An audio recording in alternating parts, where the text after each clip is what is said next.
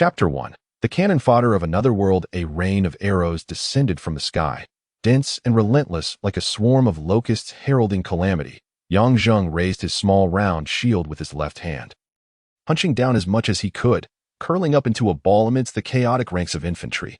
After a series of clashing arrows, more than half of the infantry regiment that had formed a square fell. Blood pooled on the ground, corpses lay scattered, accompanied by various anguished cries.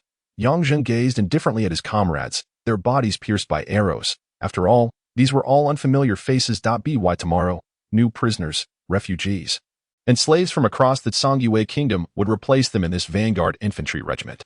Such scenes had repeated countless times over the past year, from initial bouts of nausea and panic to a chilling calmness, then to numbness, ever since he had damnedly fallen into this inexplicable world and was conscripted by its nation as a mere cannon fodder infantryman. Over 360 days a year, half of which were spent in this tedious and brutal tug-of-war along the frontier. The century-long enmity between the Songyue kingdom and the Wirong kingdom often found expression in these small-scale wars. The dead were always those without identity or status, captured to serve as cannon fodder in the infantry regiment that present. Yang Zheng only wished to preserve his life. He no longer dared to aspire for anything else. Treading over the bodies of his fallen comrades, he raised his spear and pressed onward. Help! Help! The air was filled with the desperate cries of injured comrades. All the seasoned soldiers turned a deaf ear. On the battlefield, the only one who could save oneself was oneself. Occasionally, a soft-hearted rookie would attempt to carry an injured but mobile comrade, but such attempts often ended in tragedy. In the distance, another piercing shriek rang out, followed by the whistling of countless arrows. The enemy's second volley was upon them. Yang Zheng propped up his battered round shield, intending to mimic the previous maneuver and evade the second rain of arrows. After the first volley, the gaps among the ranks had widened considerably, and there were few meaty shields left to absorb the arrows beside him. Only his small round shield, 20 centimeters in radius and 5 centimeters thick. The most inferior defensive weapon in the Songyue army, meant solely for cannon fodder, was insufficient. The arrows sped towards him. A burly man with black whiskers beside him, whose feet had been shot, let out a despairing roar. A glint flashed in Yang Zheng's eyes. In an instant, he discarded his spear and shield, grabbing the man's collar and belt with both hands to the man's terrified gaze. He bellowed and hoisted him in front of himself, shrinking down to hide behind him. Thud, thud, thud. Countless arrows embedded into flesh. The man let out a pained scream, blood gushing from his mouth and nose before he succumbed. His body still quivering, riddled with arrows, blood dripped onto Yang Zheng's face, and a complex expression flickered in his eyes. Indifference, heartache, or regret. The second volley finally ceased. Yang Zheng tossed the lifeless body to the ground, reached out with his right hand to close the man's wide-open eyes, and softly murmured, "I'm sorry. Losing you is better than losing us both." His gaze hardened once more as he picked up the spear and round shield from the ground, charging forward with urgency. Only 50 meters separated him from the enemy's vanguard. He could not afford to grant them a third volley. Survival of the fittest. Those who remained were primarily seasoned veterans. Sparse, yet the Armée de l'Armée of the entire infantry regiment, originally 1,000-strong vanguard. After 2 volleys, over 6,000 had fallen. The remaining 4,000 surged forward, roaring as they charged into the enemy ranks. Soon, the enemy archers retreated, and the infantry regiment crashed forward like 2 waves of black, the thunderous sounds of battle drowning out the war drums. After piercing 2 enemy infantrymen with his spear, Yang Zheng found himself surrounded, outnumbered at least 3 to 1. A gust of wind rushed from behind. Yang Zheng nimbly sidestepped, raising his shield to block. With a clang, a powerful force struck him, sending him reeling backward. A towering giant, half a head taller than Yang Zheng, swung a cleaver against the small shield, nearly splitting it in 2. Judging by his chainmail, he seemed to be a squad leader among the enemy ranks. Several foes nearby seized the opportunity, thrusting their spears at Yang Zheng. Eager to take advantage of his misstep, 2 iron spears crossed to seal off his escape route. Without any support, Yang Zheng tossed aside the shattered round shield. Colliding with an iron spear, which shattered upon impact. In that instant, he hurled his iron spear, piercing the chest of another assailant, then executed a roll to narrowly evade the giant's cleaver as it swung down again. With a flourish of his right hand, the giant licked his lips, grinning cruelly. Yang Zheng was now unarmed. In the battlefield, that was tantamount to death. The giant lunged at him, cleaver raised without a hint of hesitation.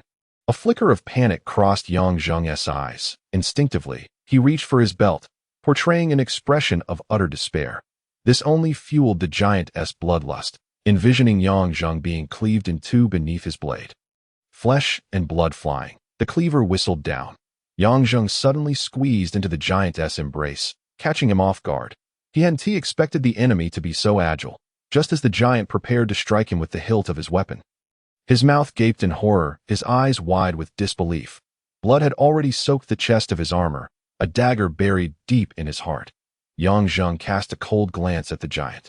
Twisting his right hand to swiftly withdraw the shimmering dagger, tucking it back into his belt, and gently pushed the giant away. With a resounding thud, the giant fell like a mountain collapsing. The surrounding enemy soldiers erupted in chaos. Cries of "Captain!" filling the air. The giant's rank was higher than Yang Zheng had anticipated. However, he felt no sense of triumph. Quickly snatching up the giant's cleaver, he looked around warily, having slain the enemy captain. The surrounding soldiers surged toward him. Yang Zheng found himself encircled. Songyue border, watchtower. The sentinels atop the tower were particularly vigilant today, standing straight with a mixture of reverence and fear in their eyes as they gazed at the two figures before them. Two statuesque silhouettes stood at the edge of the 60-meter-high watchtower, one clad in red armor and the other in black, surveying the distant battlefield. The woman in red, with flowing wine-red hair, possessed a delicate yet noble visage. Her sharply angled brows lent her an air of heroism, yet her gaze was cold and piercing, far from that of an ordinary woman. Beside her stood a tall, robust man, his face lined with age. With deep brown eyes that seemed to harbor boundless wisdom. He was Qiu Yuanshan, the commander of the Songyue Western Front Wolf Army. The woman in red fixed her gaze on the clashing infantry regiments. And a voice as frigid as ice emerged from her lips. "Uncle Yuanshan, is it acceptable to select members from the Vanguard Regiment for this operation?" Her tone was inquisitive, seemingly doubtful of the Vanguard infantry's capabilities. Considering these cannon fodder soldiers beneath her noble scrutiny, Qiu Yuanshan, noting that the nearest sentinel was still 10 meters away, lowered his voice, speaking respectfully. "Your Highness, although the Vanguard is composed entirely of cannon fodder soldiers of varying quality. Through years of grueling warfare, a small number of exceptionally gifted individuals have emerged. Those who have survived the relentless battles over the years must possess remarkable qualities, perhaps even rivaling the elite soldiers of our wolf army. A group of desperate souls, lacking any coordination. Did you not see that black-haired soldier using his comrade as a shield just now?" The woman in red could not suppress her anger. Sacrificing a comrade's life to save oneself was a profound disgrace in the eyes of regular soldiers. Qiu Yuanshan offered an awkward smile. Remaining silent, he was unfazed. The Vanguard Infantry Regiment was known among the armies of various nations as the Death Battalion, composed of refugees, slaves, and prisoners, serving as the main expendables of war. The state provided them with none of the treatment due to soldiers. Their equipment and rations were the worst in the army, not to mention their pay. Even their daily movements were restricted, rendering them no different from enemy captives. Had it not been for the consistently high death rate that kept the Vanguard Infantry Regiment from disintegrating, these soldiers would have long since revolted. Did one still expect them to maintain the discipline of regular troops? Nonetheless, the Death Battalion was not devoid of talent. There were a select few who, after enduring countless battles, had emerged. Whether it was sheer luck or continuously honed skills, they had survived. Such individuals could not be compared to ordinary soldiers who relied solely on regular training to improve their abilities. Qiu Yuanshan refrained from voicing the truth. Veterans who had survived a year in the Vanguard were undoubtedly tougher than the soldiers in the elite regiment, potentially even comparable to members of the Rose Knight Order. Naturally, he would never utter such words, lest the commander of the Rose Knight Order, the Songyue Kingdom's most formidable third princess, Mo Bingyun, fly into a rage. Even though he had once been her swordsmanship instructor before she turned Mo Bingyun, keenly sensing Qiu Yuanshan's subtle mindset, let out a snort through her nose and turned her gaze back to the battlefield. As enemy soldiers surged forth, Yang Zheng swung the cleaver with great force, carving a semicircle that resulted in the snapping of several spearheads. The metallurgical standards of this bizarre land were subpar in the Songyue Kingdom. For instance, the army typically equipped long spears crafted from hard pearwood with iron tips, Full metal long spears were only available to elite spear-wielding troops from the three main legions or the Royal Guard.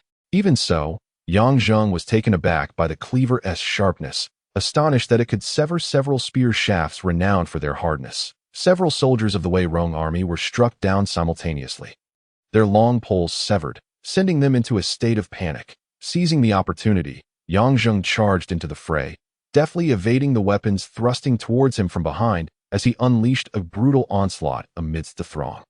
In an instant, 3 more enemy soldiers fell beneath his blade. Blood from both foes and his own wounds, 2 deep gashes etched across his arms and thighs, stained him grotesquely. The battlefield was rife with chaos, though outnumbered. The soldiers of the Songyue army stood resolute, their ranks comprising seasoned veterans who had survived the rigors of war. Engaging in fierce combat with the Wei Rong light infantry, these warriors fought valiantly, often dispatching 3 enemies for every one they faced. Yang Zheng, having dispatched over 10 enemy combatants, felt his chest heaving with exertion. Despite the merits of his mountain cleaver, it had begun to dull from relentless strikes. His body was marred by a dozen wounds, blood oozing from each, and his stamina was waning, breath becoming increasingly labored. Yet the surrounding enemies were equally unnerved, witnessing a man drenched in blood as if a deity of death had descended upon them. As his comrades fell before his onslaught, a chill gripped each heart. Exhausted yet undeterred, Yang Zheng feigned a fierce roar, his expression a mask of unyielding ferocity. The enemy troops faltered, intimidated by his presence, and he sought an escape. Unexpectedly, a seemingly refined young soldier among the adversaries shouted, "This fellow must be the squad leader." "No, he is likely the battalion commander. Everyone, attack. If we bring him down, we can ascend to the regular army and no longer live in fear." Upon hearing this, the enemy soldiers stirred restlessly, advancing collectively, while the eloquent soldier retreated to the back. Yang Zheng, witnessing this spectacle, could not suppress an expletive that he was at his limit, aware that he might meet his demise amidst such overwhelming foes. Yet he felt little sorrow. After a year of witnessing life and death, he had grown accustomed to it. However, the absurdity of finding himself in this world, only to perish meaninglessly on this battlefield, sparked a flicker of discontent within him. His gaze pierced through the throng, fixating on the retreating refined soldier, a glimmer of icy resolve igniting in his eyes. With his blade raised, he charged toward that direction, determined to take this man down with him if death awaited. But a low growl erupted from his throat as he quickened his pace, leaping into the air with a powerful downward strike that cleaved through the first soldier, weapon and man alike, into two. Riding the momentum, he shoved another aside with his shoulder. The refined soldier, sensing Yang Zheng's intent, began to withdraw. An iron spear found its mark in Yang Zheng's side, the searing pain jolting him back to clarity. Though he narrowly avoided a fatal wound, a chunk of flesh torn away, yet he faltered, half kneeling on the ground, his muscles numb, as multiple weapons aimed at him in unison. Suddenly, something ignited within him, as if a long-dormant spring rain had revived a parched well. He surged forward, leaping the 5 meters with the agility of a leopard, cleaving through a line of soldiers, blood spraying in all directions, though he paid dearly with numerous wounds. When he finally reached the refined soldier, he met his terror-stricken gaze with a chilling smirk, delivering a swift, decisive strike. From afar, the sound of 3 consecutive horns echoed, signaling a retreat. The soldiers on both sides, like a receding tide, promptly ceased their deadly struggle and retreated to their respective lines. This was the nature of the border skirmishes. Neither side held a compelling reason to fight to the death, and the soldiers, mere pawns of their nations, bore no sense of national pride. Survival was a fortune in itself, and thus, upon the sound of the retreat, former enemies would often exchange pleasantries. Yang Zheng, too, had grown accustomed to this peculiar reality of warfare. He halted his blade mere millimeters from the refined soldier's neck, grinning at the visibly pale enemy, his eyes conveying the unspoken message, "You must be new here." With a huff, he turned, resting his cleaver upon his shoulder as he trudged back toward his lines. The refined soldier could only watch the blood-soaked figure retreat into the distance, speechless. Chapter 2. Princess Bingyun the clerk diligently inquired among the long line of soldiers, documenting the battle's outcome. Rhoda. 3 enemy soldiers slain, 2 long spears captured. Wilson, 1 enemy squad leader killed, 5 soldiers. 1 saber and 3 long spears seized. Kong Yen, For enemy soldiers dispatched, one long spear and one short sword obtained. The line of soldiers continued to advance, recounting their feats and presenting their spoils to be inspected and submitted. The clerk, drenched in sweat, was at his busiest during the aftermath of each battle, often writing until his hands swelled for a week. Suddenly, a heavily battered mountain cleaver landed on the desk before him. The clerk looked up to find a towering figure, his eyes widening in astonishment. He recognized this man as the longest surviving member of the death camp. Yang Zheng, how did you manage to bring a blade back today? Before he could finish, his gaze fell upon the weapon, exclaiming, "What a fine blade!" The soldiers behind him buzzed with excitement, several seasoned veterans rushing forward to admire it. "This is a Mian iron blade." A knowledgeable soldier stepped closer, eager to touch the weapon, but was met with a glare from the armored soldiers standing behind the clerk. "What's the big deal? You won't even let me touch it, as if it's yours." The soldier muttered, ultimately withdrawing his hand, knowing that any conflict with these regular troops would only lead to his own disadvantage. "Little Zheng, you've done it again. Who could have brought back such a magnificent weapon?" "It's you, Little Zheng, haha. The wielder of a Mian iron blade must be of battalion leader caliber. Little Zheng, you've hit the jackpot this time. You may even be inducted into the regular army." Familiar voices surrounded Yang Zheng, and the previously somber atmosphere transformed into lively chatter. For once, a smile graced his lips, warmth flickering in his usually indifferent eyes. The voices belonged to old comrades who had survived alongside him for a year, fighting in this meaningless, high-mortality war, forming bonds through shared trials. Initially thrust into the death camp with a sense of impending doom, relationships had been cold and distant, as none wished to forge connections in the face of death. Yet, as days turned into weeks, exceptional individuals began to stand out, surviving each skirmish with remarkable resilience. These individuals, drawn together by mutual understanding or simply the need for companionship, would occasionally gather to converse and share laughter, gradually forming connections. Although Yang Zheng had kept to himself, avoiding unnecessary interactions, his uniqueness did not go unnoticed. He never picked up ordinary weapons, shunned military accolades, and was the longest surviving member in the death camp, while others either perished or were promoted to regular forces. Additionally, he possessed the ability to play a unique instrument, which brought warmth to the hearts of those who had grown numb. These peculiarities sparked the curiosity of his fellow veterans, who, regardless of his aloof demeanor, sought to engage with him. Over time, despite his reluctance to mingle, he occasionally shared a rare smile in their presence. Such is the power of humanity, no one can resist friendship. Even those whose spirits have been shattered, Rhoda, Meng Sun, Lu Ruofei, Hong Shi, Yu Lei, familiar faces, though bearing scars, remained alive. Yang Zheng reflected, as long as one draws breath, no matter how arduous the journey, it is worth enduring. This sentiment fueled his relentless struggle on the battlefield. In truth, even he was unsure of why he fought to survive, having lost his past and any sense of purpose, simply striving to live. The quartermaster approached, inquiring about the provenance of the Mian iron blade. Slaying an enemy battalion leader was no ordinary honor. Just as Yang Zheng was about to respond, a commotion erupted at the entrance of the death camp. A synchronized, powerful cadence of footsteps approached.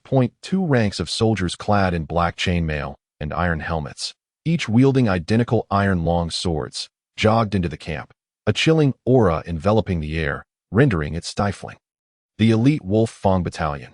All soldiers involuntarily tightened their gaze. The Western Front's Wolf Army was divided into the Death Camp, the Wolf Army, and the Wolf Fang Army, the latter being the elite guard led by General Qiu Yuanshan.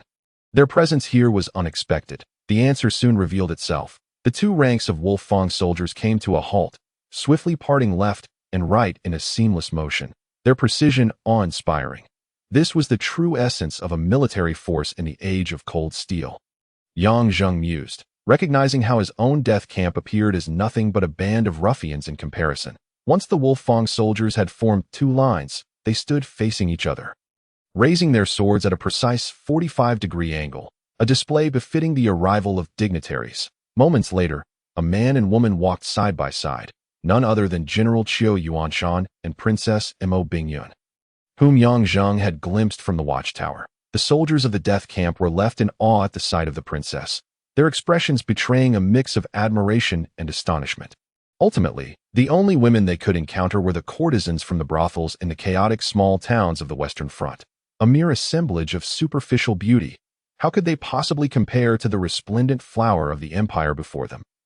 Even more alluring were the 6 female bodyguards trailing the princess, each a stunning beauty, possessing statuesque figures and waists that swayed with an enticing grace, unmistakable evidence of years spent in martial training. Clad in matching crimson soft armor and capes adorned with grand roses, they epitomized elegance that was simply unparalleled. Standing beside Yang Zheng, the notorious lecher Yulei let out a wolf whistle, his demeanor dripping with flirtation. Upon hearing the whistle, the fierce gaze of one of the princess's bodyguards turned sharply towards him, and Yang Zheng inwardly cursed. This is bad.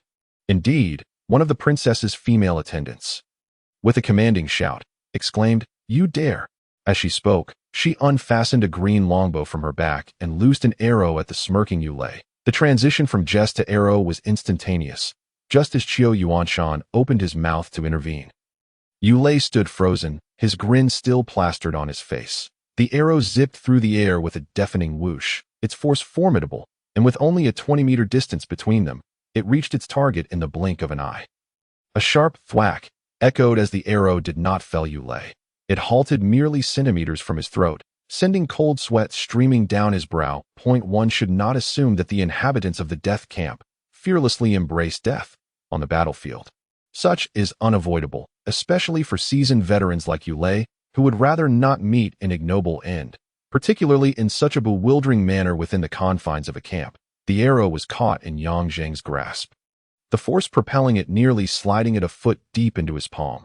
Had the arrow's tail not been lodged in his hand, Yulei would surely have faced a grim fate. Blood dripped steadily from Yang Zheng's palm, staining the ground beneath him. Mo Bingyun's gaze fell upon him, her expression growing increasingly frigid. With her dark hair and eyes, she was the very person who had once used a comrade's body to shield herself from an enemy's arrow on the battlefield. At this moment, Qiu Yuanshan stepped forward slightly and barked at the 2 Wolf Fang soldiers beside him. Those who defy will be seized and given 20 military lashes. The 2 soldiers, upon receiving their orders, stormed towards the dazed Yulei, dragging him aside. Yang Zheng discarded the arrow, allowing the blood to flow freely from his palm. He cast a grateful glance at Qiu Yuanshan, recognizing that Qiu Yuanshan had intentionally punished Yulei to prevent that beautiful yet fierce woman from causing further trouble. All soldiers of the Vanguard Infantry Battalion, assemble. With the commanding voice of 5 captains, the remaining soldiers gathered in a haphazard manner, their formation a stark contrast to the disciplined stance of the Wolf Fang soldiers. Mo Bingyun's brow furrowed deeper as her gaze swept across the assembly, ultimately resting on Yang Zheng. Amidst the thousands of languid soldiers, he stood out conspicuously, with his rare black hair and eyes, towering stature, and an expression steeped in solitude. He exuded a profound sense of loneliness. Even under her piercing scrutiny, his gaze remained as tranquil as a still lake. He was merely a commoner, the so-called flower of the empire, who had never before been subjected to such indifference, and her simmering resentment was palpable. Qiu Yuanshan took a deep breath, his voice resonating like a thunderclap. Listen well, brave soldiers. This is the pride of our Tsangyue Empire, the illustrious leader of the Rosy Knights, Her Highness, Princess Mo Bingyun. The crowd erupted in astonishment. No wonder the visitor bore an air of nobility and striking beauty. Even Qiu Yuanshan, one of the 3 great generals of the empire, stood respectfully by her side. With her identity revealed as the famed flower of the empire, all doubts were dispelled. Simultaneously, the soldiers cast secret glances of trepidation at Yulei, who had audaciously flirted with the princess, fortunate to still be alive. Yang Zheng felt a flicker of surprise as he focused on Mo Bingyun, shocked to discover that she was the 3rd princess. What could their purpose be in the death camp? This place was filled with lowly slaves and prisoners, and even some nobles of the empire feared to cast a glance here, lest they taint their eyes. The 3rd princess has arrived bearing an imperial decree, seeking to select outstanding soldiers from among you to form a special operations team. Those chosen will be directly transferred from the Vanguard camp and awarded the rank of 3rd-class knight and the title of baron. The announcement sent the crowd into a frenzy. Even the Wolf Fang soldiers flanking the sides exhibiting expressions of disbelief. The distinction of commoner and noble was a chasm too vast to traverse, even among the elite Wolf Fang soldiers. Only 1 in 100 could elevate themselves from commoner status through military merit. What hope did this group of lowly individuals from the death camp possess? The envy of hundreds of Wolf Fong soldiers fell upon the soldiers of the death camp. These wretched souls must have stumbled upon some extraordinary fortune. The adults were truly perplexing. If they were to select a special operations team, it should undoubtedly be from among their elite ranks. Did they truly believe these commoners were their equals? Sensing the palpable resentment radiating from the hundreds of Wolf Fong soldiers, Qiu Yuanshan let out a snort, his deep brown eyes scanning the crowd, causing each soldier to lower their heads in silence. Though he appeared benevolent and amiable, as their commander, the Wolf Fong soldiers had long been acquainted with his more demonic side. Even the most resolute soldiers had once been rendered incapable of eating for 2 days after witnessing his brutal methods. As the agitated crowd began to calm, Yang Zheng glanced around, and, indeed, not only were the new recruits bubbling with excitement, but several seasoned veterans also struggled to contain their own exhilaration. The mere prospect of escaping the death camp and attaining freedom was an unimaginable luxury. While ascending to the noble class was a dream beyond their wildest aspirations, their reactions were entirely justified. But what of himself? A bitter smile crept upon Yang Zheng's lips. Why did he feel no thrill at this announcement? Had he not once dreamed of leaving this place? Why did he now find himself nostalgic for the endless bloodshed, numbly existing only in moments when the blood of foes gushed forth?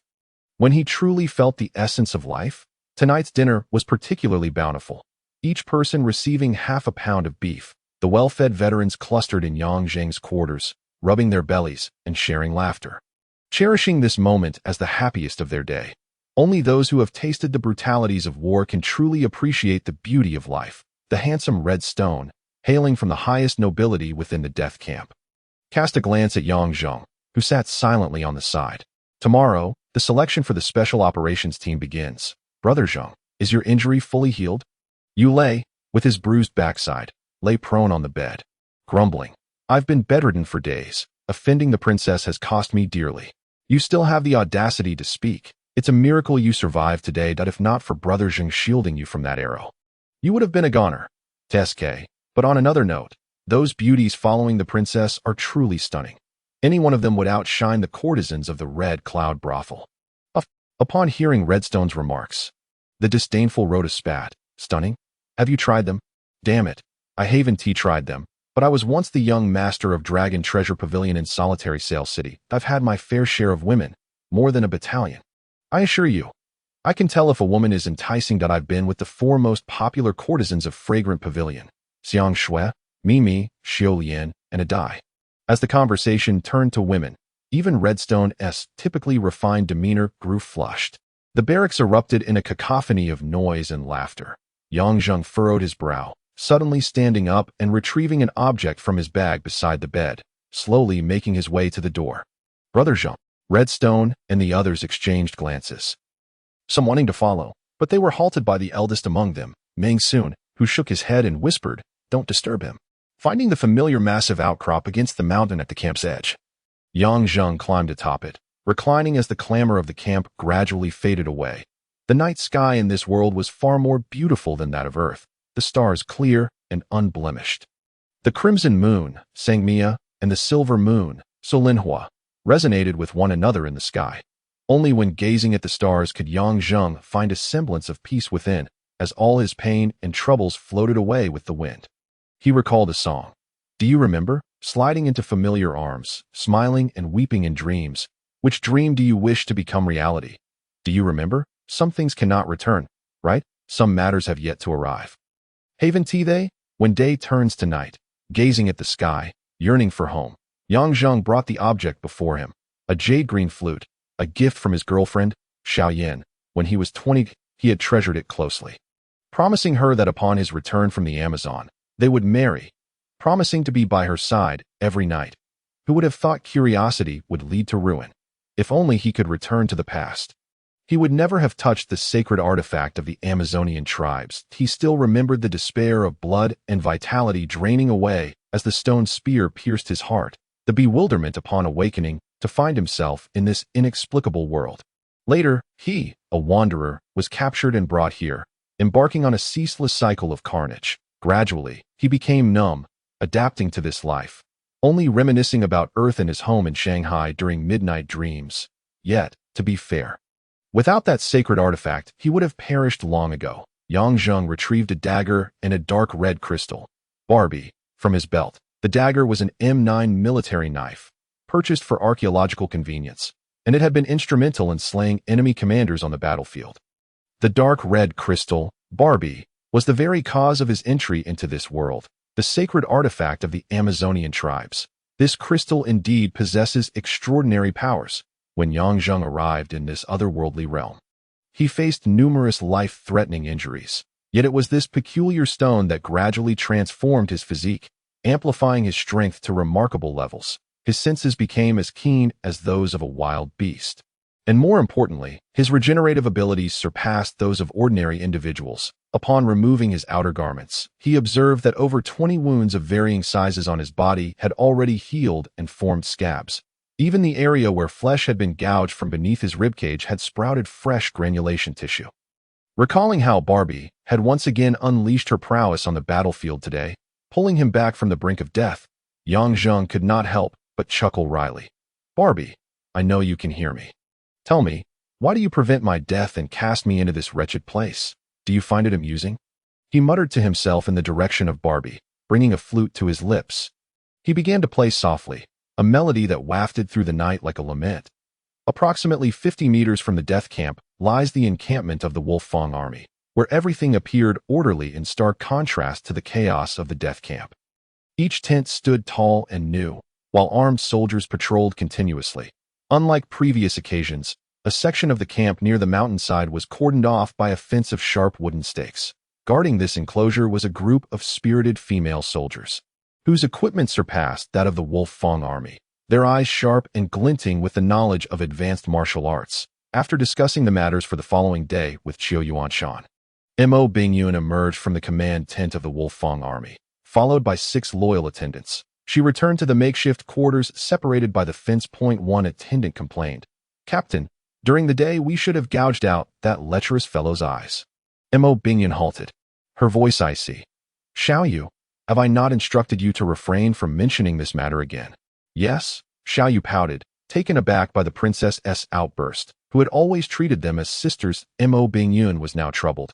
After reviewing the military achievements in the death camp, she had not anticipated that the black-haired Yang Zheng would be so formidable. Over the course of a year, he had slain 8 captains and 32 squad leaders of the Wurong Kingdom, along with 857 soldiers. Such accomplishments could easily earn an ordinary soldier a promotion to a minor general. Furthermore, today he had even taken down the enemy's brigade commander, whose reputation was not one of insignificance.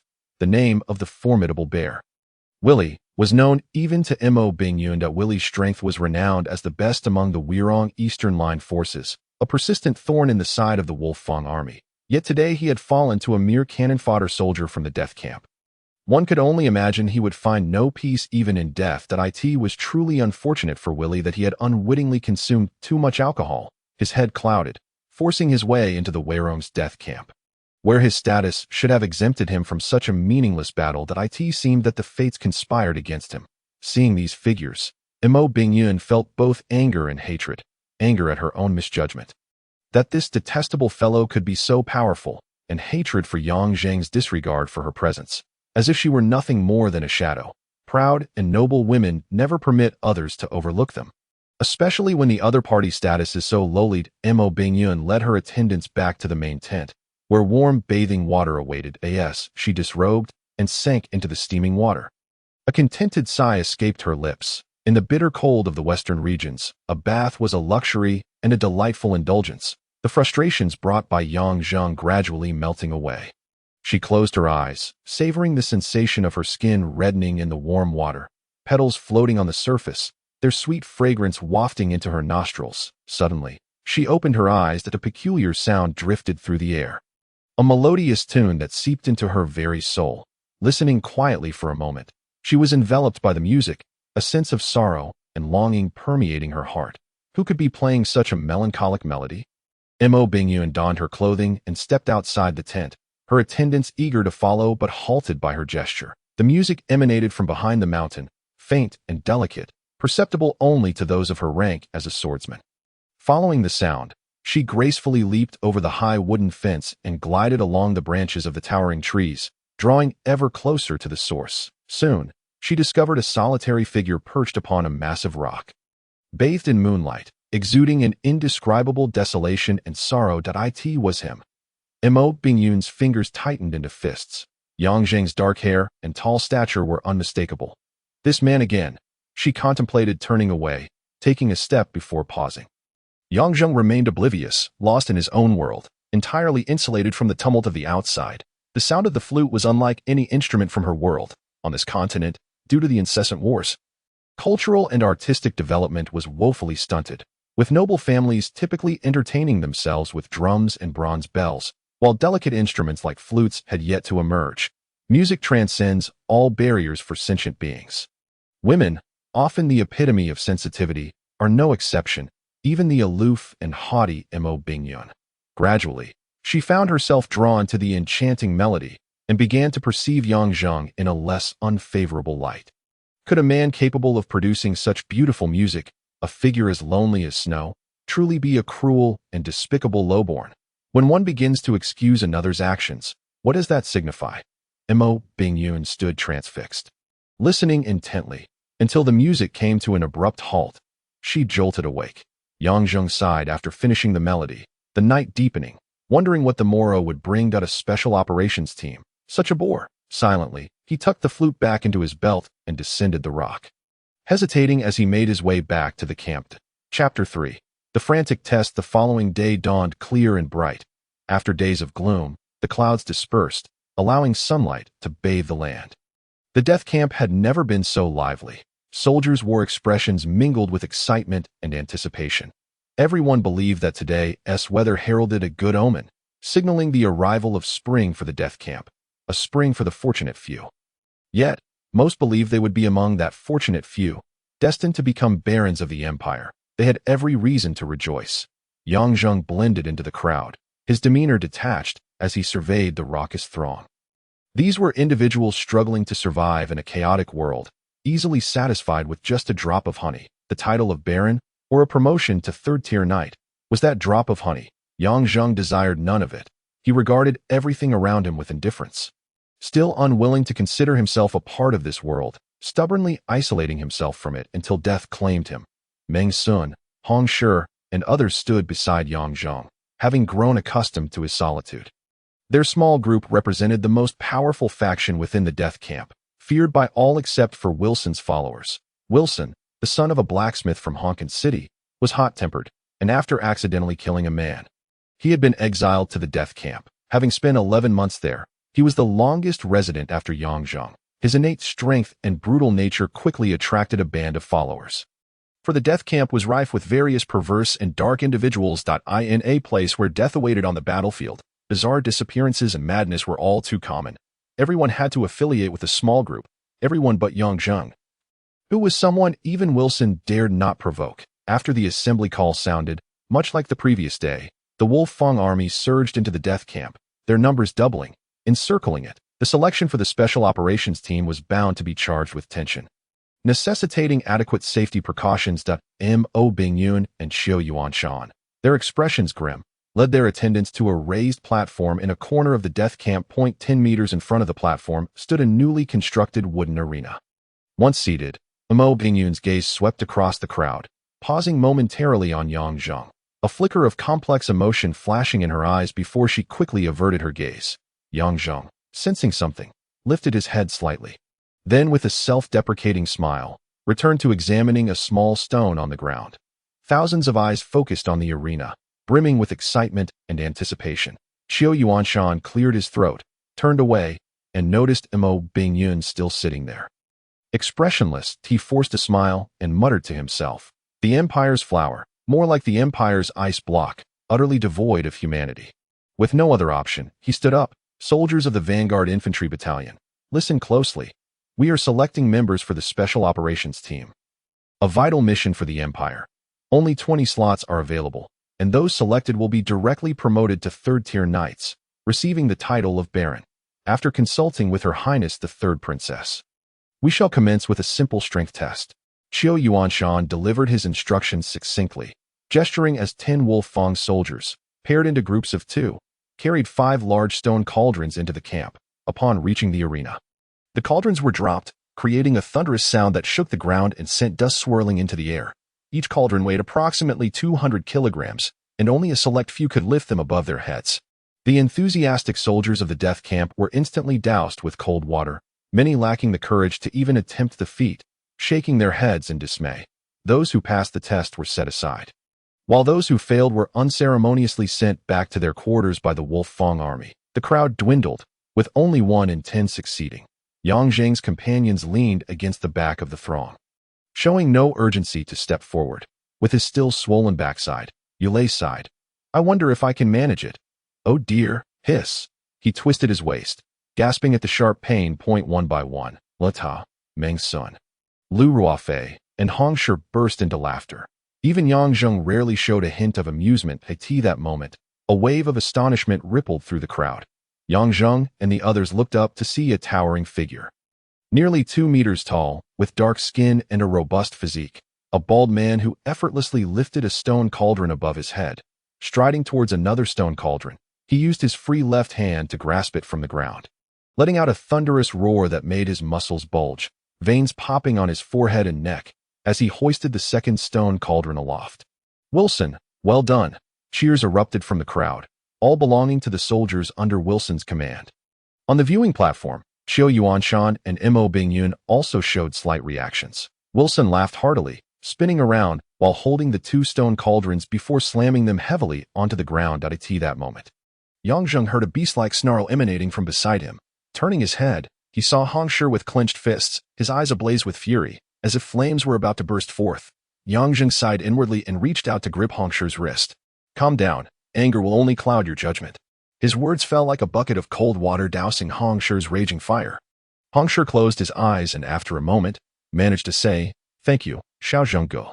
Yang Zheng nodded subtly. True to his reputation as the solitary sailor sage, Hong Shi possessed an extraordinary capacity for endurance. In fact, it was commendable that anyone in Hong Shi's situation could maintain their sanity during the first 2 months of his exile to the death camp, due to his neutral, handsome appearance and elegant speech. He had been relentlessly tormented by Wilson and his ilk in a place devoid of women, where survival was uncertain. Any twisted and dark deeds could occur. The pleasures of same-sex love were not the privilege of the noble. After 2 months, Hong Shi, through remarkable fortitude, managed to integrate into Yang Zheng's small circle. Wilson no longer dared to humiliate him, yet the seeds of hatred had already been sown, unless one party perished. The demon would forever haunt Hong Shi's heart. As the crowd thinned, it was finally Yang Zheng and his companion's turn. The towering Meng Sun stepped forward first, gripping the edge of the stone cauldron. With a deep shout, he effortlessly lifted it. Meng Sun's strength was indeed formidable, easily passing the test. Following him, Luota, Lu Ruofei, and others also succeeded. Hong Shi took several deep breaths. Yang Zheng understood that strength was not Hong Shi's forte. He patted Hong Shi's waist firmly. Go on, you can do it. Hong Shi nodded vigorously and steadily approached the stone cauldron. Suddenly, a commotion arose in the crowd, with taunts like, pretty boy, and oh, Hong Shi filling the air. Hong Shi's face flushed crimson in an instant. Yang Zheng furrowed his brow and glanced over, only to see Wilson and his group. Mo Bingyun, who had been observing Yang Zheng, felt a wave of discomfort wash over her upon seeing his frown. Also finding the noise from below quite bothersome, she abruptly stood up and coldly called out to Wilson's group, Silence! Whoever speaks again will immediately be disqualified from the selection and face military justice. Qiu Yuanshan looked at Mo Bingyun with surprise. Her behavior today was indeed peculiar. The clamor ceased immediately as Hong Shi gratefully glanced towards the platform. With a fierce shout, he lifted the stone cauldron to his chest, only to stagger back, as if the weight might crush him. Be careful! Meng Sun and the others rushed forward. Don't! Come closer! Hong Shi strained to push out a few words through clenched teeth. Yang Zheng fixed his gaze on him, his expression unreadable. I can do it, ah! Hong Shi roared, inching the stone cauldron upward, and astonishingly managed to lift it. Though his body trembled, and his upper body swayed violently, it no longer mattered. He had succeeded. After holding it for 3 seconds, he collapsed to the ground alongside the cauldron. Yang Zheng stepped forward to help him up.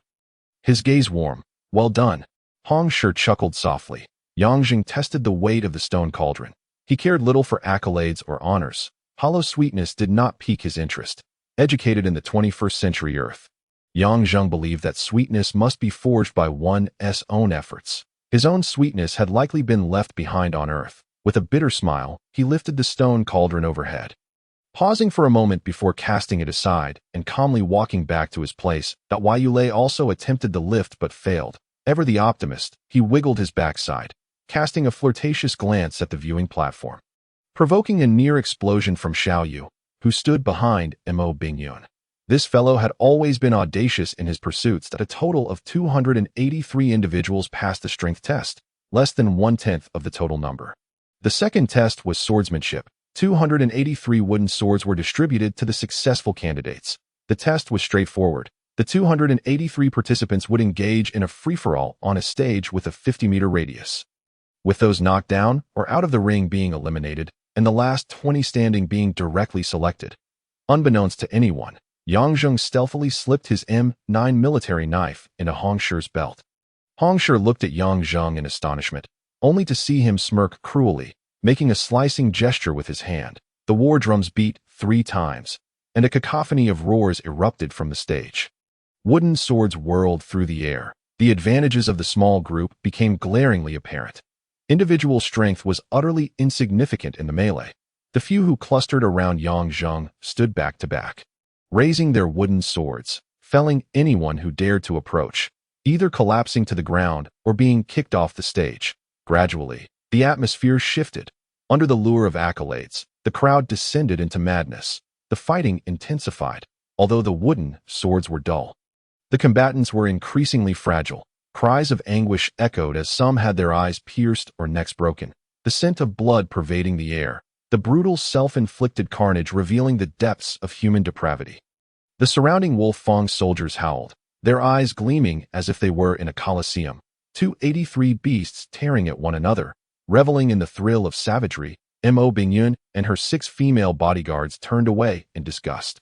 Xiao Yuanshan, however, was different. His eyes radiated fervent excitement, his breath heavy, fists clenched, his twisted face revealing his exhilaration. Blood splattered into Yang Zheng's mouth. He licked it, the intense metallic taste igniting his senses. He despised being treated like a mere spectator in a fight, yet he relished the taste of blood. It entranced him. Only amidst bloodshed and slaughter could he forget the past, akin to indulging in the fleeting pleasure of marijuana.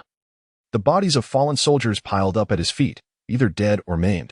Yang Zheng resembled a beast ensnared in despair, wildly unleashing the feral hormones coursing through him. Many soldiers were paralyzed with fear, retreating in terror. The stage was filled with wails and piercing laughter, triumphant roars. Mo Bingyun trembled. The hellish scene before her, that dark-haired devil. Was he still the melancholic man from yesterday? No, absolutely not. Stop it now. Mo Bingyun abruptly stood up, shrieking at the stage. But it was too late. Some soldiers, pursued relentlessly, cried out for help, recklessly leaping off the 5-meter-high stage. Yang Zheng's wooden sword had already snapped in half from excessive force that he charged forward, striking with his bare fists, leaving a trail of fallen foes in his wake. Suddenly, Hong Shi emitted a strange cry, charging frantically towards Wilson's group. Drawing the M9 from his belt, he plunged it violently into one man's heart. Trembling with exhilaration, Meng Sun and several others rushed to protect Hong Shi. I'll kill you all. How dare you mess with me, damn it. Hong Shi severed another man's head, blood and brain matter splattering, then kicked viciously between the legs of a downed man, causing him to foam at the mouth. The accumulated hatred exploded in that moment. Blood ignited a frenzy among the group of beast-like men. Hatred, venting, and greed intertwined into a symphony of death. Provoked by Hong Shi's madness, the enraged Wilson abandoned his current foe and charged at Hong Shi with a wooden sword, but a figure suddenly stumbled into his path. Yang Zheng. Wilson's pupils dilated in shock. Yang Zheng was bloodied, his expression contorted into a terrifying grimace. A piece of flesh clenched in his mouth, freshly bitten from the neck of a soldier who had just stabbed him. Spitting it out, blood dripped from the corner of Yang Zheng's mouth, sending a chill down Wilson's spine, forcing him to step back. After a few cold chuckles, Yang Zheng sidestepped and kicked Wilson's jaw. The hulking Wilson, quick on his feet, retreated a few steps, swinging his sword down. Yang Zheng did not flinch, allowing the wooden sword to crash against his shoulder. With a loud crack, the sword shattered, and searing pain shot through Yang Zheng as his collarbone broke. He let out a sharp cry, his right hand forming a phoenix eye fist, striking Wilson's eye with ferocity. "Aya!" Wilson screamed, clutching his eye as he staggered back. Yang Zheng lunged forward, executing a 180-degree spin kick that struck Wilson's neck. The burly Wilson fell to the ground without a sound, and no one dared approach anymore. Just as Yang Zheng was about to crush Wilson's skull beneath his foot, a red figure leaped forward. Kicking aside the soldiers blocking the way, a sharp sword pressed against Yang Zheng's throat. "I command you to stop. Everyone, stand down," Mo Bingyun shouted in a frantic tone. Unable to contain her heartache, her chest heaved violently. Her face flushed, her gaze fixed on Yang Zheng as if trying to see into his very soul. "Princess!" came the startled exclamations from her 6 bodyguards, who could only run down the platform quickly. Unable to leap the 10-meter gap, Xiao Yuanshan, astonished, stood up. He had no idea that the usually aloof third princess would suddenly lose her composure, and quickly waved to the surrounding Wolfang soldiers. "Hurry. Protect the princess." Yang Zheng found himself in a state of bewilderment, yet the sharp, icy atmosphere around his throat deterred him from making any rash movements. Turning his gaze away, the wildness in his eyes gradually faded as he looked at Mo Bingyun with a mixture of confusion and disbelief. He could not comprehend why the princess would exhibit such a loss of composure regarding the fates of mere commoners like them. Death was merely an inevitability in the eyes of the nobility. The death camp was simply a place inhabited by the deceased. The Wolfang army surged forward with ferocity, swiftly overpowering the dazed soldiers. A cluster of swords were pointed at Yang Zheng. And with but a word from the princess, he would surely be reduced to a mere corpse. A flicker of mockery crossed Yang Zheng's eyes as he averted his gaze. Mo Bingyun's face turned a shade of blue in her fury. Did this man possess no other expression? Did he not realize that his fate lay entirely in her hands? Whether he lived or died was up to her discretion. The sight of Yang Zheng's derisive look incensed her to the point where her grip on the sword trembled, the tip piercing his skin and drawing a trickle of blood. After a moment of hesitation, Mo Bingyun gritted her teeth and cast the sword aside, exclaiming, "Drag him away. I shall personally administer 50 lashes." In truth, she had completely misinterpreted Yang Zheng's expression. His mockery was directed at himself, a fact that would remain lost on everyone. Soon enough, he found himself bound to a torture rack, his torso bare and kneeling on the ground. A deep red mark swelling on his left shoulder. His body was riddled with scars, countless testimonies to a life of brutality. Almost every inch of him bore witness to a past that had left him with little more than a palm-sized area of unblemished skin. As Mo Bingyun approached with a whip in hand, she froze in place. The crisscrossing scars adorned Yang Zheng's muscular torso, exuding a stark and oppressive beauty born of cruelty. Mo Bingyun began to understand why his military record boasted such formidable achievements. Nearly 1,000 enemies had perished at his hands, a man steeped in bloodshed. Each scar on his body attested to his ruthlessness, not only towards others, but also towards himself. With a resounding crack, the whip struck Yang Zheng's back, causing him to flinch and his fists to clench tightly. Another lash followed. Mo Bingyun spared no effort. Each strike was a release of her pent-up rage towards this man who seemed indifferent to everything. After delivering 50 lashes, Yang Zheng collapsed to the ground, blood pooling around him, red stone, while tending to Yang Zheng's wounds, cursed under his breath. "Damn it, this woman is ruthless. If it were anyone else, she'd have whipped them to death." Meng Sun and a few others nodded in agreement, sharing his sentiments. Even Yu Lei, typically jovial, adopted a cold demeanor as he remarked, "Who would have thought this woman would wield her beauty to such brutal ends? If she fell into my hands, I would surely make her pay." "Who do you intend to kill?" A woman's voice suddenly interrupted from the doorway. The barracks fell silent, the sound of a pin dropping audible. Several men turned mechanically, only to find a woman with arched brows and a fierce expression standing at the entrance, clutching a small pouch. "Ah, it's this lady." Yu Lei quickly donned a smile, rubbing his hands together as he approached. The woman, pinching her nose, entered and grumbled, "Why does it smell so foul in here, like a pigsty?" The others soon recognized her as the fiery little pepper who had once shot an arrow at Yu Lei. "The princess's personal guard, Xiao Yu." "Well, the higher-ups arranged this, and while the place may be lacking, perhaps you could speak to the princess about finding us a more comfortable location," Yu Lei shamelessly suggested. Trying to curry favor, Xiao Yu shot him a glare and coldly retorted, "You were the one who made lewd remarks that day, right? Consider yourself lucky I didn't shoot you dead." Speak another word, and I'll slap you. Yulei's eyelid twitched slightly, his anger simmering within. He thought to himself, one day, I'll have my revenge on this insufferable woman. Sensing the atmosphere growing colder, he maintained a cheerful facade. Grinning as he declared, what are you saying, my lady? My admiration for you is genuine. In my eyes, you are as noble and pure as the goddess Yazalin, a legendary figure representing beauty and wisdom. And I would never entertain any improper thoughts.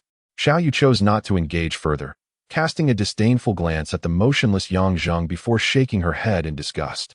I can't fathom what the princess is thinking. A man like this should simply be left to die. Yet here I am delivering medicine. She tossed the pouch into Yulei's hands. This is high-quality healing ointment from the princess, with the application instructions written on the paper inside. With that, she turned and strode away without a backward glance. Once she left, the men inside the barracks clenched their teeth in frustration. Being reprimanded by such a young girl was intolerable, yet given their current circumstances, they had no choice but to endure. Yulei rummaged through the pouch, pulling out 2 vials of medicine and a piece of paper. After glancing at the note, he couldn't help but spit. Damn it, I can't read. In due time, Yang Zheng's wounds healed remarkably well, thanks in part to his inherent regenerative abilities and the efficacy of the medicine sent by the third princess.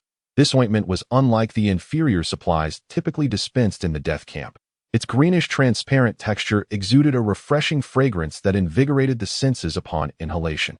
And it provided an immediate cooling sensation upon application, effectively alleviating pain. The second vial contained red pills, renowned for their ability to heal internal injuries.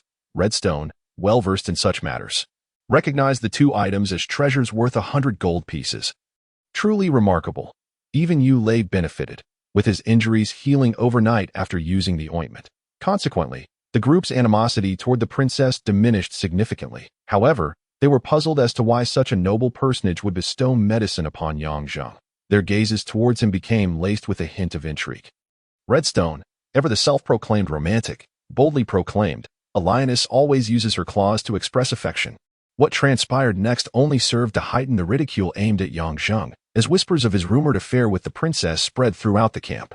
Initially fearing that he would be expelled from the special operations team for incurring the princess's wrath, he was surprised to find that he and his companions were all included in the final list of 20 members. With the exception of Yulei, who was unable to participate due to his injuries. This revelation quickly became the talk of the camp. While everyone celebrated, they also felt a sense of injustice for Yulei. Nevertheless, Yulei remained cheerful, appearing unfazed as he approached his companions and said, I say, my friends, we are all to become Baron Lords now. If I manage to survive this death camp, you all must take care of your little brother. The others understood Yulei's sentiments and merely patted him on the shoulder. The unspoken camaraderie evident in their gestures, the 20 were summoned to the Wolfang army camp. Among them stood Wilson, whose Yang Zheng had previously injured. His presence in the special operations team was hardly surprising given his abilities. However, the addition of this individual posed an unsettling risk.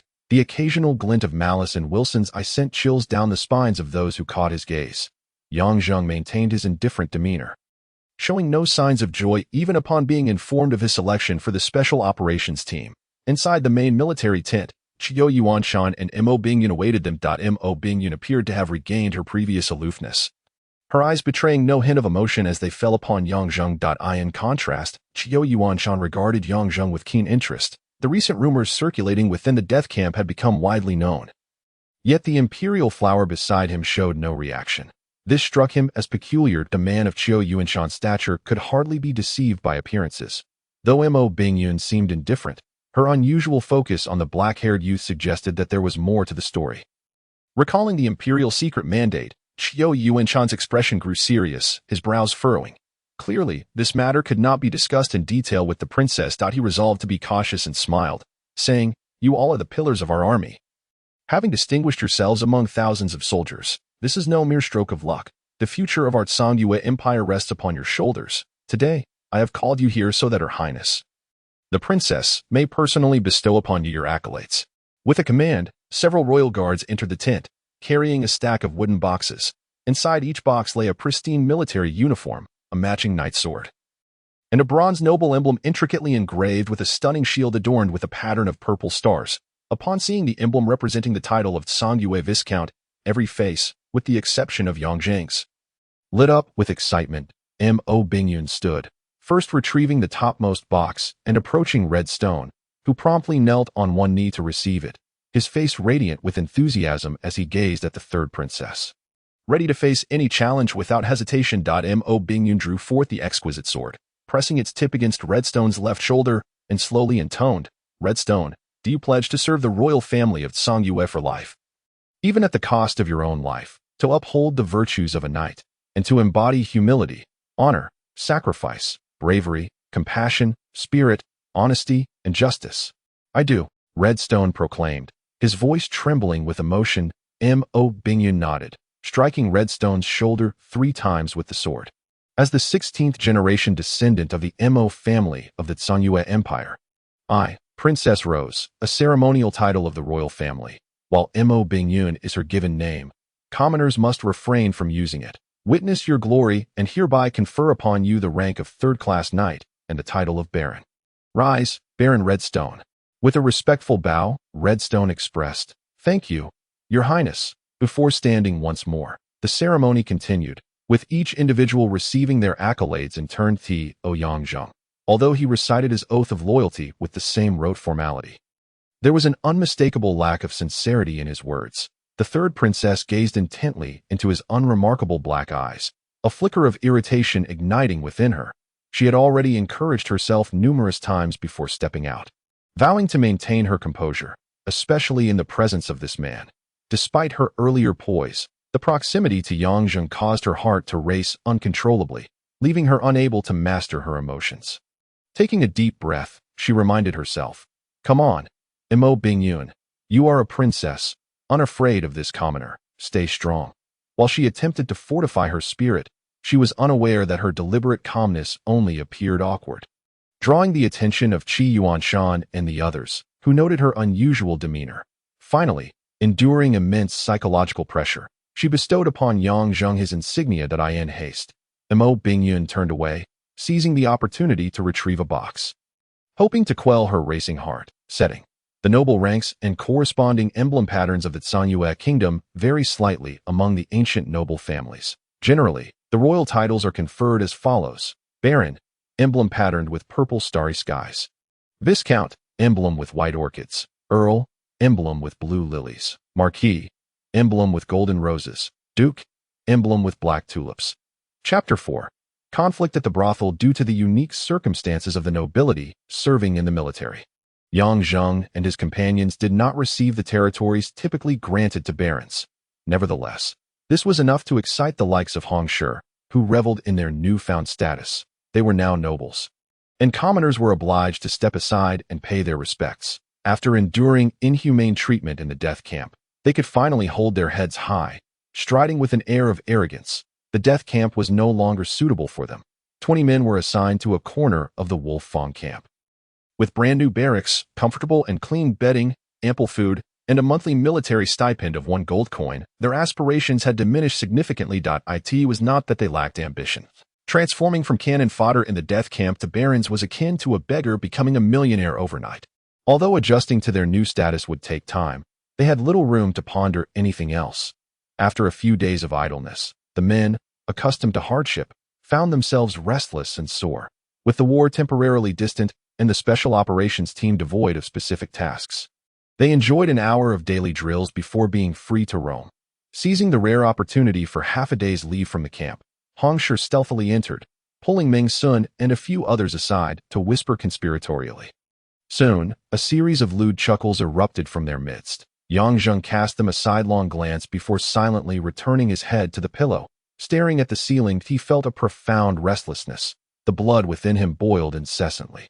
Having grown accustomed to violence over the past year, the absence of bloodshed for a few days led his mind to wander, haunted by memories of Earth that clung to him like a parasite, robbing him of sleep and peace. If given the choice, he would rather return to the death camp. It seemed he was no longer suited for a tranquil existence, aligning with his former adventurous spirit. And he let out a bitter laugh. On Earth, Yongjing was an archaeologist, albeit in a private capacity. Coming from a wealthy background, he had traveled extensively after graduating from university, as his family's wealth could sustain him indefinitely.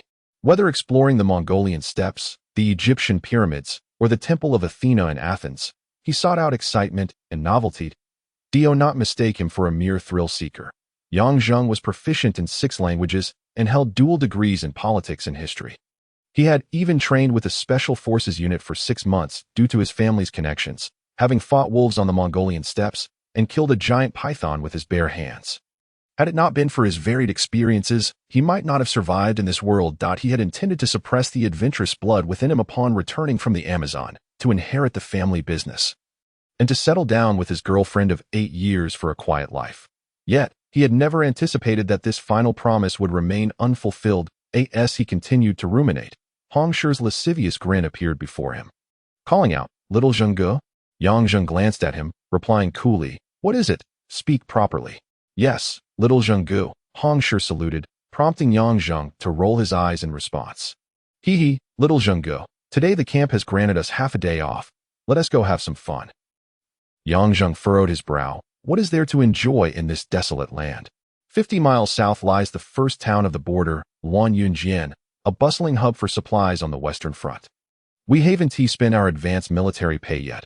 Why not go enjoy ourselves? Hong Shi grinned, his handsome features taking on a decidedly lewd expression, reminiscent of Yulei.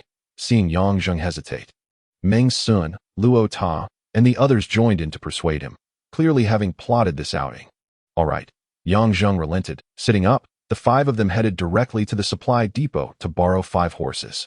Except for Yang Zheng and Hong Shi, the others were poor riders, as commoners had no opportunity to learn horseback riding. Yang Zheng, having ridden on the Mongolian steppes, quickly regained his skills, while Hong Shi, a scion of a wealthy family, needed no introduction. Once they galloped out of the camp, a personal guard swiftly entered the territory of the Rose Knights to inform the princess of their whereabouts. As they rode at breakneck speed, Meng Sun, Lu Ruofei, and Luo Ta lamented their discomfort, their bodies aching, struggling to maintain balance. Upon arriving at the entrance of Luanyunjian, the 3 were left stiff. Their lips pale and their faces tinged with green, they dismounted and rushed to the side to retch. Although Luanyunjian was merely a town, its geographical significance was paramount, situated near the Western military camp. Serving as a distribution center for supplies for hundreds of thousands of troops, the 5-meter-high city walls and the 8-meter-wide gates were a testament to the town's formidable presence. Several new nobles entered Luanyunjian. Adorned with their insignia, they immediately felt the advantages of nobility, with the guards at the gate respectfully greeting them. "Greetings, commanders." The 5 strode confidently into the town, walking along the stone-paved roads of Luanyunjian.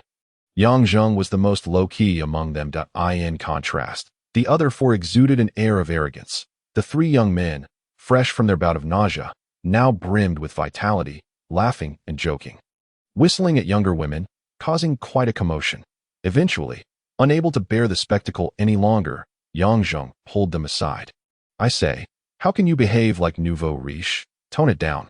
While I may not know how nobles should conduct themselves, your demeanor is simply..." He shook his head repeatedly.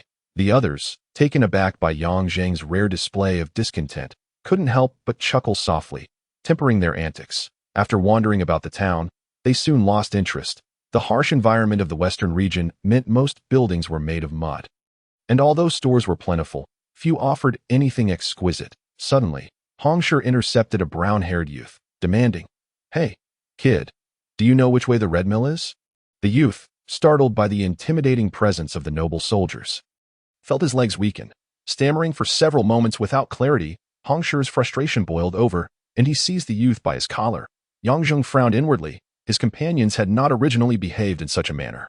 Their experiences in the death camp, where they had lived on the edge of life and death, had undoubtedly altered their psyche. Having recently acquired noble status, they now exhibited far more arrogance than ordinary folk. As for himself, aside from maintaining a semblance of normalcy, he would become frenzied at the sight of blood. The Red Mill was renowned as the finest brothel in the western region. Its reputation was almost as illustrious as the 3 major military factions of the empire.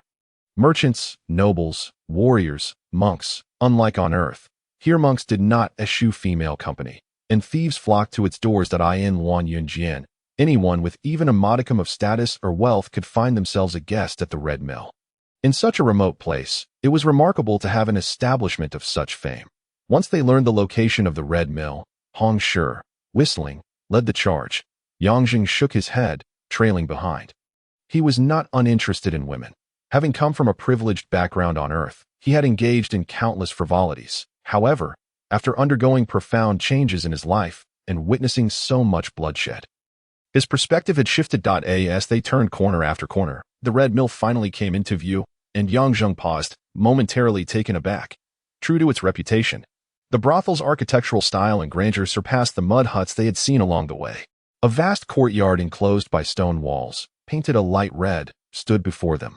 The entrance, adorned with gilded decorations, spanned 6 meters wide and over 5 meters tall, accommodating even the largest of carriages. The attendants at the entrance were not mere courtesans, but rather sturdy doormen. Akin to those from affluent households, Yang Jing and his companions approached. The doormen, upon seeing their freshly tailored military uniforms, noble swords at their waists, and gleaming copper insignias on their chests, respectfully greeted them. The eldest doorman approached with a smile. "Welcome, esteemed military gentlemen. Please, come inside."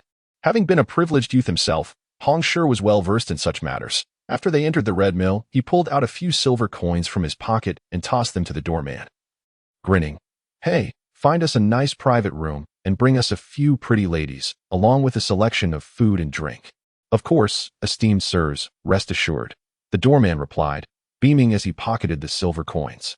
The Moulin Rouge, in addition to its 4-story wooden tavern, is surrounded by numerous courtyards of varying sizes. It goes without saying that the renowned establishment attracts many gentlemen seeking accommodation. The 4 men, merely indulging in revelry, naturally ascended to the tavern on the 4th floor. Upon entering, a wave of fragrant powder wafted through the air. While alluring, it possessed a subtlety that suggested an invitation to merriment rather than vulgarity. The tavern's layout formed a circular embrace, with a central circular flower bed of over 20 square meters, adorned with exotic flora and fragrant plum blossoms, competing for attention.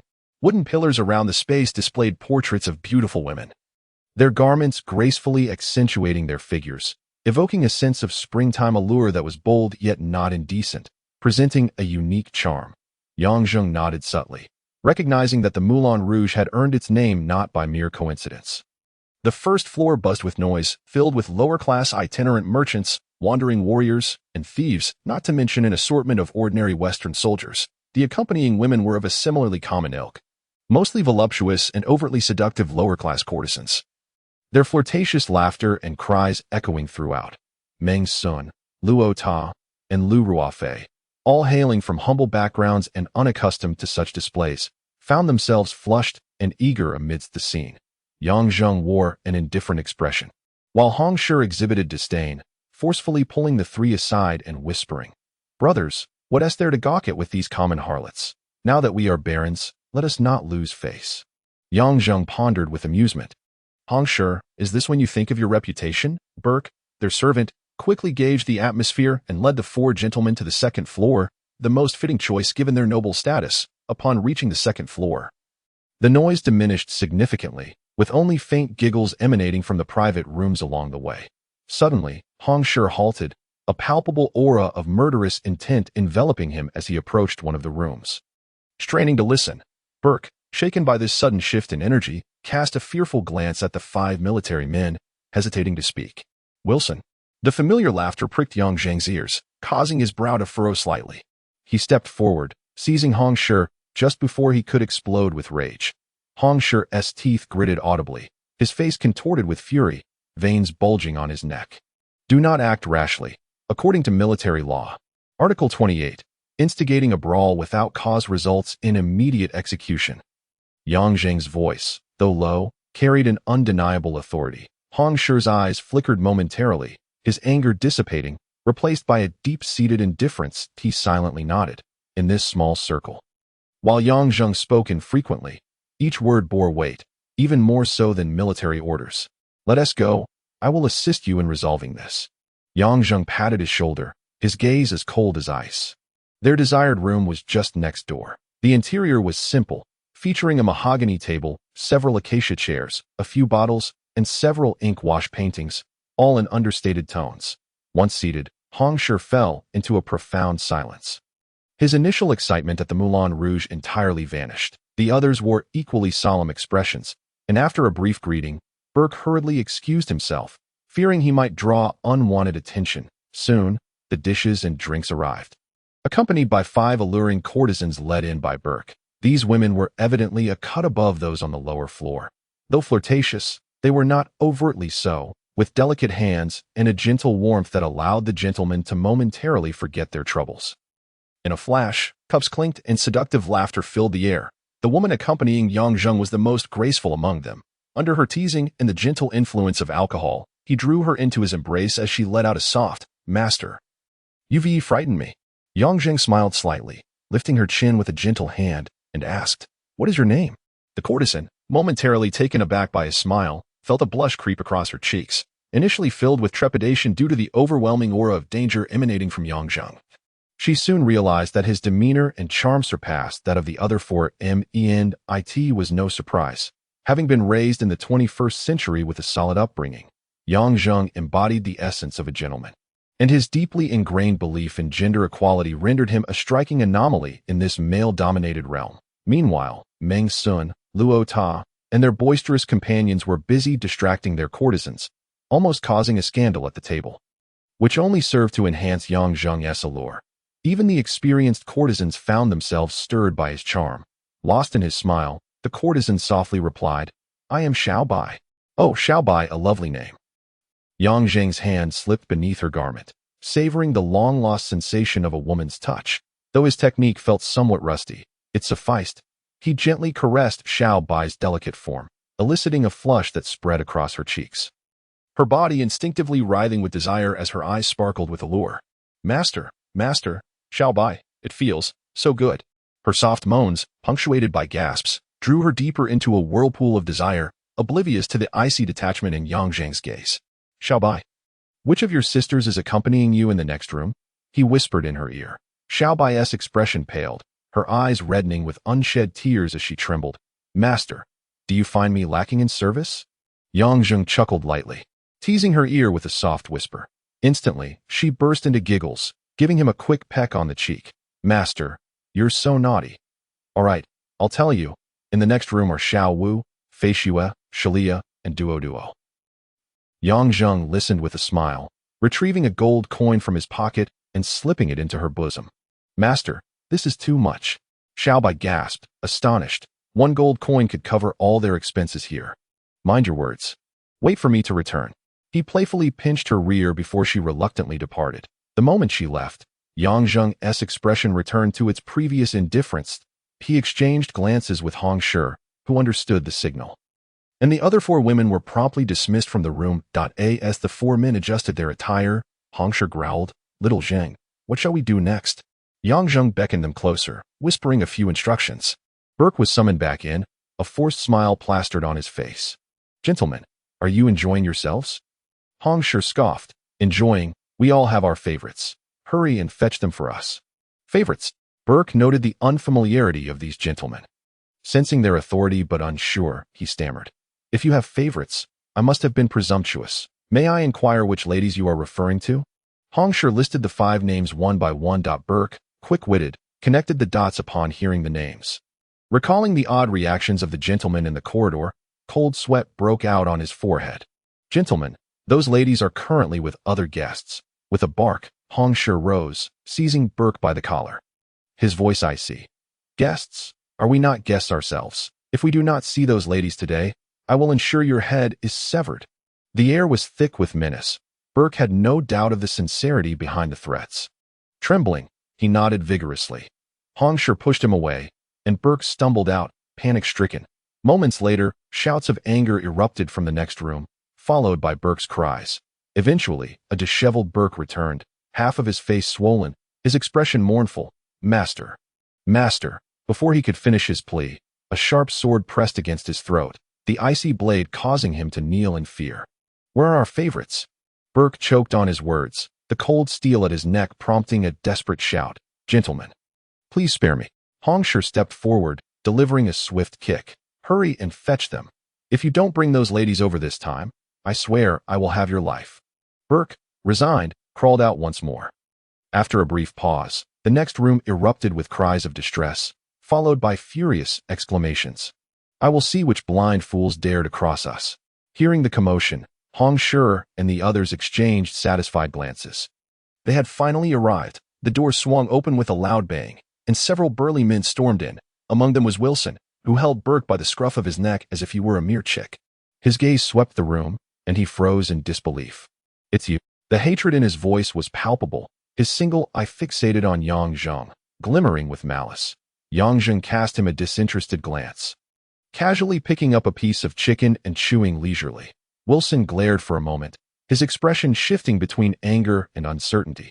After a pause, he carelessly tossed the battered Burke aside, drawing his sword with a vengeful glare. "Yang, we have kept to our own paths, but you blinded me that day. What more do you want?" His words implied a readiness to escalate the situation. Yang Zheng regarded him with curiosity, after days of specialized training. Wilson had been avoiding him, yet today he seemed eager to confront him. Yang Zheng had prepared many responses that remained unspoken. Though a hint of doubt lingered in his heart, he maintained a facade of calm. Responding with a faint smile, "My Lord Wilson, what you say is quite unfounded. We both serve the crown and are brothers in arms. Thus, where does this notion of keeping our waters separate arise? It is only reasonable that we summon those few acquaintances of ours. As you have had your fun with them for quite some time, I truly cannot fathom what offense I have caused you to warrant such a grievous beating. Alas." Yang Zheng feigned concern as he rose to assist the trembling Burke, saying apologetically, "My dear brother, you have suffered much.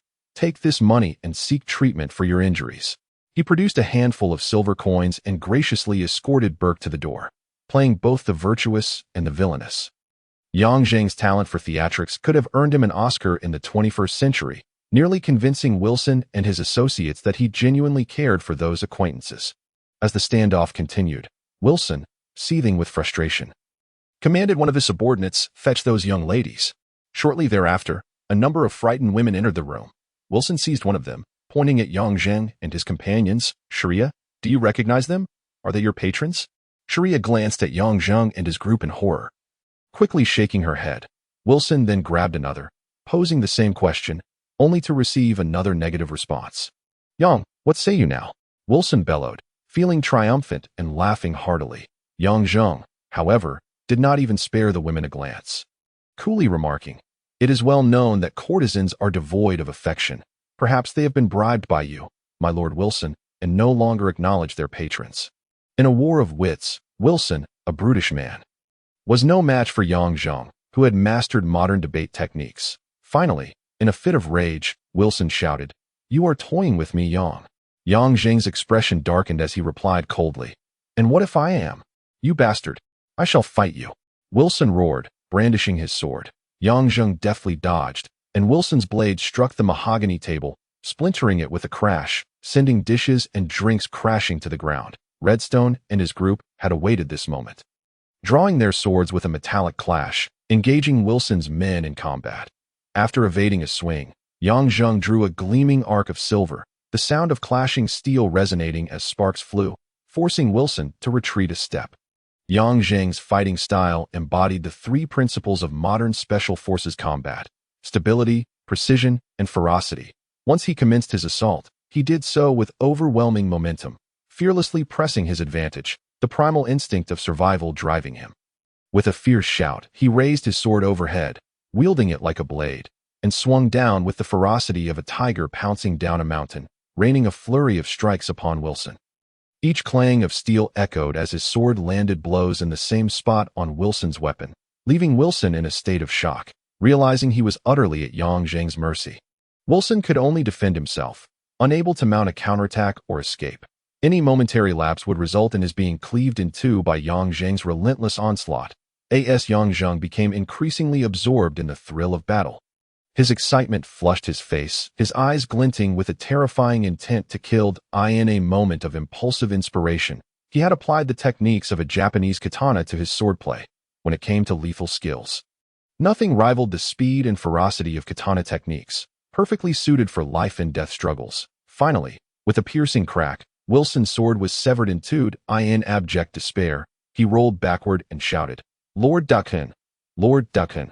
resembling a cornered animal. "Stop!" A sharp voice rang out from outside. A gaunt, brooding man appeared in the doorway, and Yang Zheng, momentarily taken aback, watched as Wilson, in his panic, crawled to the man's feet, clutching his leg and wailing, "Lord Deacon, Yang Zheng has attempted to murder his colleague. You must stand for me." The situation had taken a sudden turn.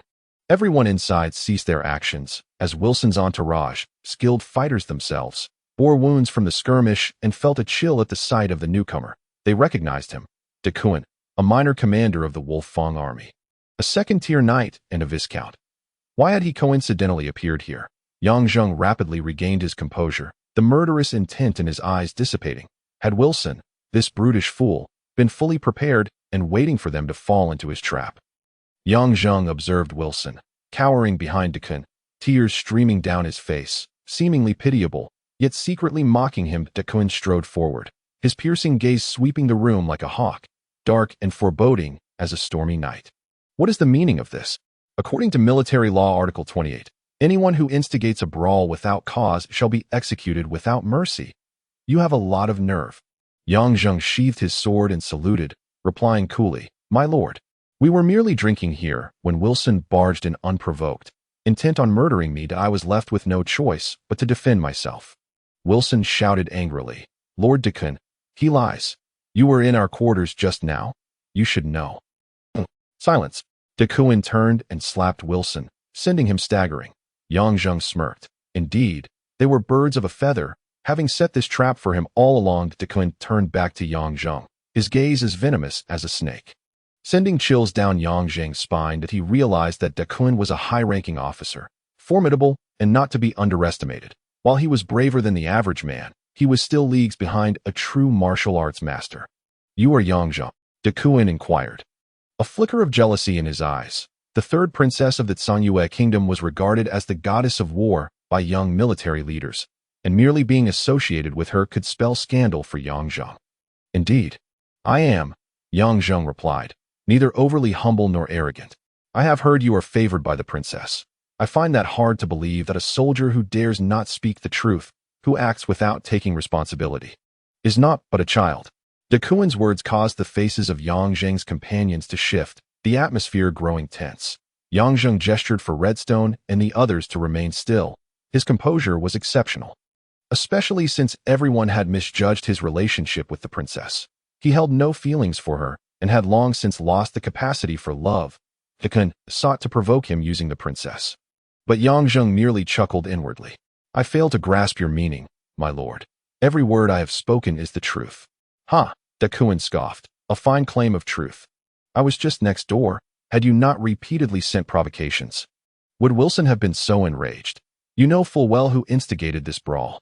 Redstone and the others felt a sense of dread. Decisive was no friend to them, and Wilson had evidently found his protector. "If you were indeed next door, why did you not intervene sooner to dissuade Wilson? He has been far too rash. I only sought to discuss matters regarding our acquaintances. I had no intention of resorting to violence. Furthermore, had I known that my brother's acquaintances were accompanying you, I would never have made such an impertinent request. Wilson, knowing you were nearby, failed to warn me, instead continuing to press on the matter of our acquaintances. And when he could not best me in argument, he became enraged and sought to murder me. That I was left with no choice but to defend myself." Yang Zheng's words flowed like a stream, weaving truth and deception seamlessly, leaving Decisive unable to retort, his face paling. Redstone and the others, once frightened, now gazed at Yang Zheng with admiration. Wilson stood frozen, having always known Yang Zheng to be ruthless in combat, yet never expecting him to be so articulate. "Very well," Decisive stammered, his rage turning to laughter. "You have a sharp tongue, Yang Zheng. This matter will be decided by the commanding officer. Men, take everyone here into custody for the commanding officer." "Wait." Yang Zheng raised a hand. "My lord Decisive, to prove our innocence, we will accompany you to see the commanding officer, but the Special Operations Squad is directly under the royal family and falls under the jurisdiction of the third princess. As a minor commander of the Wolfang army, you seem to lack the authority to arrest us." Decisive nearly exploded, veins throbbing on his forehead. No one in the military had ever dared speak to a superior in such a manner. Yet he was undeniably in the wrong, with no recourse. Taking several deep breaths, Decisive managed to suppress his fury, speaking each word with deliberate calm. "Then I invite you, Yang Zheng, to accompany me to see the commanding officer." "I am at your command." Yang Zheng smiled faintly.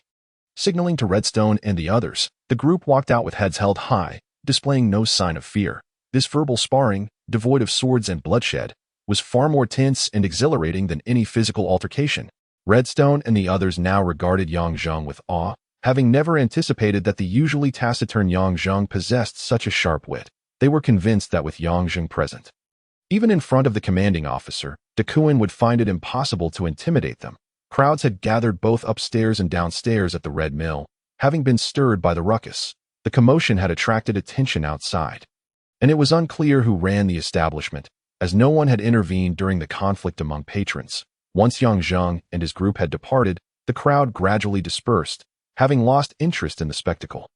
Each month, no fewer than 10 individuals met their demise within the Red Mill due to jealousy and rivalry, rendering such events rather commonplace. Shortly after the incident of rivalry erupted, a small attic above the 4th floor of the Moulin Rouge was knocked upon. "Come in." A languid and alluring voice emanated from within. With a creak, the door swung open, revealing a middle-aged man with white hair, followed closely by Burke, whose visage had been battered to a pulp. Gone was the semblance of subservience in Burke's expression. His eyes gleamed with vigor. Exuding an aura of formidable presence, unmistakably a skilled fighter, a wisp of pale azure smoke wafted through the attic, accompanied by a fragrance reminiscent of orchids and musk. Reclining upon a soft chair draped with white tiger skin was a woman of unparalleled beauty. Clad in a diaphanous pink gauze garment, with a minuscule undergarment barely concealing her graceful form, one shoulder bared, and a waterfall of silver hair cascading down to her waist. Most captivating were her pair of water-cut eyes, not large yet exquisitely arched, exuding a flirtatious charm that made her a natural seductress. "I have come to pay my respects to Lady Bai Xing," Burke said with deference, daring not to lift his gaze in the presence of such beauty. The Lady Bai Xing was a figure of noble stature within the organization, commanding his utmost respect. The silver-haired woman cast a bewitching glance, delicately plucking a crystal bead from a fruit platter beside her and gracefully placing it into her mouth. Each of her movements was flawless, as if perfected through rigorous training, manifesting a beauty that flowed effortlessly. After savoring the bead, she spoke softly. "Deputy Right Envoy Bai has reported the situation to me. I summoned you to inquire about 2 matters. Her voice was both gentle and melodious, akin to a lover's whisper, stirring the heart. "Please, Lady Xing, ask away," Burke responded hastily. "According to your report to Deputy Left Envoy Bai, that dark-haired man should be the leader of several officers from Room 7. What is your assessment of him? Cunning and ruthless." Burke hesitated before uttering those 8 words. "Oh," the silver-haired woman raised an eyebrow. "How does his martial prowess compare to yours?" Burke continued. "His skills are not particularly remarkable. I did not sense any fighting spirit within him. But," he paused, hesitating to continue. "But what?" Her brow furrowed slightly, a hint of displeasure evident. Burke quickly lowered his head further. "But if I were to engage him in combat, I must concede that I would have no chance of victory." The silver-haired woman appeared somewhat moved. Sitting up slightly, a glimmer of interest dancing across her features. "You are already a 4th-tier swordsman, a capable fighter in the realm. So why do you assert you cannot defeat an ordinary man devoid of fighting spirit?" After he invited me out of the room, I did not leave immediately but concealed myself among the onlookers, witnessing firsthand how he defeated another one-eyed officer at that moment. I stood over 10 meters away from that dark-haired man, yet within the throng. I was still overwhelmed by his fierce killing intent. His swordsmanship was peculiar, both expansive and unyielding. I dare to speculate it resembled a blade technique, fiercely aggressive and entirely devoid of defense. Moreover, his eyesight is exceptionally keen, and his arm strength is formidable. To be frank, apart from possessing fighting spirit, I find nothing that could rival him. If I were to fight him, I would already be cowed before the battle commenced. For a warrior, to be cowed before a fight is a profound disgrace. Yet Burke unabashedly confessed this. Even Deputy Left Envoy Bai beside him frowned and scolded. "Burke, you coward! What has the organization taught you to utter such unprogressive words?" The silver-haired woman raised a hand, silencing Deputy Left Envoy Bai's further reproaches. Though Burke faced reprimand, he bore it willingly, which greatly impressed the silver-clad woman. As a high-ranking star envoy of the organization, she understood the excellence of its members. A cowardly individual would never pass the organization's rigorous assessments. Only a dignified warrior could remain composed after being called a coward. Burke's action stemmed from a singular reason. The dark-haired man had indeed earned his genuine respect out of a mere ordinary man, able to instill fear in a fourth-tier swordsman solely through his killing intent. A fascinating character, the silver-haired woman revealed a faint smile, gesturing with her hand. You may leave. I shall record a merit for you. Burke rejoiced, having unexpectedly gained favor from the Star Envoy, a source of immense honor, and promptly bowed respectfully before departing. Deputy left Envoy by, investigate the detailed information on that dark-haired man and present it to me. Yes, Lady Star Envoy. The white-haired middle-aged man complied. Chapter 5. Struggling for survival, just as Yang Zheng and his companions stepped out of the Moulin Rouge. A crimson cloud surged from around the corner. Dozens of red-clad cavalrymen charged forth, brimming with murderous intent. With a flick of the reins, halt. They came to a sudden stop, a powerful aura sweeping toward them. Leading the charge was none other than the princess's personal guard, Xiaoyu. The Rose Knight Brigade truly exemplified the Empire's finest cavalry. Even with just a few dozen riders, they emanated a momentum reminiscent of 1,000 troops charging forth. Forcing Yang Zheng and his companions to retreat a few steps, he evidently did not anticipate the presence of the third princess's men. His demeanor tense, Xiaoyu's gaze swept across the scene. Landing on Yang Zheng, her expression darkening, she dug her heels into her steed's flanks, the chestnut mare trotting a few steps forward, and with a swift motion, her whip lashed out towards Yang Zheng like a venomous serpent. In that instant, Yang Zheng was caught off guard, stumbling as a crimson mark appeared on his face from the strike. Xiao Zheng, Hong Shi, and the others rushed to support him. What are you doing? You foul woman! Meng Sun drew his sword, glaring at Xiaoyu. Enraged, Xiaoyu retorted, impudent. Another lash flew through the air, the whip cutting through with a thunderous crack, imbued with fighting spirit. Meng Sun raised his sword to block, but felt an overwhelming force surge through him, causing his blade to slip from his grasp. The whip continued its relentless path, aiming to ensnare Meng Sun's neck, when suddenly, a silver arc flashed across the scene, slicing through the leather with a resounding snap. Xiaoyu staggered, nearly losing her balance and falling from her mount. Yang Zheng, unbeknownst to him, had already drawn his long sword, its tip angled toward the ground, blood trickling from his palm, although he had severed the whip. The fighting spirit had still inflicted injury upon his arm. His icy gaze fixed upon Xiaoyu, his inner fury ignited. This spoiled girl had pushed him too far. Yang Zheng was not one to tolerate being wronged. He had always shown leniency towards women. Yet, that did not equate to blind submission. The members of the Rose Knight Brigade, witnessing their captain's predicament, drew their swords in unison, while passers-by hurriedly fled the scene. The wide street became eerily silent, the cold wind heightening the atmosphere of impending violence. Enraged, Xiaoyu unsheathed her sword, shrieking as she charged at Yang Zheng, a misty blue light enveloping her blade, her fighting spirit palpable even from several meters away. Yang Zheng swiftly sidestepped, the sword gliding over his head. In close quarters, cavalry could hardly leverage their advantage. Utilizing his agility, he maneuvered around Xiaoyu. Having learned the ferocity of her fighting spirit, he refused to engage directly, instead opting to evade while his eyes glinted coldly, akin to a serpent poised to strike. The street, only 6 meters wide, became congested with dozens of horses, straining to maintain formation, inadvertently aiding Yang Zheng immensely. These haughty knights, unfamiliar with ground combat, would find it miraculous if Yang Zheng could endure even a moment longer. Chaos enveloped the streets. Meanwhile, Hong Shi and his companions faced dire straits. De Kuen's men stood by, observing the fray, with some even taking delight in the chaos, compounded by the formidable might of the Rose Knights. Ultimately, Meng Sun, having lost his weapon, was the first to be felled, a Rose Knight pressing her sword against his throat. Hong Shi, Lu Ruofei, and the others soon found themselves drenched in blood, the Rose Knights exhibiting a cruel nature, targeting their fleshier areas like a cat toying with a mouse. The aura of death that emanated from the death camp was already heavy. The Rose Knights, intoxicated by the thrill of battle, failed to notice the frenzied glint emerging in Hong Shi and the others' eyes, a portent of the madness that was about to unfold. The tension thickened, blood seeping into their vision, as if countless skeletons roamed a blood-soaked battlefield, howling toward the heavens, their eyes filled with the essence of death. The first to snap was Hong Shi, who had pent up frustration throughout the day. As a Rose Knight plunged a sword into his side, he recklessly charged forward, allowing the blade to pierce deep into his flesh while, in that knight's terrified gaze, Hong Shi cleaved her head clean off.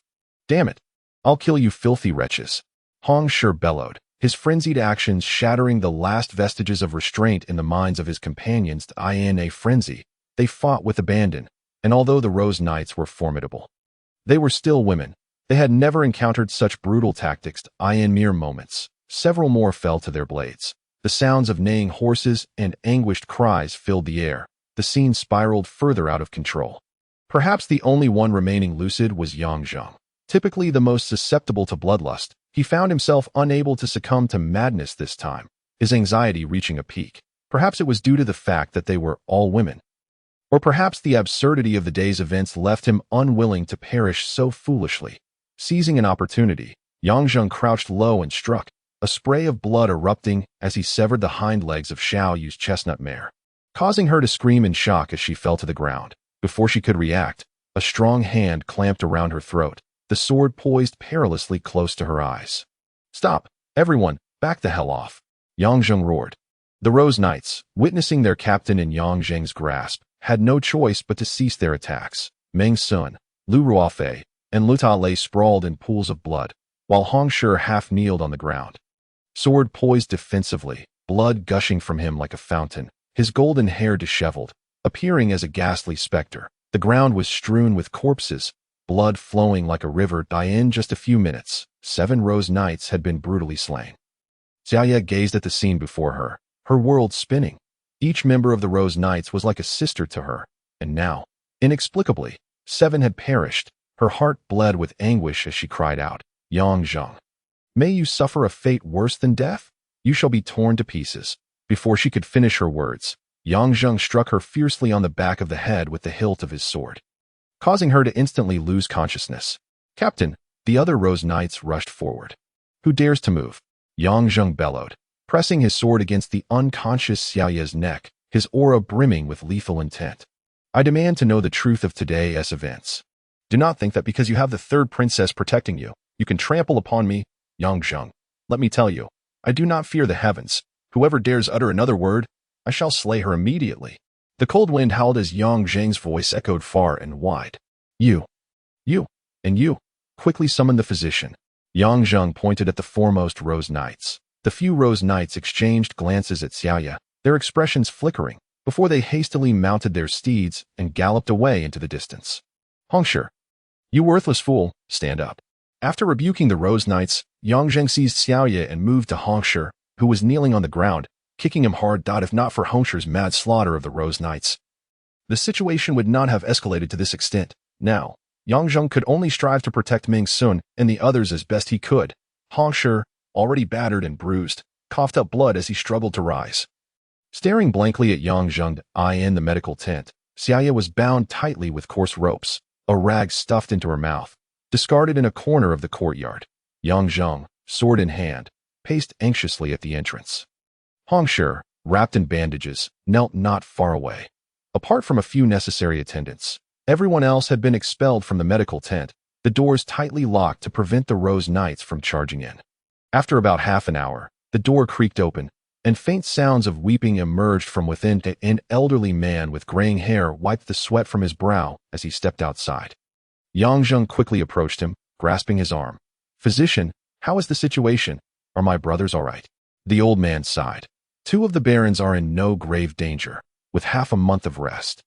They will recover. However, one of them has suffered a stab to the heart, and I regret to say that I am powerless to help." "What did you say?" Yang Zheng's eyes widened in shock. Hong Shi, kneeling on the ground, could hardly believe his ears. He scrambled to his feet and rushed to the old man, seizing his collar and roaring, "Say that again. My brother cannot die. How could he die?" The old man, accustomed to such scenes, merely bowed his head in silence. Yang Zheng, in a fit of rage, slapped Hong Shi away and marched over to pull him back inside. Inside, Lu Ruofei and Meng Sun had regained consciousness. Weeping loudly as they clutched Loda's lifeless body, Yang Zheng threw Hong Shi onto the ground before Loda's corpse, scolding him. "Look what you've done! Look what you've done!" Tears streamed down his face, the first he had shed since arriving in this bewildering world. Who said the heart had turned to stone? Who said those who emerged from the death camp were devoid of emotion? A man does not shed tears lightly. but only when truly grieved. Hongshi clutched Loda, his body trembling with sobs. Brother Loda, it was I who brought this upon you. It was I. After weeping for a brief moment, he suddenly rose, brandishing the sword left beside him, and screamed, I will kill that wretched woman. He dashed out in a whirlwind, heading straight for the unconscious Xiaoya. Yang Zheng hurried after him, reaching him just in time to kick him away, seizing his neck and delivering several hard slaps. Shouting, have you lost your mind? Do you wish to endanger us all? Hongshi was not a fool. Under Yang Zheng's scolding, he gradually regained his senses that if he killed Xiaoya, they would lose their only bargaining chip. There would be no chance for reconciliation with the Rose Knights. They would likely be trampled by the army as soon as they stepped out of the medical tent. Yet, Brother Loda had just died. He had only just become a baron. And their good days had only just begun.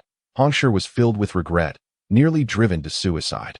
Only those who had lived through the death camp could appreciate how precious life was, how wondrous it was to exist. They had every reason to cherish their lives now. A moment of impulsiveness had wrought consequences that could never be undone. Hongshi sat on the ground, cradling his head in his hands, weeping uncontrollably. Outside, the sound of horses whinnied, and the ground trembled slightly as leaves fell like rain in the courtyard. The sound of countless hooves approached, followed by the heavy thud of footsteps and commands. Yang Zheng forced himself to calm down, barking, Get up! The army is coming. After such a great incident, with 7 Rose Knights dead, the Western Front must have been thrown into disarray. Hongshi picked up the iron sword, rising to his feet with red-rimmed eyes, addressing Yang Zheng.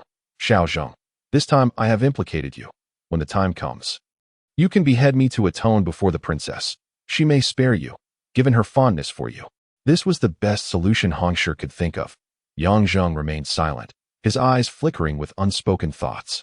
The sound of hooves grew closer, followed by countless footsteps and commands.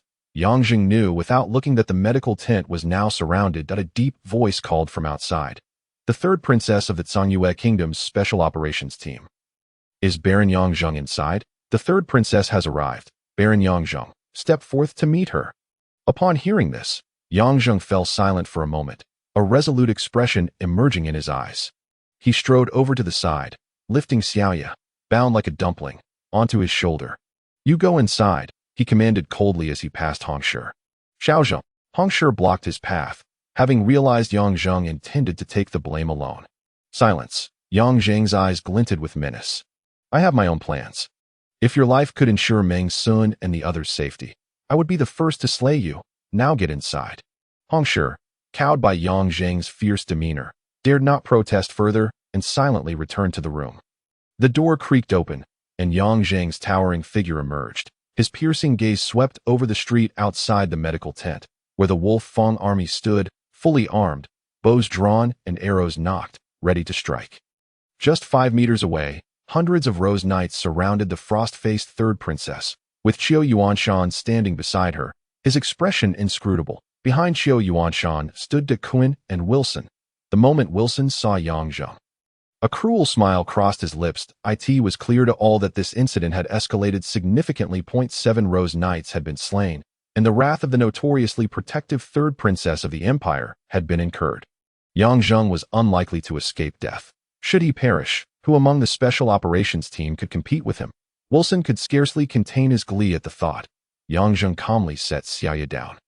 Saluting with a military gesture, your subordinate greets the 3rd princess and the commanding officer. Mo Bingyun let out a chilling laugh.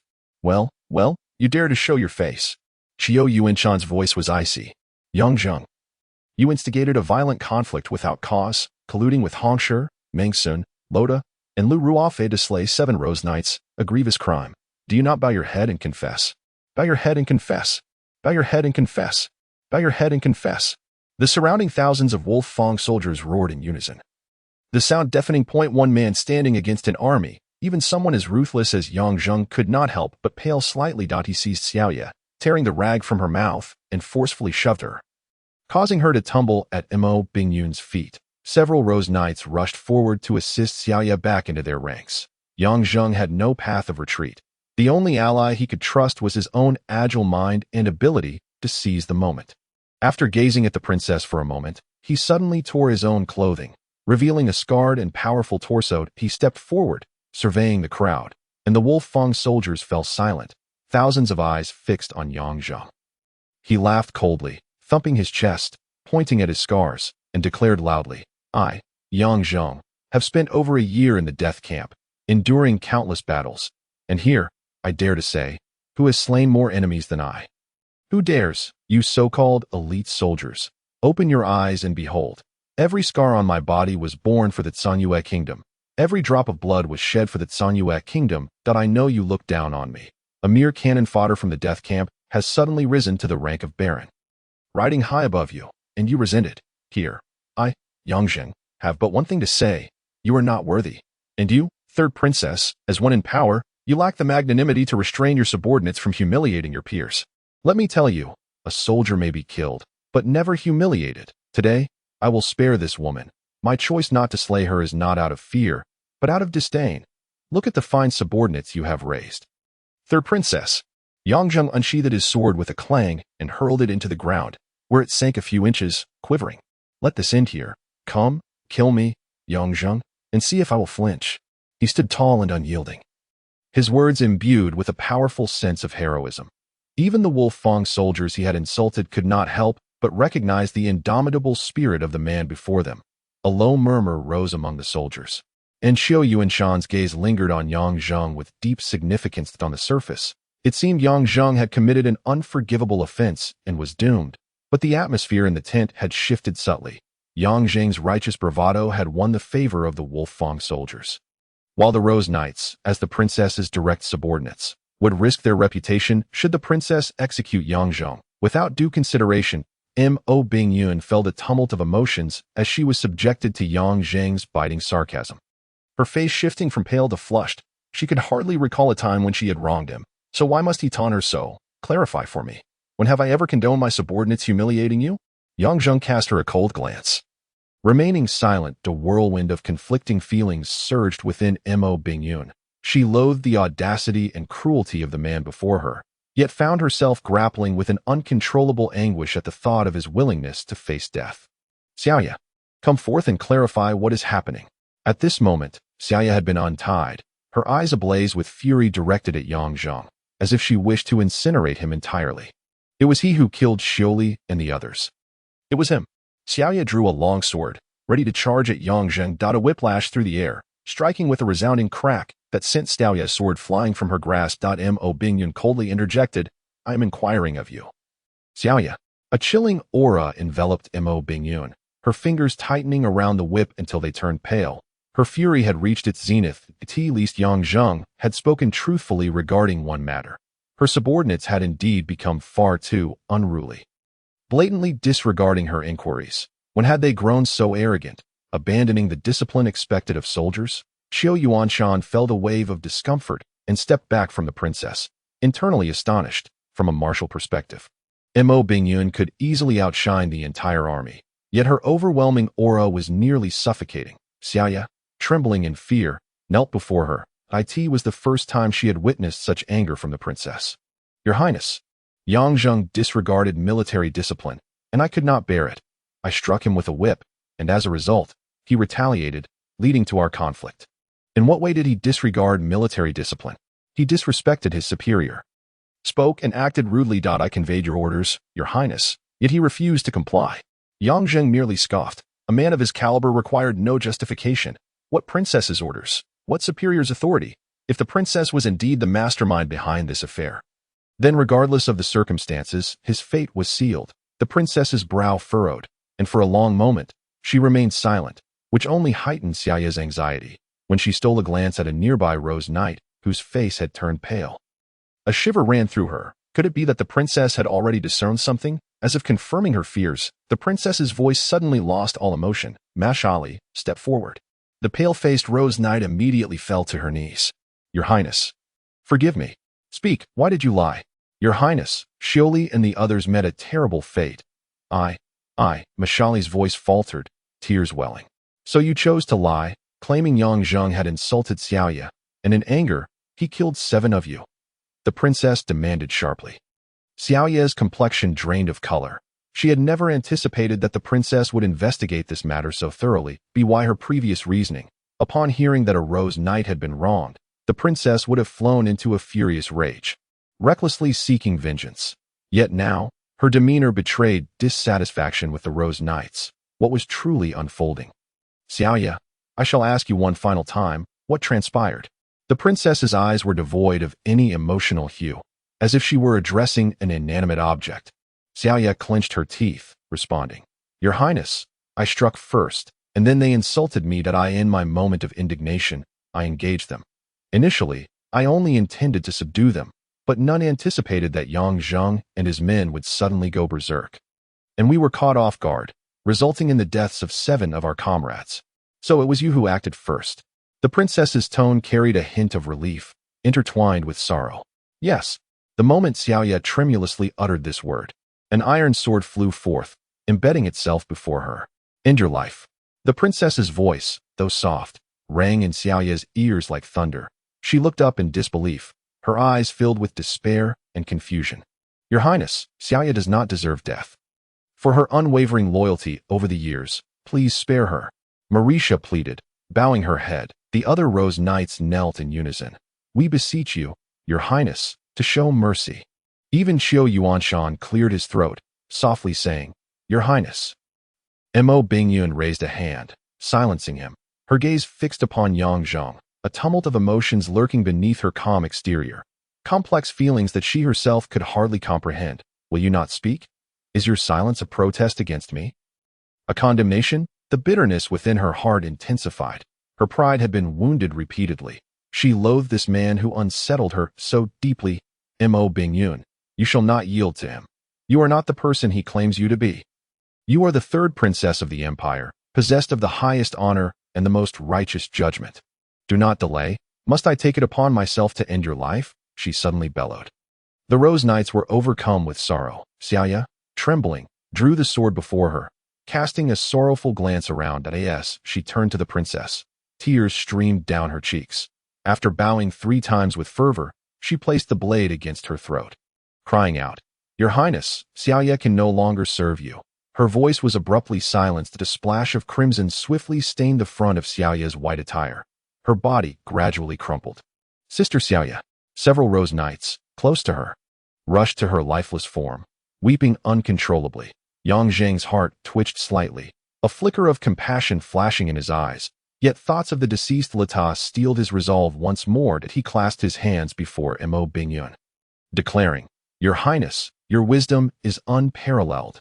Beast, several Rose Knights spat furiously. Had the princess not been present, they would have readily attacked this man. That it was evident to all that Yang Zheng had driven Xiaoya to her end, exploiting the princess's pride, effectively cutting off any retreat for her. That a sardonic smile curled at the corners of Yang Zheng's mouth. That a true man dares to confront the grim realities of life.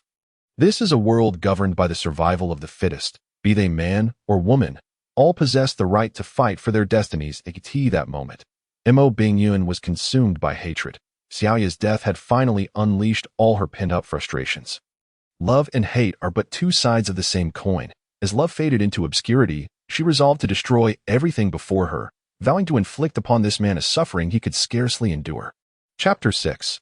Accepting the mission. 3 days later, Yang Zheng, hanging limply from the torture rack in the Wolffang camp, was on the brink of death when 2 fierce soldiers released him, each bearing one of his arms, dragging him into the command tent. That a basin of cold water was splashed upon him.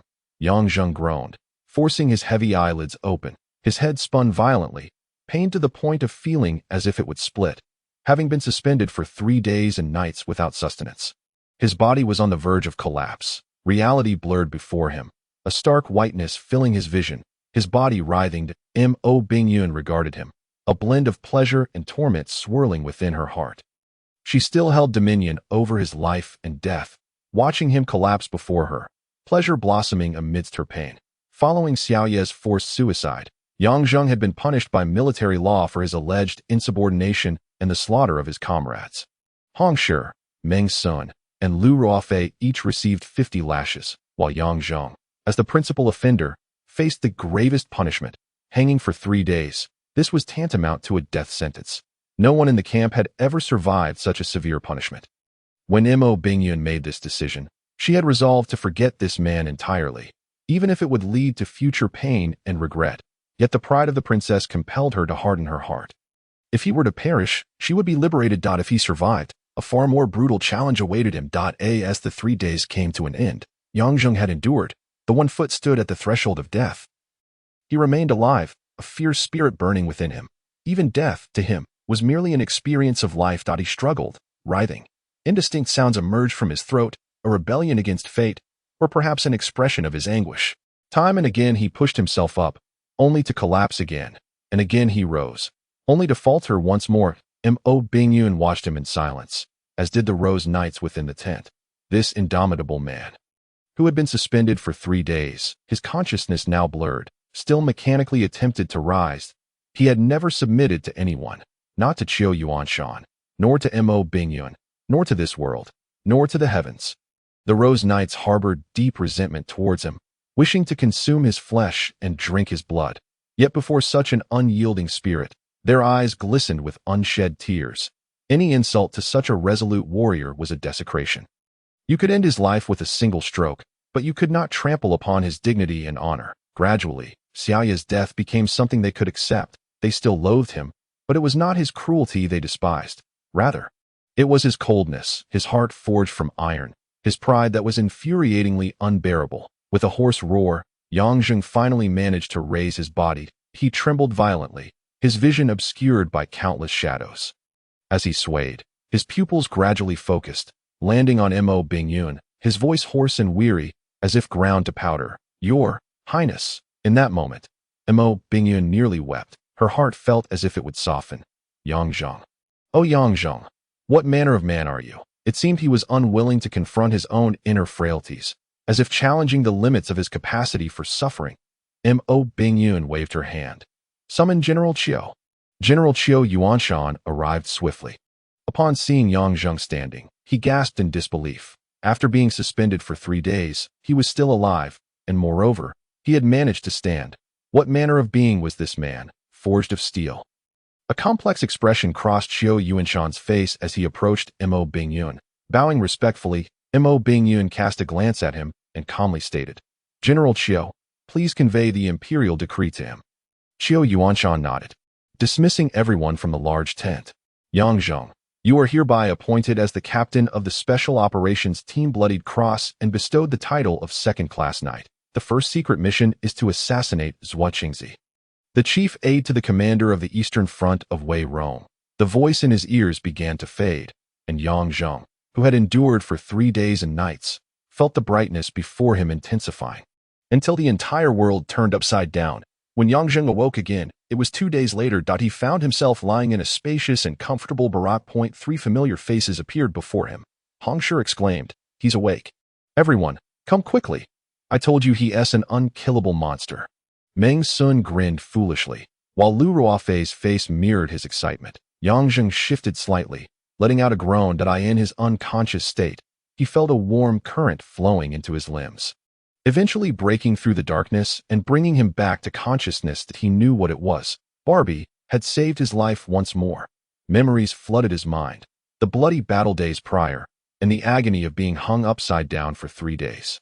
Just before losing consciousness, it seemed someone had spoken to him in front of the princess's tent, but at that moment, his awareness had faded into obscurity, and he could not recall. His throat felt parched, as if it might crack open, and his voice was so hoarse it was nearly inaudible. "Water. Ah, water. Quickly, bring water." Hong Shi responded hastily. Moments later, a large bamboo tube of water was brought to Yang Zheng's lips. He gulped it down eagerly. The refreshing spring water invigorated him, and the weakness that often accompanies recovery quickly dissipated. After quenching his thirst, a spark reignited in Yang Zheng's eyes, and the cold, stoic expression returned to his face. He pushed himself up with determination. "Little Zheng." The other 3 rushed to assist him, but he halted them with a gesture. "Stand back." Yang Zheng leapt off the bed, stumbling slightly. Prolonged confinement had left him feeling somewhat unsteady.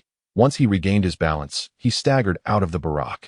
It was midday, and the sun shone brightly, causing Yang Zheng to squint momentarily. He stretched his body, and the sound of cracking bones echoed like popcorn popping. His body had become rusty from days of inactivity. After inhaling a few breaths of the cool air, he suddenly shouted, "Drink," and began to run swiftly around the training ground in front of the barack. With each few dozen meters, he emitted a fierce roar, striking his chest with force, picking up speed with each stride. With every shout, the stagnant energy within him began to dissipate, and his fighting spirit gradually returned. This was a technique he had learned during his time in the Special Forces on Earth.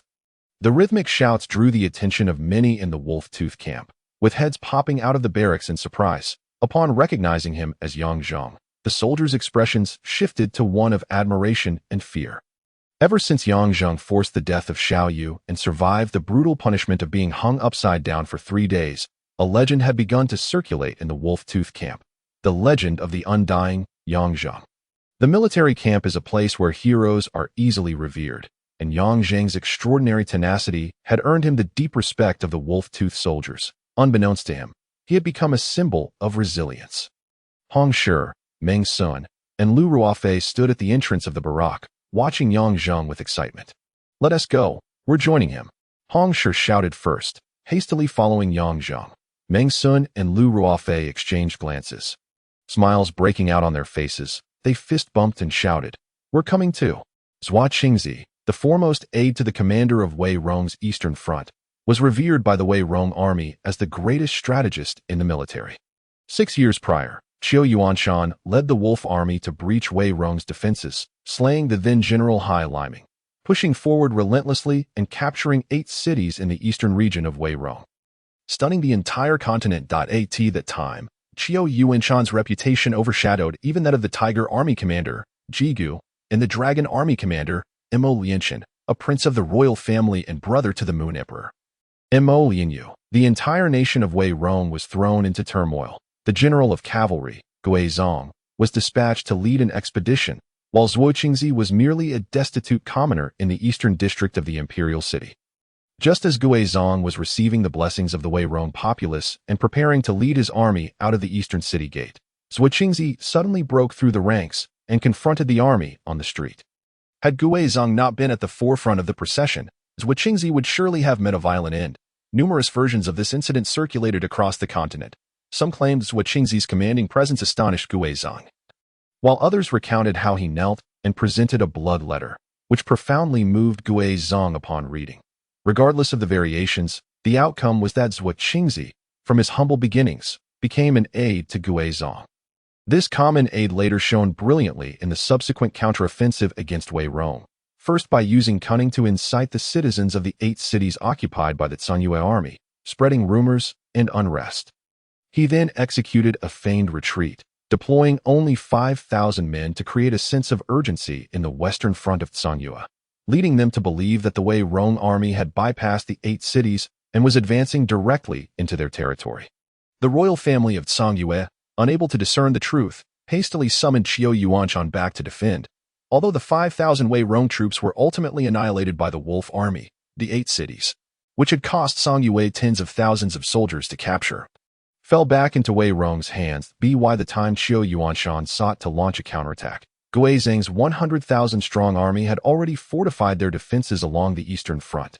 Zhuo Qingzi, without shedding any blood, reclaimed the 8 cities, instantly becoming a topic of fascination on the continent and being hailed as one of the most iconic battles in modern military history, rivaling the legendary Flying General Qi Yun's victory over Zhangyue 30 years prior.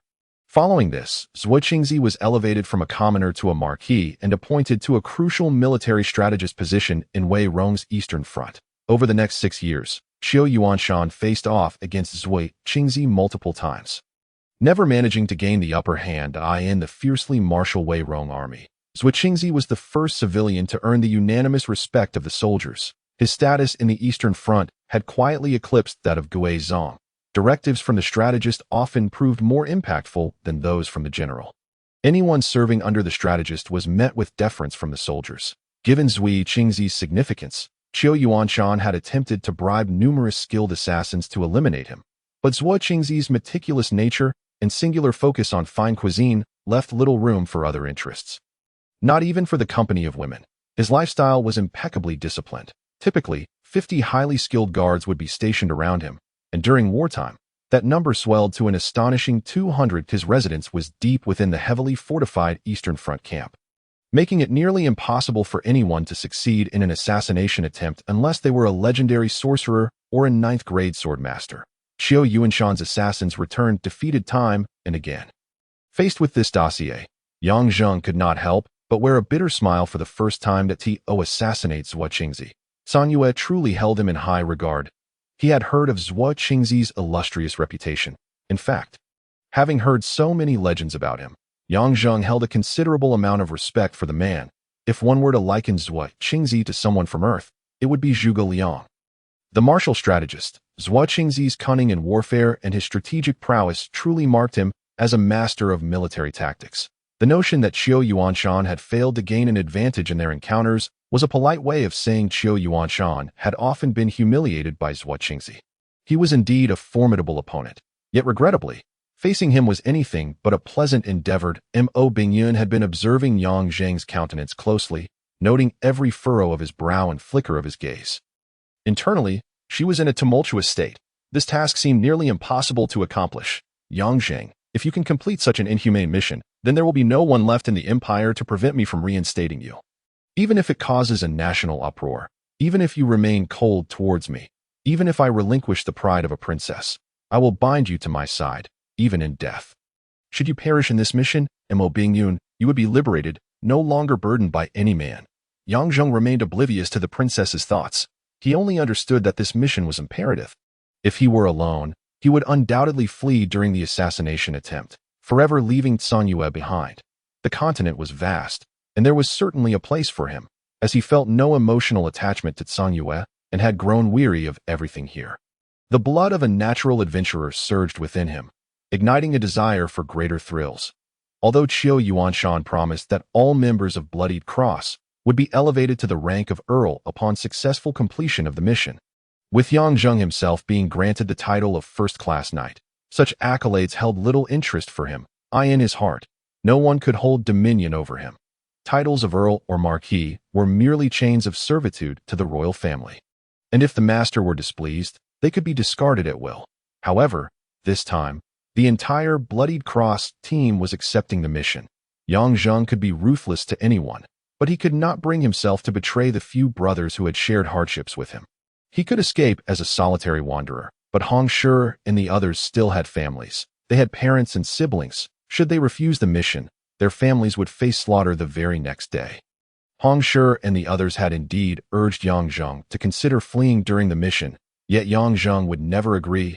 He was a man of resolve, moving forward once he made a decision. Indecision was not in his nature. Though the task seemed as daunting as scaling the heavens, it was not without hope of fulfillment. After a brief moment of concern, Yang Zheng cast aside all doubts, engaging every fiber of his intellect in preparation for this arduous battle. Setting the dossier down, he raised his head once more, his gaze resolutely fixed upon Mo Bingyun. Mo Bingyun's heart trembled as she increasingly recognized the singularity of Yang Zheng, a man seemingly impervious to the world's tribulations. It was precisely this haughty demeanor, reminiscent of the men from the Blue Wind continent, that ensnared Mo Bingyun in a fervent, consuming love for him. Princess, I have a slight uncertainty. Zhuo Qingzi's reputation among the troops on the Eastern Front under Wei Rong surpasses that of Guizhong. Yet, he remains a subordinate of Guizhong that I wonder if the princess has encountered the term, Gong Gao Jinju, Mo Bingyun murmured this phrase several times, her eyes sparkling. Yang Zheng's wisdom astonished her even more than his martial prowess. Indeed, after the tragic demise of Xiaoye, Mo Bingyun had calmed her fury and reflected deeply on Yang Zheng's every action, even delving into the intricacies of his conflict with Dekuan at the Honyun Tower. Discovering that he was not merely brutish, but rather imbued with boundless sagacity, was a novel term to her, yet she instantly grasped Yang Zheng's meaning. Guizhong's military prowess is average. However, he possesses one commendable trait, his adeptness in utilizing talent and self-awareness, never shunning his subordinates. Furthermore, he tends to overlook those with exceptional abilities driven by fierce ambition. Zhuo Qingzi, in contrast, is inherently indifferent. Thus, Guizhong places great trust in him that if you, my Lord Yang, wish to employ a scheme of discord, it may not succeed. Yang Zheng regarded Mo Bingyun's prompt comprehension of his intent with a flicker of appreciation in his eyes upon witnessing Yang Zheng's gaze. Mo Bingyun felt an inexplicable sweetness in her heart. This was the first time he looked at her in such a manner. Yang Zheng, calculating his plans, stood tall and bowed, saying, I am willing to accept this task, but I implore the princess for more time. I shall assuredly return with Zhuqingzi's head. Very well, I shall speak with General Qiu. Time will not be a constraint. Thank you, princess. I shall take my leave. Rise, rise, and you, who has been slacking off in the death camp, now come here to be lazy. Get up. Wu, Xiao Zhenggu, it's pitch black outside. Must we rise so early? A mournful cry rang out. And the speaker was Yu Lei. Following the demise of Luota, Yu Lei had been promoted to the blood-soaked cross, while Wilson and others were expelled from it. This was Yang Zheng's condition that a nimble assassination squad must be tightly united. Eliminating any discordant elements, Yang Zheng adhered to the principle of better to have fewer than to have inadequate. Thus he selected only 4 individuals: Hong Shi, Meng Sun, Lu Ruofei, and Yu Lei. Ah, don't fall, get up immediately. Seeing Yang Zheng holding a basin of cold water, the group, previously bleary-eyed, sprang from their beds. Yang Zheng placed a small hourglass, approximately 3 minutes, on the table. Casting a stern glance at the 4, he commanded, if you are not fully dressed and standing in the training ground within 1 hourglass's time, you shall receive 20 lashes. Hurry. Hearing this, the faces of Hong Shi and the others turned pale as they hurriedly donned their clothing and leather armor. Yang Zheng had already exited. Time passed slowly, and the 4 rushed out of the barracks. While Yu Lei, while running, hopped awkwardly to put on his shoes. 5, 4, 3. Yang Zheng began the countdown. Here, here, here, here. The 4 stood tall and reported in unison.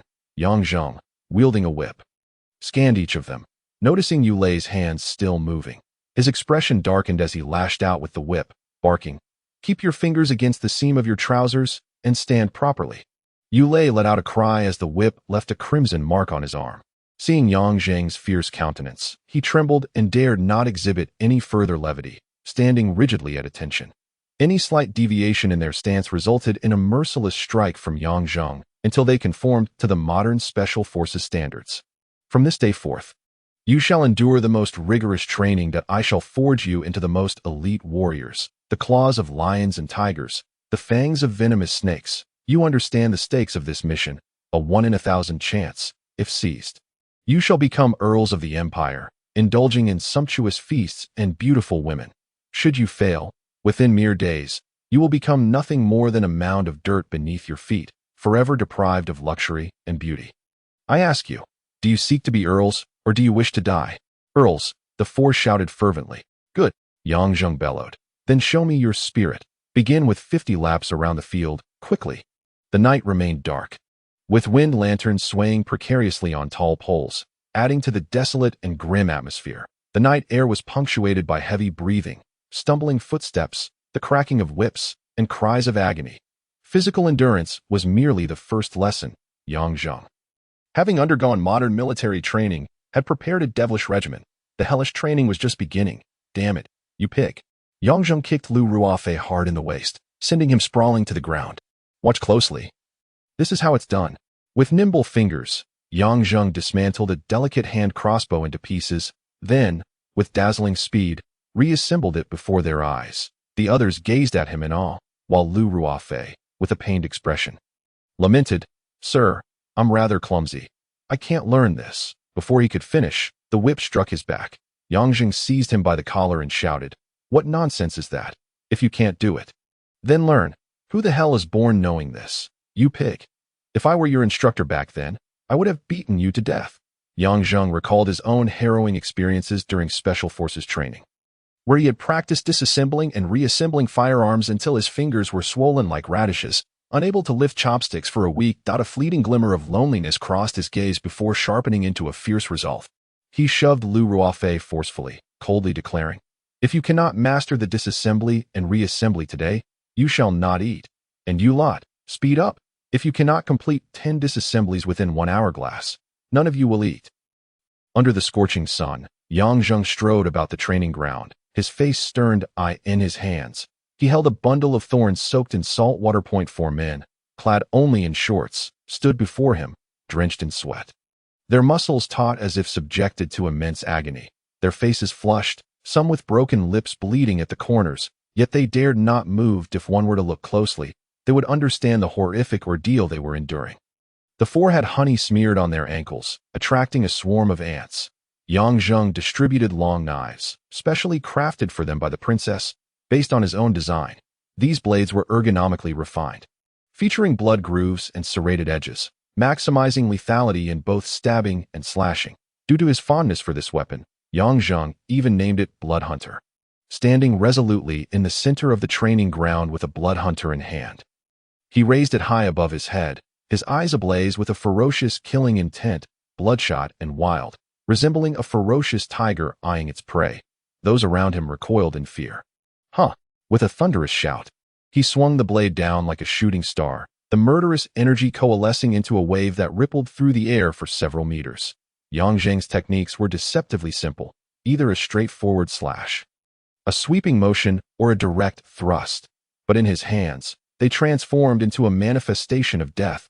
The sheer aura of his presence evoked a visceral sense of dread. With the blood hunter in hand, Yang Zheng's swordsmanship had at least doubled in potency since his defeat of Wilson at the Hongyun Tower. Hong Shi and the others felt their breaths quicken, their eyes ablaze with fervor. This was the true instrument of death, far superior to any ornate noble's swordplay. Witnessing the spectacle, they could not contain their exclamations of excitement. Ha ha ha! Yang Zheng delivered 3 rapid strikes with a terrifying ferocity. As if 3 adversaries lay before him, each spilling blood under his blade. Suddenly sheathing his weapon, he turned and swept his gaze across the 4. You have 3 days to master these techniques. In 3 days, all of you will spar with me. Fear flickered in all their eyes. Fighting Yang Zheng was akin to suicide. The training was steeped in blood and brutality. The blood-soaked cross consumed more stimulants than any other unit, enduring pain 100-fold greater than in the death camp. No one dared to slack off, nor did anyone voice complaints. Compared to Yang Zheng's harshness towards himself, Hong Shi and the others felt they were in paradise. Yang Zheng had Mo Bingyun forge countless heavy iron rings for them, beginning with a training weight of approximately 20 kilograms, escalating to 100 kilograms, while he himself bore an astonishing 200 kilograms. For an ordinary person, such a burden could prove fatal. If his subordinates ran 50 laps, he would run 100. If they shot arrows 1,000 times, he would shoot 3,000. The intensity of his training was beyond comprehension. Each day, after training, his body bore no unscathed flesh, yet by the next day, thanks to his extraordinary recovery, he would rise again, subjecting himself to even more rigorous training, as if he sought to extract every ounce of potential from within. The soldiers of the Wolfang camp watched in awe. They could scarcely fathom such resilience. Merely observing left them breathless. The legend of the Undying had morphed into the devil from hell. Mo Bingyun and Qiu Yuanshan stood at a distance. And although this was not their first encounter with the training of the blood droplet cross, they were still profoundly shaken. Qiu Yuanshan vividly recalled the moment he first witnessed Yang Zheng's training, when his scalp tingled with disbelief that it was a sight beyond human capability. He was encumbered by 200 kilograms of iron rings, effortlessly defeating the other 4 members of the blood droplet cross. Prior to this, he had just completed 150 laps around the training ground. He was a veritable demon. He inhaled sharply, a chill running down his spine. He is formidable, is he not? Mo Bingyun suddenly inquired, with his inherent pride. Qiu Yuanshan could only nod in affirmation. Indeed, perhaps his martial skills do not rival those of true masters, but his strength is a raw, primitive ferocity, an indomitable spirit. A glimmer of intrigue sparkled in Mo Bingyun's eyes. Uncle Qiu, I recall that before I turned 10, when I studied swordsmanship with you, I never received such high praise. Heh. Qiu Yuanshan chuckled awkwardly, lamenting. If our empire had 10,000 soldiers like Yang Zheng, sweeping across the continent would be but a matter of time. Is that truly possible? Mo Bingyun asked. Puzzled. Yes. Alas, it is not. A hint of despondency laced Qiu Yuanshan's words. The existence of one such individual was already a miracle. Chapter 7. Entering the flowing clouds 3 months later, in the deep autumn. Frost blanketed the earth. Crossing the sad wasteland from the western line of Tsangyue and traversing the Macedonian Rift, one arrives at the borders of the Flowing Clouds Kingdom. This kingdom is the largest in area on the Blue Wind continent. Yet it is also the most barren, its environment reminiscent of ancient northern China. Vast and sparsely populated, it is desolate beyond compare. Most of the land consists of nutrient-deficient brown soil. Flowing Clouds is composed of several tribal clans, living a nomadic existence that in such harsh weather and geographical conditions. The clans of Flowing Clouds are all fierce and bloodthirsty, revering warriors. Their deity is the brutal god of strength, Mashtar, among the clans. The most formidable are the fierce Chong people, with the current king of Flowing Clouds being the chieftain of the Chong, Lunbaluo. Besides producing the continent's renowned furs and warriors, Flowing Clouds also boasts the largest iron ore deposits on the continent. In the eastern part of Flowing Clouds, the firmer mountains are home to the finest blacksmiths, the Highland Dwarves. Each year, the Highland Dwarves forge weapons for Flowing Clouds, bringing immense profit to the Chong people. Dwarves are the best blacksmiths and the fiercest warriors. Their hammers, weighing over 100 kilograms, are lethal instruments in battle, with the ability to wield heavier hammers indicating greater craftsmanship. It is said that the oldest dwarf, the continent's only Grandmaster Smith, Tai Lijuoff, can wield 2 hammers exceeding 500 kilograms each, a thought that is enough to instill fear. Even the most valiant Chong dare not provoke them, instead honoring the dwarven blacksmiths with the utmost respect when requesting weaponry. Flowing Clouds shares its northeastern border with the Wirong Kingdom, forming a tripartite stalemate with Songyue Kingdom. On this day, a small merchant caravan appeared in the border town of Herita in Flowing Clouds.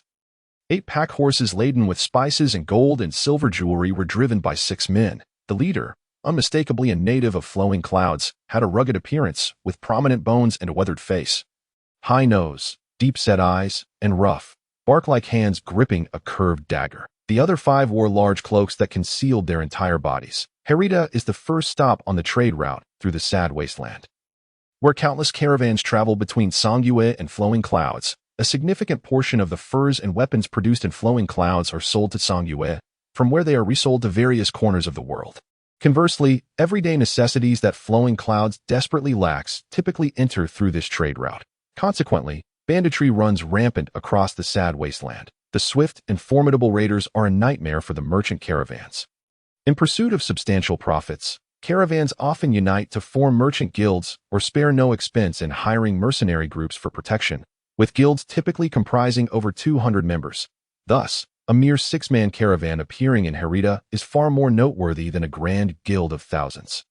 It signifies that they have evaded the bandits' interception relying solely on their own strength. Flowing Clouds is a nation that venerates the brave. Upon their arrival at the gates of Herita, the small caravan was quickly permitted entry after a brief inquiry by the city guards. 3 hours later, the renowned Kamiya Merchant Guild also entered Herita, bringing with them astonishing news. The infamous Iron Hook bandits had been annihilated in the heart of the wasteland, with all the deceased having met their end by a single blade or arrow. According to the most experienced captain of the Kamiya guards, the bandits had perished merely hours prior. When Kamiya discovered the corpses, the blood was still warm. The arrival of this news brought jubilation to all the merchant caravans. The Iron Hook bandits were the most ruthless in the sad wasteland. While they may not have been the most numerous or the strongest, their methods were the most vicious, leaving all caravans they successfully ambushed brutally disemboweled. Though there were powerful mercenary groups that contemplated their extermination, the Iron Hooks were elusive, their members each masters of horseback riding, able to move with lightning speed, causing all who attempted to encircle them to return empty-handed. Now, with the Iron Hooks finally vanquished, how could this not invigorate the traveling merchants? Yet, who exactly was responsible for their demise? In the guild hall of Herita, merchants animatedly speculated about the recent events. The city guards at the gate were also surrounded by curious onlookers eager to inquire about any merchant guilds or mercenary groups that had entered Herita in the past half-day. The squad leader of the city guards flipped through the records. In the past half-day, aside from a 6-man caravan that passed through 3 hours ago, there have been no noteworthy merchant guilds or mercenary groups. The crowd collectively sighed in disappointment. They could not possibly believe that a mere 6-man caravan had taken down nearly 100 Iron Hooks, speculating instead that the warriors responsible for their extermination had departed the wasteland via a different route. After a brief respite in Herita, the 6-man caravan sold their spices and jewelry at a remarkably low price to the local businesses, their small quantity of goods failing to attract any significant attention. After disposing of their merchandise, they lodged at a local inn. The 6 individuals rented a small courtyard, and the Flowing Clouds native, armed with a curved dagger, quickly departed through a side door. The remaining 5 cautiously inspected their surroundings before swiftly closing the door. The cloaks were cast aside, revealing 5 faces that, while somewhat weary, bore an indomitable resolve. It was none other than Yang Zheng leading the blood droplet cross. Damn, those bastards were easy to cut down. I wish I could have taken a swing at their backs, Yule exclaimed. Clutching his rear, the others exchanged knowing smiles, their bodies stained with a gruesome dark red, as if they had emerged from a pool of blood. Stripping off their garments, they filled buckets with cold water from the courtyard and poured it over themselves. The water coursed over their skin, tracing the jagged wounds, causing their muscles to quiver in pain. Despite their faces turning blue from the cold, they laughed heartily, exuding a sense of exhilaration. It's been a long time since I've killed with such efficiency. Hongsher licked his lips, his fair and handsome appearance belying his reckless ferocity in battle. Damn it, a bunch of suicidal fools. Iron hooks. What a joke. Lu Ruofei scoffed. Meng Sun remarked gloomily. It's not as simple as that. Did you not notice how much more adept we were at killing compared to our time in the death camp? Previously, I would slash wildly with my knife, but when I faced those iron hooks, it felt as though the blade had a mind of its own, striking at their vital points as if my hand instinctively altered its trajectory. Upon hearing this, the others fell into contemplation, realizing the truth of his words. Reflecting on their progress, their eyes brightened as they gazed at Yang Zheng, who had been quietly tending to his wounds, after applying high-quality healing ointment all over his body. The 5 of them retreated indoors to rest, in the battle against the sad wasteland. The blood droplet cross, having undergone Yang Zheng's devilish training, unleashed an unprecedented level of combat prowess. Their coordination and teamwork were truly exemplary. Upon their first encounter with the Iron Hook bandits, they had dispatched over 20 of them with a barrage of arrows, and in the ensuing close combat, the ferocious blood droplet cross fully manifested Yang Zheng's blood-soaked blade technique. The Bloodhunter blade displayed devastating lethality in battle, causing the notoriously brutal Iron Hooks to flee in panic after leaving behind over 60 corpses. Hongsher and the others grew increasingly in awe of Yang Zheng. Who else in the world could transform a group of desperate outlaws into super soldiers in just 3 months? They all understood the gap between their former selves and their current state. And the task of assassinating Zhou Qingzi no longer seemed insurmountable. Instead, there was now a tangible hope for success. The 4 soon fell into a deep slumber, knowing that only sufficient rest could restore their spent energy. In this world devoid of clocks, Yang Zheng was the first to instill a sense of time into their training that a truly powerful warrior must learn to make the most of every single moment. Especially when executing a mission, every second is invaluable. With immense explosive power, precise time control, and flawless coordination, none of these elements could be overlooked. Yang Zheng found a solitary room, kneeling in silence, his heart a void, akin to a tightly wound spring that had suddenly relaxed, leaving behind an overwhelming emptiness. For 3 months, he had relentlessly trained, cruelly pushing his body's limits in every conceivable way. At times, he questioned whether he had a tendency towards self-harm. It was likely that anyone who had endured such profound change and lived through a hellish, bloody existence would inevitably experience some psychological distortion. Yang Zheng is acutely aware that his mental state has long since deviated from the norm. On Earth, he would be regarded as a monstrous serial killer, a figure feared by all. After 3 months of inhumane training, his character underwent a significant transformation. He no longer reveled in bloodshed, but had become utterly cold when he executed the butcher known as Iron Hook. His indifference and ruthlessness resembled the act of slicing through lifeless straw, a chill that left even him incredulous. The essence of humanity within him had nearly vanished, a fact that would likely send shivers down his spine. Gazing vacantly ahead, he pondered the true nature of this character. Was it good or ill? Silently, he produced the jade flute he always carried, caressing it gently in his rough palm. In that moment, a rare tenderness flickered in his eyes. Xiaoyan. As twilight descended, the winds from the wasteland grew fierce, in the sand-laden town of Helita. Only the weather vane atop the towers swayed violently, offering a glimmer of light to the distant horizon. The entire town lay shrouded in darkness. The harsh weather compelled its residents and passing merchants to retreat to their homes early for rest, most of whom would rise at dawn to continue their journey. With the capital, Mankita, being the primary objective for various merchant caravans seeking more suitable buyers and greater profits. The shadow darted swiftly through the sand-covered streets of the town before slipping into a small inn by the roadside. The door to the courtyard where Yang Zheng resided was knocked upon. After an afternoon of recuperation, the group known as Bloodied Cross had just awakened from sleep.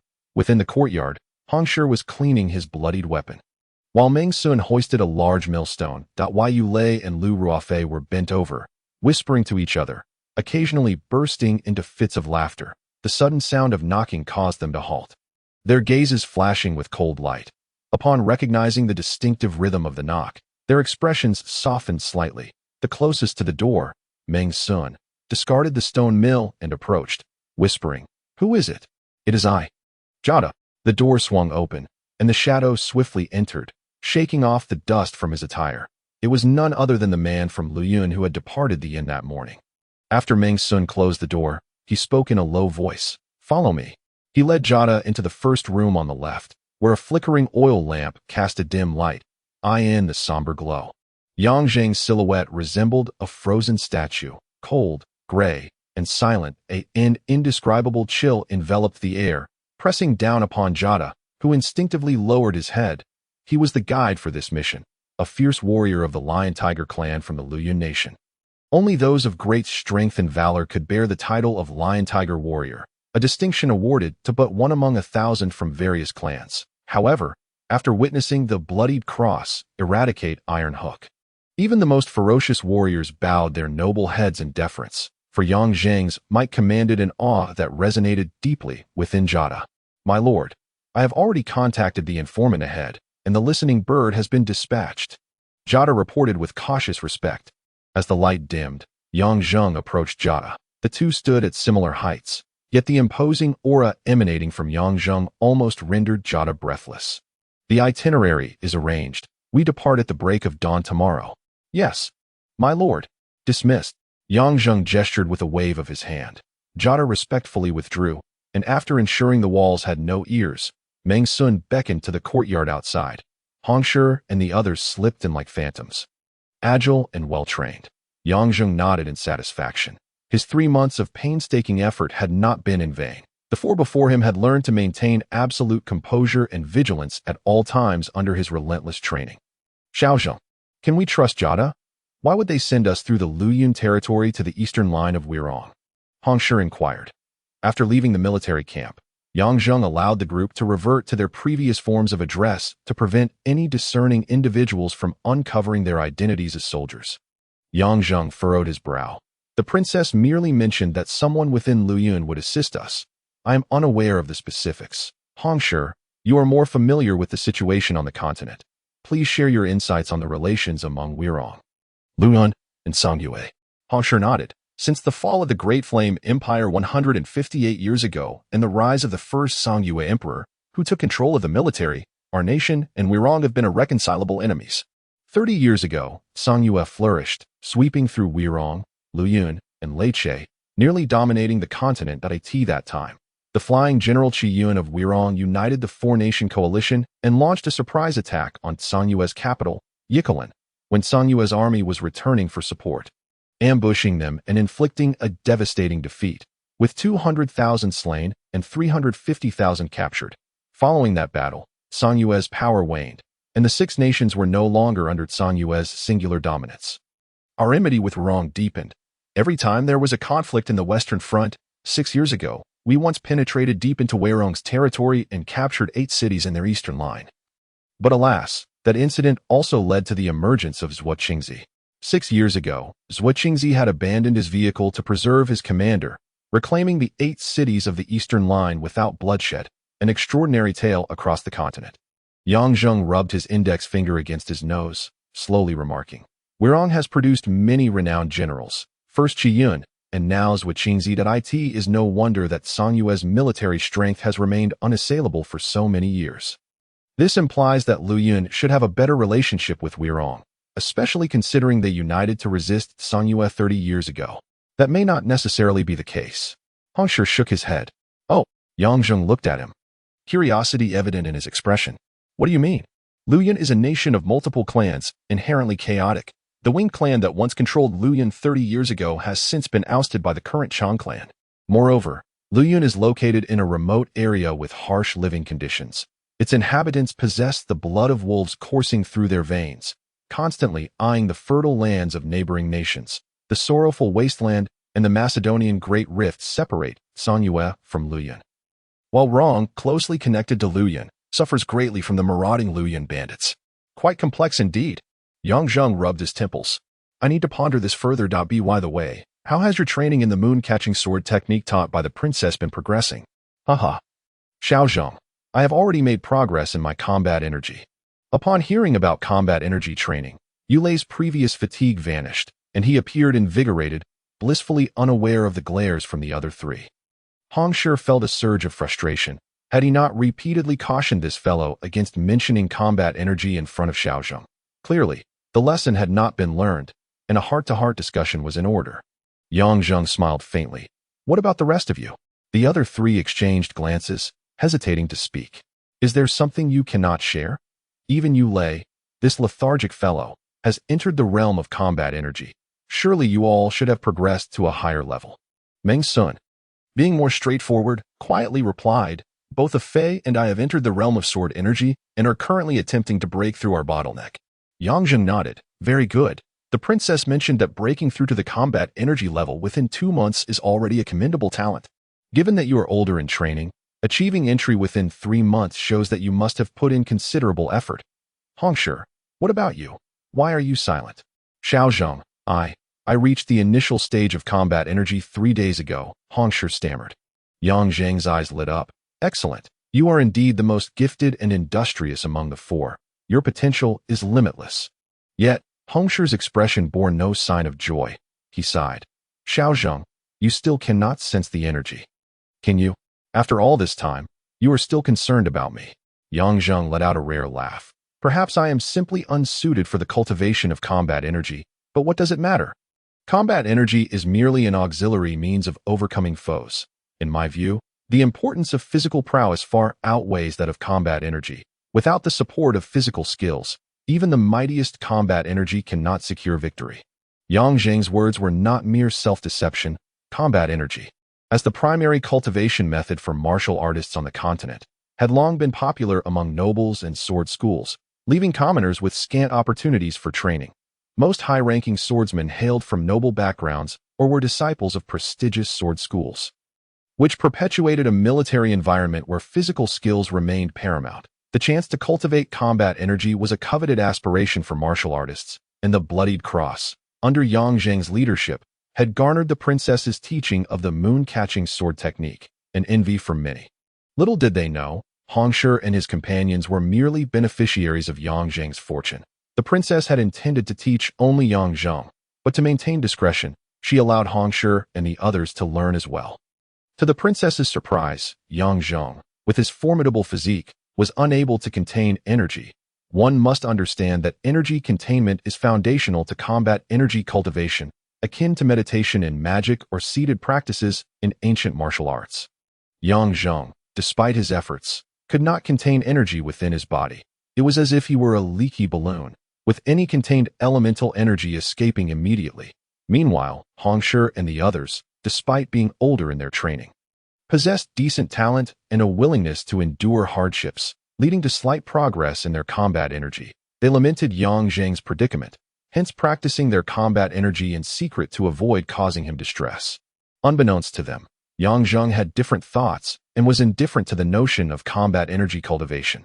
Initially, Yang Zheng had been somewhat curious about combat energy, but after delving deeper, he discovered numerous drawbacks. It resembled energy stored within the body, with the martial artist's physique serving merely as a vessel. If a martial artist exhausts their combat energy, they would be hardly distinguishable from an ordinary person. To put it simply, cultivating combat energy is akin to continuously expanding the capacity of the body while failing to strengthen the vessel itself. Such a superficial and misguided approach to cultivation, in Yang Zheng's view, pales in comparison to the practicality of physical combat techniques. At least those who excel in martial arts possess bodies that are generally unparalleled in strength. He had not shared this reasoning with Hong Shi and the others, yet during their specialized training, He had already prioritized physical training above all else. One could not deny that the martial skills of the Blood Cross members are undoubtedly among the finest in the military. Chapter 8. The Keurig Trading Company. 3 days later, under the guidance of Gata, the Blood Cross team arrived at the first city on the border of Luoyang and Wirong, Sabadan, located approximately 200 miles from the Wirong border. Sabadan is a significant port city within Luoyang. The Klein River originates from the towering peak of the Quians in the Rocky Mountains, flows through Sabadan, meanders around the northern borders of Wirong, and ultimately surges into the Blue Dream Sea. Due to its proximity to Wirong, the architectural style of Sabadan has absorbed the finest elements from coastal nations, constructed with the sturdiest blue steel stone. The grand gates and courtyards create an imposing atmosphere, making it feel as though one has entered a stone fortress. As a result, Sabadan has become one of the continent's renowned strongholds, standing tall at the eastern frontier of Luoyang for centuries. Upon stepping onto the cobblestone streets of Sabadan, one could observe individuals of various skin and hair colors, with the occasional dwarf passing by. This was Yang Zheng's first encounter with dwarfs, who typically stood between 1 and 1.5 meters tall. Their dark skin tinged with a hint of green. Their eyes were usually a brownish green, and their hair and beards appeared unkempt. With exceptionally developed upper limbs, they often had thighs as thick as those of adult men. And Yang Zheng held no doubts about their strength. For some reason, their appearance reminded him of pirates from the Caribbean. Gata quietly remarked, "Highland dwarves hold a significant status in our land. They are born blacksmiths. You see, our nation's weapons are quite famous, all crafted by these little fellows. Hey lass, let us have some fun." Just then, a shocking scene unfolded before Yang Zheng's eyes. Several dwarves surrounded a civilian human woman, erupting in lewd laughter. Compared to women from Earth, those of the Blue Wind continent were generally taller, usually over 1.70 meters. It was evident that the dwarves were amusingly encircling a woman who towered over them. However, what they were doing was far from laughable. That a few robust adult dwarves were tearing the woman's clothes into shreds. The woman cried out for help, yet passers-by merely glanced for a moment, their expressions indifferent, before hastily moving on. Is such behavior common in your country? Is there no law enforcement? Yang Zheng's voice was low and strained. Gata shrugged. No one cares about this. You see, war and harsh conditions have led to the deaths of many men in our country. Leaving behind these women who consume much and contribute little, they cannot fight on the battlefield. Their sole purpose is to serve Ian. No one would dare to provoke the powerful dwarves for the sake of a common woman. Help me. Please, save me. The woman, upon seeing Yang Zheng and his companion stop, seemed to glimpse hope and began to struggle and shout desperately. Yang Zheng tightened his grip on his knife. Hey, his hand was grasped by Gata. Don't get involved.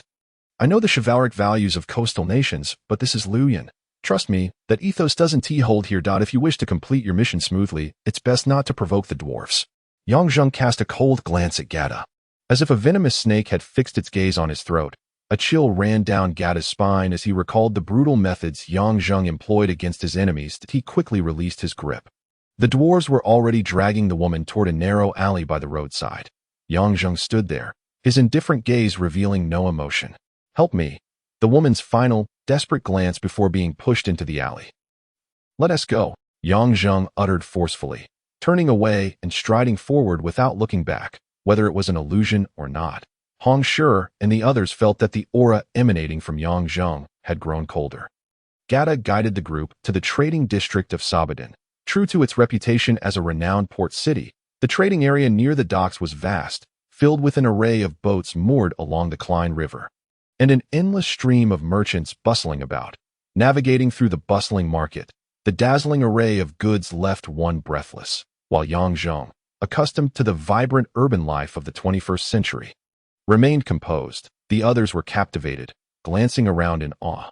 However, noticing their leader's stern demeanor, they refrained from acting out and obediently followed behind.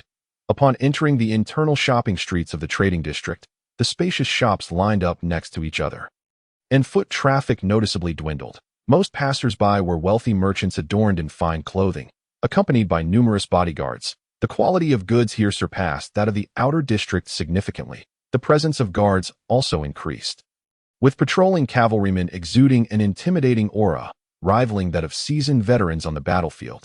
It seems Gata was right. Indeed, The people of Luoyang are ferocious and bloodthirsty. Yang Zheng silently observed the cavalrymen, recognizing that only those who had taken many lives could carry such a bloody scent. Just a few steps further, a loud shout rang out from behind. Thief! Guards! Guards! Catch that man!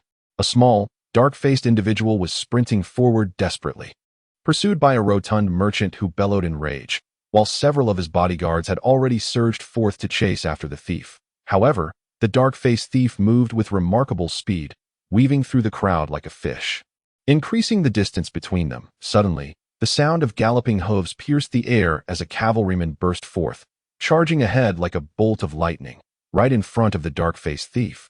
With a flash of steel, blood sprayed into the air, and a severed head tumbled to the ground at Yang Zheng's feet. That it was none other than the dark-faced thief. The guard's long blade flicked, and the yellow pouch from the thief's hand was seized. Hong Shi exclaimed, "What skill, little Zheng? Hey, what is wrong with you?" Yang Zheng's gaze fell upon the head at his feet as he slowly crouched down, brushing aside the disheveled hair to reveal a youthful face. Its brown eyes wide open in death, unblinking. His heart felt as though it had been tugged by something unseen. The cavalryman, after tossing the yellow pouch back to the merchant, rode up to Yang Zheng. The guard's piercing gaze landed on Yang Zheng and his companions. Apart from Gata, the other 5 were cloaked in large capes, exuding an air of mystery, while the bloody scent emanating from them made the guard wary. He tightened his grip on his long knife and barked, "Who are you?" Yang Zheng did not even spare him a glance. He picked up the head and walked straight to the child's corpse. A corpse collector had already arrived, preparing to wrap the child's body in straw mats. "Hey you!" The guard shouted in fury, raising his long knife, ready to charge at Yang Zheng. In an instant, figures darted forward. The sound of weapons slicing through the air echoed, and the guard found himself encircled by 4 individuals, their knives pointed menacingly at him. The overwhelming murderous intent emanating from all directions made even the bloodthirsty guard's expression change. He was certain that any move on his part would result in a thunderous reprisal. Silence enveloped the scene as a bead of cold sweat trickled down his forehead. The sound of galloping hooves echoed around them as more guards rushed to the scene, and the passers-by had already retreated to the sides of the road. Gata inwardly cursed. "This is bad." He hurriedly stepped forward, shouting at the mounted guards, "Don't misunderstand. Don't misunderstand. We are from the Keurig Trading Company." He dared not provoke Yang Zheng, only tugging at Hong Shi's hand, whispering, "Please don't get into a conflict with the guards. Remember why you are here." Hong Shi paused momentarily. Yang Zheng was still crouched, aligning the child's head with the corpse. Gently brushing down the dead child's eyelids, he tossed a gold coin to the corpse collector and coldly instructed, "Ensure his body is sewn together and buried properly. Understood?" The corpse collector, caught in Yang Zheng's piercing gaze, felt as though he had been drenched in blood, a chilling dread creeping over him, and he hurriedly nodded in agreement. Only then did Yang Zheng turn, his eyes scanning the increasingly numerous cavalrymen surrounding them. His hand resting on the hilt of his sword, his body slightly bent, resembling a poised leopard ready to spring. The situation grew ever more dire. "My lord!" Gata rushed to Yang Zheng's front, calling out in desperation, fearing that a fight would ensue, leading to uncontrollable chaos. Seeing Yang Zheng's face, as expressionless as stone, he whispered, "Let me handle this. A small grievance could disrupt the grand plan, my lord." Yang Zheng's eyes flickered, his body suddenly straightening as he waved his hand. Hong Shi and the others quickly glanced at the guards caught in the middle and hastily retreated to Yang Zheng's side. Gata let out a sigh of relief, pulling out an iron badge and a small pouch of gold coins, presenting them to the captain of the guards while whispering a few words. The guards then retreated like a receding tide. Yang Zheng regarded Gata as if seeing him for the first time, studying him intently. The Keurig Trading Company was the destination of Yang Zheng's journey. It was nestled deep within the trading district of Sabadan, signifying its prominent status. Keurig undoubtedly ranked among the top 3 private trading companies in Luoyang. Unlike the stone architecture of Sabadan, Keurig's exterior was also crafted from resilient blue steel, but its interior showcased a different charm. Constructed with enduring snow-pear wood, exuding elegance and refinement, with towering red-shirt trees lining the broad courtyard along the main avenue, those frequenting the Keurig Trading Company were notably prominent and wealthy merchants, evident from the opulent carriages and finely attired servants that surrounded them. Upon entering the main hall of the trading company, the merchants present cast disdainful glances at the cloaked figures. The hall was populated solely by esteemed merchants. While the servants were relegated to the outer chambers, Yang Zheng's group appeared rather shabby in comparison. Whose servant is this, so lacking in courtesy? The wealthy merchants exchanged covert glances of disdain.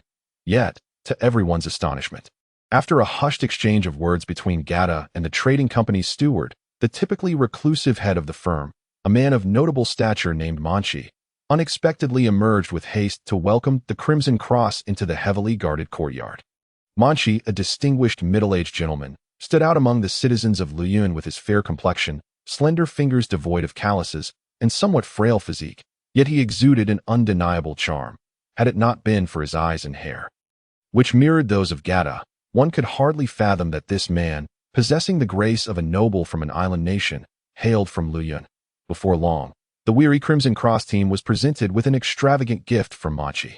In a grand white jade bath, 6 individuals luxuriated in the water, teetering on the brink of unconsciousness from sheer comfort. For travelers, there is no greater solace than a soothing bath after a long journey. And it was clear that Manchi had a keen sense of hospitality. After soaking for a while, Yang Zheng, with his eyes closed in repose, was roused by the soft sounds coming from the doorway. 6 stunningly beautiful women, clad in sheer, flowing fabrics, glided in with delicate steps, their slender waists undulating like serpents, their alluring curves subtly hinted at beneath their garments, stirring the waters of the pool. Esteemed sirs, Master Manchi has sent us to attend to your bathing needs. The most enchanting among them spoke, her voice soft and beguiling. Ugh, ugh.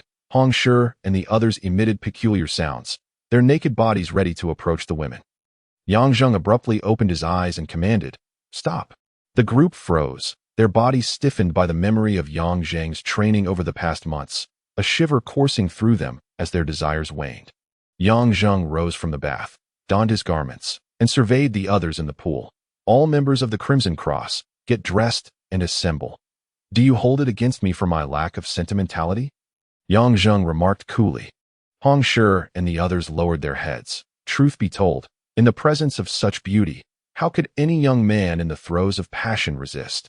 Yang Zheng's earlier command had indeed left a few of his subordinates feeling somewhat unsettled. I have never coerced you into accepting my philosophies. Even the title of captain is but a shackle to me. Hong Shi, Meng Sun, Lu Ruofei, Yulei, you should know my character. Once I am determined to achieve something, I will exert every ounce of my strength to excel. This time is no different. The assassination mission is merely one aspect. The second reason is that, as your superior, I bear the responsibility to ensure your safe return from this task. Therefore, every step and detail must be executed to perfection, not only for my own accountability, but for yours as well. Once the assassination is complete, I shall resign from the captaincy, and from then on, you may proceed as you wished. I have no interest in meddling in your affairs, nor do I possess the right to comment on your way of life. Yang Zheng's expression remained serene. Yet it instilled a sense of shame in the members of the Crimson Cross. Very well, you may all retire to rest. Yang Zheng settled cross-legged on the bed, closing his eyes. The 4, accustomed to his demeanor, understood that he was taking time to recuperate and dared not speak further, respectfully exiting the room. You say that Iron Hook was annihilated by those 5?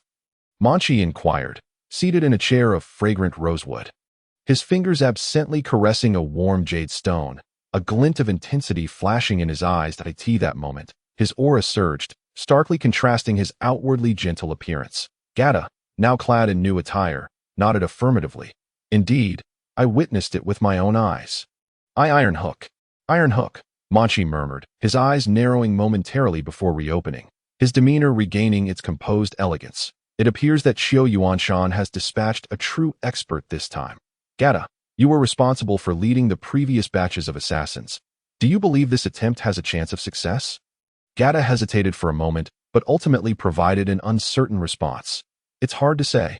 Manchi's response was a thoughtful though his mind churned with tumultuous thoughts. The phrase "it's hard to say" sufficed to affirm the prowess of the Crimson Cross. In the past, whenever Gata had brought assassins, Manchi had posed a similar inquiry, receiving only the curt reply of sent to their deaths. History had proven that Gata had never been mistaken, regardless. This performance promises to be more thrilling than any before. It is truly something to anticipate. Manchi remarked, a sly smile gracing his lips. By the way, Gata, were the women satisfactory to them? Gata's face flushed with embarrassment as he sheepishly replied, Boss. They turned them down. Manchi was momentarily taken aback, then regarded Gata with a knowing gaze, chuckling, Oh ho ho. I wondered why our brave warriors of the Tianji tribe appeared so pale. Facing 6 ravenous lionesses is indeed a formidable task. TSK, yet those fellows are rather amusing, to have even declined the company of women. Gata chuckled awkwardly. Yang Zheng ultimately grasped the true intention behind Qiu Yuanchan's strategy of sending them on a lengthy detour to infiltrate the Wei Rong Eastern Front for the assassination of Zhuo Qingzi. At the Kulik Trading Company, they were to masquerade as Lu Yun citizens to carry out the assassination, which, regardless of its outcome, would undoubtedly exacerbate the already tenuous relationship between Lu Yun and Wei Rong. Should Zhuo Qingzi be slain by Yun assassins, given his reputation, a full-scale war between Wei Rong and Lu Yun would be inevitable. The 3 nations of Tsangyue, Wei Rong, and Lu Yun bordered each other, and if Wei Rong's eastern forces launched an assault on Lu Yun, it was easy to foresee who would ultimately benefit from the conflict. What a nefarious scheme.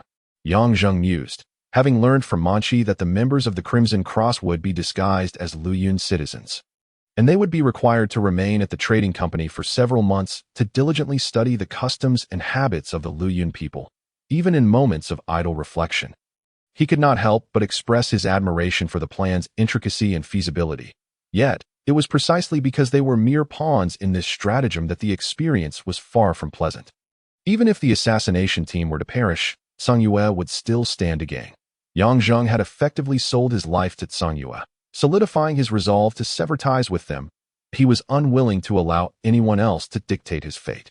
However, the task of assassinating Zhuo Qingzi was an unavoidable burden. Another question lingered. Why was the Kulik Trading Company going to such lengths to assist Tsangyue in the assassination of Zhuo Qingzi? After all, this plot evidently implicated Lu Yun as well. Did Manchi and Gata, as Lu Yun citizens, not possess even a shred of patriotism? There were likely deeper conspiracies lurking beneath the surface. Yet for Yang Zheng, such matters were inconsequential. He must first confront this exceedingly challenging assassination. Chapter 9. The Dwarf Blacksmith. 2 months later, the members of the Crimson Cross had undergone a remarkable transformation, now serving as 5 guards for the Kulik Trading Company. Surprisingly, Manchi was a rare apprentice sorcerer on the continent, with a particular talent for concocting potions that a mixture of sand scorpion venom and wood syrup created the finest hair dye. Without the unique, cleansing solution he crafted, one's hair would be forever tarnished with a grayish-brown hue. Additionally, the seeds of the chinya grass, when subjected to a special roasting technique and blended with unique dyes, would render one's skin weathered and parched, as though battered by wind and sand for over a decade. Except for Yang Zheng's black irises, which could not be altered, all others had assimilated into the appearance of native Lu Yun citizens. As for the issue of black irises, was there even a need for a solution? In Manchi's recollection, no race on the continent possessed black eyes, so to assert that Yang Zheng was a Lu Yun citizen, no one could refute it. Macelin was the premier dwarf blacksmith in Sabadan, operating the largest forge in the Eastern District. His business thrived, for in the martial-dominated realm of Lu Yun, weaponry was always in demand, particularly the renowned dwarven brand weapons. Every warrior took pride in owning a dwarven brand weapon. Macelin felt fortunate for his decision to descend from the Famir mountain range. You see, dwarves, with their long lifespans, were often synonymous with stubbornness, preferring the damp, chilly caves of the mountains to the warm, lush human world below. Though their craft of blacksmithing generated immense wealth, most dwarves lived in conditions inferior to even the most destitute of humans. They sat atop mountains of treasure, yet failed to indulge in extravagance. However, over time, some spirited young dwarves were inevitably drawn to the splendor below. Though their forging skills paled in comparison to their elder kin, they still stood out in the human realm. All nations treated dwarves with great respect, and lured by the temptations of cheese and fine wine, an increasing number of young dwarves ventured down to seek a better life. Macelin was among the first dwarves to descend. He had resided in Sabadan for 128 years, evolving from an impulsive and combative young dwarf into the oldest dwarf blacksmith in Sabadan. His forge had expanded significantly, with 12 apprentices already having completed their training. Now he merely needed to sit back and watch as the gleaming gold coins multiplied before him. Aside from this, he also enjoyed 3 human wives and concubines, a cellar filled with pine nut wine, and enough cheese to last for years. The springtime of the dwarves had arrived. Macelin took a hearty swig from the bottle of pine nut wine on the table, dug into his coarse, dark nostrils, and adjusted his posture to nestle more comfortably in the embrace of his human wife. The rhythmic clanging of the forge was the sweetest music to the dwarves, far surpassing even the harp of the art goddambab. Macelin thought to himself, squinting his eyes, and began to hum the dwarven blacksmith's song in delight. Snore, snore, snore. We are the merry little dwarfs. Snore, snore, snore. The strength of the dwarfs is immense. Snore, snore, snore. What are you doing? What are you doing? Why have you stopped? Hurry up and get to work. The irate old dwarf suddenly straightened up, roaring loudly, just as he was singing the dwarven blacksmith's song. The sound of hammering abruptly ceased. Such an unforgivable transgression. Were they mocking the quality of my singing? You lazy little rascals, I tell you, until you finish the 200 long spears commissioned by the city guard, you shall not eat, not even a crust of black bread. The old dwarf leapt off his sturdy wooden chair, brandishing the blacksmith's hammer at the table. In a fit of rage, his human wife cowered behind him. Trembling in fear, marrying a dwarf was truly a lamentable affair. Stinky, filthy, and with a temper like a powder keg. The old dwarf's eyes suddenly narrowed. Ceasing his tirade, his raspy voice echoed throughout the smithy. Who are you? A man clad in gray stood at the doorway, his tall frame nearly blocking the entrance entirely. The dwarven-sized doorway was clearly ill-suited for a human. The man slightly lowered his head and stepped inside. His calm voice resonated. I hear that this is the finest blacksmith shop in Sabadin. Hey, human brat. Mazelin squinted as he assessed him. Dressed in plain brown linen, the man's features were indistinct, merely a common human. After all, his voice grew coarse. Mazelin's smithy does not cater to lowly commoners. How you came in is how you shall go out. The human man, seemingly unfazed, approached step by step, his visage gradually emerging from the shadows of the smithy. His towering figure loomed over Mazelin, an oppressive sensation that made the old dwarf quite uncomfortable. He had to look up to glare into the human's eyes, dark and foreboding. Gasp! A wave of astonishment rippled through the smithy. Cough! Cough! The old dwarf erupted into a loud fit of coughing, his face flushed, his stout limbs flailing absurdly in the air. The human man had single-handedly grasped the old dwarf by the neck. Lifting him off the ground, the old dwarf struggled, but the immense strength he prided himself on had utterly failed him to date. He swung the massive blacksmith's hammer toward the human's head, only to have it effortlessly blocked by the man's left hand, which then seized it. The old dwarf's 12 apprentices yelped in terror, yet none dared to move. Who could predict how this man might react, and whether that colossal hammer might make a rather intimate acquaintance with the old dwarf's skull? It was a classic case of an egg confronting a rock, as the dwarven apprentices lamented with their limited intellect. Just as the old dwarf felt he might suffocate, he was suddenly dropped, crashing heavily onto the floor. This, however, was not the most significant event. Air rushed into his oxygen-deprived lungs like a great whale surfacing for air. Mazelin greedily inhaled the fresh air, his eyes wide with fear as he gazed at the human before him. The man crouched down, his black eyes calm as still waters, devoid of any panic or excitement that one might expect after committing a misdeed, as if nothing had transpired. His placid voice echoed once more.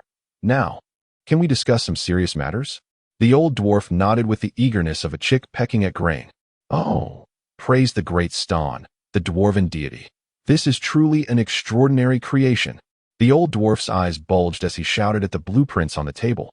His 12 apprentices believed their master had gone mad. The clumsiest of dwarfs began to twist his waist and break into a tap dance. Yang Zheng stood before the table, silently tapping his fingers on the surface.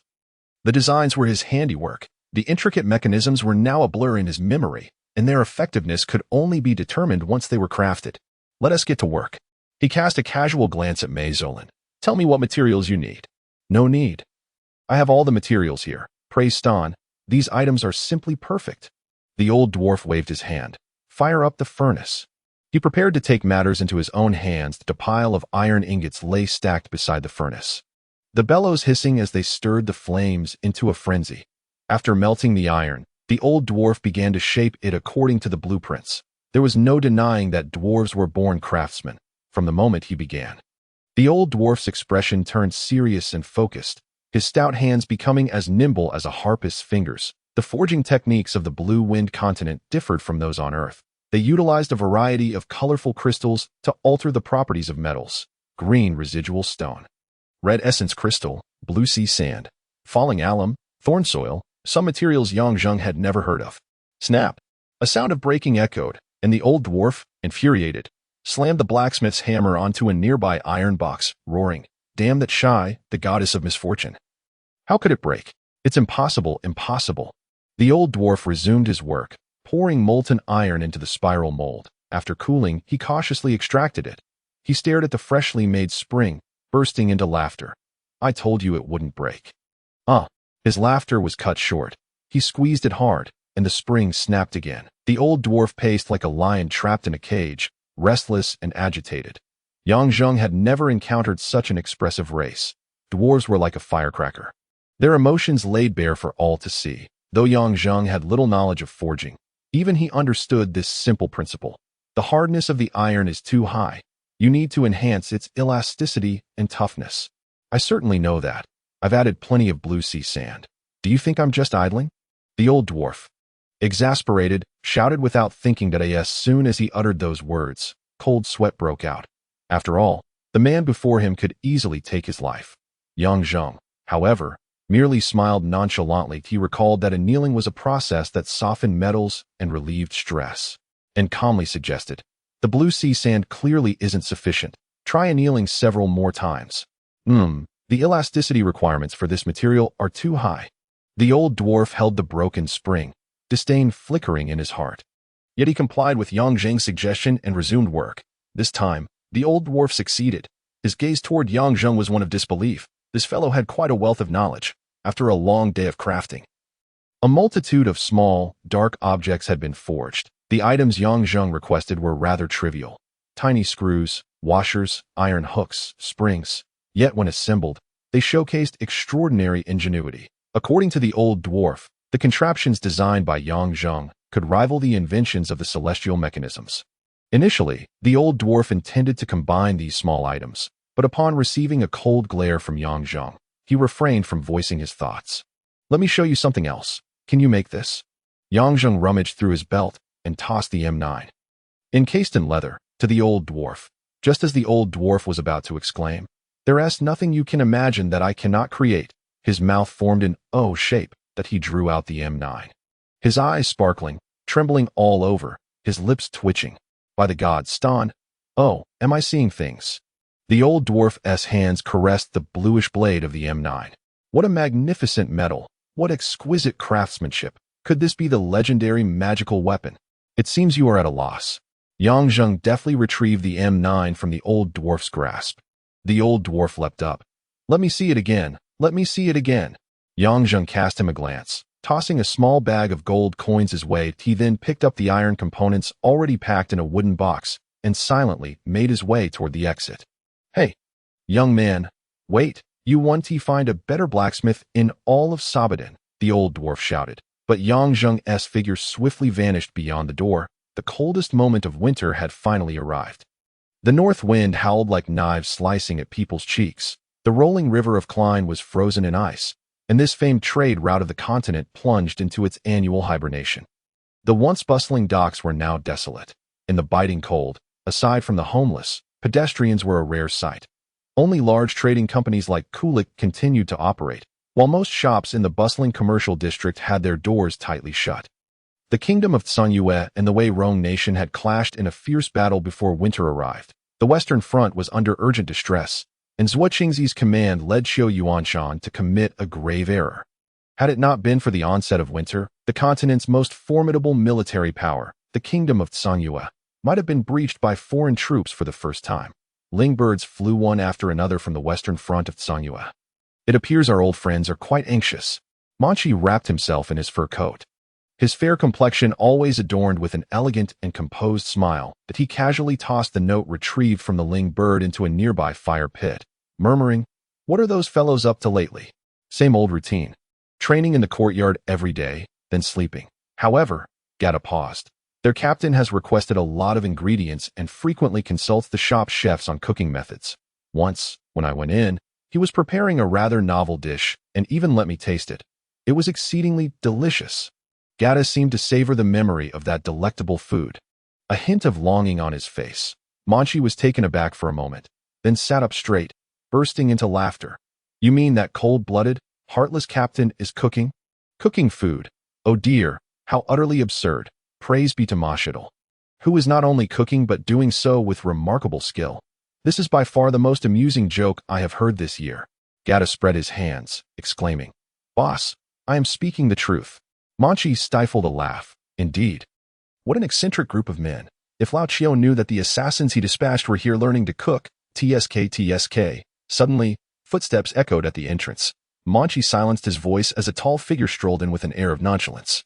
The darkness of his eyes revealed his identity. Yang Zheng. He offered a slight bow and remarked coolly, Mr. Manchi, we must take our leave.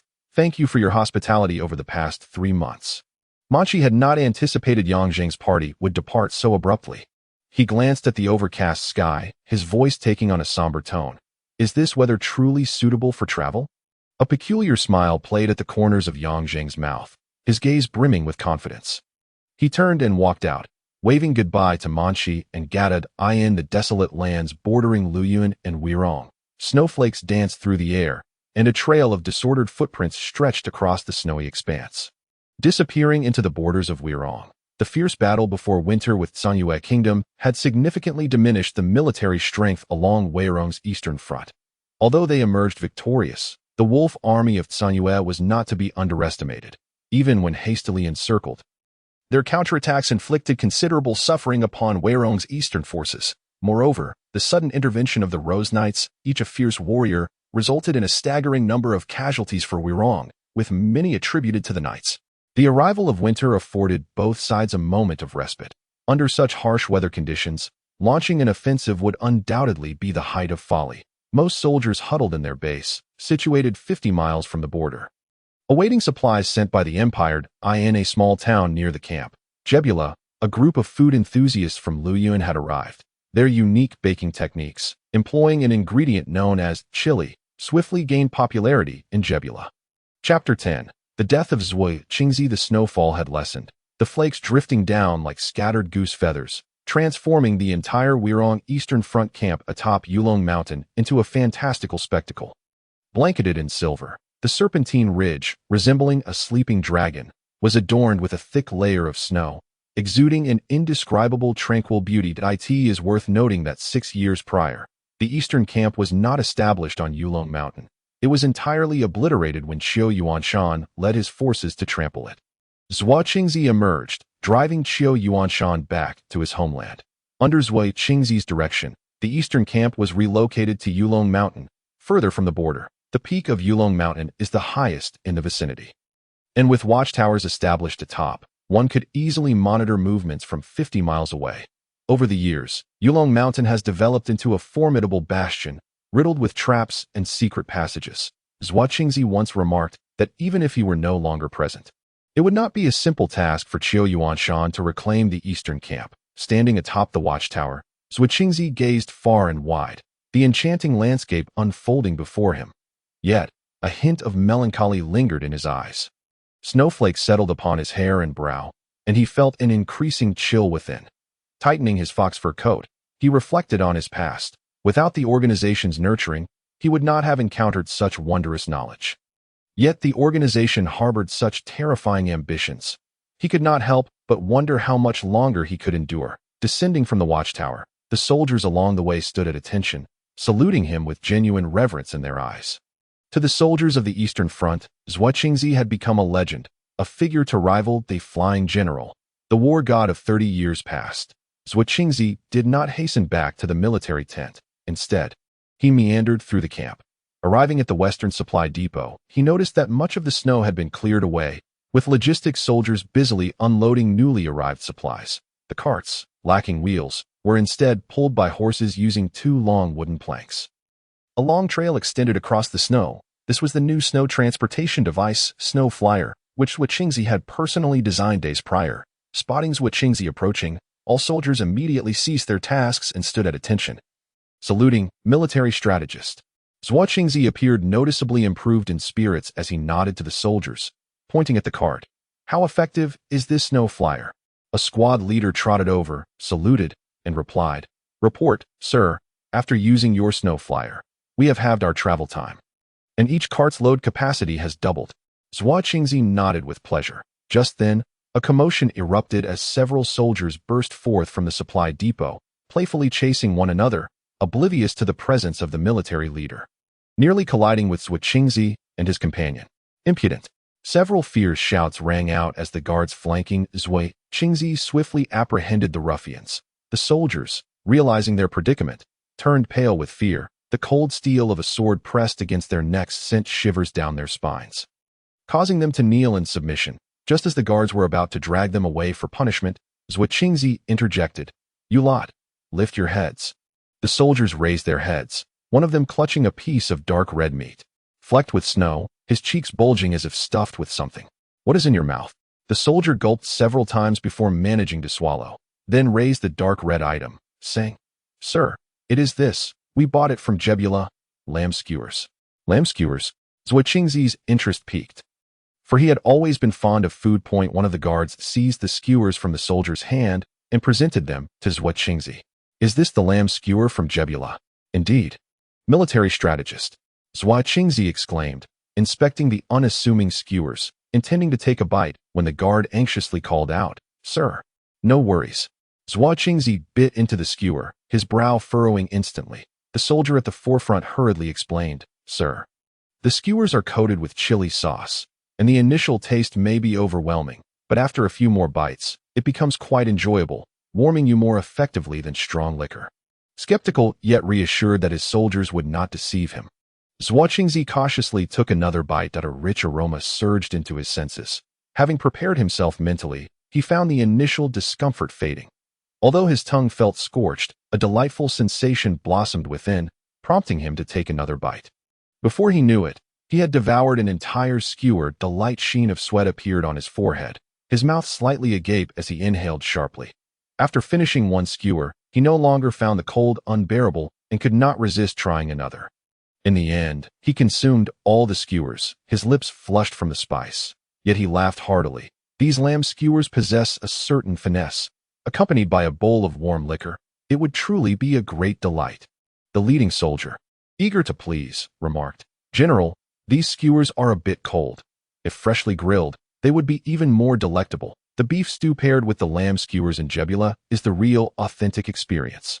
Zhuo Qingzi maintained a serene expression, though a spark of excitement flickered in his eyes, and his guards, familiar with him, recognized that the strategist was intrigued. The guards sheathed their swords and, after consulting Zhuo Qingzi, instructed the soldier, You go to Jebula and invite those food enthusiasts here.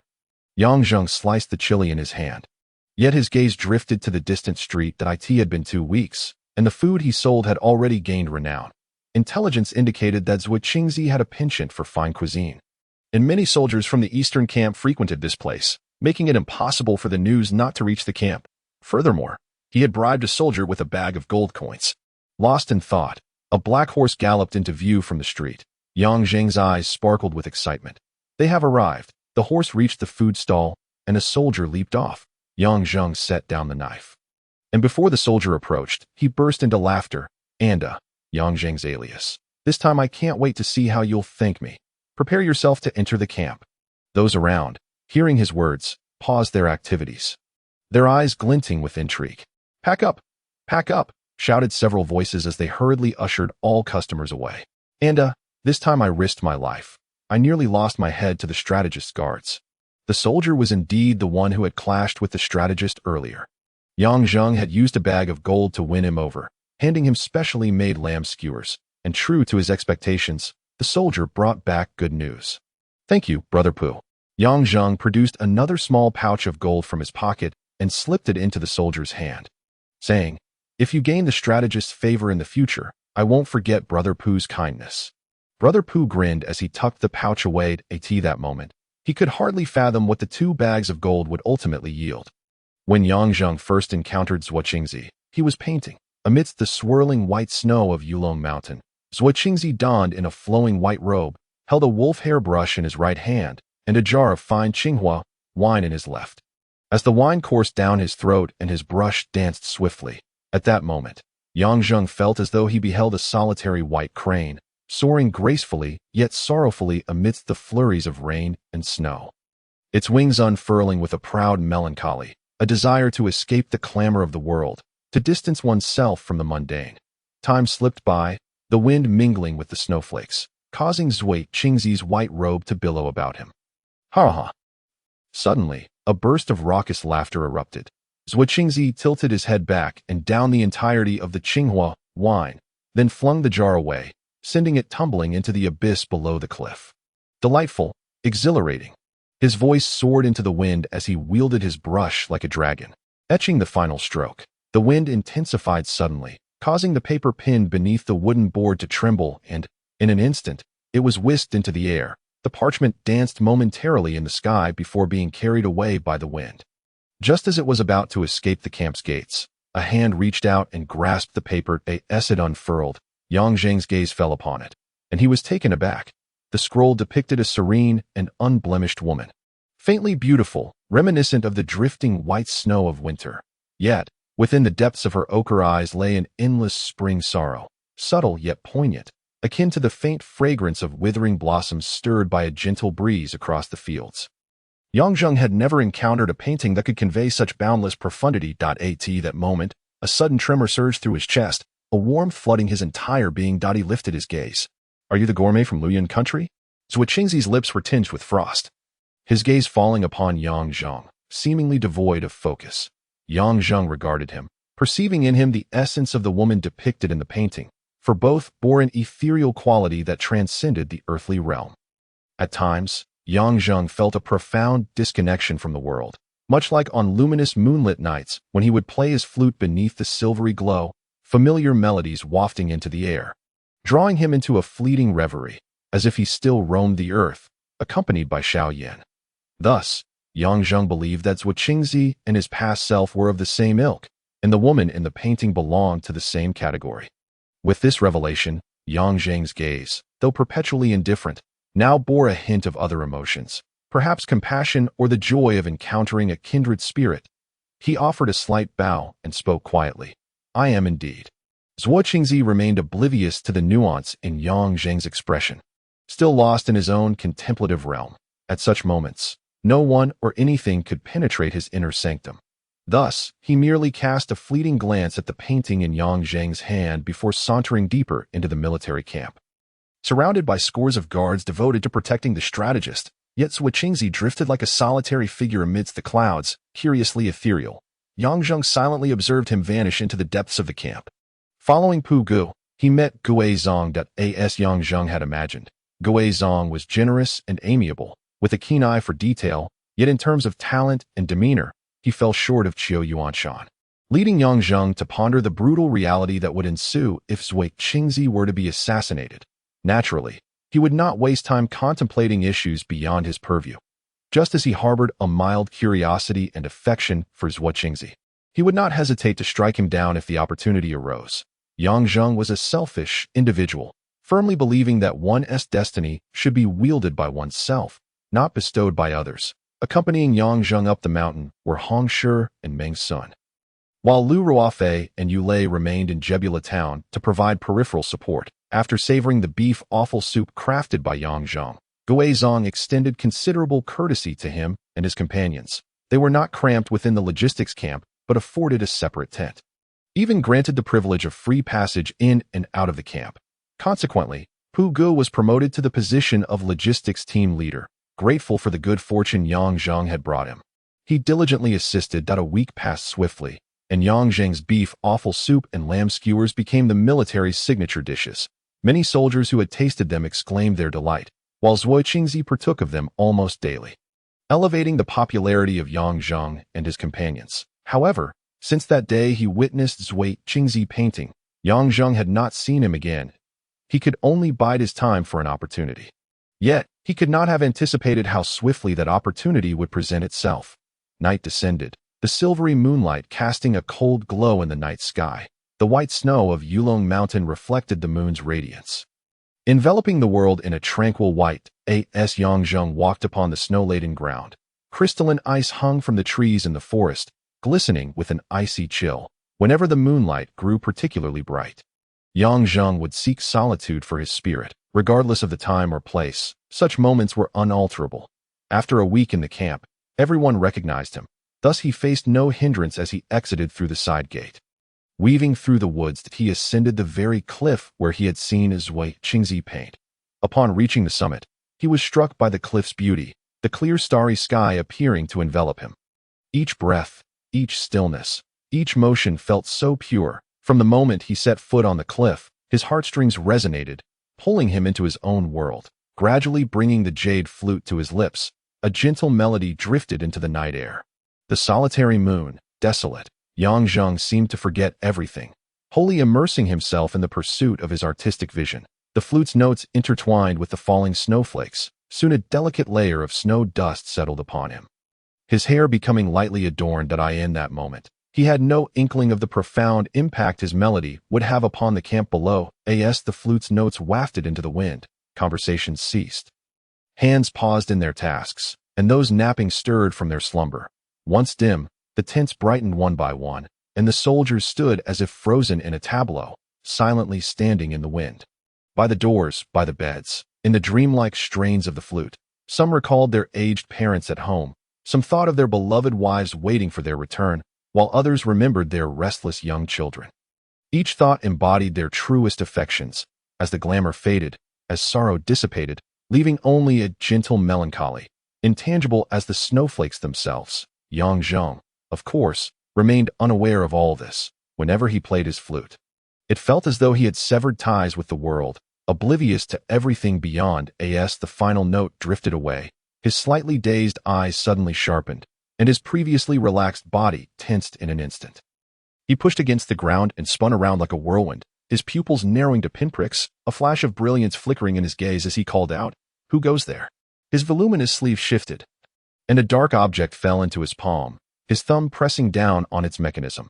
Before him lay the sparse pine forest, and gazing down the cliff revealed a radius of silence.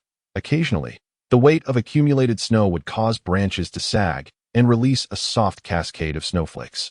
Instinctively wary, Yangzheng remained alert, holding his position for a moment, all his senses heightened to detect any hint of an unusual presence in the air.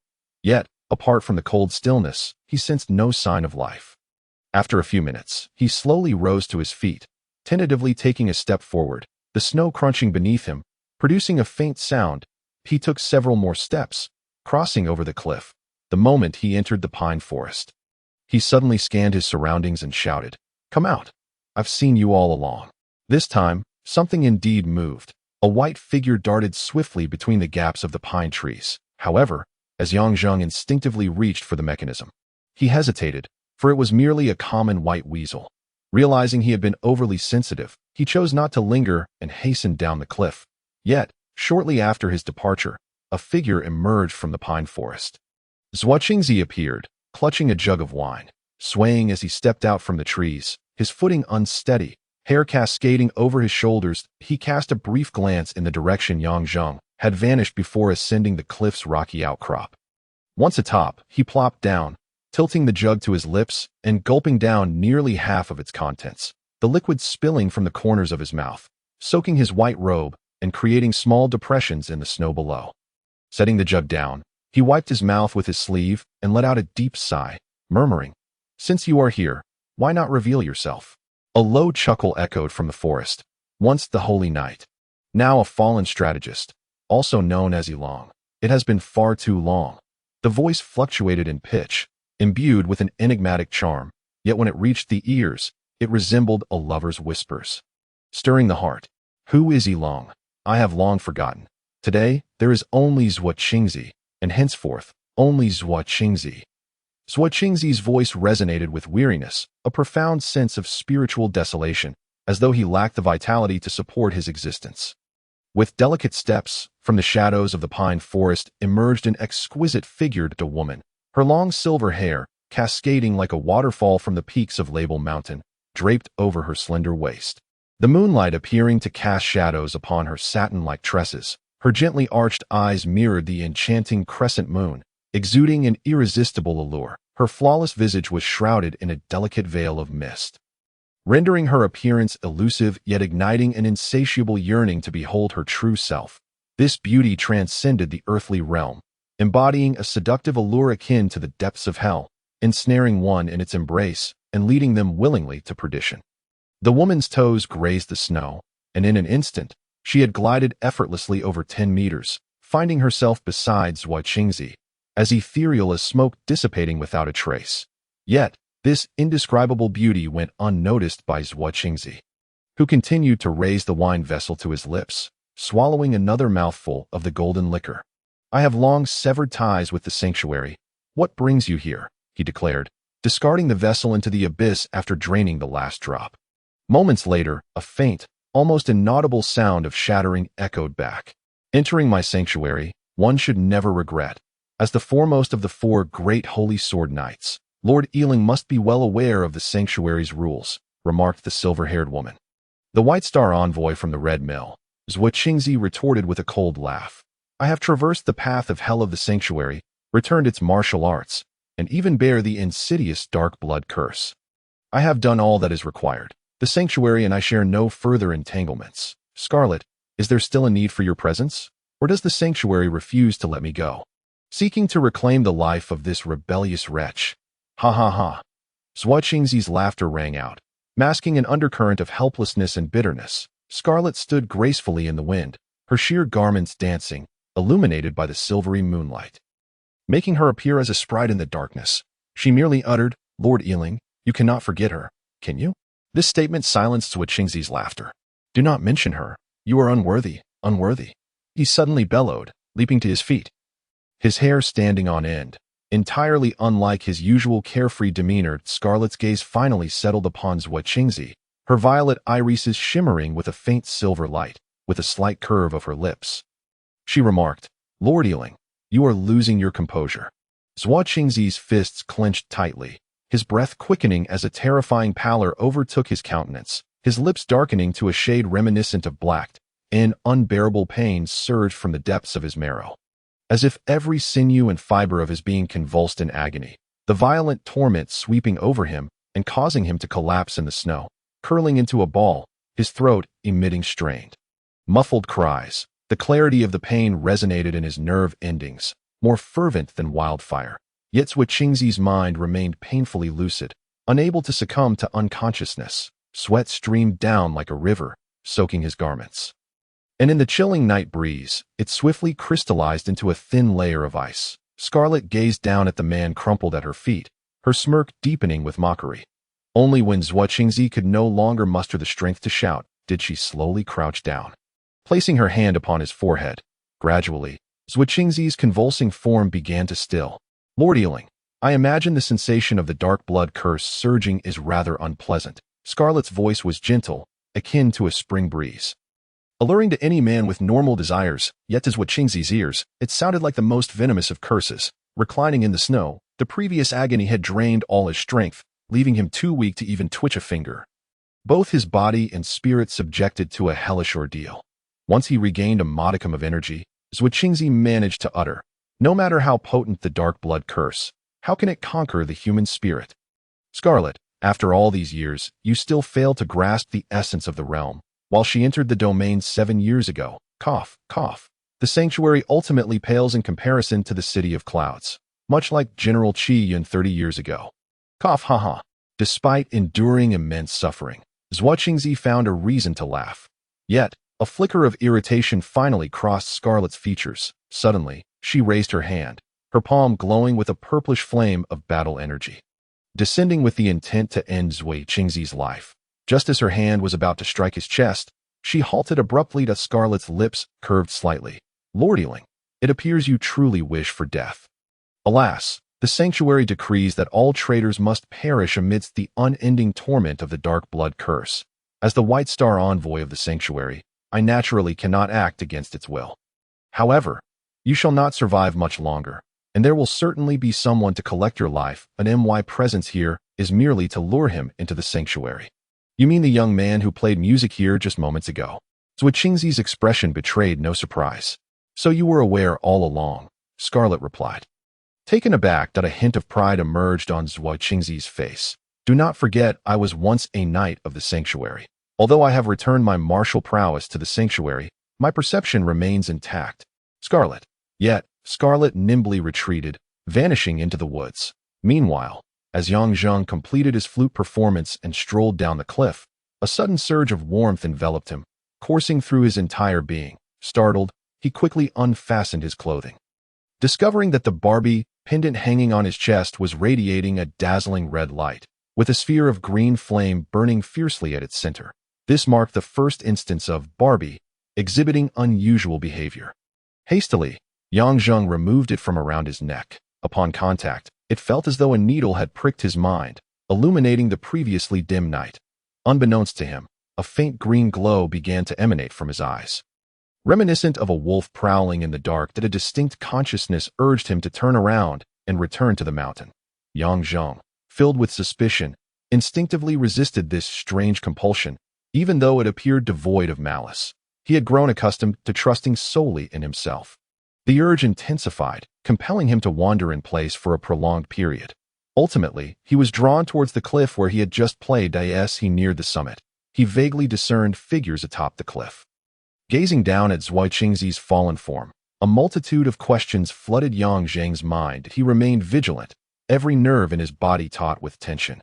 Do not look any further. There is no one left. Zhuo Qingzi's voice reached him.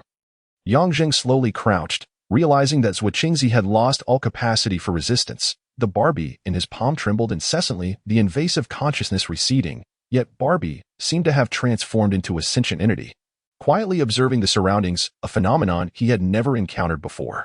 When Yang Zheng had first fallen into this strange world, he had jokingly named the stone Barbie, merely as a mental anchor. He never anticipated that it might possess genuine life. However, now was not the time for such reflections. His gaze fell upon Zhuo Qingzi, suddenly sharp and unyielding that he recalled his purpose for infiltrating the eastern camp, to eliminate Zhuo Qingzi. This presented an unparalleled opportunity. Zhuo Qingzi lay defenseless at his feet.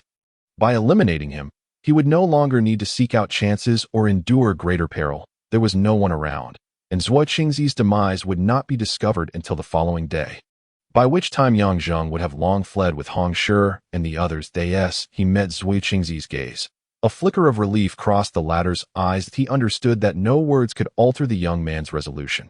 Such a gaze could only be possessed by one whose will had been tempered to an indomitable strength. Yang Zheng drew the M9 from his belt, its slender blade glinting like the fangs of a demon under the moonlight, emanating a chilling radiance. You meticulously plotted to lure the soldiers with delicacies, infiltrating the camp with the intent to kill me. Zhuo Qingzi sighed. Yang Zheng nodded, feeling no need to conceal anything from a man on the brink of death. No wonder Scarlet mentioned it was unnecessary for her to intervene. I have long been aware that the sanctuary would never relinquish its grip.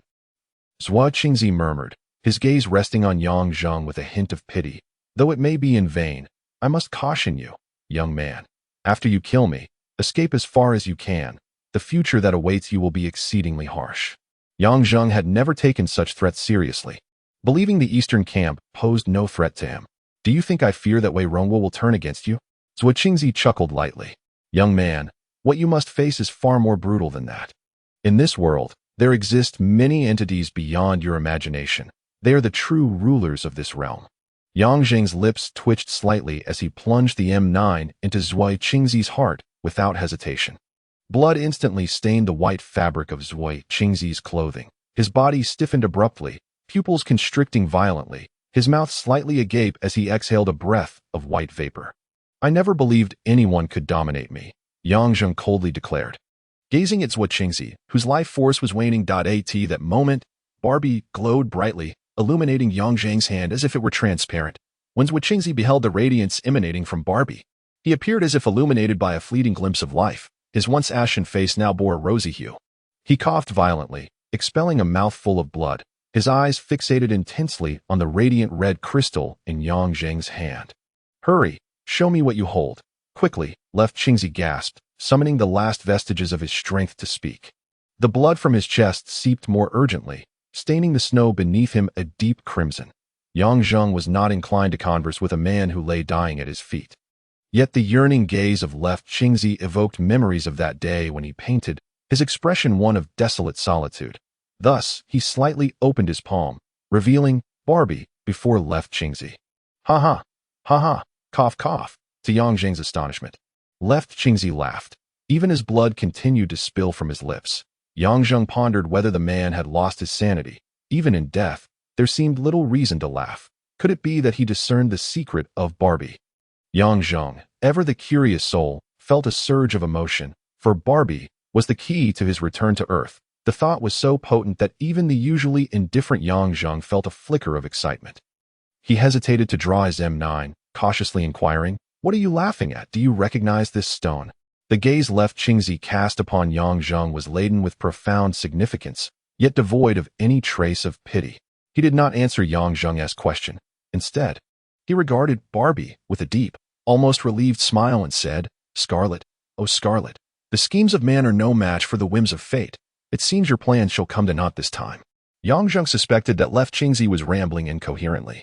He contemplated drawing his M9, but unexpectedly, Left Qingzi's hand grasped his wrist. Wait, how was this man still clinging to life like a cockroach? Yang Zheng found the situation both absurd and amusing.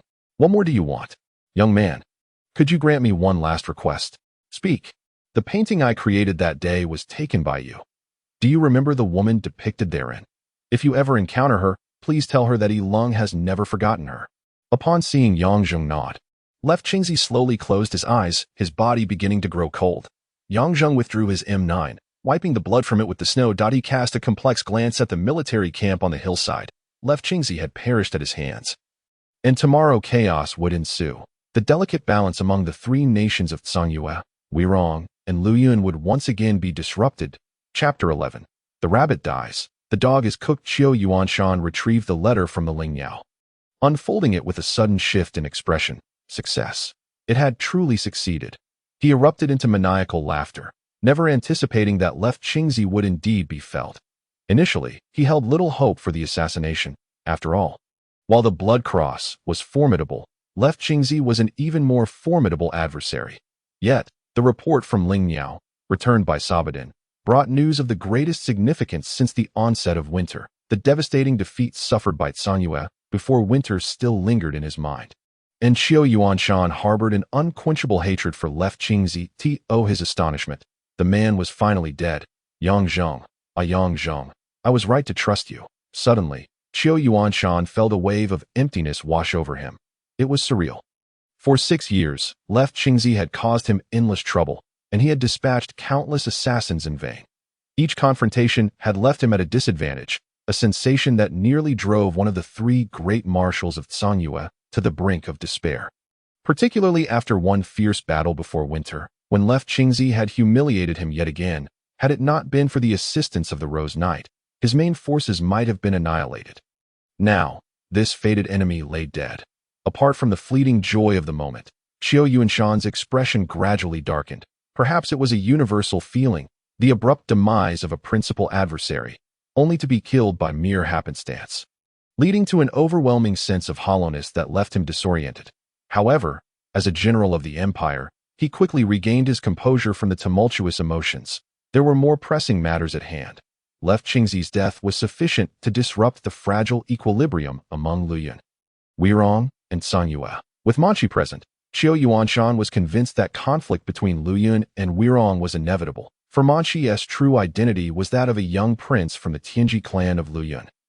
Not merely an ordinary merchant, the Tianji clan was the second largest in Luyuan, possessing wealth and population second only to the Chang tribe. They had long coveted the show throne and were willing to plunge the entire nation of Luyuan into chaos to achieve their goals. In a land rife with conflict, the victor and the vanquished were easily discernible. Only through the strife between Luyuan and Weirong could the Tianji clan hope to weaken the Chang tribe and ascend to power themselves. This strategy had been employed 30 years prior, when the Wing tribe was ousted after suffering heavy losses in the war against Tsangyue. Thus, Qiu Yuanshan and Manchi were in perfect accord. In this world, many alliances were formed out of self-interest. Manchi desired the throne of Luyuan, while Qiu Yuanshan sought the lands of Weirong. Once they each obtained what they needed, this fragile alliance would likely fracture swiftly. Both Qiu Yuanshan and Manqi were acutely aware of one another's ambitions. With left Qingzi dead, Qiu Yuanshan had more than just the anticipation of conflict between Weirong and Lu Yun on his mind. There was another, far more critical matter. The thought of the Imperial Secret Order cast a shadow over his heart. Should Yang Zheng perish during the assassination, all would vanish without a trace, leaving no evidence behind. Yet, he had unexpectedly returned alive in this world. Only the dead could keep secrets, and it seemed that the princess had developed feelings for that young M.A.N.D.A.S. a royal relative. Qiu Yuanshan could not permit such a situation to unfold. The chasm between commoners and nobles was insurmountable. Even if Yang Zheng was truly extraordinarily talented, he had to be sacrificed. Qiu Yuanshan made his decision in an instant, swiftly composing a secret letter and summoning a loyal soldier. Handing it over. Deliver this letter to the imperial city without delay. Sanyue capital, Yikalan report. Urgent news from Commander Qiu on the Western Front. A clerk's voice resounded from outside. The emperor of Sanyue, Mo Lianyu, who had been engrossed in a game of chess with the queen, having just lost a major piece, lifted his head and hastily scattered the pieces. No more games. I must attend to state affairs. The queen reproached. Your Majesty, you always play tricks during our games. It is winter, and the border conflicts have ceased. What could be so urgent? Feeling somewhat guilty, Mo Lianyu forced a smile. Your Majesty, we cannot afford to neglect military matters. Messenger, come in. Mo Lianyu tore open the letter sealed with 3 layers of firewax. As he unfolded the parchment, his expression shifted dramatically. The more he read, the more his face transformed, displaying surprise, joy, and ultimately, a flash of anger, followed by a deep huff. What is it, Your Majesty? The queen inquired cautiously upon witnessing Mo Lianyu's fury. Mo Lianyu slammed the sheep parchment onto the table. Look for yourself. The queen picked up the letter, glanced at it, and exclaimed, Left Qingzi has been killed. This is excellent news. Read further. Mo Lianyu replied tersely. As she continued, her expression soured. Binger has taken a liking to a slave soldier. How is that possible? Qiu Yuanshan would not dare deceive me. Mo Lianyu said coldly. The queen's irritation grew. That child. How could she behave this way? Is it not your indulgence that has led her to such folly? After years of sword training at Zhaojin Academy, she has returned without any semblance of propriety. The noble princess of Sanyue fancies a slave. Where does that leave our nation? Mo Lianyu's anger mounted as he slammed his hand on the table, startling the queen. She felt a touch of grievance. Thinking, since when did I need your permission to send her for sword training? Now it all falls on my shoulders. Mo Lianyu, still enraged, refrained from voicing her thoughts and merely asked, What shall we do? Immediately summon Binger back to the palace. Disband her precious Rose Knight Brigade. She shall not leave the palace until she understands her place. The queen nodded. And what of the slave? Kill him. A glint of cold light flashed in Mo Lianyu's eyes. Father wishes to summon me back to the capital. Why is that? Mo Bingyun furrowed her brow, gazing at Qiu Yuanshan. Your Highness, it is the Emperor's command. See for yourself. The princess accepted the yellow sheepskin scroll, her expression shifting as she realized it was indeed her father's secret order. However, the image of that defiant figure with those dark eyes suddenly filled her mind, and she couldn't help but ask, Is there news of Yang Zheng?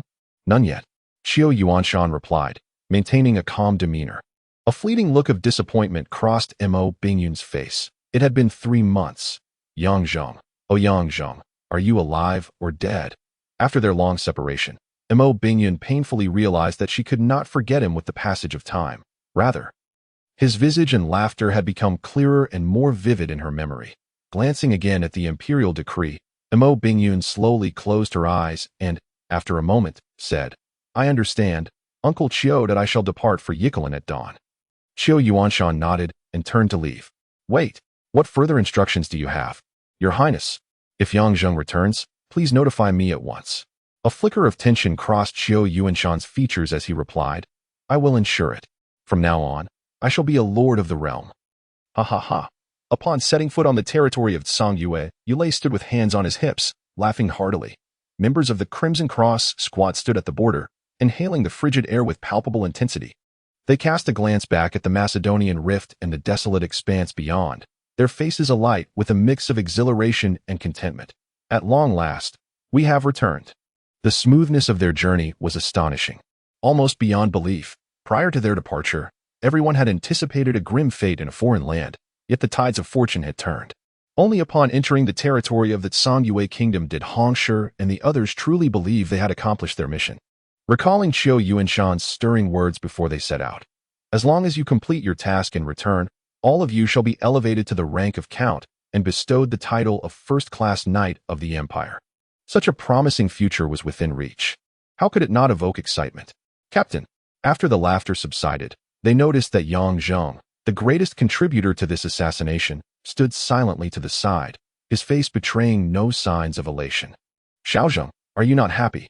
Yang Zheng glanced at them, then spoke slowly. "Do you not find this situation rather too smooth?" Seeing the confusion on Hongshi and the others' faces, he paused, offering a calm smile. "It is nothing. Perhaps I am overthinking. Let us proceed." After a brief respite at the Macedonian border camp, they boarded a carriage, accompanied by 100-strong escorting squad, making their way towards the western main camp. An uneasy feeling lingered in Yang Zheng's heart. The escorting squad flanked them closely, ostensibly for protection. Yet from the soldiers' fully armed demeanor and cautious gazes, Yang Zheng detected an undercurrent of unease. "Hey, why are you all so tense?" Yulei leaned out, grabbing the arm of a soldier seated in front of the carriage. The soldier flinched, instinctively drawing his sword halfway from its sheath. Though he quickly masked his reaction, every subtle movement did not escape Yang Zheng's keen observation, deepening his sense of foreboding. Having traveled halfway, Yang Zheng gazed at the overcast sky outside, feigning indifference as he addressed the captain of the escorting squad. "Hesse, let us take a moment to rest. We shall arrive shortly." Hesse replied without ordering a halt to the carriage. "But I feel somewhat unwell," Yang Zheng stated in a flat tone. Yet his expression was resolute. The members of the Crimson Cross squad held Yang Zheng in high regard, and upon hearing him claim to feel unwell, they all rose to their feet. Yulei forcefully banged on the carriage, exclaiming, "Our leader is unwell. Stop the carriage, damn it." Yulei's words cast a pall over the soldiers around them. Yang Zheng cast a glance, and Hongshi quickly restrained Yulei. "We are all comrades in arms. Let us not spoil the camaraderie." "Right, Captain Hesse." Though Hongshi's tone was subdued, his words bore a clear insinuation of threat. Hesse approached the carriage, looking at Yang Zheng with a troubled expression. "My Lord Baron, the higher-ups have instructed us to escort you back as swiftly as possible. A banquet has been prepared to welcome you all." Yang Zheng pondered for a moment before interjecting. "Then please prepare horses for us. We are but simple folk, unaccustomed to sitting in carriages." Yulei chimed in mockingly. "Indeed, yes, after such a short ride, my rear feels as though it might come apart. Hey, let us give the carriage to you and keep the horses for ourselves. Surely that is not too much to ask." Yang Zheng remained silent, fixing Hesse with a penetrating gaze. His look sent chills down Hesse's spine. Recalling the whispers within the military, sweat broke out on Hesse's palms as he silently cursed his superior for assigning him this perilous task. "Very well." Gritting his teeth, he reluctantly acquiesced. The 5 members of the Crimson Cross squad mounted their horses. In the brief moment when Yang Zheng dismounted, he quietly tapped each member on the waist. Hongshi and the others felt a jolt of surprise, glancing at Yang Zheng. Yet even he was unaware of the impending calamity. As they continued, the 100-strong escort maintained a tight formation around them. Roughly 10 miles from the western main camp, the earth began to tremble beneath them. Yang Zheng gripped the hilt of his blood hunter blade, his gaze cold and resolute as he stared at the swirling dust in the distance. Before him appeared a battalion of heavily armored knights numbering in the thousands. "What is happening?" Yang Zheng grasped Hesse fiercely, his voice a sharp command. Hesse nearly fell from his horse, feeling the weight of Yang Zheng's dark eyes upon him. Rendering him momentarily powerless, he blurted out, "It is not my..." The word business had barely escaped his lips before his complexion drained of color. What had he just said? Before he could comprehend, a searing pain erupted in Hesse's abdomen as Yang Zheng thrust the blood hunter blade deep into him. Turning sharply, he shouted, "Run! These people are here to kill us!" Hongshi and the others were filled with shock and fury, entirely unaware of what had transpired. Yet they instinctively trusted Yang Zheng's words. In an instant, the combat prowess of the Crimson Cross squad, honed through relentless training, was unleashed. The sound of Yang Zheng's command. 4 blood hunter blades were drawn in unison, followed by the flight of 4 severed heads into the air. Yang Zheng violently hurled Hesse's corpse aside, knocking over several soldiers in the process. He struck a powerful blow against the flank of his horse, which let out a pained whinny and bolted forward. All of this transpired in a heartbeat, throwing the 100-strong escort into disarray. Yang Zheng slashed left and right like a furious tiger, many soldiers still fumbling to draw their weapons before being cleaved in two by the Bloodhunter blade. Blood sprayed profusely as the Crimson Cross squads surged outward. In the distance, the heavy armored cavalry became aware of the turmoil, the sound of horns blaring in alarm as they thundered in pursuit. An officer leading the cavalry cursed loudly. "Damn it! Who was in charge of this? Weren't we supposed to keep them steady?" Another officer replied gravely, "Yang Zheng is cunning as a fox. He must have sensed something amiss. Hurry and pursue him. If we fail to capture them, the commander will have our heads." If Yang Zheng could hear their conversation, he would undoubtedly recognize their voices. Familiar. All too familiar. Chapter 12.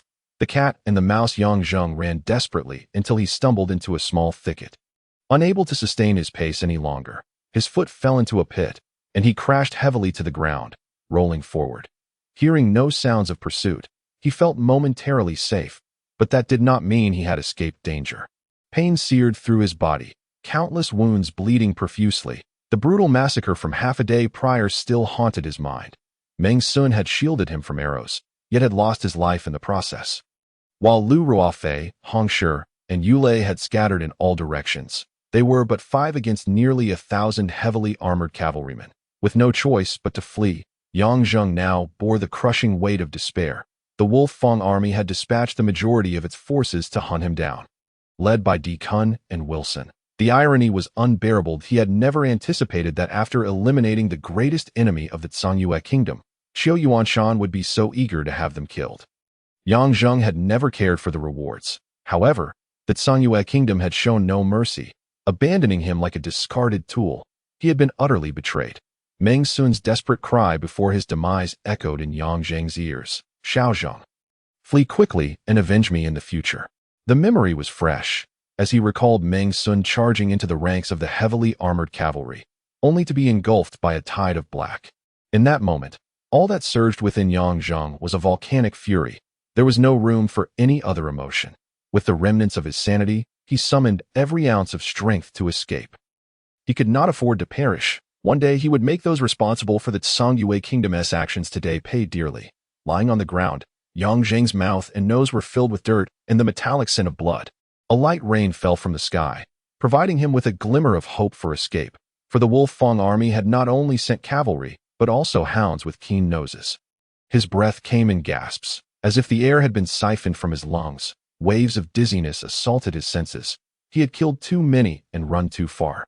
All of his hidden weapons were expended, and the Bloodhunter blade had shattered into 2 pieces. Ironically, the weapon he had intended to use against Zhou Qingzi had ultimately been employed against his own comrades, a cruel twist of fate. Breathe. Deep breaths. Yang Zheng fought against the overwhelming fatigue with unwavering determination and willpower. He refused to be captured like a mere pig, to have his head severed as a trophy for another's advancement. The faint sound of footsteps on the wind, accompanied by the barking of hounds, sent a jolt through his heart. With a surge of adrenaline, Yang Zheng pushed himself up and rolled into the underbrush by the roadside. Pain lanced through his wounds, causing him to grit his teeth. It was all happening too quickly. He had exhausted every trick to confuse his pursuers, yet the blood flowing from his body and his lingering scent provided the hounds with ample clues.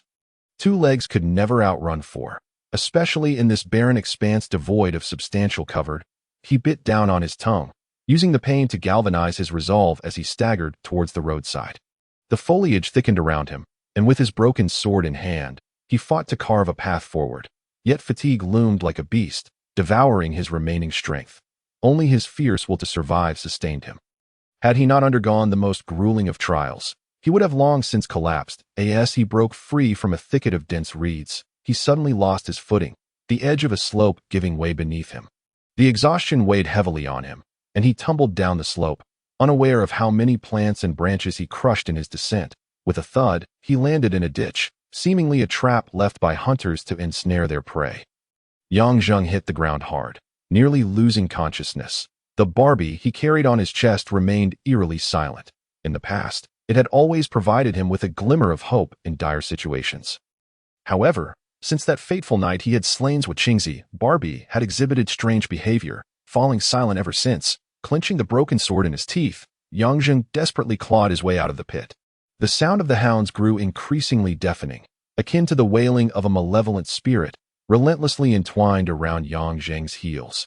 Gazing into the dim expanse of the sky and the aimless path ahead, Yang Zheng was suddenly struck by the sensation of being a stray dog without a home. His innate pride provoked a visceral reaction, igniting a defiant spark within him. Since fleeing has become a futile aspiration, why not engage in a bold and spectacular confrontation? I shall no longer be the rabbit perpetually on the run. I, too, can bare my fangs. The interplay between pursuer and prey is, at its core, a game for the valiant. Casting aside the thought of escape, Yang Zheng was delighted to discover the resurgence of strength and confidence coursing through him, that a fierce determination burned within his being. Those who dared to underestimate Yang Zheng would pay a grievous price. He halted, shedding his blood-soaked garments and concealing them in a thicket, before uprooting a wild herb with a pungent aroma. Smearing its juice across his body and lowering himself to stealthily advance in the opposite direction. Once concealed within the branches of a large tree, he awaited his moment. Sure enough, moments later, the underbrush nearby was disturbed. A number of soldiers, accompanied by hounds, were barking ferociously at the very thicket where he had hidden his clothes. The soldiers, on high alert, knocked their longbows, aiming collectively at the thicket. Yang Zheng scrutinized his surroundings. He had managed to escape a considerable distance, and thus, only 5 soldiers had pursued him, bolstering his confidence. De Kuan and Wilson had underestimated him. Despite his injuries, he felt sufficiently capable of dispatching this small squad if they dared to advance a few more paces. Yang Zheng, you cannot escape. Come out at once, the soldiers bellowed, their ferocious hounds bristling and growling ominously. When no response came, the soldiers exchanged glances before loosing their arrows. Whoosh, whoosh, 5 arrows, aimed from various angles, pierced the thicket, demonstrating the elite training of the Wolf Fang army. Even ordinary soldiers possessed commendable skill and experience in hunting down foes. Alas, they were up against Yang Zheng, endowed with a beast-like intuition and the stealth of a modern special forces operative. The thicket remained still. The hounds continued to howl, leaving the soldiers in a state of confusion. If someone truly lay hidden there, it would be impossible to evade the onslaught of arrows. The soldiers retracted their bows and drew their swords, encircling the thicket from 3 directions. In that moment, Yang Zheng tightened his nerves, his gaze sharp as a viper stalking its prey, with the M9 military knife gripped firmly in his hand. 5 steps. 4 steps. 3 steps. A blood-curdling scream erupted as the foremost soldier fell into a pitfall. The hunter's cleverly devised trap had indeed ensnared them. The remaining soldiers were thrown into disarray. 2 halted, warily scanning the surroundings, while 2 others rushed to assist their fallen comrade. The injured soldier's cries echoed in the air. Damn it, there are spikes down there. He's hurt, one soldier shouted. 1 soldier dashed into the thicket, brandishing his sword with intent. Soon, Yang Zheng's bloody disguise was uncovered, and the soldiers shouted in fury. Damn it, we've been deceived. It seems he escaped long ago and set this trap. Enough chatter. Quickly, pull Lander up. He's lost a lot of blood. We need to help. The other soldiers, believing Yang Zheng had already fled, relaxed their vigilance. Like an eel, Yang Zheng slid down the tree. He picked up a small stone from the ground and flicked it towards the ferocious hound. Woof, woof, woof, the hound barked wildly. Shut your mouth. One soldier, still enraged, kicked the hound aside. Ugh, the hound scurried away from the thicket. Seizing the opportunity, Yang Zheng deftly crouched and advanced. The pit was wet and slippery. And yet another soldier leaped in, preparing to hoist the injured Lander up. The 3 soldiers above clearly had not anticipated Yang Zheng's continued presence, and he had now approached them like a specter.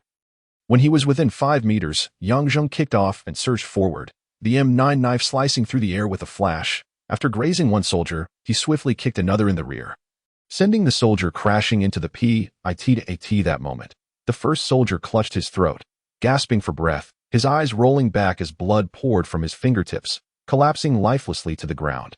All of this transpired in the blink of an eye. Leaving only 1 soldier above the pit, Yang Zheng paused momentarily. The exertion had caused pain to ripple through his body, blood gushing forth. The remaining soldier, though disoriented, raised his sword, while the hound in the distance began to bark furiously. A man and a dog lunged toward Yang Zheng. The soldier's sword swiped past Yang Zheng's nose, prompting him to retreat swiftly. With a forceful throw, the M9 plunged into the hound's eye. Yang Zheng rolled backward. Snatching the iron sword dropped by the slain soldier, the soldier charged at him, swinging his sword in a frenzy. The clang of metal echoed as Yang Zheng's hand trembled from the impact. Days of relentless combat had drained Yang Zheng's stamina, and under normal circumstances, he would have dispatched this foe with ease. The soldier, sensing Yang Zheng's fatigue, felt a surge of exhilaration. The head of Yang Zheng could fetch a title of nobility. "I will make my fortune," he bellowed. Launching a flurry of strikes, Yang Zheng felt increasingly beleaguered, forced to retreat step by step. "Damn it," he cursed, feeling like a tiger fallen into the plains, utterly helpless against a mere foot soldier, in a moment of desperation. He relinquished his iron sword, only to feel a blade slice across his shoulder. But at that moment, he kicked out, striking the soldier in a sensitive area. "Arg!" The soldier cried out in pain, collapsing to his knees. Yang Zheng seized the iron sword and decapitated him, warm blood splattering across Yang Zheng's face. "Fuck!" he cursed vehemently. From a distance came a low gasp. Yang Zheng turned to find a soldier scrambling out of the pit. Witnessing the grisly spectacle of his comrade's severed head, Yang Zheng, radiating murderous intent, advanced. The soldier, seeing Yang Zheng approach with the iron sword, felt his heart plummet. Memories of Yang Zheng's brutal training in the military flooded his mind, causing him to loosen his grip and tumble back into the pit, retreating in terror. Within the pit, one soldier had already been impaled on the spikes, leaving only two trembling in fear as they gazed at Yang Zheng. "Please, spare us. I swear by the god of light, Guru, I will not disclose your whereabouts," one soldier stammered, quaking in fear. Yang Zheng discarded the iron sword, and the two soldiers believed their lives were spared, their expressions relaxing. Yet Yang Zheng bent down to retrieve the longbow dropped by the soldier, knocking an arrow and swiftly firing 2 shots. Silence enveloped the scene. Once assured that no pursuers remained, Yang Zheng retrieved a bottle of healing ointment from a corpse's embrace, applying it to his wounds, and donned the corpse's leather armor. He slung the longbow over his shoulder, securing 3 quivers of arrows, and reclaimed the M9 knife. Then, he meticulously cleaned the bloodstains, disposing of all bodies into the pit and covering them with brushwood. Having completed his tasks, Yang Zheng pushed aside the underbrush and swiftly slipped away. The rain and snow fell more heavily from the sky. The once muddy road became nearly impassable as 6 riders galloped swiftly from the distance, clad in black iron armor, wielding heavy lances, carrying powerful bows on their backs, and sheathed swords at their waists. The sound of their horses' hooves echoed urgently across the desolate wilderness. As they passed a thicket taller than a man, a powerful arrow suddenly sliced through the air.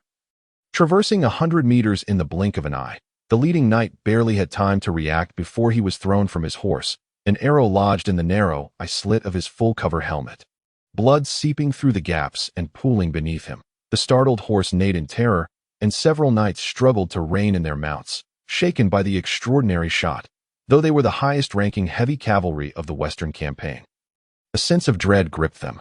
Whoosh! Another arrow struck down a knight without a sound. There, at last, someone discerned the direction from which the arrows had come.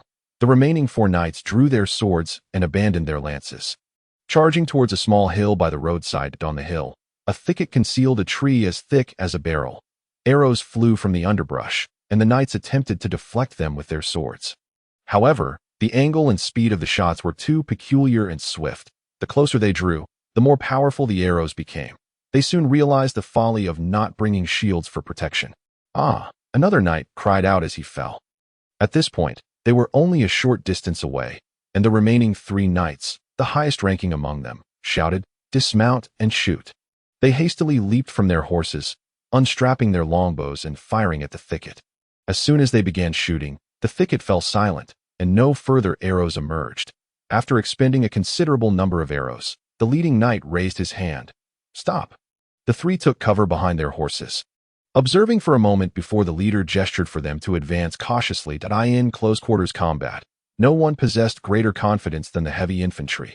Their armor, weighing dozens of pounds, could withstand the majority of attacks. As they parted the underbrush, the knights' movements, though cumbersome, were deliberate and steady, advancing toward the hill's summit like 3 fortresses. Suddenly, a tremendous crash echoed from above, followed by the colossal tree, once steadfast and towering, crashing down. Three individuals shouted in alarm as they desperately attempted to evade to the side, but it was already too late. The branches of the trees, lush and heavy, descended upon them like a small mountain. And in an instant, they were all crushed beneath the great tree. Behind the shattered stump emerged a figure, unmistakably Yang Zheng. He held a longbow in his hand, and at his feet lay several iron swords. Their blades curled and ruined from his efforts. He had labored for an hour to sever the tree, bringing it to the brink of collapse. From beneath the trunk came anguished cries. Several knights, clad in heavy armor, though grievously injured, had not perished. Yang Zheng methodically followed the length of the fallen tree, dispatching each knight with a swift stroke, severing their heads one by one, descending the small hill. He carried 6 heads, hanging each from the saddle of a horse, marking each with a numeral in blood, 64, 65, 69. As he etched the final 9, he thrust a sword into the horse's rear, which neighed in protest before galloping off into the distance. Qiu Yuanshan gazed grimly at the severed heads before him. Not far from his position, Decun bowed his head, cold sweat beading on his brow. 69. In just 2 days, 69 lives lost, and there are still 14 heavily armored knights left. Ha ha! Qiu Yuanshan's fury transformed into a bitter smile. My lord, I have laid out a net to ensnare him. Silence! Qiu Yuanshan shouted, sweeping his sword across, sending several heads rolling to the ground. Do not waste my time with your useless prattle. I want to see him alive or dead. You have 3 days. If you do not capture him, these fallen soldiers shall accompany you in death. Now go, quickly. Decun, terrified, scrambled out of the war tent. Qiu Yuanshan gasped for breath, taking a long time to regain his composure. His anger was not for the soldiers' deaths, but for Yang Zheng. Night after night, he was haunted by nightmares, sensing that a pair of eyes lurked in the darkness, coldly observing him. Horses returned to the camp, each bearing a head of its master, and the rising tally of the dead weighed heavily upon Qiu Yuanshan. The thought of Zui Qingzi's demise at Yang Zheng's hands sent a shiver down his spine. Until Yang Zheng was dead, he would find no peace. He even regretted not waiting 2 more days to eliminate him upon his return to camp. His impatience had cost him dearly, knowing well how formidable Yang Zheng was. He had foolishly attempted to assassinate him mid-escape, squandering his best chance. Qiu Yuanshan slowly closed his eyes, his fists clenched tighter. Decun, with a sullen expression, returned to his own tent. My lord, what is the situation? Wilson ventured forth. What do you mean? What is the situation? How the hell can you not kill a single Yang Zheng with all these men at your command? Decun erupted, venting his frustration on Wilson, the anger he had absorbed from Qiu Yuanshan now unleashed. Wilson bore the brunt silently, masking his own fury behind a forced smile. As Decun continued to berate him. Seeing Wilson's quiet demeanor only fueled his ire. He kicked Wilson's leg. Say something. The commander has issued a death sentence. If Yang Zheng is not captured within 3 days, we both die. Wilson trembled. This is not an easy task. Yang Zheng is far too cunning. Damn it. I give you 1,000 men, and he kills 69 of them without you even touching him. You have the audacity to call him cunning. Raising a useless leech would be more effective. Decun was nearly laughing in disbelief. You will personally lead the pursuit. If you do not capture him, I will be the one to execute you. Please no, Decun, I have a plan. Wilson, terrified at the thought of leading the charge against Yang Zheng, his single eye flickering nervously, suddenly smirked darkly. My lord, I have a way. Chapter 13. A glimmer of hope by a small river near the Great Rift Valley. Yang Zheng roasted a wild rabbit. His wounds had nearly healed. His natural regenerative ability, coupled with medicinal aid, allowed even the most severe injuries to mend in less than 2 days. The rabbit meat turned a golden brown and crisp. Yang Zheng tore off a rabbit leg and devoured it hungrily. Engaging in a battle of wits against the pursuers sent by Qiu Yuanshan was indeed exhausting. Yet Yang Zheng feasted and slept well, showing no awareness of the danger surrounding him. Even after half a week, his hatred for Meng Sun had faded. His relentless slaughter of those who pursued him had become less about revenge and more about seeking thrill. Yang Zheng was inherently an adventurous soul. His blood simmered with fervent desire, and at times, he himself could not fathom why he reveled in the perilous dance between life and death. Perhaps it was his restless nature that had led him to this predicament. Upon reflection, he realized that even within the confines of the death camp, an opportunity for escape had existed. After killing Zui Qingzi, he could have simply fled. Yet, He seemed to have subconsciously chosen the more arduous path. He even began to question whether, had he remained on Earth, he would have truly settled down after marrying Xiao Yan. Perhaps not as certain as he often claimed. Yang Zheng mused, feeling somewhat perverse. He should not feel this way. He glanced at his hands and approached the riverbank, breaking through a layer of ice to catch a glimpse of his familiar, yet foreign face. Undeniably, there was a rugged masculinity to his calm demeanor. While not conventionally handsome, his high, straight nose, rounded cheekbones, square jaw, and perpetually bright eyes possessed an allure that could attract women. Yet, perhaps due to the many lives he had taken, his gaze carried a chilling depth. He discarded the rabbit meat and splashed cold river water onto his face, the icy torrent jolting his senses and dispelling those strange thoughts. It appeared Qiu Yuanshan had grown wiser. No longer dispatching small teams of fewer than 10 to search for him, there had been a noticeable absence of isolated foes in recent days. Yang Zheng remained unaware that the search operation was being conducted by his old adversaries. Decun and Wilson. They had realized that engaging in guerrilla tactics against Yang Zheng was utterly foolish. The only viable strategy was to seal off all exits, forcing Yang Zheng to come to them. The Western Front was sparsely populated, and to prevent incursions from foreign armies, a scorched earth policy had been adopted. It was midwinter, with snow blanketing the land, and Decun doubted that Yang Zheng could endure such harsh conditions. He was certain the latter would attempt to break free. Moreover, he was convinced that Yang Zheng would not dare venture into Sanyue's territory, akin to walking into a lion's den. In truth, he was correct. Yang Zheng was indeed planning to escape Sanyue. And the only route available to him was the path he had once traversed to carry out an assassination that he needed to cross the Great Rift Valley to reach Luyun Kingdom.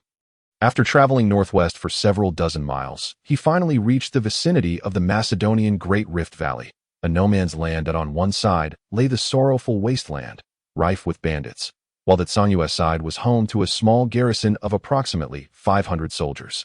However, upon arriving at this location, Yang Zheng inhaled sharply. Crouching in the grass, he scrutinized the enemy encampment. He noticed a long fence stretching along the road, blocking all potential escape routes. The cursory glance at the number of tents confirmed his suspicion. The station forces numbered at least 2,000. He could hardly believe it. So many men were mobilized to capture him. Qiu Yuanshan was indeed going to great lengths. The most troubling aspect was that the soldiers had cleared all nearby brush that could provide cover and dug several foot-deep pits along the fence towards Sanyue. Each manned by guards. For Yang Zheng to escape, he would have to navigate these treacherous pits, risking death with every step, while also crossing the fence, all the while facing the threat of 2,000 soldiers eager to end him. At the thought of this, even Yang Zheng, who had always been fearless, felt the weight of the situation pressing down upon him. Though unafraid of death, he did not relish the thought of dying. Especially when considering how he had been manipulated, the surge of humiliation ignited within him. He was not unaware of the fate that awaited those who were no longer useful. He had thought the princess would not turn against him.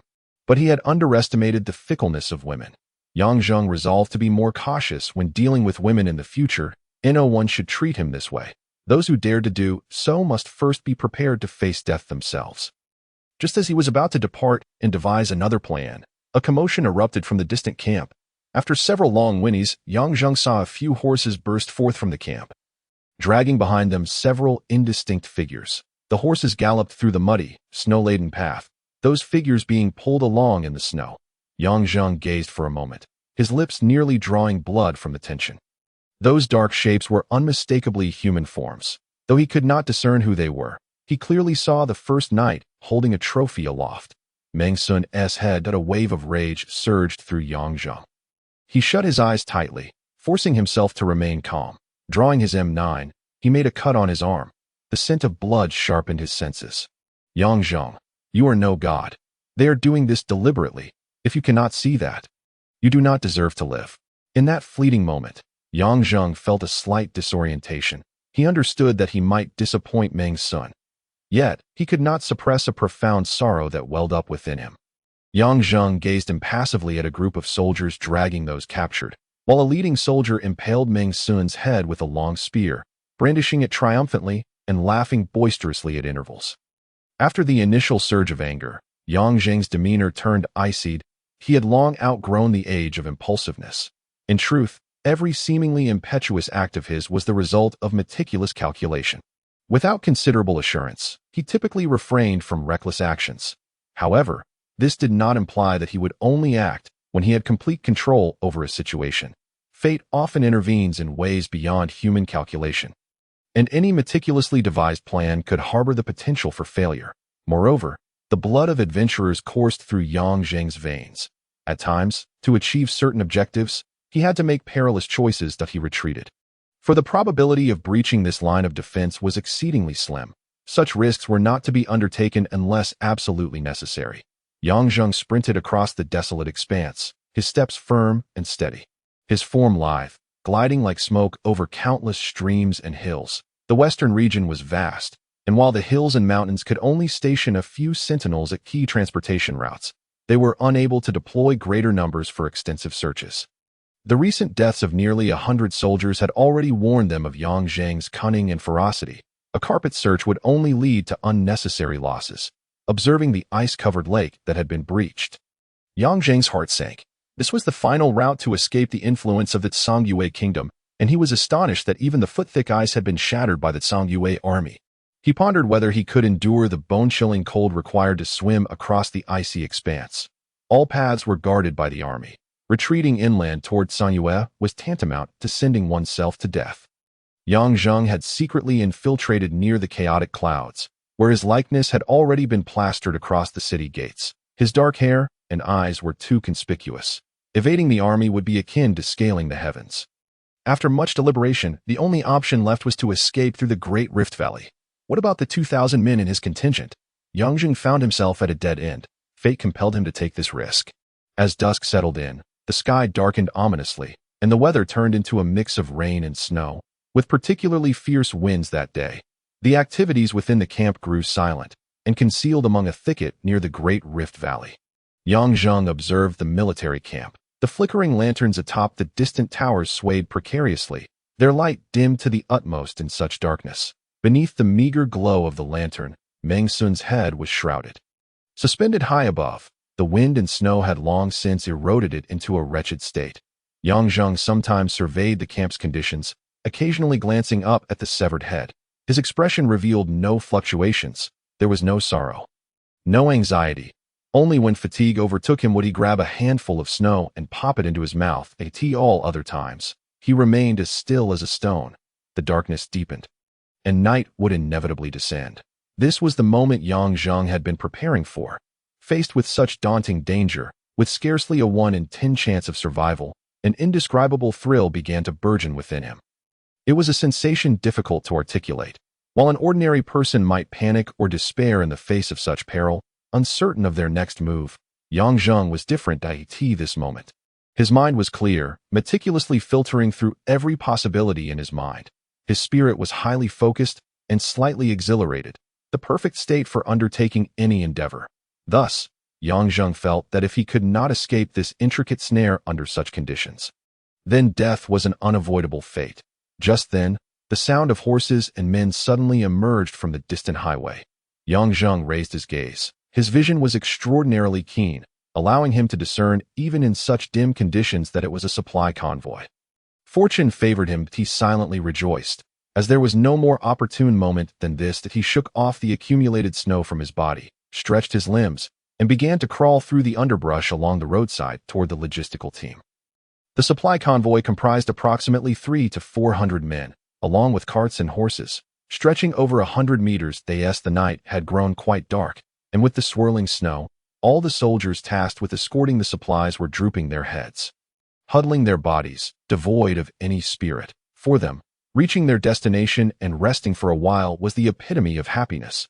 Gao Yuan, situated at the rear of the line, was met with a biting cold wind that penetrated through his worn collar, causing him to instinctively draw in his neck and curse, "Damn this weather." He then pulled out a small flask from his belt, taking a hearty swig. The harsh taste of inferior liquor made him cough a couple of times, but the warm sensation churning in his stomach brought a moment of contentment, prompting him to burp in satisfaction. It seemed he had been quite wise to recognize how wretched it was to deliver supplies in such weather. Gao Yuan smugly hummed a tune.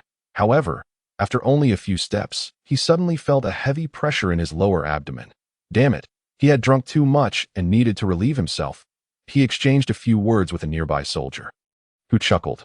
"Gao Yuan, be careful, or the cold wind will turn your little bird into an ice sculpture.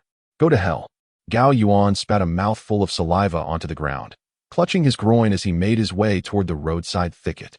Positioned at the rear of the convoy, by the time he found a relatively sheltered patch of brush and unbuckled his pants, the line had already moved ahead. After fumbling for a while, as his little bird emerged from his trousers, he shivered. Indeed, it was freezing. Gao Yuan felt that if he lingered any longer, his little bird would truly become an ice sculpture. The more he thought about it, the more elusive the release became. Just as he bent down to check, he suddenly felt a chill on his neck, which was quickly followed by a tightening sensation below as a powerful stream erupted forth. Gao Yuan felt his head growing increasingly heavy. Just before he collapsed to the ground, he seemed to hear a man muttering in annoyance. "Damn it. Even dead, you still piss yourself. What a piece of work." Chapter 14. Life and Death Pact. Yang Zheng donned Gao Yuan's attire and wrapped his head snugly with a leather helmet. He plunged into the wind, the snow and rain striking him head-on. The biting cold would be unbearable for others, yet within Yang Zheng, the fierce flames of combat burned brightly. Even this harsh weather could not induce a hint of retreat. Catching up to the supply convoy, Yang Zheng lingered at the back. The frigid temperature left everyone devoid of a desire to speak, which spared him a significant inconvenience. Following this silent procession, he arrived at the Macedonian garrison. The gates swung open, and under the shouts of the stationed soldiers, Yang Zheng stealthily blended into the camp. "This cursed weather is freezing as hell." A few soldiers emerged from the tents, cursing, while hollering at the logistical troops. "Hurry up. Damn it, I want to get back to sleep." The garrison was composed of elite Wolf-Fang troops, several ranks above the logistical soldiers, and they spared no mercy in their reprimands, though the logistical soldiers were resentful. They dared not retort, silently enduring the humiliation, hastening their actions to complete the supply transfer and seek rest. Amidst the chaos, Gao Yuan's disappearance went unnoticed, and no one doubted Yang Zheng's identity along the way. Yang Zheng discreetly observed the camp, memorizing every potential hiding spot and possible escape route. This observational skill had been honed throughout his extensive archaeological career, and soon he grasped the general layout of the camp. All that remained was to wait for an opportunity. As the supplies were unloaded into the logistics camp, Yang Zheng was pleasantly surprised to find 7 or 8 barrels of fuel stored within. In such frigid conditions, firewood was undoubtedly essential. Yet Yang Zheng had not anticipated such a quantity of fuel being placed in such a conspicuous location. The camp officer must have been a fool. The presence of fuel increased Yang Zheng's chances of a successful escape. While helping with the supply transfer, he had already begun to calculate that once the supplies were fully unloaded into the logistics camp, night would have fully descended, and the wind and snow would render the camp's lights dim to the utmost. With timing and opportunity on his side, Yang Zheng was prepared. After the supplies were deposited, a group of logistical soldiers was hurriedly dismissed from the logistics camp, where 4 ordinary Wolf-Fang soldiers stood guard. They locked the camp gates and shouted for the logistical troops to find shelter in some dilapidated tents near the stables for the night, instructing them to return to the Western Front in the morning. Though they were extremely dissatisfied with this arrangement, the logistical soldiers understood that protesting would only invite further humiliations, so they muttered curses under their breath as they made their way toward the stables near the logistics camp. Once the logistical soldiers had all entered the tents, Yang Zheng excused himself to use the restroom and stealthily approached the logistics camp. Choosing to act in such inclement weather was a calculated decision, in the swirling snow and darkness. Even with patrolling guards moving about, he had a significant chance of remaining undetected. As he neared the stables, he discovered that only 2 soldiers were present, one of whom was dozing off. Swiftly, he crept up, covering the mouth of the drowsy soldier from behind. In a flash, his blade glided across the soldier's throat. The soldier shuddered and quickly succumbed. When it came to assassination, Yang Zheng was undoubtedly skilled. The sleeping soldier met his end in a dreamless slumber. All of this transpired without a sound, and no one would notice that the guards of the stable had been completely eliminated.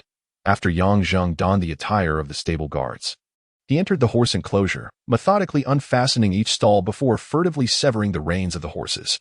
Having completed this task, he swiftly exited the stable and made his way towards the nearby supply camp.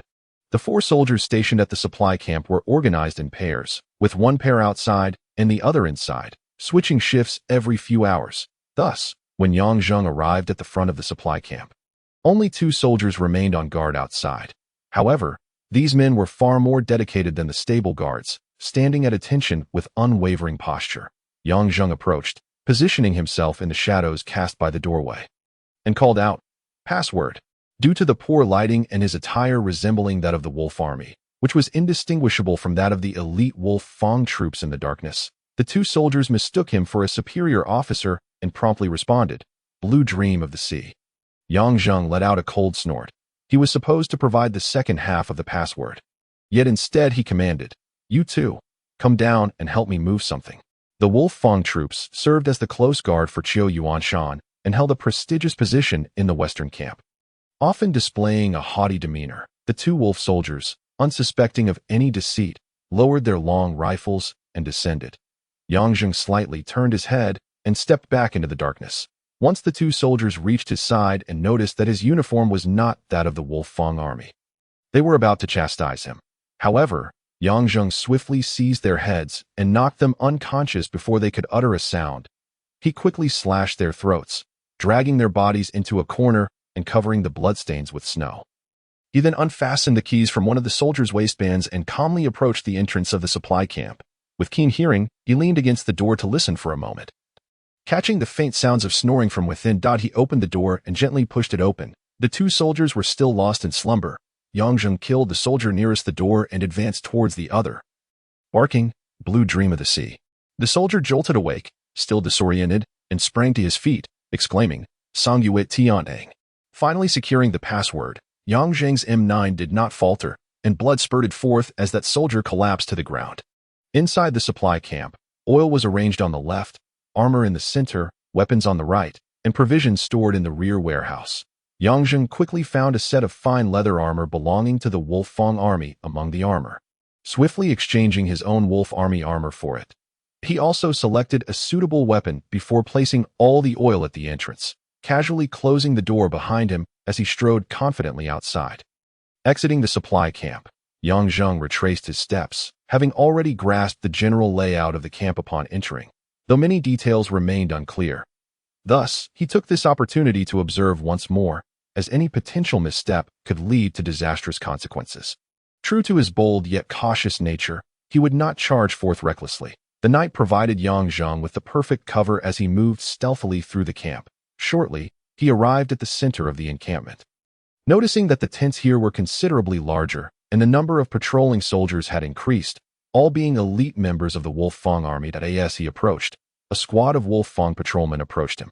Upon seeing the Wolf Fang uniform he donned, their expressions softened, though their gazes remained fixed on him. But a squad leader among them spoke in a low voice, "Blue Dream of the Sea. San Yue Tiantang." Yang Zheng quickly replied, the passwords aligning perfectly, allowing the patrolman to relax entirely. The patrol leader casually remarked, "What are you doing out here in this cold? Hurry back to camp and get some sleep. You'll want to be ready for your shift." Yang Zheng acknowledged with a grunt and proceeded inward. "Where are you headed?" "That's the main command tent." Yang Zheng's heart raced, and in a moment of urgency, he fabricated an excuse. "Oh, the officer sent me over." "Officer? Damn it, that guy." The squad leader disdainfully glanced towards the main command tent, muttering a curse under his breath. However, he seemed unconcerned with Yang Zheng's words, merely waving him off. "Go on then." Yang Zheng felt a twinge of confusion. The Wolf Fang army was known for its strict discipline, and no soldier would dare speak ill of their superiors, especially so brazenly in front of their subordinates. If the officer caught wind of such insolence, the consequences could be dire.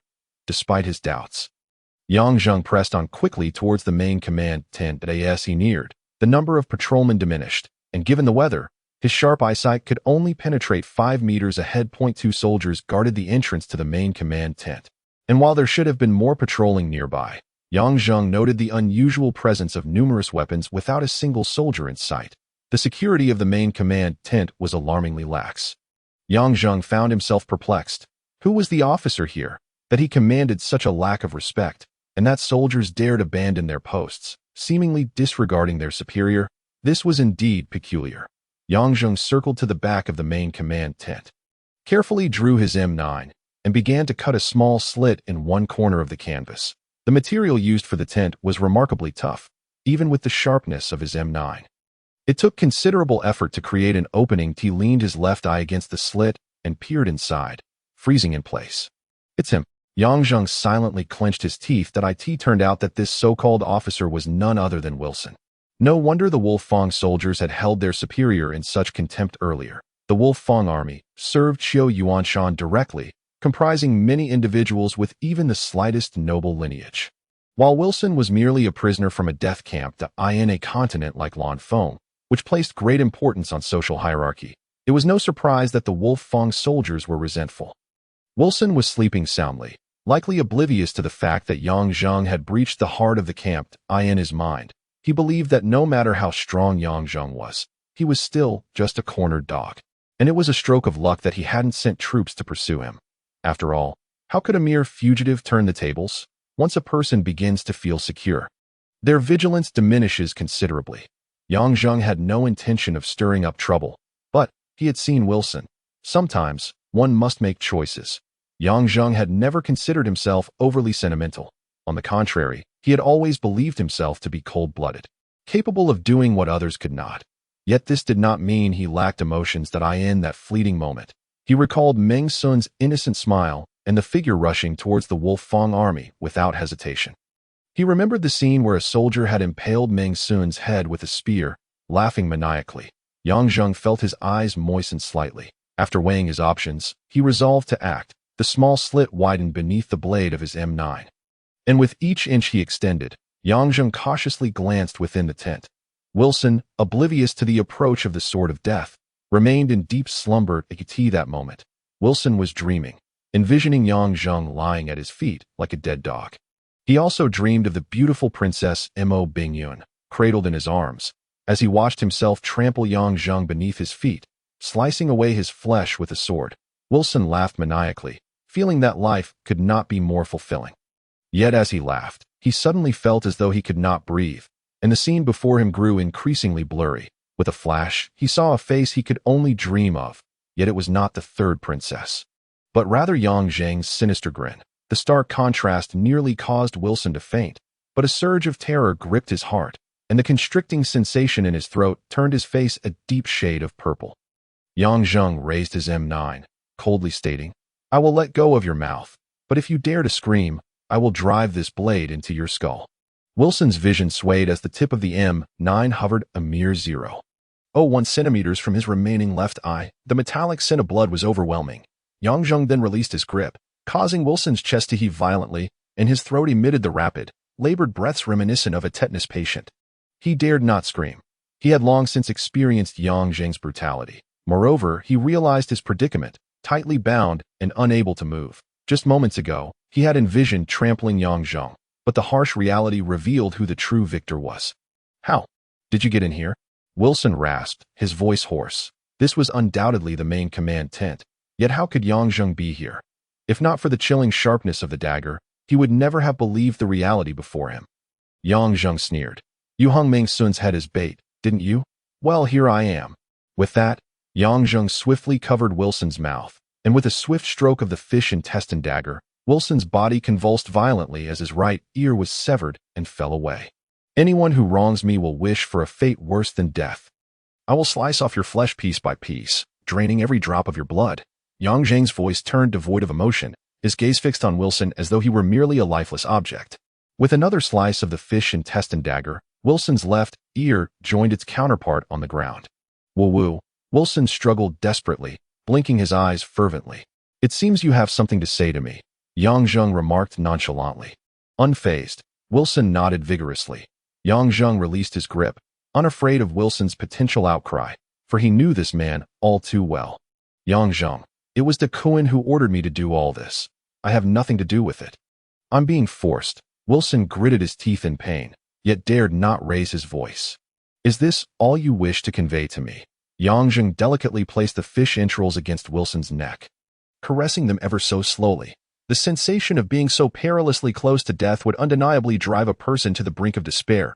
Indeed, with every subtle friction of the entrails, Wilson's gaze grew increasingly frantic as he hastily replied, "I have more pressing matters. Hongsher and Lu Ruofei have been captured and confined by us." Yang Zheng's hand tightened, a glint of fierce determination flashing in his eyes. "Where are they being held?" "Right here in this camp." Wilson no longer dared to utter a single falsehood. He had endured enough of this torment, teetering on the edge of life and death. So, you know how to locate them? Wilson nodded eagerly. Excellent, excellent.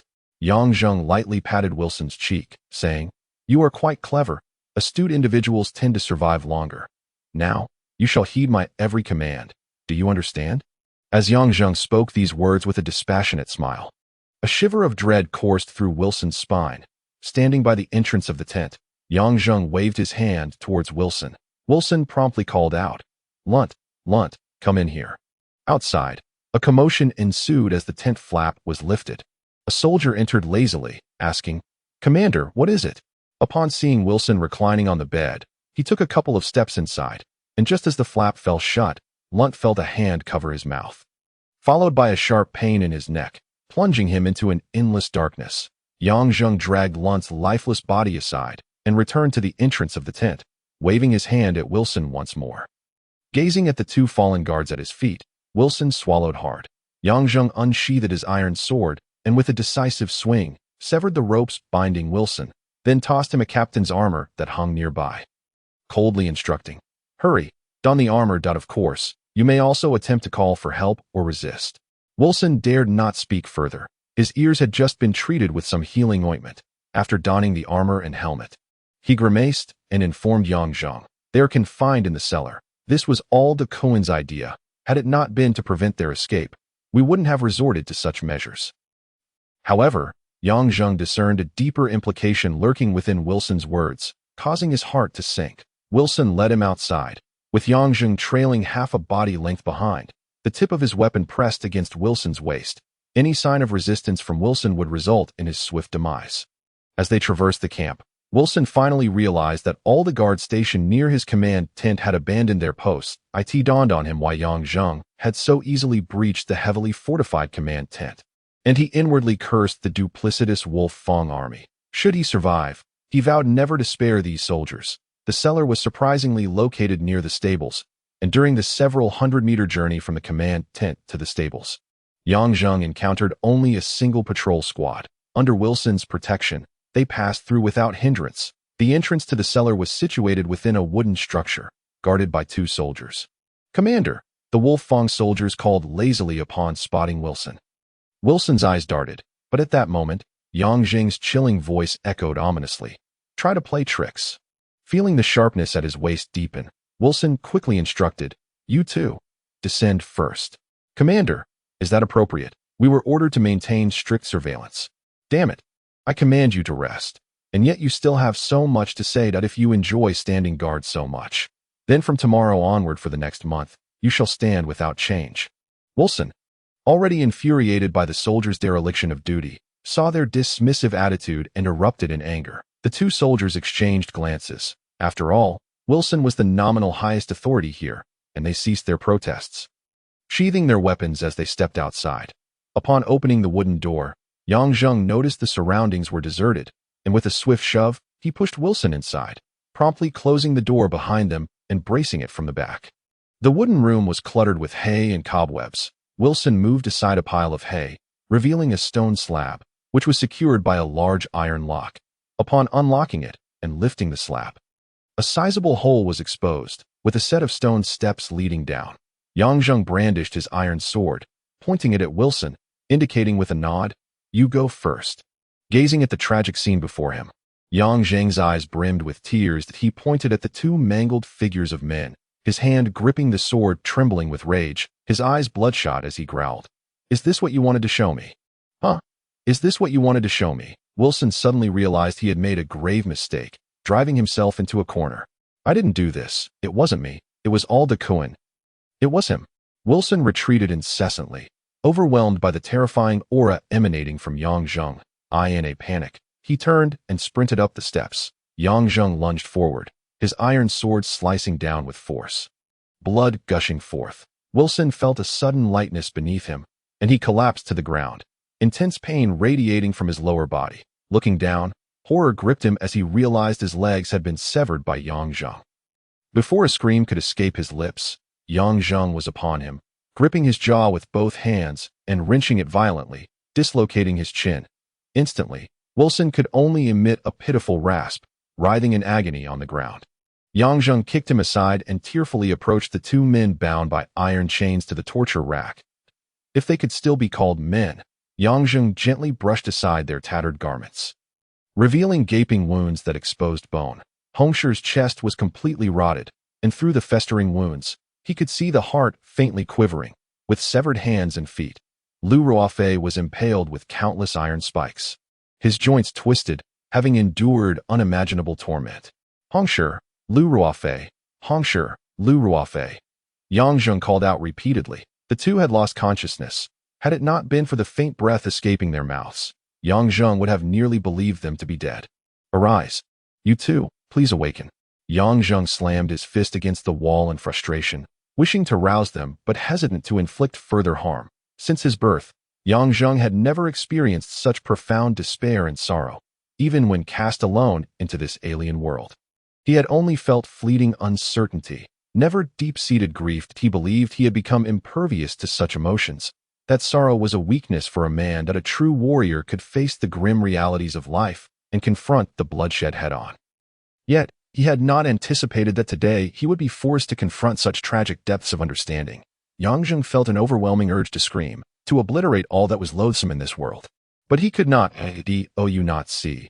The lion and tiger gain their renown from the hunt. Yet who pities the hapless deer? The world has always favored the strong over the weak. Even if there is reason, it is in vain. Must this world lay itself bare before him in such a bloody dissection? Yang Zheng's eyes filled with a crimson haze, a dazzling light emanating from his chest, his fury akin to a searing fireball. Unbeknownst to him, the stone shuddered, seemingly emitting a faint sigh. Xiao Zhenggu. Just as Yang Zheng was torn apart by anguish, he heard a faint voice. He lifted his head sharply. It was Hongshi, who had managed to slightly open his swollen eyes, once handsome features now marred and bruised. Upon seeing Yang Zheng, his lifeless gaze flickered with a glimmer of recognition. You came. Hongshi, I have arrived, brother. Yang Zheng placed both hands on his shoulders. Hongshi winced in pain, and Yang Zheng quickly realized that his shoulder had been pierced by the iron chain and withdrew his hands. I am sorry, Xiao Zhenggu. I have disappointed you. Hongshi struggled to speak, his chest heaving more violently, blood seeping from the gaping wound. No, brother, you have not disappointed me. Yang Zheng's tears fell for the first time. You are brave. Is that so? Cough, cough. Xiao Zhenggu, this is your first praise for me. Hongshi coughed and smiled, the light in his eyes flickering. Yet Yang Zheng knew this was the last flicker of life. Ruofei, brother, Xiao Zhenggu has come to see us. Awaken, awaken. Hongshi turned his head, summoning all his strength to call out. Lu Ruofei, previously devoid of life, twitched at the sound of Hongshi's voice, abruptly lifting his head. Where? It was a mechanical response, for Yang Zheng saw Lu Ruofei's pupils fully dilated, his consciousness still absent.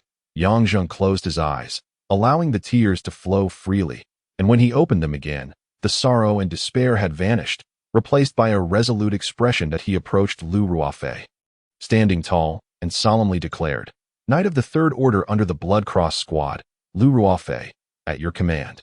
In an instant, the haze of confusion lifted from Lu Ruofei's eyes, his pupils constricting sharply, a spark of awareness igniting within. Present, Lu Ruofei had awakened, his gaze locking onto Yang Zheng's, revealing a painful yet triumphant smile. Xiao Zhenggu, at last, I have awaited you. Ruofei, having fallen to this state, do you hold any resentment towards me, Yang Zheng, for my inadequacy? Lu Ruofei chuckled, his voice hoarse and raspy, shaking his head. The days spent following Xiao Zhenggu have been the most exalted moments of my life. Death holds no fear. Before being captured, I have already slain 8 of the Wolfang soldiers, thus settling the score. I have killed 11. Hongshi exclaimed fervently from the side. Very well, very well. Yang Zheng chuckled coldly. In life, there is little joy. In death, there is little fear. That a man's duty lies in the arena of slaughter, with courage akin to that of a bear and eyes as fierce as a wolf. If one is to be a man, one must take lives, lest a man's body be shrouded in a woman's heart. A true man never fears for his own life. Even in the face of death, in the realm of revenge and battle, one wishes to be buried among the wild grass. Yang Zheng recited verses reminiscent of the way of man he had once encountered on earth. Suddenly, he turned sharply and approached the wall, dragging the barely alive Wilson, who had lost both legs, towards him. He then walked to a corner of the room and picked up a broken bowl. With a sword that can slice through iron, one can kill in a fit of rage, toasting with one's own flesh as wine. Even ghosts and deities would be astonished at the jest. Let the blood of this enemy serve as my farewell to my two brothers. With a swift stroke of his iron sword, Wilson's arm flew off that he held the broken bowl to the severed limb, collecting a bowl full of fresh blood. Yang Zheng brought the bowl to Hongshi's lips. Drink. Hongshi gulped down nearly half the bowl, his eyes igniting with fervor, his tongue lapping at the blood on his lips. Yang Zheng then offered the bowl to Lu Ruofei, who similarly took a generous swig. Yang Zheng, with a fervent gaze towards the two, raised the bowl to his own lips, tilted his head back, and drank the remaining blood before hurling the bowl away with a hearty laugh. Refreshing. Good brothers, rest assured, Yang Zheng swears that one day I shall offer the heads of 10,000 Wolf Fang soldiers as tribute to your spirits in the heavens. Upon uttering these words, Yang Zheng swung his iron sword, and Wilson's head tumbled away. Chapter 15. A shot that shakes the world. As he swung open the wooden door, the biting wind and snow lashed against his face. Yang Zheng's countenance, as stone-like as the eternal snows atop Mount Qian, was cold and unyielding, devoid of any trace of weakness. Hongshi and Lu Ruofei extinguished the final flames of their lives. Yang Zheng carried their lifeless bodies from the cellar, laying them upon the firewood within the wooden house. He then retrieved a jar of oil and poured it over the kindling, striking a flint to ignite the flames, which leapt up voraciously. Throughout this, Yang Zheng's expression remained unchanged. As the fire gradually consumed the bodies, he stepped outside. The night was still shrouded in darkness, and the wind and snow intensified. Hearing footsteps in the distance, Yang Zheng knew it was time to depart. However, he would return one day. He swiftly made his way to the nearby stable, leading out the robust steed he had long selected, its ears stuffed with cotton and its eyes covered in a black cloth. The flames from the wooden house blazed higher, finally reaching the sky. The patrolling soldiers, noticing the commotion, rushed over with shouts. In that brief distance of several hundred meters, Yang Zheng had ample opportunity to act. He drew a taut bow and sent a flaming arrow hurtling towards the open supply camp's gate. The barrels of oil, positioned at the entrance, ignited instantaneously. In no time, earth-shattering explosions resounded one after another. A tremendous shockwave erupted, causing the entire Macedonian defense camp to boil with chaos at the very moment the first explosion erupted. The stable, less than 20 meters from the supply camp, detonated as well. Hundreds of horses, freed from their restraints by Yang Zheng, were thrown into a frenzy, their whinnies piercing the air. The horse pens, dismantled by Yang Zheng, crumbled as the panicked horses surged through the small camp, creating a terrifying scene of havoc. Yang Zheng mounted his steed, removed the black cloth from its eyes, and charged towards the rear gate of the camp along his chosen path. The stampede of horses had thrown the entire camp into disarray, with many tents trampled and countless soldiers, caught in their slumber, crushed to death in the darkness of night. With only 500 of the 2,000 soldiers on duty properly equipped and mobilized, controlling the chaos was an impossible task. Riding alongside the throng of horses, arrows flew from his hands one after another. In the shadows, many were struck down before they could comprehend the situation. A charging horse within the camp possessed devastating power, and with Yang Zheng, an enraged warrior, atop it, the impact was magnified. Although not a master of martial arts, in terms of lethality and battlefield prowess, Yang Zheng epitomized the pinnacle of soldiering. The fruits of his arduous training now bore full expression, the blazing flames casting a fierce glow upon his stoic face, resembling the grim reaper amidst the night, continually reaping the lives of Wolf Fang soldiers. With 2 quivers of arrows expended, dozens of soldiers fell before his onslaught. Yet, as the horses began to calm, Yang Zheng realized he had to make his escape. Should the Wolf Fang troops regain their composure, he would find it impossible to breach their defenses. He drew his iron sword, raised the shield at his side, and urged his steed forward, galloping through the camp. The rear gate was drawing closer, and by now, over 100 soldiers had followed in his wake. The guards at the rear gate had rushed to extinguish the flames, and resistance ahead was minimal.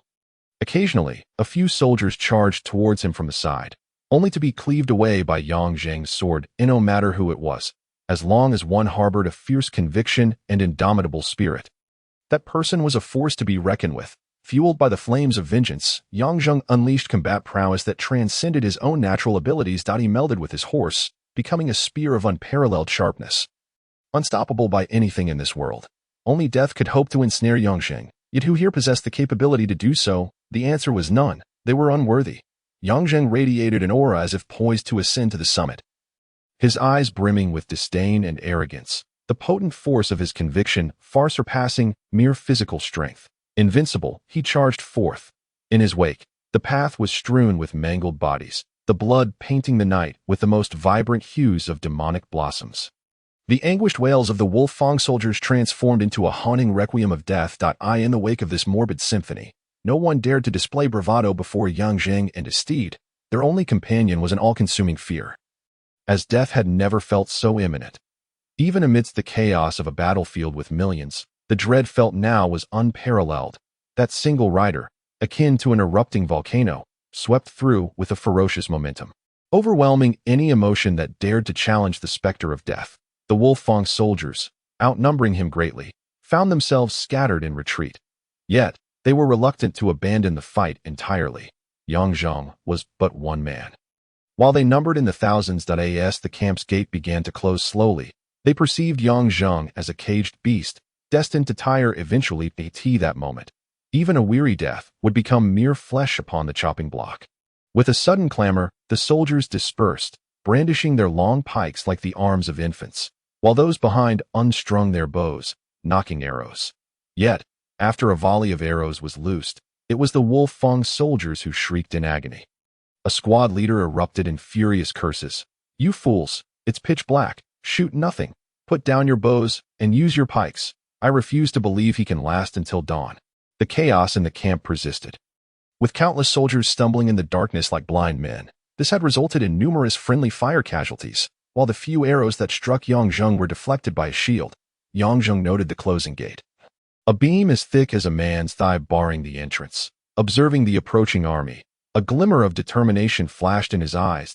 He hurled his iron sword aside, extracting a heavy iron spear nearly 4 meters long, and led his steed in a few back-and-forth strides. Suddenly, with a fierce cry, he drove the spear into the horse's flank. The pain sent the steed hurtling toward the gate. The Wolf Fang soldiers shouted in alarm. "He's gone mad." Yang Zheng's gaze was fixed upon that beam, the world around him fading from view. All his spirit, all his focus, converged upon that singular point, a point capable of shattering the very fabric of existence. The entire Wolf Fang army stood transfixed, watching as this rider, like a black tornado, tore through the night sky, the spear tip glimmering as the sole beacon in the darkness, akin to lightning cleaving through the shadows. The thunderous hoofbeats echoed in their ears like war drums, each beat resounding in their hearts. Time seemed to freeze. The wind and snow momentarily stilled. The entire camp, the entire world transforming into a static tableau, with a single dark point racing through it. Akin to a comet colliding with the Earth. At last, that point collided with the door. More accurately, the sharp tip of the spear struck precisely at the central point of the beam, aligning perfectly with the gate seam. With a violent impact, Yang Zheng spat blood. The force of the collision was akin to being struck by a speeding automobile. His arm emitted a sharp crack, and half his body went numb. Yet in his eyes, there was an ethereal clarity. The mouths of the Wolf Fang soldiers gaped wide. They understood they would never forget that breathtaking shot, for they soon witnessed the massive beam splintering with a thunderous crack. Crashing to the ground, Yang Zheng's chest ignited like a fireball, enveloped in a radiant glow, while his steed seemed to transform into a spirit of the night. Unusually agile, with a mighty neigh, the steed reared, raising its front legs high before driving them down fiercely upon the 1,000-pound gate. The grand gate trembled and swung open, revealing a narrow gap barely wide enough for a single rider. In an instant, the horse, carrying Yang Zheng, vanished into the darkness beyond the camp gate. The remaining members of the Wolf-Tooth army were still reeling from the shock of the moment. It was utterly bizarre. Was this something mere mortals could achieve? Such a massive timber, even a siege engine would require several strikes to breach it. The leading captain, the highest-ranking officer in the camp, was the first to react as he witnessed Yang Zheng disappearing beyond the gate. He bellowed, "What the hell are you all doing? Quickly, pursue him. Get on your horses, you fools. If we let him escape, we shall await punishment from military law." As the soldiers regained their composure, they hurriedly searched for their mounts. A handful of wolf-toothed soldiers reached the gate, and, upon seeing the two massive wooden stumps lying on the ground along with the deep hoof prints embedded in the gate, their faces reflected sheer terror. This was beyond human capability. The gate was pushed wider, and countless cavalrymen surged out, eager to chase after Yang Zheng. Yet, in the endless darkness before them, there was no trace of him. Almost all the wolf-toothed soldiers, after witnessing Yang Zheng's audacious feat of breaking through the gate with a single thrust, felt an overwhelming sense of his invincibility. Their pursuit felt merely like a formality, deep down. They understood that the moment he and his steed shattered the gate, no one could impede his departure. Upon receiving news of the fall of the Macedonian defense, Qiu Yuanshan swiftly led 5,000 wolf-toothed soldiers to the Macedonian camp. Upon surveying the devastation, with debris strewn across the ground and the camp nearly obliterated, he struggled to comprehend the reality before him. The report indicated a death toll of 638, including the idiotic Wilson, who was retrieved from the cellar in a state resembling a mere pile of rags. And all this chaos had been wrought by a single individual. One person. Had he heard such a tale elsewhere, he would undoubtedly have dismissed it as the greatest joke in the world, laughing heartily. Yet, this calamity unfolded on his own territory, and the majority of the deceased were soldiers he relied upon as his trump card. The wolf-tooth army, he could not find humor in this. He felt like weeping. Thus, when the captain, trembling, approached Qiu Yuanshan, the latter wasted no time. He drew his sword and beheaded him without uttering a word. Although Wilson was the nominal commander here, Qiu Yuanshan had privately entrusted this captain with command, for Wilson was merely a decoy. The captain was his confidant, yet he had never imagined that his subordinate would allow a single man to rampage through a garrison of 2,000 soldiers, igniting a conflagration and killing 638 men. Qiu Yuanshan felt as if he had either gone mad or that his subordinates had collectively neglected their posts to indulge in debauchery. He could scarcely fathom that such a battalion might one day fall prey to a night raid by foreign forces, perhaps even being slaughtered in his own stronghold while he remained oblivious in a dream. However, when he beheld the two severed wooden beams that the soldiers brought forth, he was once more struck with astonishment. Qiu Yuanshan dismounted and examined the cross-section of the beam carefully. In the center of the fracture was a dome the size of an egg, the surface as smooth and straight as if it had been cut by glass. When the two halves were joined, Qiu Yuanshan was further astonished to discover that this dome was located precisely at the most vulnerable point of the beam. He could already envision the breathtaking might of that singular shot. That a vivid image formed in his mind, a man and his steed, like a whirlwind, finding the most accessible point of breach, then using immense force in a rapid motion to sever the timber. When Qiu Yuanshan finally raised his gaze towards the direction of the Macedonian Great Rift, he appeared to have aged a decade. He understood that he had inadvertently established an unimaginably formidable adversary for the Zhongyue kingdom. Quickly, prepare paper and ink for me, and expedite it with the firebird feather, Qiu Yuanshan commanded his guard. Now, only by summoning the adept from the imperial palace could there be a chance to intercept Yang Zheng en route. He could afford no further hesitation. In the capital of Zhongyue, Yikulan, Imo Lianyu gazed at the firebird feather letter presented by Qiu Yuanshan, his expression fluctuating between joy and despair. Beside him stood the renowned demon lord Xios, whose name was synonymous with unparalleled wisdom and mastery in alchemy, clad in a white robe indicative of his status as a grand sorcerer. Xios held a jade staff in his hand. His skin was as smooth as that of an infant, yet his hair and the beard cascading to his waist were as white as snow. His eyes sparkled like stars, brimming with infinite sagacity. The Xiu family had been the most capable ally of the Mo family since the founding of Kanji.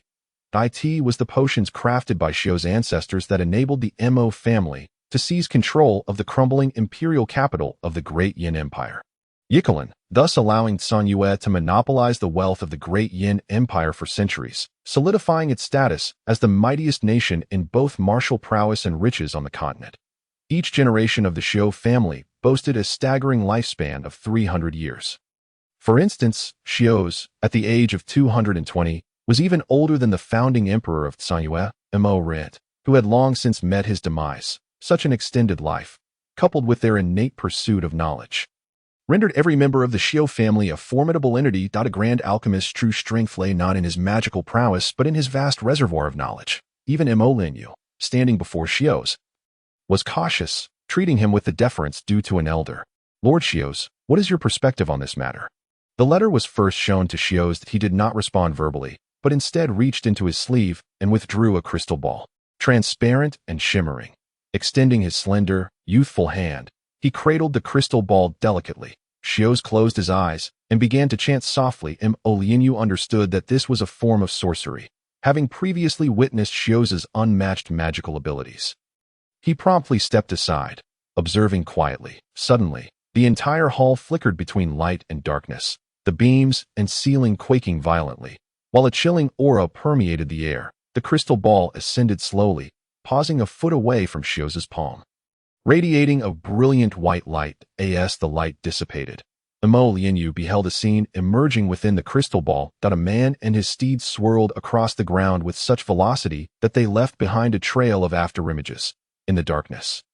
The spear's tip gleamed like lightning, becoming the focal point of the entire tableau, as if all of creation converged upon that singular moment, rendering everything else irrelevant. Just gazing at that image, Lianyu felt an overwhelming force bearing down upon him. The air seemingly solidifying around him. As that steed violently collided with the massive wooden door, Lianyu felt his heart race uncontrollably. That brilliant point erupted like a volcano, triggering a series of cataclysmic reactions. The timber splintered, and the door was shaken loose. That moment, Lianyu observed a peculiar phenomenon. It appeared as if the man and horse were enveloped in a faint red glow. Subsequently, the horse managed to kick open the colossal door, albeit only a narrow gap. Yet it was terrifying beyond measure. Even after the vision faded, Lianyu remained unable to shake off the shock of that astonishing shot. Unlike the soldiers, he was a true master of martial arts, an 8th-rank swordsman, second only to the 9th-rank sword saint. At the age of 40, he was undeniably a prodigy in martial skills, with the youngest 9th-rank sword saint on the continent already 50 years old. Thus, he could discern much more from that stunning shot, and his apprehension deepened. He knew he could never replicate such a feat with all his might. He might manage to pierce the timber, but the ensuing backlash from that ferocious force would certainly spell his doom. Yet the figure in the vision had achieved it. Initially skeptical upon reading Qiu Yuanshan's letter about a single individual incinerating an entire camp and slaying 638 soldiers, only to then breach the gate with a single strike. Lianyu wondered if Qiu Yuanshan was merely jesting. Xios's voice, soothing and rich like a bottle of aged wine, broke the silence. This is a memory extracted from the fallen soldiers. The scene you just witnessed is the moment the Macedonian defense was breached last night. It was indeed true. Lianyu felt as if all his strength had been drained away. What kind of power is this? Who is he? How could someone with such formidable strength possibly be a slave? Impossible. Utterly impossible. Lianyu murmured, his eyes filled with disbelief. I have heard from Bingo that although this person is strong in the death camp, he cannot even cultivate fighting spirit, merely possessing superior physical skills compared to ordinary individuals. How could such a person execute that shot? Xios had already returned the crystal ball to his robe. He replied calmly, that is not the power of fighting spirit. Did you not see the faint red glow surrounding him after he unleashed that shot? That is a manifestation of spiritual power. It is true peak strength. Although this youth has not fully grasped the application of spiritual power, in that fleeting moment, he was able to deliver that extraordinary shot. Spiritual power manifesting. Lianyu's eyes brimmed with questions. Xios nodded and turned towards the window. Where the garden outside lay blanketed in pristine snow, a gust of wind swirling into the hall, making his white robe billow as if he were a celestial messenger. Such power has not been seen for many years. Or rather, such pure spiritual power has not emerged in ages. Perhaps only that place holds the possibility. That place. Lianyu approached Xios from behind. Xios smiled faintly. Yunzhong City. Lianyu's expression shifted to one of horror. Are you suggesting he is the lord of Yunzhong? Shu Shu let out a sigh, seemingly filled with a sense of solitude. He is certainly not from that place. If he truly were the lord of the clouds, sending more thousands would be futile. It is fortunate he is not. Lianyu's expression turned fierce. You should have perceived the hatred in his eyes before he departed. If this man is not eliminated, he will undoubtedly become a great threat to our Tsanyue. I have already stated that this young man has not genuinely grasped the application of spiritual power. It is merely a fleeting brilliance. He is likely at the end of his strength now. You need only send a squadron of Griffin Knights to pursue and eliminate him. As Shushu spoke, he waved his right hand towards the window, and his flowing white robe brushed through the air. A crystal-colored little bird appeared in the sky, flapping its wings and soaring into the distance. Yang Zheng was indeed faltering, were it not for the formidable conviction sustaining him. He would have already become one of the many corpses commonly found on the sad wasteland. After his horse burst through the broken door, it galloped for over 100 kilometers, only to let out a mournful cry and perish in the depths of the sad wasteland. That single kick to the door had drained all vitality from the sturdy steed that it managed to run deep into the sad wasteland, as if something were guiding it, until its mission was fulfilled. Yang Zheng fell from his mount, half of his body now immobile. His right hand, having struck the door, felt as though it had detached from his body. It bore no pain, only an emptiness. The splitting headache plagued him. He had never experienced such a sensation before, as if 1,000 needles were piercing his brain, a pain that sank deep into his bones. Yang Zheng was unaware that he had plunged into a grave crisis, that a person's spirit is finite, when the frequency of brain activity exceeds one's mental capacity. Terrifying after effects may ensue. An overloaded mind can lead to chaos, easily spiraling into madness, often resulting in the individual becoming an imbecile or a vegetative state. The act of breaking through that door had not only surpassed his physical endurance but also subjected his mind to unprecedented challenges. Thus, he had completely lost his resistance, collapsing helplessly in the wilderness at the heart of the sad wasteland. Snow fell in a flurry from the sky. Yang Zheng lay on the desolate land, desperately in need of rest. The tormenting pain and chaos in his mind relentlessly assaulted him. He longed to simply fall asleep, yet even this modest desire seemed unattainable, until the swirling snowflakes enveloped him entirely. His vision faded to a vast expanse of white. The snow cocooned him, as if he were encased in a colossal chrysalis. Chapter 16. The dragon emerges from the abyss. In the far north of the Blue Wind continent lies a world perpetually shrouded in ice and snow. The extreme cold here is tenfold that of the polar regions on Earth, capable of freezing nearly any object. Thus, apart from the expanse of glistening glaciers, no life can endure in this realm, which is characterized by silence, chill, and purity. The glaciers stretch endlessly to the horizon, and at the edge of the earth towers a cloud-piercing peak. The mountain, entirely crystalline, is formed from millennia of perpetual frost. Soaring high into the sky, this is not merely a bizarre sight. What is most peculiar is that the peak is broad at the base, yet narrows towards the top, resembling an inverted mountain or perhaps a colossal ice mushroom. The upper portion of the peak is entirely shrouded in a billowing cloud as white as snow. This cloud stands out like the sole glacier in this icy world, for in the extreme cold, the sky is as clear as a mirror, yet atop this ice peak, a strange white cloud drapes over the mushroom-like summit, enveloping it completely. Within the cloud layers at the pinnacle lies a vast hot spring lake. The lake's surface is as smooth as glass, perched atop the peak, with wisps of steam wafting through the air, merging with the surrounding mist. It is this large hot spring lake that gives rise to the clouds. When a crystal-colored bird flitted over the clouds and descended onto the lake's surface, the water began to ripple, and a violent tremor resonated through the entire mountain. Suddenly, a minuscule vortex emerged at the center of the lake, which was soon disrupted. Incredibly, if anyone were present, they would be astonished by the supernatural spectacle unfolding before them. For from beneath the water's surface, a city, seemingly carved from crystal, began to ascend. The grandeur and mystique of this ice crystal city far exceed the limits of human imagination. It is an impossible beauty, yet it manifests vividly before the eyes. The city's design defies all principles of structural mechanics, resembling a work of art, with intricate pavilions and corridors formed from transparent ice, interwoven with trees, creating a cohesive whole. Billowing steam envelopes the palace, resembling a celestial wonderland. This peculiar palace is not only exquisite, but also vast beyond comprehension. The lowest level occupies nearly half the surface of the lake. Surrounding the city is an ethereal, undulating light shield that prevents the lake's waters from encroaching within.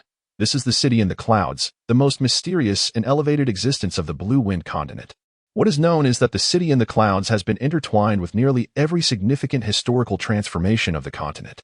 In the uncertain eras of the Stone Age, emissaries from the city in the clouds taught primitive humans to harness fire. During the establishment of slavery, the emissaries created the oldest form of writing. The first human tribe evolved into a city, and the first corn seed was a gift brought by the emissaries. Humanity no longer needed to struggle against fierce beasts for sustenance, as they began to cultivate grain using techniques imparted by the emissaries. The art of bronze smelting emerged 2 millennia ago, also credited to the city in the clouds. Over 14 centuries ago, the establishment of the Bobia dynasty saw its founder, Emperor Hamadir, once a humble blacksmith's son, rise to become the continent's first dragon rider, leading the overthrow of the slaver king dynasty with the aid of the emissaries. 830 years ago, the waning Bobia dynasty was toppled, with the birth of iron sword casting reportedly marking its demise. This casting technique also originated from the city in the clouds. The emissaries first bestowed it upon the leader of the Grey Dwarves in the Fermier Mountains. Subsequently, 764 years ago, the first comprehensive legal code of the Facede dynasty was revised with the assistance of the emissaries. After this, dragons began to withdraw from the annals of history. The emergence of cavalry heralded the true flourishing of the knightly era, during which the city in the clouds remained absent for an extended period. The founding emperor of the Dayan Empire led 50,000 iron cavalry to annihilate the Facede dynasty. The Dayan Empire thrived, dominating the continent for 3 centuries, propelling advancements in economy, technology, and education. However, during this time, a mysterious temple emerged, and the last emperor of the Dayan Empire, Li Wang, abruptly deposed his original empress, taking the temple's maiden, Sida, as his new queen. The situation on the continent took a dramatic turn. Li Wang became tyrannical, indulging in hedonism and revelry, often spending nights in drunken debauchery. He was particularly enamored with Sida, heeding her above all else, disregarding the counsel of his ministers. Each year, countless young boys and girls were selected for the temple, only to vanish from the continent thereafter. Li Wang was nearly entirely under Sida's control. In just 10 years, the Dayan Empire crumbled, and the city in the clouds re-emerged, engaging in a secretive and obscure conflict with the temple, with the appearance of the Lord of the Clouds. Sida also vanished. Following this, the most powerful feudal state at the time, the Sanyue Kingdom, invaded Yikalan, annihilating the flourishing dynasty that had thrived for 3 centuries. Various feudal states began to rise, leading to the current chaotic warring states scenario in the Blue Wind continent. The myth of the city in the clouds has been passed down through generations. So many legends have tightly woven the history of the Blue Wind continent with the city in the clouds. This place, closest to paradise in the legends, has its emissaries revered by every inhabitant aware of the tales as the Lord of the Clouds, symbolizing purity and harmony. He is the true favored child of the supreme deity. 150 years have passed, yet the Lord of the Clouds has not reappeared. However, all who know of the legend understand that the city in the clouds has not vanished. The reason for the Lord of the Clouds' absence is that the time for change has not yet come for the continent. The scene shifts to the city in the clouds. This astonishing edifice stands upon the Soul Glacier in the extreme cold. Within the city in the clouds, white thorn birds soar, peace doves circle within, and harmonious, melodious tidings resonate throughout the city. On the immaculate streets of the city in the clouds, countless humans clad in white attire, with skin as pale as snow, traverse. Strikingly, they possess white wings that radiate layers of halos around their bodies. Astonishingly perfect, as unreal as the white city itself. Apart from their pristine robes, they bear no other possessions, not even shoes. Their bare feet gliding over the transparent streets. At the pinnacle of the city in the clouds lies a vast circular platform, spanning thousands of square meters. The platform, akin to a serene sea, emits a gentle blue glow. Gazing upward reveals an extraordinary and indescribably beautiful expanse of heaven and earth. That appears as though the boundless cosmos merges with the platform. With myriad colorful lights and halos dancing in the air, a snow-white figure kneels on the platform, a crystal bird alighting upon its shoulder. Suddenly, the light and shadow ripple, and the crystal bird ascends into the sky, gradually transforming into a veil of emptiness. Upon this veil, a figure on horseback whirls past like a whirlwind, followed by a piercing strike through the great door. Is the image of Yangzheng. The vast expanse trembles violently, a scorching white light igniting like the sun, piercing through the enclosed space, rendering all beings and objects within invisible. Father God, a white silhouette emitted a voice of reverence. A low, resonant hum resonated from all directions. The power of the Purple Heart. Has she finally reappeared? Where is she? The white figure replied. The news comes from the Xiujia of Sanyue Kingdom. Go and bring her back. Qinglian, Yes, as the white figure stepped forth, golden radiance enveloped her, revealing a slender, graceful form, her waist upright, taking delicate steps, exuding an elegance that was utterly flawless. Her visage was so breathtaking that it rendered one breathless, surpassing even those perfect humans who had just traversed through Cloud City. The allure did not solely lie in her perfect contours, but rather in her ethereal, otherworldly demeanor, as if untouched by mortal affairs. Unlike the ordinary inhabitants of Cloud City, her long azure hair was as smooth as a mirror and as dense as satin. Regrettably, her eyes bore no emotion, resembling the tranquil surface of a placid lake. The woman gently parted her cherry lips, slowly uttering a dreamlike phrase, human emotional settings. At that moment, her gaze transformed, as though the most skilled painter had graced it with a stroke, instantly giving rise to countless unforgettable glimmers, ultimately coalescing into a boundless, crystalline abyss. That fleeting change drew her from the realm of portraiture into the realm of the living. Weapon selected, ice crystal. A streak of light suddenly manifested around the woman, akin to a nimble serpent of light darting about. She slowly extended her hand, and the luminous serpent coiled around it. After a brilliant flash of white light, a short sword, entirely transparent and crystalline, appeared in her grasp. The sword bore a simple design, yet in her hands, it appeared most fitting. Target locked, Sanyue Kingdom. Upon uttering these words, the woman vanished from her spot. Yang Zheng could sense the external world, yet he found himself incapable of thought, utterly bewildered as to why he did not need to breathe. He lay there in a daze, listening to the capricious winds and clouds, and on many days, he could hear the passing of people, merchant caravans, and the marauding giants of the wasteland, none of whom paid him any heed. For there were many corpses like his in the desolation, and no one would care about a humanoid being entirely shrouded in snow. Gradually, the headache subsided, as long as Yang Zheng refrained from contemplating certain matters. Remaining still like a dormant fetus in the womb or a butterfly awaiting its emergence from the chrysalis, he could lie there without concern for how many days would pass. It was a peculiar sensation, akin to hibernation. Unbeknownst to him, this prolonged winter, with its incessant snowfall, had allowed him to evade a fatal calamity. Occasionally, a strange, piercing cry would echo in the sky, sharp and violent, followed by the fierce sound of wind sweeping across the wasteland. Yang Zheng had heard such sounds numerous times, yet from within his cocoon, he could not behold the outside world. Until one day, a merchant caravan passed by and took a rest nearby. Once more, he heard that ferocious sound echoing from the heavens, prompting someone in the caravan to exclaim, "Heavens, what is that?" An older man quickly covered the mouth of the speaker, whispering, "Do not shout so loudly. That is a griffin. Do you wish to perish?" At that moment, another voice rose. "Look, it seems there is someone atop the griffin. Could it be the legendary Griffin Knight?" The elder's voice began to tremble.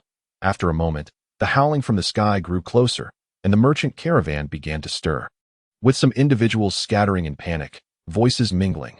"Run! They are coming down." The sound of powerful winds became distinct to Yang Zheng. It was the sound of wings flapping. The griffin's screech transformed into a piercing sound as it approached. A robust man's voice reverberated through the air, silencing the tumult. "Do not flee. Everyone remain where you are, or face merciless slaughter." The authority in his voice sent a jolt of pain through Yang Zheng's ears. A terror-striking power. The crowd fell silent, none daring to resist. "Who is the leader here?" The man's voice rang out again, albeit with a gentler tone. The elder's quivering voice responded, "It is this old man. Fear not. I shall pose but one question. Have you seen this person? Black hair, black eyes, easily recognizable."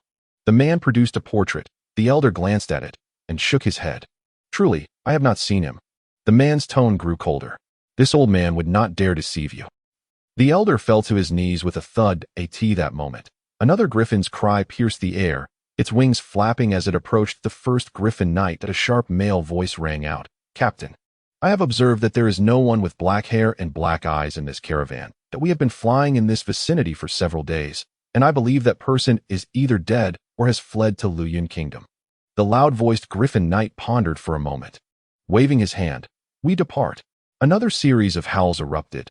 The winds howled fiercely, and the griffin's cries gradually receded into the heights of the sky. Lying there, Yang Zheng began to piece together the clues: black hair and black eyes. Was he not referring to himself? He had lingered in this realm long enough to know that there were no individuals with such features. At least, he had never encountered any. The Griffin Knight's mere voice was enough to instill fear. If he were to confront them directly, given Yang Zheng's current strength, he would likely be torn to shreds.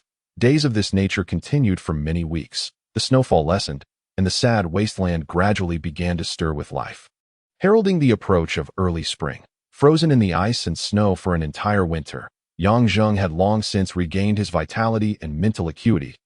He even found his senses had sharpened considerably.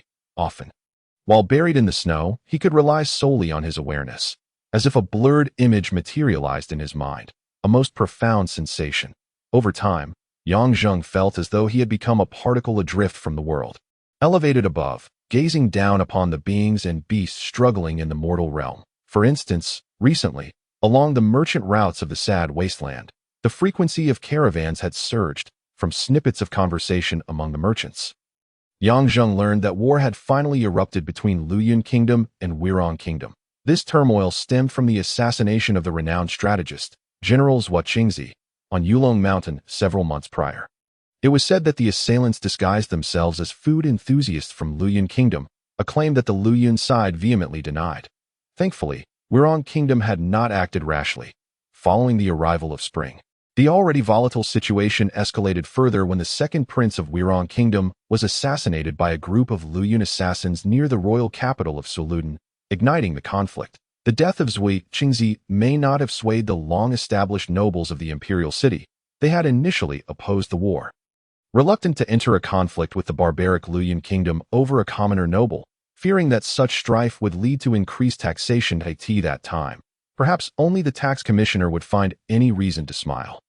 However, once the second prince was slain, witnessing the king's murderous intent, all the nobles quickly united in their outrage towards Luyun Kingdom, each portraying themselves as paragons of righteousness, denouncing the treachery of the Luyun scoundrels, an attitude starkly different from their previous indifference towards Zhui Qingzi's assassination. The order to attack Luyun at the onset of spring swiftly reached Baizong. War was now an inevitable reality. Should you pose a question to a successful merchant of the Blue Wind continent regarding which wealth is the most easily acquired, 80% would undoubtedly reply, the wealth of the dead. Without a doubt, this conflict that had just ignited with the arrival of spring had captured the keen attention of countless merchants across the continent. The merchant paths of the sad wasteland seemed to transform into golden avenues. The lingering chill of early spring was still unbearable. Although the snow had ceased, the cold from melting snow was even more penetrating.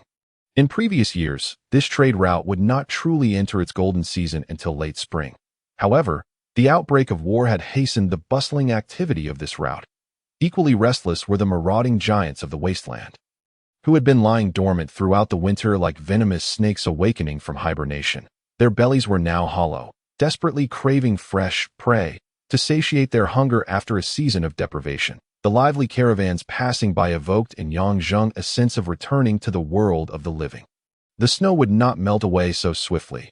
Yang Zheng felt as though he had become an insect trapped in amber. The inner layer of snow upon him had solidified into a sheet of ice, leaving him in a state of helplessness. He could hardly fathom how he had endured an entire winter encased in ice, for he was absolutely certain that he had not perished, nor had he lost consciousness. All his organs, including his heart, functioned perfectly well, albeit in a feeble state of semi-sleep. One afternoon, as the snow began to thin, the conflict between Wirong Kingdom and Luyun Kingdom had reached a stalemate. Another caravan arrived from the depths of the Macedonian Rift, pausing for rest atop a small hill not far from Yang Zheng. His ears, now exceptionally keen, discerned that this caravan did not hail from Tsanyue Kingdom, but rather from the land known for its wisdom and beauty, Qingxi Kingdom. The caravan began to kindle a fire to prepare their meal atop the small hill. The sound of children's laughter, like silver bells, echoed across the wilderness. This was the first time Yang Zheng had heard the laughter of children from a caravan. For the trials of long-distance travel often rendered even adults unable to endure, especially in the sad wasteland, where the marauding giants posed such a terrifying threat that one could easily lose their life.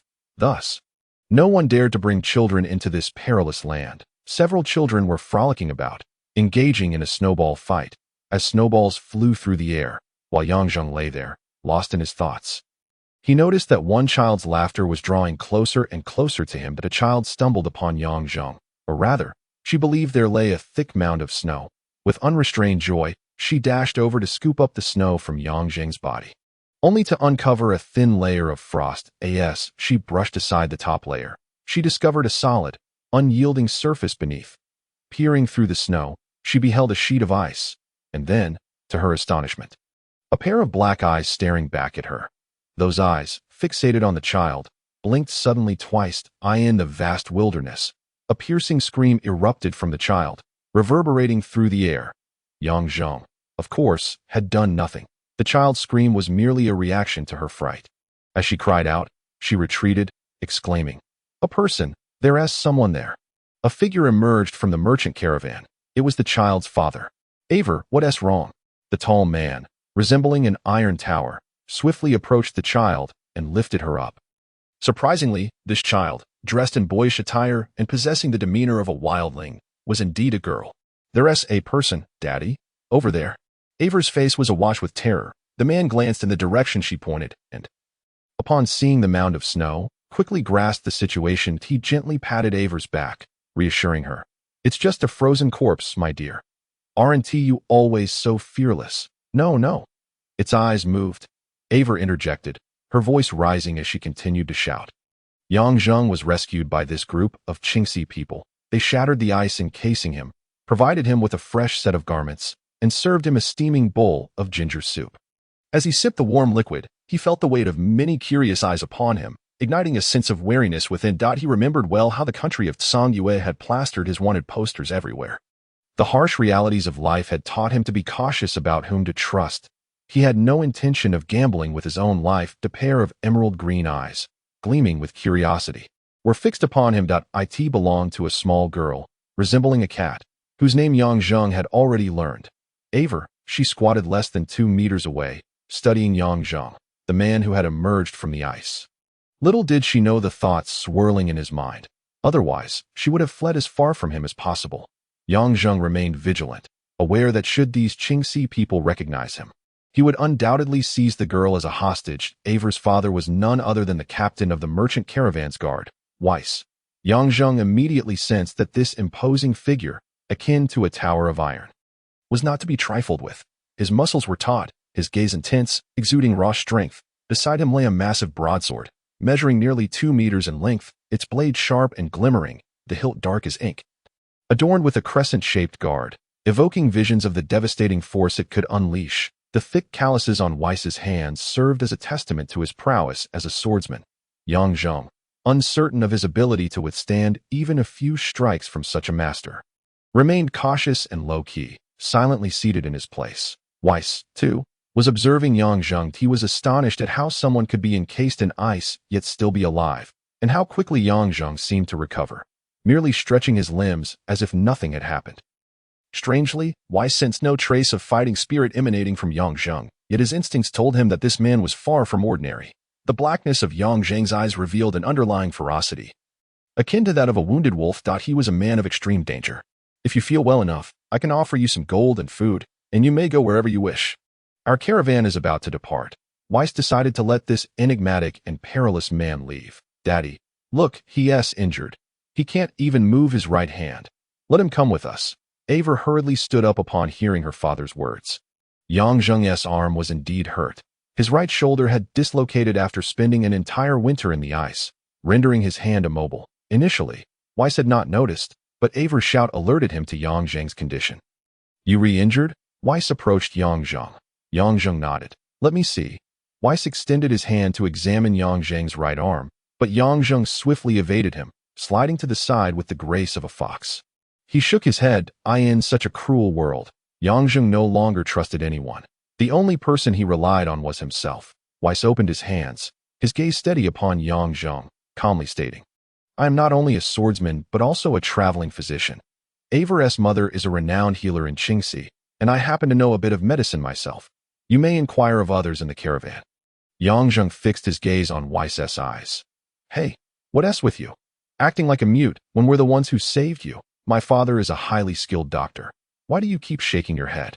It's simply insufferable." Aver huffed, stomping over to Yang Zheng. Her cheeks puffed out in anger, her sparkling green eyes resembling an irate kitten. A glint of coldness flashed in Yang Zheng's eyes. In an instant, Weiss stepped protectively in front of Aver, shielding her from Yang Zheng's chilling gaze, which might fool others but not him. He was determined to ensure Aver's safety. Since you refuse my help, I can still offer you some gold and food.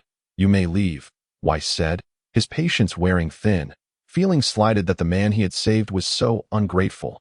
Yang Zheng, having no desire to remain among strangers, finally spoke after breaking the ice. Thank you. He accepted Weiss's offerings of gold and food, realizing their necessity, for since his emergence from the ice, he had become just like any ordinary person, in need of sustenance and air. His knife and jade flute, the two most crucial items, remained intact. Most of the crafted hidden weapon boxes were also preserved. He stowed them in his waist pouch and secured the food and gold in a larger bag on his back. Weiss even gifted him an iron sword for protection. Yang Zheng, pragmatic in these tumultuous times, did not refuse, understanding the importance of practicality over etiquette. Though grateful for Weiss's generosity, he chose to keep his appreciation unspoken, as he remained acutely aware of the dangers surrounding him. Setting off alone would not only help him avoid attracting the attention of those with ulterior motives in the caravan, but would also spare them from any ensuing pursuit he might encounter. With a slight bow, Yang Zheng ventured into the wilderness. He walked with unwavering resolve. From the moment he broke free from the ice, he understood that no one could impede his progress. He was determined to make Sun Yue pay a heavy price, his first definitive goal since arriving in this foreign world, and no longer would he drift through life aimlessly. Meng Sun, Hong Shi, Lu Ruofei. Wait for me. Yang Zheng vowed. One day I shall honor you with the blood of the wolf army. That day would not be far off. Weiss watched Yang Zheng's retreating figure, perceiving him as a proud lone wolf, one whose heart remained impenetrable. Sighing, he turned away, only to find Aver staring vacantly in the direction Yang Zheng had departed. Aver, what's wrong? Daddy, will he be okay alone? I've heard there are many bandits and wild wolves in the wilderness. Weiss gently ruffled Aver's hair. Little one, wild wolves and bandits are not the most dangerous threats, you know? Then what is? Weiss hesitated, shaking his head, choosing not to elaborate. Chapter 17. The appearance of Barbie shortly after Yang Zheng departed from the Qingxi caravan.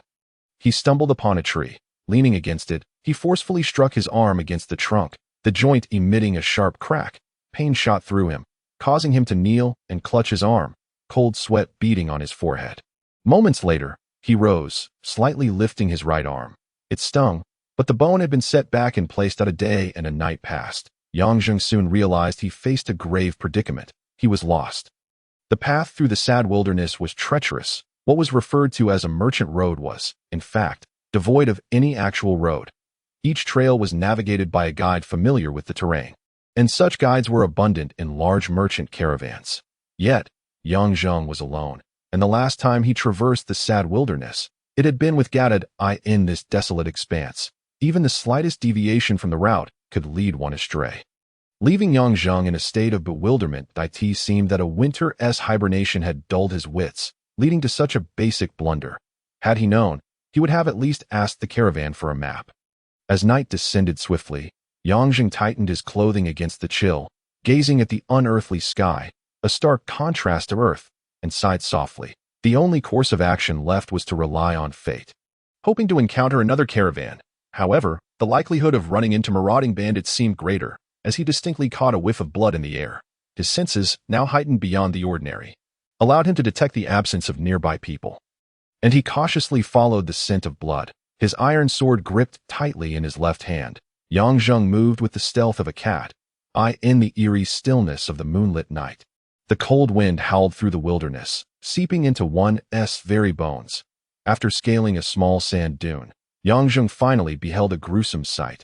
The ground was littered with dozens of corpses, their remains disfigured and scattered across the terrain, the stench of decay permeating the air. A few gaunt wolves were gnawing at the bodies. The horses and valuables had all been plundered, leaving behind only a few dilapidated transport carts scattered around. The ground bore the faint traces of a bonfire, yet the signs of struggle were surprisingly few. Yang Zheng cast another glance, his pupils dilating in alarm that it was the merchant caravan of the Qingxi kingdom. Had they fallen victim to a band of marauding thieves? The image of a cat-like little girl, and the towering figure of Weiss flashed through Yang Zhang's mind. He hesitated no longer and swiftly descended the sand dune.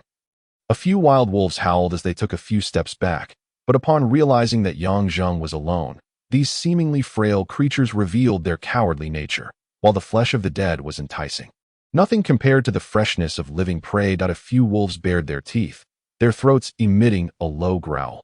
Yang Zhang brandished his sword, charging forward. In a flash of steel, one wolf was cleaved in two, its body falling to the ground as blood gushed forth. With a nimble push off the ground, he thrust his sword into the mouth of another wolf. In the blink of an eye, two wolves lay lifeless before him. The remaining wolves, terrified, began to retreat. That moment, a wolf on Yang Zhang's left lunged at him, seemingly clever enough to target the side where he held no weapon. With a cold smirk, Yang Zhang sidestepped slightly and delivered a powerful kick to the wolf's face. The creature's head shattered, the impact akin to a hammer striking a watermelon, startling even Yang Zhang himself. This single kick obliterated the remaining wolves' resolve, causing them to flee in an instant. Yang Zhang felt a moment of disbelief as he stared at his foot, finding it hard to comprehend, since emerging from the ice. He had sensed something was amiss with his body, yet he could not pinpoint what exactly was wrong. He had never anticipated such devastating power in a single kick. The wolf's corpse lay twisted on the ground, its brain and blood spilling out in a grotesque display. Shaking off his distractions, he quickly suppressed these thoughts. Now was not the time for contemplation. After inspecting the bodies on the ground, he found no sign of the little girl or Weiss, which relieved him somewhat. Suddenly, Yang Zhang's brow furrowed as he scanned his surroundings anxiously. A surge of heat rose from his chest. Hastily, he pulled aside his shirt, shocked to discover that the Barbie pendant that had hung around his neck was missing. In its place was a fiery mark shaped like a flame, glowing faintly in the darkness, as if it were a living entity. Yang Zhang's hand brushed against the mark, and his mind erupted in chaos as the same consciousness he had encountered on Jade Dragon Mountain invaded his thoughts. "Is that you, Barbie?" A mechanical voice reverberated in his mind. Yang Zhang felt as if he had been set ablaze, springing to his feet. He had encountered enough bizarre occurrences already, yet he still could not fathom the reality before him. "Are you human or ghost?" "According to your human definitions, I am an artificial intelligence," Barbie replied calmly. Artificial intelligence. What did that even mean? Yang Zhang's mind was a tumultuous mess. He pinched his thigh hard, and once his thoughts cleared slightly, he spoke with a trembling voice. "I have several questions for you, and you must answer me. First, where do you come from? Second, did you bring me from Earth to this cursed place? Third, how did you enter my body? Fourth, can you leave my body?" Barbie's tone remained emotionless as she replied, "I refuse to answer." Yang Zhang faltered, a surge of anger bubbling within him. He raised his M9, pointing it at the fiery mark, declaring fiercely, "Don't think I want to extract you from my body. No, you cannot extract me, unless I choose to leave. Even if you die, you cannot rid yourself of me," Barbie said without a hint of fear. Yang Zhang's grip on the M9 trembled for a moment, his expression shifting between frustration and determination. Eventually, he reluctantly lowered the dagger. He could not gamble with his life, and Barbie felt more like a machine than a human. "What do you want?" Silence enveloped them for a moment before Barbie's voice emerged. "I will tell you, but not now. Also, your friends are in grave danger." "Friends?" "Weiss and Avery. They are being pursued by a powerful energy entity." Yang Zhang's heart raced in alarm, and he barely had time to ponder how Barbie knew this. "Where are they?" "Keep heading west. I will guide you to their location." Before Barbie could finish her sentence, Yang Zhang was already sprinting westward. He ran with all his might for half an hour, his speed rivaling that of a swift horse, yet he felt no fatigue. Just as this thought crossed his mind, Barbie provided the answer. "I have accelerated your metabolism and enhanced your muscular strength." Yang Zhang yearned to learn more, but the time was not right, for he discerned the faint sound of hooves amidst the wind. Ahead lay a small hill. As he reached the top, a wave of dread washed over Yang Zhang, startling him as it was the first time he had experienced such a sensation. Whenever he faced unknown dangers, his heart would quicken in response, yet he suppressed the urge to flee. Under the moonlight, he clearly saw 6 three-headed hellhounds glowing with blue flames, chasing a figure engulfed in crimson flames. They moved with incredible speed, leaving long trails of fiery light in their wake. Behind them loomed a swirling mass of black smoke that encompassed a 5-meter radius. The atmosphere was thick with darkness, foreboding, and an ominous aura of death crept closer to Yongzheng. Instinctively, he felt a visceral fear of the black cloud, a primal terror of death. The figure enveloped in red flames was unmistakably Weiss, who cradled a child in his arms, and it was evident he had been injured. One of the hellhounds let out a piercing howl, quickening its pace, poised to sink its teeth into Weiss. In a burst of flames, Weiss roared, unleashing 3 fiery blades that struck at the hellhounds from above, middle, and below. With a mournful wail, the hellhound was cleaved into 4 neat pieces, its blood exploding like a thick mist. "Daddy!" Avery's frightened cry pierced the air. Yongzheng could no longer contain himself. He stood up. "If you go, your chances of survival are over 90%, Barbie remarked flatly. Yongzheng scoffed softly, gripping his iron sword as he charged down the slope. His appearance startled Weiss, igniting a desperate will to survive within him.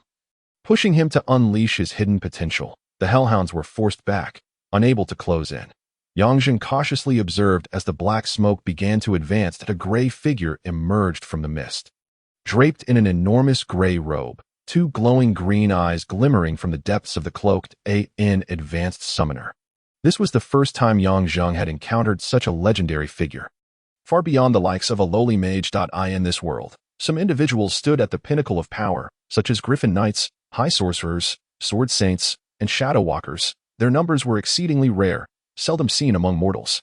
The gray-robed sorcerer wielded a pitch-black staff, and beneath him stood a jet-black steed, devoid of any stray hair, with flames flickering in its eyes and hooves. A nightmare, a beast from the depths of the abyss. A product of high-level summoning magic, this was undeniably a rare high sorcerer, and a terrifying summoner at that. The nightmare, like a specter in the night, galloped forth, its hooves ablaze, causing the very earth to tremble beneath it.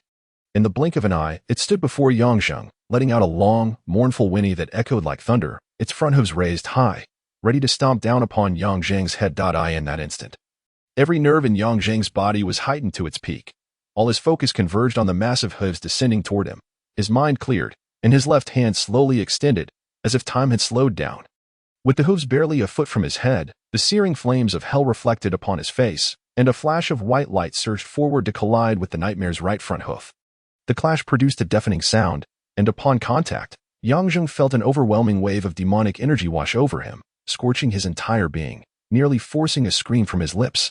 Yet in that moment, a cool sensation enveloped his chest, and Yongzheng's mind sharpened. It felt as if something had surged into his consciousness, and his eyes suddenly brightened, a crimson glow surrounding him. In that instant of clarity, he saw nothing but a singular, radiant point. With renewed determination, he thrust his iron sword forward, and the nightmare let out a horrific shriek. Its right front hoof severed cleanly. However, the left hoof came crashing down upon Yongzheng's chest. Producing a thunderous boom, the fabric of his shirt was instantly incinerated, and he was sent flying over 10 meters, landing on the ground motionless. Weiss emitted a heart-wrenching roar, wielding his sword to carve a semicircle in the air. Unleashing a torrent of sword energy that surged forth like a tidal wave, several hellhounds were torn apart by the overwhelming force. With one hoof lost, the nightmare stumbled as it hit the ground.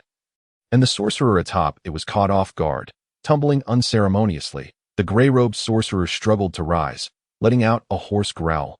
Ah, damnable insects. He knew all too well the power behind the nightmare's kick. Capable of shattering tons of adamantine stone, renowned as the hardest material in the world. Thus, he was certain that this wretched insect had been crushed, perhaps already meeting the king of the underworld. As Weiss charged forward in a frenzied rage, the gray-robed sorcerer pointed his staff at him, unleashing a purple energy sphere that hurtled towards Weiss. With a resounding bang, Weiss let out a pained cry as he was thrown to the ground.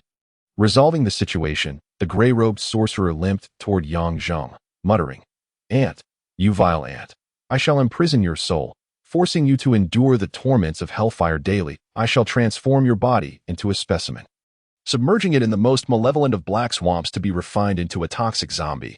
Cursed ant, accursed ant." The gray-robed sorcerer halted 2 meters from Yongzheng. "Huh," he exhaled softly, with a forceful jab of his staff. An invisible power flipped Yongzheng over, and on his chest, a flame-shaped mark radiated an orange glow. The sorcerer's expression shifted abruptly. Yongzheng suddenly opened his previously tightly shut eyes, revealing an abyss of murderous intent within his black pupils. In a swift movement, he rolled and sprang from the ground like a leopard, a bluish-green orb of light in his left hand, the cold, lethal aura emanating from the M9 that with a soft thud. The gray-robed sorcerer looked on in disbelief at the dagger embedded deep in his chest, terror flickering in his eyes for the first time, fear of death. The black gemstone atop his staff trembled violently before shattering with a bang.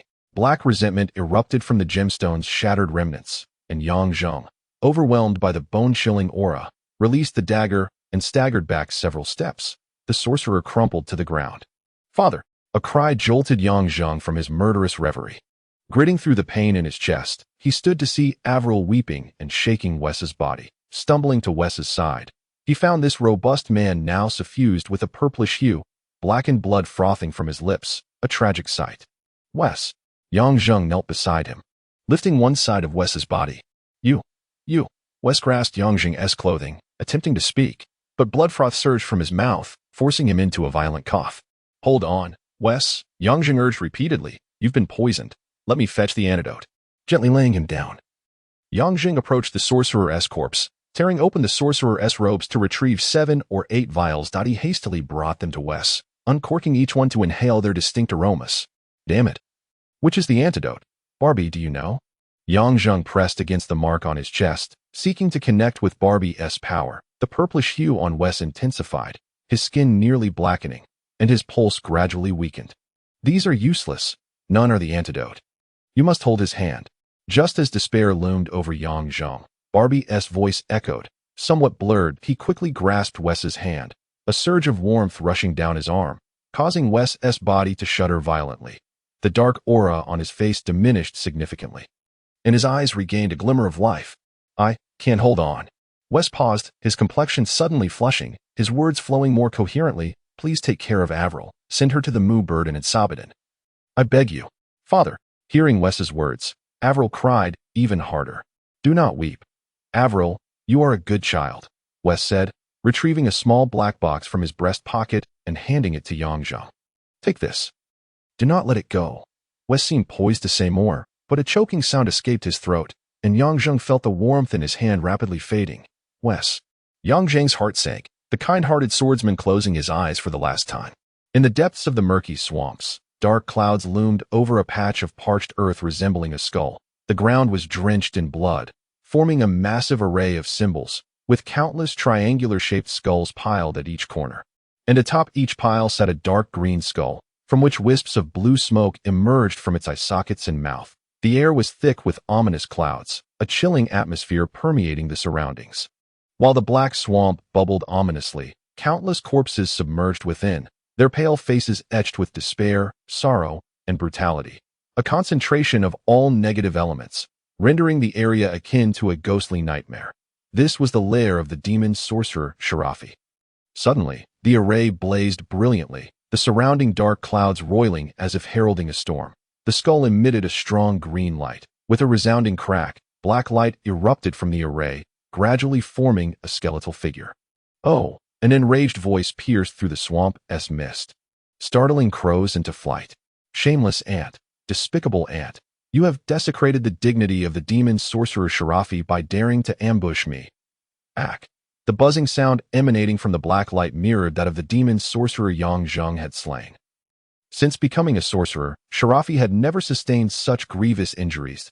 No melee fighter ever dared approach within 5 meters of him. Those who did were transformed into specimens, which was why the demon sorcerer was a nightmare across the continent. Yet today, Sharafi had nearly been killed by an ambush, his very flesh annihilated. The mere thought of Jafes and Hubert pointing at his wounds and mockingly exclaiming, "Oh, our dear Lord Sharafi has been injured. What a disgrace to the entire magical realm.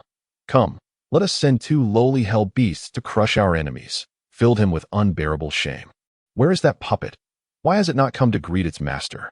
Does it not realize I have been gravely hurt? Cursing vehemently, Sharafi bellowed at a massive birdcage-like structure not far from the desolate ground. "Jeffeld, I should have given you the head of a dog. Even a dog is more intelligent and loyal than you. Get out here now." After several shouts, there was no response from within the house as Sharafi's fury reached its peak. His physical form destroyed, his spirit could only coalesce at the array, and in his frustration over his puppet's negligence, he shouted, "Jeffeld, you inferior hell beast, do you dare to disdain the demon sorcerer Sharafi? Just wait.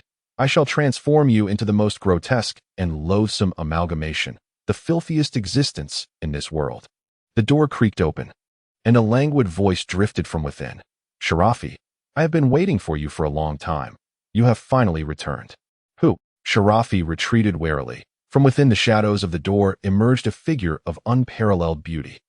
She possessed long silver hair cascading like a waterfall from Mount Label, falling gracefully over her slender waist. Her elegantly arched eyes resembled the silver crescent moon, exuding an enchanting allure, while a faint veil shrouded her flawless face, obscuring it from view. Scarlet, who else could possess such breathtakingly wicked beauty? Even a demon sorcerer like Sharafi, who used human organs as materials, found himself momentarily speechless. There is beauty that is indeed irresistible. Yet Sharafi remained on high alert, his emerald eyes narrowing. Who are you?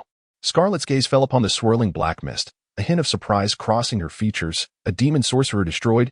Who could accomplish such a feat? Sharafi roared in fury. Woman. Sharafi is not to be underestimated. Do you think I cannot wield powerful magic without a corporeal form? However, Scarlet seemed unfazed, gliding gracefully like a wisp of purple smoke out of the house. Sharafi, I have heard you have found the whereabouts of the golden-winged cicada. Upon hearing golden-winged cicada, the demon sorcerer's vigilance heightened toward the woman before him. What golden-winged cicada? I have never heard of it. Scarlet chuckled softly. Sharafi, it seems you have forgotten your situation. Her voice lowered, the depths of her eyes seeming to be engulfed in a purple flame. Heavens, are you from the sanctuary? Are you referring to the golden-winged cicada? Sharafi retreated several steps. I do not know. Look at my grievous injuries. Sharafi, should I trust the words of a notorious sorcerer? Scarlet approached with a smile, closing in relentlessly. I truly do not. Sharafi was nearly driven to madness. For the first time he spoke the truth. Yet it was not believed that at last. Scarlet ceased to smile, her eyes ablaze with purple flames, the air around them seemingly igniting. Sharafi felt an overwhelming pressure, almost causing him to vomit blood. Now he possessed only his spirit, and his once proud magic was suppressed to the point of immobility. The golden-winged cicada was taken by a man with black hair. He even stabbed me. Sharafi, unable to withstand the immense mental pressure, forced out those words. A man with black hair.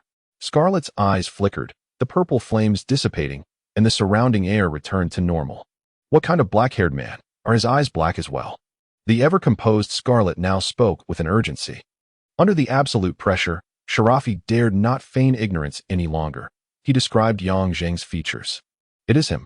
Scarlet finally confirmed that Sharafi was indeed speaking of Yang Zheng, the very person she had been seeking.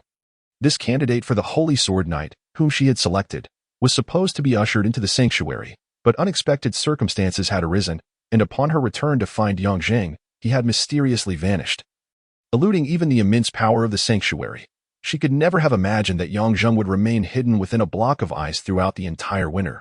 Later, even Scarlet believed that Yang Zheng had been killed, and she felt a pang of regret over it. She had no choice but to select another candidate. Although the new candidate possessed remarkable talent, having already achieved the rank of an 8th-grade swordsman at the tender age of 30. He was but a hair's breadth away from becoming a 9th-grade sword saint. Yet, Scarlet felt that he lacked something essential. The mere thought that the candidate chosen by the Black Moon Envoy was an elusive shadow walker of dark elf lineage weighed heavily upon her heart. Should this contest for the Holy Sword Knights end in failure once more, 3 out of the 4 esteemed Holy Sword Knights would be beholden to the Black Moon Envoy, and Scarlet's standing within the organization would face unprecedented challenges. She was resolute in her desire to prevent such a scenario. Now, hearing Charlotte's words, she learned that not only was Yang Zheng alive, but his strength had also significantly improved. It was well known that a demon sorcerer could easily overpower an uninjured opponent. Thus, Yang Zheng's ability to wound him was no small feat. Where did you last see him? In the Sadness Wasteland. A faint glimmer of joy flickered in Scarlet's eyes, and her voice softened, melodious as a lover's whisper. Charlotte, you truly are a delightful sorcerer. Hee. What do you intend to do? Upon hearing such a beguiling voice, Charlotte felt a surge of trepidation. Scarlet smiled enigmatically, and suddenly her right hand flared with violet flames as her slender finger gently tapped the array. With a resounding explosion, no! Charlotte cried out in despair. A violent burst of purple flames erupted from the center of the array, instantly engulfing Charla Fay's soul. Chapter 18. Scarlet, 3 days later. On the vast grasslands of the Luyun Kingdom, a black horse galloped with a man and a child. The man on the horse bore an unremarkable face, with rugged skin and brownish hair. Yet he wielded an extraordinarily large horse-slaying blade, its hilt as dark as ink with crescent-shaped handguards. Cradled in his arms was a small girl with haunting green eyes, reminiscent of a cat. If not for the icy coldness that lingered in her gaze, who could have known that this man was Yang Zheng?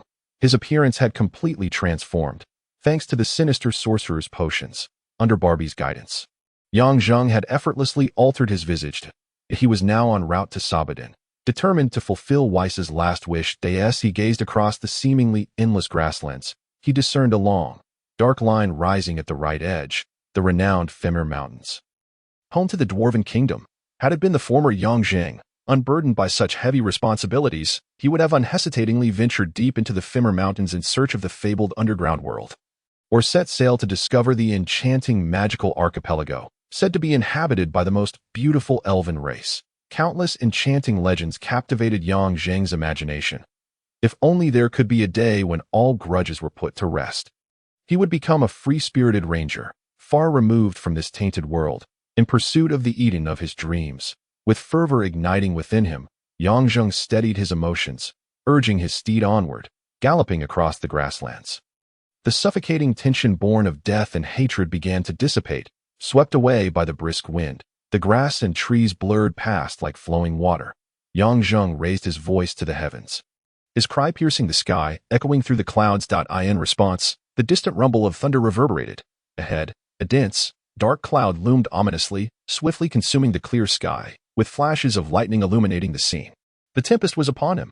Yang Zheng quickly steered his horse to the left. Hearing the sound of rushing water, as he descended a small hill, he spotted a stream, a sheltered side from the wind, in a matter of moments. He retrieved a camping tent from his saddlebag and swiftly erected a temporary refuge on a patch of dry ground. Tethering his black horse to a nearby thicket, the rain soon poured down in torrents. The world transformed into a silvery haze, the rain mist intertwining around him. The nearby stream echoed with the sound of droplets splattering against the surface, heralding the first fierce rain of spring. As Yang Zheng entered the small tent, he shook off a few droplets from his hair and noticed Avril huddled in a corner, hugging her knees. The little girl had not uttered a single word in days, her once bright, lively eyes now dulled with sorrow and confusion. Yang Zheng understood the excruciating pain of losing loved ones. Avril's demeanor surpassed her years in maturity, as she complied with all his instructions without uttering a word, deepening Yang Zheng's heartache. "Avril, have something to eat," he offered, presenting a piece of dried meat before her. Avril slowly glanced at Yang Zheng and accepted the dried meat, taking a gentle bite, though her gaze soon drifted back to the rain-soaked exterior. Yang Zheng sighed, hoping that time would ease their suffering. That moment, his hand brushed against a hard object in his bag. He retrieved it to find the jade flute that Xiao Yan had gifted him. The melodious notes flowed from the flute, intertwining with the sound of raindrops falling into the stream, creating the most enchanting symphony of nature.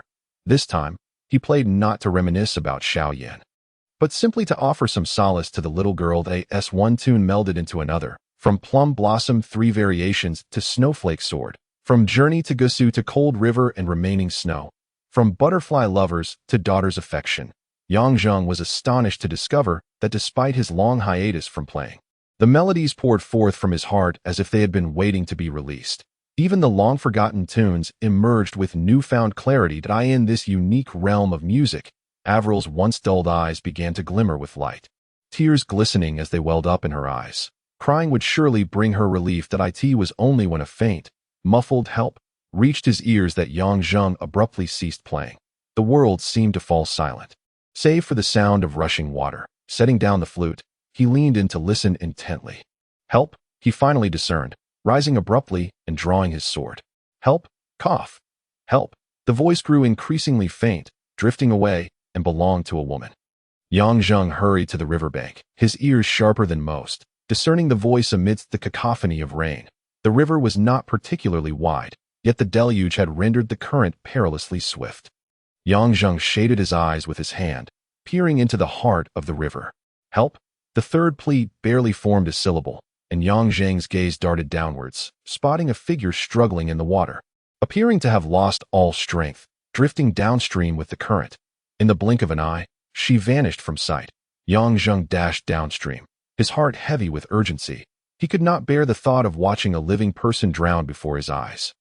Moreover, the one calling for help was a woman, and as a man from the modern world, he felt compelled to maintain a certain decorum, finding it easier to empathize with her plight. Like a swift leopard, he navigated the rushing waters, quickly reaching the spot where the woman had sunk. He removed his belongings, discarding his sword, and dove into the river. The murky water severely hindered his vision as he searched frantically, doing all he could and leaving the rest to fate. If the woman possessed enough will to live, he would ride the current, hoping for a miracle. However, after swimming approximately 500 meters, he still had not caught sight of her. Breaking the surface, he gasped for air, a sense of despair settling within him. Perhaps she had already perished. Gazing at the seemingly endless river, he felt the fickleness of life wash over him, letting out a soft sigh. Just then, his foot brushed against something soft. Yang Zheng's heart quickened, and he dove back underwater, discovering a woman in white, submerged at the riverbed. Her garments entangled in a clump of water plants. He tore the plants away and lifted her to the surface, cradling her neck as he swam toward the shore. Once he laid her upon the riverbank, the sight of her face left him momentarily stunned. What a beautiful woman, with cascading silver hair and features that seemed sculpted by the gods. Even in her current pallor and with purple-tinged lips, her beauty was undiminished. Her wet white garments clung to her figure, accentuating her exquisite curves, and any normal man would find it difficult to resist an impulse. In terms of appearance, she rivaled the third princess of Tsangyue, yet in charm, Mo Bingyun could not hold a candle to her. Even in her unconscious state, she was enough to drive a normal man to madness. Fortunately, Yang Zheng was no ordinary man. His resolve had been tempered by the harsh realities of the world. Strong as granite, just as a fleeting thought of desire surfaced, he quickly quelled it. He could not allow lust to sway his heart, especially not towards a fragile woman on the brink of death. Testing her breathing with his hand, he found it faint, and her abdomen slightly distended, clearly indicating she had inhaled a significant amount of river water. Yang Zheng pressed his palm against her stomach, applying firm pressure.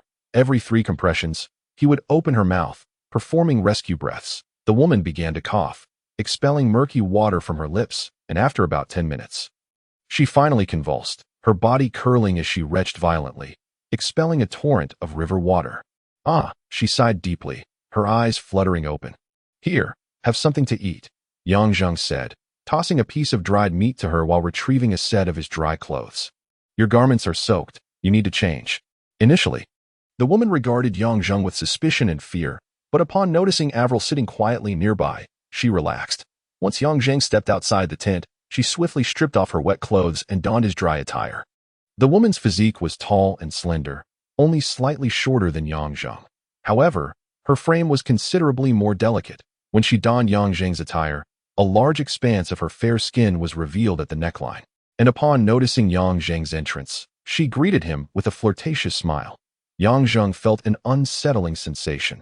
Under normal circumstances, he would never find himself overwhelmed by emotions in the presence of a woman. Yet this one, with every movement, caused his heart to race. To Yang Zheng's surprise, the usually reticent Avril initiated conversation with her. Although this could be seen as a positive development for Avril, Yang Zheng could not help but remain vigilant. The origins of this woman were shrouded in mystery, and in a perilous wilderness, it was perplexing how she could be alone. There were far too many unanswered questions.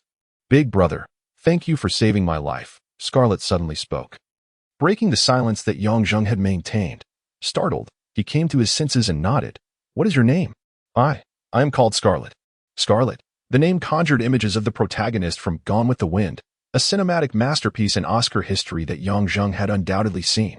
Strangely, he noted a peculiar resemblance between the Scarlet before him and Vivian Lee. It was, of course, an illusion, and Yang Zheng found himself amused by the odd thought, when Scarlet noticed the rare human expression on his face.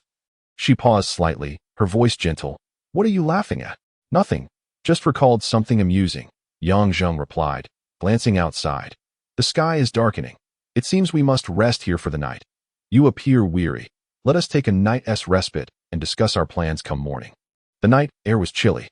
The rain, though light, persisted in a soft patter.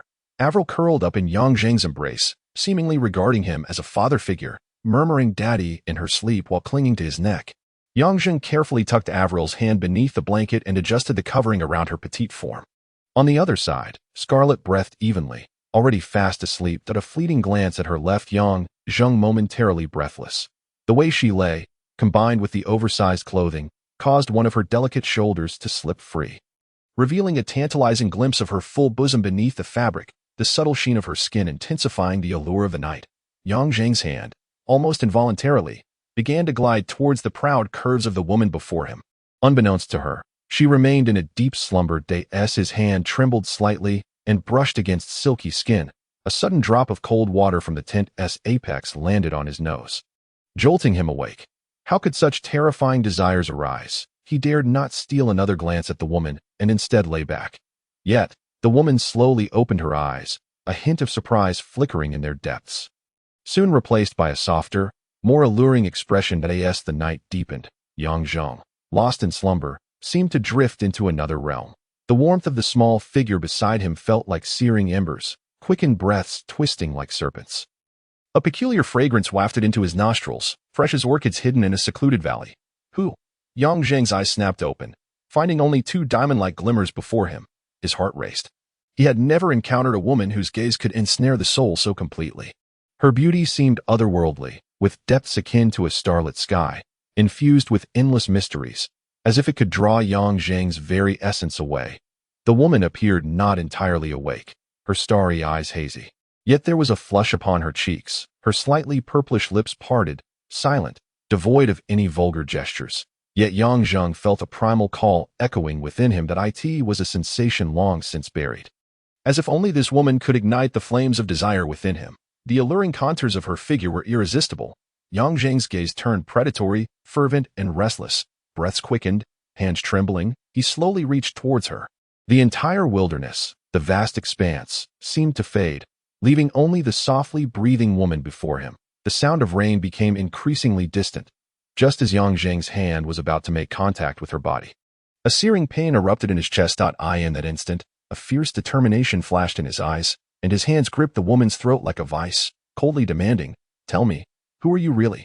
The woman struggled to breathe under his grasp. Yang Zheng's eyes glinted with menace.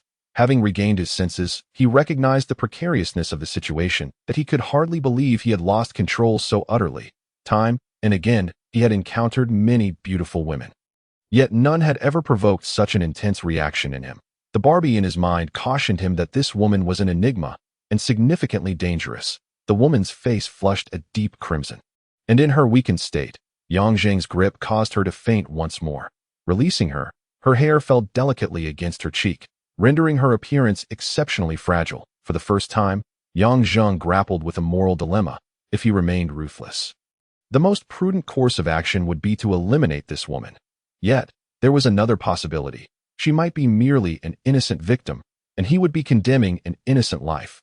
Caught in an internal struggle, he wrestled with feelings of guilt and anguish. "Uncle!" Avril's voice jolted Yang Zheng from his turmoil. The little girl, her cat-like eyes wide with fear, stared at him, having witnessed Scarlet collapsed against him, her complexion pale, lips tinged with purple. With a faint sigh, Yang Zheng relinquished his murderous intent, pinching the woman's acupoint. Moments later, she stirred back to consciousness, her eyes wide with fright upon seeing Yang Zheng, instinctively recoiling. Yang Zheng cursed under his breath, pinching his thigh to regain clarity. This woman's allure was dangerously potent, particularly those unique eyes, capable of transforming any man into a beast with ease. He turned away, speaking in a low voice. "Let us all sleep." After uttering those words, he decisively exited the tent, standing in the rain. The fervor of desire within him was forcibly subdued. He pressed his hand against his chest, hoping to glean insight from Barbie. Yet, silence persisted, as Barbie had remained in a state of dormancy since emerging from the desolate wilderness. As she had claimed, gathering strength, Yang Zheng sensed that the situation was growing increasingly complicated. The following day, the rain ceased. Early in the morning, Yang Zheng set out on horseback to seek provisions. Fortune favored him. After several hours of searching, he stumbled upon an abandoned nomadic camp. Most clans of the Luyun kingdom thrived on the grasslands, and as Yang Zheng traveled from Helita, he encountered numerous forsaken camps, remnants of nature's wrath and human calamities. Though he expected little of value, finding dry firewood was not a daunting task. This time, he even unearthed a jar of. Upon returning to the small tent by the river, Yang Zheng's sense of caution remained intact due to Scarlet's presence, prompting him to keep conversation to a minimum. But he gathered firewood and ignited a small bonfire before taking his iron sword to the nearby river. Although the water was somewhat murky, visibility remained sufficient. Yang Zheng waded to the center, raising the sword with the tip pointed down, focusing his energy. Since Barbie had awakened, Yang Zheng discovered his senses had sharpened to an almost superhuman degree, standing in the river. He savored the stillness. Moments later, he abruptly opened his eyes, his right hand flicking out as the iron sword plunged into the water, emerging with a lively fish impaled on its tip. Following this method, within mere minutes, he had caught 5 plump fish. After scaling and gutting them, he returned to the tent, a string of fish skewered on his iron sword. When sweet, melodic singing reached his ears, Scarlet had dried her clothes and changed. Standing gracefully at the entrance of the tent, her silver hair dancing in the breeze, her complexion resembled that of ice and snow, with eyes deep as whirlpools, capable of evoking any dream imaginable.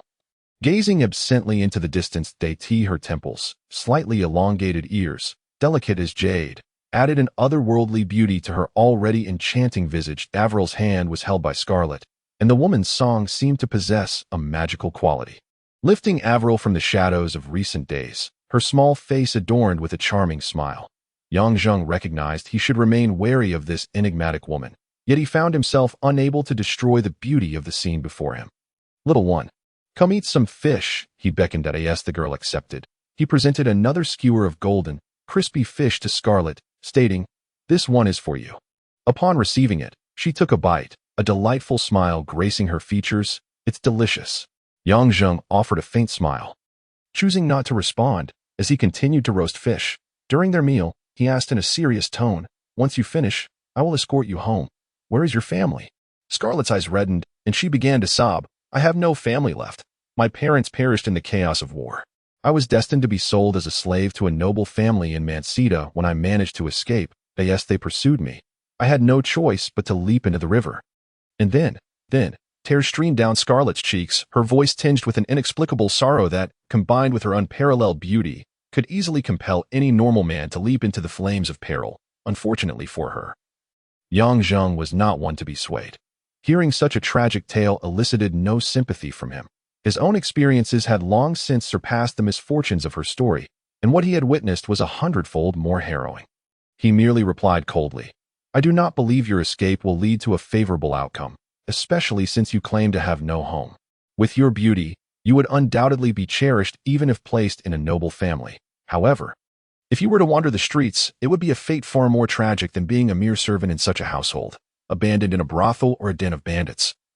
Any place could become your ultimate resting ground." "Brother," Scarlet called out in distress, having discerned the implications of Yang Zheng's words. "This is beyond my jurisdiction. Had I known that your reason for attempting to drown yourself was this, I would never have rescued you. Perhaps death would be far more amusing than your existence in this world." Yang Zheng mocked with a cold laugh that Scarlet's face flushed crimson. She could hardly believe that such a heartless man existed, one who could treat a beauty of her caliber in such a manner. "Brother, I can follow you. Tears welled in Scarlet's eyes, resembling a frightened lamb, trembling in the chill of the wind. "Follow me." Yang Zheng erupted into laughter. "I have never encountered such a foolish woman in my life. Do you even know who I am? Just because I saved you, do you truly understand me? How can you be sure that once I grow weary of you, I wouldn't sell you to any man who might take a fancy to you? If you possessed any intelligence, your best course of action would be to seek forgiveness from that noble family." Yang Zheng ruthlessly stripped away the layers of reality's ugliness before her, like a demon shattering the last glimmer of hope within her heart. His laughter bore an undertone of sorrow. This was Yang Zheng's final act of compassion. In such a cruel world, if one cannot save another, they must at least teach them to confront reality. No matter how harsh that reality may be, it can be endured. However, if a person places their hope in others, they are beyond saving. The sound of Avril's cries abruptly halted Yang Zheng's laughter. His harsh words had frightened the young girl. What had come over him? Yang Zheng despised this version of himself. He approached Avril, lifting her gently and patting her back. "Little one, Uncle never said he would abandon you." Scarlet gazed at the departing figure, a mysterious smile gracing her lips. What a truly cruel man he was. No wonder he had caught my eye as a candidate, even under such formidable temptation. He remained unmoved, casting me aside like an object bestowed upon a merchant caravan. "Miss, we may proceed now." The captain of the merchant guard approached Scarlet, his eyes gleaming with interest. He had never encountered a woman of such extraordinary beauty. Yet this stunning woman stood alone among the caravan, presenting him with an opportunity. As he contemplated, the guard's gaze filled with fervent desire as he eyed the curves of Scarlet's form. Scarlet turned her gaze towards the captain, letting out a soft sigh. "Very well, it is time to set forth." Like a wisp of smoke, she glided past the captain, lightly tapping his shoulder, before darting through the caravan like a phantom, leaving everyone seemingly spellbound in place. Satisfied that none had been overlooked, she chuckled and hurried after Yang Zhang's retreating figure. "Uncle, will Scarlet's sister be all right?" Avril looked up, her face etched with concern. "She will be fine," Yang Zhang replied, a sense of intuition telling him that the woman was no innocent. He wished to divert Avril's thoughts from this troubling matter and change the subject. "Look, Sabahdin is approaching. Soon, you will see your aunt." Avril smiled sweetly. "Yes, Aunt is a fascinating person." Outside the city of Sabahdin, Yang Zhang halted his steed. The thoroughfare bustled with a torrent of people. Beyond the merchant caravans, there were numerous soldiers. Sabahdin, situated near the eastern line of the Wirong, was the foremost border city.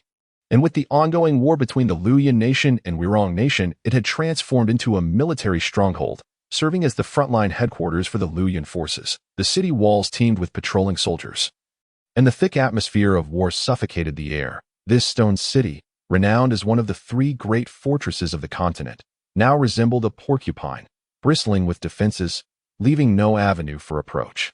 Yang Zhang's brows knitted slightly. His presence here, aside from escorting Avril, held ulterior motives, since Qiu Yuanshan was so intent on plotting against the Wirong, even going so far as to kill to silence him. What better vengeance could there be than to thwart the schemes against the Tsunyuan nation? Did he not wish for a conflict between the Wirong and Luoyuan to unfold, allowing for a third party to profit? And what of Manchi, who seemed to be scheming to remove the Chang people from power, paving the way for his own clan? Yang Zhang gazed towards the stone city, a cold smile curling his lips. Killing Manchi would unravel this intricate web. Chapter 19. Young Master Paul the Moonbird stood as the nearest establishment to the commercial district, a sizable lodging for the common folk. The proprietress, Wan Xue, was renowned throughout Sabahdin for her beauty and remarkable acumen. While many inns in the vicinity were grand establishments owned by nobles, the Moonbird Inn uniquely catered to the common man. Thriving in this prime location, a testament to Wan Xue's exceptional skills, her greatest talent lay in crafting Sabahdin's finest wines, and she herself was an outstanding mixologist. The inn attracted the most notorious drinkers in Sabahdin.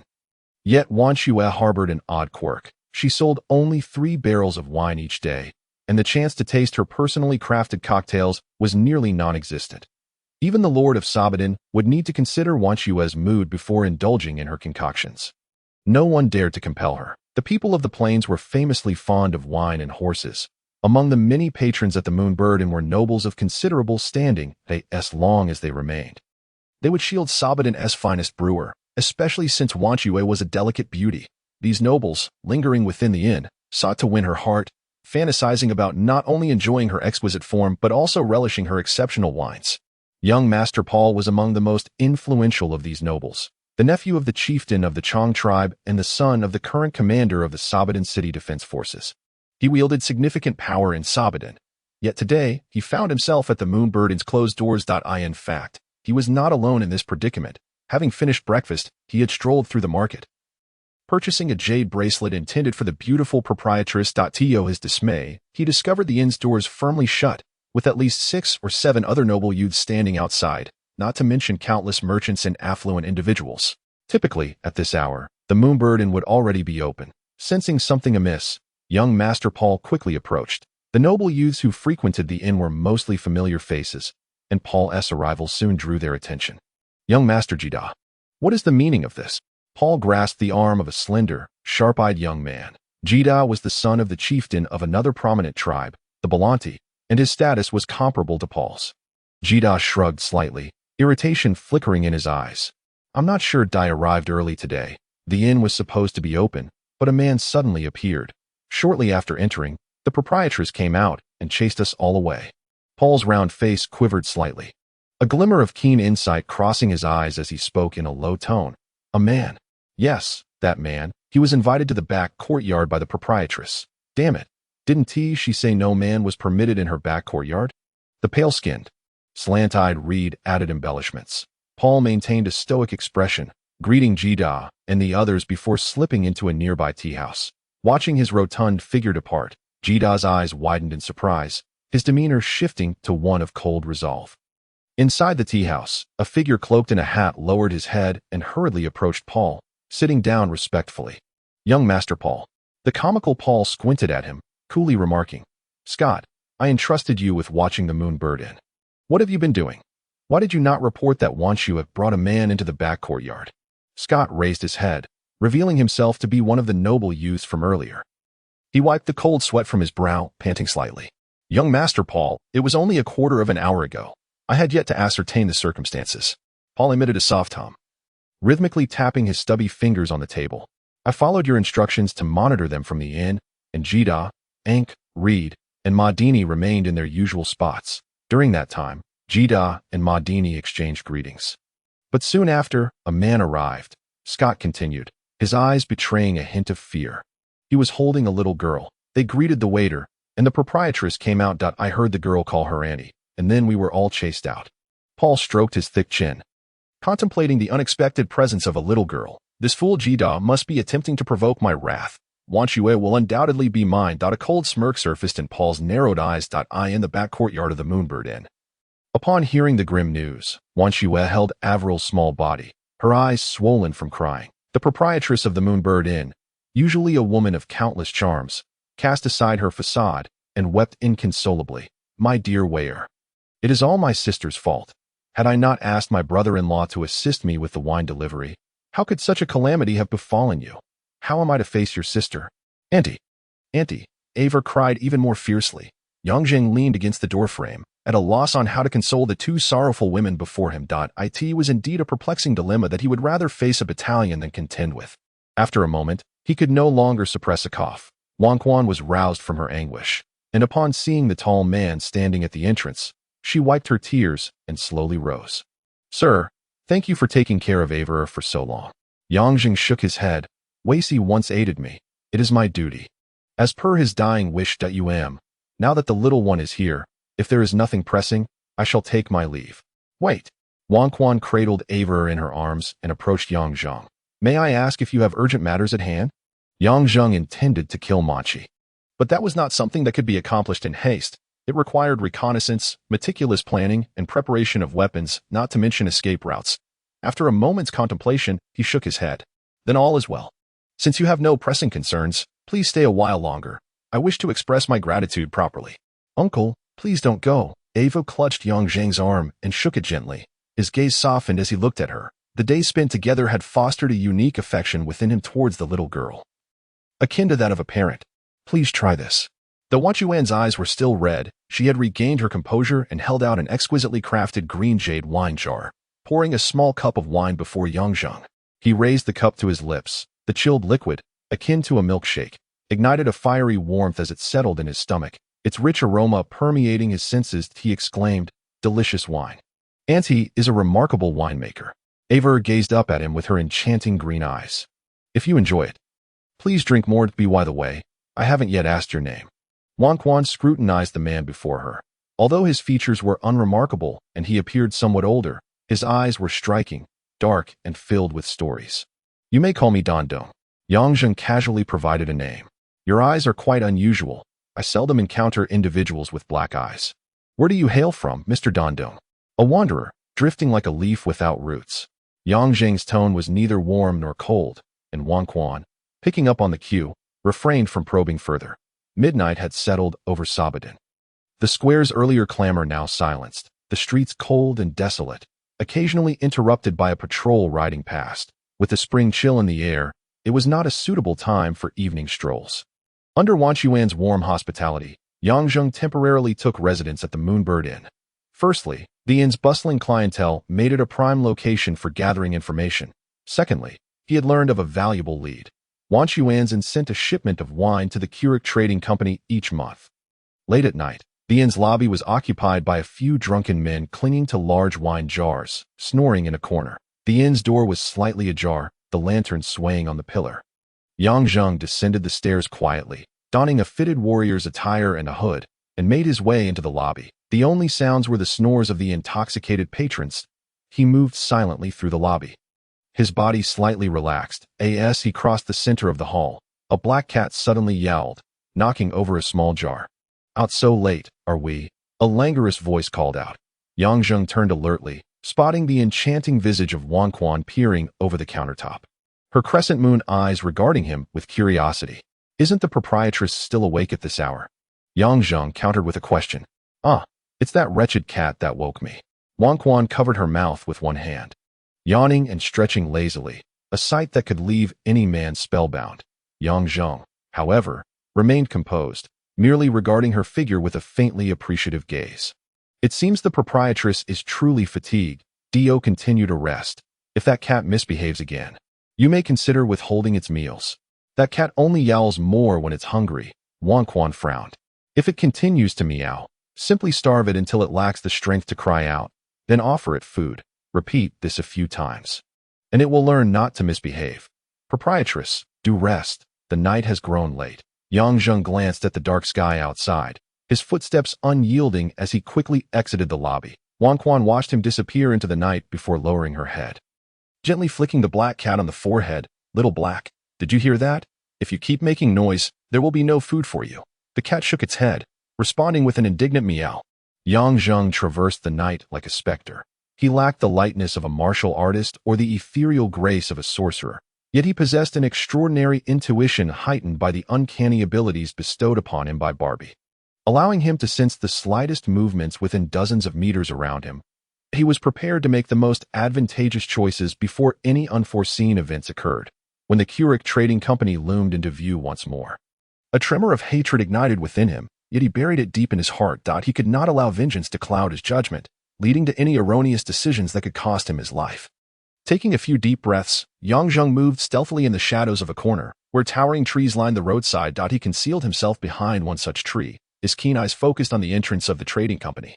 The night was deep, yet the lights of the establishment still burned brightly, illuminating the entrance with a row of massive lanterns that radiated like miniature suns, casting a glow for dozens of meters around.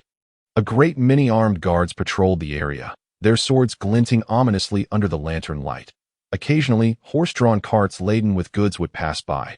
As one of the largest private trading companies in the land of flowing clouds, the Keurig Trading Company operated round the clock due to the high volume of goods transported in light of the tense border conflicts. After observing for a while, Yang Zheng began to scale the tree.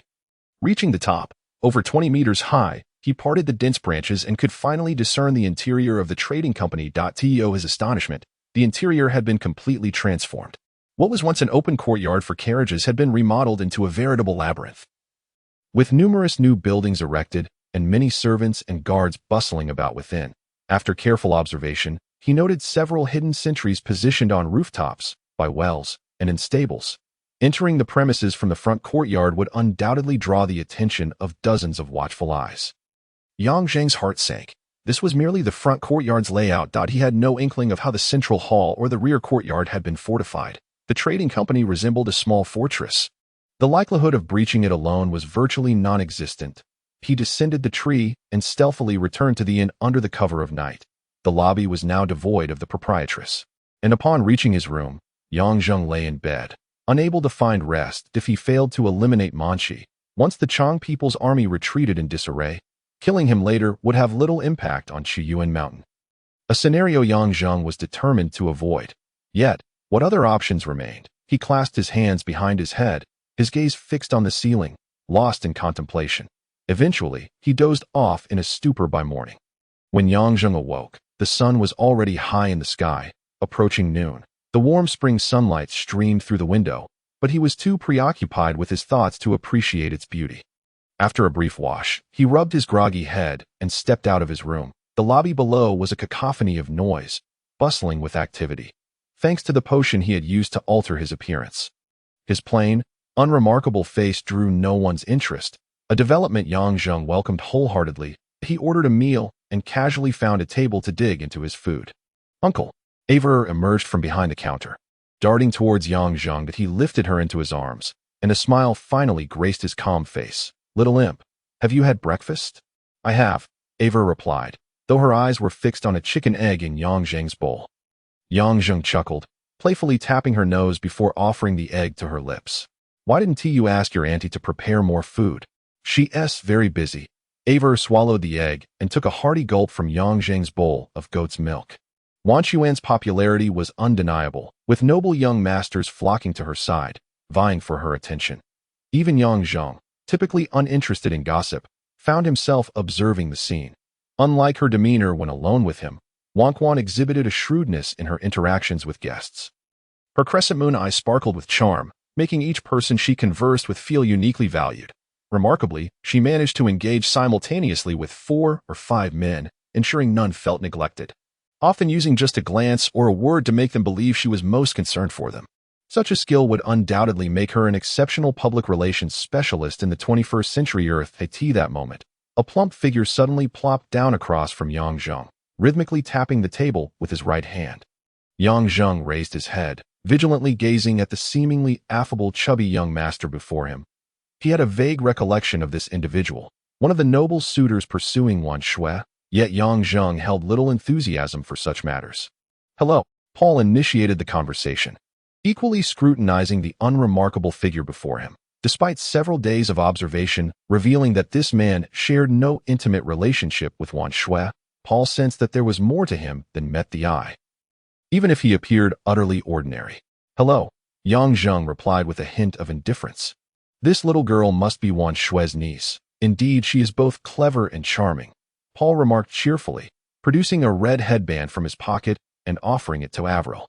I am a friend of your aunt, and this is a gift for you. Avril glanced at the exquisite headband, then turned her gaze towards Yang Zheng, evidently seeking his approval. The subtlety of this exchange caught Paul's attention, stirring a slight shift in his demeanor. Since it is a gift from this kind uncle, you should accept it, Yang Zheng suggested, surmising that this was merely a ploy to win Wan Shui's favor. With no reason to refuse the gesture from an outsider, he acquiesced. Avril accepted the headband, saying, Thank you, uncle. Paul beamed, his eyes nearly disappearing into his chubby cheeks, nodding repeatedly. Yang Zheng and the young master Paul engaged in light conversation when several warriors entered through the door, even with Yang Zheng's nerves.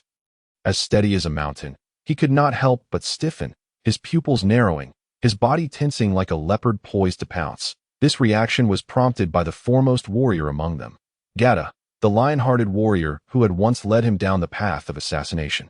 A fleeting aura of murderous intent passed over Yang Zheng, causing Gata to bristle with awareness, abruptly turning his sharp gaze towards him, hand already gripping the hilt of his sword as he advanced. Although Yang Zheng maintained his composure, his heart raced. He positioned Avril behind him, his muscles gradually tightening. He had not anticipated that the sudden surge of killing intent would attract Gata's attention. Noticing Gata drawing nearer, he gently rested his left hand on the hilt of his own sword. Young Master Paul, Gata called out, casually bowing to the chubby young master from a distance of 5 meters. Yang Zheng felt a wave of relief wash over him, evidently. Gata was not seeking him out. Paul squinted, recognizing Gata. It's you. At that moment, Wan Shui finally extricated herself from 4 or 5 men and approached. Oh, what brings Lord Gata here? Gata turned, his eyes lighting up, his piercing gaze shamelessly fixating on Wan Shui's alluring curves before reluctantly lifting his gaze to her face. Madame Shui, your charm is such that all the men of Sabadin long to linger outside your fragrant boudoir. How could I, Gata, be an exception? His words flattered Wan Shui while brazenly revealing his desires. This was the flamboyance characteristic of the people of Luoyan. The warriors trailing Gata began to jeer and cheer. However, this bold display of flirtation elicited disdain from about 80% of the men in the hall. Those enamored with Wan Shui were hardly a minority, with many noblemen present. Yet, few dared to be so brazen. Although Wan Shui's beauty was renowned, she had yet to invite any man into her private quarters since the passing of her husband 2 years prior. Ignoring the multitude of predatory gazes, Gata seemed unfazed, a testament to the Man family's standing in Sabadin. Even as a mere guard, he could command respect. Paul, still wearing a cheerful expression, had Yang Zheng noticed that the rhythm of his fingers drumming on the table had quickened slightly. Wan Shui smiled faintly. Lord Gata, As a renowned warrior of the plains, you must have many admirers. What am I but a mere girl? Those women pale in comparison to Madame Shui's exquisite wine. The warriors from the plains spoke with a boisterous demeanor. Yang Zheng, uninterested in remaining in the gathering, picked up Avril and inclined his head towards Paul and Gata. Young Master Paul, please continue your conversation. Wan Shui addressed Yang Zheng. Thank you for your concern. Gata, who ordinarily would not have regarded Yang Zheng, felt compelled to take notice upon seeing Wan Shui's familiarity with him and realized that Yang Zheng was heading towards the courtyard. Everyone knew that Sabahdin's brewing beauty never allowed men into her private garden. His pupils constricted momentarily as he stepped forward, blocking Yang Zheng's path. Wait, who is this? He looks unfamiliar. Dan Dung, just an ordinary guest. Yang Zheng responded calmly, unfazed. Ordinary guest.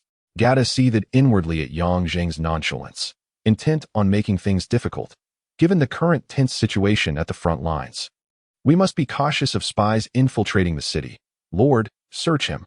One of the guards behind Gata stepped forward in compliance. Wan Shui's expression shifted, her tone becoming frosty. Lord Gata, Dan Dung is a relative from my hometown. Certainly not a spy.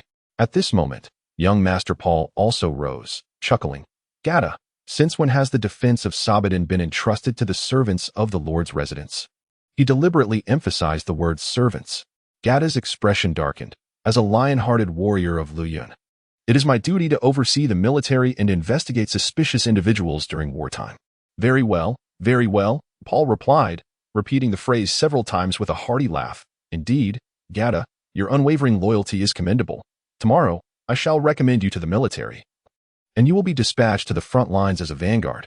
How does that sound? Gata's expression faltered, unable to respond that he feared not death, but serving under the Chong clan's General Du Peng on the battlefield seemed a far less desirable fate than suicide. Paul continued to smirk, while Wan Shui, sensing the tension, swiftly diffused the situation. Today, we are all here to enjoy some drinks. Let us set aside matters of state that I will ensure there is plenty of wine. Under normal circumstances, the revelers would have cheered, yet after the preceding commotion, Gata felt he could no longer remain, shooting Yang Zheng a fierce glare before hastily seeking an excuse to depart. Yang Zheng expressed his gratitude to Paul and, as he left, noticed the depth of meaning in Paul's gaze directed at him, but as he contemplated the intelligence at hand, Yang Zheng fell into deep thought. He realized he had yet to piece together all the circumstances. According to the laws of Luyun, the defense of any major city must be managed by the foremost clan. Given Sabahdin's significance, it was indeed appropriate for the Chong clan to command the city defense. However, he had not anticipated that the lord was from the Man family, the Tianji clan. During his previous visit, Yang Zheng had focused solely on the assassination and had neglected to grasp these nuances. Observing the conflict between Paul and Gata today, it became evident that the low-profile Tianji clan was gradually emerging, preparing to contest the Chong clan's dominance. Yang Zheng's objective was to eliminate Man Qi and disrupt the alliance between the Tianji clan and Xiao Yuanshan. The enemy of my enemy is my friend. Yang Zheng possessed an astute eye for discerning people. That Paul would undoubtedly prove to be far from ordinary if he were clever enough. He could indeed be a useful ally. Within the towering command center of the inner city's defense forces, Paul hurried inside. Receiving respectful greetings from various generals along the way, he made his way to a room at the back, where his jovial demeanor shifted to one of stern seriousness, his eyes glinting with icy resolve. The room was spacious yet eerily quiet, and a robust man in his 40s or 50s, bald save for a single plaited beard, stood before a massive map on the wall. His imposing figure turned away from the entrance. Paul bowed slightly. Father, Zanda, the Black Tiger, was the guardian of Sabahdin and the younger brother of the great Khan of Luyun. He turned to face Paul, his sheepskin coat taut against his muscular frame, highlighting the difference in stature between him and Paul, who needed to tilt his head upward to meet his father's gaze. Paul, come here. Yes, Paul replied, moving closer to the Black Tiger, who towered over him. The major clans are becoming restless, and the external threat from the Wei Rong kingdom looms large. You recall how 30 years ago our clan managed to oust the winged people and secure the position of foremost clan? Of course, Paul replied, his small eyes glimmering with wisdom and calmness. Only in the presence of those closest to him did he reveal his true self. Back then, The winged people sent most of their able-bodied men to participate in the combined forces of the Flying General against the Sangyu Kingdom, suffering heavy losses, which allowed our Chang clan to rise in power and ultimately displace them. The Black Tiger nodded in satisfaction, his voice turning cold. What do you make of the current situation? Paul pondered for a moment, then responded gravely, our current predicament mirrors that of the winged people back then. The external front is unstable, and internally, the major clans are eyeing us with suspicion. If we are not careful, our Chan clan may repeat the winged people's fate, plunging into an irretrievable abyss. He glanced at the Black Tiger, who remained silent, seemingly signaling him to continue. 5 months ago, General Zhuo Qingzi of Wei Rong was assassinated, and over a month ago, their fifth prince was also killed near the Ium mountain in Suoloden. While these two assassinations appear unrelated, they both point towards our Luyuan kingdom, serving as a spark for war. Father, as the foremost clan, we are charged with the governance of Luyuan, and the implications of war weigh most heavily upon us. I am certain these two assassinations are the handiwork of other clans, specifically those capable of vying for the foremost clan position. You speak the truth, the Black Tiger declared, his hands clasped behind his back. As he gazed at the map with his head held high, his eyes radiating a fervent intensity. Paul, do you see? The kingdom of flowing clouds stretches from the Palan Mountains in the east to the Yunni Marshes in the west. This vast expanse of land rightfully belongs to our Chang people. We are the true kings of the grasslands, and the Wolf King is far from aged. Those mongrel wolves can hardly contain themselves. Rest assured, my father, Paul replied. I shall safeguard the Chang clan for countless generations and maintain our dominion over the plains with my life. Ha ha ha. Indeed, you are my beloved son. Xanda, the Black Tiger, heartily patted Paul on the shoulder, praising him. Though you are born of a concubine, you are still a son of the great grasslands. In terms of strength, status is irrelevant. You carry the blood of the Black Tiger within you, and your intellect surpasses that of your cousin's. Why elder brother has grown old. Should you exhibit sufficient prowess during this crisis, the position of the Great Khan may very well be yours. Though Paul's expression remained unchanged, the fierce glimmer in his eyes betrayed his inner excitement. The Great Khan, this was the very goal he had pursued throughout his life. Chapter 20. The Howl of Death. Paul had not anticipated that the unremarkable Dan Dung would suddenly seek an audience. Master Paul. Yang Zheng stood beneath the sunlight, his massive horse-slaying sword slung over his back, exuding an aura of immovable strength. Mr. Dan Dung, Paul said, setting down the stone mortar in his hands, accepting the towel offered by a nearby maid to wipe away his sweat, and stepped forward. Please, come inside. Yang Zheng's gaze swept across the expansive training grounds of the courtyard, where numerous young warriors clad in leather armor were engaged in rigorous training, some clashing swords, while others hoisted stone mortars. Their robust physiques and sharp gazes indicated their remarkable strength as they turned to glance back at Yang Zheng, showcasing their alertness. Following Paul into the inner hall, Yang Zheng placed the great sword aside. Paul's attention fell upon the weapon, and he was inwardly startled. Such a sword, while uncommon, was coveted by every knight in the army. Its sharpness and size enabled it to cleave an enemy and their steed effortlessly. Yet, only a select few possessed the strength to wield it with ease. The weight of the blade was terrifying, more akin to a variant of a two-handed axe than a mere sword. Those capable of such slaughter preferred the ferocity and decisiveness that accompanied raising such a long blade. This Dan Dung was indeed no ordinary individual. After the maid served tea, Yang Zheng took a small sip, remaining silent, his gaze briefly scanning the maid beside him. Paul immediately understood, dismissing all servants. Yang Zheng, however, remained utterly still, his eyes fixed on the massive screen behind Paul. Master Paul seems quite cautious. This is your territory. After all, Yang Zheng's nonchalant tone made Paul feel somewhat constrained. Furrowing his brow, he commanded, Fei Ying, Ma Qing, step aside. Two figures emerged from behind the screen and pillars. Both appeared unremarkable, yet Yang Zheng noted their finely honed muscles and the peculiar rhythm in their movements. Akin to cats landing silently, their breaths controlled to an almost imperceptible level. These two individuals, exuding an air of shadowy presence, cast a vigilant glance at Yang Zheng. Upon receiving Paul's affirmation, they gradually retreated outside. Mr. Dan Dung, are you satisfied now? Pray, share your purpose, Paul said, his right hand rhythmically tapping on the rosewood table. Yang Zheng remained silent, waiting.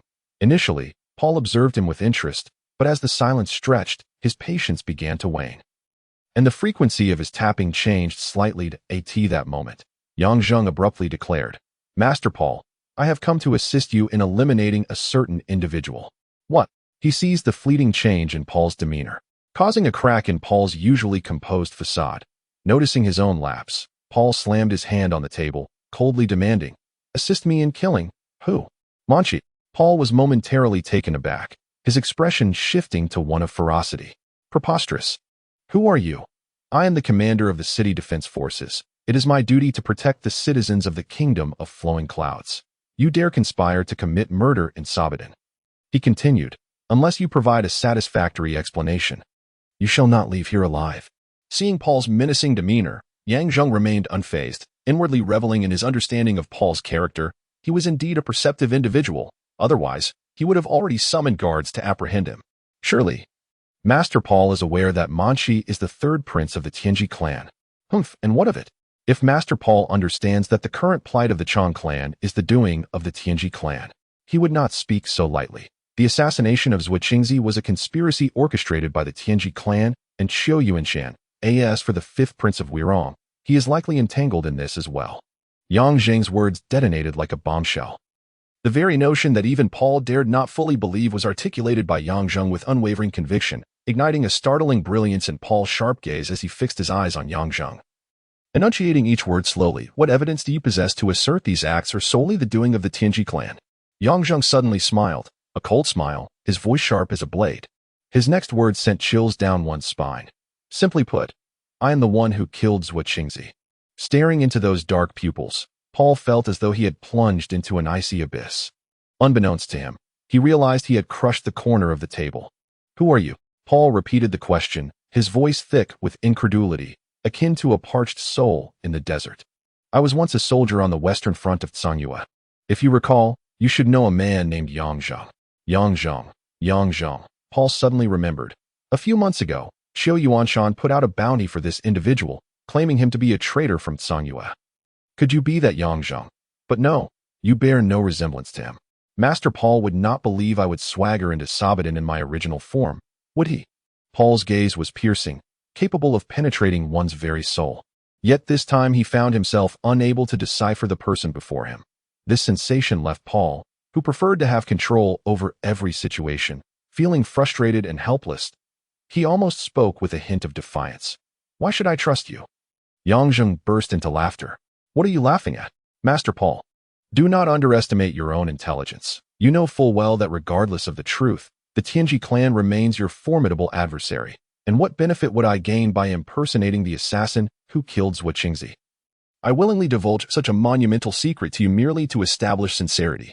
Master Paul, you stand on the advantageous side, and I am merely here to demonstrate my worth." Paul's expression gradually calmed. Indeed, as Yang Zheng had said, he stood to lose nothing. "You came to me to request my assistance in killing Manchi." Yang Zheng nodded. "Why do you wish to kill him, and why should I assist you?" "To kill him is simply a matter of justice." Yang Zheng's obsidian eyes ignited with a frenzied intent for vengeance.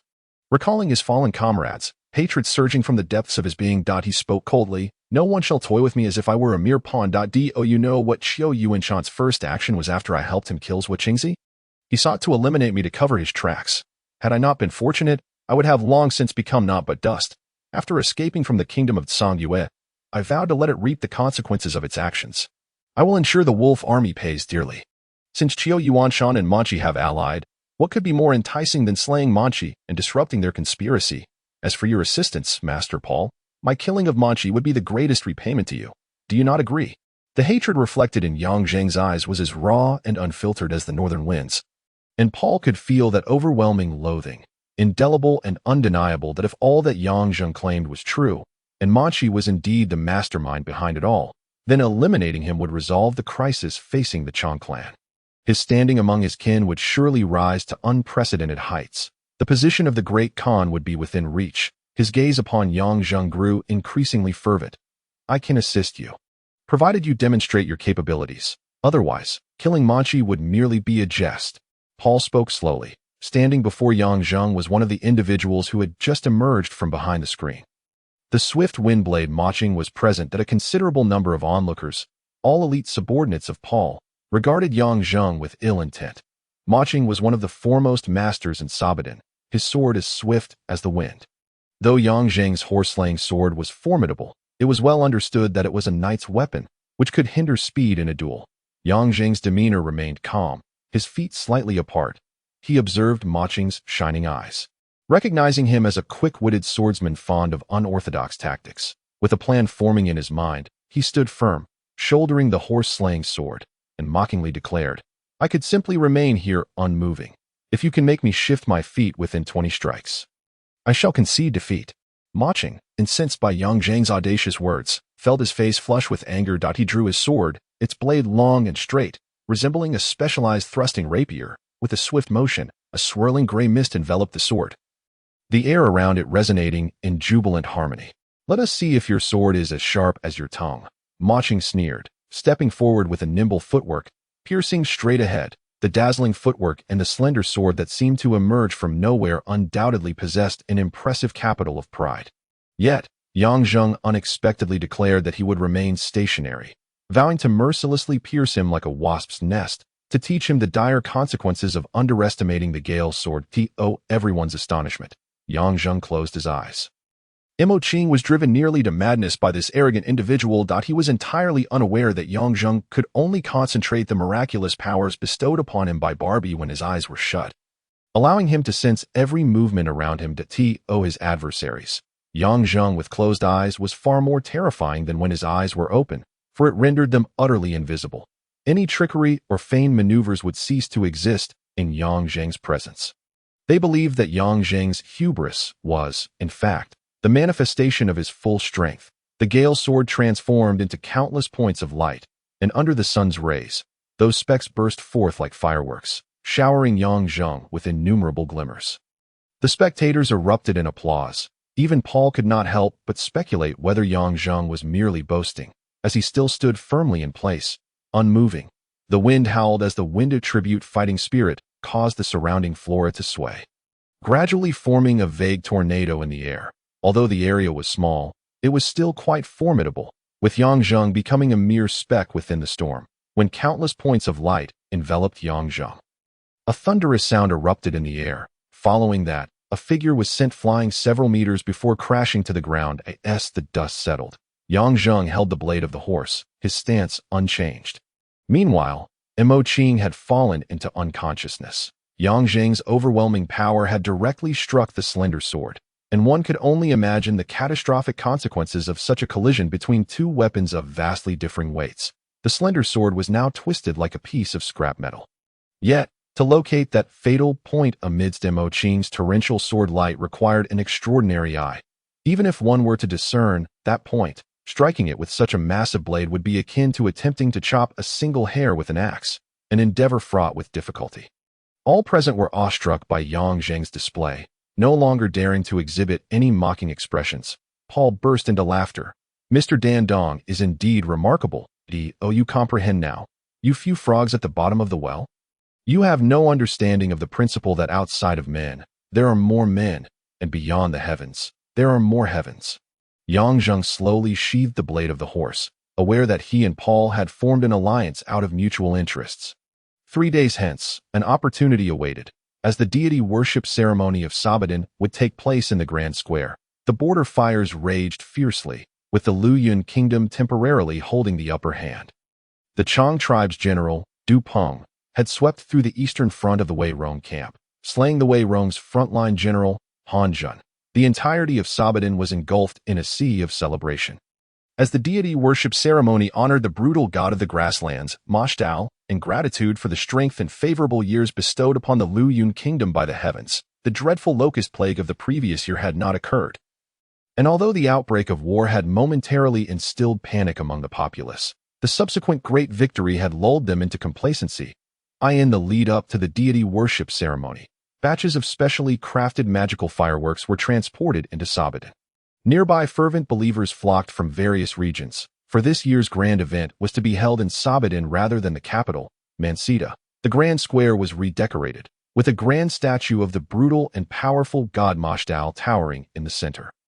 Adorned with flowers brought from all corners of the world, transforming the square into a vibrant spectacle. The illusory dream served as the most effective opiate for the heart, and before the enchanting beauty of the scene, the people once again succumbed to the divine favor. Their faith undeniably strengthened. The spring rains fell gently, and the spring sky was as fickle as ever on the eve of the deity worship ceremony.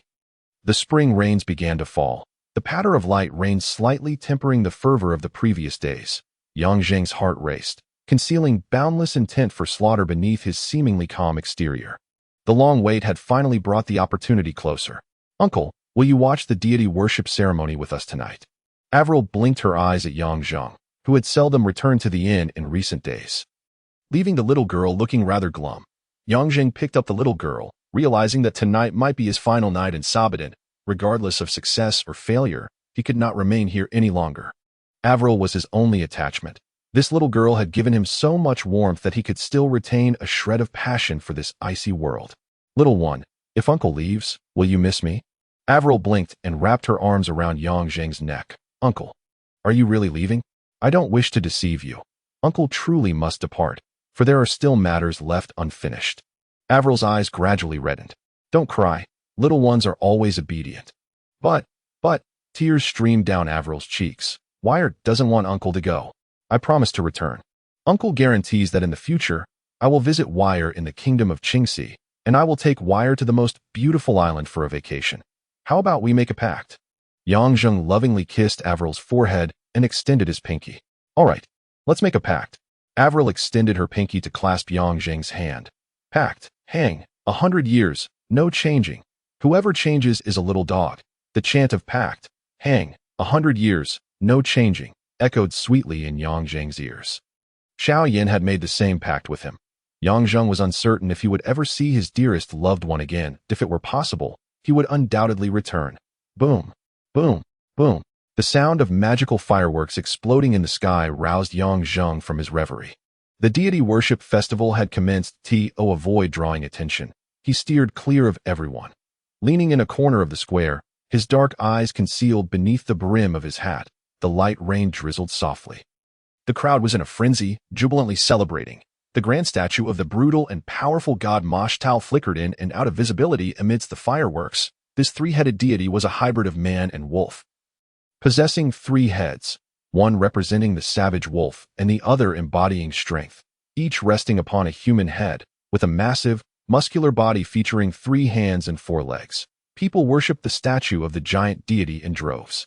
Yang Zheng calculated the time, checking the weapons on his person, sleeves, leg bindings, chest. All were his unique concealed weapons. The deity worship festival bore resemblance to Halloween on Earth. The square was filled with masked individuals, all waiting for the fireworks to conclude. That a figure clad in black, wearing a wolf-headed mask, maneuvered through the crowd to reach the corner where Yang Zheng stood. He gestured, and Yang Zheng recognized him as one of Paul's men. Following him out of the square, the two entered a nearby 2-story house. The black-clad man removed his mask, revealing Fei Ying. "Mr. Dandong, according to the plan, the magical fireworks will malfunction soon, plunging the entire square into chaos. The guards outside are our people. I will lead them to create an opportunity for you to eliminate Manchi. Regardless of success or failure, you must retreat to this house, where there is a secret passage for you to safely leave Sabadan." Yang Zheng nodded, his gaze fixed on the distant tumult of people, suddenly recalling something. "What about Miss Huanshui and Avril? Has Paul made arrangements for them?" "Rest assured, both of them are currently at the city guard's residence." Yang Zheng fell silent. The deity worship ceremony proceeded in an orderly fashion, with the climax being the ignition of a cannon crafted by the Grand Sorcerer of the Magical Kingdom, said to produce an image of Mosh-Tao when launched into the sky. The moment everyone had been eagerly awaiting was about to unfold. After a lively dance by the prairie beauties, the priest ignited the cannon, which stood as tall as 2 men. The flame gradually consumed it. Suddenly, a thunderous explosion reverberated, shaking the entire Sabadan. As the towering cannon erupted violently, fiery light and smoke soaring into the sky, and the grand statue of the deity nearby collapsed amidst the flames. The square was instantaneously engulfed in chaos. Screams and shouts erupted as people fled in every direction. Yet, amidst the crowd, a shadow surged upstream, pushing toward the center. The Keurig Trading Company was alarmingly close to the explosion site, and Manchi, under the protection of numerous guards, was attempting to escape the throng. However, Whether by intent or coincidence, many individuals obstructed their path, significantly slowing their progress. Suddenly, a fierce arrow flew in from the side. The guards beside Manchi swiftly drew their swords to block it. The arrow was deflected, and a guard shouted, "Assassin! Everyone be cautious." Their response was met with arrows raining down from all directions. Shadows surrounded them. All were people, all were screaming, rendering it impossible to discern who had loosed the arrows. The guards encircled Manchi, forming a wall of swords around him. Although their strength was formidable, the sheer number of people was overwhelming, greatly diminishing their efficacy, and one by one, guards fell to arrows that a shadow darted forward like a wraith, rushing towards the guards. With an enraged roar, it brandished a massive blade of the horse, striking down upon the guards encircling Manchi with a ferocious might. Several guards charged in, fighting desperately to defend. Blood sprayed forth as the foremost guard was cleaved in two from forehead to groin. The blade remained unsheathed. The shadow flicked its right hand, scattering over a dozen points of light into the air. With a flurry, two more guards became like a wasp's nest, their bodies punctured with iron needles. This rogue so shameless. The guards behind, seeing the shadow raise its hand once more, assumed it was another of those elusive concealed weapons, and each of them rolled away to evade. After a long wait, they found nothing, as the shadow swiftly bypassed them, charging towards Manchi. Manchi, in terror, began to retreat. "Prepare to meet your doom." The shadow unleashed a voice that was all too familiar to Manchi, raising the enormous blade of the horse. "Who are you? You will understand once you descend into hell." With a fierce slash, the steed was cleaved downwards, eliciting gasps of horror from the surrounding guards. The silvery moonlight illuminated a gushing fountain of blood, as Manchi was brutally severed from shoulder to waist, his entrails spilling onto the ground. The guards were left in shock. Yang Zheng was momentarily stunned, not anticipating the ease with which Manchi was dispatched. In an instant, the mournful cry of the young master jolted everyone back to reality. The guards' eyes brimmed with a despairing fury, surging towards the shadow like wild grass in a frenzy. The glint of blades sliced through the night sky, the aura of death resonating like a demon's mocking laughter. In a whirlwind of motion, a circle of guards, along with their weapons, were cleaved in two, blood and viscera erupting forth. Yang Zheng extended his tongue, tasting the warm blood that dripped from the corner of his mouth. That a fiery brilliance ignited in his eyes, as a crimson haze enveloped his vision, wrapping around everything and everyone in a shroud of red. With a swift thrust and retreat, the blade pierced the abdomen of another guard, and with a ferocious roar, Yang Zheng propelled that guard away, kicking him several meters into the air. Perhaps in a one-on-one confrontation, these guards could have held their ground against Yang Zheng, but in the chaos of darkness, fear, and the stench of blood that permeated the night, countless factors hindered them. Their strikes lacked precision, and they risked injuring their own. Meanwhile, Yang Zheng was cunning and precise, positioning himself in a manner that made their attacks excruciatingly difficult. A mere misstep could lead to friendly fire. Yang Zheng relied not on calculation, but on instinct. One understood the art of seizing the moment in battle better than he did. This was the distinction between a warrior forged in the crucible of blood and fire and a swordsman who merely wielded flamboyant techniques in duels. Death had never felt so imminent. The side with the numerical advantage found themselves crying out in terror. They had never witnessed such a brutal conflict, helplessly watching their comrades perish in horrific ways. No corpse remained intact. The ferocity of the steed's assault and Yang Zheng's overwhelming strength rendered the guards' bodies akin to fragile paper, torn beyond recognition. When a comrade, with whom one had just been laughing, suddenly lost his head, the severed neck, with its white trachea and red soft tissues, was laid bare. One could even see the moment when the blade flashed past, the head flying off, the thick neck contracting violently like a walnut, then expanding like a balloon overfilled with air, bursting with a pop as a torrential, grotesque rain of blood showered down. And then, one would see a demon smiling wickedly as it passed by, a chilling dread filling the chest. Why did one feel so hollow below? Straining to look down, a wretched howl involuntarily escaped the throat, for the lower half lay lifeless on the ground, the severed waist spilling forth steaming, white intestines, writhing under the pull of gravity, severed limbs and heads soaked in a pool of flowing blood. Many guards, unaccustomed to such carnage, were seized by terror and screamed in panic. The visceral imagery of dismemberment was too overwhelming for the senses. The scent of blood filled the chest, suffocating them, while their stomachs churned, involuntarily expelling bile in a chaotic mess. Hell with gold. To hell with everything. There was only one man. The faith in their master could not overcome the primal fear of death. This man was no longer human. Finally, some began to falter, retreating. Yang Zheng charged through the throng, desperately sprinting forward like a panther in the night. The brief skirmish had drained him of much energy. The heavy sounds of breathing and pursuit weighed down on his nerves. He finally burst out of the square, racing towards the house that Paul had arranged for him. Yet gradually, an unsettling feeling crept over him. The number of pursuers seemed to swell. They lingered at a distance. Not closing in, he spotted the house. Once inside, Paul had promised him an escape route. But at that moment, thoughts of Qiu Yuanshan and the sting of betrayal flooded his mind. An uneasy sensation enveloped his body and spirit.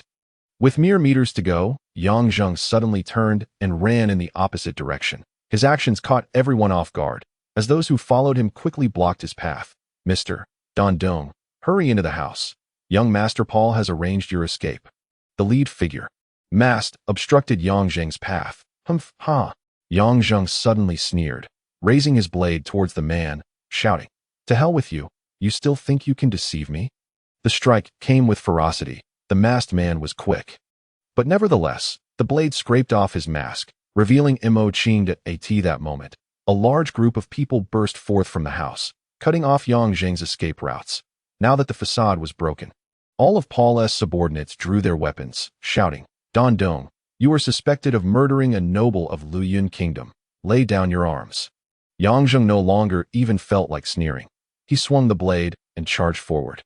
The intense aura of his strike crystallized into a sharp shriek as Mo Qing and his cohort retreated, yet still blocked Yang Zheng's way. It seemed they had resolved to wear Yang Zheng down, continually weaving around him. Although he had felled many, his own stamina was rapidly depleting, and the weight of the blade felt as if it were laden with lead. The distant sound of galloping hooves echoed ominously, announcing the imminent arrival of cavalry. Once they blocked him, Yang Zheng would have no hope of survival. His lungs began to ache, and Yang Zheng knew he was nearing his limit. He pivoted, his gaze landing on the high wall 20 meters away, a glimmer of hope igniting in his eyes. The walls of the buildings lining the street were tall, and thus Paul's men had not occupied the heights. Yang Zheng hurled the blade forward, causing the blocking figures to hastily retreat. He swiftly sidestepped and dashed toward the roadside, his heart swelling with the joy of impending escape as the wall drew nearer. With just over 10 meters to go, he retrieved a grappling crossbow, pulling the trigger with all his might. The grappling hook soared over the wall, its barbed end securely catching. This was his secret weapon, one that he was glad Paul and his men did not know about. With only 3 meters to the wall, he crouched deeply, channeling all his strength into his taut calves, his knees compressing and releasing. In an explosive burst of energy, he shot upwards like a cannonball to a height of 5 meters, grasping the grappling hook and kicking off the wall repeatedly, just as he was about to vault over the top. An unprecedented sense of impending death gripped his heart, his scalp tingled, and a fiery imprint blazed upon his chest.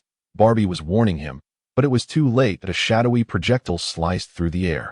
A true demonic spear from the depths of hell 100 meters was but a fleeting moment. The gun was cloaked in a layer of serpentine azure flames. Yang Zheng had just flipped around to glance back, when his pupils constricted in horror. The black spear pierced through his abdomen, embedding itself deep into the wall. The intense agony forced a beast-like roar from Yang Zheng's throat. Yao Yen. A rider surged through the throng, charging in. The rider was robust and tall, a braid of hair tied at the chin. Xanda, the cold, murderous glint in the black tiger's eyes was palpable, as the hand that had just thrown the spear blazed with azure flames. The swordsmen stood frozen, eyes wide at the sight of Yang Zheng impaled against the wall. They could hardly believe the scene before them. Blood dripped steadily. Yang Zheng hung limply, head bowed, seemingly lifeless. After a moment, those below began to react, exchanging bewildered glances. Is he dead? He seems to be dead. The black tiger has arrived. Whispers of trepidation circulated. The black tiger dismounted, slowly approaching the base of the wall. Yang Zheng's death was inevitable. That spear had coalesced the essence of his entire being, capable of pinning a giant mammoth to the ground. Yang Zheng had drawn out this ultimate technique from him, a feat to take pride in. Yet he was already dead. The black tiger regarded Yang Zheng's immobile corpse and sighed inwardly. The abilities displayed by this youth were enough to shame all swordsmen. From the moment the assassination had begun, he had kept a close watch on Yang Zheng, who, devoid of any aura, fought with the ferocity and precision of a beast, showcasing a prowess that was awe-inspiring. His subordinates, skilled swordsmen, were utterly outmaneuvered by him. Had it not been for his sneak attack with Yao Lian, Yang Zheng would have undoubtedly escaped. This made him question for the first time whether fighting energy was truly the most formidable power in existence.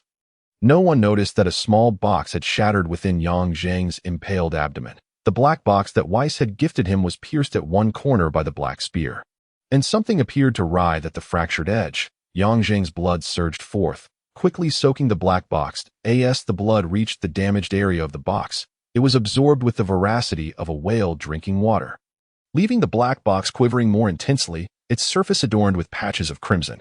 Simultaneously, the mark of Barbie on Yang Zheng's chest flickered erratically as countless threads seemed to extend from the mark, beginning to seep towards the puncture made by the iron spear. Due to the scorching of the fighting energy, the area around the wound had turned a sickly purple, the residual power of the fighting energy wreaking havoc on Yang Zheng's bodily tissues.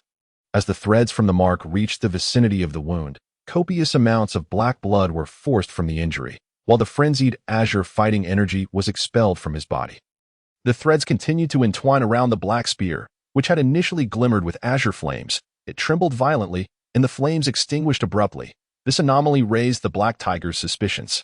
The Yao Lian fire gun was a magical artifact that required a constant supply of fighting energy, usable only once every 3 months. Once employed, the Yao Lian flame could burn for a day and a night.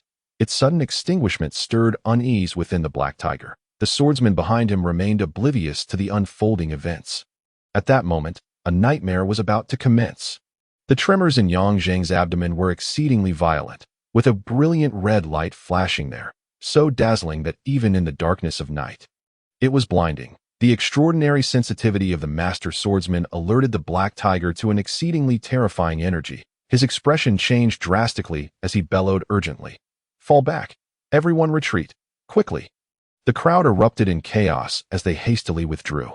At that moment, with a resounding bang, Yang Zheng's shirt burst apart, and simultaneously, the black box he held was shattered. That a sound akin to a demonic howl from the depths of hell erupted. The piercing sound waves exceeded human comprehension, manifesting as tangible blades that rippled outward, a relentless tide of sonic waves cascading forth. The flowers and grasses in the nearby courtyard were swept away as if ravaged by a tempest of unimaginable force, petals and leaves flying in disarray. Except for the Black Tiger, all the retreating swordsmen had no time to scream in horror before their ears erupted in a mist of blood, their eardrums shattering at the arrival of the first wave of sound. When the second wave swept through, only a few swordsmen, including Mo Qing, managed to struggle with their fighting spirit, while the rest found their garments torn to shreds in an instant, their features grotesquely distorted. Mouths agape, blood spilling from their orifices, only to be pulverized into a mist by the sonic assault. Every sound was suppressed by the overwhelming force of the waves. The guards felt as though they had been thrust into a maelstrom of razor winds, their innards crushed to pulp. By the time the third wave arrived, Mo Qing and his companions followed suit, obliterated by the invisible sonic onslaught. Only the Black Tiger stood firm, drawing his iron sword and pointing it at Yang Zheng, his entire being ablaze with azure fighting spirit, his face as resolute as an unyielding iceberg. The sound waves surged relentlessly, and in the nearby courtyard, all but a few towering trees were reduced to fragments. Even the trees left barren trunks, their slender branches and scattered leaves swirling in the air. The Black Tiger struggled to endure as the capacity of his fighting spirit rapidly dwindled. He had no idea how much longer he could hold on. Yet he dared not move an inch. The energy of the sound waves surpassed his imagination. With his 8th-grade great swordsman's fighting spirit barely holding out, retreat was not an option. The moment he let his guard down, he would surely meet the same fate as those who had collapsed. Suddenly, a purple shadow floated in from afar, gently landing atop the high wall. That it was an exquisite woman, her silver hair cascading down, her entire being enveloped in a layer of purple flames. Unlike the azure fighting spirit of Manchi, her purple flames, resembling an ethereal lotus, were even more concentrated and expansive. She stood atop the courtyard wall, seemingly unaffected by the terrifying sounds, casting a gaze of mild pity towards the black tiger. Just then, a blood-red point of light shot from Yang Zheng's abdomen, darting towards Manchi like a bolt of lightning. The horrifying scream of death emanated from this diminutive entity as it flew forth. The cacophony abruptly ceased, and the black tiger felt a momentary reprieve, but the next instant, the blood-red point pierced into his skull. The black tiger's eyes widened in shock. Within his vision, the woman ablaze in purple flames descended from the wall, her hand grasping the iron spear that had impaled Yang Zheng with a gentle tug. She caught Yang Zheng as he fell, landing gracefully like a wisp of purple smoke escaping over the walled eye in the black tiger's view. They vanished, and an overwhelming darkness surged forth. Blood trickled from the corner of the black tiger's mouth, his bulging eyes dimming as his body slumped to the ground. Moments later, his skull shattered with a deafening crack, and a blood-red larva crawled out, its body translucent and shimmering, a sight to behold. The larva wiggled its antennae and emitted a sharp shriek, darting towards the direction the woman had departed, swiftly vanishing into the air on the night of the Sabaton festival of the divine. Revelry turned into a nightmare. First, the celebratory fireworks exploded violently, and the statue of the deity collapsed. The entire street's populace was annihilated by the powerful sound waves, including the city guard, the black tiger himself. Rumors swirled, with the people believing the gods were wrathful, blaming their lack of piety and worship. The following day, 100 pure maidens were selected to be burned alive before the statue of the chief deity. The entire Sabaton was shrouded in a cloud of sorrow and despair. Yet, even amidst this, as if to validate the people's dread, 3 days later, the esteemed war god of the Chang tribe, Du Peng, who had just led the army of the Luyuan kingdom to remarkable victories, was assassinated. Subsequently, the Luyuan kingdom's army, now leaderless, fell into utter chaos, being relentlessly pursued and defeated by the united forces of the Wirong kingdom. The front lines swiftly encroached upon the interior of the Luyuan kingdom, drawing perilously close to the once joyous Sabaton, now merely 50 miles away. For the first time, the shadow of war loomed over this group of blindly optimistic residents of Sabaton. When Yang Zheng opened his eyes, he beheld a captivating visage that a voice as sweet and soft as the deepest dreams echoed. "You are awake. Is it you?" Yang Zheng rubbed his throbbing head, attempting to sit up, but the intense pain in his abdomen forced him to groan and collapse back onto the bed. Countless thoughts flashed through his mind, ultimately settling on the image of the black spear that seemed to have come from hell, its ghostly blue flames piercing into his body. Despair, pain, and death felt so close. Yang Zheng thought he must surely be dead. Yet, everything before him felt so vividly real. His gaze fell upon the pink curtains embroidered with large lilies, the soft white tiger fur beneath him, and the pink bedding draped over him, a sweet fragrance reminiscent of a woman wafting into his nose. Despite his intense wariness towards the woman before him, Yang Zheng could not help but feel that this place was indeed a beautiful haven, though it might just as likely be a gentle tomb.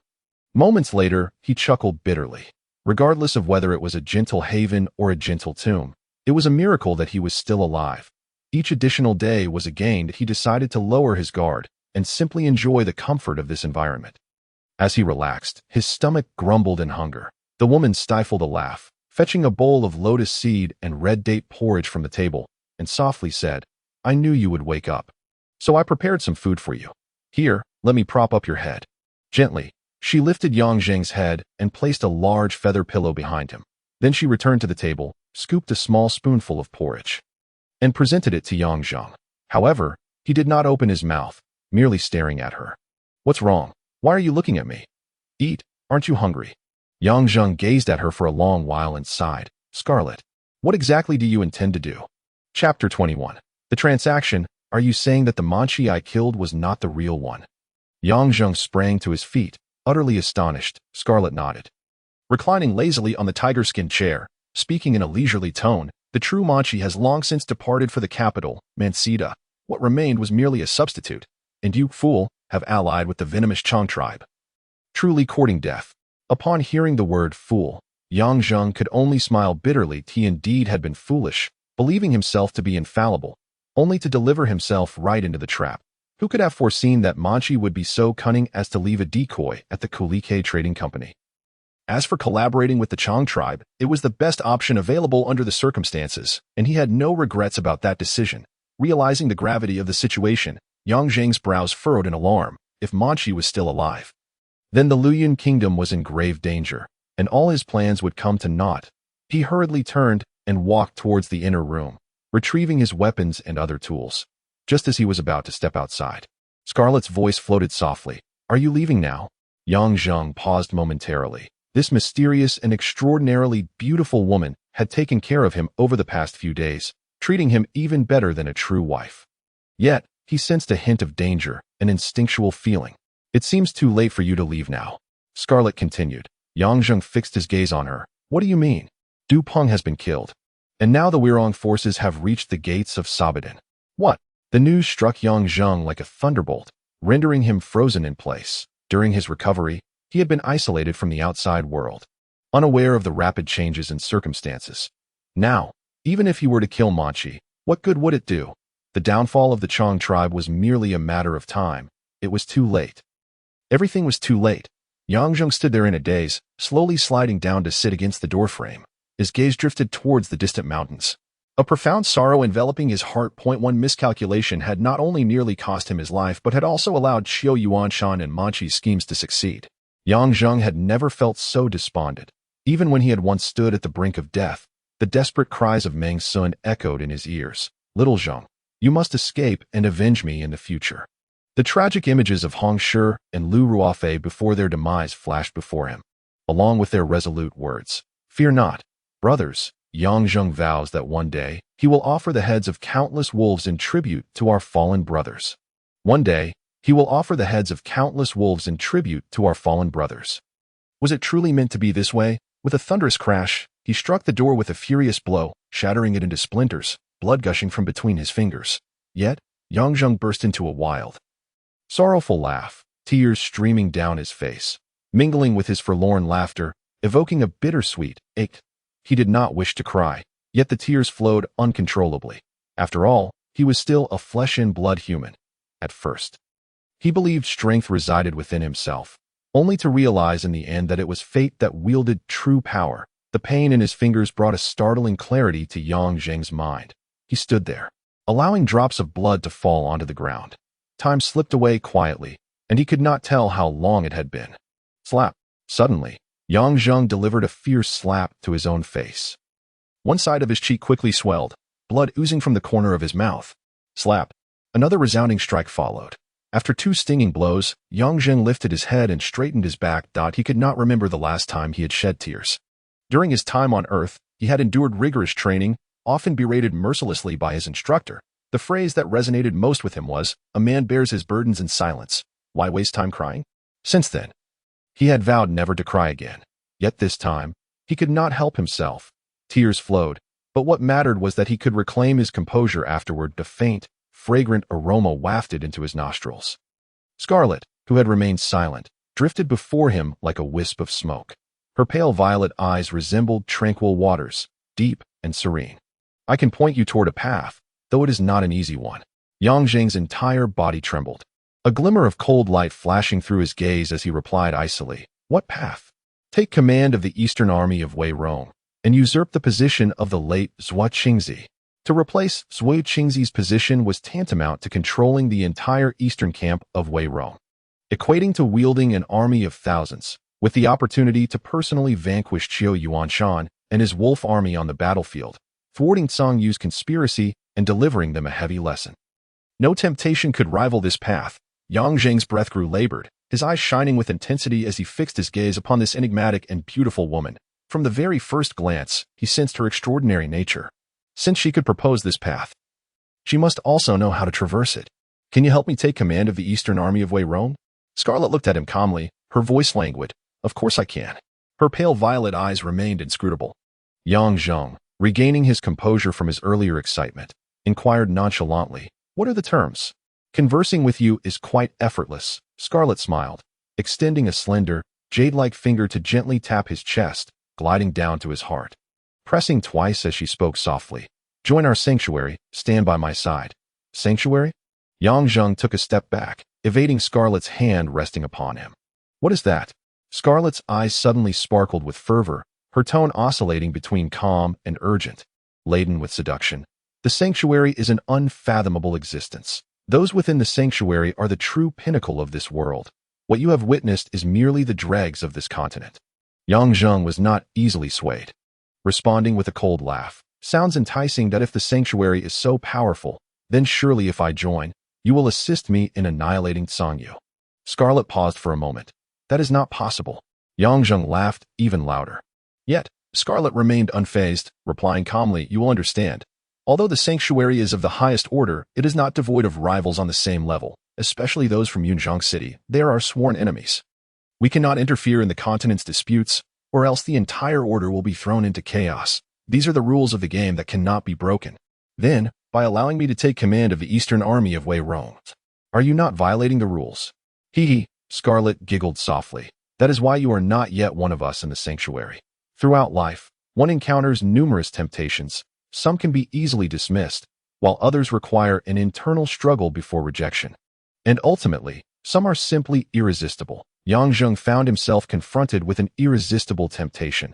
The opportunity for revenge was tantalizingly close. A gentleman's vengeance is never too late, merely a declaration of the powerless. Who could predict what would transpire in 10 years? Nothing is more alluring than a tangible opportunity within reach that he knew not what the sanctuary entailed, but having resolved to pursue the path of vengeance, the risks he would undertake were directly proportional to what he might gain. For him, revenge had become the most significant undertaking of his life at that moment. Since you have agreed, Scarlet spoke softly, I have a gift for you. A gift? Scarlet retreated inside, returning with a small silver vial in hand. She uncorked the bottle, positioning the opening over her palm. As if something were to fall into her grasp, she extended her closed hand toward Yang Zheng. What is this?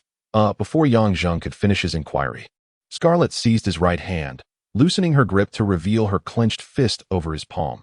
Instantly, a piercing pain shot through him, causing him to grunt. Like a specter, Scarlet glided behind him, wrapping her body around him. It was then that he glimpsed his palm. A tiny, translucent creature resembling red crystal buzzed and flapped its wings, which shone like gold under the sun, its dazzling colors rendering it extraordinarily precious. However, to Yang Zheng's irritation, the creature was siphoning his blood. He wanted to shake off the creature, but found himself ensnared by Scarlet, unable to move even a muscle. What are you doing? Let me go. Don't be alarmed. It will be over soon. Scarlet's ethereal voice lingered in his ear. As Yang Zheng felt his blood rapidly draining away, the creature in his palm grew increasingly luminous, almost radiant, and he could not fathom how it could consume so much blood. His head grew heavier, and finally, darkness enveloped him, plunging him into oblivion. Zuizang stood atop a grand palanquin, gazing at the towering walls of Suabadan, where hundreds of thousands of troops were arrayed in 5 formations. Besieging the city, this marked the 3rd day since the Wei Rong forces had breached the last line of defense of the Luyun kingdom. The Chang army of Luyun had suffered a crushing defeat at Luer Mountain 3 days prior, with the Gothic general replacing General Dupont meeting the same fate at Zuizang's hands. The remaining fewer than 10,000 soldiers had retreated to Suabadan.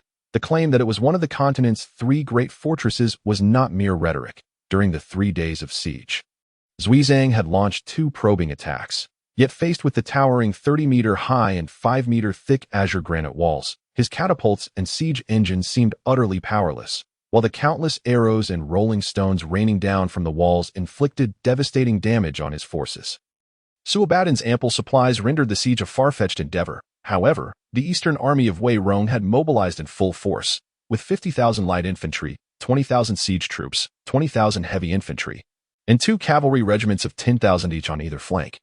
Totaling 11,000 troops across 5 legions, Zuizang felt confident in engaging in battle. Moreover, he had more ruthless tactics at his disposal that a cruel glint sparkled in Zuizang's eyes as he waved his right hand fiercely. Middle army. Push them forward.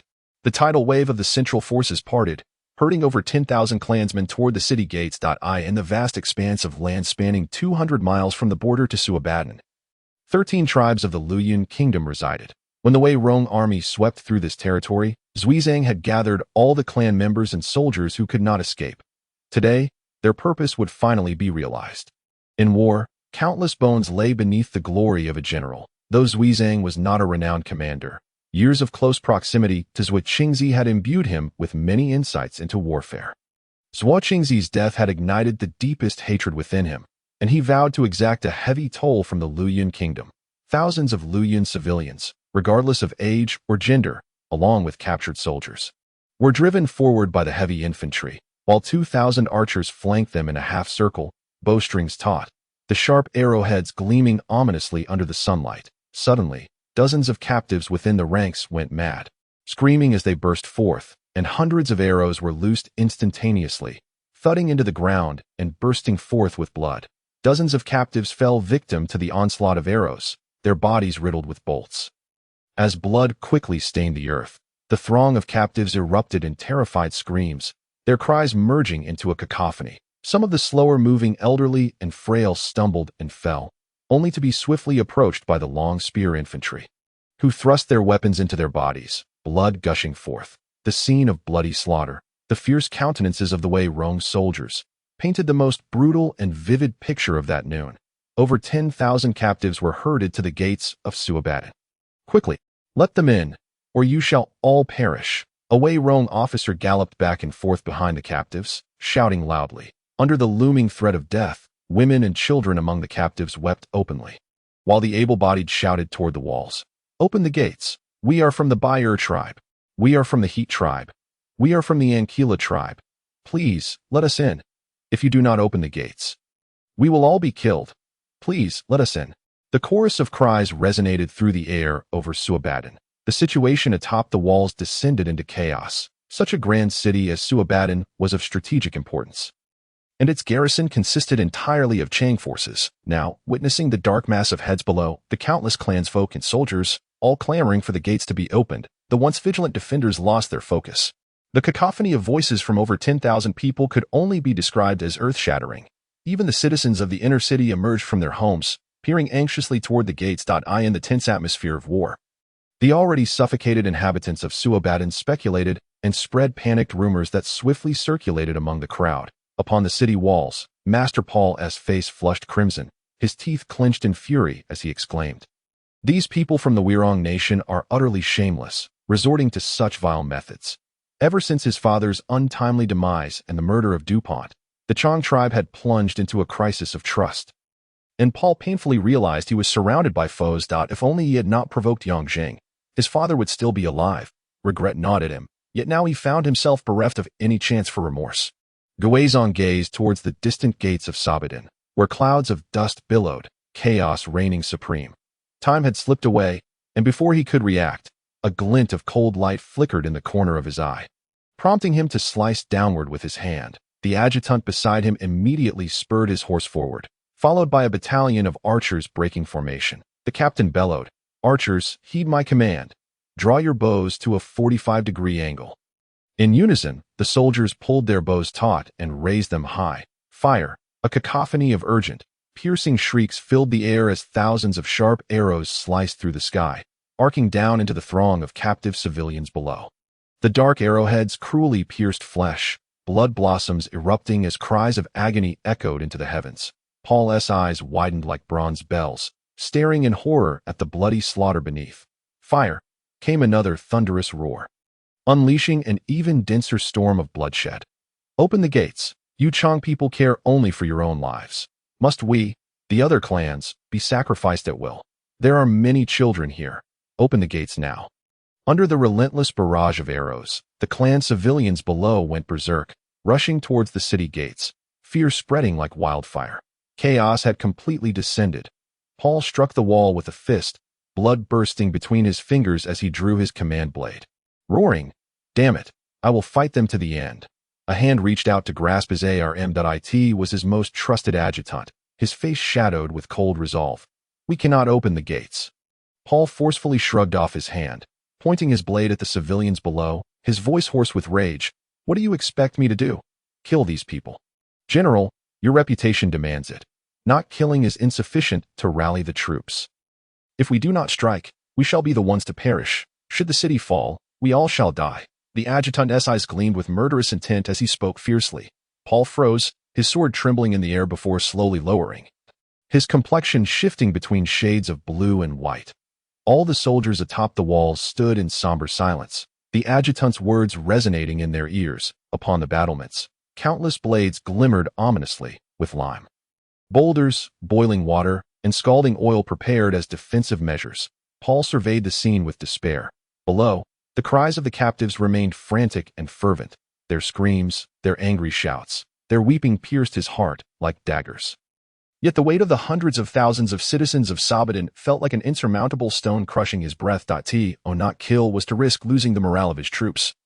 To not kill was to risk losing the morale of his troops, he muttered to himself. With a heavy sigh, he suddenly hurled his long blade from the wall, crying out in sorrow, "Kill! Kill them all!" An array of arrows rained down.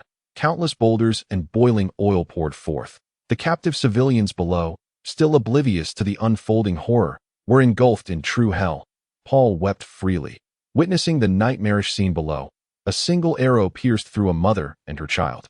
A massive boulder crushed an elder into a pulp, while countless others were fried to death by scalding oil. The wails of despair seemed to fade into silence. He felt his soul would never find redemption. Destined to sink into the abyss of darkness for all the sins committed this day, the adjutant remained steadfast as a rock, his eyes reflecting the tragic tableau below, a sardonic smile playing at the corners of his mouth.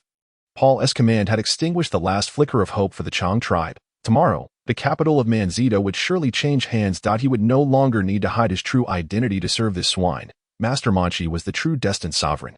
Guizong observed the slaughter of civilians at the gates of Sabadan, his brows furrowing deeply. He had not anticipated that Paul, beloved among both military and civilians, would dare to act in such a manner. In crafting this plan, he had taken into account the character of the opposing commander, believing there was an 80% chance that Paul would emerge from the city to confront him in a final battle. Yet he chose to slaughter thousands of innocents instead. This was far beyond Guizong's expectations. However, with this turn of events, the Chang tribe would likely become the target of the other clans, bearing the brand of slaughtering other tribes. The sudden death of DuPont and the decline of the Chang tribe seemed to be orchestrated by an unseen hand. Guizong felt an inkling that something was amiss. Chapter 22. A rising force, just as Yang Zheng had predicted. The Chang tribe was ousted from power the day following the massacre of civilians, with the current leader of the Tianji tribe, Manhai, Manchi's father, taking the regency. With Manchi's objective achieved, Qiu Yuanshan's Wolf Army had no reason to remain passive. On the third day, the Wolf Army launched an unannounced assault, directly charging into the eastern front of the Wirong. Fortunately, Guizong was no fool. He had dispatched ample scouts to the vicinity of the eastern front. The moment the Wolf Army mobilized, the scouts relayed the news back to the besieging Wirong forces at Sabadan. Without a moment's hesitation, Guizong turned his forces around and rushed back. For the past few days, he had felt an unsettling abnormality in the air. The scouts' reports had finally transformed this anxiety into reality. The Wolf Army was coming, their long-standing nemesis. Guizong was at a loss for words. The Wolf Army had chosen the precise moment of the Chang tribe's downfall to strike, leading him to suspect a conspiracy. Yet, with his limited intellect, he could not piece everything together. If only his strategists were present, he would surely unravel the intricacies of the situation. The mere thought of Zhou Qingzi filled Guizong with both frustration and sorrow. Zhuo's demise represented more than the loss of a loyal aide. It had stripped the entire Eastern Army of its backbone. Guizong felt utterly insecure, recalling the ferocity of the Wolf Army, their swift, cunning maneuvers resembling that of wolves. The Wirong Eastern Army, under Zhou Qingzi's command, was a perfect predator, while the now leaderless Eastern forces had become mere lambs beneath the wolves' claws. At this moment, Guizong could only hope that the 10,000 soldiers stationed at Yulong Mountain could withstand the Wolf Army's onslaught long enough for his main force to return for support. Otherwise, should Yulong Mountain fall, the entire Eastern Front would be laid bare, and the vast lands of the Wirong Empire would become prime prey for the Wolf Army. 110,000 troops marched urgently across Luofeng Prairie. The siege corps trailed behind, followed by the heavy infantry, with the light infantry in the center, while Guizong led 2 cavalry regiments at the forefront. The various divisions moved like a serpentine entity, the distance between the head and the body stretching ever wider. Had Zhou Qingzi been alive, he would have surely berated Guizong for his foolishness, even in a hasty march across the open prairie. One should progress steadily, forming a proper formation with cavalry flanking both sides. How could they be so reckless, placing the slowest siege troops, whose attack power was weakest in guerrilla warfare, at the rear? With the formations between divisions so loosely structured, Guizhong was clearly unfit to command the Eastern Front. Having been sheltered under Zhui Qingzi's protection for too long, he could devise clever strategies only when in a position of advantage. But once in a precarious situation, many of his weaknesses became apparent: a lack of meticulous thought, insufficient overall vision, and more. As the forces advanced to Luo Mountain, where Guizhong had recently achieved a significant victory over the Chang forces, the remnants of battle still littered the ground. This area had been the first line of defense for the Luyun kingdom outside Sabadan, dense with forests and difficult to attack, save for a single path carved through the mountains. Days after the fierce battle, the aftermath remained, with the stench of rotting flesh permeating the air and several prairie vultures pecking at the decaying corpses. My lord, should we halt the march and send in some scouts to investigate? One of his aides urged, riding slightly behind Guizhong. At this moment, Guizhong's mind was solely focused on the safety of Yulong Mountain. He paced back and forth before the mountain, observing the ground strewn with corpses. As if no one had come through, he waved his hand sharply, commanding, "Press on with the march. The entire army must swiftly traverse this mountain and return to Yulong Mountain before dawn tomorrow." The cavalry surged into the mountain path, followed by the light infantry, and then the heavy infantry. When the siege troops finally entered the mountain, the woods were eerily silent. The ground littered with decaying bodies filled the air with a heavy, ominous aura, as if countless restless spirits were howling beneath the surface. Unseen by the naked eye, Guizhong's eyelids twitched involuntarily, sensing something was amiss. There were far too many bodies on the ground, many of them fully armored. After a battle, corpses would typically be cleared away, and intact weapons and armor would be collected. How could there still be so many weapons here? While Guizhong pondered this, suddenly a flurry of startled birds took flight in the forest. And out of the destroyed defenses emerged countless heads. The sound of thousands of horses whinnied echoed through the mountain path, as the unique battle cry of prairie cavalry rang out from the summit.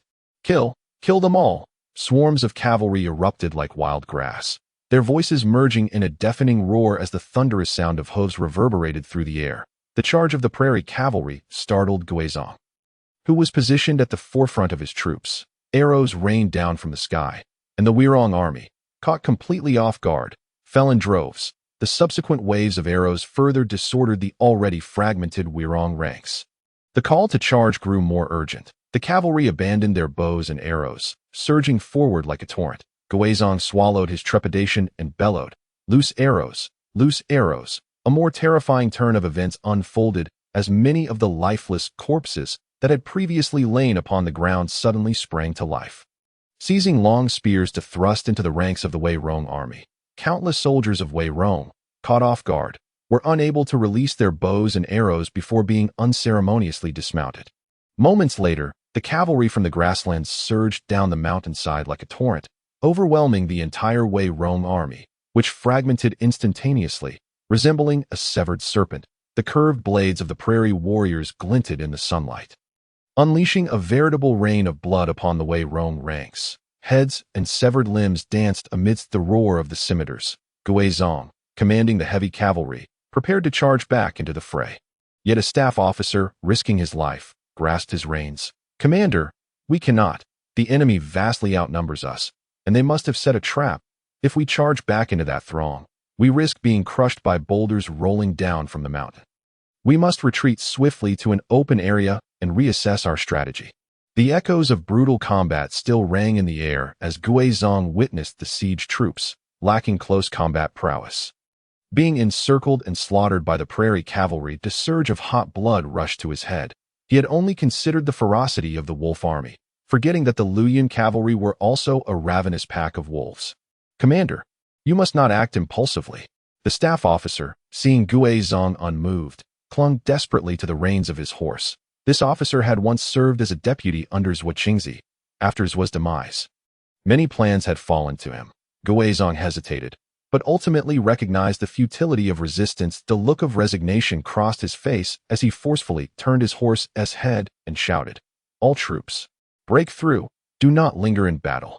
Under his command, the cavalry was the first to break free from Luo Air Mountain, followed closely by a significant number of light infantry. However, only a sparse 5,000 or 6,000 heavy infantry managed to escape from a force of 20,000. While the siege troops faced total annihilation, Once Guizhong had reorganized his forces, a dark mass of cavalry surged forth from the mountain pass. Meanwhile, atop Yulong Mountain, the wolf army finally breached the layers of defense. Sweeping down to the foot of the mountain, the vice commander, Mu Feiyan, stationed at the summit watchtower, gazed down at the gathering storm of the wolf army at the mountain's base, feeling a wave of despair wash over him. Only 10,000 soldiers remained to defend the Yulong mountain camp, while the wolf army, upon quick assessment, numbered at least 50,000, and this was merely the first wave. Reinforcements would surely follow. He questioned whether they could withstand even a moment longer until the commander returned with reinforcements. Fortunately, he still had the military strategies left by Zhuo Qingzi, which offered a glimmer of hope. After 6 years of effort by Zhuo Qingzi, Yulong Mountain had transformed into a formidable fortress. The mountain was riddled with countless passages, traps, and pitfalls, even with 5 times the number of soldiers.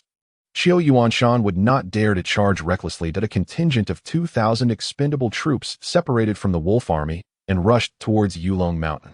However, just as they climbed a few dozen meters along the mountain path, the ground suddenly gave way, and hundreds of soldiers fell into a pit with shrieks of terror. Immediately, a barrage of arrows rained down from an unknown source, turning several hundred soldiers into pincushions. The remaining soldiers, unable to retreat, pressed onward, but shortly after, massive boulders rolled down from the mountain, crushing them as they scattered in panic, only to be pierced by unseen arrows that in mere minutes. All 2,000 were obliterated. Mu Feiyan's spirits surged once more. The strategies and traps left by the strategist proved to be far more lethal than anticipated. Moreover, there were still trump cards yet to be played.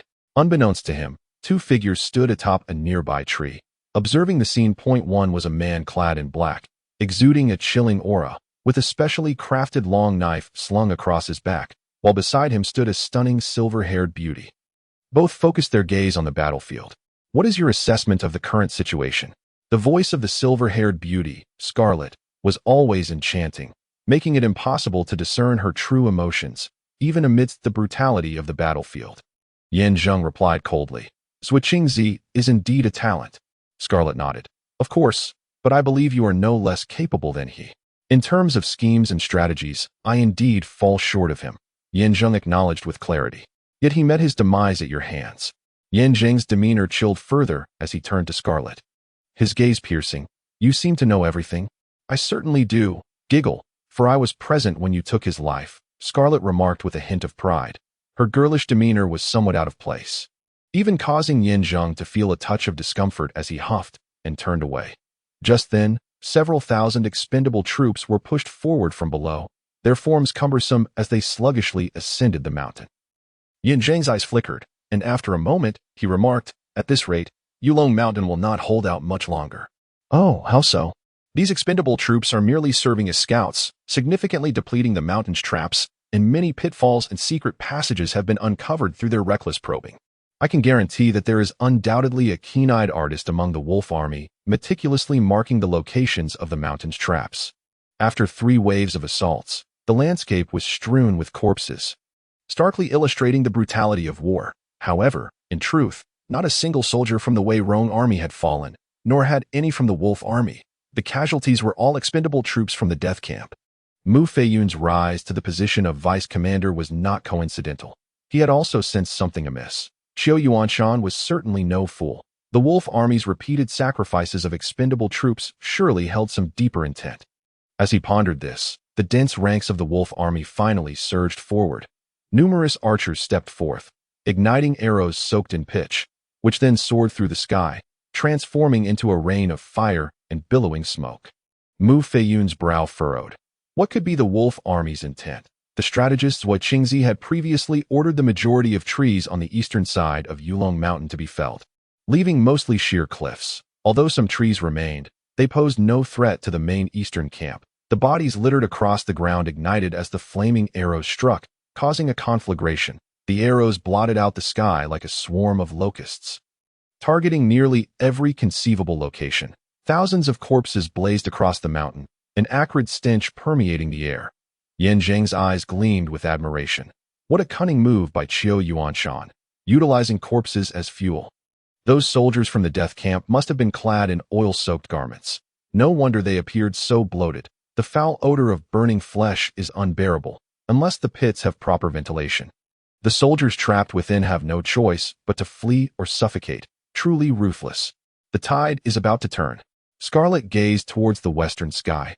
Yinzheng extended his hand into the air. The wind shifted, and the stench from the corpses began to swirl towards the mountain eye in mere moments. The air was thick with an overpowering odor, enveloping the entire eastern side of Yulong Mountain, and even the main camp, situated 1,000 meters high, was not spared from the foul scent. Yinzheng remained impassive, while Scarlet appeared increasingly uncomfortable, waving her handkerchief in front of her face in an attempt to dispel the noxious fumes. Mu Feiyin, pinching his nose, hurriedly descended from the watchtower, the stench causing him to gag. This was still the well-ventilated summit. One could only imagine the plight of the soldiers lying in ambush within the pits, many of whom were already retching. Let us go.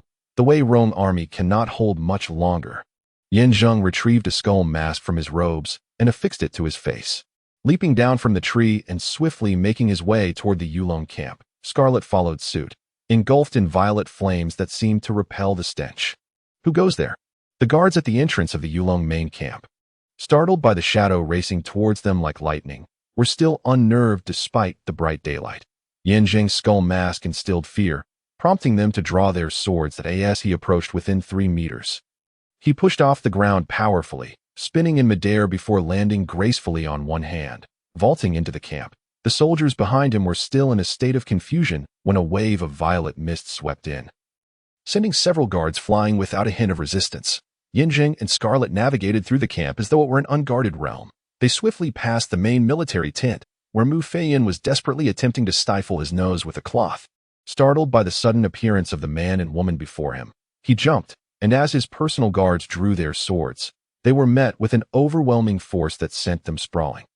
Scarlet floated serenely in the air, her exquisite features cold as ice, while the man in the skull mask radiated a menacing aura that he reached into his robes, producing a glimmer of gold that Mu Feiyin instinctively grasped. His expression shifting dramatically. The golden serpent token. This was the emblem of the Wei Rong royal family, permitting any officer under the command of the ruler to issue orders at will. However, with Commander Guizong absent, even a vice commander like Mu Feiyin remained subject to the authority of the golden serpent token. Now, I am in command of the entire eastern camp. Vice Commander Mu Feiyin, issue your orders. The masked man spoke coldly. This. Mu Feiyin stammered, at a loss for words. What is there to ponder? Prepare the horses at once, and send word for every soldier in the camp to tear a piece of cloth and soak it in urine to cover their mouths and noses. Upon hearing this command, Mu Feiyin was left speechless, frozen in place. Yinzheng stepped forward, delivering a sharp slap to his face, bellowing, "What are you dawdling for? Do you intend to defy orders? Shall I execute you under military law right here and now?"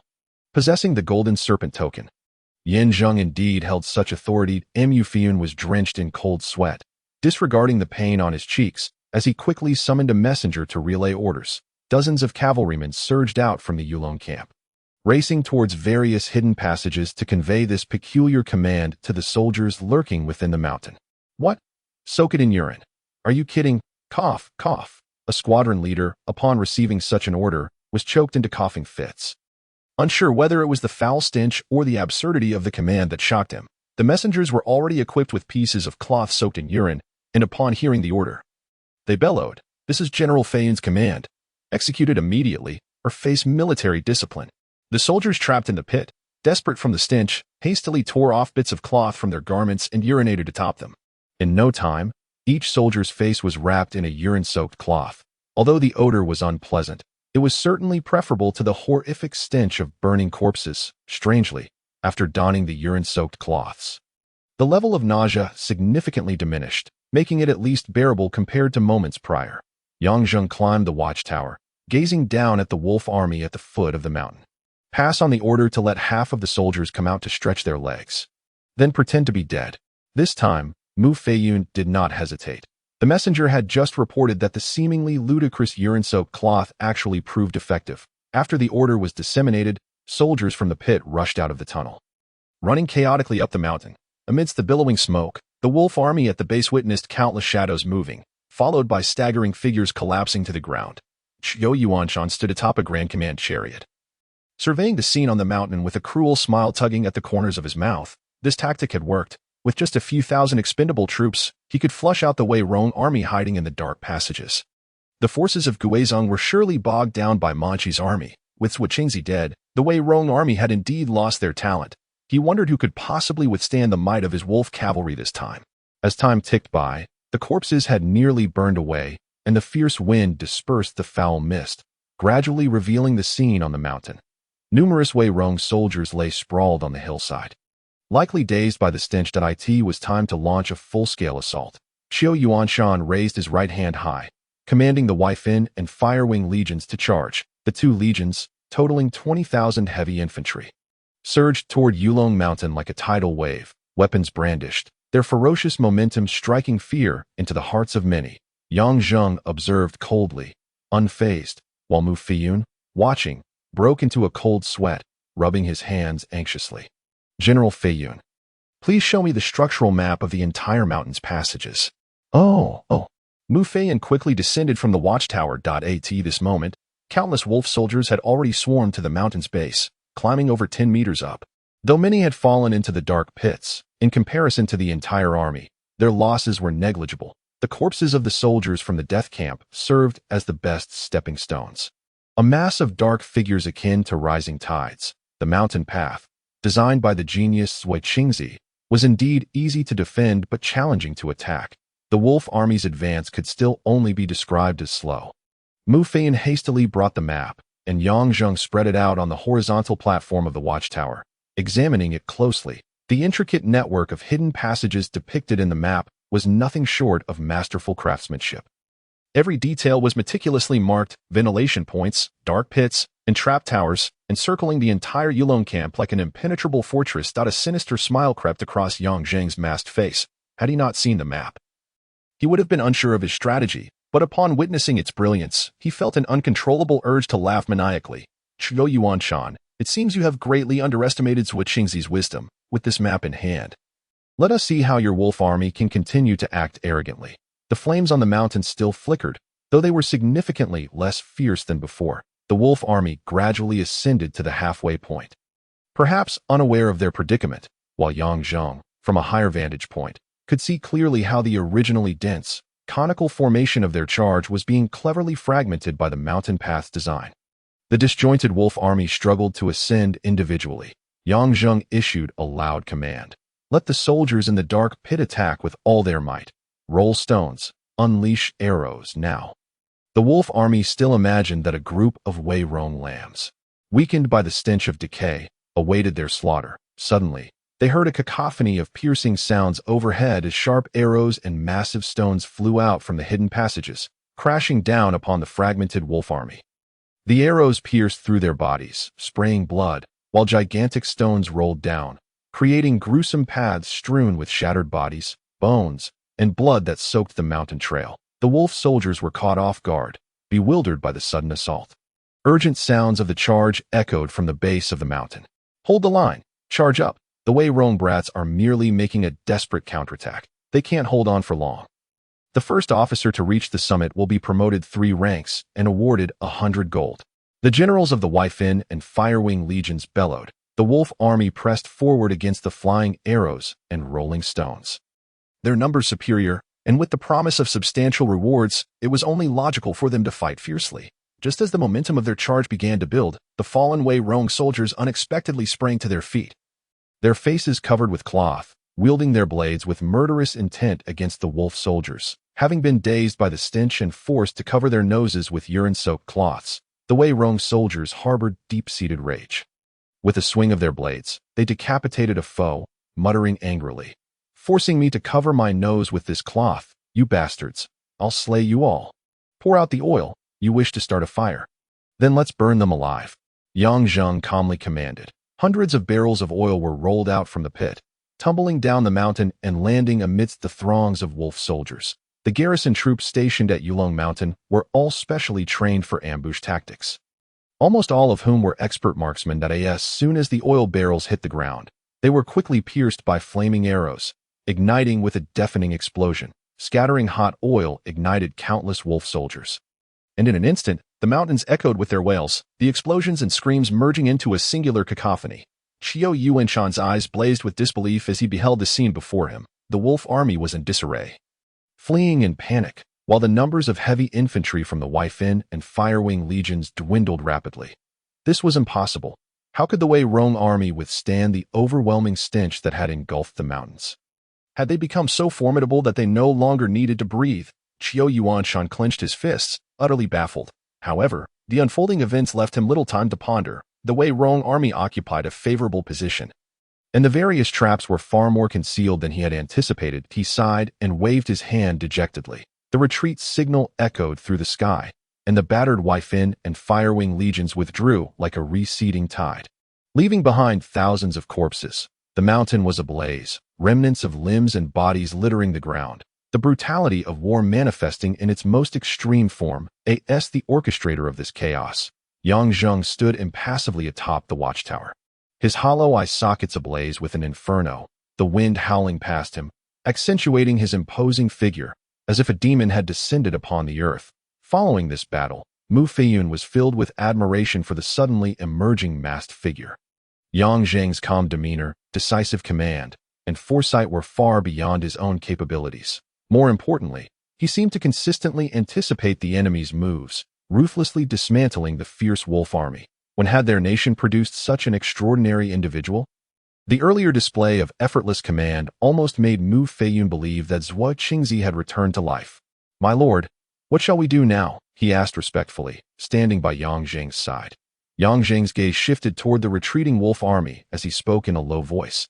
"This battle has undoubtedly exceeded Qiu Yuanshan's expectations. Given his composed nature, he will not make another rash attack until he fully understands our strengths and weaknesses on the mountain. Therefore, our next step is to project false strengths while concealing our true numbers. We must not allow him to discover the actual size of our forces on Yulong Mountain. Otherwise, if he launches a full-scale assault, no matter how many traps we have, they will be flattened, as the disparity in numbers is undeniable. Now, gather the entire army. Also, station some soldiers to ambush in these locations. I suspect Qiu Yuanshan will soon send scouts to investigate." Yang Zheng meticulously marked several concealed spots on the map for Mu Feiyun to see. After issuing his orders, he descended from the watchtower and made his way toward the main military tent. Upon entering the Wei Rong camp, Yang Zheng seemed to transform entirely. Once a solitary figure, aloof and indifferent, he now exuded the commanding presence of an arrogant general, each movement imbued with an unmistakable air of authority. His every word resonating with conviction. As a political professional, having also trained in a special military camp, he understood the military's strict adherence to orders. The words of a commander were like unbreakable laws. Even if they were wrong, subordinates were expected to carry them out without question. Thus, he desired nothing less than the respect and fear of all soldiers. He did not seek a facade of camaraderie among officers and troops. He craved victory.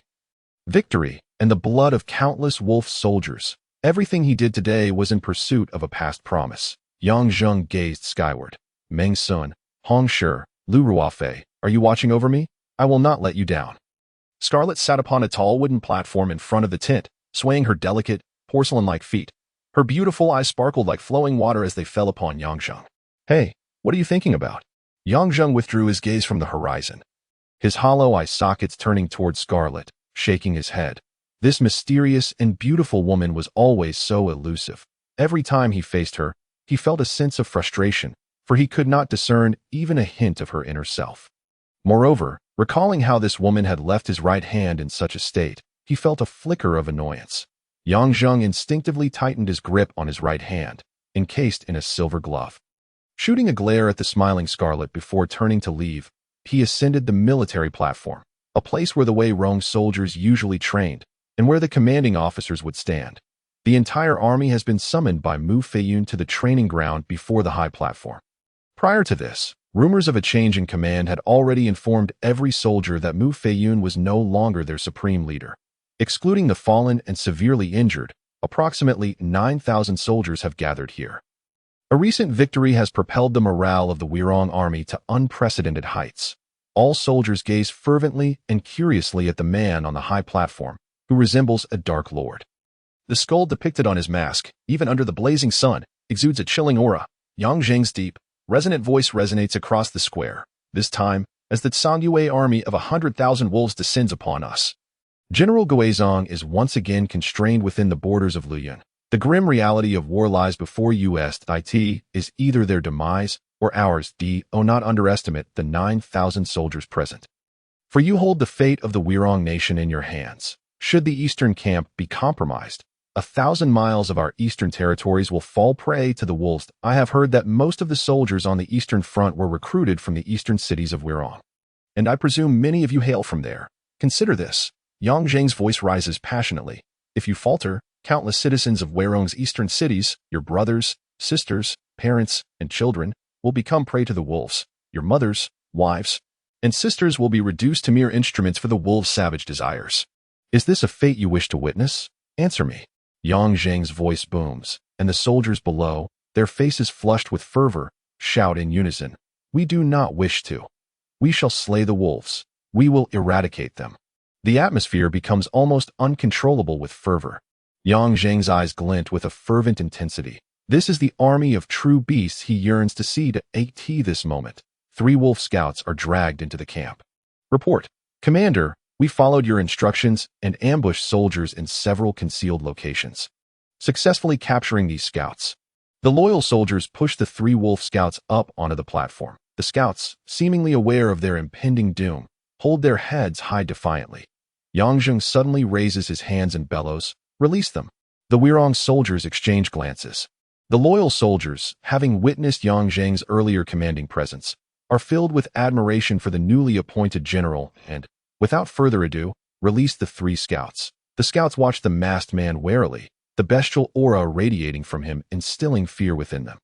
I offer you a chance, Yang Zhang states coldly, removing his bloodhunter blade and tossing it aside as he strides towards them.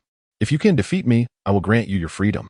Who would not desire the opportunity to survive? The scouts' eyes light up, exchanging glances before they simultaneously roar and lunge at Yang Zhang. The skull mask takes on a jester-like grotesque smile. As the 3 pounce, Yang Zhang unleashes a punch, silently striking the fist of the middle scout. Crack!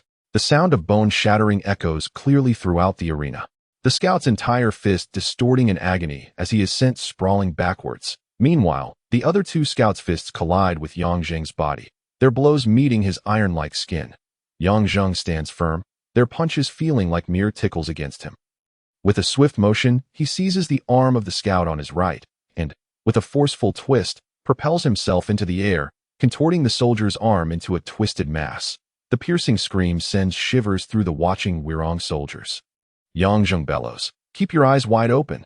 He raises his foot and sweeps it against the broken-armed scout's small, filthy body, sending the soldier soaring as he spits foam, only to be yanked back down by Yang Zhang, crashing face-first onto the hard, rocky ground. Dust billows as blood sprays from his mouth, his body convulsing before falling still, dead. Did you see that clearly? If not, look again. Yang Zhang shouts at the 9,000 soldiers below. Striding towards the scout who had struck him earlier, the scout, now terrified, retreats in panic, screaming as he attempts to flee. Yang Zhang leaps forward, propelling himself into the air, wrapping his legs around the scout's neck, squeezing and twisting until the scout is yanked down. Yang Zhang performs a backflip, gripping the scout's ankles and lifting him high. Kill! His eyes are void of life as he howls towards the sky. His muscles taut, he swings the scout in a wide arc, tearing him apart as blood and entrails erupt forth, splattering Yang Zhang, who appears as a demon emerging from a blood-soaked abyss, an overwhelming aura of murderous intent enveloping the camp.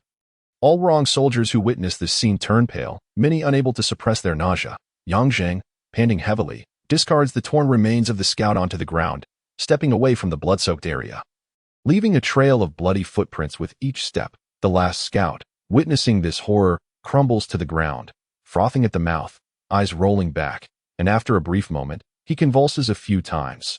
He has been scared to death. Mu Feiyan feels a wave of sickness wash over him. He cannot bear to look at Yang Zhang any longer. What he has witnessed transcends the capabilities of a mere human. How could such a terrifying and brutal demon exist in this world? Even knowing the slain were enemies, he feels a twinge of pity. From that moment onward, the infamous title of Demon God would forever be associated with Yang Zhang. Chapter 23. The Gun of Revenge. After dismissing everyone, Yang Zhang picks up a wooden bucket and splashes water over himself, washing the sticky blood away as it flows to the ground. Standing there bare, he suddenly turns pale and bends over, dry heaving. Why? Why has it come to this? Yang Zheng utters a wounded groan, reminiscent of a wounded deer that he has just torn a man in half. He has killed before, but such a frenzied act is unprecedented that in that moment, his mind was blank, utterly unaware of his actions. Upon regaining clarity, fear grips him that he fears losing his humanity, fears the inability to love again.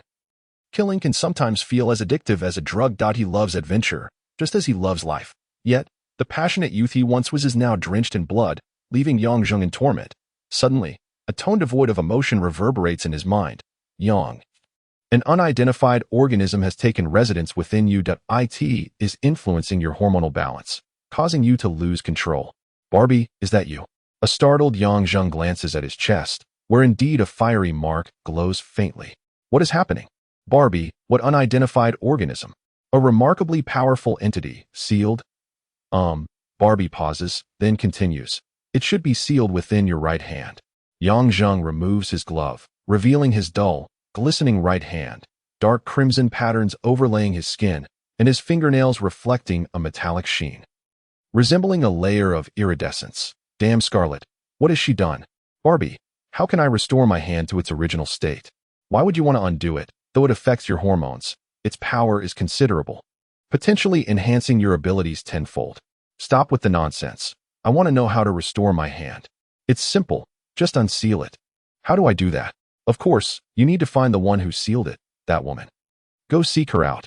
That's obvious, but if she were willing to undo it, I wouldn't be asking you. Yang Zheng grits his teeth, wondering if Barbie is genuinely foolish or just pretending. No way. Yang Zheng dismisses it.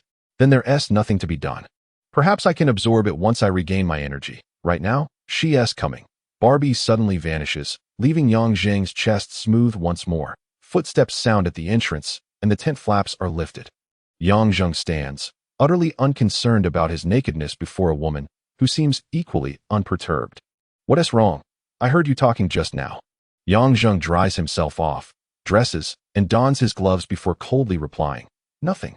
Scarlet strides into the tent, circling Yang Zheng and examining the surroundings, finding nothing suspicious. Yang, you seem in a rather foul mood. Yes, I am in a foul mood, and I intend to sleep now. Yang Zheng, unwilling to engage in conversation, dives into a nearby blanket. After a while, feeling something soft against his back, he turns and frowns. What are you doing? Nothing, just sleeping. Scarlet looks at him innocently, shifting her voluptuous figure to find a more comfortable position within the blanket. Yang Zheng coldly stares at her, though the alluring face bears no trace of embarrassment, her large, watery eyes locking onto his. After a moment, Yang Zheng concedes. What kind of talent does it take for a woman to be so enchanting? He lacks the energy to be angry, realizing that before Scarlet, he feels like a mere child. Amidst the blaze, Yang Zheng lifts a hammer and strikes the black iron bars on the anvil with force. Surrounding him are the blacksmiths of the camp. These dark-skinned men watch as Yang Zheng shapes the iron into a bizarre crescent form. While his technique remains clumsy, the items he forges are straightforward. After a morning of practice, Yang Zheng finally produces 2 rough crescent-shaped iron pieces. Bring the horse over. The loyal guards swiftly led a robust red horse before Yang Zheng, deftly threading a resilient cord through the crescent-shaped iron loop and securing it to the saddle. With 2 crescent irons suspended on either side of the horse's belly. Observing this peculiar contraption, both the blacksmith and the soldiers were filled with confusion. Yang Zheng stepped onto the crescent iron and vaulted onto the horse. With a powerful push, a satisfied smile spread across his face. Accepting the long spear handed to him by a servant, he spurred his horse toward a nearby training ground, the horse's speed escalating, gradually captivating the attention of all the soldiers present. On the opposite side of the training ground stood a massive sword-testing stone, its azure surface marred by countless sword marks, the longest of which nearly cleaved the stone in two. Its history could be traced back over a century, bearing the scars left by every commander of the Wei Rong Eastern Front, a testament to its unparalleled hardness and the glory it symbolized. No commander had ever shattered the sword-testing stone. 30 years prior, the flying general had left the longest sword mark upon it, yet still failed to break it. Over time, this stone had become a symbol of indestructibility. Yang Zheng flicked the reins, and as the black horse charged toward the sword-testing stone, the soldiers gathered in a daze. What was he doing with a spear against a stone weighing several tons? Good heavens, he must be mad. The sheer force of recoil could potentially spell doom for both horse and rider. Yet, no soldier dared to intervene. Yang Zheng's ferocity had left an indelible mark on their hearts. The red horse surged like the wind, fierce as fire. As Yang Zheng raised his spear, his mind a blank slate. Barbie had transformed his body, and that peculiar right hand augmented his strength in that moment of extreme focus. A glimmer appeared upon the stone's surface, faint and elusive. A flaw. Just some wandering light points. Barbie's voice echoed in his mind. Yang Zheng's vacant gaze ignited with fervor. The red horse had reached its utmost speed. Unable to veer under his control, emitting a piercing wail, the air around seemed to come alive, swirling like a tempest across the training ground, gradually tightening the nerves of every onlooker, constricting their throats and hastening their breaths. This was not a genuine sensation, but the palpable aura of madness and slaughter bore down upon them, like a blade against flesh, causing them to tremble and shut their eyes in fear.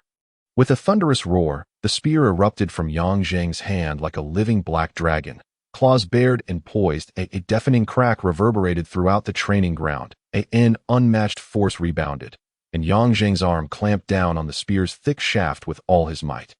His muscles tearing as a sweet taste of blood surged in his throat, which he desperately stifled. The spear plunged deep into the sword-testing giant rock, precisely targeting the sword mark left by the flying general of yore.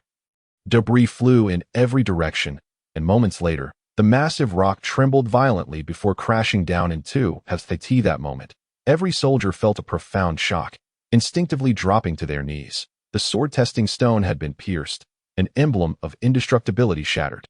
It felt as though an era had come to a close. The shadows cast by the death of Zhuo Qingzi over the Wei Rong Eastern Front finally dissipated. A tidal wave of cheers engulfed the entire Yulong Mountain. Countless startled birds taking flight into the sky.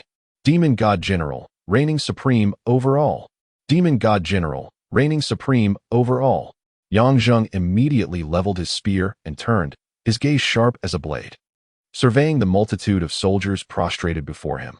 Now, I shall select 1,000 valiant warriors to serve as the vanguard of the Wolf Legion. Which 1,000 brave men will step forward?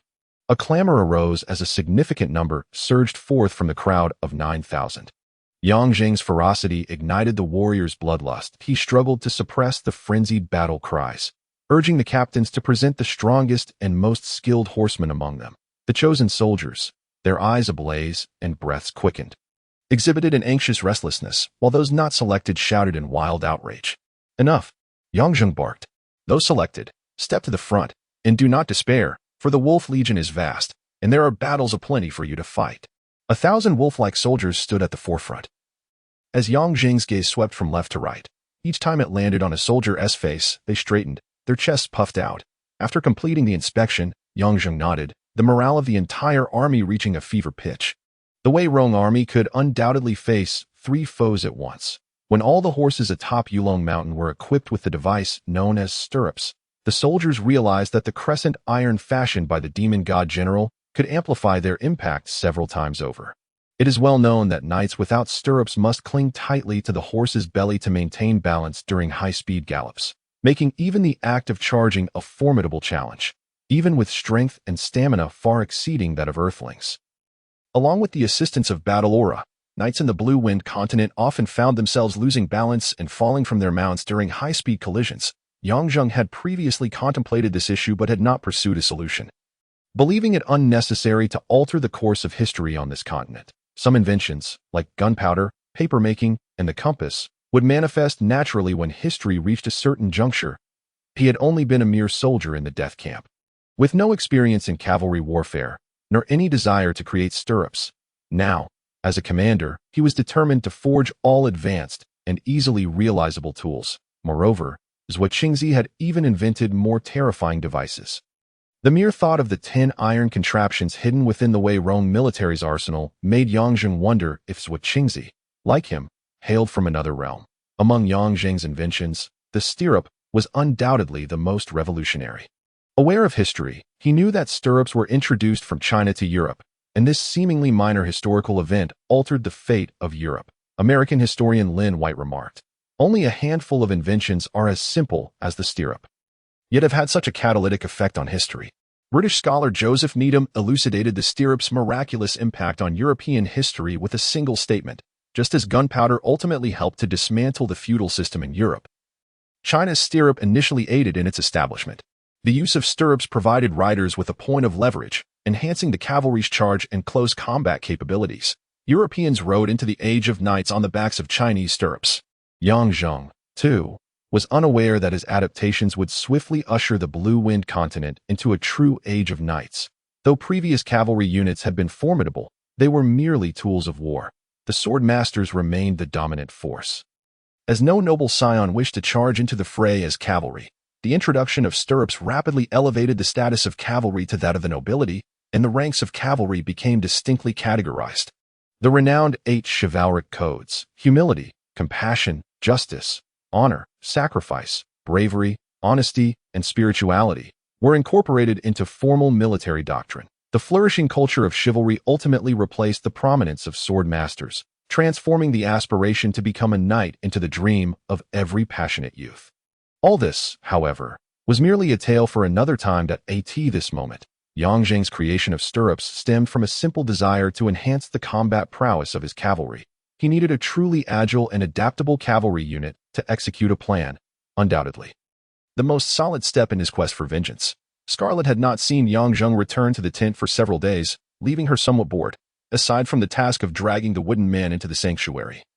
She found herself passing the time by toying with Yang Zheng's presence. The Yulong Mountain was filled with men whom Scarlet regarded as nothing more than a swarm of pests.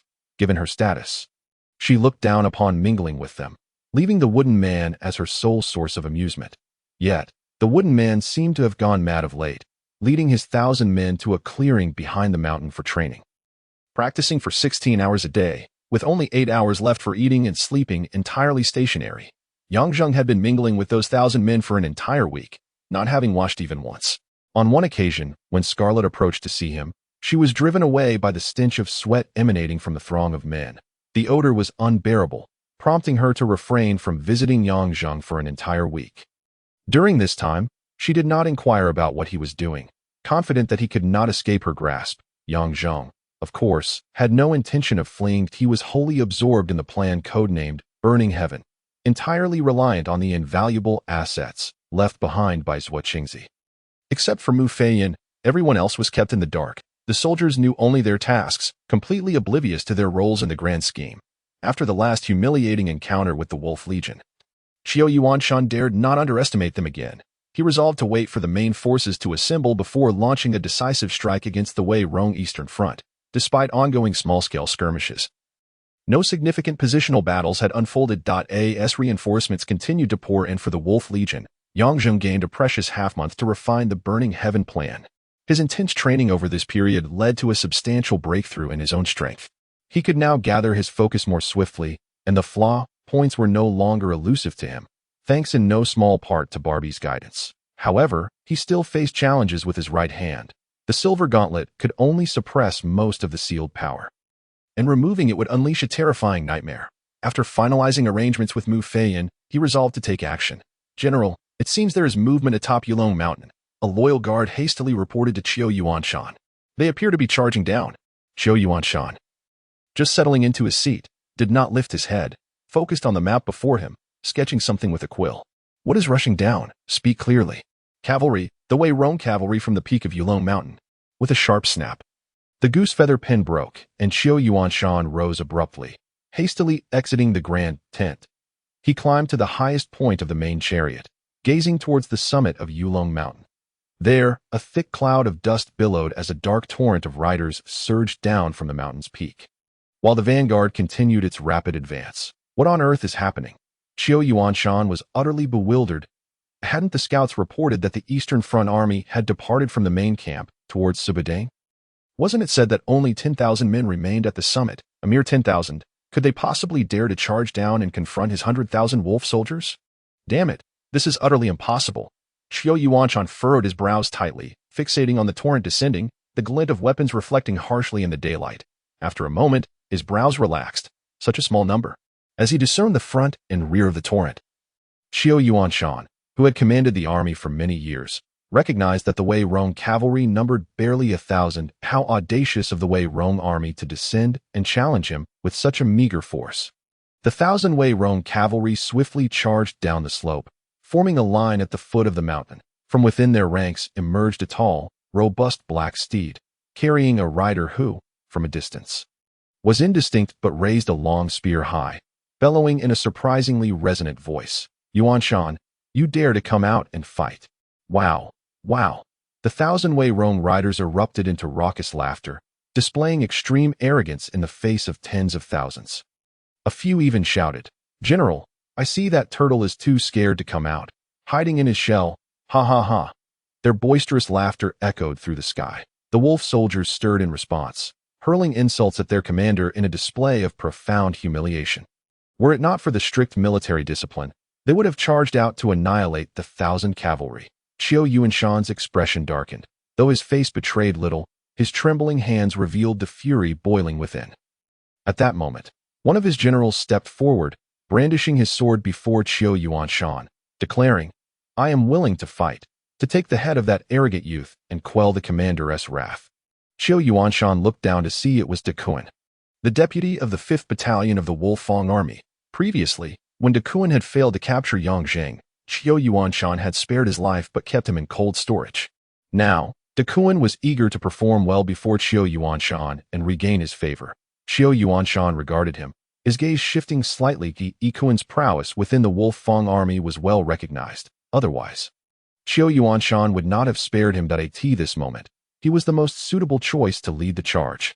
Very well, you may take 3,000 Wolfang cavalry to battle. If you cannot annihilate this Wei Rong cavalry, do not return. Xiao Yuanshan commanded coldly. Decisive's heart surged with delight.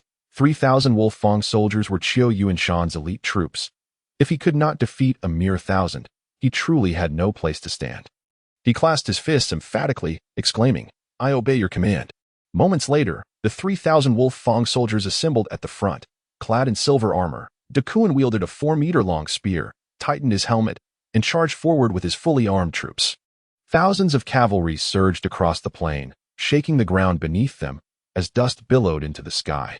The momentum of their charge was like a torrent, silencing the previously restless Wei Rong cavalry, who raised their long spears and held their leather shields to confront the advancing Wolfang army with fierce, crimson eyes.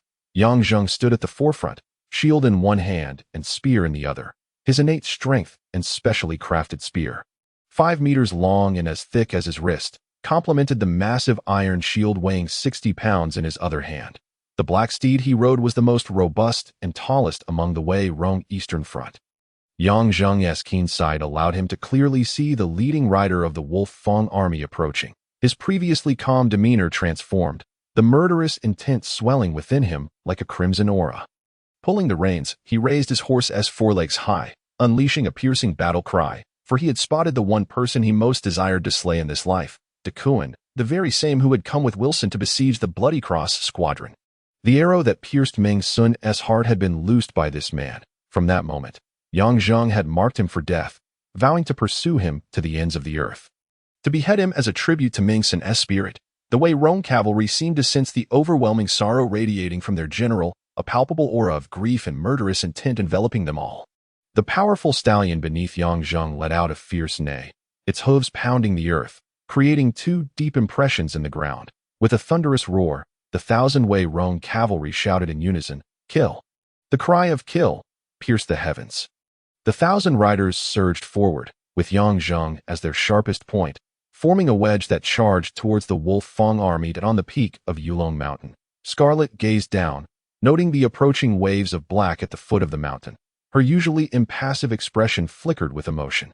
Yongzheng's sole focus was on Decisive, locking onto him with unwavering intensity, spear pointed forward, its tip gleaming like the sun. A chill enveloped Decisive as the instinct of a seasoned warrior alerted him to the impending danger.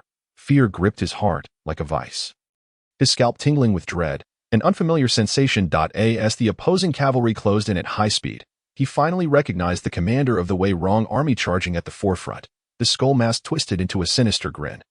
And despite the blazing sun, a chill coursed through Decisive's body. The dark voids of Yang Zheng's eyes, even from 1,000 meters away, radiated the indifference and contempt of death itself.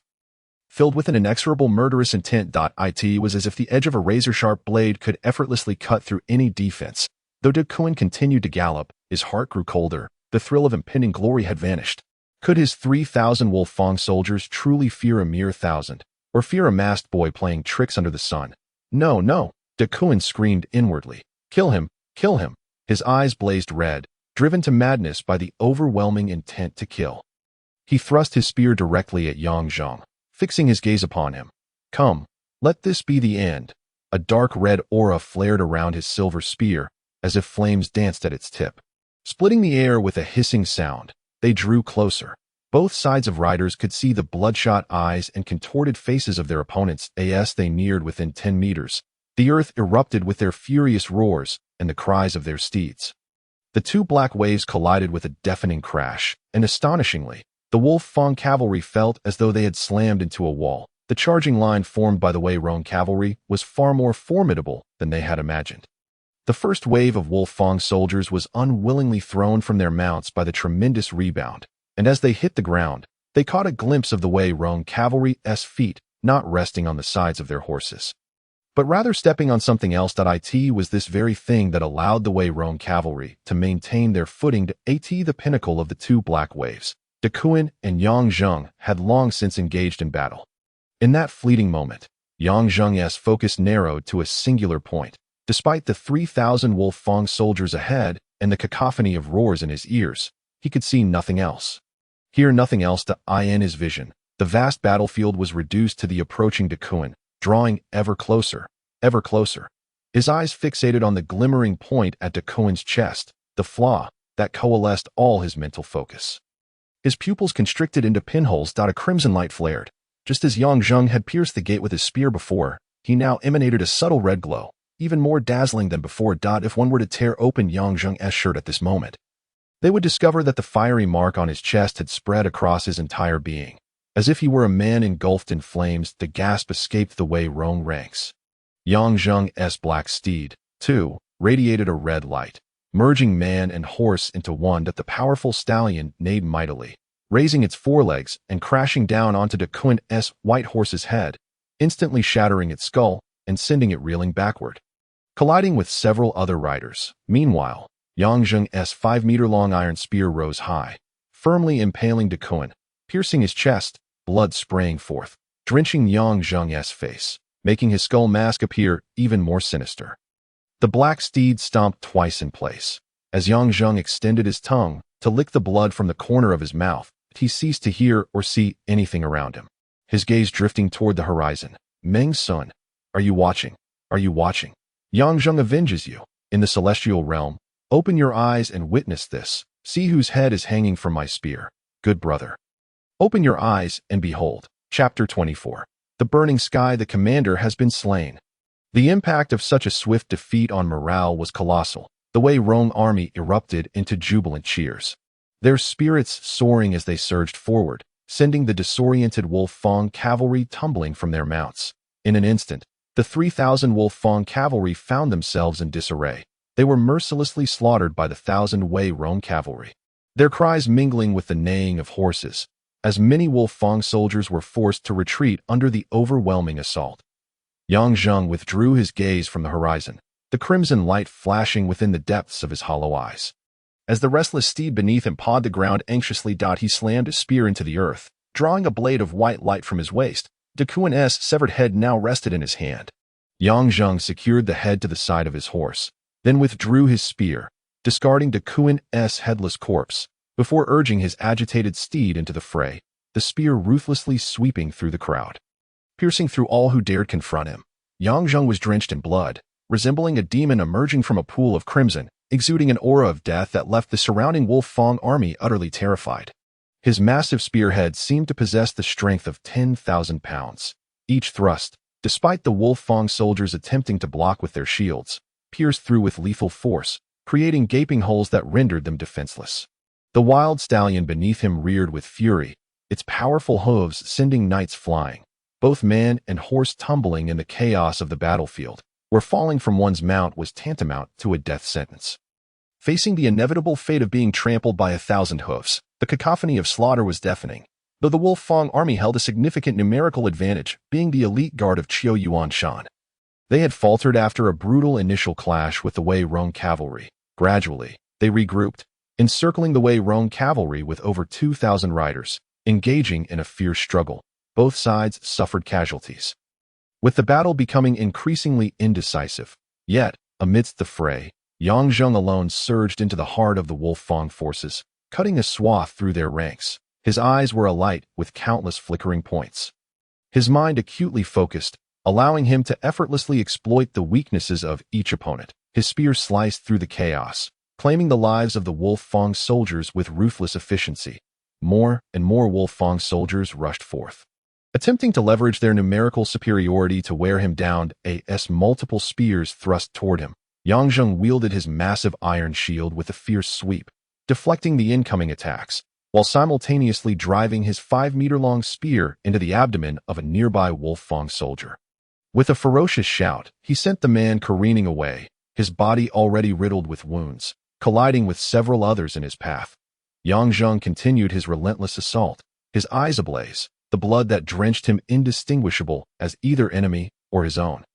He had succumbed to a peculiar state of slaughter, where the value of life and death seemed insignificant. The skeletal mask he wore had become a nightmare for the Wolf-Fong soldiers. A harbinger of doomed in the midst of the battlefield, he and his steed carved through the throngs of enemies, creating a path like a plow through soil. Qiu Yuanshan stood atop his chariot, surveying the cacophony of death below. The air was thick with dust and cries of anguish. The fierce sunlight overshadowed, obscuring the conditions of the battlefield, yet he could still sense the brutality of the conflict. It was not the one-sided affair he had envisioned. The 3,000 Wolf-Fong soldiers had remained steadfast, locked in a deadly stalemate with the Wei Rong forces at the center of the field. Were the two armies evenly matched, Qiu Yuanshan would have felt no dissatisfaction. Yet, with his forces numbering at least 3 times that of the enemy, all being the elite Wolf-Fong troops, he could not fathom how the Wei Rong cavalry, merely 1,000 strong, could contest so fiercely. A sense of unease began to gnaw at him. Just as his discontent swelled, a sudden commotion erupted within the ranks ahead. Yang Zheng had breached the periphery of the Wolf-Fong army. The number of soldiers that had fallen to his hand had already exceeded 50, and even his heavy spear began to bend under the strain, with only a handful of knights remaining between him and the enemy. The Wei Rong soldiers, now facing more than triple their number, were nearing the end of their endurance, both physically and mentally. It was time. He threw back his head and let out a piercing howl. The Wei Rong cavalry, hearing his call, surged with renewed vigor, their previously weary limbs erupting with astonishing strength, catching the Wolf-Fong soldiers off guard as their encirclement began to falter. At that moment, Yang Zheng hurled his spear with tremendous force. The shaft glimmered with a fiery sheen, slicing through the air like lightning, tearing apart the atmosphere as it flew. The spear pierced through the 3 soldiers standing in his way, carving a bloody path. Urging his restless steed forward, it leapt several meters, its powerful hind legs propelling it through the air, crashing through the last barrier of the Wolf-Fong army, not pausing for a moment as he charged toward the enemy camp 3 miles away. As he raced across the vast plain, the wind whipped against him, the stallion's dark mane billowing wildly, reducing them to a swift, singular point against the sprawling landscape. Before that lone figure stood an imposing mass of 50,000 Wolf-Fong soldiers. Standing atop the Yulong Mountain watchtower, Scarlet was equally stunned by Yang Zheng's reckless audacity, her fist clenched tightly. What was he doing? Was he throwing his life away? Without a second thought, she leapt into the air, streaking away from the Yulong camp like a flash of purple light, descending the mountain. Though an agreement existed between the Holy Temple and Yunzhong City to refrain from intervening in the conflicts of the continent, Yang Zheng was a chosen candidate for the Holy Sword Knight, and she could not allow him to perish in vain. At this point, she no longer cared about the rules. Conversely, seizing the moment when the Wolf-Fong soldiers were momentarily stunned by Yang Zheng's frenzied actions, all the Wei Rong cavalry charged forth, carving a path toward Yulong Mountain. As they neared the foot of the mountain, the Wei Rong cavalry retreated swiftly, while the Wolf-Fong army hesitated in the middle, unsure whether to pursue the retreating cavalry or to encircle Yang Zheng, who was rapidly closing in on their main camp. Scarlet descended the mountain with astonishing speed, quickly colliding with the first Wei Rong cavalrymen returning to the foot of Yulong Mountain. With a fierce grip, she yanked him from his mount, her face cold and stern. Your general has charged alone toward the enemy camp, and you dare to return? You shall pay for your cowardice. The cavalryman, who had always lingered near the general, dared not defy her. The soldier she had pulled down groaned in protest. That's not the case. The general instructed us before descending that when he gives the signal, we are to break through while he charges ahead. He assured us he would find a way to escape. We could not disregard the general's orders. Scarlet released her grip on the soldier's neck, her gaze fixed on the battlefield where the Wolf Fang soldiers had turned their horses to pursue Yang Zheng. In an instant, the air was thick with dust, obscuring her view of him. Yang Zheng, have you let hatred cloud your judgment? Yang Zheng had already traversed 2 miles, the Wei Rong army now looming before him, banners fluttering and war horses standing in formation, their imposing presence making him appear as a moth drawn to the flames. Heavens! The Wolf Fang soldiers gasped at the sight of the lone rider charging toward them, their voices laced with disbelief and astonishment. Who would dare to confront an army of 100,000 alone? Yet, this impossible scene unfolded before their eyes. Yang Zheng's gaze locked onto a massive chariot at the heart of the army. Its banners larger and taller, fluttering fiercely in the wind, the prominent character Qiu, and the emblem of a vicious wolf signaling the presence of the wolf army's commander. In front of the chariot, a formidable shield wall began to assemble. As Yang Zheng's direction of charge was undoubtedly toward the chariot's position, Qiu Yuanshan fixed his gaze on the rapidly approaching figure, his eyes flashing with ominous light. The skeletal mask on the man's face glinted menacingly in the sunlight. Qiu Yuanshan's eyes widened in fury as he awaited to see what this audacious man intended to do. A multitude of cavalry surged from the flanks, preparing to encircle him, while behind him, 2,000 Wolf Fang riders pursued relentlessly, and no matter how one looked at it, Yang Zheng had found himself in an inescapable predicament. As the distance closed to 300 meters, he suddenly erupted into wild laughter, biting off the silvery glove from his right hand. A surge of bloodlust flooded his mind, the crimson thread swirling in his eyes. Yang Zheng drew forth a gigantic bow over a meter long from his back, its black iron frame and string as thick as a finger, resembling a miniature siege weapon that he retrieved especially crafted. Elongated iron arrow from his quiver, its head menacingly sharp and spiraled, glimmering ominously as he knocked the arrow and let out a ferocious roar. He drew the immense bow with ease, bending it into a half circle. A strange bloodlight emanated from his right hand, coursing through the arrow, as if freshly forged from the furnace. The stallion beneath him, muscles rippling, neighed and snorted, unable to withstand the overwhelming power coursing through Yang Zheng. A sense of profound danger enveloped Qiu Yuanshan. Despite the iron shields forming a solid line of defense before him, the feeling of impending doom did not wane. Overwhelming fear gripped him, and he hastily retreated, leaping from the 4-meter-high chariot. That moment, Yang Zheng released his grip, the bowstring thrumming with a resonant hum, as the iron arrow let out a piercing shriek, crossing 300 meters in the blink of an eye. Colliding with the massive shield wall and piercing through the central shield without pause. As Qiu Yuanshan leapt from the chariot, the iron arrow struck the chariot's base with tremendous force, shattering the massive structure and causing it to sway precariously before collapsing. Qiu Yuanshan, aghast, stumbled back as the relentless arrow grazed his scalp, producing a dull thud as it pierced through the Wolf Fang banner's pole, finally coming to a halt. The Wolf Fang banner creaked ominously before snapping in half and crashing down. Having released the arrow, Yang Zheng felt utterly drained, his strength seemingly depleted. He dared not linger, yanking the reins to turn his steed toward the gap in the encirclement. Qiu Yuanshan, pale and disheveled, staggered to his feet. A deep gash marking his helmet where the arrow had grazed him, blood trickling down his face. In a frenzy, he bellowed, "Quickly, pursue him, kill him, all of you charge." The call for a full-scale assault echoed through the air, the battle cries resounding like thunder, as the iron cavalry surged forward from both sides, closing in like a dough being folded. The Wolf Fang soldiers had closed the distance to 200 meters. As Yang Zheng's steed galloped toward the remaining narrow gap in the encirclement, the stallion tore through the ground like a blazing fire, surging several meters in an instant. Gritting his teeth, Yang Zheng gripped the sides of his mount tightly.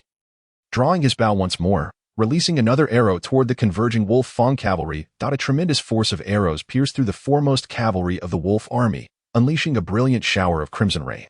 The arrows did not pause, They shot forth like they were penetrating a blank sheet of paper, striking the second target and shattering the man's skull. In an instant, the once orderly cavalry formation was thrown into disarray.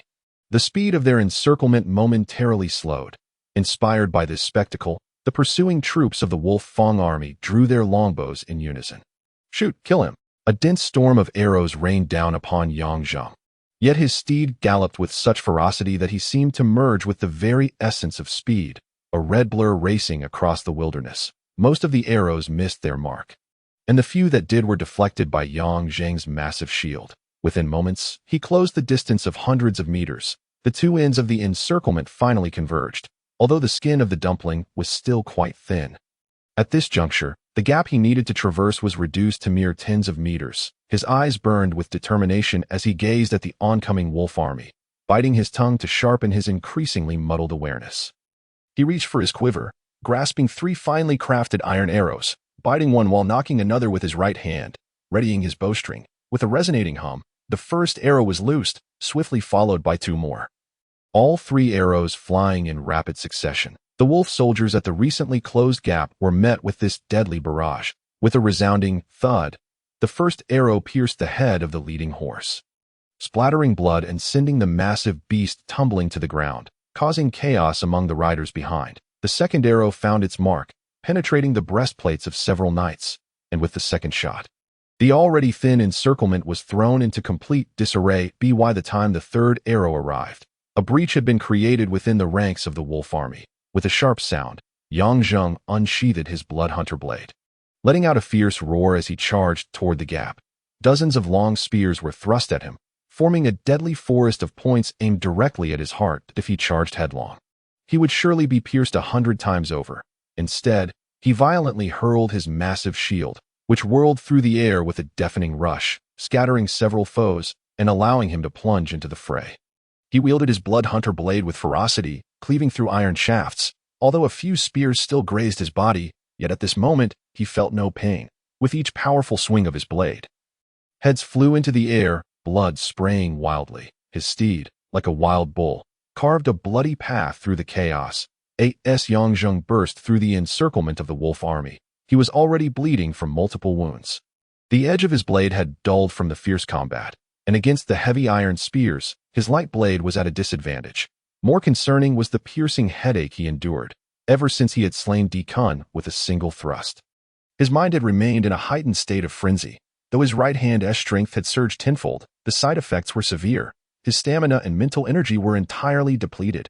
Upon breaking free from the encirclement, he forcefully struck the flank of his horse with his dulled blade, igniting a surge of vitality within the steed, which surged toward Yulong Mountain with astonishing speed. The pair moved across the plain faster than lightning. With tens of thousands of troops in hot pursuit, a swarm of arrows rained down upon them like a plague of locusts. With no shield left to protect him, Yang Zheng could only swing his bloodhunter blade, creating a flurry of shimmering arcs to deflect the incoming projectiles. However, the arrows were relentless. In no time, both he and his steed had sustained numerous wounds, blood pouring forth in torrents. Yet the horse, despite its injuries, ran even faster, its life force rapidly waning. Ultimately, Yang Zheng could muster no more strength to defend himself. He discarded his bloodhunter blade, wrapped his arms around the horse's neck, and huddled low on its back, allowing the steed to carry him forward at breakneck speed. Upon reaching the foot of Yulong Mountain, the black stallion, having bled profusely, stumbled and collapsed, throwing Yang Zheng into the air. As he tumbled, clutching Decun's severed head, a violet shadow darted from the side, grasping him and whisking him upward toward the mountain. When the wolf soldiers reached the base of the mountain, the violet figure had already ascended to a midpoint. Moving with astonishing speed, the vast army gazed upon the heavily fortified Yulong Mountain, hesitant to act recklessly, simply watching as the violet-clad woman spirited Yang Zheng away. A familiar fragrance wafted into Yang Zheng's nostrils. Momentarily clearing his foggy mind, he realized he was being carried under the arm of none other than Scarlet. "Thank you," he managed to utter, though the pain in his head felt unbearable, as if countless steel needles were stabbing at his brain. It was a miracle he could even speak. Upon noticing he was awake, Scarlet glanced down, casually tossing him to the ground, where he landed heavily, letting out a pained C or wide at this point. His mental strength was exceedingly feeble. and any sensation of pain was magnified 1,000-fold. It felt as though every bone in his body was being ground down, nearly causing him to lose consciousness. Better to offend a petty person than a woman. The ancients were indeed not deceived. The speed with which this woman turned hostile was quicker than the flipping of a page. Yang Zheng lay there, and Scarlet approached, crouching before him with a frigid demeanor. "It hurts, doesn't it? You truly seem to have a death wish." Suddenly, she faltered, for Yang Zheng was straining to turn his body, crawling up the mountain like a snail, his wounds tearing against the jagged rocks, blood gushing forth anew and soaking the ground. An inexplicable anger surged within Scarlet, and she stepped forward, seizing him and forcefully turning his body, kneeling atop his chest as she removed his mask. Yang Zheng's pallid face was revealed, his brow tightly furrowed. His dark eyes devoid of any expression. Scarlet's gaze flickered with a purple fire, fixating intently on his eyes as one delicate hand aimed at his forehead, conjuring a serpentine purple flame. "Do you believe I would kill you right now?" This was the first time she had spoken to him with such fierce malice. Yang Zheng displayed no signs of retreat or timidity. He responded calmly, "If you wish to kill me, in my current state, I would be powerless to resist. But would you truly do it?" He shook his head slightly. "Though I see the intent to kill in your eyes. You lack the murderous aura. Yang Zheng, do not overestimate your own importance. Without me, you would have perished twice over. Do you genuinely believe yourself to be that remarkable?" Scarlet retorted with scorn. "Huh." Yang Zheng suddenly laughed. "If memory serves, I have saved you once as well, albeit with your ulterior motives in mind. Thus, we are even for the last time you saved me from Sabadan. This time, as long as I can return to Yulong Mountain, I will not perish. However, your sudden appearance has indeed saved me much effort. I thought I would have to crawl up the mountain myself. Haha. You still have the gall to be defiant." Scarlet felt an overwhelming urge to slap this man. Just then, a chorus of anguished screams echoed from the base of the mountain. Scarlet turned sharply, astonished to find the area engulfed in flames, as the thousands of wolf cavalry pursuing Yang Zheng were surrounded by a vast inferno. From somewhere on the mountainside emerged a multitude of Wei Rong soldiers, igniting a line of pitch-black fire tubes. The air was filled with thunderous booms as the front ends of the fire tubes erupted in violent flames, launching a dark sphere into the air, which arced gracefully before landing squarely amidst the encircled wolf army. A deafening explosion created a massive crater, sending countless limbs and corpses flying in all directions. Each detonation caused the mountain to tremble violently, a testament to the immense destructive power of the black spheres. What is happening?" Scarlet's mouth fell agape. Even she, with her vast experience, was caught off guard by the spectacle. Yang Zheng, lying on the ground, managed to say, "Zhuqingzi is indeed a genius. Had I not examined the map and discovered he had laid such an extensive fire trap at the base, burying thousands of barrels of oil, the Wei Rong army, no matter how formidable, would have met their demise at the hands of the wolf army. Did you think I was foolish enough to engage the wolf army's 100,000 troops with a mere 1,000 riders? Even if I managed to slay a few thousand of them, it would be of no consequence, merely scratching the surface that I merely intended to lure them in, to draw all their cavalry into the fire trap and roast them alive. Ha ha. Exhilarating. Exhilarating. Cough cough." Despite the excruciating pain coursing through his body, Yang Zheng felt an overwhelming sense of exhilaration, for he alone had orchestrated this entire affair. He burst into laughter, only to wince as the movement aggravated his wounds. Scarlet gazed at the struggling wolf soldiers engulfed in flames, her emotions swirling within her. Since entering Yulong Mountain, she had considered herself an outsider, observing coldly as Yang Zheng outsmarted the enemy, bolstered morale, and later recklessly led a charge against the wolf army. She had thought this would temper the prideful man's spirit, yet she had remained oblivious to the Wei Rong army's grand design until the moment the flames consumed the wolf army. Only then did she realize that all of this had been meticulously planned by that unbearably arrogant man, but a sudden feeling of resentment welled up within her. She shook her head sharply, coldly declaring, "If you enjoy crawling so much, just continue climbing the mountain." With that, she left Yang Zheng behind and soared toward the mountain's peak. Watching Scarlet drift away, Yang Zheng felt a strange sense of satisfaction despite the agony from his wounds. There was a peculiar pleasure in witnessing the once dominant party thrown into chaos by his own machinations. Fresh from slaying an enemy and witnessing Qiu Yuanshan's humiliation, Yang Zheng's spirits lifted considerably.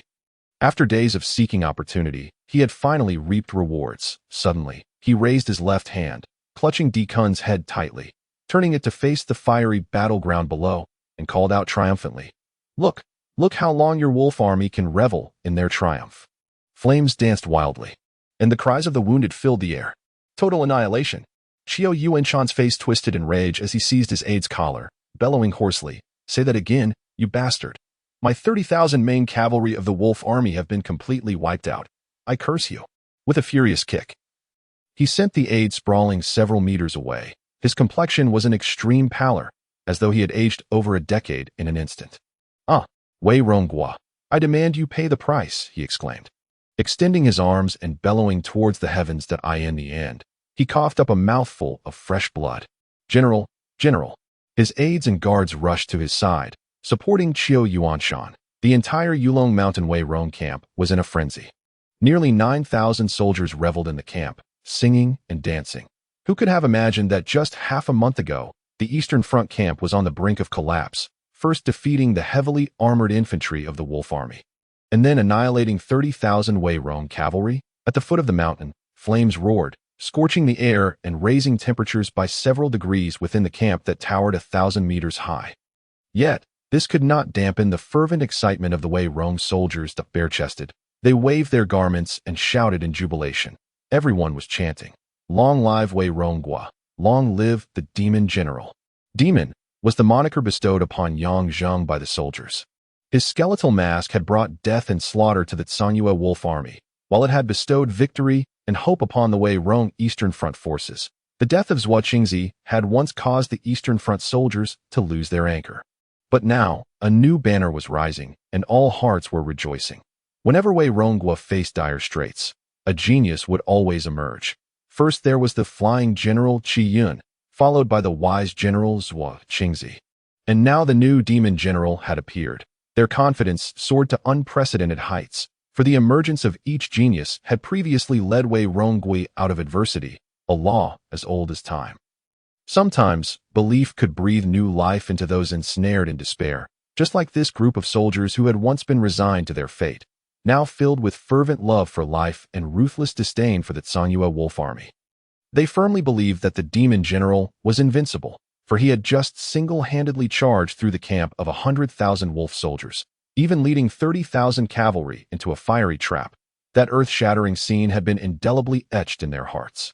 Such visual shock was far more effective than mere words. At this moment, Yang Zheng lay in the warm embrace of a small green tent, a place once occupied by Zhuo Qingzi, following the death of the extraordinary strategist.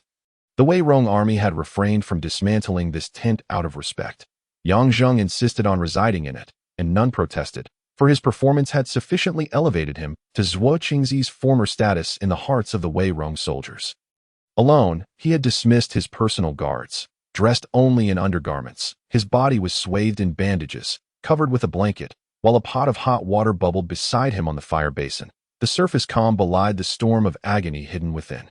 Indeed, Yang Zheng was being tormented by the sharp pain and phantoms in his mind. Weakness and nightmares could scarcely convey the suffering he endured, the after-effects of overextending his mental faculties and the mysterious powers sealed in his right hand forced him to silently bear immense pain. His application of mental strength was a gradual exploration. Eventually, he felt himself on the brink of fainting, only to feel a pair of icy hands soothing his head. A faint fragrance wafted into his nostrils. Gentle as a mother's embrace. "Mama, Shayan," he murmured softly, tears welling at the corners of his eyes. Gradually drifting into slumber in the tent, shadows danced like orchids and chrysanthemums. The night passed without a word. Upon awakening, Yang Zheng felt considerably better, lying on the blanket once used by Zhuo Qingzi, sighing inwardly at the capriciousness of fate. Originally, he had schemed to infiltrate the Wei Rong camp to assassinate Zhuo Qingzi, and it could be said that the precarious situation surrounding Wei Ronggua was of his own making. Yet how fair the hand of fate, now he stood on the side of Wei Ronggua, aiming not only to avenge his fallen brothers, but also to extricate the nation from peril. The very strategy that had just vanquished the wolf army was, after all, the fiery trap left behind by Zhuo Qingzi. The cycles of cause and effect were vividly illustrated at this moment. With Yang Zheng's resilient disposition, he could not help but feel a sense of helplessness in the face of fate's caprice. However, It was precisely this unpredictability that rendered life all the more splendid. He was never suited for a mundane existence devoid of storms and strife. Another lingering question remained, is what Qingzi had even invented firearms. When Yang Zheng first beheld the artillery known as the Thunder God, he was nearly astonished enough to exclaim, given the level of civilization in this world, it was evident how advanced such machinery was. As the creation of gunpowder was still the realm of alchemists, what extraordinary talent did Zui Qingzi possess to create such impossibilities? Could he, like Yang Zheng, be a traveler from another realm? Alas, he had perished at Yang Zheng's hands. While deep in thought, a voice interrupted him from outside the tent. "General." Yang Zheng slightly opened his eyes. "Come in."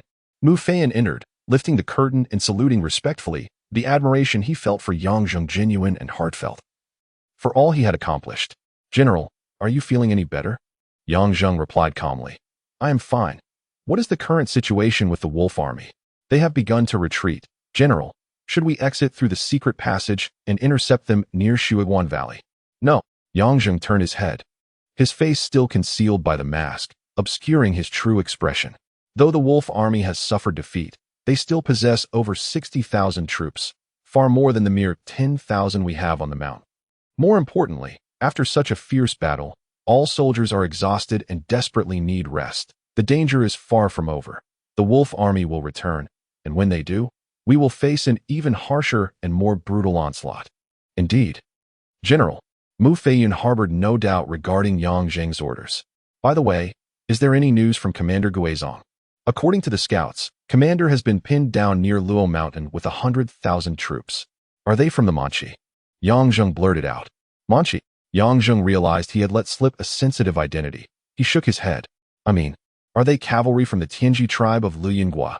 How did the general know it was the Tianji tribe? According to the scouts, it is indeed their cavalry, recognizable by their totem, a fiery yellow ram. "I just came from the vicinity of Suabadan.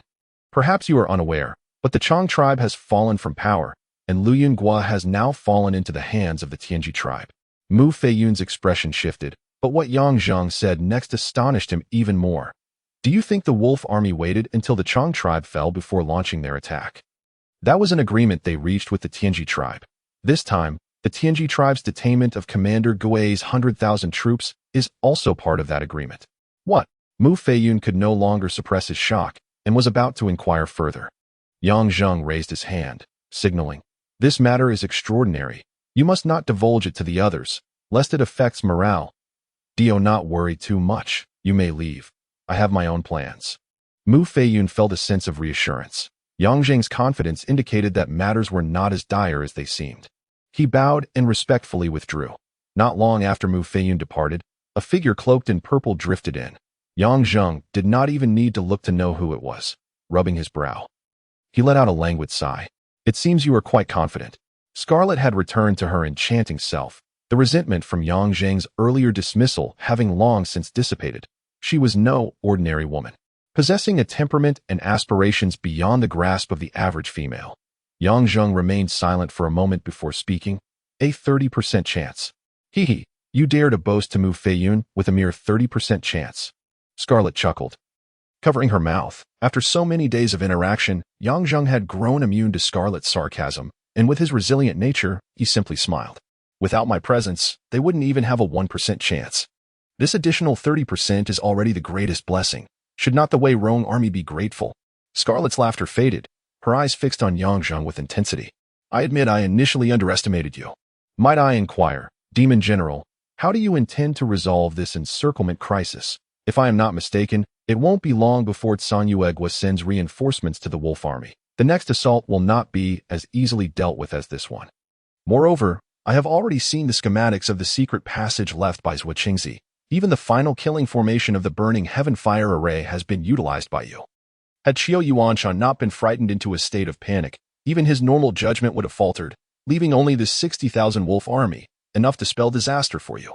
Yang Zheng gazed steadily at the mysterious and remarkable beauty before him. By mere appearance, she was truly unparalleled, and her intellect was rare as well, able to swiftly analyze the current predicament of the Wei Rong army. However, Yang Zheng possessed a cultural depth spanning 1,000 years beyond that of the people in this world. By the 21st century, many military and political theories had matured. His strategic vision was not something the people of this world could rival. To him, war resembled a game of chess. There were myriad ways to achieve one's ultimate goal. And the process mattered little, only the outcome was of importance. The intricacies of the relationships among Liu Yun, Wei Rong, and Song Yue were merely pieces on a chessboard, contending for ultimate interest. In politics, there are neither eternal friends nor eternal enemies. In the fleeting moment prior, Yang Zheng had contemplated the assassination of Manchi to thwart the nefarious plot of the Song Yue kingdom. Yet, in this very instant, the tides had shifted, and the Tianji clan had ascended to the status of Shaoxi.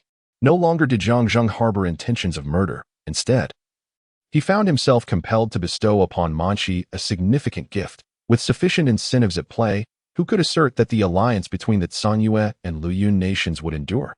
This presented the most substantial opportunity to unravel the coalition. And with the dissolution of the alliance, Xingyue would suffer a profound defeat. That a sudden spark ignited in his eyes as he addressed Scarlet. If you possess unwavering confidence, shall we engage in a wager? What shall we wager? She inquired. I wager that not only can I compel Luyun to withdraw its forces, but I can also join forces with the Wirong army to launch a coordinated strike against the Wolf army. Should I emerge victorious, our agreement shall be null and void, and I shall not be obligated to visit that so-called holy temple. Conversely, if you win, everything shall remain as is. Scarlet fixed her gaze upon Yang Zheng, her eyes glimmering with intrigue. Yang Zheng pressed on. You aren't afraid to place a bet, are you? In a sudden motion, Scarlet bent forward, her delicate arm encircling Yang Zheng's neck, her porcelain cheek mere inches from his, her warm, fragrant breath cascading over him. The softness of her bosom, resembling snowdrifts, was barely contained by her sheer garment, which seemed ill-equipped to conceal its fullness, swaying with an astonishing elasticity. Yang Zheng's heart raced, overwhelmed by the indescribable allure she exuded. Even an iron man might find himself ignited by her charm. He instinctively took a step back. With a sudden laugh, Scarlet exclaimed, "What is so amusing?" Yang Zheng felt a dryness in his throat. "This wager, it seems, is a no-risk venture for you. You've crafted a splendid plan. For regardless of the outcome, you risk nothing," she chuckled merrily. Yang Zheng's face flushed slightly. He had intended to exploit a moment of inattention on Scarlet's part, yet her sharp intellect quickly thwarted his scheme.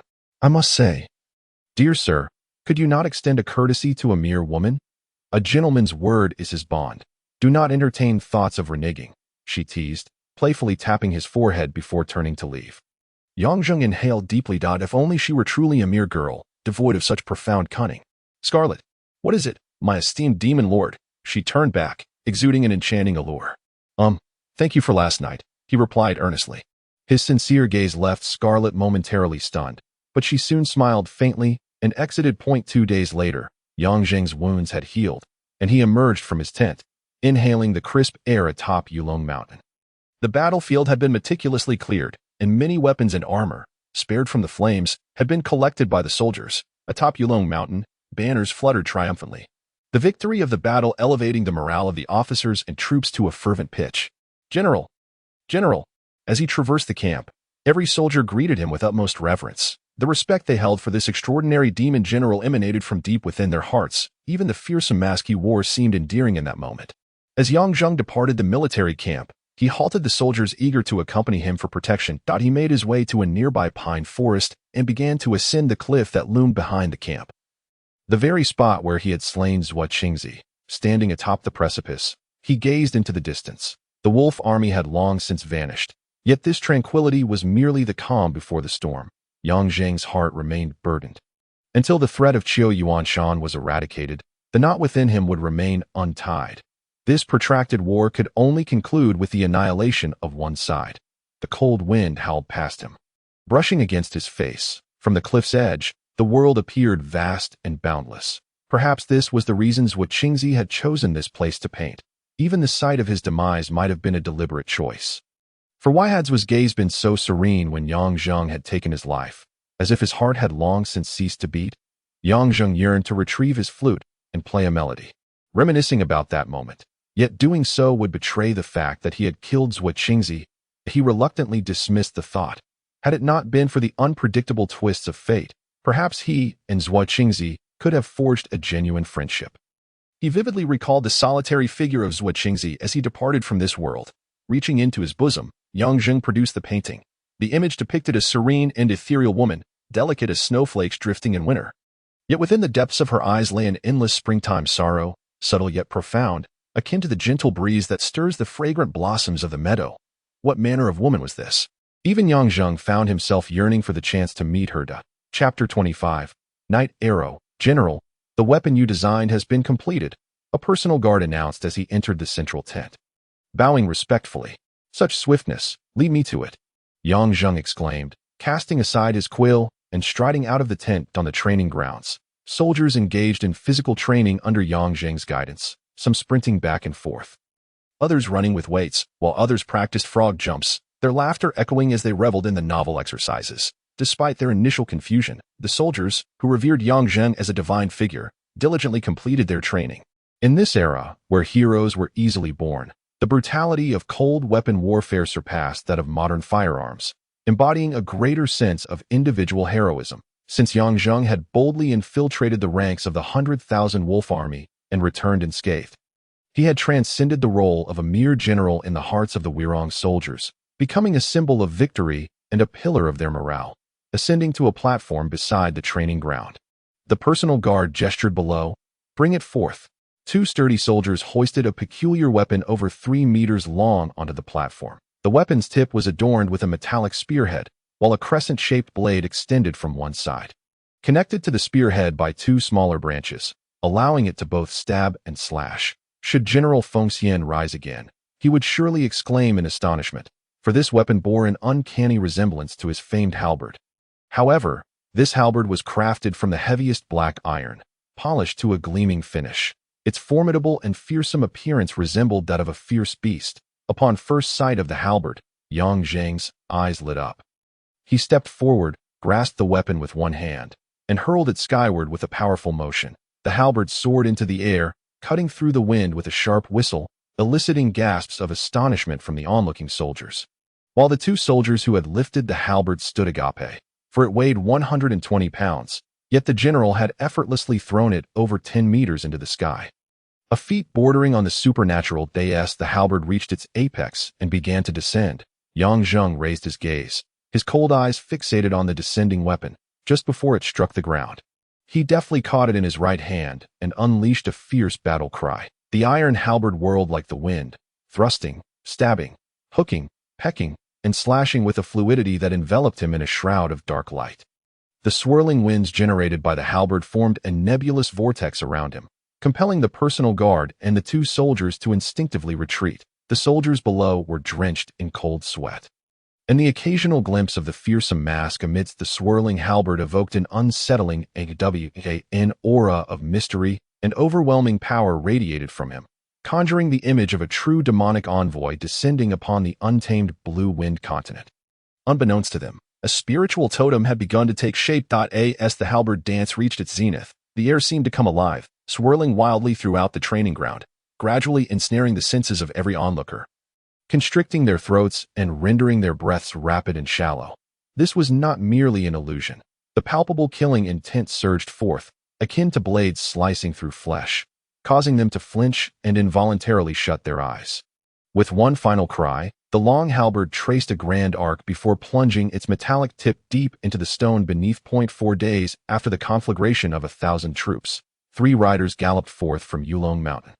The wilderness erupted with startled birds as yellow deer and wild cattle darted past, the vast expanse of nature unfurling before them. To the right loomed the continuous expanse of the Firmer Mountains, their peaks draped in verdant foliage, resembling an undulating sea of green waves stretching into the horizon. Leading the charge was Yang Zheng, a Fang Tianhua halberd slung across his back, followed closely by 2 personal guards. Their destination set for Luar Mountain. Half a day later, the trio ascended a high hill, where Luar Mountain came into view. "Stop," Yang Zheng commanded, pulling on the reins. The 2 guards halted in tandem from their elevated vantage point. They beheld a vast plain below, where 2 massive armies stood in stark contrast. The army closest to the hill bore the large flag emblazoned with the character "Return," unmistakably identifying it as the Wirong Eastern Front forces. Meanwhile, at the mouth of Luar Mountain, Yang Zheng's keen eyes discerned the glint of curved blades shimmering in the distance. Between the 2 opposing forces, the once lush grass had been trampled flat, revealing a wide expanse of dark, mottled earth strewn with corpses, a testament to the brutal and perilous battles waged over the past few days. Yang Zheng estimated that the Guizhong army numbered no more than 60 to 70,000. A far cry from the 11,000 that had surrounded Suobadan, indicating substantial losses. The Weirong army had already established their encampment in the rear, the smoke of campfires wafting into the air as the supply troops busily prepared meals. Suddenly, the resonant sound of drums echoed from the front lines, a deep and urgent rhythm. Countless blades glimmered into view. One of Yang Zheng's personal guards exclaimed in alarm. A battle is about to commence. General, shall we descend? Wait, let us observe first. Yang Zheng raised his hand in a signal to pause. As the war drums sounded, the Weirong forces stirred in response. The cavalry gathered at the forefront quickly mounted their steeds. The clash of swords ringing out, in a matter of moments. Two colossal formations took shape, accompanied by the resounding call of the charge that soared into the heavens. The atmosphere of war suddenly rendered the air heavy with tension.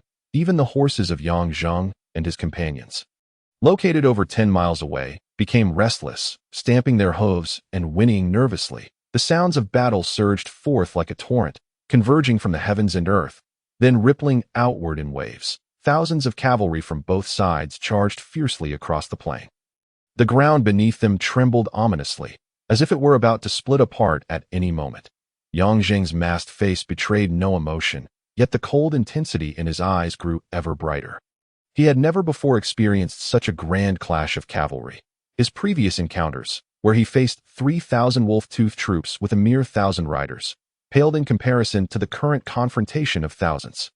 The black tide surged forward, gradually shrouding the open ground between the two forces like a curtain.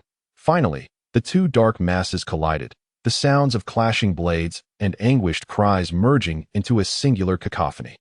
The brutality of the battlefield, unseen by mortal eyes, is utterly unimaginable. Yang Zheng observed the two sides locked in a stalemate, a mass of humanity akin to ants, falling in swathes as if mown down like grass.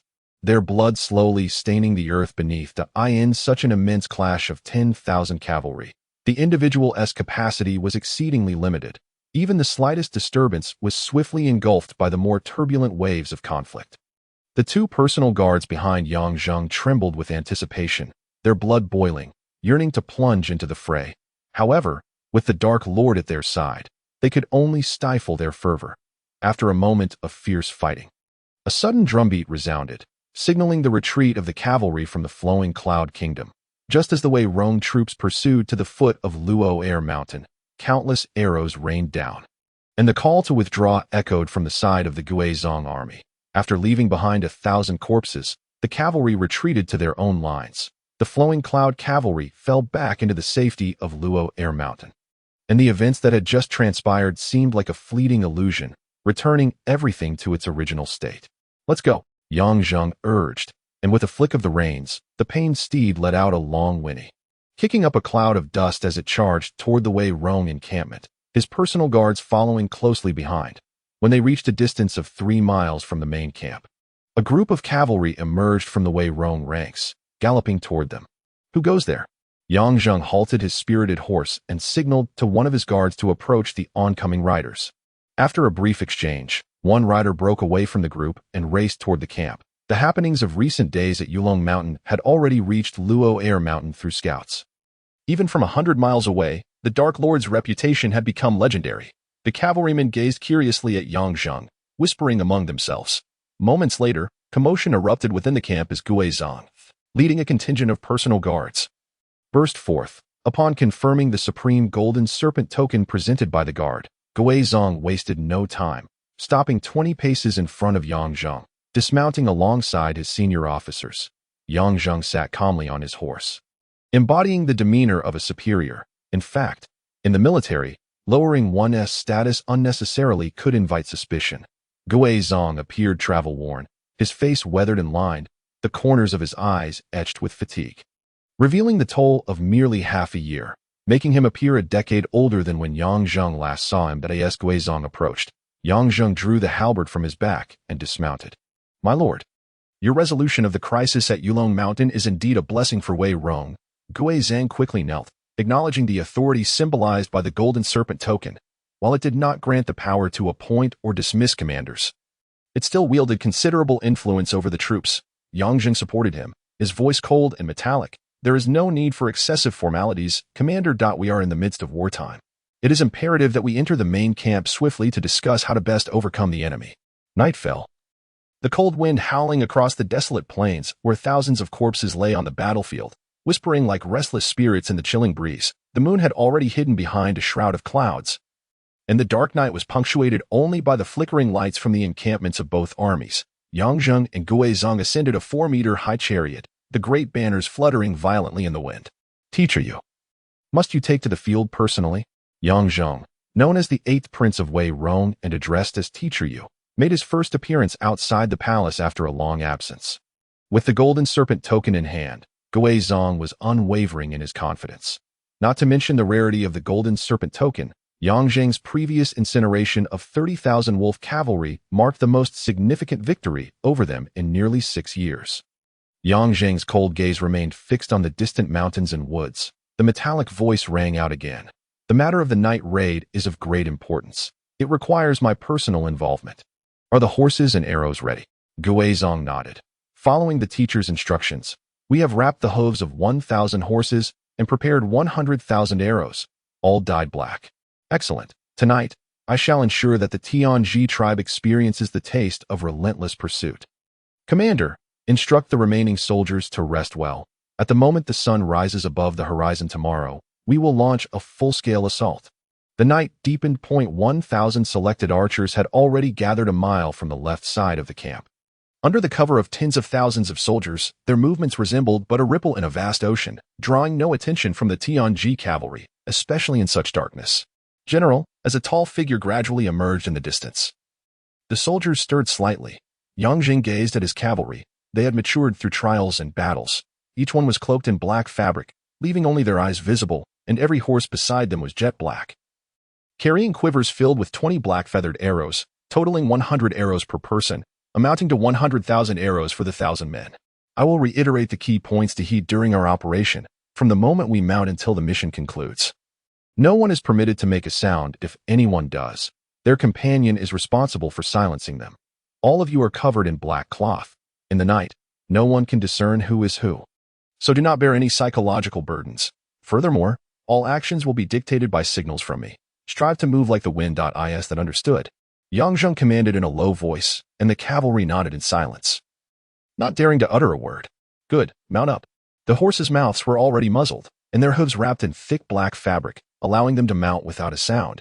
Yang Zheng mounted his strongest black steed, waving his hand, leading the 1,000 riders like a wisp of shadow toward Luo Air Mountain. The terrain of Luo Air Mountain was quite intricate, forming a natural barrier across the plains. The Tianji cavalry had stationed themselves midway up the ridge, using trees and boulders for cover, and had set up numerous deer antler barricades on the outer perimeter, making any assault by the Wei Rong troops costly. However, Yang Zheng did not intend to breach the Tianji camp. As they reached the foot of Luo Air Mountain, he spotted lanterns flickering dimly among the trees. Night had fallen deep, and aside from necessary patrols, all Tianji soldiers had retreated to their tents for rest. Yang Zheng slowed his horse, winding his way along the mountainside. The modified body of Barbie possessed senses far exceeding that of a superhuman, and the inky darkness posed no hindrance. Rather, it conferred an advantage. From a distance, without warning, Yang Zheng drew his longbow and, with uncanny speed, shot an arrow into the treetops. With a muffled thud, a figure tumbled down, and he swiftly loosed arrows into bushes, rocks, and clods of earth, each shaft blooming with a spray of blood in the night. The cavalry behind Yang Zheng was stricken with astonishment. What kind of archery and vision allowed him to hit his targets with such precision on this pitch-black night? Initially skeptical of the Dark Lord's reputation, they had thought him merely a master of illusion. But after witnessing such terrifying skill, none dared harbor any irreverence. The sentinels were systematically eliminated, and the distant Tianji camp remained blissfully unaware of the encroaching danger. Once certain that no sentinels remained, Yang Zheng guided his horse up the winding mountain path, with the soldiers firmly trailing behind. Just 300 meters from the Tianji camp, Yang Zheng led the cavalry to the mountain's midpoint. With the entire camp lying beneath him, he raised his hand to gauge the wind direction, then spoke in a low voice, "Fire in a coordinated volley at a 25-degree angle to the left. With all your might." There are so many below, a careless shot will surely find its mark. He himself drew back his iron-frame longbow and let loose an arrow into the sky. Immediately, a chorus of twangs echoed as arrows arced through the air. Propelled by the wind toward the encampment below. In the pitch darkness, the arrows were as black as the night. When the first wave of arrows fell, the sound of countless patrol soldiers' screams pierced the air. Even the thinnest tents were pierced. And many soldiers, caught unaware in their slumber, perished without a sound. The camp erupted into chaos, with panicked soldiers rushing out of their tents, some clad only in their undergarments, clutching shields. Yet, when the second wave of arrows descended, many soldiers fell, for they had no idea from whence the arrows came. The dark shafts blended seamlessly with the night, rendering them invisible as they struck down one soldier after another. Spreading terror throughout, the sounds of horses whinnying and men shouting transformed the Tianji camp into utter disarray.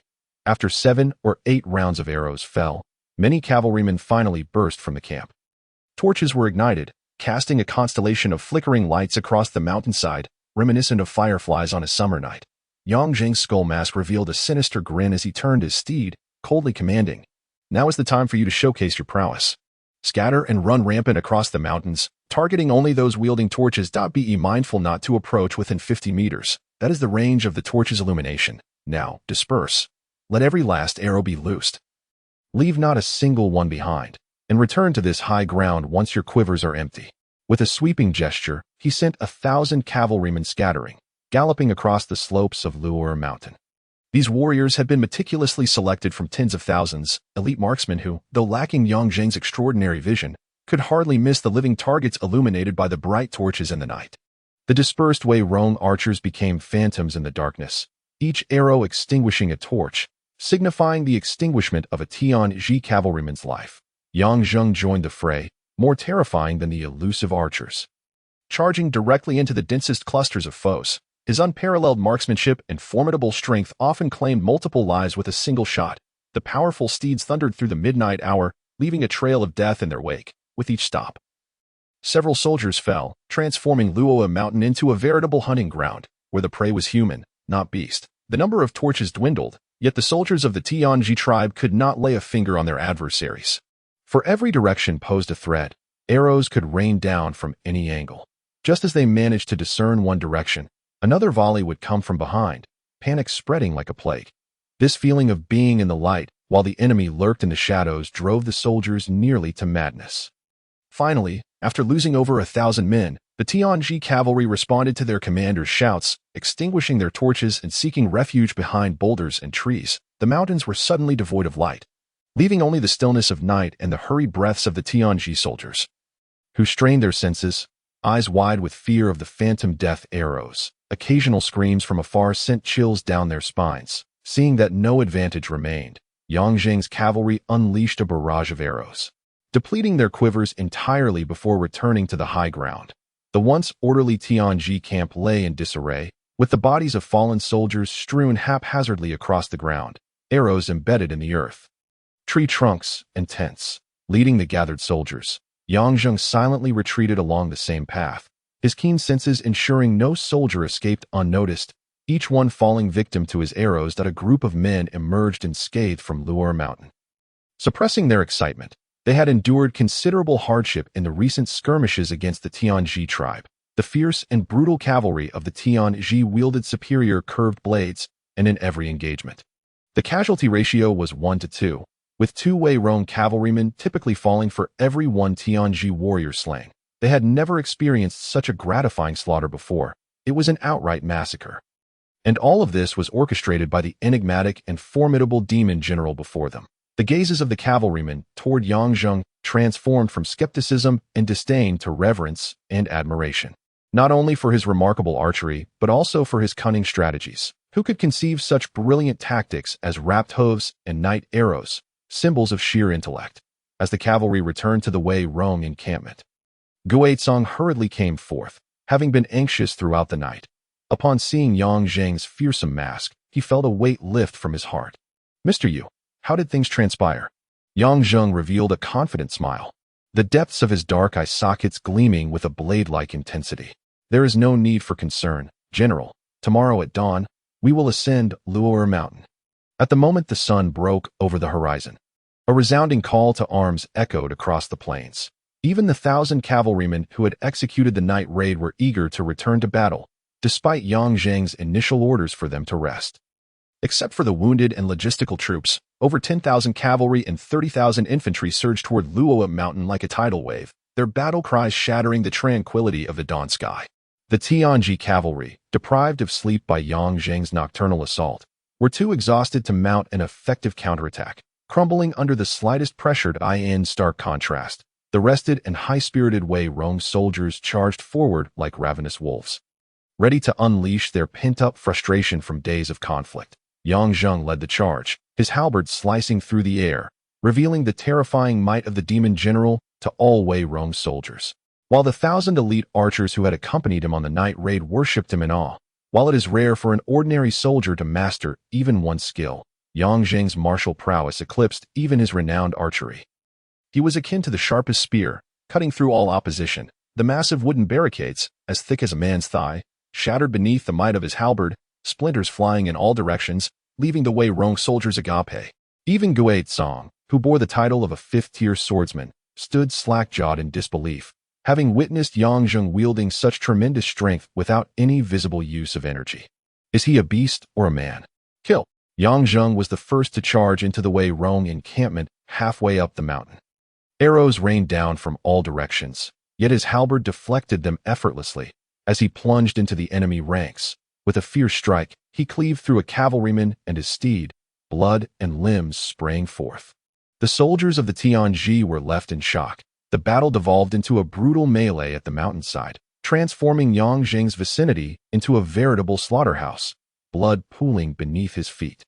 Any soldier within 5 meters of him was reduced to mere pulp, their bodies utterly dismembered under the overwhelming force of his halberd. Suddenly, Yang Zheng's gaze flared with lethal intent as he spotted a colossal figure clad in golden armor, wielding 2 massive hammers, advancing from the right. The Wei Rong soldiers faltered in the face of this giant, who smashed through their ranks with his winter melon-sized hammers, just as Gui Tsong prepared to charge forward with his sword. A shadow darted past him, sending a chill down his spine. "Let me handle this." An echo of metallic resonance filled the air as the shadow lunged at the giant. A long spear, like a raging dragon, lashed out. The giant, however, was no ordinary foe. His enormous frame moved with surprising agility as he fell back, raising one hammer to guard his chest. The collision of spear and hammer produced a thunderous sound that left nearby soldiers reeling. Staggering backward, the giant felt an overwhelming force pressing against him, his hammer forced toward his chest as he braced himself, half of his foot sinking into the earth under the strain, looking up in disbelief. He met the chilling grin of Yang Zheng's skull mask. "Who are you?" In response, a tempest of attacks descended upon the giant, the halberd unleashing a flurry of dark shadows, reminiscent of a sky filled with soaring dragons. The dull thuds of impact rang out as the giant retreated, yet he proved formidable, deftly wielding his hammers to parry Yang Zheng's relentless barrage. Yang Zheng's eyes sparkled with excitement as he bellowed. What an impressive hammer technique! With a sudden pull of his halberd, he urged his powerful steed forward, a red glow enveloping the weapon, a sign of Yang Zheng channeling his mental energy. That a chilling aura emanated from his icy gaze, as if a tangible killing intent swirled around him. The giant felt a rush of heat enveloping him, the air around them searing and thick. In a moment of terror, he realized he was completely locked onto by Yang Zheng's mental grasp. Unable to lift his hammers in defense, he watched helplessly as the halberd arced toward his neck. The last possible moment. The giant's eyes widened in shock, and with a surge of brute strength, he broke free from Yang Zheng's mental hold, barely managing to raise his hammer just in time. The halberd struck with a resounding clang, and the giant was sent sprawling backward, blood spewing from his mouth as he crashed to the ground. Struggling to rise, he felt the cold edge of a sharp blade pressed against his massive neck. In a voice as muted as metal, Yang Zheng intoned, "What is your connection to Manchi?" Lying there, the giant gazed up at Yang Zheng's imposing figure, the crescent blade of the halberd poised threateningly against his throat. Any movement would result in his body being cleaved asunder. "Manchi is my elder brother," he blurted out instinctively. Immediately regretting his loss of face, he then shouted defiantly, "Kill me if you must. Why ask so many questions?" Yang Zheng erupted in laughter as soldiers rushed in to bind the giant. He instructed his men to keep a close watch and continued his assault. With their commander captured, the soldiers of the Tianji tribe fell into disarray. Under Yang Zheng's leadership, they pursued relentlessly, capturing thousands of Tianji cavalrymen. By midday, the tide of battle had shifted. The banner of the Gui had been planted atop Luoyang Mountain. Gui Tsang, who had been frowning in worry for days, beheld Yang Zheng returning from the blood-soaked battlefield. Marveling at his prowess, aside from Zhuo Qingzi, no one else could evoke such a profound sense of reverence within him. Zhuo Qingzi and Yang Zheng impart a complete impression, both equally exceptional. Zhuo Qingzi resembles a cunning fox. Adept at orchestrating warfare with meticulous foresight, he consistently employs his astute mind to devise intricate strategies that lead to decisive victories. In contrast, Yang Zheng embodies the essence of a lurking wolf on the battlefield. Sly yet ferocious.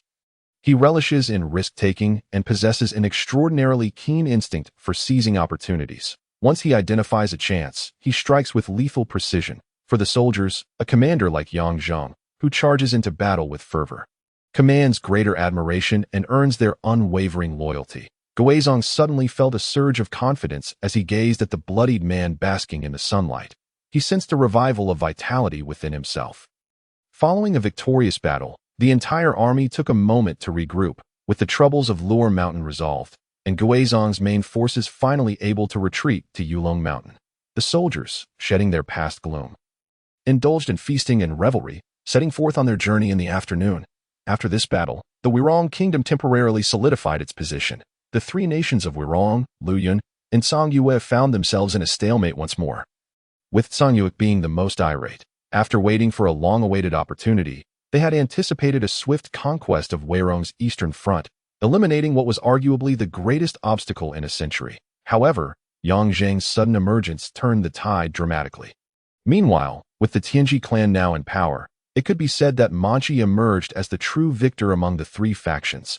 Nonetheless, the three kingdoms remained in turmoil, and until the war reached a definitive conclusion, the outcome remained uncertain. Inside the grand tent, a bonfire crackled as whole roasted sheep and pigs hung on racks, the flames sizzling and emitting a tantalizing aroma. Two long tables were adorned with an array of food and drink, with high-ranking officers from Weirong's eastern front occupying the seats behind the tables. Yang Zheng sat at the head, a result of Guizhong's fervent persuasion. The preservation of Weirong's eastern front relied heavily on Yang Zheng's fiery defeat of 30,000 wolf riders, followed by a resounding victory over the Tianji clan at Luoyang Mountain. Upon returning to the camp, a grand celebration was inevitable, marking Yang Zheng's true entry into the echelons of Weirong's military hierarchy. It wouldn't be long before tales of Yang Zheng's exploits spread across the three nations, an unstoppable phenomenon. Even if Yang Zheng wished to remain low-key, the aftermath of several significant battles would undoubtedly lead Songyue and Luoyang to speculate about the emergence of this formidable general. Even Guizhong and the dozens of senior officers seated nearby likely harbored doubts regarding his true identity. The Golden Serpent Talisman was not something an ordinary person could possess. Its previous bearers had always been of royal lineage. Although Yang Zheng repeatedly claimed no connection to the Wirong royal family, those adept at drawing inferences would only perceive this as a mere smokescreen.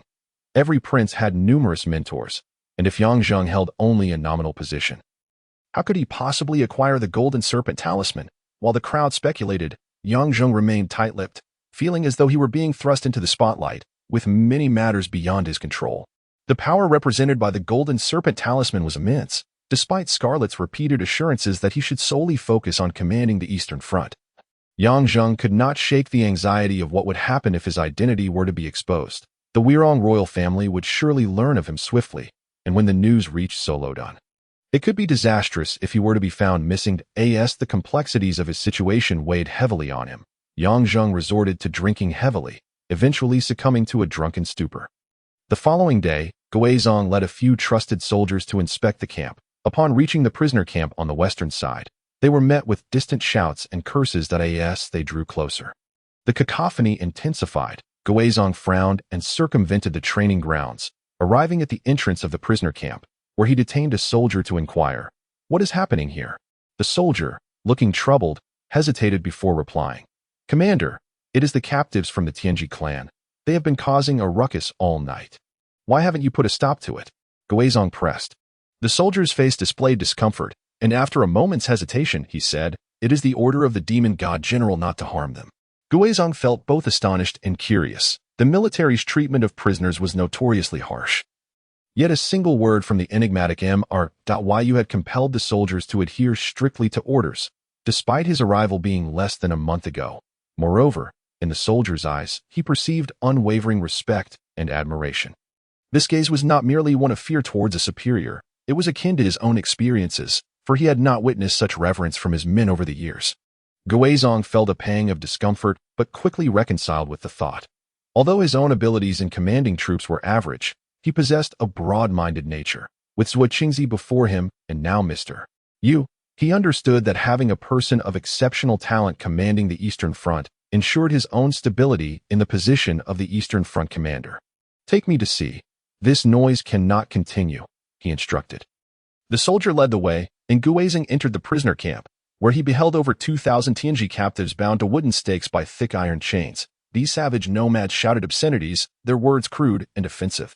The soldiers stationed around them, their faces flushed with anger, could only suppress their rage due to the demon god general's orders. The Tianji captives grew even more brazen, verbally assaulting Guizong upon his entrance. The raucous behavior and insolent words caused Guizong's expression to darken. He had initially intended to have a few of them dragged out as a warning. After some contemplation, he gestured to a trusted soldier behind him, saying, "Go summon Mr. Yang Zhang, still recovering from a night of heavy drinking, emerged from his tent upon receiving the news. After hearing the soldier's report, he recalled the group of captives and hastily wiped his face before rushing to the prisoner camp. Yang Zhang's arrival did not quell the captives' tumult, as he had not donned his menacing mask. Upon seeing yet another high-ranking officer enter, the captives escalated their insults. After exchanging pleasantries with Guizong, Yang Zhang pulled a soldier aside to issue a command. Then, with a cold sweep of his gaze, he surveyed the prisoners. That a moment later, several soldiers escorted the bound giant, Manta, into view. Yang Zhang approached Manta, removed the cloth from his mouth, and said coolly, "Tell your men to silence themselves." "Who are you?" Manta scoffed. "Surely you haven't forgotten." Yang Zhang lowered his voice. A metallic resonance lacing his chuckle. Manta's expression shifted as he scrutinized Yang Zhang's figure, ultimately recognizing him as the one who had bested him the previous day. Yang Zhang drew an M9 military knife from his pocket and, with a swift motion, severed the ropes binding Manta. Freed, Manta stared at Yang Zhang in confusion. "What do you intend to do?" "What do I intend? Naturally, I want you to invite your esteemed elder brother to pay us a visit, and perhaps take this group of fellows back with you." Though Manta was not as clever as his brother, he was far from foolish, responding gravely. "What do you mean by that?" Yang Zhang replied calmly. "By the rules. You have become captives, and I possess the authority to determine your fates. Alternatively, I could negotiate a ransom for your release, but I have heard that your Luoyan kingdom is not affluent. Furthermore, with the Tianji clan recently assuming power, they will likely require substantial funds to secure their position. Inviting Manchi is precisely to discuss the matter of these captives." Manta snorted derisively. "You must be dreaming. My brother will not come. We prairie warriors fear nothing, and you cannot hope to leverage us against him." Yang Zhang smiled and shook his head. "I am well aware of your bravery. Rest assured, Manchi will come. Now, you must silence your noisy subordinates. Although I have no desire to kill, should they fail to recognize their circumstances, I would not hesitate to send them back to the embrace of the brutal god." Yang Zhang's demeanor remained composed, devoid of any murderous intent. Yet Manta felt an inexplicable chill creeping up his spine as he gazed into Yang Zhang's eyes. He bellowed a few commands to the raucous captives, as the foremost warrior of the Tianji clan. Manta held a position of great authority within the military. His presence effectively silenced the captives. Yang Zhang then led Manta away from the prisoner camp, and by afternoon, after satisfying their hunger and ensuring their gear was in order, Manta departed the Eastern Front camp under the escort of a contingent of Wirong cavalry. Guizong watched the departing riders with dissatisfaction, asking Yang Zhang, "Mr. Yu, you are simply letting him go?" Manta is a high-ranking officer of the Tianji clan and the youngest son of their chieftain. He is an invaluable asset. With him around, the Tianji clan would not dare act recklessly. Yang Zhang smiled faintly. "Commander, there are matters you may not fully grasp. To my knowledge, the true power within the Tianji clan does not rest with the old chieftain, but rather with his third son, Manchi." Guizong was indeed taken aback. How does Mr. know this? Yang Zheng refrained from providing a direct response. I have had dealings with Manchi. He is self-serving and unscrupulous, cunning as a fox if sufficient benefits are at stake. He would not hesitate to sacrifice everything, including his brother Manta, for his own gain. Moreover, nominally, Manta remains one of the chieftain's heirs and a rival to Manchi. Thus, capturing Manta holds little significance. It would only serve to fortify the Tianji clan's resolve against us. In examining the Tri-Nation situation, the commander should recognize that Song Yue has undoubtedly forged an alliance with the Tianji clan. Otherwise, they would not consistently oppose us with such precision, from the earlier assassination of Zhua, the military strategist, and the third prince, to the subsequent chain of events, the fall of the Chang clan, the rise of the Tianji clan, and the Wolf Army's incursion into the Eastern Front. One cannot overlook the peculiarities at play. Yang Zheng's tone remained measured. Yet Guizong felt a chill run down his spine, drenched in cold sweat. He now realized the uncanny coincidences of recent events, finding them disturbingly ominous. The Wirong kingdom had become a piece of meat on a chopping block. Had it not been for Mr. Yu's unexpected emergence, the Eastern Front would have long since fallen, potentially leading to the annihilation of the Wirong kingdom through a unified front of the Tianji and Song Yue clans. Weak in the knees, he deeply bowed. Commander, what is the meaning of this? Yang Zheng hurriedly supported him. This kneel is to express gratitude to Mr. Yu for his immense benevolence towards the millions of citizens of Wirong. Guizong's foolishness, driven by ambition and recklessness, nearly led to a grave mistake. Yang Zheng understood that Guizong felt guilty for nearly losing the Eastern Front due to the Tianji tribe pulling his army deep into the Luoyuan kingdom. He gently lifted Guizong, speaking calmly. Commander, you mustn't blame yourself for this matter. I know that you initially opposed the war with the Luoyuan kingdom, but the pressure from the royal family following the assassination of the third prince was simply overwhelming. Regardless, the situation we find ourselves in is indeed a result of my negligence, Guizong admitted, still filled with shame. What shall we do now? If the Tianji tribe and Song Yue kingdom join forces, our burdens will be immense. No, I must urgently seek aid from the imperial capital. Yang Zheng grasped Guizong's arm firmly. Do not panic. The situation has not yet deteriorated to such alarming depths. As I have mentioned, Manchi is a rather self-serving individual, devoid of any true credibility. If we can clarify the stakes for him, I am confident I can persuade him to join our ranks. When it comes to eloquence, Yang Zheng, a graduate of political studies, is certainly no mere charlatan. Are you certain? Will he come? Rest assured, I guarantee he will. Yang Zheng's gaze turned towards the direction of the Luoyuan kingdom, a confident smile gracing his lips. Chapter 26. The Lobbyist Song Yue Kingdom. Ikaland, a crimson steed galloped through the bustling streets of Chilan. Its rider, a young maiden clad in a form-fitting warrior's garb, stood tall, her flowing red hair framing a strikingly beautiful face. However, her sharply arched brows imparted an air of aloofness, rendering her seemingly unapproachable. Passers-by instinctively stepped aside, and even the patrolling soldiers dared not utter a sound.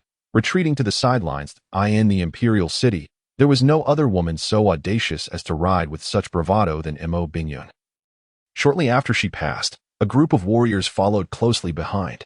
Goodness, the princess runs like this every day. Is it even possible for us to live? One of the warriors gasped, voicing his discontent. Another chimed in. We have to follow her daily, and we mustn't appear in her line of sight. If she spots us, we're in for quite a beating. This is hardly a life for anyone. Indeed. The higher-ups insist we keep an eye on her, forbidding her from leaving the royal city. She's an 8th-rank sword master, for heaven's sake. This is sheer madness. The warriors grew increasingly agitated, reminiscing about the torment they had endured over the past 3 months. Each one spewing exasperated remarks. Enough with the complaints. The eldest among them interjected. The princess is nearly out of sight. We must hurry to keep up. If she leaves the imperial city, our heads will be on the line. The warriors fell silent, their expressions stiffening as they trudged after the princess. Upon traversing Chilan Street, Mo Bingyun turned a corner, arriving before a grand and ancient edifice. From its exterior, this massive structure rivaled the royal palace in size. Yet it emanated an aura of antiquity and mystery. Even in the heart of the bustling city, this palace-like building seemed to exist in a realm apart from the chaos. Approaching the entrance, one could distinctly sense the surroundings becoming tranquil, The grand doors remained firmly shut even in broad daylight. Mo Bingyun dismounted and approached the tightly closed gates, rapping on the knocker. Moments later, a crack appeared, and she slipped inside. Observing the princess enter the ancient structure from a distance, several warriors who had trailed behind paused, leaning against a nearby tree to catch their breath. Finally, we can relax a bit. Had we known she was coming to the Lord of Demons, we wouldn't have rushed so. The others nodded in agreement. Let us head to a nearby tea shop for a drink. The group of warriors filed into a roadside tea house. In the Lord of Demons' residence, Mo Bingyun handed her steed to an expressionless servant before proceeding along the gravel path leading inside. Towering ancient trees flanked the route, casting a cool shade over the entirety of the Lord of Demons' estate, which was lush and devoid of flowering plants. Familiar with the place from previous visits, Mo Bingyun navigated the paths and corridors with ease, soon arriving at the central courtyard. Along the way, she encountered only a handful of servants. In truth, the vast building, comparable to a royal palace, housed very few inhabitants that it maintained an air of enduring mystery and uniqueness. The family of the Lord of Demons was regarded as semi-divine by the citizens of Sanyue Kingdom. Each generation lived for 3 centuries, and their rarity was such that, apart from Xios, almost no other member appeared before the public eye. The members of the Xiao family spent their days hidden within this grand edifice, surrounded by books and potions, representing the pinnacle of alchemical expertise in the southern region of the Blue Wind continent. Sanyue Jinyan held equal renown to the Holy Fire of Yolan, the magical church of the northern Anglisa region. Although Mo Bingyun was a princess of high standing, within the confines of this building, her pride dissipated, replaced by a demeanor of reverence. Entering the central courtyard, she beheld a grand hall before her. Spanning over 1,000 pings, its floor resembling a massive, polished mirror reflecting her figure. Surrounding the hall were coiling dragon pillars supporting cauldrons, each alight with silent blue flames. In the center of the hall sat a white figure, beneath which lay a massive hexagram shimmering with faint light, and a peculiar atmosphere flowed through the air, as if the hall belonged to another world. Even a top-tier swordswoman like Mo Bingyun felt diminutive upon entering. She stood at the doorway of the hall, respectfully bowing to the white figure before silently removing her shoes and approaching him softly. Throughout, Xios never turned his gaze back. As she neared within a few meters, Mo Bingyun was astonished to discover another figure seated before Xios, a woman. This woman sat cross-legged with her eyes closed, her gaze obscured, yet in an instant, Mo Bingyun felt her very spirit drawn to her. Her aura was so pure and precious, akin to a snow lotus atop a snowy peak, a luminous pearl within a dim chamber. The simple white linen garb could not conceal her snow-like complexion and the silky smoothness of her dark tresses. Mo Bingyun even felt a pang of inadequacy. This proud woman found herself feeling inferior in the presence of another woman. What extraordinary qualities must the seated woman possess to elicit such feelings? Momentarily, she forgot the purpose of her visit to the Lord of Demons, lost in her gaze upon the woman. However, a flash of light caught her eye. Between Xios and the white-clad woman lay a crystal orb, radiating white light and revealing a scene within a black horseman charged forth like a blazing inferno, battling amidst a sea of soldiers. Mo Bingyun trembled uncontrollably. The skeletal mask, the jester's grin, the long black spear, the flames of his arrows. He swept through the vast army like a gust of wind, the black waves failing to engulf him. His unique movements and proud laughter resonated with the figure from her dreams.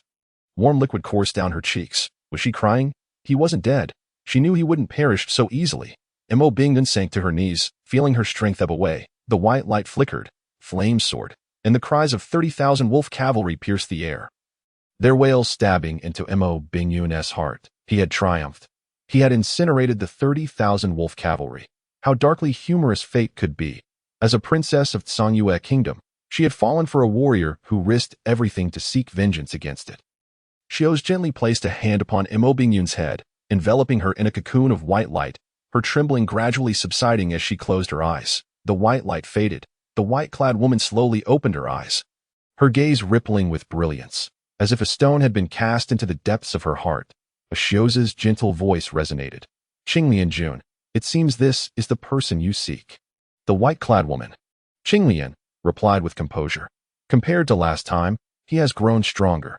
Besides the power of Zixin, he now possesses another new energy. What does Qinglian Jun wish to do? Do you require my assistance? Qinglian gently closed her eyes and shook her head. Her gaze fell upon Mo Bingyun. Who is this person? Why does she exhibit such a peculiar reaction? Are you referring to Zhao Binjian? She is the third daughter of the Tsangyue emperor, confined in the imperial capital for falling in love with this man. Qinglian responded with a soft, "Oh," deep in thought. After 3 days of waiting, a bird flew in from the west, and as Yang Zheng had anticipated, Manchi had arrived. Waiting beyond the Luo mountain, the mountainside, an army had gathered at the center, atop a magnificent white steed. Sat Manchi, his slender eyes gazing towards the east. With a barely audible neigh, the earth trembled that a wave of darkness surged forth across the horizon. They've come.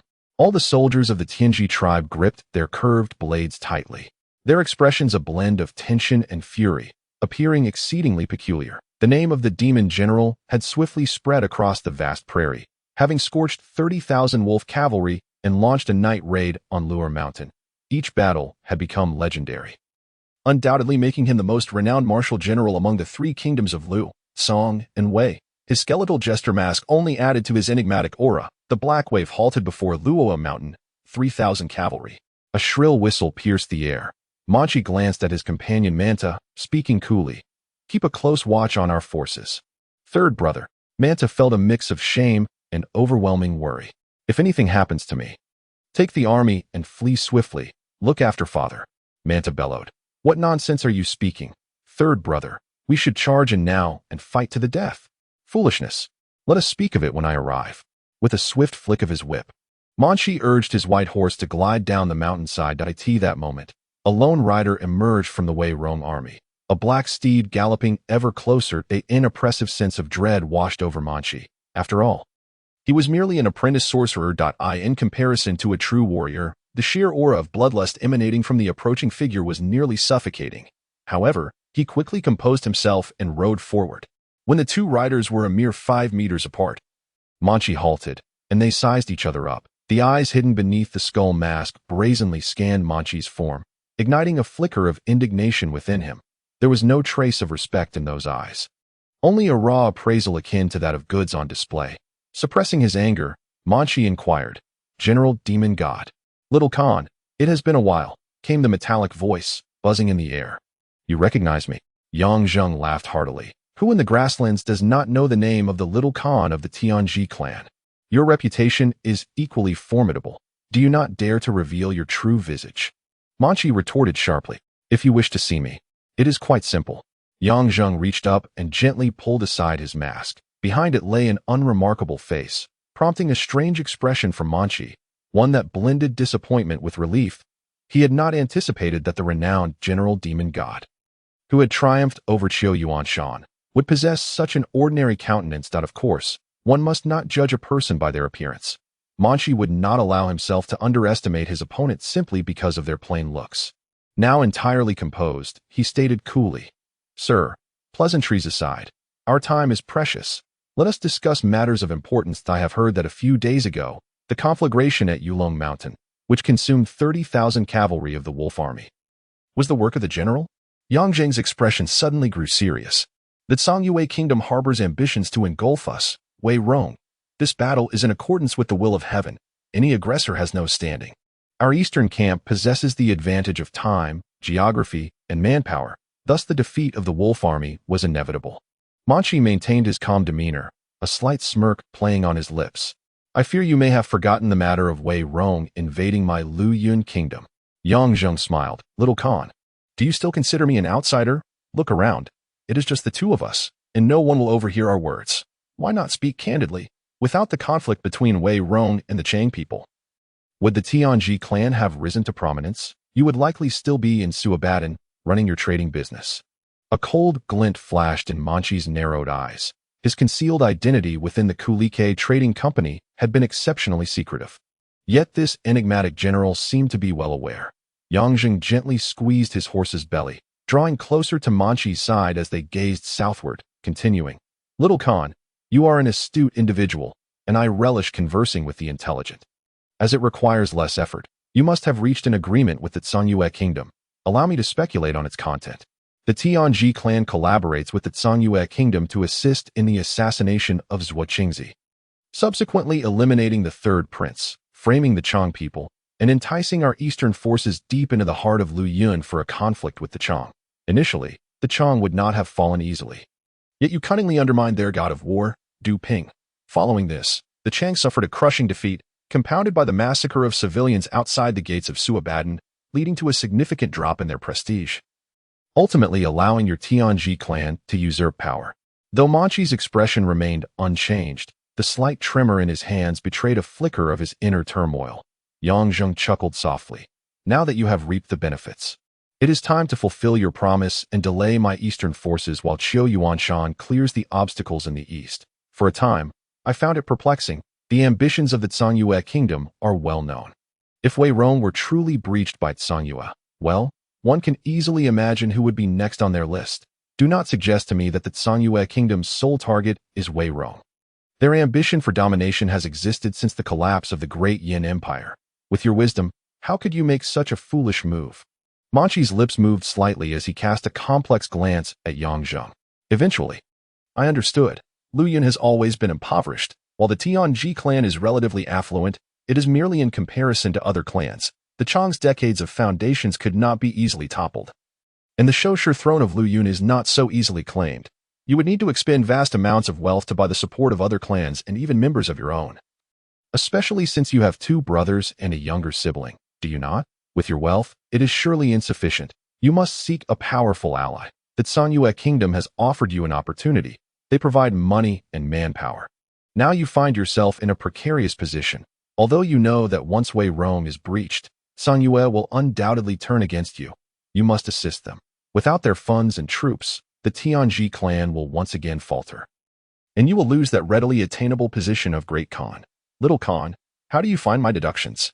Yang Jing turned his gaze back, his violet eyes fixed intently on Manchi.at. This moment, Manchi could no longer maintain his composure, his face flushed with a tinge of red. And he took several deep breaths before responding gravely. Who are you, to know all this so clearly? I said, it is merely speculation. Yang Jing's voice suddenly grew cold. In truth, the best course of action for me now would be to kill you. Manchi's expression shifted. Instinctively tightening the reins, he fixed his gaze on Yang Zheng, regretting having met with him alone, uncertain whether this man would indeed disregard morality and take his life. Do not be alarmed. Yang Zheng's tone softened. I would not do such a thing. Killing you would mean forging a great enmity with the Tianji clan, especially with the Zhangyue kingdom lurking nearby. That is not in my interest. Little Khan, you currently face 2 paths. One is to continue collaborating with the Zhangyue kingdom to besiege Wei Rong. If that is the case, I would not mind sending troops to engage in battle with your Tianji clan. This is not a threat. My eastern front is already solidified, and reinforcements from the imperial capital will arrive shortly. Qiu Yuanshan has lost his best opportunity. I will not allow him any further chances. Let me see whether it is your Tianji clan that collapses first or Wei Rong that meets its end. His nonchalant words sent shockwaves through Manchi's expression. The time was ripe. Yang Zheng's tone slowed, his pupils constricting. I assume the first path is one you would not favor, correct? Manchi lifted his head, his face a mask of struggle. Fear not. Yang Zheng's voice was laden with persuasion. I have prepared a second path as long as the Tianji clan does not hinder us. I am willing to assist you in ascending to the position of Great Khan. The Zhangyue kingdom can provide you with money and manpower. I can do so as well. What do you say? Let me consider it. There is no need for further deliberation. Consider this. The resources are the same, yet the consequences of utilizing ours versus those of that Zhangyue wolf will surely be worlds apart. Yang Zheng's eyes glimmered, as if 2 violet flames were ignited within. Manchi finally ceased his internal conflict, a trace of bewilderment manifesting in his eyes. Indeed, why should I rely on Zhangyue? Chapter 27. Raymonster. The 2,000 captives of the Tianji clan were released. Yang Zheng declared that all matters had been resolved. The Tianji clan would not only refrain from troubling Wei Rong, but would also lend support when necessary. The only condition was a substantial sum of money and supplies. Money, provisions, and weaponry were easily negotiable, and Guizong was elated to resolve the significant issue of the Tianji clan without bloodshed. He was astonished at how Yang Zheng had managed to persuade Manchi.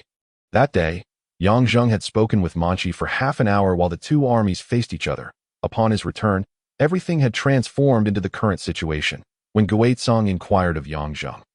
He merely smiled and said nothing. For several consecutive days, Yang Zheng remained hidden within his tent, facing Scarlet. The two, who were not particularly well matched, found their relationship becoming increasingly complex since Yang Zheng had set ablaze 30,000 of the wolf army.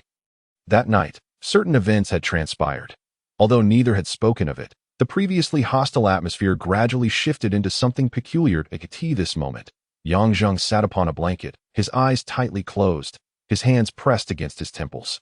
Suddenly, he let out a soft exclamation, his eyes flaring wide open, revealing two flickering violet flames deep within. The flames slowly spread, initially the size of his pupils, gradually engulfing his irises and sclera. Just as they were about to cover his eyes entirely, Yang Zheng's body began to tremble violently. With a thud, he pressed his hands against the blanket as the violet flames dissipated, gasping for air. Still not enough. Frustrated, he cradled his head, feeling a tumultuous surge of energy raging within his mind. You are progressing swiftly. I have practiced Spirit Link for 3 months. While you have only trained for half a month and can already enter the state of Spirit Link, influencing others' consciousness, what more could you possibly desire? Scarlet remarked, a hint of envy in her tone. Yang Zheng pondered for a moment. Indeed, that day, he had influenced Manchi with his rudimentary Spirit Link, and he began to smile. You have a point. Perhaps it is due to my recent successes. One must not become arrogant, even if I am rather intelligent. Humph! Scarlet rolled her eyes at him. Yang Zheng reclined on the blanket, and after a while, he asked, Scarlet, do you truly have a way to conceal my identity? Given the current circumstances, I do not wish to be recognized. You are aware of my true identity. If the people of Wei Rong discover that I killed Zhuai Qingxie, he offered a resigned smile, not continuing further. Do not worry. I have already forged a false identity for you. You can comfortably play the role of an 8th Prince Mentor, and the Solodun faction will not suspect a thing. Very well. I find myself rather anticipating the swift arrival of Qiu Yuanshan. Yang Zheng gazed intently at the spiral apex of the tent, gradually lost in thought. Drink. In the palace's rear garden, a slender and graceful figure danced with a long sword in hand. The glimmer of the blade illuminated her elegant form, akin to a delicate butterfly, floating with an ethereal grace devoid of any earthly presence. However, in stark contrast to her enchanting silhouette was the fierce chill radiating from the sword. With each silent and fleeting movement, the palpable aura of deadly intent thickened in the air, compelling onlookers to regard her exquisite swordplay with utmost seriousness. In a small pavilion by the garden, Emperor Mo Lianyu and the Queen observed the sword-dancing figure. Your Majesty, ever since Binger returned from the Demon Sovereign's estate that day, she has remained in this state. Several noble suitors seeking her hand have been driven away by her. I genuinely fear she may fall ill from this despondency. A look of concern marred the Queen's countenance. Mo Lianyu's brows furrowed, and he replied coldly, Better to fall ill in solitude than to embarrass oneself in public. Your Majesty, the Queen implored, let Binger venture beyond the city for a while. After all, that slave has been out of contact for over 6 months. He may very well be dead. I understand. Binger is merely a girl, and you may hold her in contempt, but she is my only daughter. As the Queen spoke, tears began to cascade down her cheeks. Upon witnessing the Queen's tears, Mo Lianyu felt a pang of compassion. She was his beloved. Yet, after she bore him a daughter, she had been left barren, while other concubines had presented him with numerous sons. Although Mo Lianyu cared little for such matters, the Queen's lingering guilt had made her particularly sensitive, especially in the past 6 months, during which Mo Lianyu had not shown Mo Bingyun any kindness, causing the Queen to frequently weep in solitude. Enough, my Queen. Mo Lianyu gently wrapped his arm around her waist, his voice softening. You know I have always cared deeply for Binger, but she has truly gone too far this time. If she can personally assure me that she no longer wishes to seek out that slave, I shall restore her freedom. Upon hearing Mo Lianyu's willingness to relent, the Queen quickly wiped her tears and replied with a hint of joy. I shall persuade Binger. She will surely agree. Just then, the figure dancing in the garden suddenly stumbled and fell to one knee. The sword slipped from her grip, soaring through the air before embedding itself with a clang into a nearby tree. This unexpected occurrence startled Mo Lianyu and the Queen in the pavilion, prompting the Queen to rush down in haste. Binger, what has happened? Mo Bingyun knelt silently on the ground, supporting herself with her hands. When the Queen reached her side, she noticed that Bingyun was trembling. Binger, do not frighten your mother. Slowly, Mo Bingyun lifted her tear-streaked face. Once a vision of icy beauty, now appeared pale and haggard. Her lips quivered. And she murmured, "He has returned. He has returned." Who? Who has returned? Mo Bingyun glanced at her mother and silently shook her head. That moment, a messenger arrived with news. After Mo Lianyu perused the letter, his expression softened. The foremost swordsman from the Zhao Jianzhai was on his way. This might be fortuitous. Perhaps it would help Binger forget about that slave. Mo Lianyu gazed at the mother and daughter in the garden, feeling a twinge of agitation. Recent events had been overwhelming. The emergence of a certain demon general in the Wei Rong kingdom had overshadowed even the late Zhuo Qingxi. Not only had it squandered a fantastic opportunity to sweep through the eastern front of Wei Rong, but it had also resulted in the fiery demise of 30,000 elite cavalrymen. As he pondered this, Mo Lianyu clenched his teeth tightly. Wei Rong, could it truly be invincible? The flying General Qi Yun, the wise General Zhuo Qingxi, and the enigmatic demon general, one after another, they ensured a century of peace for Wei Rong. Why did our Sanyue kingdom not possess such unparalleled commanders? Otherwise, with Sanyue's military strength, we would have long since subdued the southern continent. Mo Lianyu wearily rubbed his brow. Regardless of the cost, he was determined to expand the territory of Sanyue during his lifetime. The following day, Mo Bingyun awaited eagerly at the palace gates. Approaching midday, a modest carriage ambled down the royal boulevard. They have arrived. Mo Bingyun's face lit up with emotion, the first smile gracing her features in weeks. She descended the steps, eagerly craning her neck in anticipation of the approaching carriage. The driver, a short and stout man donning a gray felt hat, gently pulled on the reins as the carriage reached the palace entrance, offering a warm smile to the rushing Mo Bingyun. "Uncle Martin, little Bingyun." The short, portly driver leapt down from the carriage, his height barely reaching Mo Bingyun's shoulder, resembling a round, plump ball. "Has the teacher arrived?" Martin chuckled. "Of course. He is not the only one who has come." As the carriage door swung open, 3 figures emerged. The foremost was a middle-aged man with flowing gray hair, fair skin, and deep-set eyes. His arms were remarkably long, and he was clad in a blue and white sword robe, with one hand casually resting behind his back.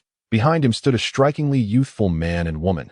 The man had azure hair, was extraordinarily handsome, and possessed a pair of sky-blue eyes. He wore a crisp warrior's outfit, with a beautifully crafted long sword at his waist, and flashed a charming smile as he executed a perfectly refined noble greeting towards Mo Bingyun.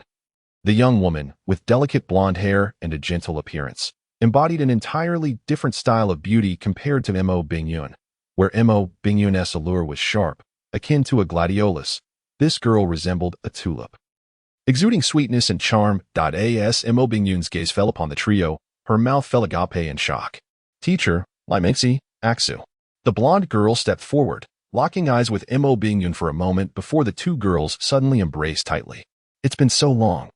"Bingyun, Axu, Axu." Mo Bingyun clung to the girl's waist, tears of joy streaming down her cheeks. "You have finally returned." Indeed, the little Axu who always hid behind Sister Bingyun has come back. Axu has grown up. Feeling the soft curves of the girl she embraced and her slightly tanned, healthy skin, Mo Bingyun realized that the once shy little girl had blossomed into a captivating beauty. The 2 girls reveled in their affection for some time before releasing each other. "Teacher." Mo Bingyun performed a respectful bow, but the middle-aged man furrowed his brow slightly. "Bingyun, you do not appear well." As one of the 3 sword saints of Zhao Jianzhai, Mo Taisho He Yufan possessed an exceptionally keen gaze. "Perhaps it is due to my recent lack of sleep," Mo Bingyun replied. He Yufan let out a soft hum of acknowledgement. Finally, Mo Bingyun turned her attention to the young man. "Lai Mingxi, you 2 have come down from the mountain." "It is the teacher's leniency that has allowed me to pass," Lai Mingxi replied. His gaze flickering momentarily, Mo Bingyun smiled lightly. "At the time, your strength was comparable to mine. There is no need for modesty that I shall seek your guidance shortly." Lai Mingxi offered a wry smile, but remained silent. The group proceeded towards the palace. Upon hearing that the members of Zhao Jianzhai had arrived, Mo Lianyu came out to greet them. Engaging in a round of pleasantries in the floral hall, a small reception banquet was held. In addition to the guests from Zhao Jianzhai, prominent members of the royal family were present, including Mo Lianyu, the queen, and Mo Bingyun's half-brothers, Mo Zijing and Mo Zhuo. The arrival of Axu thrilled Mo Zijing and Mo Zhuo immensely. Aksu's identity was rather unique. She was the daughter of the wealthiest merchant in Songyue, the master of Tianhua Baoga, and the queen was her cousin, because the cousin married into the royal family. Aksu had grown up knowing Mo Bingyun as a child. She was frail and sickly, her gentle disposition often requiring Mo Bingyun's protection to shield her from the bullying of other royal children. And they shared a bond akin to sisters. Years later, when Mo Bingyun left to study swordsmanship at Zhao Jianzhai, they had not seen each other for many years. However, when Mo Bingyun returned 2 years ago, it was unexpected that Aksu decided to follow suit and pursue her studies at Zhao Jianzhai, astonishingly passing the entrance examination. That Aksu, who had never shown interest in martial arts, would voluntarily choose to learn swordsmanship had always puzzled Mo Bingyun. Clearly, something significant had occurred 2 years prior, but Mo Bingyun had never had the opportunity to inquire further. The once timid little girl had now blossomed into a stunning beauty. And Mo Zijing and Mo Ziwu exhibited an enthusiasm towards their distant cousin that was almost beyond comprehension. Although Mo Bingyun felt some impatience, she was well aware of the nature of her two brothers. She refrained from voicing her thoughts, especially since her mother remained silent. However, Aksu had indeed changed considerably. She handled the attentions of the two brothers with remarkable composure, exhibiting none of her former shyness. From the moment Lai Mengxi entered the Wei Rong Palace, he maintained a low profile, quietly sitting to the side. Nevertheless, his striking appearance and demeanor evidently drew the attention of discerning individuals. Zhao Jianzhai typically accepted only those of noble birth or extraordinary wealth as students. Lai Mengxi's background was undoubtedly noteworthy. Mo Lianyu, feigning casual curiosity, inquired, "Mr. Lai Mengxi, may I ask where your family hails from?" Lai Mengxi lifted his head, glancing at He Yufan seated to his left, and calmly responded, "Wei Rong. Wei Rong." Mo Lianyu's eyes narrowed slightly before he burst into hearty laughter. "Pray tell, which family do you belong to? Perhaps I am acquainted with them." At this moment, He Yufan interjected, "Your Majesty, Lai Mengxi has been at Zhao Jianzhai for 8 years. Regardless of his family's lineage, he must formally acknowledge his ancestry before it can be disclosed. One of the rules of the Zhaojin Academy is that regardless of one's status, be it a prince, a princess, or a commoner, everyone must conceal their former identity before entering the academy. Within the academy, all are equal. Only after mastering their craft and no longer being students of the academy can one reveal their true identity. It seems I have overstepped. Guests are to be treated with respect. Whether they be Wirong Luyun or Leichia Hauran, Art Songyue Kingdom shall extend its warm hospitality. Ha ha ha. Come, let us drink."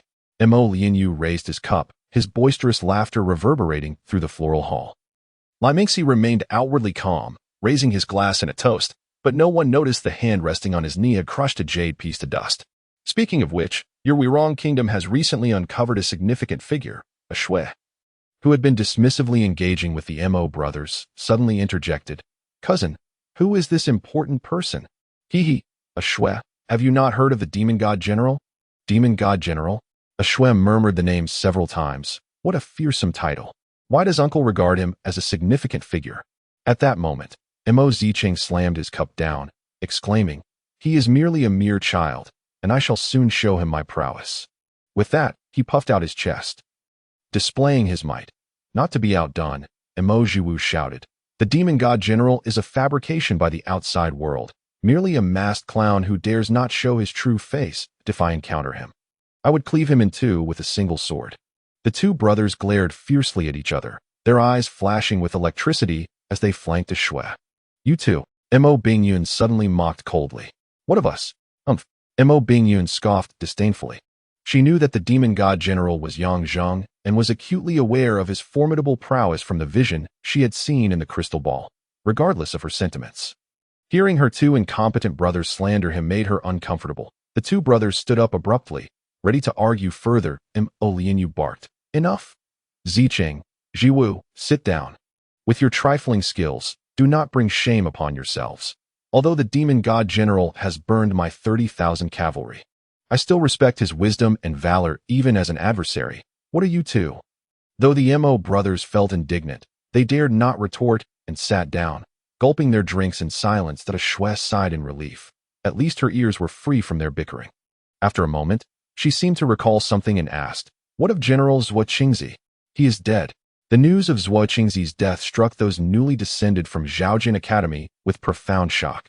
Mo Lianyu chuckled coldly. The Qibiike family, the Wurong royal family, has indeed been fortunate, first with Qi Yun, then with Zhuo Qingzi, and now the emergence of the demon god general. Without these prodigious talents, the Qibiike family would have crumbled long ago.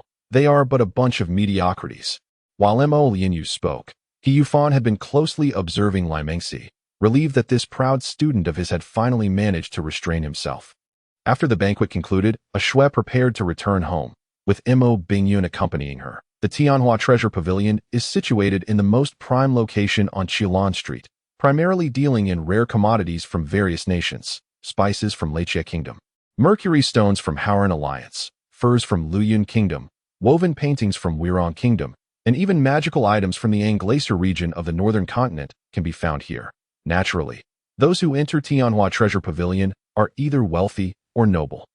Having received word that a shui was returning, the richest merchant in Songyue, Yu Haisheng, who has only one daughter, would certainly cherish her deeply. The welcome at Tianhua Treasure Pavilion was 100 times more splendid than that of the royal palace.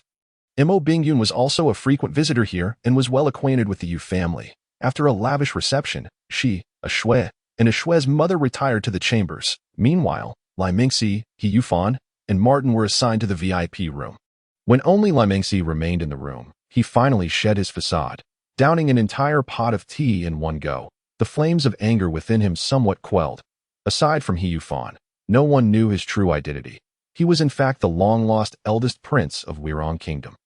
Ever since he entered Zhaojian Academy 8 years ago, many believed him to be dead. No one anticipated that Lai Mengxi had endured hardship and obscurity for so many years, and after 8 years of diligent study, the ambitious Lai Mengxi resolved to emerge from the academy and fulfill his grand aspirations. For a century, Wurong Kingdom had been suppressed by Songyue Kingdom. Lai Mengxi was unwilling to accept this fate.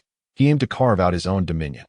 Unlike the previous mediocre kings of Wurong, Lai Mengxi harbored great ambitions, immense ambitions. His genius was equally commensurate with his aspirations, yet he had not anticipated that in the eyes of his greatest adversaries, the Wurong royal family was perceived as a bunch of inept individuals. Upon hearing Mo Lianyu declare that without those prodigious talents, the Qibiike family would have long since collapsed, a tempest of anger and melancholy surged within him. No, the Qibiike family still has me. I am the true prodigy. Just wait and see. Lai Mengxi silently screamed, his visage contorted and fierce. Chapter 28. Sword in the century-long Songwei War seems destined to conclude in a stalemate. As reinforcements from Wurong Kingdom continued to arrive, Manchi's non-cooperative stance rendered the original encirclement precarious. The situation for the Wolf Army was evidently dire. Although the third prince perished in Luyun Kingdom, many of Swordin's aristocrats held little affinity for Luyun. However, everyone recognized who the primary enemy was.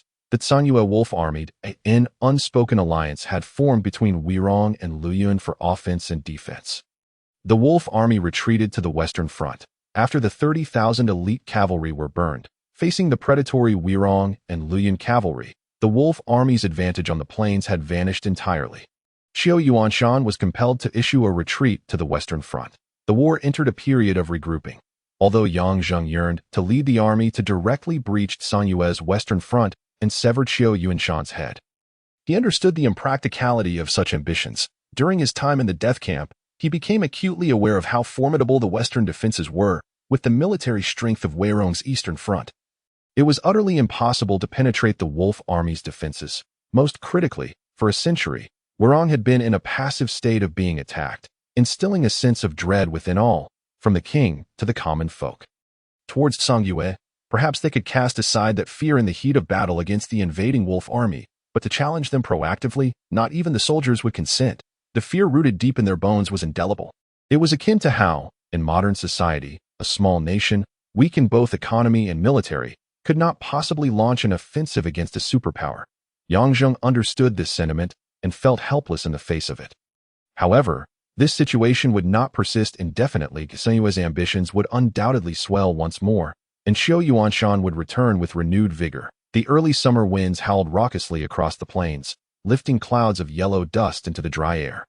200 meters from the northern foot of Yulong Mountain, a sprawling new camp had been erected, its massive palisades stretching across the grasslands. with military flags snapping in the morning breeze, with reinforcements arriving continuously from within the kingdom.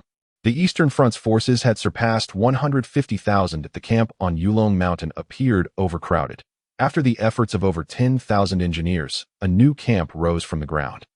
The design of the new military encampment was remarkably unique, with 12 large angles extending outward, each harboring a subcamp that on the outer side of the camp. The roadbed was transformed, with a total of 15 trenches, each 5 kilometers long and 2 meters wide, stretching across the plain.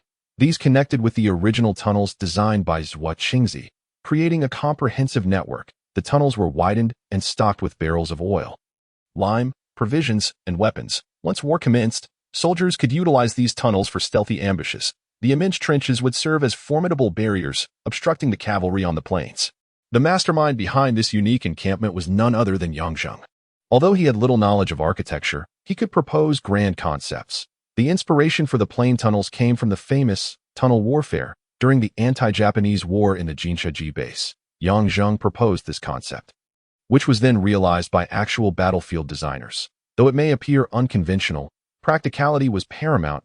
As Yang Zheng galloped toward the camp entrance, the gate sentry spotted him and opened the gates with a group of soldiers. "General," the soldiers saluted.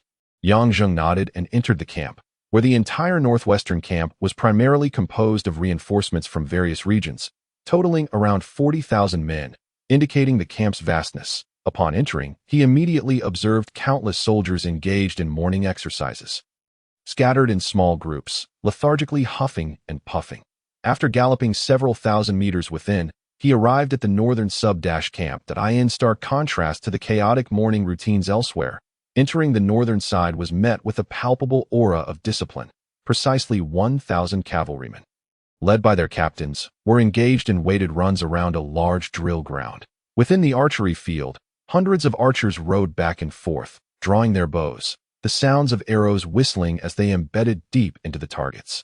The moment Yang Zheng appeared, he attracted thousands of eager gazes. Since his arrival at Weirong's eastern front, his series of victories had long rendered him an idol among the troops, particularly among the soldiers of the Demon God Battalion that he had personally selected, who had been awed by his remarkable prowess on the battlefield. At this moment, 2 bald men emerged from the throng of soldiers, one stout and the other slender. The rotund man had short legs, but moved with remarkable steadiness, his footsteps silent upon the ground. In contrast, the lean man possessed long arms, with slender, powerful fingers, and his eyes resembled the sharp gaze of a sand eagle, glinting with intensity. The 2 men performed a military salute to Yang Zheng.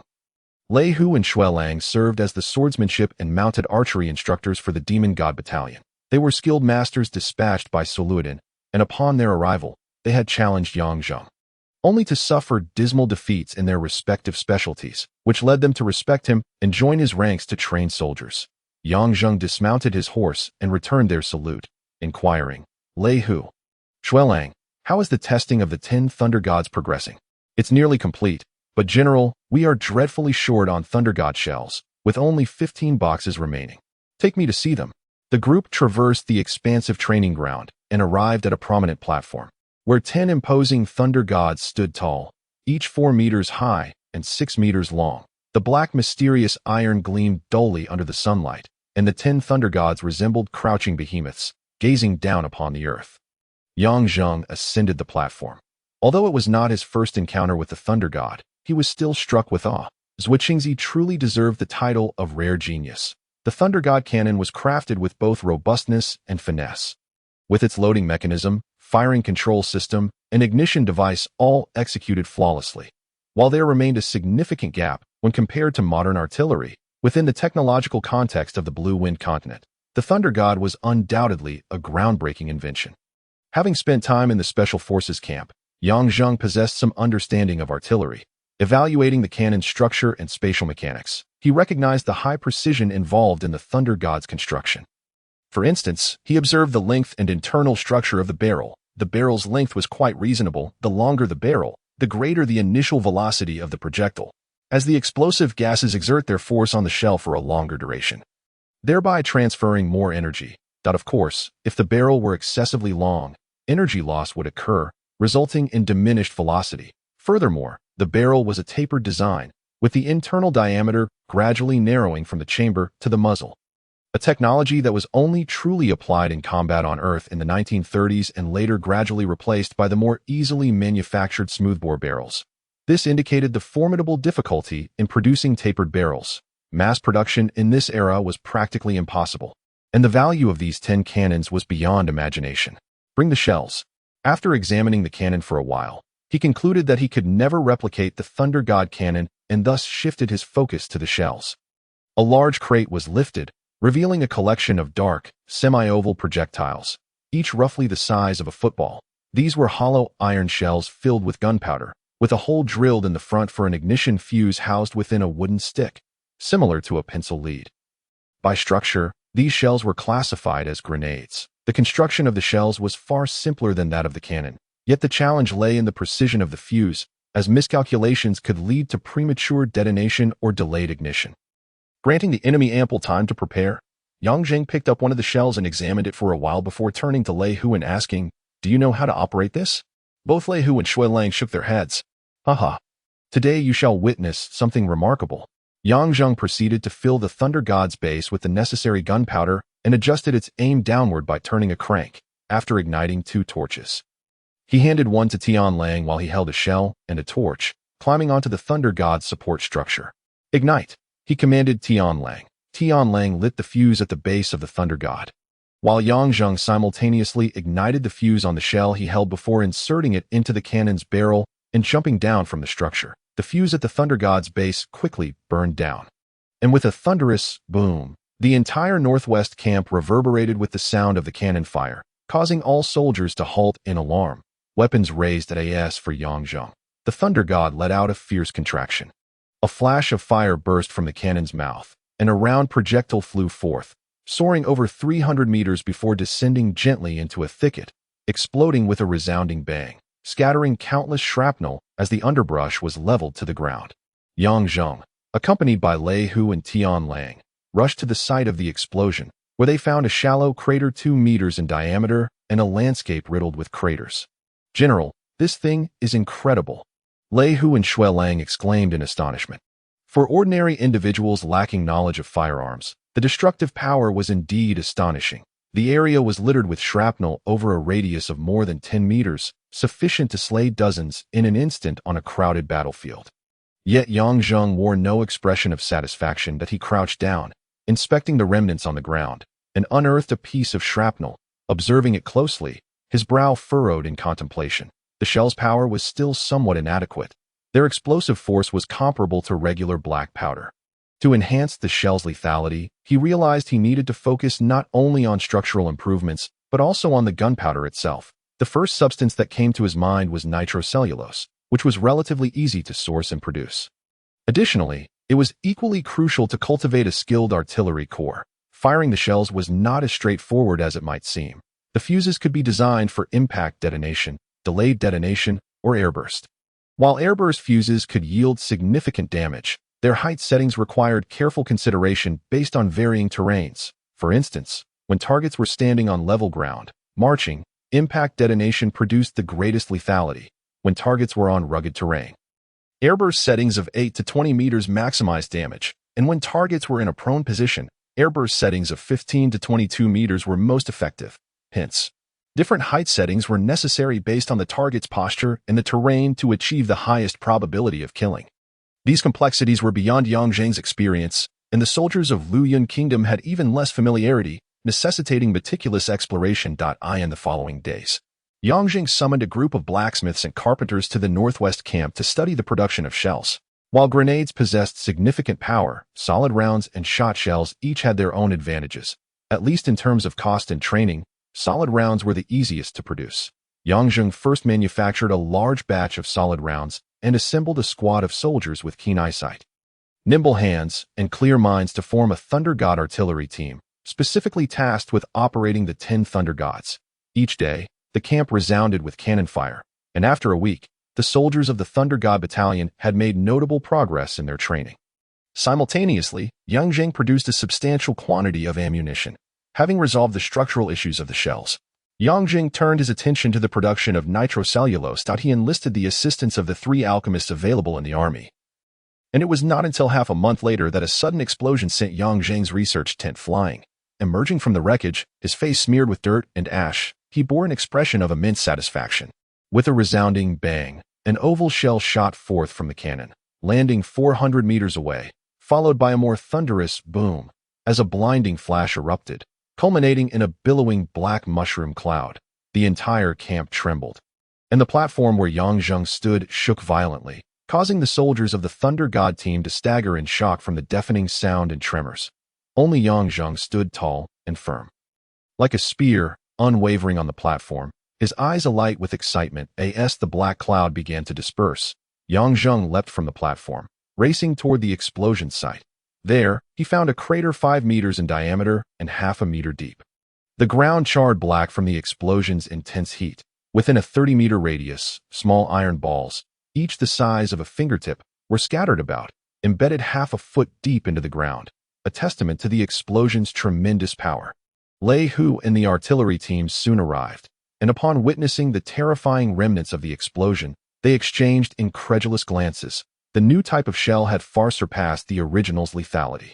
"General, we succeeded." "This iron ball is incredible," Lei Hu exclaimed hoarsely. Yang Zheng was equally pleased with the results. Indeed, the power of nitrocellulose had significantly enhanced the shell's lethality. Adding iron balls gave the shells the effect of shot shells. Regrettably, the production of nitrocellulose required utmost caution. 2 of the alchemists sustained serious injuries, and 1 threatened to withhold further assistance unless his life was guaranteed. Consequently, Yang Zheng had to undertake the production himself, limiting the mass production of such high-explosive shells. Presently, the primary ammunition for the Thunder Gods remained solid rounds. While solid rounds lacked explosive properties, under the acceleration of the Thunder God, they remained formidable against cavalry on open plains, capable of penetrating through ranks of 20 mounted soldiers at high speed. Moreover, they were easy and cost-effective to produce, making them an essential weapon for both warfare and travel. Yang Zheng clapped his hands, beckoning the artillery team to return to the camp. Upon leaving the Thunder God battalion, he proceeded to the mounted archery range. Over the past few days, in addition to his fervent study of the Thunder God cannon, he had also learned the craft of bow making from the carpenters, distributing a newly improved type of foot-draw bow to the archers' battalion. Upon arriving at the archery field, 100 iron cavalry galloped fiercely, their focus set on 100 wooden targets, each 2 meters high, positioned 300 meters away. As they executed a rapid clockwise run, Bloodwolf stood nearby, orchestrating the drill with the sound of a drum. At the first beat, the iron cavalry held their reins firmly in their left hands, their bodies slightly leaning outward, right foot pressing against the bow, while the right hand pulled back the bowstring with the index and middle fingers, directing it skyward. After completing another lap, at the second drumbeat, the 100 soldiers released their grip simultaneously, their bows bending into a crescent shape, producing a deep, resonant hum at 100 arrows, each nearly a meter long, shot forth, vanishing into the air as they traced elegant arcs, whistling toward their targets. Bang, bang, bang. Following a series of muffled sounds, the wooden targets exploded into splinters. "Excellent," Yang Zheng exclaimed, his voice resonating with approval. "General." Bloodwolf, absorbed in his command, had not noticed Yang Zheng had approached him from behind. Turning to see him now, he quickly saluted. Yang Zheng waved his hand dismissively. "Continue the practice. No need for formality." Bloodwolf stood and called upon the soldiers for another round. With the general present, the archers collectively shouted in unison, and soon, 200 more cavalry surged into the field. The 300 iron cavalry charged across the archery range, showcasing a dazzling display of equestrian skills. As Bloodwolf's drumbeat reverberated, the divine armbows were unleashed, the twang of the bowstrings echoing throughout the archery field. 300 sharp arrows formed a formidable wall, akin to a swarm of locusts descending upon the targets.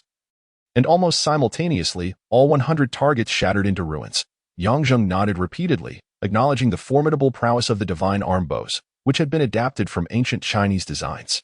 The divine armbow is one of the most prevalent long-range weapons from ancient China. Despite its name, it functions as a powerful crossbow operated by a single soldier. The bow measures 3 feet 2 inches in length, and the bowstring stretches 4 feet 5 inches and 8/10. Crafted from sturdy mulberry wood, with the bow tip made of sandalwood and featuring a copper trigger, the string is composed of hemp. Drawing the bow requires the strength of the waist and legs. and the front circular ring is equipped with a foot-operated loading mechanism known as gonlong. Utilizing 8-inch wooden arrows, it boasts a range exceeding 340 paces, approximately 500 meters. The firing rate is about 2 shots per minute, with a flat trajectory capable of penetrating double-layered iron armor, rivaling the range and lethality of early rifles. Significantly, the range of this type of crossbow is determined by its mechanism and is unaffected by the shooter's physical fatigue, thus possessing remarkable sustainability. However, despite its fearsome range and piercing power, it has several drawbacks, including a slow firing rate and the use of short arrows, precluding the employment of fire arrow tactics. Moreover, it cannot execute curved shooting tactics. Thus, for long-range incendiary attacks, traditional bows must be employed. Yang Zheng's design of the foot-drawn bow is derived from this bow. Its range is at least 3 times that of an ordinary bow. And while its accuracy may have diminished on the battlefield, amidst a densely packed army, a single shot could easily claim multiple lives. Furthermore, the archers are equipped with both bows. At a distance, they can use the divine arm bow, while at close range, they may resort to fire arrow tactics with the standard bow. However, the fire arrow tactic necessitates cooperation between 2 individuals, one to draw and aim the bow, while the other prepares the oil-soaked cloth for the arrowhead and takes responsibility for igniting it, thereby hindering mounted archery. Additionally, considering the potential use of explosives in conjunction with the long-range capabilities of the divine arm bow, one wonders if superior results could be achieved. Fire cotton is exceedingly unstable and could easily lead to unintended harm. Seeing Yang Zheng lost in thought, Bloodwolf remained respectfully by his side. His admiration for this formidable general had grown immensely, not solely due to his terrifying martial prowess, but also because of the occasional flashes of brilliant ideas and remarkable inventions that left everyone in awe.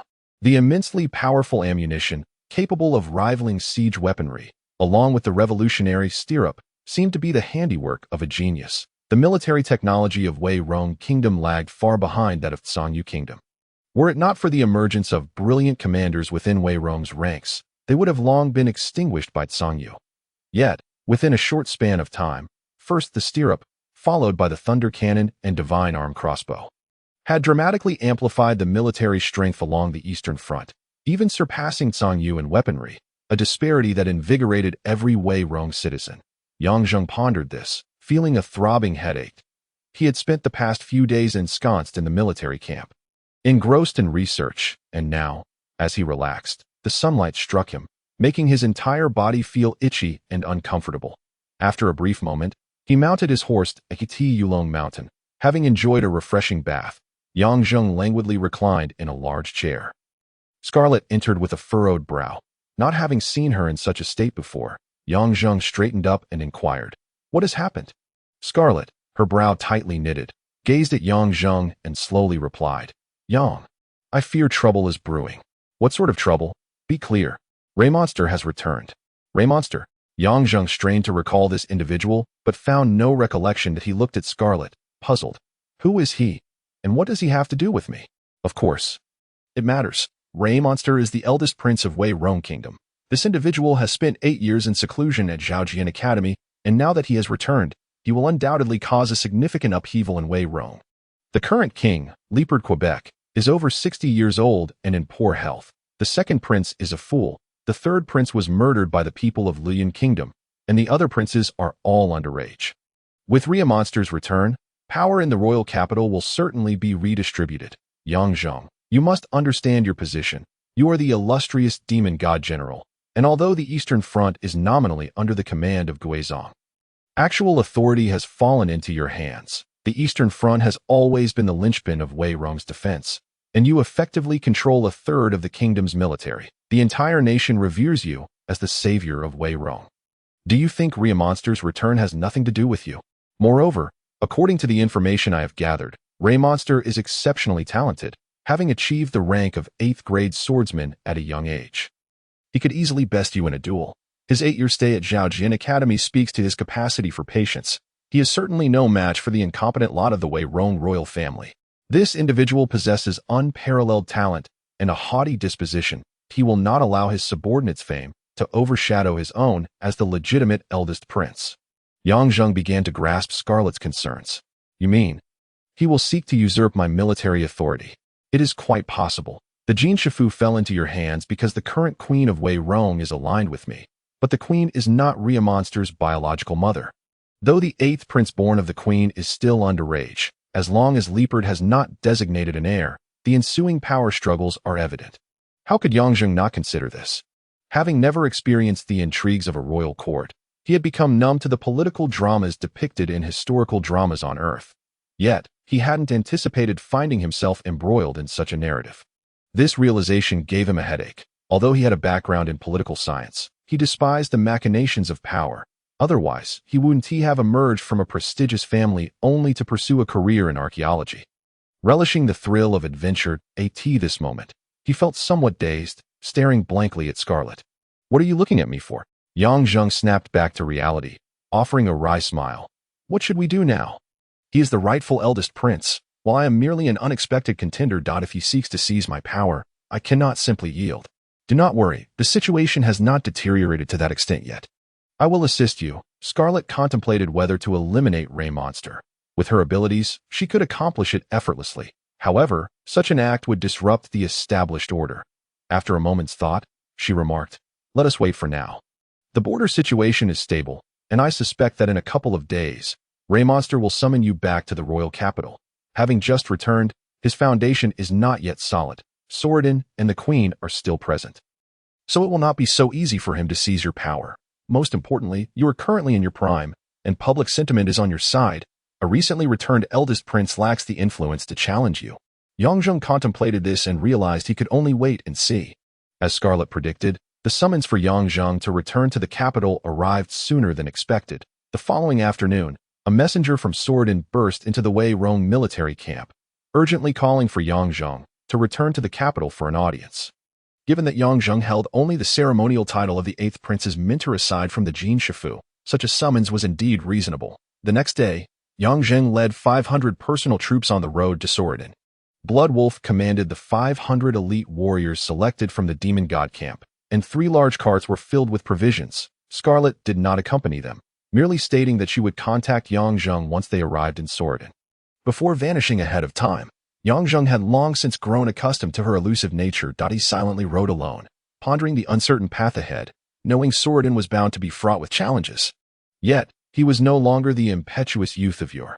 After enduring so much, his character had deepened, and although he appeared youthful, his heart bore the weight of years. 3 days later, they entered the central region of Wei Rong Kingdom. During these 3 days, Yongzheng felt the deep respect he had earned on the Eastern Front. In every city they arrived at, the city guards would lead the local nobility to greet him outside the walls. While the citizens organized themselves to welcome him with fervor, young women offered flowers, and children donned Yongzheng's distinctive skull clown masks, cheering his name. Such warmth and genuine admiration stirred his heart profoundly. There exists a tinge of shame within him. He assumed command of the Wirong army with a purpose.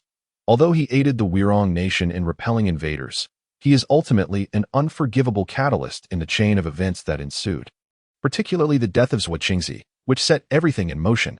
Perhaps fate indeed operates on the principle of cause and effect. In the end, he has usurped Zhuo Qingzi's position to safeguard these impassioned people. Perhaps this was destined to be a journey of atonement. General, ahead lies Samelding, the most renowned tourist city in the heart of Wirong, celebrated for its stunning scenery, built around the enchanting Ingguo Lake. Bloodwolf elaborated. After several days of acquaintance, he noted Yongzheng's keen interest in the local customs and culture along their route, prompting him to encourage Yongzheng to thoroughly explore each locale. Yongzheng nodded, observing the grand city rising majestically upon the plain. Indeed, it was a prosperous city in the central region, its imposing city walls far more formidable than those of the eastern cities. Upon reaching the city gates, the Lord of Samelding awaited them, albeit with only a modest entourage. There was no throng to greet them. Lord Shan was a tall, robust man, though his complexion was pale and lacking in vitality, a trait not uncommon among the nobility who often indulged in revelry. After exchanging pleasantries, Shan lowered his voice. "General, as per your wishes, I have prepared the carriage, entering the city via a designated route." Yongzheng nodded, instructing Bloodwolf to lead the soldiers into the city. Meanwhile, he and Shan slipped into a rather unassuming carriage. Having sensed the overly enthusiastic reception from the populace in previous days, Yang Zheng had advised the scouts to inform the local lords to keep the festivities subdued. Within the modest carriage, however, the interior was lavishly appointed. The cabin was crafted from sandalwood, thick blankets adorned the seats, and a small table was set with exquisite delicacies. Two attractive and scantily clad maidservants lounged nearby. Yang Zheng shook his head inwardly. The opulence of the nobility in this era was beyond modern imagination. Outwardly, he maintained a composed demeanor as they settled into the carriage, which began its slow journey into the city. Samelding, built along the lake, was vast, and upon entering, the cacophony of the surroundings was palpable. Sean explained that the noise was due to the presence of the common folk. After a while, the atmosphere quieted noticeably as they entered the noble district. Peering through the curtains, Yang Zheng noticed the streets were considerably wider, lined with grandiose residences. In the distance, a mirror-like lake sparkled under the sunlight, bordered by willows swaying in the breeze, reminiscent of the picturesque landscapes of Jiangnan. Being a native of Jiangnan, Yang Zheng found himself momentarily entranced by the beauty before him. "General, if you do not mind, perhaps you might take the opportunity to explore. Ingbo Lake boasts 7 magnificent sights. A source of pride for us in Samelding. It took considerable effort for me to be transferred here from Soridon, and I have resided here for 8 years now," Sean remarked. "Oh, Lord Sean chose to forsake the advantages of Soridon for this place," Yang Zheng replied, somewhat surprised, as it was common knowledge that nobles in the royal capital had far greater opportunities for advancement than those in the provinces. "Haha, I was captivated by this city the moment I arrived 9 years ago. And despite my stubborn father's opposition, I insisted on making it my home and have never wished to leave since," Sean said, a note of pride evident as he raised his wine glass. "It appears that Lord Sean possesses a certain elegance," Yang Zheng chuckled. "Let us toast to that." Yang Zheng, too, had once disregarded his father's disapproval to embark on adventures in archaeology, finding a surprising kinship with the tall noble before him. Their rapport quickly deepened as they discovered mutual interests in the arts and pleasures of life. Sean, who had anticipated a grim and brutish demeanor from the military, was pleasantly surprised by Yang Zheng's demeanor. In their revelry, they drank to their shared experiences, a sense of camaraderie blossoming between them. Upon reaching the city guard's office, Sean, now addressing Yang Zheng as a brother, led him inside. Yet, Yang Zheng was quietly contemplating an unexpected revelation. This dandy, who seemed to revel in pleasures rather than power, was, in fact, of significant standing. His father was the current speaker of the Wirong nation, one of the core figures in the realm of power, regardless of his motives. Yang Zheng recognized the importance of cultivating a friendship with Sean. With the situation in Soridon ambiguous and fraught with complex power dynamics, although Scarlet and the unfamiliar queen were allies, Yang Zheng remained cautious even with Scarlet. He could hardly place his life and fortunes in another's hands. To the true upper echelons of Soridon, Yang Zheng was still an outsider. Sean's presence offered Yang Zheng a potential avenue to penetrate the true circles of power in Soridon. Ding ding, ding, ding, ding, a series of clashing swords resonated from the courtyard, where 2 men, clad in soft leather armor and wielding noble swords, were engaged in a duel. The speed of their blades was remarkable as they danced about, the air shimmering with the rapid flicker of light.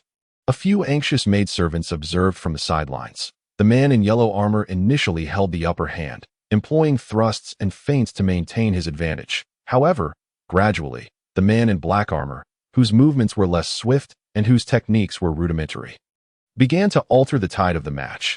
Each time he parried a strike, he sent shockwaves through his opponent's wrist, causing beads of sweat to form on the brow of the yellow-armored man, who was visibly fatigued and ultimately exposed a flaw in his defense. In that fleeting moment, the black-armored man struck like a viper, exploiting the gap in his opponent's guard.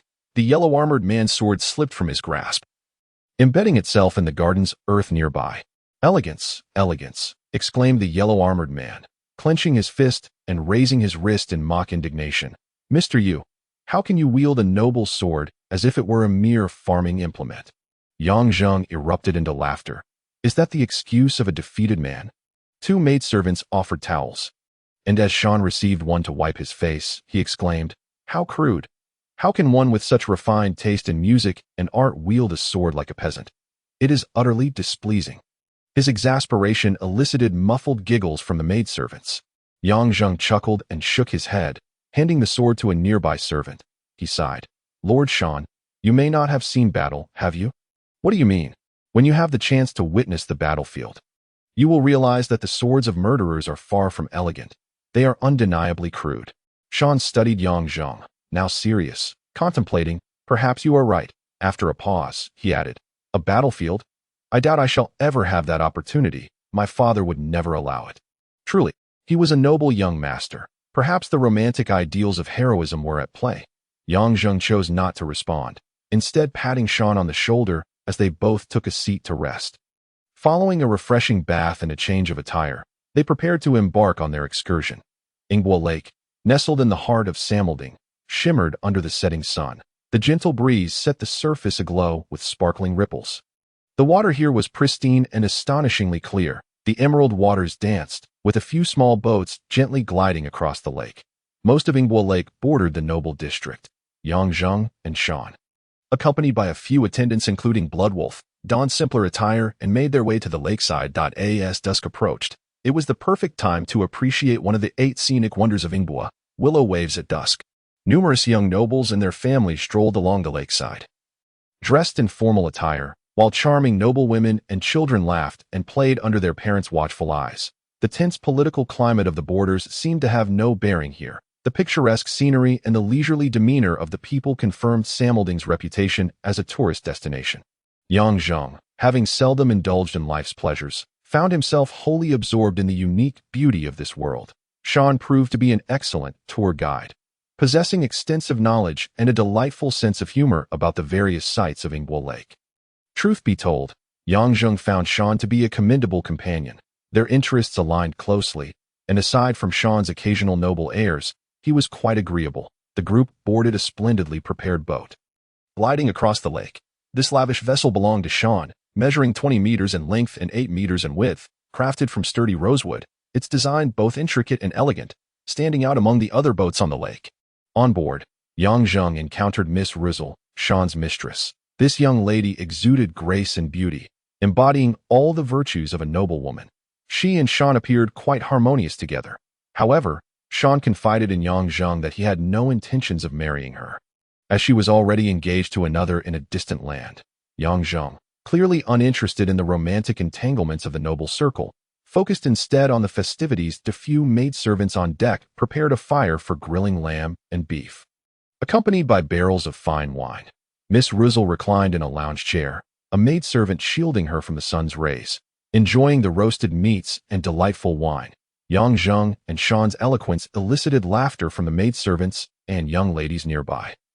With a hint of curiosity, Miss Rizzle regarded Yang Zheng, her soft voice escaping her alluring lips. I have often heard it said that you are a cold and ruthless general. However, upon meeting you, I find the rumors to be utterly unfounded. You are quite the charming individual that I wonder how many noble ladies in Sordin will be enchanted by you. If it is a beautiful lady like Miss Ruisser, I would be greatly honored, Yang Zheng said with a faint smile. The general truly enjoys jesting, Miss Ruisser replied, her cheeks flushed, yet her eyes sparkled with delight, even carrying a hint of coyness. Sean chuckled, playfully punching Yang Zheng's arm. Hey, don't flirt so blatantly under my nose. Yang Zheng laughed heartily, raising his cup to drink. Unbeknownst to them, the boat had drifted further from the shore, the sun nearing its descent, and the light on the lake began to dim. A servant had already started preparing the lanterns. The evening at Tianbo Lake remained enchanting, with the serene lake reflecting the twin moons and the vibrant lights of the flower harbor, creating a mesmerizing spectacle. As the evening breeze wafted, Yang Zheng stood at the edge, feeling slightly tipsy from the wine. Suddenly, a voice pierced through the air. Yang, someone is coming to kill you. The unexpected sound jolted Yang Zheng. Dispelling his inebriation, he discreetly pressed his hand to his chest. It was Barbie.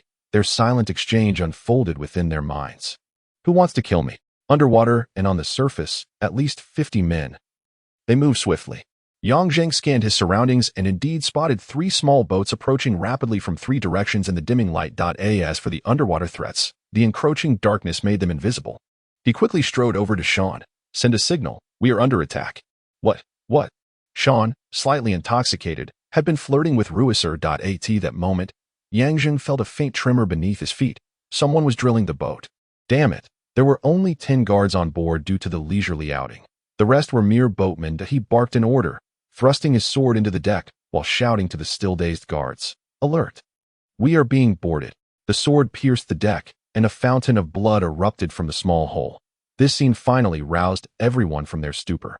Miss Ruisser let out a shriek, and the maidens panicked, while Sean and the other guards sprang to their feet, drawing their weapons at that moment.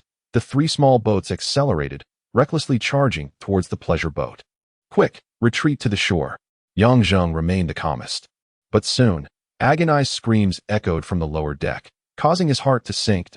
In a swift motion, he dashed to the edge of the deck, where he saw several figures in black clinging to the side of the boat like geckos, stabbing their iron swords into the hull. Those screams were from the boatmen. Furious, Yang Zheng swung his sword horizontally, but the speed of those black-clad assailants was no less swift, flipping into the water like fish. He managed to sever one man's arm, but all the black figures retreated into the depths. Bloodwolf then exclaimed, "General, they're boats." Yang Zheng looked up, his pupils constricting as he saw the three small boats rushing in like arrows. The pleasure boat, now devoid of boatmen, was unable to evade. Bang, bang, bang. Three thunderous crashes resounded as the boats, equipped with iron spikes, tore through the massive pleasure boat. Water surged violently into the hull. Most of the defenseless maidens fell into the water, while the valiant guards protected Sean and Miss Ruisser.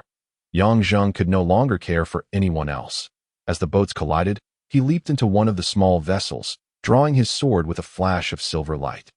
And in a single stroke, a large head sword into the air. That moment, the hidden black figures beneath the water launched their assault, unleashing a barrage of crossbow bolts from below. Yang Zheng rolled to evade most of the arrows, but Sean and the others fared poorly. Three guards, sacrificing themselves to shield their master, were instantly riddled with arrows. Gritting his teeth, Yang Zheng lunged back, his sword moving like lightning, each strike delivering swift death. Soon, the lake became stained with blood as he retreated to Sean's side. Miss Ruisser had fainted, while Sean half embraced her, his complexion pale, his eyes betraying an unmistakable fear amid the splattering blood and flying heads. War is no game. The swords that take lives are brutal and far from pleasing. He began to comprehend Yang Zheng's words. Yet, the horror was overwhelming, like a demon consuming his soul. Sean realized he was losing the strength to even raise his sword. Had it not been for the guards' desperate protection, he would likely be a corpse by now. The guards, whom he had often ridiculed, now displayed remarkable courage, drenched in blood, tirelessly fending off the approaching assassins. Sean felt increasingly aware of his own weakness. The cacophony of battle gradually faded into a blur. He felt himself on the verge of unconsciousness. Just then, someone seized his collar, a voice booming like thunder. "Pull yourself together, hold on. Reinforcements will arrive shortly." It was Yang Zheng. And Sean's mind cleared. At this moment, Yang Zheng thrust his sword backward, piercing a black-clad figure's skull. Sean witnessed the assassin's eyeball shatter under the blade, and nausea surged, forcing him to double over and vomit.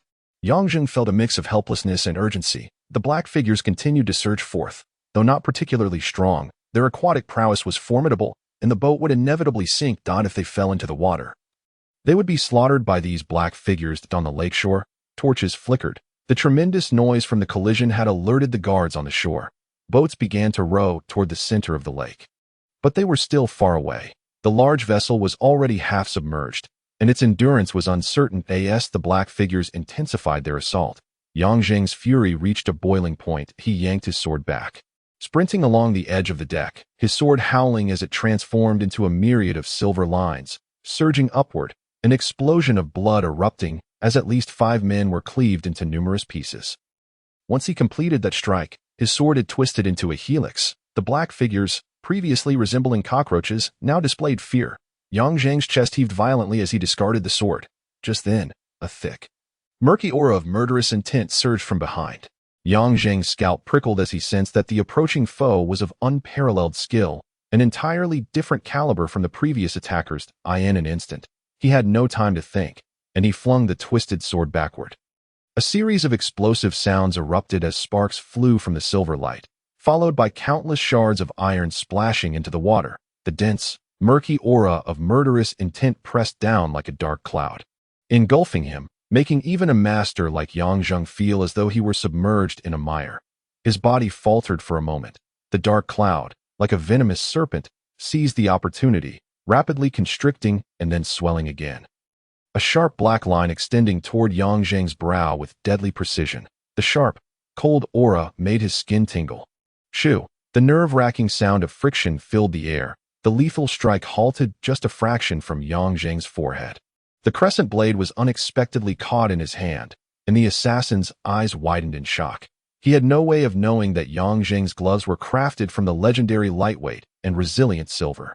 Yang Zheng then discerned the form of the dark cloud. It was a crescent dagger, its serrated edge gleaming menacingly, while the assassin, completely shrouded in black cloth, had skin as dark as the night, with long, pointed ears that bore no resemblance to a human's. An elf. Chapter 29. The elf with eyes like stars in the night sky, yet filled with malevolence and madness, a deathly aura radiated. In a moment of panic, Yang Zheng used his silver gloves to deflect the crescent dagger's edge, but the tremendous force pushed him back slightly. The glow from those evil eyes intensified, causing Yang Zheng's mind to buzz. A sensation of his soul nearly detaching from his body. Fortunately, at that moment, a warmth radiated from his chest, Barbie, bringing clarity to his thoughts, and his eyes shimmered with a peculiar silver light, transforming into a purple flame that gradually enveloped his pupils. The instant the purple flame appeared, the elf trembled violently beneath the black cloth, obscuring its facial expression. Yet, the anguish and murderous intent in its eyes deepened, as black smoke seeped from its form.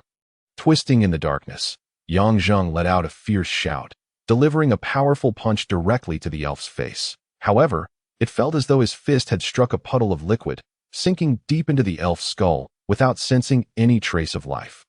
The elf emitted a strange, raspy laughter, not at all reminiscent of the world's most beautiful singing voice. The unfolding scene made Yang Zheng's heart race. The elf's figure grew increasingly translucent, resembling a feather or a shadow in dim light. Only this shadow multiplied, swaying, and swaying again, until four dark figures formed a square around Yang Zheng. These shadows gradually became clearer, revealing the black elves, each wielding a glistening crescent dagger, poised to pierce Yang Zheng's heart. A chill coursed through him, causing his hair to stand on end. This bizarre tableau was beyond anything Yang Zheng had ever encountered. Meanwhile, Sean, who was on the verge of losing consciousness, uttered a desperate groan. Shadow assassins. Yang Zheng was now unarmed, with only his right hand's silver glove capable of withstanding the crescent dagger. His flesh and blood body was not enough to defend against the onslaught. Besides, while the opponent's strength was slightly lacking, their speed was astonishing. Yang Zheng's heart sank as pain surged through his arm, blood quickly staining his body. The four shadowy figures darted around Yang Zheng with blinding speed. The crescent daggers struck like venomous snakes, repeatedly breaching his defenses from angles he could not guard against. In the blink of an eye, 7 or 8 wounds marred Yang Zheng's body, his clothing torn to shreds. Regardless of how Yang Zheng concentrated his mental fortitude, he found himself unable to discern the flaws of the elf, and even now, he could not locate the wandering light point. To him, the elf seemed as elusive as air, completely devoid of presence. The dark elf, concealed within the shroud of night, was equally astonished. The fourfold clone slash was one of his most formidable techniques, yet it failed to deliver a fatal blow to its target.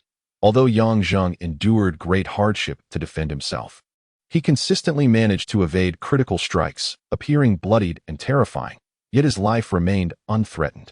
You cannot defend against this any longer. Barbie's voice remained as monotonous as ever. You're back. Yang Zheng promptly ducked. A cold gust swept past, severing a lock of his long hair that fell to the ground. At that moment, he felt a chilling sensation beneath his feet. Looking down, he inwardly cursed his misfortune.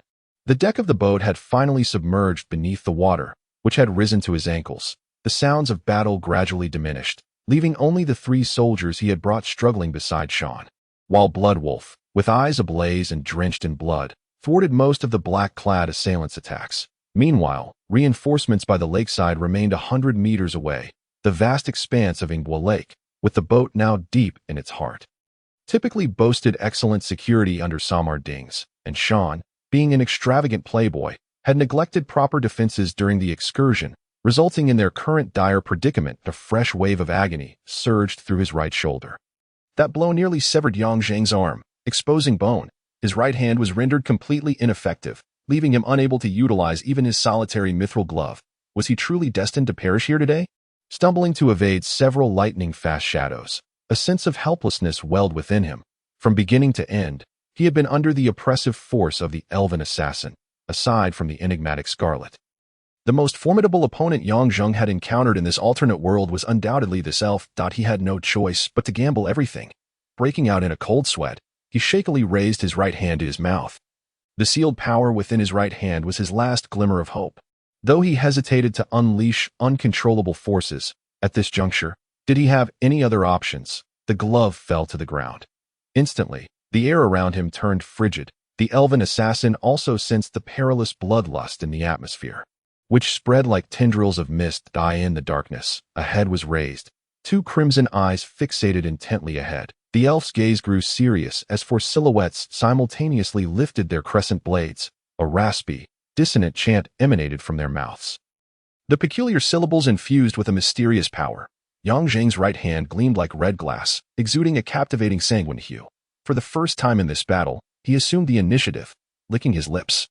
He lunged forward. The elf's incantation grew louder. The lake began to stir, and bubbles surged to the surface as if boiling water. The crimson light cleaved through the darkness. The pale red tail flames swept past one elven shadow, instantly cleaving it asunder. Without pausing, Yang Zheng darted in another direction, sending a second head soaring skyward as the second elven shadow dissipated. Point 2 remained.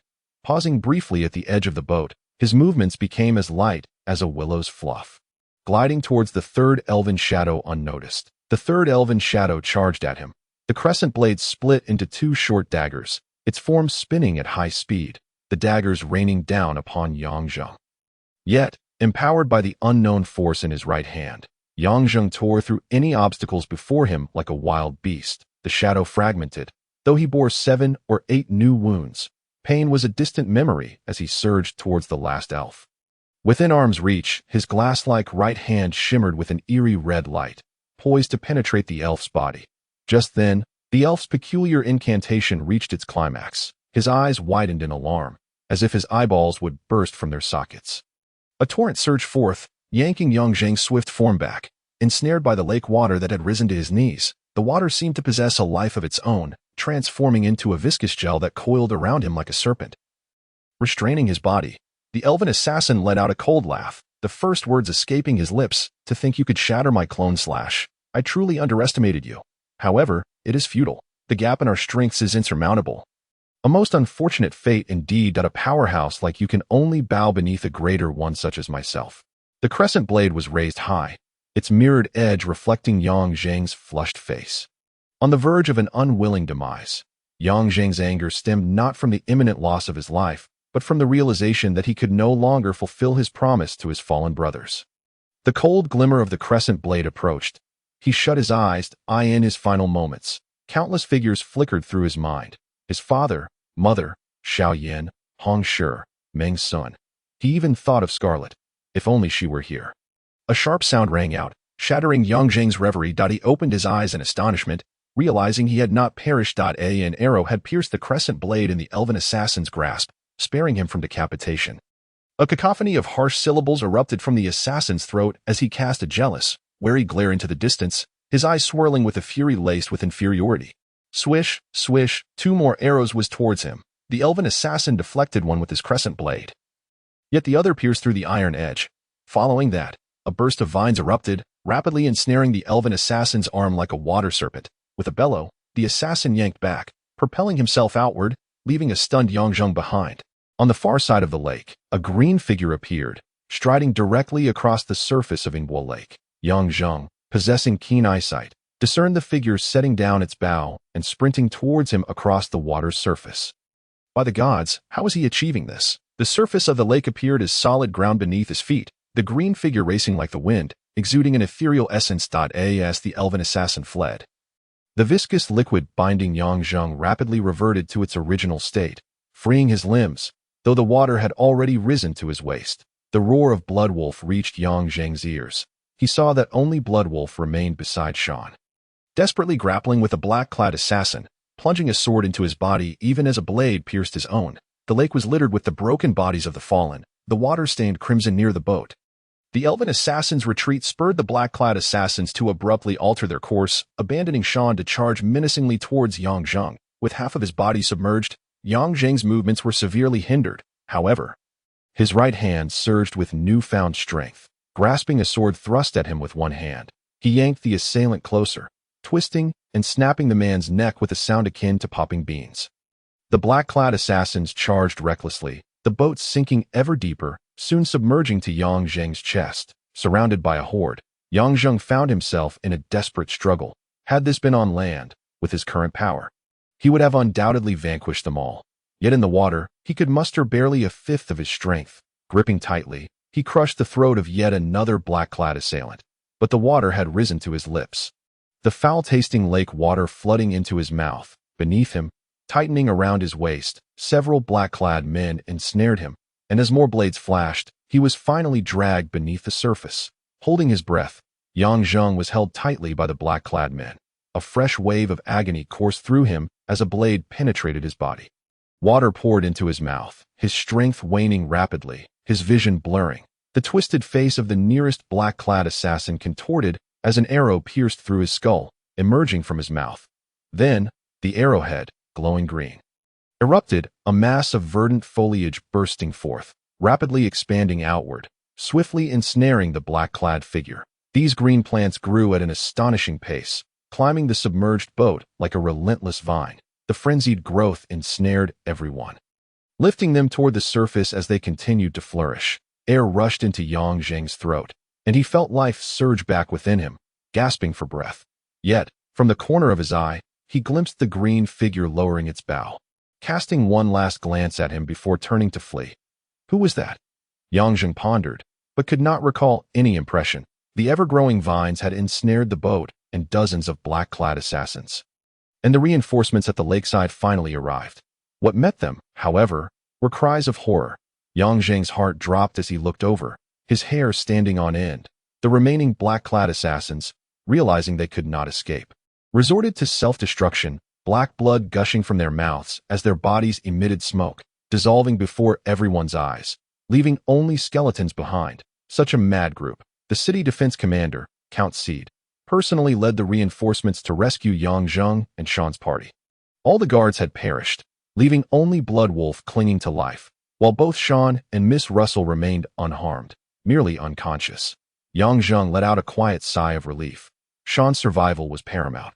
As his father, the speaker, was a key figure in their mission to Solodan to eye in the Lord's mansion, Yang Zheng reclined in a chair, his body swathed in bandages, with 17 or 18 wounds adorning him. The most severe being a sword that had pierced his abdomen, directly through his body. When he was brought back, even the physician was greatly alarmed.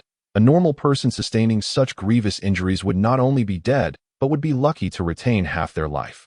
If Yang Zheng, a hero from the Eastern Front, were to perish along the way, who could predict the ensuing chaos? Yet to everyone's astonishment, aside from a slightly pallid complexion, Yang Zheng appeared in good spirits. After the wounds were treated and stitched, he simply leaned back in the chair to rest, seemingly none the worse for wear. This is still attributable to Barbie. When Barbie had not yet entered his body, Yang Zheng repeatedly hovered at the brink of death, only to reclaim his life time and again. Now that Barbie has taken residence within him, his physique has become even more monstrous. The ordinary notion of serious injury holds no relevance to him. With eyes closed in meditation, his thoughts were engaged in a dialogue with Barbie. Barbie, do you know who attempted to assassinate me? An assassin. Yang Zheng was momentarily taken aback. After pondering for a while, he endeavored to adopt a gentle tone. I understand it was an assassin, but could you elaborate? Unclear. Barbie's responses were always succinct and devoid of superfluous words. After a moment of contemplation, Yang Zheng realized that the identity of the assassin was not his primary concern. What truly mattered was who sought to eliminate him. Others may not grasp the situation, but being at the center of it, he recognized that he was the ultimate target of the assassin. Otherwise, the most formidable elven assassin would not have singled him out. Nor would that group of black-clad assassins have forsaken Shan to converge upon him. In contrast, the assassins appeared meticulously trained and operated with remarkable coordination, clearly demonstrating their professionalism. While the leading elven assassin possessed a terrifying level of power, Yang Zheng found himself puzzled as to who could command such formidable assassins. Qiu Yuan Shan, he was the prime suspect. Yet if he could wield such influence, he would not have dispatched Yang Zheng to eliminate Zhuo Qingzi. Manqi, given the close alliance between Wei Rong and Lu Yun, and after the brainwashing he had subjected him to, it was unlikely he would act foolishly. Could it be Limengsi? A heavy weight settled in Yang Zheng's heart. Did this future grand prince truly possess such latent power? For now, all these individuals remained potential suspects, merely varying in likelihood. Unable to untangle these thoughts, Yang Zheng set them aside, and the image of that green figure reemerged in his mind, graceful as the wind. With ghostly movements and an astonishingly fearsome archery skill, even the remarkably powerful elven assassin had fled in disarray. Who could that green figure be? As if it had read Yang Zheng's thoughts. Barbie spoke again. That too is an elf, and a high-ranking green elf at that. Another elf. Yang Zheng felt a surge of emotion. This peculiar race had only existed in his imagination. As a devoted fan of The Lord of the Rings, he held a deep fondness for this beautiful race that cherished nature and lived peacefully in the wilderness. Yang Zheng had only begun to pay attention to the existence of elves in the Blue Wind continent after encountering dwarves. In his recollection, dwarves seemed perpetually intertwined with elves. Do not ask why. It was simply a common narrative, and Yang Zheng accepted it as such. Indeed, elves did exist in the Blue Wind continent, albeit in alarmingly low numbers. It was said that one could find captive elven slaves among the highest echelons of nobility, regardless of gender. Elven beings were immensely valuable, yet scarce in market availability. Yang Zheng had never had the opportunity to encounter such a race until now, when he was faced with two, one seeking to kill him, the other saving him. He stroked his lower lip, lost in thought. Barbie, are you familiar with the elven race?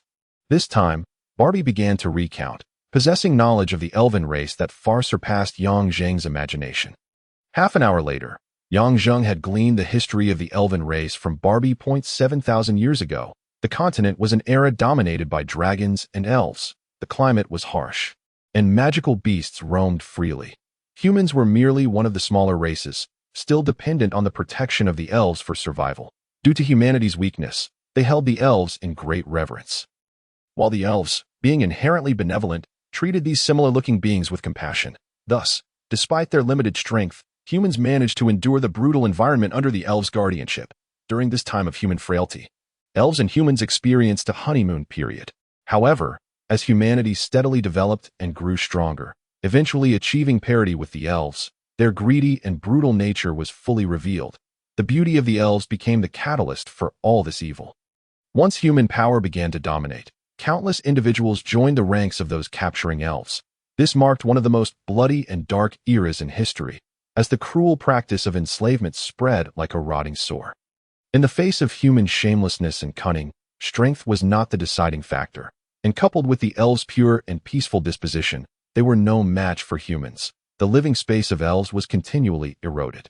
2,000 years ago, elves were finally forced to take to the seas, migrating entirely to the magical archipelago.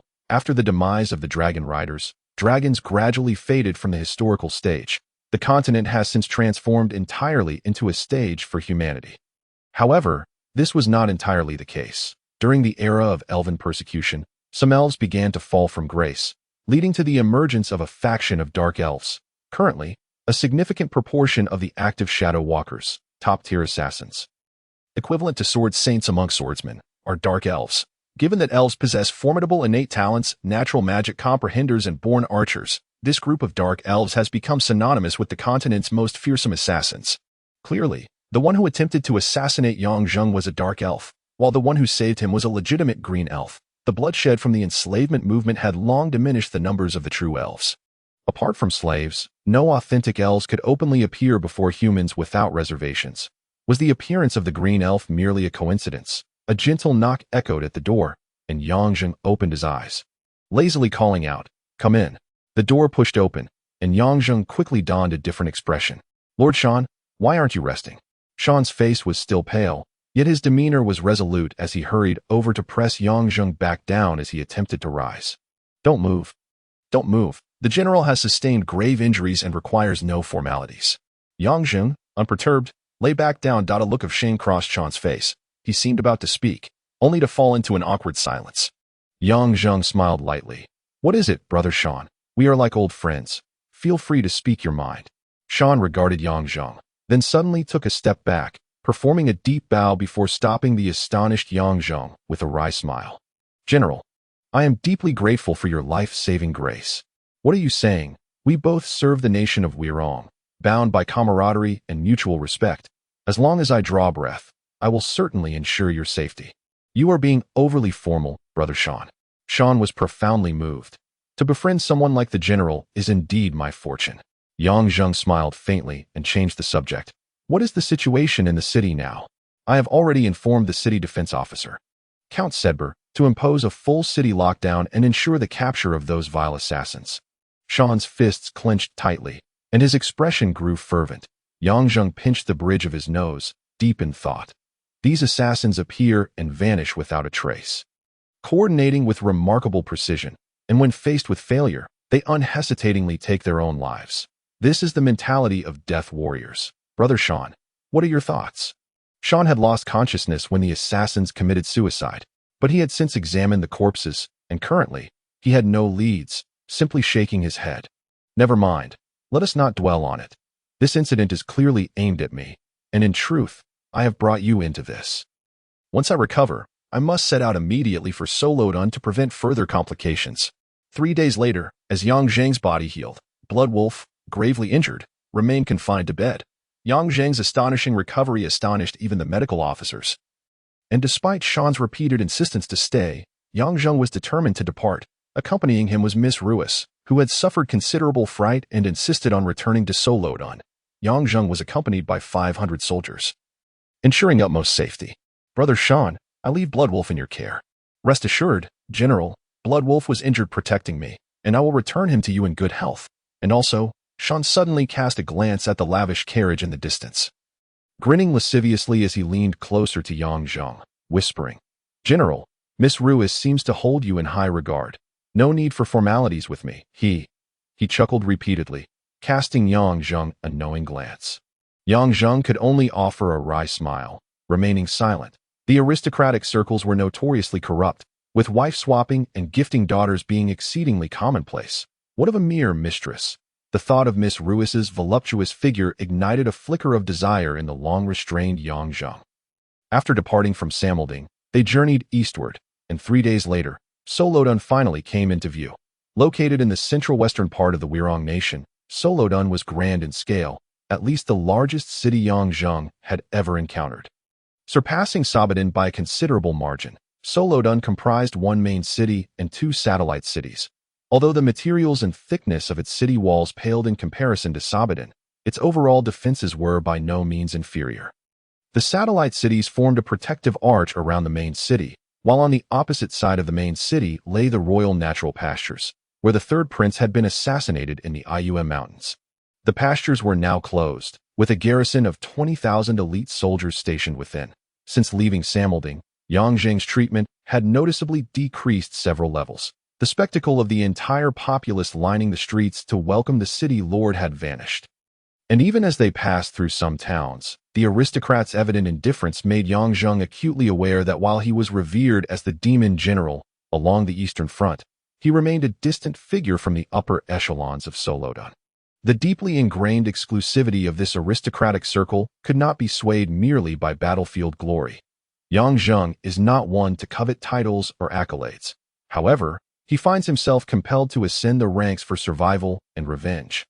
From this moment forth, he intends to shed the harsh and austere facade he has worn and present himself anew at the epicenter of this power struggle, clad in immaculate military attire. Yang Zheng stands before the relay station in the satellite city of Demark, Solodon, whereas 500 soldiers of the Demon God Battalion can no longer accompany him. Military leaders entering Solodon are permitted to bring no more than 50 soldiers. Exceeding this number is deemed treasonous. Although Yang Zheng does not possess an official military appointment, his reputation has already spread far and wide, and the relay station staff are compelled to adhere to military regulations in his case. General, according to the regulations, we will arrange for these soldiers to stay here. From now on, you may bring only 50 soldiers into Solodon, the station chief said, wiping the cold sweat from his brow as he spoke to Yang Zheng. The soldiers of the Demon God Battalion immediately stirred restlessly, causing the station chief to sweat even more profusely. These soldiers exuded an air of ferocity, their bloodthirsty demeanor akin to that of wolves after countless battles, far beyond the capacity of these minor bureaucrats to manage. Moreover, although Yang Zheng had yet to penetrate the true aristocratic circle, the bloody rumors surrounding him had taken on a life of their own, spreading like wings among the populace. The chief, wary and apprehensive, navigated the situation with care, fearing he might be overthrown by these fierce warriors. Yang Zheng quelled the soldiers' unrest with a gentle pat on the chief's shoulder. Smiling as he said, "I understand. There's no need to bring 50. Let us do this. I'll take just 2 with me, and I'll leave the others in your capable hands." "General," protested the soldiers, still agitated by the recent assassination incident that weighed heavily on their minds. Turning sharply, Yang Zheng's expression turned ice-cold. "Silence. I am going to receive a title, not to engage in battle. What need have I for so many? Remain here obediently." At once, the soldiers transformed from fierce tigers into meek kittens, their heads bowed in silence. Unbeknownst to Yang Zheng, as soon as he entered Solodun, numerous pairs of eyes were already fixated upon him. Across from the relay station, a cloaked man, having finished his sour tea, muttered to himself, "This man is indeed exceptionally skilled. His soldiers radiate such a heavy aura of slaughter, they could rival the Blood Guard. Each of them is utterly devoted to him. I hope the Crown Prince does not intend to eliminate him. Having such an opponent is truly a headache." After observing for a moment longer, he melted into the crowd, disappearing around a street corner. Soon after, several individuals disguised as various merchants and commoners stealthily departed. As Yang Zheng had anticipated, upon entering Solodun, he received no special treatment, and the populace hardly recognized him. Dressed in plain military garb and with an unremarkable appearance, no one cast him a second glance. Relishing the tranquility, he led 2 attendants, escorting Miss Ruzel's carriage away from the relay station. After leaving Demark, they finally entered Solodun 2 hours later, encountering no troubles along the way. As they entered the city, Yang Zheng leaned closer to the carriage window, whispering, "Miss Ruzel, we have arrived in Solodun. May I ask where your residence is? I shall escort you there." The curtain lifted to reveal Miss Ruzel's weary yet enchanting face. Filled with a hint of melancholy, she cast a fleeting glance at the seemingly ordinary man before her, who nonetheless emanated a robust masculinity. She greatly admired his unwavering composure in the face of adversity. In truth, she had heard many tales of his bloody exploits, yet he was always so courteous during their interactions, speaking little, but managing to elicit laughter from her with the occasional quip, compared to those ostentatious yet morally corrupt noble scions. Yang Zheng was like a distant and elusive mist, impossible to penetrate. This enigmatic quality compelled Miss Ruzel to earnestly seek to uncover the true essence behind Yang Zheng's mask. After all, to have had a romantic liaison with such a uniquely charismatic man would surely be a cherished memory, even if she were to marry another in the future. Unfortunately, over the past 3 days, Yang Zheng had consistently left her with a sense of unattainability.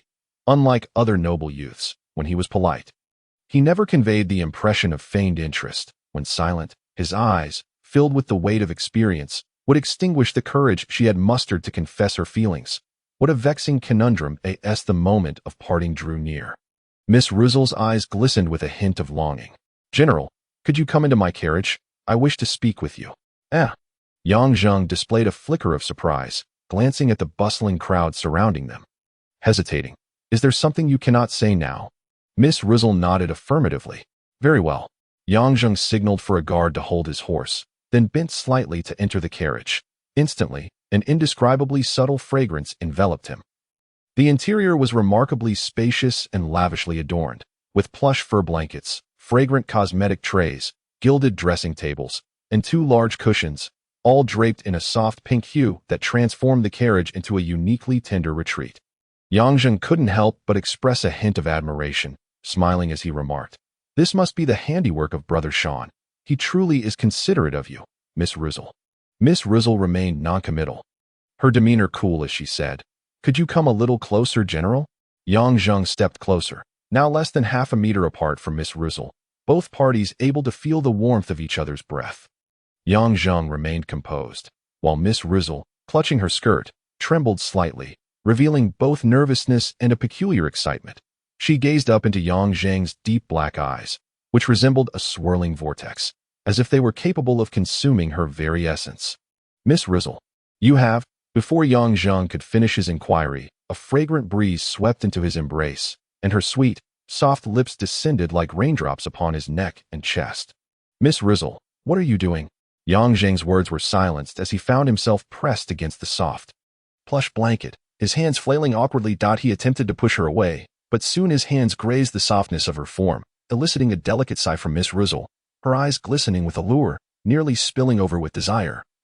As she fervently explored his mouth with her tongue, her hands roaming over his body. As her hands neared the sensitive area between his thighs, Yang Zheng gently yet unobtrusively pushed her away. Panting, Miss Rizzle, please tell me, what is the meaning of this? General, why do you reject me? Am I truly devoid of charm? Miss Rizzle's voice quivered with sadness. Of course not. You are a remarkably captivating woman. Miss Rizzle's eyes sparkled momentarily, but quickly dimmed again. Then why do you refuse me? No one would refuse you. It's simply not the right time, is it? Yang Zheng spoke softly, placing a finger to his lips to silence her. You see, I will undoubtedly be in solo on for some time. There will be many opportunities ahead. This bumpy road, surrounded by such noise, is hardly suitable for a lady as beautiful as you. Oh, General. Miss Rizzle leaped into Yang Zheng's embrace once more. Her voice filled with emotion. You will come to find me, won't you? Yang Zheng nodded, playfully squeezing her ample bosom. I will. Now, could you kindly inform me where your residence is? Miss Rizzle blushed, the implication of his question stirring memories of clandestine midnight escapades. She placed a quick kiss on his lips before whispering her address and even the location of her chamber into his ear. The instant Yang Zheng exited the carriage, a fleeting look of indifference crossed his features. Although Miss Rizzle did not possess an illustrious background like Shan, the Azek family was nonetheless one of the ancient noble houses of Wirong. For Yang Zheng, who aspired to integrate into the upper echelons of society, women indeed served as a shortcut. He now endeavored to identify every ally willing to assist him. When did he become a slave to power, resorting to such unscrupulous methods?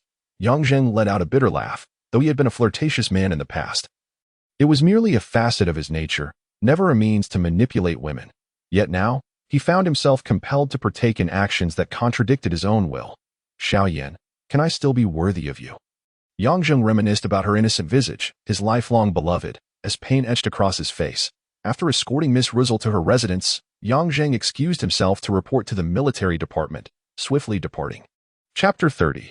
A preliminary trial. Not long after Yang Zheng entered Solodon, a procession of opulent carriages made their way along the official road. Following the relay station's protocols, these carriages soon entered Solodon as well. As they traversed the city, they halted at the Tianshu Pavilion on the main street, one of the largest commercial establishments in the southern continent, with branches spread across the land, and Solodon was no exception. The branch manager, Yu Yifei, had long awaited their arrival. For today's cargo was anything but ordinary. As the servants disembarked with the goods, a magnificent carriage drawn by 4 snow-white steeds came to a stop before Yu Yifei. When the door curtain was lifted, a woman clad in white warrior garb, with pale yellow hair and delicate features, gracefully leaped down from the carriage, followed closely by another woman in a purple robe adorned with a cloak. Auntie, Ashue. Yu Yifei took 2 steps forward, enveloping the woman in white in an embrace. Undoubtedly, the woman clad in white is none other than Yu Rushue, who has recently returned from Zheoji Anzai, born into the collateral line of the Yu family. She ought to refer to Yu Yifei as her elder cousin, yet Yu Yifei is merely 28 years old, in the prime of her womanhood, exuding a maturity akin to that of a ripe peach. Yu Yifei is astute and capable. Despite her collateral lineage, she has remarkably risen to the position of head of the Tianhua Baoga in the Weirong Kingdom, earning her the esteemed title of Snow Lotus of the business world. Regrettably, to this day, no one has managed to harvest this sweet and fragrant fruit. Whispers abound in the outside world regarding Yu Yifei's alleged proclivities, as she has never been seen collaborating with men, a fact that holds true. For within the Tianhua Baoga, one would be hard-pressed to find a man, save for the lowest of laborers, who appear only during the unloading and shipping of goods. However, let us set aside the gossip for now. Yu Yifei released Yu Rushue from her embrace and playfully pinched her ample bosom, grinning mischievously. Ashue, you have changed remarkably. You have truly blossomed into a fine young lady. Yu Rushue's cheeks flushed crimson, and she quickly retreated a step, pouting. Cousin, you still delight in teasing me. She then cast a sly glance and chuckled. It seems I must persuade father to promptly find you a husband to keep you in check. At this, Yu Yifei's expression fell. Though she feared nothing, she held a particular dread for Yu Rushue's father. She hastily grasped Yu Rushue's hand, sweetly appealing. All right, Ashue, will you allow me to apologize? Suddenly, she noticed the woman in the purple cloak standing beside them and swiftly changed the subject. Cousin, let us discuss this inside. Ashue ceased her playful banter and exchanged a knowing look with her cousin, leading the silent figure in black into the inner courtyard of Tianhua Baoga. Eventually arriving at Yu Yufei's chamber, once the door was closed, the three women were alone, and the cloaked figure finally removed her hood. Yu Yufei's complexion shifted dramatically, her hand covering her mouth in disbelief. Princess. The woman in black, Mo Bingyun, offered a faint smile. Sister Yufei, it has been a long time. How did you come to be here? Yu Yufei glanced at Ashue, her expression still fraught with concern. Princess, what brings you here? Given the current tensions between Wei Rong and Songyu, even with Yu Yufei's extensive experience and composure, she found herself at a loss for words that Ashue reassured her. Cousin, now that she is here, your concern is of little use. It must be your mischievous influence. Yu Yufei shot a stern glance at Yu Rushua. Though they often jested and laughed together, when Yu Yufei became serious, her authoritative presence was undeniable. Yu Rushua fell silent, casting a pitiful glance at her cousin before lowering her head. Sister Yufei, please do not blame Ashue. It was I who insisted she bring me along. Mo Bingyun interjected. Given the princess's esteemed status, Yu Yufei dared not voice her displeasure. With a sigh, she said, there is no point in discussing this now. Please take a seat, I shall have someone bring refreshments. And we can rest for a while. Later, you must recount the events to me in detail. After Yu Yufei exited, Ashue stuck out her tongue at Mo Bingyun, playfully making a face. No worries. Cousin Yufei dotes on me. She has a sharp tongue but a soft heart. Then, how shall we proceed? Mo Bingyun's cheeks flushed as she seemed to recall something. A mischievous smile danced on Ashue's lips as she teased. What? Sister Bingyun, are you shy about your budding feelings? Ashue, you have truly become quite naughty, Mo Bingyun retorted, flustered and indignant, as the two girls erupted into laughter, collapsing onto the bed in a playful scuffle. In the fragrant pavilion of the back garden, while savoring the lotus seed porridge brought by a maid, Ashue rested her chin on her hand, lost in thought as she gazed at the scenery outside. Unbeknownst to her, a subtle smile graced her lips. Mo Bingyun, stealing a glance, noticed two colorful butterflies fluttering in the flower bed, dancing like spirits among the blossoms, occasionally brushing against one another before shyly retreating. That gentle and romantic aura gradually enveloped her too. Despite her usual facade of aloofness, she too was merely a girl in the bloom of youth. Each of the girls harbored their own thoughts. Yet both found themselves entranced by the moment. Ahem! A sudden cough startled them, causing both to jump and drop their spoons onto the stone table. They quickly looked up. Cousin, Sister Yufei. Yu Yufei regarded their flushed faces with a knowing smile, causing their previously fading blushes to re-emerge. With a teasing tone, she remarked, What are you two pondering? Your faces are quite rosy. They exchanged guilty glances, their eyes diverting, murmuring indistinctly. Yu Yufei, perceptive as ever, was not easily fooled. She settled onto a stone bench, feigning indifference as she said, Ah, spring has arrived, and even the butterflies are pairing off. The cats must be in heat as well. What? Spring has come, cats in heat. Cousin, what are you talking about? Ashue attempted to refute, but with each word, her unease grew. Mo Bingyun adopted a stern expression, putting on her cold beauty facade, yet her lingering blush undermined the effect. Yu Yufei teased them for a moment longer before refraining from further comment. For she had pressing matters at hand. Mo Bingyun, the princess of Songyu, had ventured into the heart of the enemy territory during a time of war. The implications were indeed troubling. Her playful demeanor faded as she turned to Mo Bingyun. Princess, you must now tell me why you have come to Sword Inn at this time. Do not tell me that the Emperor has permitted your departure. Without sufficient justification, I cannot allow you to remain here. Our Yu family cannot withstand such turmoil. Her tone grew serious, dispelling the light-hearted atmosphere that had prevailed. Once the fate of the Yu family was implicated, even Ashue dared not speak freely. She was well aware of Mo Bingyun's intentions. However, would that reasoning be compelling enough to sway her cousin? If Yu Yufei refused her request, given Bingyun's temperament, it was uncertain what action she might take next, potentially seeking out that person. Mo Bingyun bit her lip, steeling herself. Sister Yufei, I did indeed come here clandestinely. Seeing Yu Yufei's expression shift, she quickly added, Do not be alarmed.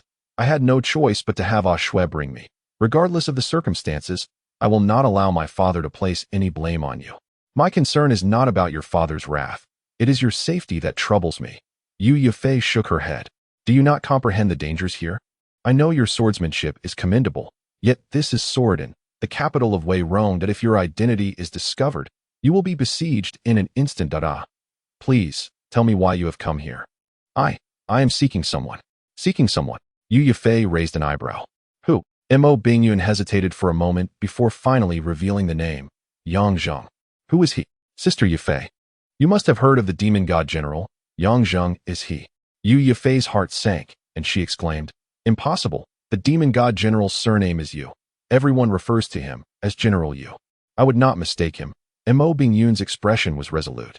Given the gravity of the matter, Yu Yifei could no longer afford to be careless. She ushered Mo Bingyun into her chamber, but it was not until deep into the night that Yu Yifei finally emerged.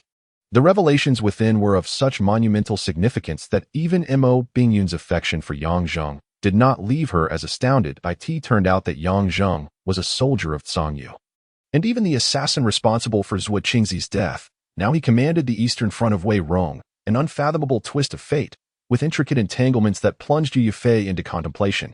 The news of the demon god general's return to the capital had already spread. What should she do now? Assist Mo Bingyun in meeting Yang Zheng? The very thought sent a shiver down her spine. Not only was Yang Zheng's current identity sensitive, but he had also been betrayed by Zhongyu, leaving her uncertain of his feelings towards Mo Bingyun. On the other hand, she possessed leverage over Yang Zheng, and since Mo Bingyun recognized him, could Yang Zheng's true identity remain concealed? The acumen of a merchant hinted at the immense benefits lurking beneath the surface. Within the room, Mo Bingyun was equally tumultuous, having impulsively divulged Yang Zheng's background to Yu Yifei in a moment of desperation to remain. Now, reflecting on her hasty revelation, she felt a pang of anxiety. Though Yu Yifei was a trusted ally, their bond had yet to reach the intimacy she shared with Shui. The fewer individuals privy to Yang Zheng's secret, the better, should it be exposed. She feared he would face brutal retribution from Wei Rong. How could she bear such a fate for him? Mo Bingyun regretted her impulsiveness. Wishing she could slap herself, Shui seemed to sense her turmoil and grasped her hand reassuringly. Bingyun, do not fret too much. Cousin is not one to act recklessly. Let us hope so, Mo Bingyun replied, her spirits somewhat dampened. Not long after Yang Zheng returned to the capital, he was promptly summoned. Scrutiny remained a realm of uncertainty for him as he rode along the road. He pondered deeply while taking in the sights along the way. His journey to Scrutiny would undoubtedly ensnare him in the whirlpool of power, whether he wished it or not. He would have to abandon some of his principles for the sake of survival. Politicians were like cunning tigers, and the military's ways were utterly inapplicable. Fortunately, his father had compelled him to study political science all those years ago. Although he could never come to appreciate a life fraught with hidden daggers beneath smiles, years of study had at least equipped him with a semblance of direction. Currently in Scrutiny, he recognized that potential adversaries extended beyond merely remonster. Perhaps he had indeed attracted too much attention recently. Unlike Zhou Qingzi, who could endure oppression from the upper echelons due to his lack of ambition, he found himself in a different predicament. Revenge demanded greater authority. He needed to convince those in power of his utility while simultaneously cloaking his true ambitions, ensuring they perceived no threat to their positions. Only through such a delicate balancing act could he begin to establish a foothold. Yang Zheng had already formulated a rough trajectory in his mind, gathering his thoughts. After traversing a narrow path and navigating several turns, he was greeted by an unusually tranquil scene, with verdant trees lining the roadside. He arrived at a blue-hued edifice, where the guide halted and addressed him. General, we have arrived. Nodding in acknowledgement, he dismounted and followed a servant clad in green into the interior. Within the grand entrance lay a modest courtyard adorned with flowers, grasses, and stones, exuding an air of elegance. Upon crossing the courtyard, the servant paused, and a charming maid emerged from within, exchanging a few words with him. She cast a curious glance at Yang Zheng, her eyes betraying a hint of disappointment. Despite his renown as a hero in the hearts of many a budding maiden, his current appearance was decidedly unremarkable, save for his striking black eyes, brimming with an unusual charm, and his towering stature. He fell short of their lofty expectations. General, please follow me, the maid said with a graceful bow, leading the way. Her demeanor suggested she hailed from a distinguished background, yet the simplicity of the courtyard and the absence of lavish furnishings inside piqued his interest regarding the master he was about to meet. The maid guided him to a wooden pavilion in the backyard, requesting that he wait briefly before ascending the stairs with a graceful sway. Seizing the opportunity, Yang Zheng took in the pavilion's decor. The dark red furniture exuded a minimalist charm, while a bamboo-crafted flower basket rested on a small cabinet. The windows, reminiscent of skylights, were propped open by a slender wooden beam, revealing a serene pond outside. Its surface gently rippling. Nearby, several rows of farmland hinted at freshly turned soil, the air redolent with the scent of fruits and vegetables. Aside from this, the interior bore no ostentatious adornments. The atmosphere was genuinely refined, evoking thoughts of recluses. "What captivates you so, General?" Yang Zheng started, startled by a voice that emerged from the staircase's corner. A woman clad in white linen stood there, seemingly having observed him for some time. Though she appeared to be in her 20s, a closer inspection revealed an air of wisdom in her pale silver eyes that belied her youth, leaving Yang Zheng uncertain of her true age. Her beauty was undoubtedly exquisite, rivaling even that of Scarlet, and her figure had matured to perfection, akin to a peach hanging from a branch. Yet, her presence did not evoke any sense of desire. What unsettled Yang Zheng was his failure to detect her arrival. Given his heightened senses post-transformation, even the sound of a falling pin should not elude his perception. "Do not be alarmed. I harbor no ill intentions towards you," she remarked, a hint of amusement in her smile, as if she could see through his thoughts. "Greetings, beautiful lady," he said, bowing in a gentlemanly manner. The woman, wishing to converse privately, had no maid by her side. Noticing Yang Zheng's swift composure, a flicker of intrigue passed through her eyes. Without a word, she approached him and poured a glass of water. "Thank you," Yang Zheng said as he accepted the verdant liquid. The woman smiled and took a seat opposite him, her movements exuding an effortless grace that conveyed an air of opulence. He even caught a whiff of a faint scent of perspiration, oddly pleasant, suggesting she had just engaged in some physical activity. She remained silent for a moment, resting her chin on one hand, observing Yang Zheng as he leisurely savored the green liquid, her curiosity piqued by his composed demeanor, which belied his youth. Neither seemed inclined to break the silence. Occasionally, Yang Zheng would glance at her, unable to deny that her innocent expressions were all the more enchanting in a mature woman, causing his heart to race. "Madam, what is this delightful drink? It is remarkably refreshing." "This is green peach juice, grown by my own hands," she replied, her eyes sparkling as she playfully wrinkled her nose. "Do I appear so aged? You are the first man to address me as madam upon our first meeting. Beauty manifests in various forms, the charm of a child, the allure of a maiden, the grace of a matron. Though you possess the beauty of youth, the aura you exude is one that transcends mere girlhood," Yang Zheng remarked, confidence stemming from his myriad encounters with women. "You possess quite the silver tongue. I dare say Scarlet may have misjudged you. You hardly resemble a blockhead," she laughed, revealing her pearly whites. Yang Zheng, however, subtly furrowed his brow. "Do you know Scarlet?" "Ah, how should I address you?" "Demon General, are you not acquainted with your pupil's mother?" she teased, a playful smile gracing her lips. Yang Zheng's expression shifted dramatically as realization dawned. He quickly knelt on one knee, one hand resting on his chest. "Your Majesty, please forgive my rudeness." "Aha! The Queen of the Wirong Kingdom," Rachel chuckled heartily. Rise, General, there is no need for such formality." Yang Zheng stood but refrained from sitting, respectfully stepping back to stand at attention. "General, may I glimpse your true visage?" Yang Zheng hesitated. "Fear not. Scarlet has shared your story with me, and I am aware of Zhuo Qingzi's situation. If I wished you harm, it would only take a word." "Would it not? The water is over there." Nodding slightly, Yang Zheng approached a wooden basin in the corner of the room, retrieving a small vial from his pocket. He dripped 2 drops of yellow liquid into the water, then used a towel to dab his face, peeling away a thin layer of disguise. Turning back, the man who stood before the queen had undergone a complete transformation. The ordinary visage was replaced by a chiseled and resolute countenance, with a strong jawline and a rugged stubble that graced his cheeks. His lips bore a casual smile, while his thick eyebrows and elegant nose still hinted at his youthful appearance, enriched by a wealth of knowledge and extraordinary experiences. His once bright and innocent eyes now reflected complexity and agility, at times profound and inscrutable, at others sharp as an eagle's gaze, tinged with a hint of melancholy, exuding the essence of a mature man.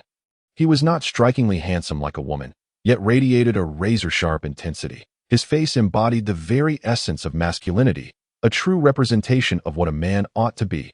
Rachel regarded him with admiration. You are indeed a remarkable individual. I feel assured in entrusting Anzi to your care. Anzi, that is my child's nickname. Yang Zheng acknowledged her with a nod.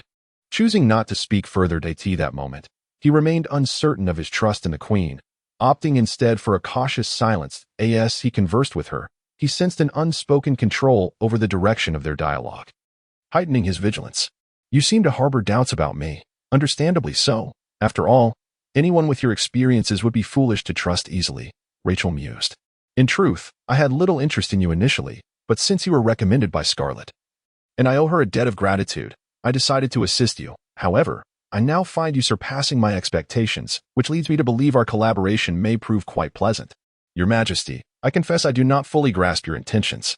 Rachel regarded him with a steady gaze, her tone unyielding. Do you not seek the official command of the Eastern Front? You must realize that to gain, one must also give. Otherwise, why would I extend my assistance? Yang Zheng maintained a calm demeanor, cautiously probing. What is it that you require of me? As a woman and a mother, I find myself in a precarious situation. The Wirong kingdom is beset by turmoil, and with Li Pad's declining health, it is uncertain whether he will endure the year. Now, with Remonster's return, you see, he bears no blood relation to me. Though I long for a peaceful existence, should Li Pad pass, the orphaned mother and child may find themselves vulnerable to cruelty. I may endure, but I shall not allow Anzi to come to harm. Do you understand my meaning? A glint of coldness flickered in Yang Zheng's eyes. He certainly comprehended Rachel's implications. Upon leaving the Quain estate, the newly disguised Yang Zheng returned to the Swan Inn, where he indulged in a hot bath and donned loose-fitting attire before retreating to his room, sinking into the soft embrace of goose-down blankets. Closing his eyes to ponder for a moment before drifting into a deep slumber. When he awoke, it was already the following day. The fatigue from his long journey had dissipated. Rising from bed, he instructed the attendant in the adjacent room to prepare his belongings. After hiring a guide and a carriage at the inn, he set forth on his way. For Yang Zheng, time is of the essence.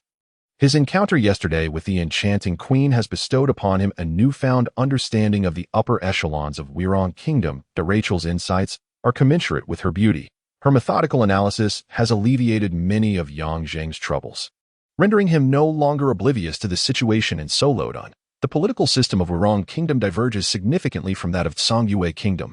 While Songyue operates under a feudal imperial system reminiscent of ancient China, where the monarchy wields control over military and political affairs, Wirong presents a different scenario. Although the king is the highest ruler of the realm, the existence of a parliament considerably diminishes his authority. In comparison, Wirong's political structure is arguably more progressive. However, the presence of the parliament has led to a dispersion of power among numerous noble families, resulting in a degree of decay that surpasses that of Songyue. The moral decay among the nobility of Wirong is unparalleled by that of Songyue. A woman like Miss Ruzel, who takes her chastity lightly, would face execution by hanging in Songyue. Yet in Wirong, such behavior has become a fashionable norm among the aristocracy. The current king of Wirong, Leopard Quebec, has entered his twilight years, with the Quebec family having dominated the kingdom for over a century. Albeit with few remarkable figures emerging from its ranks, mediocrity is the family's defining characteristic, perhaps explaining why the parliament and the king have coexisted peacefully for so long. Otherwise, a collision between the two powerful entities would have been inevitable. Yet, this delicate balance is now on the brink of disruption. According to Rachel's analysis, Raymonster is a true opportunist, possessing considerable talent, and is an exceptional scion of the Quebec family, a rarity in a century. Had he been born into a nation with centralized royal authority, Yang Zheng may never have had the opportunity to meet him. However, Wirong is precisely not that. The parliament's existence means they do not desire a formidable king, as such a figure would significantly undermine their power, which nearly represents the interests of all the prominent families in Solodon. For instance, Miss Ruzel's father is a member of the parliament, and Sean's father, Sean Mains Connolly, is the very speaker of the parliament, a figure wielding power rivaling that of the king. This is also why Yang Zheng is eager to venture out. He must meet the elder known as the Eagle of the Kingdom, awaiting outside the speaker's residence. Yang Zheng holds two large bundles in his hands. The doorman seems oblivious to the fact that the individual before him is none other than the recently renowned demon god general of Wirong, as his simple attire and the two large packages make him resemble a rural relative, unfamiliar with the city's ways, seeking refuge with a wealthy lord. had it not been for the occasional resolute glimmer in Yang Zheng's eyes. The doorman might not have even thought to announce his presence that a butler hurriedly emerges, addressing Yang Zheng. "My lord, please come inside." Upon entering the speaker's residence, Yang Zheng truly witnesses the decadence of Weirong's aristocracy. The roads are paved with jade, the houses are exquisite and opulent, and the courtyard is adorned with rare flora, each element exuding unparalleled luxury. The speaker's guards number no less than 200. All highly skilled sword fighters. Inside, countless beautiful maidens epitomize the essence of noble living. Shan had told him that he is the only son of the elder Shan, implying that all these young and lovely women serve solely the elder Shan. In such a nation, it is no wonder that they are cowed by Tsang. Yang Zheng scoffs internally, maintaining a composed demeanor as he awaits in the parlor. The room is adorned with several tapestries rich in Tunisian style, predominantly featuring women, their attire scarcely differing from that of Risku illustrations, reflecting the dominant hues of Saladin's elite. Viewed through the lens of modernity, these artifacts may serve as invaluable material for studying historical rises and falls in centuries to come. As time ticks away, the elder Shan fails to make an appearance. Eventually, a butler enters to inform him that the speaker has been momentarily called away, requesting that he wait. The light gradually fades as day transitions to night. Nearly an entire day passing, the maidens have already offered refreshments numerous times, casting flirtatious glances at Yang Zheng, clearly intrigued by his tall and robust physique, subtly insinuating their interest. Yang Zheng remains oblivious to their advances. As Barbie had long since informed him that a pair of eyes were watching him from the shadows, the somewhat sharp, high-pitched laughter emanates from outside. Shortly thereafter, a diminutive figure appears at the door. Although Yang Zheng had been forewarned by Rachel about the appearance of the individual he was to meet, he cannot help but feel a mix of amusement and incredulity at the sight before him. Is this truly the figure at the pinnacle of power in Weirong? A man scarcely 5 feet tall, with a sharp face, green hair, and an emaciated frame reminiscent of a long-term drug user. Yang Zheng struggles to fathom how he wields control over the parliament, especially given he has a rather handsome and tall son. This disparity prompts Yang Zheng to maliciously speculate whether Shan is indeed the offspring of this green-haired creature. For their differences seem far too pronounced, such a genetic mutation seems improbable. Aha! You must be the demon god general. Indeed, you are quite the promising youth. The elder Shan, flanked by a throng of maidens, strides in, scrutinizing Yang Zheng for a moment before greeting him in a shrill voice. Although Yang Zheng finds the situation amusing, he betrays none of his feelings, exhibiting no impatience from having waited an entire day. Instead, he rises gracefully and offers a polite bow. A flicker of surprise crosses the elder's gaze. After inviting Yang Zheng to take a seat, he makes no mention of the latter's lengthy wait, opting instead to broach other topics with casual nonchalance. As their conversation unfolds, Yang Zheng discovers that this seemingly sordid old man is not as lacking as his appearance suggests. His discourse is remarkably articulate.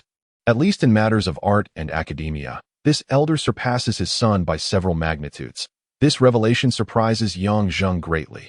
Likewise, Yang Zheng's unique insights into art continually elicit nods of approval from elder Shan, who had not anticipated that the notorious demon god general, reputed for his ruthless demeanor, possessed such an unrecognized facet. Even if Yang Zheng had achieved remarkable military successes and garnered the admiration of countless citizens in eastern Weirong, elder Shan would not easily acknowledge him. Military figures have historically been looked down upon by the upper echelons of Weirong, a cultural legacy that defies simple explanation. The respect accorded to sheer might does not equate to genuine esteem. Weirong is a nation that values culture over martial prowess. Had Yang Zheng been merely a brutish warrior devoid of intellect, no matter how powerful he became, he could never earn the respect of the nobility, who would only feign acknowledgement due to his influence. However, the situation has shifted. Yang Zheng's unexpected insights into art have quickly won elder Shan's favor, although this goodwill may not withstand the test of self-interest. Their conversation progresses pleasantly, marking a positive beginning. The general returns to Solodon without having met his majesty, yet chooses to visit this old man first. It truly surprises me. We have yet to meet. So how did you come to think of visiting me? Just as their conversation was flowing harmoniously, elder Shan suddenly poses this question, his gaze intensifying as he fixes it upon Yang Zheng. For elder Shan, a young man brimming with ambition is not an ideal candidate for cultivation. Yang Zheng offers a slight smile, revealing a set of notably whiter teeth than average as he lifts the 2 packages he had set aside. In the face of Elder Sean's puzzled expression, Yang Zheng unwraps the parcels. Upon revealing their contents, Elder Sean momentarily falters, then his previously wrinkled face relaxes into a broad smile. The packages do not contain anything of great value, but rather mysterious gifts from Sean to his father. One package holds various cylindrical and spherical objects crafted from purple wood, along with odd trinkets, while the other houses exquisite crystal items, including an unusual string of transparent beads, several rings, and most notably, a snake-headed ornament adorned with tiny gemstones, exuding an air of exquisite and bizarre luxury. I have a good rapport with Sean. He entrusted me to deliver these items to you. Elder Sean's expression shifts to one of realization, his steps quickening as he approaches the collection of curiosities. In his eyes, Yang Zheng perceives a glimmer of covetousness, akin to that of a serpent, perverse and cruel. As Yang Zheng departs the residence, Elder Sean clutches the 2 packages, traversing the parlor and passing through a jade partition, leading to a study. Upon entering the room, 4 individuals rise in unison. All are over the age of 40, representing the most significant members of Sean's faction within the Wirong Parliament. Among them is Miss Ruzel's father, Azet York. Speaker, what is your impression of this young man? One of the council members inquires eagerly. At that moment, Elder Sean appears transformed. Though his appearance remains unappealing, his demeanor exudes the calmness characteristic of someone in a position of power. Taking his seat behind the desk, he replies with poise. He is a challenging individual to gauge. Had I not witnessed it with my own eyes, I would find it hard to believe that a young man could possess such depth of character. You see, prior to your arrival, he waited in the parlor for an entire day. I had the maidens intentionally tempt him, yet those women were as inconsequential as air to him. Moreover, upon finally meeting me, he exhibited no dissatisfaction whatsoever. It was not an act. The young man capable of concealing his emotions so profoundly piques my interest. Another council member interjects. Does the speaker imply we should seek to cultivate him? Old Sean spoke in a low voice. I indeed have such thoughts. But I must observe further. After all, this person's background is exceedingly dubious, and I cannot find a shred of information regarding his past before he took command of the Eastern Front Army. I've heard that the Queen is quite close to him. Is it not said that he is the teacher of the 8th Prince? There are rumors that his acquisition of the Golden Serpent token is at the behest of the Queen. That woman, Old Sean's face contorted with a peculiar expression, while the other council members appeared visibly uneasy. With her involvement, matters become complicated. Although she does not share a close bond with Raymond, she certainly has no intentions of forming an alliance with us. After a moment of contemplation, Old Sean cast his gaze upon the silent Azek. Dear Azek, I have heard that your daughter returned to the capital with him. What is your perspective on this? Azek's lips quivered as he stepped forward. Mr. Speaker, my daughter merely accompanied him out of convenience. Old Sean waved his hand, impatience creeping into his tone. I did not inquire about that. Let the young ones engage as they wish. Did your daughter not divulge any other information? I have heard they faced an assassination attempt in Samarlden, where my son and your daughter nearly fell victim to the assassin's blade. I apologize, Mr. Speaker. I have not yet asked her. Azek wiped the sweat from his bald forehead, observing his discomposure. The other 3 council members displayed expressions of schadenfreude. Old Sean recognized that further questioning would yield no fruitful results and gestured for them to leave. The study fell into an immediate silence. In the stillness, Old Sean resembled an ancient tree stump, his squinting eyes occasionally revealing a chilling glint. That moment, a shadow appeared behind him. Old Sean's dry voice resonated in the study. Tremont, from now on, you are to monitor that individual day and night, recording his movements. Furthermore, assist me in uncovering his origins. A buzzing sound filled the air. Just as the shadow was about to dissipate, Old Sean suddenly inquired, if necessary, do you have the confidence to eliminate him? The shadow wavered slightly, and after a considerable pause, the peculiar buzzing sound returned. All right, I understand. Proceed with your tasks. Old Sean waved his hand, murmuring only after the figure vanished. Even the blade bearer lacks confidence. I hope he is not an enemy. Appearing somewhat vexed, he rubbed his temples, and as his gaze fell upon the 2 parcels, a cruel expression intermingled with desire reemerged on his face. He clapped his hands, and immediately 2 strikingly beautiful maidens entered. Old Sean retrieved a cylindrical object covered in floating points from the parcels, curling his shriveled lips as he commanded the maidens, disrobe. Moments later, The study was filled with a blend of anguished and ecstatic moans. Within the resplendent palace, ministers and military leaders filled the grand hall, yet an eerie silence enveloped the chamber, each individual casting curious glances at the young man kneeling on one knee. This man appeared to be no older than 30. And compared to those present, he seemed remarkably youthful and rather ordinary in appearance.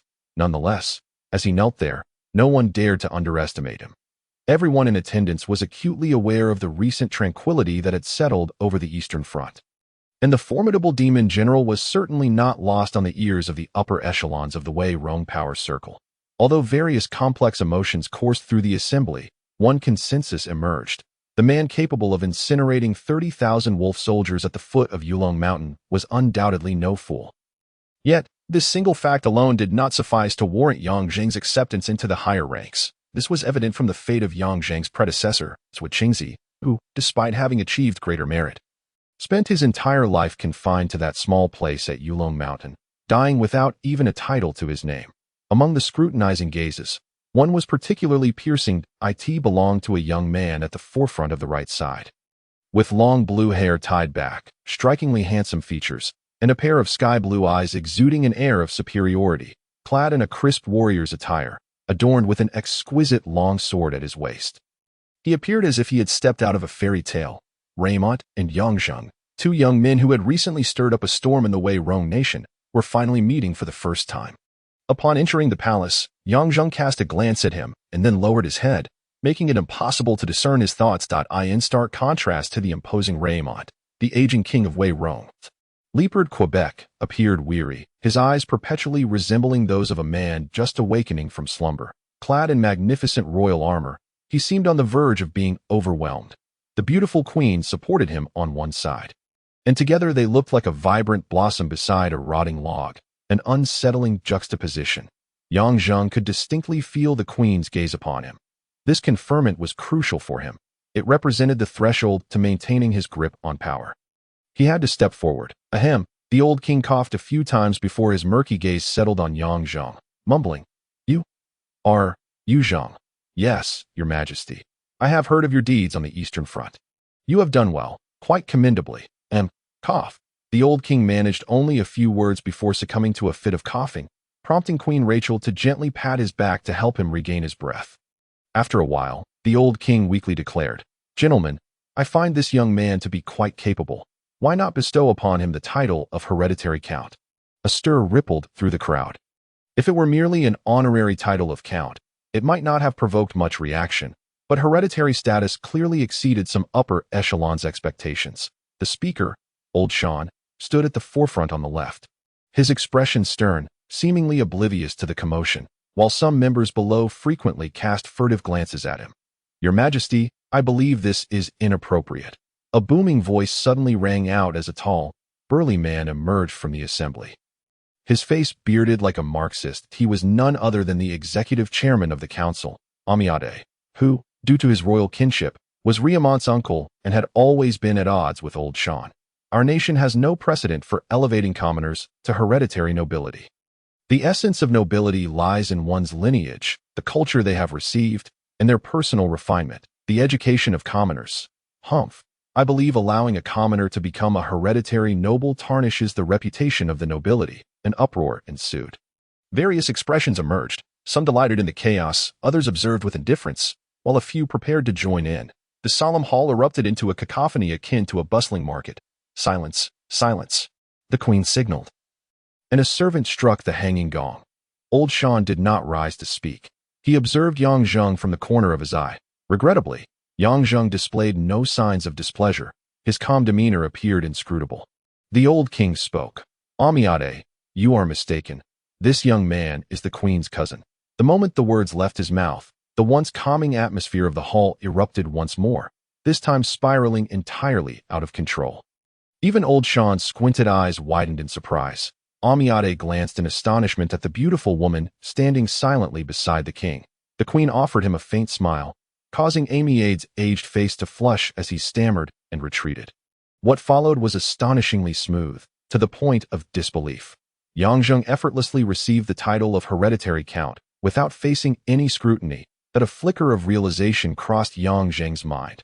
although this had been prearranged with Rachel. He had not anticipated such ease.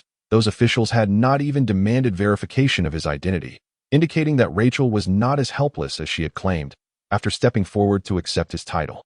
He received the crest, armor, and longsword. Clearing his throat, the king suddenly announced, "Your territory will be determined in a few days after the council deliberates. For now, let us conclude. This evening, there will be a grand banquet at the palace. And all you lords may bring your daughters and sons. Count you. You must attend. This is especially prepared for you. Thank you for your graciousness, your majesty." Yang Zheng bowed again, subtly acknowledging the queen. Once the old king and queen departed the hall, the officials immediately divided into two factions. One approached Yang Zheng to offer congratulations, while the other stormed away in indignation. "Congratulations, my lord count." Old Shan led a group of council members forward. And Yang Zheng smiled in return. As they conversed while walking, Old Shan firmly pulled Yang Zheng into his carriage at the entrance. Once inside, Old Shan revealed an apologetic expression. "My lord count, regarding the earlier situation in the hall, I had no choice but to refrain from speaking due to unavoidable reasons. That old rascal, Amiade, has always been at odds with us, and I was unaware that you were the queen's cousin. If I had intervened recklessly, it would have only led to a stalemate, further provoking Amiade's hostility toward you, which would be detrimental to your future. Thus, I hope you can forgive me." Yang Zheng chuckled heartily. "Mr. Speaker, you jest. Would I be so ignorant of the gravity of the situation? Your consideration for me fills me with immense gratitude. You are truly a promising young man, Count. Your words ease my mind. Should any issues arise in the future, do not hesitate to seek my assistance." After disembarking at the Swan Inn and watching Old Shan's carriage depart, Yang Zheng revealed a barely perceptible cold smile. "Are you thinking of me? If it weren't for the grand sign of the queen, one could only wonder how things might have evolved today." At this moment, he cast a fleeting glance at the rooftop across the street and gracefully entered the inn. Moments later, a peculiar hum resonated from the roof opposite, accompanied by a ripple in the air. "Thus, where in Sorotan can one find the most exquisite noble attire?" After their meal, Yang Zheng inquired of the diminutive man standing beside him. Having just learned that the figure before him was the nationally renowned demon general, a newly appointed hereditary earl, the halfling guide of the Swan Inn appeared visibly anxious. He had certainly heard numerous terrifying rumors, and trembled as he replied, "My lord, the most distinguished garments are from Sunset Furs on Xuelan Street." Checking the time, Yang Zheng rose and made his way to the door. "Prepare my mount. I wish to procure some items." Xuelan Street served as the main thoroughfare of the entire noble district. The finest shops in Sorotan were established here, and entry to this street required noble status. Commoners could only gain access by paying exorbitant taxes or accompanying a noble, walking along the street, which was twice as wide as ordinary ones and paved with smooth blue stone. Thess did not seem particularly curious. This was not his first visit as the most esteemed guide of the Swan Inn. He was well versed in the customs, etiquette, and various attractions of the capital, which was precisely why Yang Zheng had chosen him. The opulence of the surroundings appeared trivial to Yang Zheng, who had grown up in a bustling metropolis of the 21st century. What was touted as the premier street of the capital was merely characterized by its slightly more precious and exquisite goods and its well-maintained pavements. However, the abundance of women was striking. Those elegantly dressed noble ladies, wielding petite parasols, strolled in clusters along the path, presenting a rare spectacle in this world. Although Yang Zheng's appearance was rendered quite ordinary through disguise, his tall, spear-like stature and those uniquely enchanting black eyes still attracted the fervent glances of numerous noble women.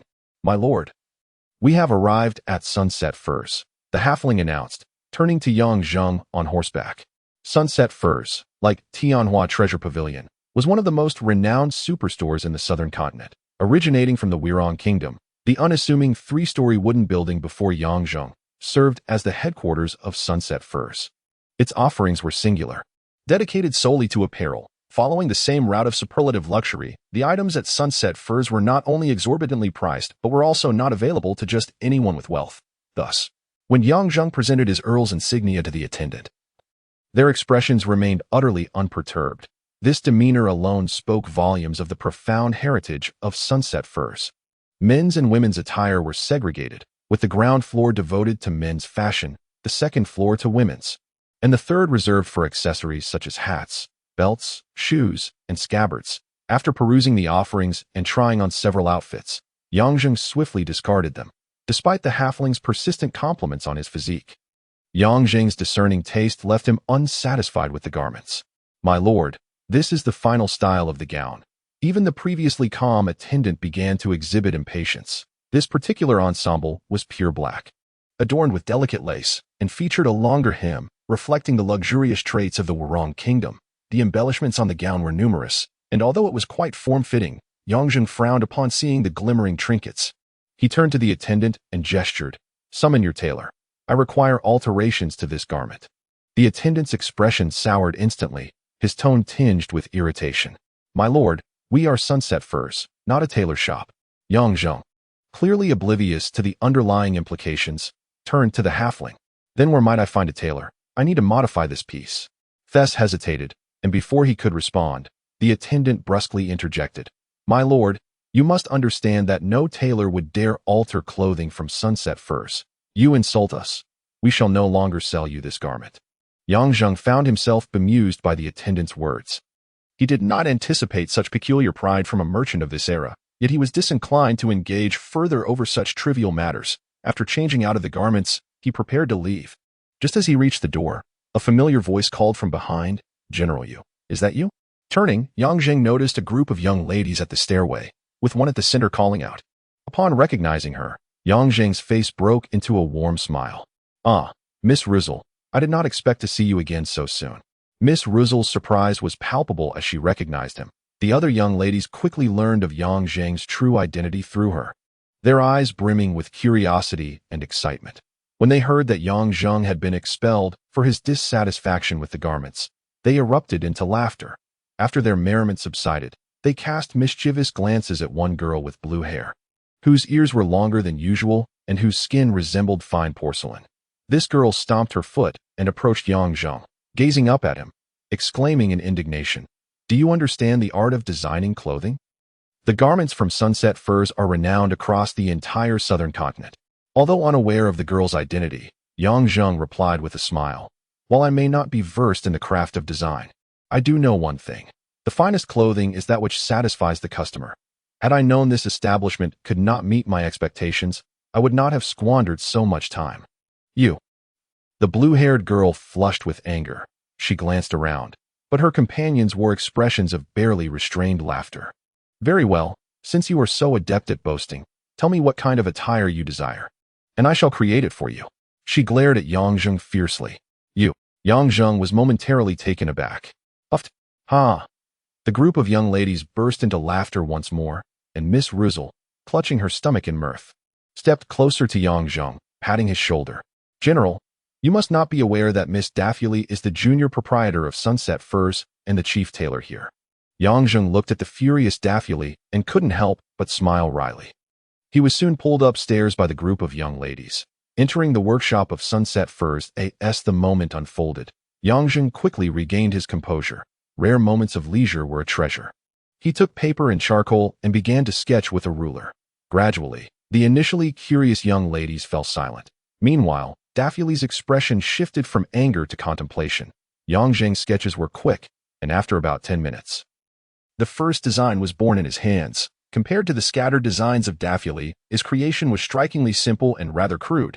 Yet, it was this very simplicity that transitioned Daphne from disdain to curiosity, ultimately leading her to furrow her brow in deep thought. Without uttering a word, she moved aside and began to gather fabric for the creation. The design on the paper was exceedingly straightforward, eliminating all ostentatious embellishments and cumbersome accessories. The entire garment drew inspiration from the tailcoat, featuring fitted, stylish trumpet trousers. Daphne's dazzling tailoring skills left Yang Zheng in awe. Half an hour later, the Yang-style gown, inspired by the tailcoat, was completed. Compared to the mainstream attire of the Wurong kingdom, this garment was remarkably uncomplicated, so much so that one could don it in under 30 seconds without assistance. When Yang Zheng emerged from the fitting room clad in this gown, every woman present was struck with astonishment. Was this truly the inconspicuous garment? It fits so well, particularly on Yang Zheng, whose physique was enviably sculpted, rendering his otherwise ordinary visage irrelevant.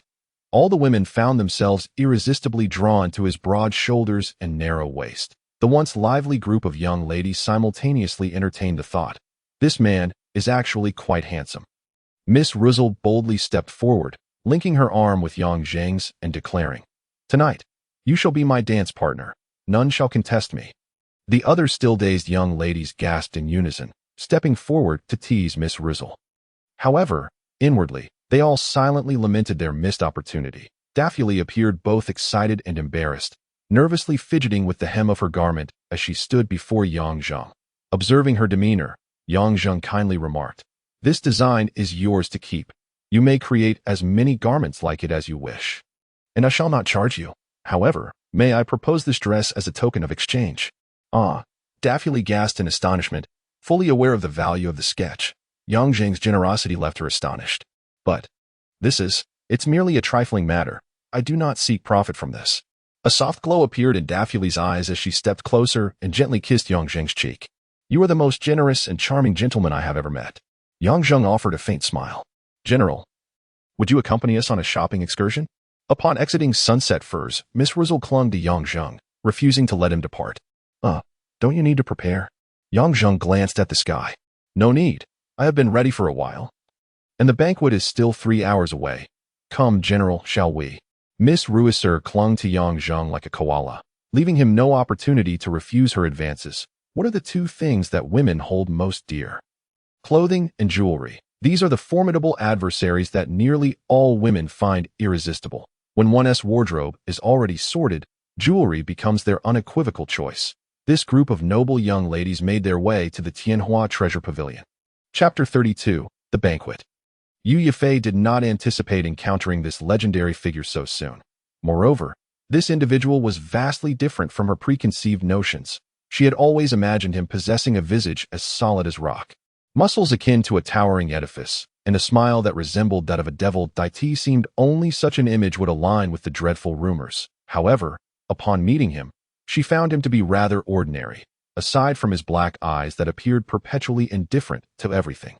This man could easily be lost in a crowd. It was utterly inconceivable that this man was the so-called demon general who had allegedly torn apart living beings and incinerated 30,000 souls.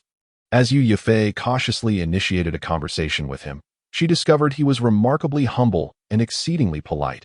His demeanor exemplified nobility, with no trace of impropriety to be found. The stark contrast left Yu Yifei feeling bewildered for the first time.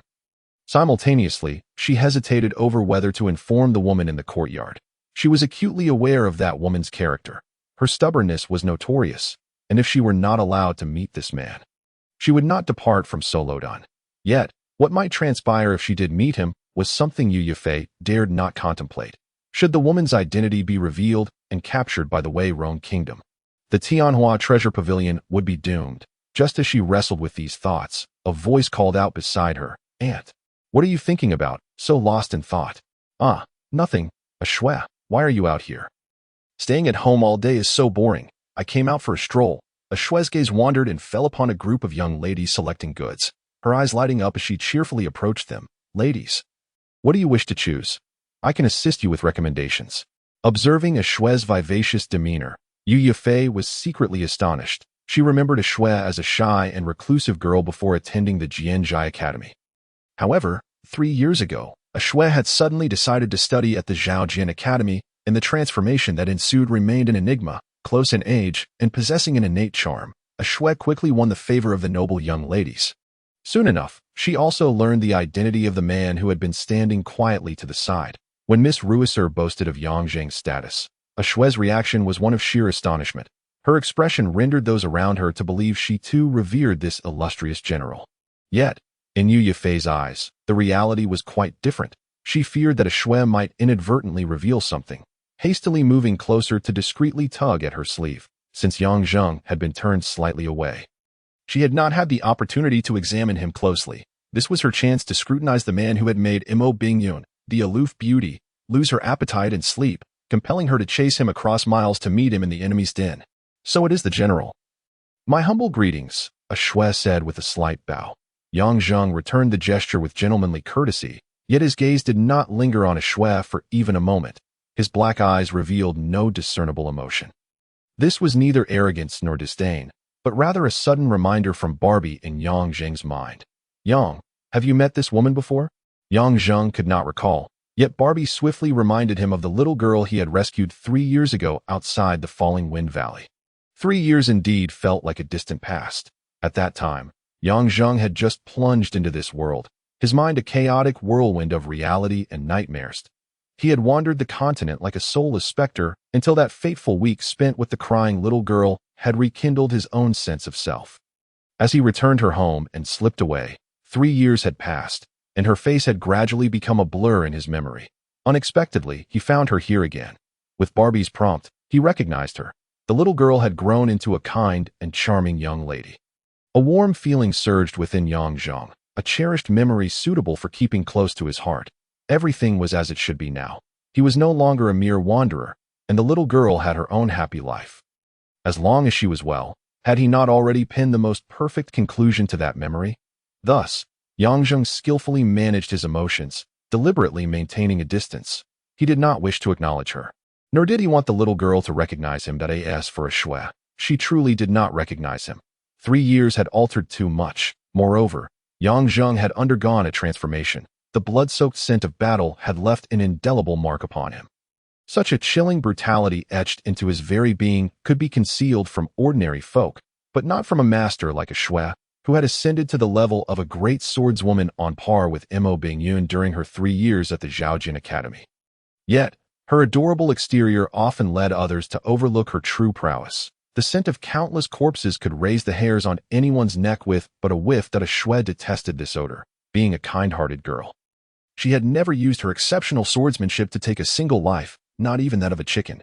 She was inherently averse to killing, having pursued swordsmanship solely because of that man who had never even revealed his name. He had said, "Those who always need protection never mature, little girl." It was this statement that a shui had etched into her memory. She refused to be looked down upon by that man and wanted to shed her identity as a child. Each night, when she heard him playing a mournful tune on that instrument called a flute, a shui felt a pang of heartache, yet she could only endure it. She felt he was so far away. The sorrowful music carrying him off to another world, the shui longed to chase after him, to reach the man with black hair and eyes, who loved to lie on stones gazing at the stars.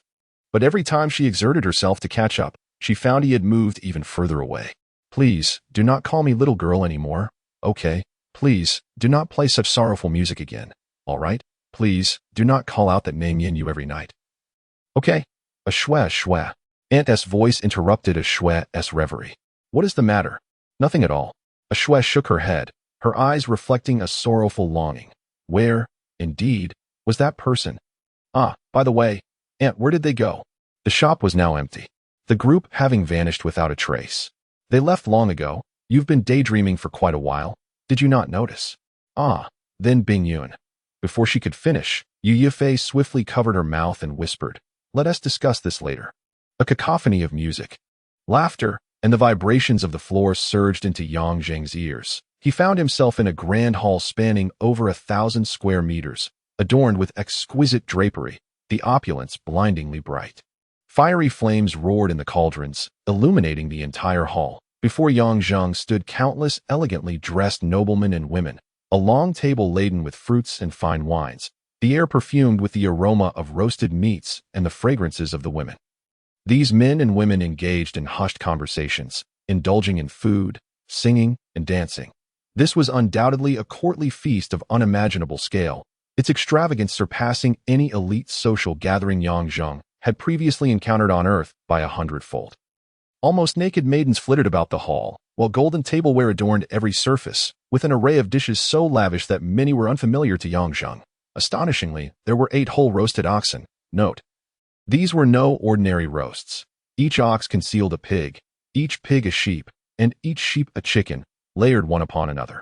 Each layer was crafted with exquisite precision, the meat melting in the mouth.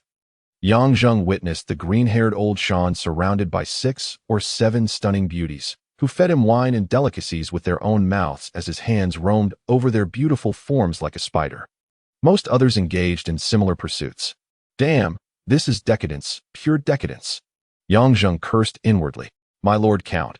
A voice as fluid as water called out as a supple figure slipped into his space, red lips hovering near his mouth, and warm wine poured down his throat. Decadence, pure decadence. But it felt truly delightful. Yang Zheng sighed helplessly. He was neither a Puritan nor a hypocrite, that a man. He understood that such excess was the root of a nation's downfall, an excuse for human depravity. Yet, he could not resist. Moreover, what did it matter whether the way Rome kingdom flourished or perished? After the debauched banquet concluded, the servants cleared away the long tables, creating a spacious dance floor. At this moment, Miss Ruziel had already seized the opportunity to dismiss the maid clinging to Yang Zheng's side, linking her arm through his as they ventured into the dance floor. The intricacies of the social dance in the kingdom of Wirong posed no challenge for Yang Zheng, who was well versed in various forms of dance, having previously sought guidance on the matter.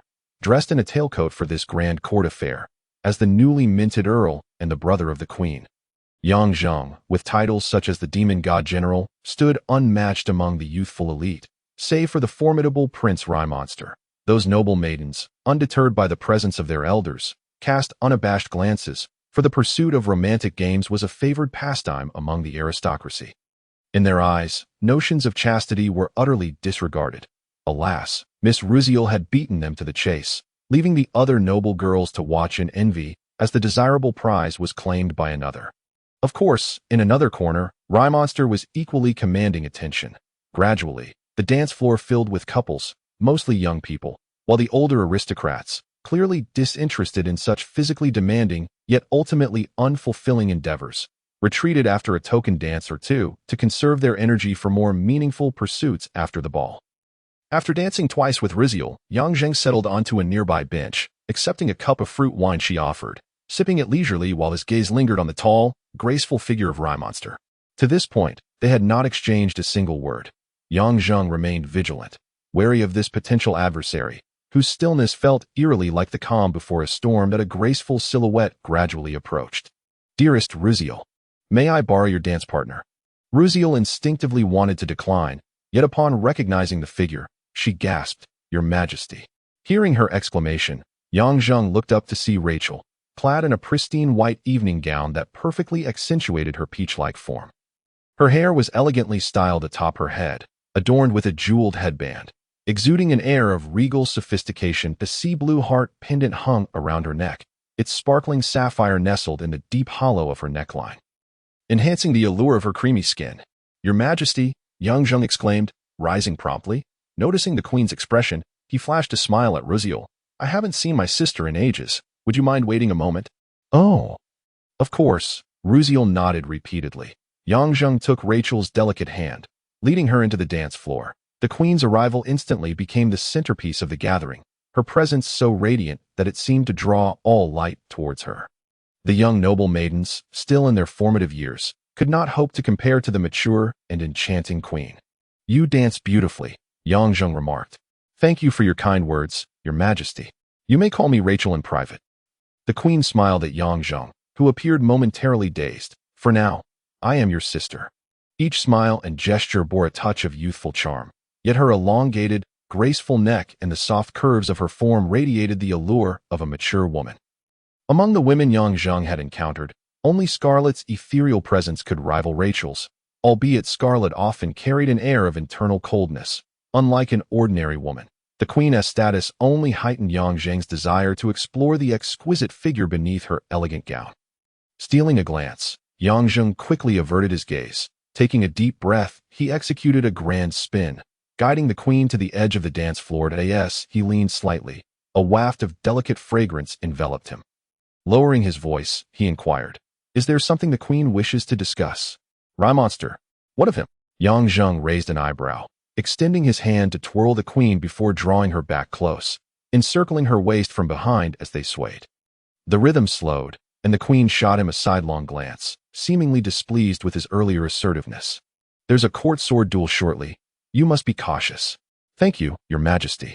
Yang Zheng pressed against her smooth back, his palm gently resting on her waist. This embrace exerted the maximum impact on a woman, as she could not meet his gaze directly, causing her to instinctively soften, regardless of her noble stature. She was still a woman, enveloped in the strong arms of a virile man, feeling his youthful vigor, which inexplicably melted her heart, intoxicating her senses. Little did she know that the man behind her was once a notorious libertine. No man understood the art of pleasing women like he did. His movements were graceful and considerate, akin to a gentle spring breeze. One could not see him, yet felt his attentiveness in every subtle gesture, igniting a flutter in her heart. This was untenable. The queen, startled, attempted to pull away from his firm grasp, yet his touch felt like iron, brimming with latent power. The warmth of his breath brushed against her ear, causing her delicate flesh to flush a rosy hue. The queen's entire body quivered. Ah, no. But it feels so good. A voice of reason battled against a demon of desire within her mind. Please, let me go. Yang Zheng heard her plea, sounding almost like a moan. What was that, Your Majesty? I couldn't quite catch it, he replied with a devilish smile. How delightful it was to be led by a woman, a sentiment far removed from Yang Zheng's usual demeanor. He relished the sight of her vulnerability, especially this goddess-like figure. Yet, his smile gradually faltered, his lips trembling. Reluctantly, he released the queen, who promptly stepped away, her foot digging into his, prompting a wince of pain. Upon witnessing his contorted expression, she shot him a reproachful glare before turning away, restoring her enchanting smile as she gracefully departed. Yang Zheng was certain his toes were now swollen. He inhaled sharply, striving to maintain composure as he exited the dance floor. Ah Zheng, you don't look well. Are you feeling unwell? Miss Ruziel inquired with concern. It's nothing, just a minor misstep, he replied. The court sword duel was a tradition in the kingdom of Wirong, where literature was revered over martial prowess. Yet, extravagant swordplay had become a popular pastime among the nobility. In the past, at Samilden, young Shan and Yang Zheng had once engaged in a debate over the flamboyance of swordsmanship, though Shan's perspective had shifted after the assassination at the lake. Not every noble had faced such horrifying violence. Thus, swordplay competitions continued to thrive among the aristocrats, becoming increasingly elaborate, akin to a dance. The court sword duel epitomized this extravagant art. Yang Zheng held little regard for such theatrical displays. So as he observed the open space on the dance floor where two noble youths leapt and twirled, their swords resembling blossoming pear flowers, he felt no excitement for the starry-eyed noble maidens watching in awe. General, do you find this dull? Miss Ruziel, her eyes sparkling, regarded him with curiosity. Not at all. It's quite enjoyable, he replied nonchalantly. They can't even compare to a single finger of yours. You are far superior to them. Miss Ruziel, in her innocence, fully expressed her admiration, unreservedly devoted to those she liked. While Yang Zheng disapproved of some of her lifestyle choices, he did not harbor any dislike, for such was the social climate of the kingdom of Wirong. I'm not as remarkable as you claim, he said with a faint smile, accepting the grapes she offered, playfully licking her fingertip in the process. Ah, what an infuriating rival. Miss Ruziel's face flushed crimson. In a voice barely above a whisper, she murmured, General, shall we leave this place? However, a jarring voice shattered her daydream.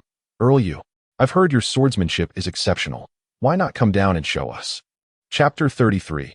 Count of the Flower. Pluck one sword. A pair of eyes filled with jealousy. A nobleman, pale, yet reeking of alcohol, stood at the center of the dueling arena, sword raised, haughtily pointing at Yang Zheng in the corner. Ruziel glanced over, her complexion turning pale.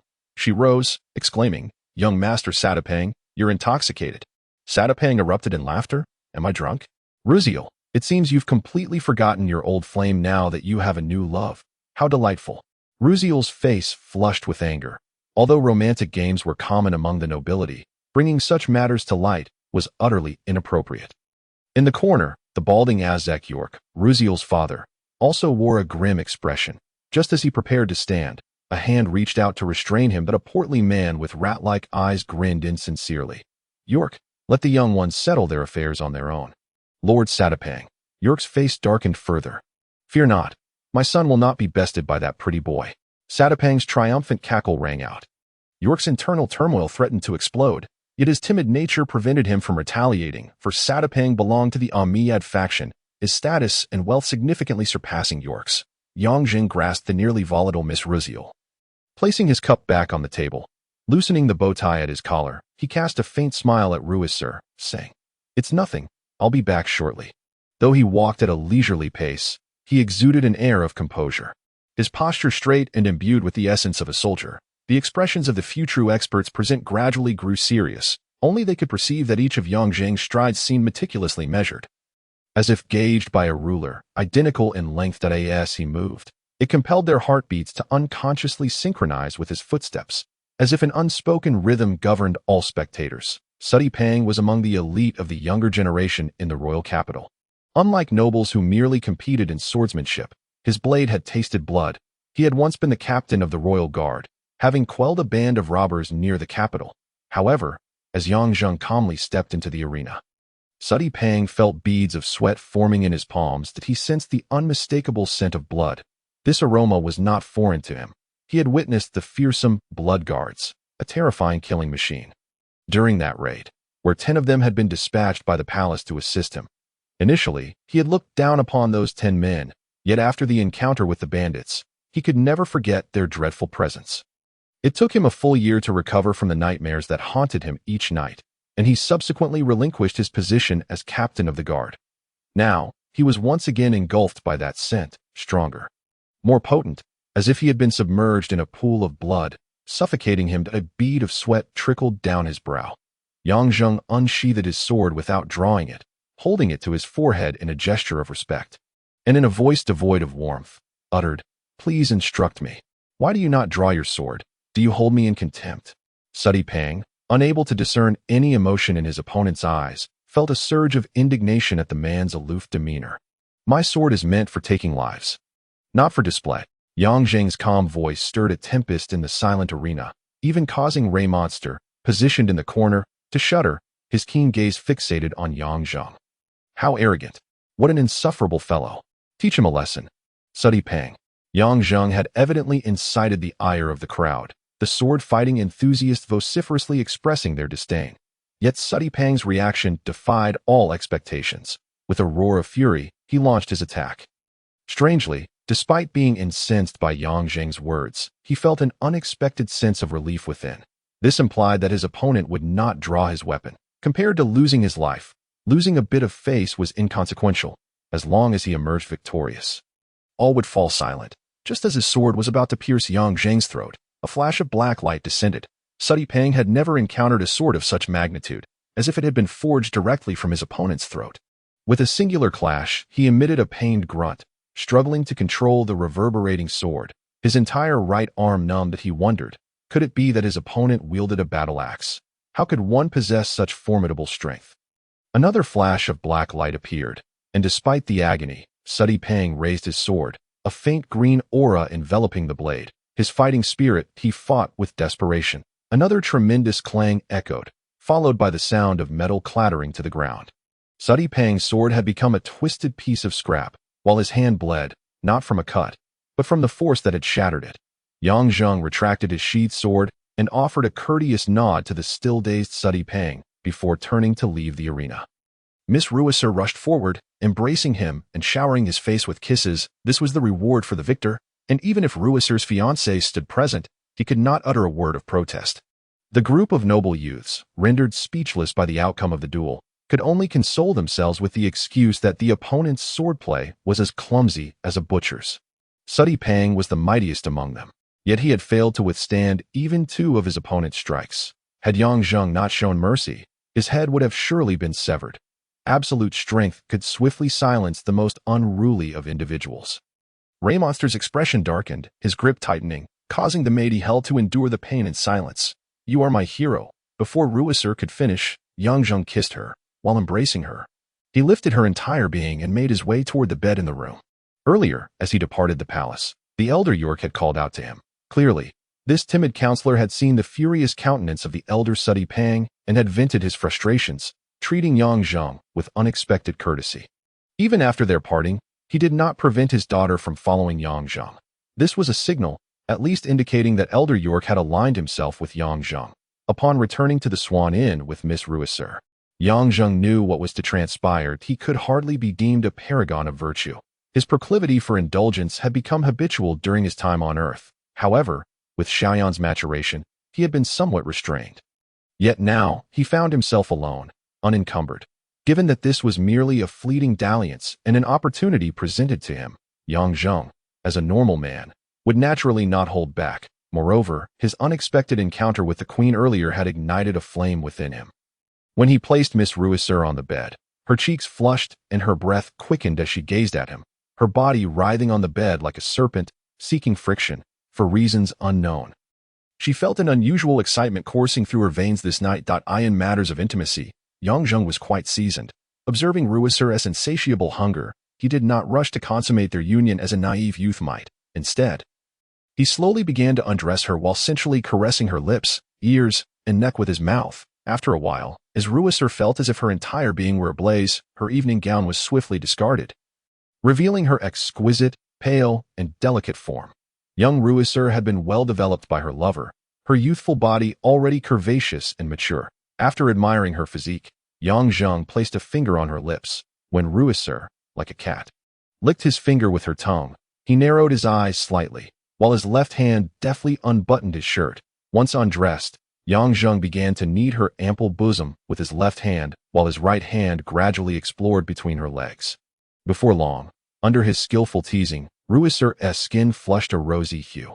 Her beautiful eyes misted over, and she gasped for breath.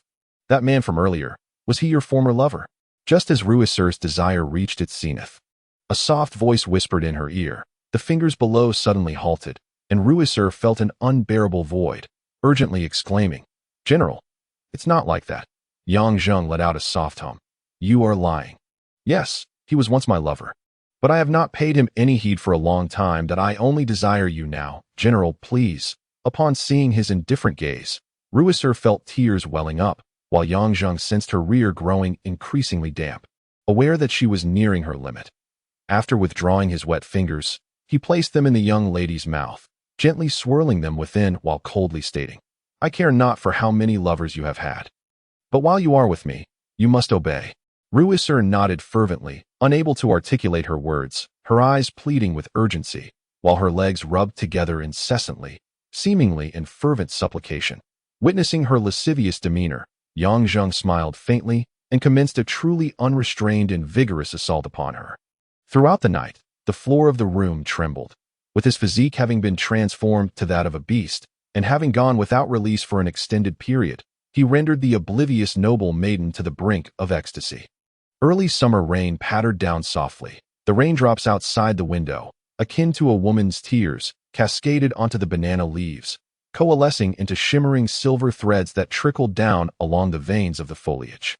Holding a cup of tea, Yang Zheng gazed out at the rain. Feeling an emptiness within. As the clamor faded, he realized he was the loneliest soul in this world. Emotionless women could alleviate physical emptiness, but could not fill the void within his spirit.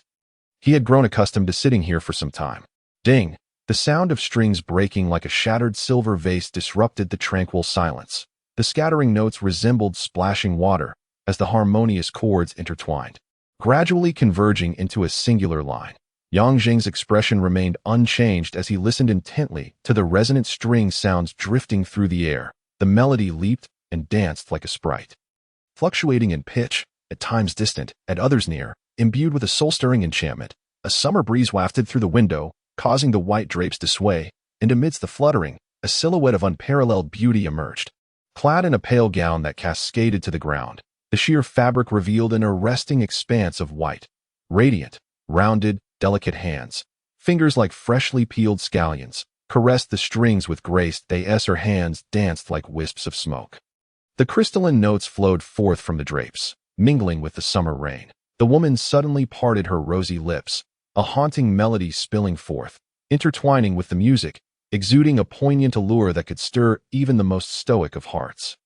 The sound grew increasingly ethereal, weaving a tapestry of rising and falling melodies, until it became indistinguishable whether the notes emanated from human lips or were conjured by a capricious spirit of music dancing in the void. As the sound deepened, a flicker of bewilderment appeared in Yang Zheng's eyes. Yet, just as that sound began to descend, lifting the hearts of those who listened, the song and the notes from the lute abruptly ceased. The suddenness of this interruption was so jarring that it left Yang Zheng not only feeling a profound discomfort, but also furrowing his brow in frustration, just as he was about to voice his discontent. The woman behind the curtain spoke first. "You have been in the royal capital for a month now, haven't you?" "Indeed, Your Majesty. Are you not anxious?" Observing Yang Zheng's silence, Rachel chuckled softly, and after a moment, she continued, "I have heard that during this past month, you have grown quite close to many young noble women in the city. Numerous noble lords have come to me, complaining and urging me to keep you in check." A hint of confusion flickered in Yang Zheng's eyes. But he quickly comprehended the situation, so it was those young lords who reported to their fathers. Rachel burst into laughter. You are utterly audacious, seducing so many noble maidens that the entire royal capital is abuzz with gossip. Do you know what the people of Solodon are calling you now? Yang Zheng's expression turned inquisitive. The Count of Flirting Flowers, ha. Before Rachel could finish, she laughed again. The Demon General and the Count of Flirting Flowers. You are quite the character. Do you realize that you have become the public enemy of all the young nobles in Solodon? Rachel appeared to revel in his predicament.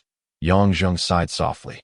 Rising to approach the window, a branch of a green parasol tree leaned in, brushing against a vibrant green leaf. Glistening with raindrops and appearing almost jewel-like, he plucked a green leaf, dried it with a breath, and pressed it to his lips. A delicate, piercing melody emerged from the quivering leaf, filling the room with its gentle resonance. This sound, while lacking the elegance of a lute, the mellowness of a flute, or the might of a drum, possessed no particular virtue. Yet within the tranquil confines of the rain-drenched summer room, it unfurled layers of solitude deep within his heart. Rachel's laughter fell silent, her spirit stirred. Captivated by the unremarkable yet poignant melody, she felt it was a song meant for the lonely. Those filled with joy, contentment, and happiness had no need for such a tune. Only those equally solitary could share in its resonance. Gradually, tears welled in Rachel's eyes. Are you also lonely, Your Majesty? The sound of the green leaf ceased, and Yang Zheng asked with a sense of melancholy. Rachel, startled from her reverie, wiped her tears and retorted coldly. You are insufferable. Provoking tears without reason. The lonely only shed their defenses inadvertently. Before others, they remained forever clad in thick armor. The queen was one such individual, and he was no different. Your Majesty, I admit my fault. Go on. Go on. I feel rather weary. Rachel dismissed him with a wave of her hand, avoiding his gaze. Yang Zheng performed a bow and exited the room. As he vanished beyond the door, Rachel buried her head in the soft fur of her pillow. Weeping softly, rejecting the maid's kind offer to send him back to the inn in a carriage, Yang Zheng opened his black umbrella and stepped into the rain, due to the inclement weather. There were few pedestrians on the street, allowing Yang Zheng to stroll leisurely. Turning a corner, he entered the main street when the sound of clattering hooves approached from behind. Yang Zheng paid it little mind. But before long, as the carriage caught up with him, it came to a halt. The carriage curtain lifted, revealing a youthful and charming face that a sweet voice followed. Are you Count Yu? Yang Zheng paused, looking at the young woman, and nodded.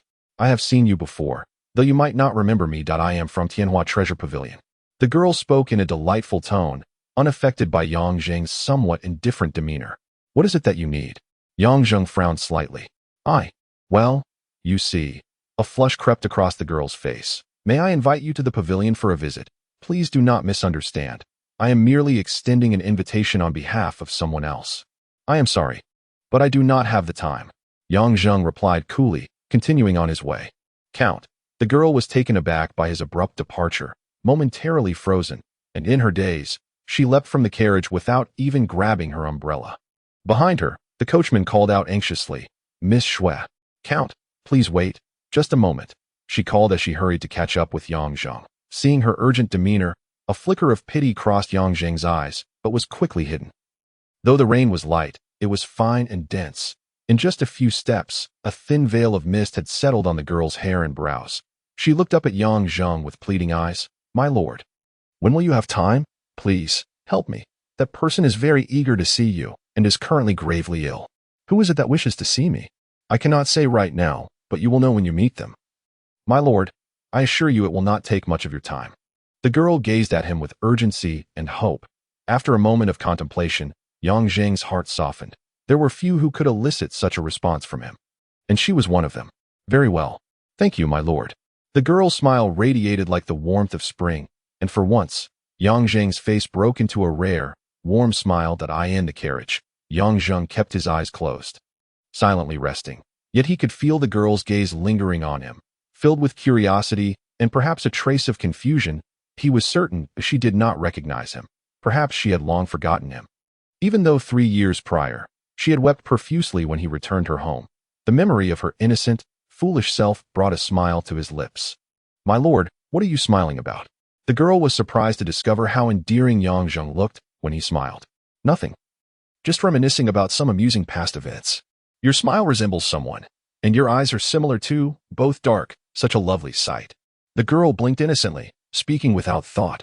Yang Zheng felt a sudden jolt in his heart. And his smile faltered slightly. He changed the topic. What is your name? Yurushiwe, but you can call me Aksu. A beautiful name. Yang Zheng smiled gently, closing his eyes again, though he had already known that name 3 years ago. Sensing his disinterest in conversation, Aksu quietly fell silent. Soon, they arrived at Tianhua Treasure Pavilion, and Aksu led him inside without pause. She directed him straight to the rear courtyard. As they walked through a corridor, Yang Zheng caught sight of Yu Yufei. Her expression shifted from surprise to a complex mix of emotions as she suppressed her inner turmoil and curtsied. My lord, you truly came. Aksu mentioned she would seek you out. And I did not expect you to arrive. Indeed, who would casually accompany a stranger? Thus, Yang Zheng's presence was unexpected for her. He returned the courtesy. There is no need for such formality. Lady Yu, I just heard from Miss Aksu that someone wishes to see me and is gravely ill. I cannot fathom who it might be, as I do not know many people. Yu Yufei sighed softly, her gaze laden with complexity as she regarded Yang Zheng. You will certainly know this person. To be honest, in this unsuitable place, I have hesitated to allow you two to meet. But I cannot bear to watch her suffer in silence. Her heartache cannot be cured by medicine.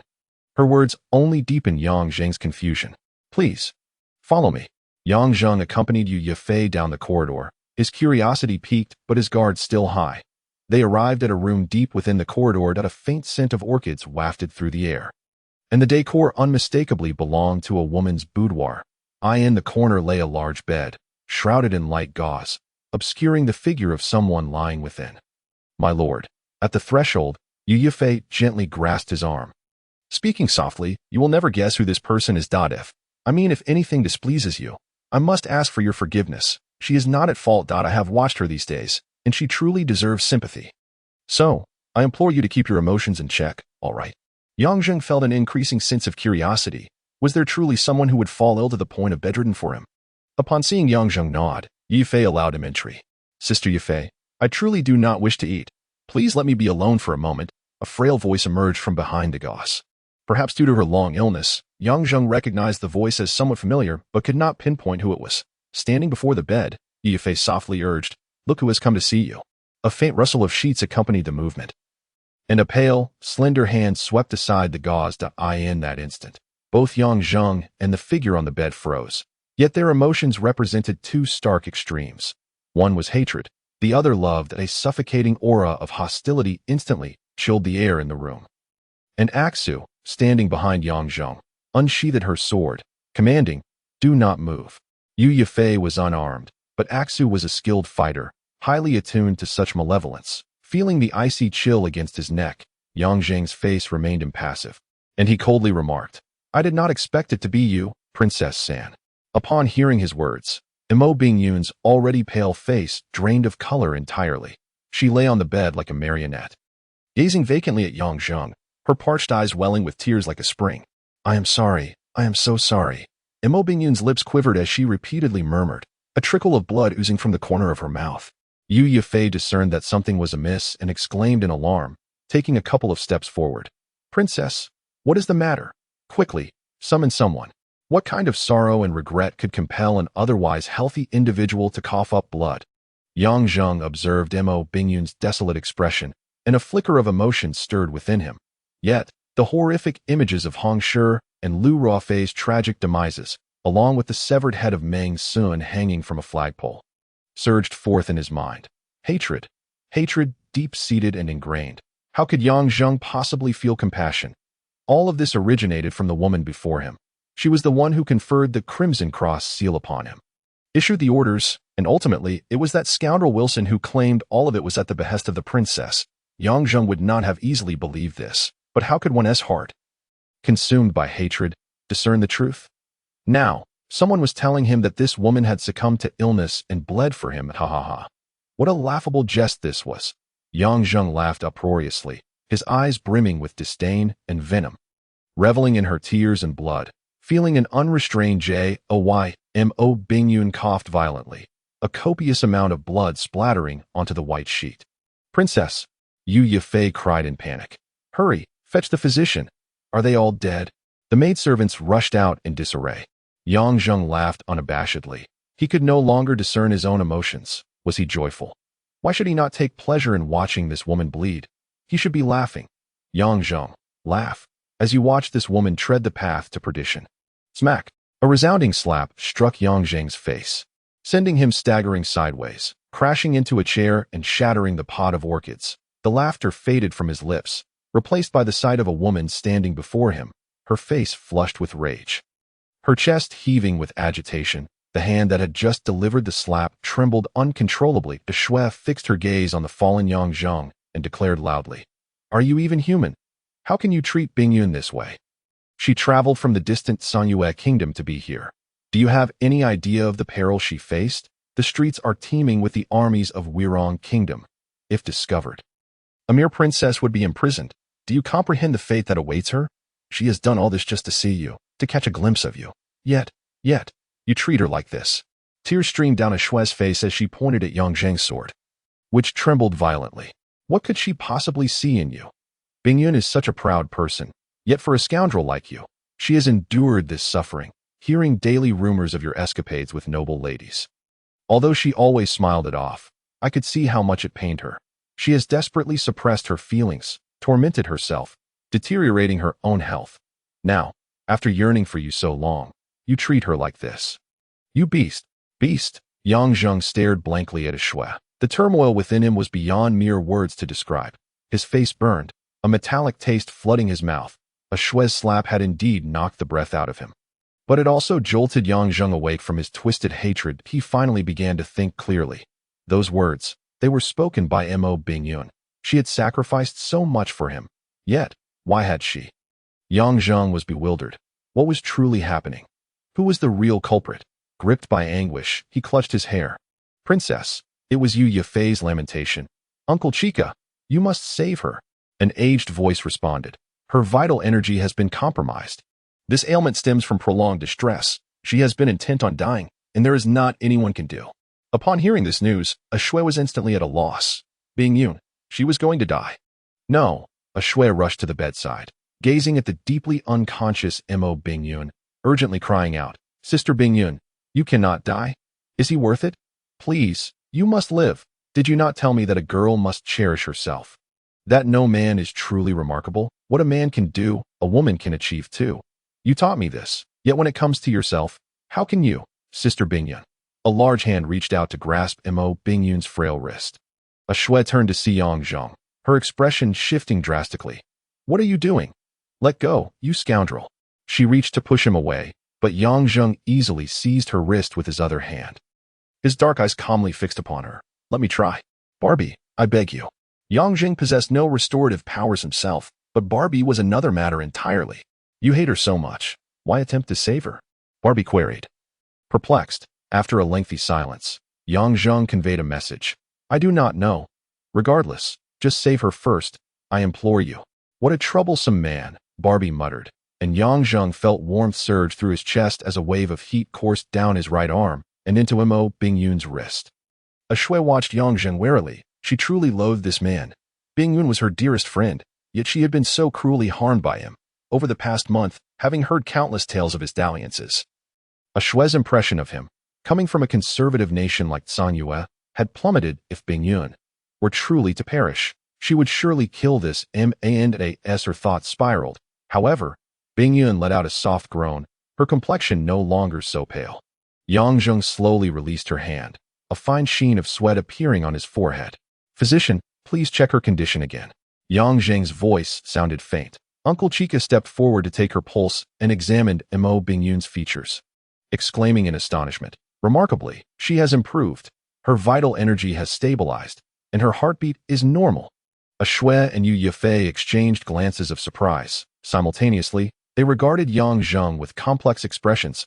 Shui opened her mouth, yet could not utter a word of gratitude. It was Yu Yafei who, with clarity of mind, expressed her thanks to Yang Zheng. Yang Zheng cast a deep glance at the still sleeping Mo Bingyun, then turned his gaze to Shui, lamenting, "I believe you are now aware of my true identity. Though I have yet to grasp the entirety of the situation, I must thank you for that slap, as it prevented me from straying into darkness. That I feel considerably lighter now. However, the vengeance for my fallen brothers remains.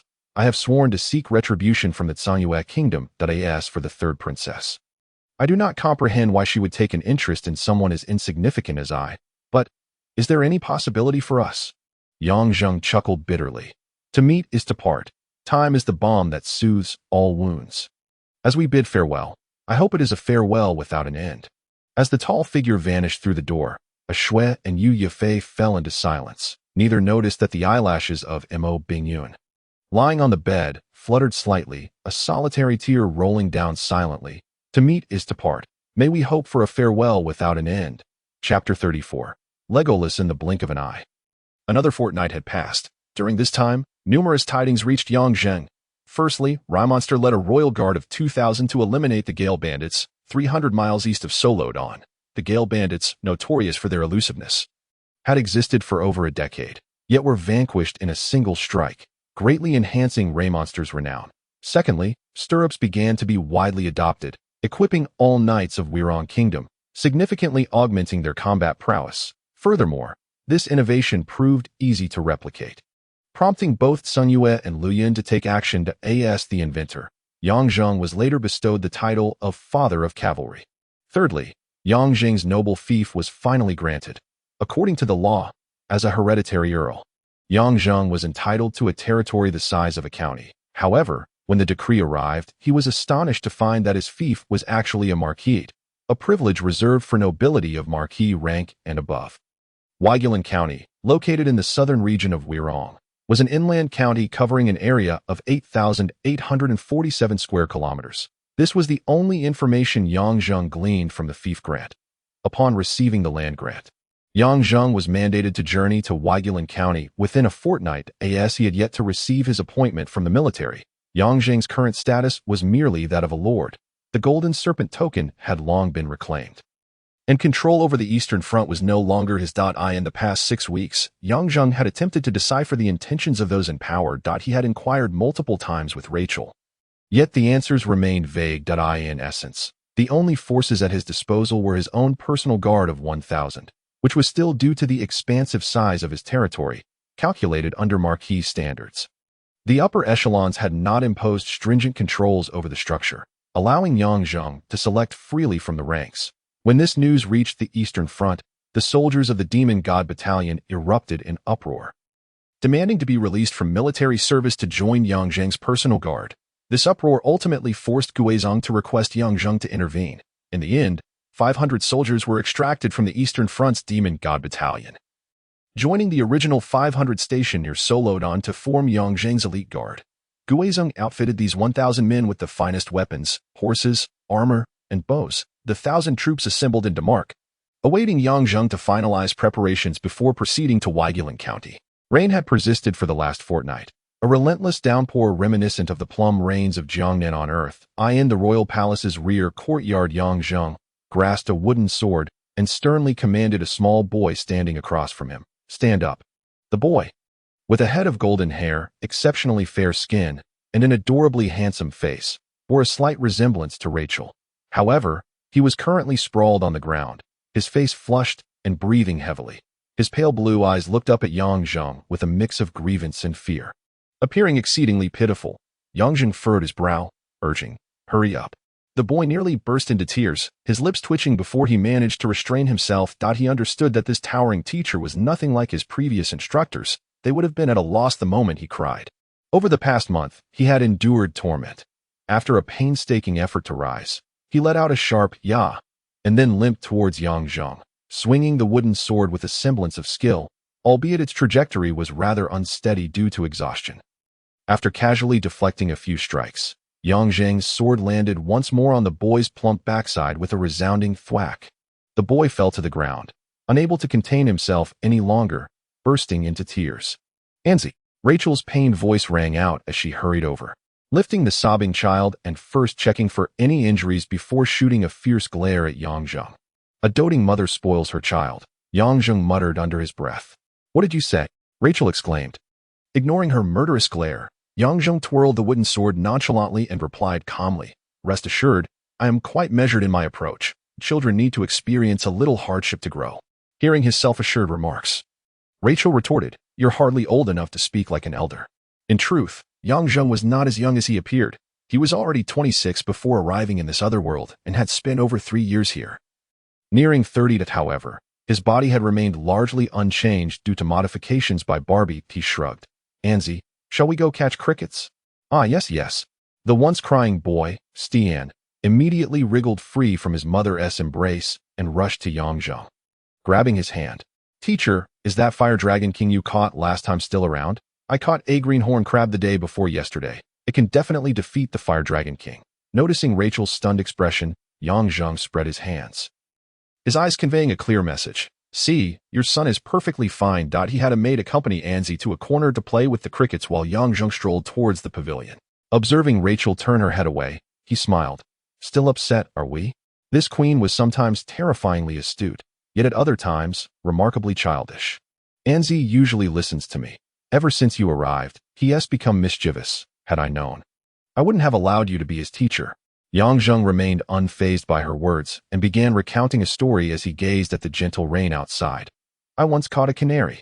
Its song was exceedingly melodious and lively that I grew fond of her, providing her with the finest worms and crafting the most comfortable cage. However, as time passed, the canary became increasingly plump and ceased to sing, always lazily resting in her cage. Eventually, when I had to move and could not keep birds, I opened the cage and released her. To my shock, 3 days later, I saw a cat carrying her past me. Rachel's complexion instantly paled. Don't speak of such terrifying things. Do you think Anzi resembles a canary trapped in the grand cage of the palace? Ah. Rachel's face turned frightfully pale, trembling all over. Stop it. Ha ha ha. Laughter echoed from a distance as Anzi joyfully exclaimed, I won. The greenhorn crab won. Yang Zheng smiled. He seems much happier than before, doesn't he? The queen's expression fluctuated, but she gradually exhaled. You have a knack for spouting such absurdities that one cannot help but believe them. Please refrain from using Anzi as an example in the future. Your humble servant obeys. Yang Zheng solemnly bowed, and Rachel shot him an exasperated glance. All right. There are no outsiders here. Who are you putting on this act for? I know you seem polite, yet deep down, you look down on everyone. Please, take a seat. I have something to discuss with you.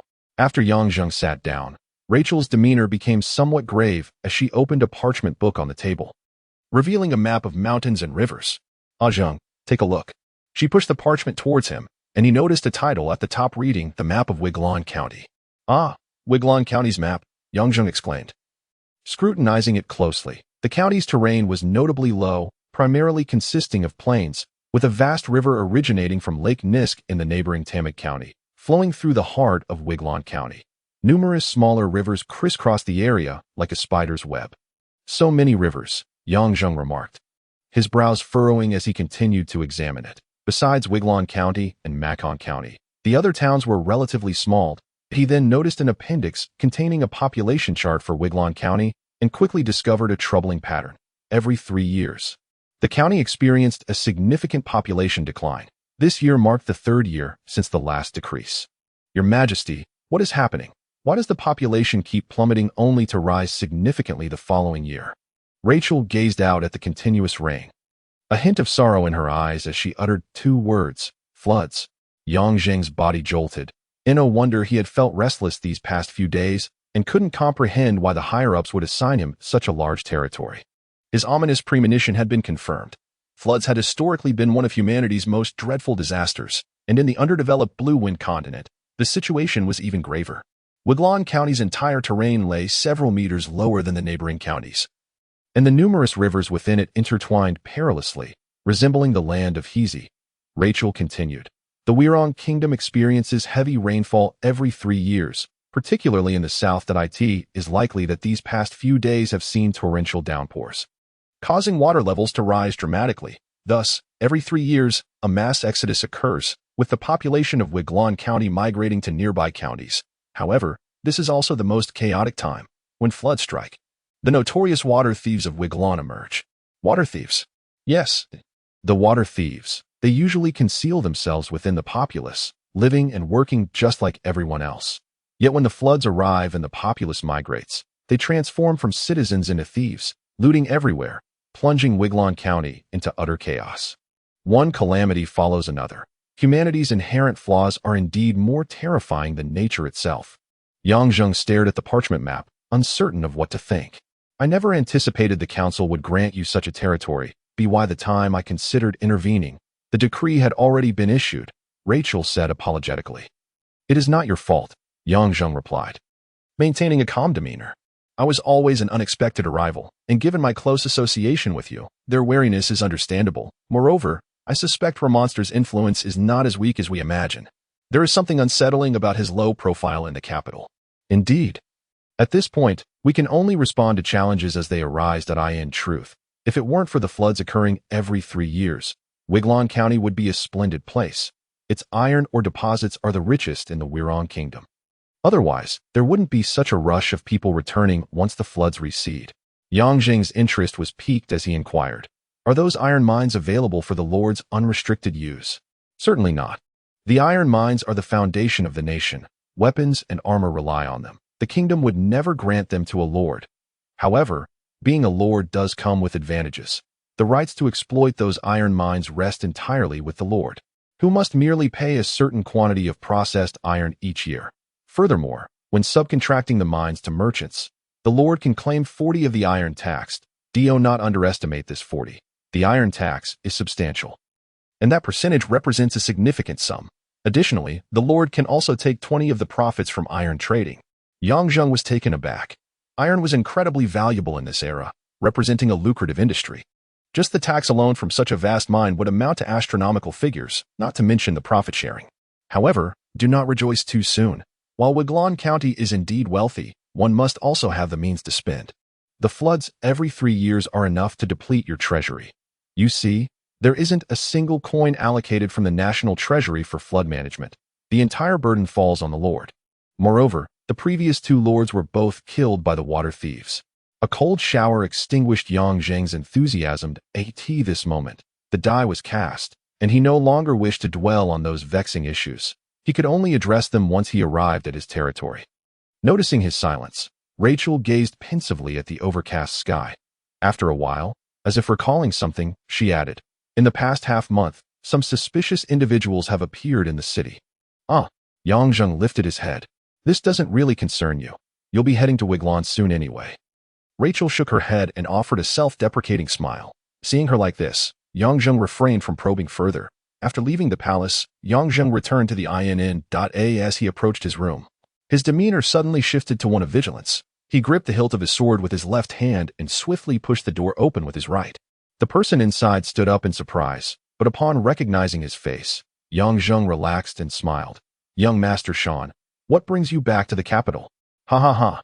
Sean burst into laughter, stepping forward to embrace Yang Zheng for a moment. "It's been over a month since we last met. I truly missed you." "My brother, I'm sorry, but I have no interest in men," Yang Zheng replied. Sean was taken aback for a moment, then laughed even louder. "The general is becoming increasingly witty. No wonder he is so adored by the ladies. The Count of Flirting Flowers. How splendid. Much more melodious than that of the demon general." Yang Zheng sighed with a wry smile. "Sean, you're not here to settle scores with me in the royal capital, are you?" "Heh." Sean playfully punched Yang Zheng on the shoulder, pretending to be serious. "Indeed. Just this morning, young Lord Taika reported to me that you lured my dear Miss Russell into your bed. How should I exact my revenge on you?" From now on, all my expenses will be on your tab." Yang Zheng chuckled. "No problem, whether in water or fire. Today if you turn solo done upside down, I'll accompany you." The two exchanged playful banter for a while. In front of soldiers, Yang Zheng was a stern and ruthless general. Before the queen, he was a proud and composed subordinate. In the presence of noble ladies, he became a considerate and gentle lover. With Sean, Yang Zheng reverted to the guise of a flamboyant playboy. Ultimately, who was his true self? Perhaps these were merely masks he wore. Only Yang Zheng held the answer in his heart. "Bloodwolf, you have returned." After chatting with Sean, Yang Zheng's gaze fell upon the impeccably upright Bloodwolf, standing by the door. "General," Bloodwolf saluted. Yang Zheng waved his hand dismissively.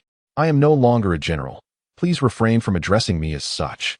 As friends, you may call me by my name." Bloodwolf's expression turned solemn. "I absolutely cannot do that. I am well aware of the recent events. How the country appoints its leaders is its own affair. In Bloodwolf's heart, you shall forever remain the invincible demon general." "Ha ha." As you wish. Seeing Yang Zhang's nonchalant demeanor, Sean couldn't help but complain. Bloodwolf, just look at our commander. What's so great about being like this? You stubbornly cling to him. Wouldn't it be better to follow me? Name your price. I'll accommodate you. Yang Zhang perked up, intrigued. Oh, are you attempting to poach my subordinate? Haha. Sean grinned mischievously. Bloodwolf is my savior. Surely. It's better to follow me than to be with a heartless commander like him. The MY conditions are quite generous. Bloodwolf, do consider it. Bloodwolf remained silent, but his eyes conveyed a clear message. Sean sighed. Forget it. I'll never understand your kind of thinking. Knowing that Yang Zhang would soon depart for his territory, Sean dragged both Yang Zhang and Bloodwolf into the streets for revelry. They first went to Solo Dun's most renowned establishment, the Gathering Victory Manor, indulging in a lavish feast. Being with Sean reminded Yang Zhang of the decadent days spent with the scions of noble families back on Earth. Relishing the pleasures of life. Fundamentally, the education and experiences Yang Zhang received from a young age shared many similarities with Sean's. If not for the tumultuous nature of the world, Yang Zhang would still be an untroubled dandy. The recollection of such extravagant days brought a wave of nostalgia over him.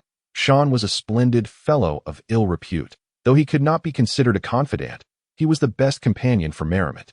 Being in the company of such a person was indeed enjoyable. Their indulgence soon spread through the upper echelons of society. Sean was well known as the first dandy of Wirong when it came to revelry. None could rival him. With Yang Zhang's proximity to him, the title of Count of Flirting Flowers became even more illustrious. Speaking of indulgence, after their feast, Sean wore a peculiar smile, claiming he would take Yang Zhang to a remarkable place to present him with a gift as a congratulatory gesture for his new appointment in his territory. The three climbed into a carriage and bounced along the way. After about an hour, as they disembarked, a cacophony of sounds assaulted Yang Zhang's ears. Before him stood a vast structure reminiscent of a Roman Colosseum. With the uproar emanating from within, the surrounding buildings appeared dilapidated, and the streets were in disarray, littered with remnants of various refuse from days of rain, a pungent odor wafting into Yang Zhang's nostrils. He furrowed his brow, bewildered as to why Sean would bring him to such a place. Seemingly sensing his confusion, Sean smiled mysteriously, offering no explanation as he led Yang Zhang toward the enormous edifice. Upon reaching a narrow wooden door, Sean tossed 2 gold coins, prompting 2 burly guards at the entrance to nod and bow, ushering them inside. Go and summon Nazabel. Tell her I've arrived. Sean was evidently a regular here. After traversing a dark, damp corridor, they arrived at a modest yet tidy room, and no sooner had they settled than a sultry voice echoed from the entrance. Ah, young Master Sean, I've been eagerly awaiting your arrival. A woman of mature beauty, swaying like a serpent, entered the room, her gaze toward Sean as sweet as honey. Her alluring expression could truly leave one parched. Eagerly awaiting me, more like eagerly awaiting my coin. Sean chuckled, stepping forward to pinch her ample backside. You old temptress. It seems you've grown even more voluptuous in my absence. Nazabel giggled as she dodged his advances, returning the favor by caressing him in a flirtatious manner. Your charm hasn't diminished either. Yang Zhang watched the playful exchange between the two with amusement, unsure of why Sean had brought him here. It couldn't possibly be a brothel, could it? Yet it hardly appeared so, as the surroundings were quite humble. Finally, Nazabel's gaze shifted to Yang Zhang and Bloodwolf. Who are these 2 gentlemen? Haha, my dear temptress, today I bring you 2 esteemed guests. Sean interjected eagerly. Surely you know who he is. No young noble in the royal capital has garnered more attention than him. Nazabel, a woman well acquainted with the world, was astute in her observations. After scrutinizing Yang Zhang, her eyes widened in surprise. My Lord Count, the Count of Flirting Flowers. Yang Zhang gave a self-deprecating smile. It seems that good news travels slowly while bad news spreads like wildfire. The Count of Flirting Flowers? When did I become so renowned? Giggle. Nazabel chuckled delicately. My Lord Count, this is no misfortune. Besides, I see countless noble young masters daily. Word travels fast. Moreover, with your unique black eyes. How could I possibly fail to recognize you? An auction house. Yang Zhang gasped softly as he followed Nazabel and Sean through a back door from the small room. Ascending a long, winding staircase, he finally gleaned the purpose of this establishment. With a complex mix of emotions, he navigated several turns on the stairs, arriving at a platform that led to a corridor at this moment. They had reached the upper level of the grand auction house. The entire venue resembled a coliseum, encircled by a ring of buildings. The bustling square below was alive with activity. Long wooden cages lined the ground, and numerous merchants called out before them. Additionally, squads of soldiers clad in black armor patrolled menacingly. From the outside, it appeared to be a marketplace for free trade. However, upon witnessing the living souls confined within those wooden cages, a wave of sorrow engulfed Yang Zheng. He could indulge in pleasures and even take lives in a fit of rage. This world was inherently alien and cruel. Yet to see humans treated as mere livestock to be bought and sold was intolerable. He found himself unable to maintain a calm demeanor. Sean, however, misinterpreted his silence. "General, those are merely inferior goods. Don't dwell on them. Nazabel has prepared the finest selection for us. You will surely be pleased." Suppressing his anger, Yang Zheng forced a smile as he followed them into an expansive room. This chamber was extravagantly adorned, with thick red carpets covering the floor, exquisite tapestries adorning the walls, and flickering candlelight filling the air with warmth, creating an almost unbearable urge to shed one's clothing.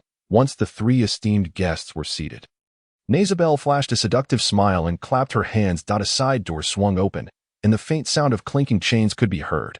Moments later, a flurry of white figures emerged from the side door. They were completely nude, their beauty undeniable, yet their eyes reflected only vacancy and submission. Each wore a collar akin to that of a dog, shackles binding their hands and feet, and each had a round ball gagging their mouths. Drool trickling from the corners, beautiful dogs. Yang Zheng's eye twitched, his face betraying no emotion. In such a debauched scene, as a man, should he not feel excitement? On Earth, such experiences were unattainable, a once-in-a-lifetime opportunity. But why did his heart feel like it was being pricked by needles? What was he feeling? He did not know these women. Yang Zheng's mind screamed in anger as he involuntarily shut his eyes. A glimmer of moisture appeared at the corners of his eyes. At that moment, he felt a slithering sensation at his feet. Looking down, he saw one of the beautiful dogs crawling at his feet, nuzzling against his leg. Her curvaceous form swayed enticingly before him. Yang Zheng reached out, gently lifting her chin. What a beautiful face! But beyond beauty, what else remained on that face? Yang Zheng could hardly discern the scene before him as he removed the spherical object from the mouth of the beautiful canine. A copious flood of saliva cascaded to the ground. A flicker of confusion appeared in the canine's eyes, quickly replaced by an ingratiating smile as she licked his hand, truly resembling a dog. "What is your name?" Yang Zheng inquired softly. The beautiful canine whimpered twice before resuming her affectionate licking of his hand. Yang Zheng gently pushed her away, and upon noticing the puzzled expressions of Sean and Nazabel, he inhaled deeply, feeling an overwhelming urge to suppress his emotions. Yet, he realized he was powerless to effect any change. He did not possess such grandeur. "I apologize. It is too stifling here. I shall take a walk," he declared, departing the room without a backward glance. He descended the staircase until he reached the lowest level. Unable to alter the circumstances, he resolved to avert his gaze and thoughts from them. Just as he was about to exit, a ruckus erupted at the entrance. A cavalry troop rounded the corner, yet another band of slave traders, with a caravan numbering in the hundreds as they approached. Those at the doorway hastily stepped aside. The caravan, formidable and well-equipped, was unmistakably a significant player in the slave trade. Transporting more than 100 captives at a time as Yang Zheng had anticipated, large wooden cages lined the route, revealing pale, filthy faces and heavy shackles. The enslaved individuals, with vacant stares, peered through the gaps of the wooden bars, while the onlookers regarded them with the same indifference one might reserve for livestock. Within and without the cages lay two disparate worlds. The slaves had been stripped of their spirit by various cruel methods employed by the traders long before their auction. Those confined within were mere shells of human beings, having lost all belief in resistance, devoid of autonomous souls, incapable even of weeping. Yang Zheng had always harbored a deep disdain for such sights. But the entrance was too narrow for him to pass through. He could only observe coldly as the caravan passed by. As it reached its midpoint, a peculiar prison cart caught Yang Zheng's attention. Unlike the others, this cart was constructed of iron bars as thick as a baby's arm. The guards surrounding it were exceptionally tall, their eyes gleaming with intensity from their rhythmic footsteps, controlled breathing, and muscular coordination. Yang Zheng deduced that they comprised the most formidable faction within the entire caravan, yet they maintained a high level of vigilance, seemingly anticipating an escape from within. This display piqued his curiosity regarding the occupant of the iron prison cart. As it drew nearer, Yang Zheng squinted, peering through the iron bars. Inside, he discerned a figure huddled motionless, appearing nearly lifeless. As the cart approached within a certain proximity, Yang Zheng finally beheld the scene within. Although the slave's face was obscured by disheveled hair and his attire was tattered, Yang Zheng sensed a distinct familiarity emanating from the exposed skin, an essence of nature. Yes, the scent of nature. It was as if he had melded into the very air around him, and despite his humanoid form, Yang Zheng could discern no trace of humanity about him. What, indeed, was he? However, upon scrutinizing further, Yang Zheng felt a surge of anger amidst his astonishment. To confine this being, whether out of fear of escape or some other motive, the traders had cruelly pierced the slave's collarbone, ankles, and palms with thin iron chains, binding him to the surrounding thick bars. And he recognized this individual, an elf, the very one who had saved his life at Ingbo Lake. Although Yang Zheng preferred to remain uninvolved, he could not turn a blind eye to his savior. Just as he was about to step forward, the slave within the iron cart suddenly stirred, causing the surrounding guards to react with alarm, drawing their swords as if facing a dire threat. The elf emitted a low groan, his voice ethereal, akin to a gospel resounding within a sacred temple, imbued with a unique magnetism. Lifting his previously bowed head, the elf's countenance was revealed to Yang Zheng, an almost superhuman beauty, one that he had never before witnessed in a man. This beauty was devoid of the effete charm often associated with youth. It evoked the image of a pure white dove soaring through a pristine sky, exuding an aura of tranquility and purity. Most striking were his eyes, embodiments of nature itself, as clear as the primordial void, profound as the boundless cosmos. In a single glance, Yang Zheng felt as though he beheld the entirety of existence. The elf's long ears, peeking through his light golden locks, twitched in response to his surroundings. Gasps of astonishment erupted from the gathered crowd. An elf. The slave auction had captured an elf, akin to oil igniting in boiling water, instantly igniting a fervor throughout the square as eager spectators flocked to witness this mythical race. Meanwhile, the elf surveyed the predatory guards around him, his exquisite features contorting in agony. His eyes shimmered with rage, but more so with the sorrow of betrayal. In a rich, sonorous voice, he lamented, "Humans, you have deceived me. Why treat your friends in such a manner?" The guards, upon hearing the elf's words, erupted into mocking laughter.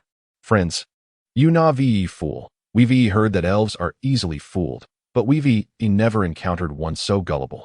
The elf's expression darkened with profound sorrow. He suddenly lowered his head and began to murmur a strange incantation. Upon hearing the elf's whispered syllables, Yang Zheng felt an unsettling premonition. At Ingbo Lake, the dark elf had uttered similar incantations, despite the differences in their voices. Yang Zheng instinctively sensed peril. It felt as though something was stirring in the air. Yang Zheng swiftly retreated. With a sudden utterance, the elf raised his head, and Yang Zheng glimpsed the fury and deep-seated hatred for the vile that resided within those eyes. The very ground trembled as the earth's surface began to crack, and thick vines erupted from the soil. Chaos ensued in the street as the guards, both astonished and enraged, hastily drew swords to hack at the encroaching vines. Yet, the growth of these plants was astonishingly rapid and resilient. Just as the guards managed to sever one section, new tendrils would sprout forth. While the guards battled the advancing vines, more of varying sizes began to scale the iron prison cart, with slender tendrils penetrating inside, while the thicker vines coiled around the iron bars. These vines appeared almost sentient, targeting only the guards of the caravan, deftly avoiding the onlookers. Therefore, although the scene was somewhat daunting, the spectators quickly distanced themselves, watching the spectacle unfold with a mix of trepidation and intrigue.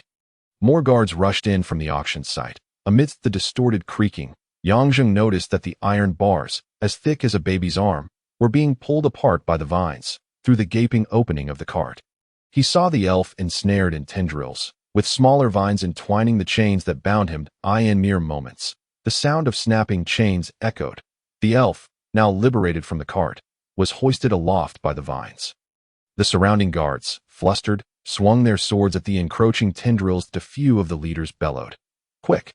Whoever captures that elf shall receive half the bounty."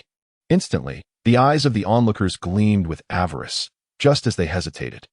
Yang Zheng surged forward. At that moment, Several guards shouted a battle cry, their bodies radiating brilliant light as shimmering sword shadows materialized in their hands. As the dazzling sword light danced, numerous tendrils flailed about, and several warriors broke free from the vines, charging toward the elf. Just as they were about to pounce on the elf, Yang Zheng unexpectedly extended his foot. The guards, caught off guard, stumbled and fell, eliciting a chorus of laughter from the spectators. Clearly, these were skilled combatants, yet they had been tripped, a rare sight indeed. "Who? You're courting death," the guards shouted as they regained their footing, their eyes blazing with fury. In previous times, Yang Zheng would have instilled fear in them. However, having restrained his aura and soloed on, they mistook him for an ordinary individual and lunged at him with their swords. These guards were formidable. But they faced Yang Zheng. With a swift crouch, he seemed to vanish before their eyes. The foremost guard suddenly felt a force akin to being struck by a rhinoceros in the abdomen. Hurtling through the air like a cannonball, the other two guards, sensing their wrists twist painfully, looked down to find their arms contorted grotesquely, their joints protruding in agony, and they collapsed, unconscious. Yang Zheng, though he refrained from making a move, ensured that his strikes rendered them incapable of resistance. The audience gasped in astonishment, never anticipating such a turn of events. More warriors shook off the vines and charged toward Yang Zheng, joined by reinforcements from the army. He surveyed his surroundings calmly, nudging a sword on the ground with his foot. With nonchalance, he twirled the sword, his expression serene and composed, for to one who had emerged from countless bloody battlegrounds, this minor skirmish felt utterly trivial. "Ah!" A scream erupted as the foremost guard was met with Yang Zheng's sword, deflecting the iron blade, followed by a swift punch that struck his nose, sending him reeling backward. Blood gushing forth, as Yang Zheng swiftly sidestepped to evade the duel, swords approaching from another direction. He retreated rather than advancing. Upon nearing a large vine, he executed a remarkable leap, momentarily stepping upon the vine and propelling himself approximately 3 meters into the air. In midair, he gracefully spun, then split his legs apart to deliver a powerful kick to the heads of 2 rushing guards, while simultaneously wielding his sword with both hands to strike at a guard behind them. The unfortunate man, who had just raised his sword, was forced to stagger back under the force of Yang Zheng's blow, his hefty sword splintering upon impact. Upon landing, Yang Zheng propelled himself forward with the tip of his toes, grasping a mundane longsword that now seemed as lethal and agile as a venomous snake. The guards fell one after another, shrieking in agony, some having their tendons severed, others their bones shattered, all due to Yang Zheng's merciful restraint. Were this a battlefield, he would have slain them without hesitation, yet in Solodon, they were merchants protected by law, and from any perspective, he had no justification for exterminating them entirely. The number of fallen guards continued to rise. What began as a seemingly uneven confrontation had transformed into a dazzling display of swordsmanship by Yang Zheng, who weaved effortlessly among the guards, executing his techniques with an elegance devoid of any brutishness. His ruthless methods not only quelled the greedy sentiments of the onlookers but also incited cheers from the bored spectators. The chaos below had already turned the entire auction venue into a disordered frenzy. As the manager of the auction house, Nazabel was well aware of the turmoil. When she and Sean hurried downstairs, they discovered that the cause of this chaos was none other than her esteemed guest. Anger and urgency surged within her as she beheld the multitude of his subordinates sprawled on the ground, while Sean seemed utterly unfazed, engrossed in watching Yang Zheng's massacre of 100 foes. Had it not been for Nazabel's reputation, he would have eagerly joined in on this amusing brawl. "Stop. Everyone, cease at once." Nazabel stormed forward, her voice booming. "Halt. Whoever continues to fight shall face my wrath." Chapter 35, The Capture of Bingyun under Sean's mediation. Yang Zheng successfully purchased the elf. Though termed a purchase, it was more akin to a generous gift. The price was sufficient to leave the slaver in anguish, as the once priceless elf was sold for a mere 10,000 gold coins. Yang Zheng even symbolically offered an additional 2,000 gold coins as compensation for the injured guards. It was nothing short of an insult, a despicable affront to the nobility, leaving the slaver in tears. Yet, what could be done? They were the lords of slaves, while the nobility were their overlords. In the rigid class structure of the Wei Rong kingdom, one was the son of a counselor, and the other a newly appointed earl. Not demanding they pay extra was already a considerable act of mercy. However, on another note, as Yang Zheng escorted the unconscious elf to the inn, he felt a chill under Sean's suggestive gaze. "What are you staring at? Your smile is utterly revolting." Yang Zheng couldn't contain himself. Erupting in anger, for Sean kept glancing at the elf's exquisite features, shooting Yang Zheng flirtatious looks, the meaning behind his eyes unmistakable that in truth, the kingdom was rife with noblemen who had an affinity for handsome men.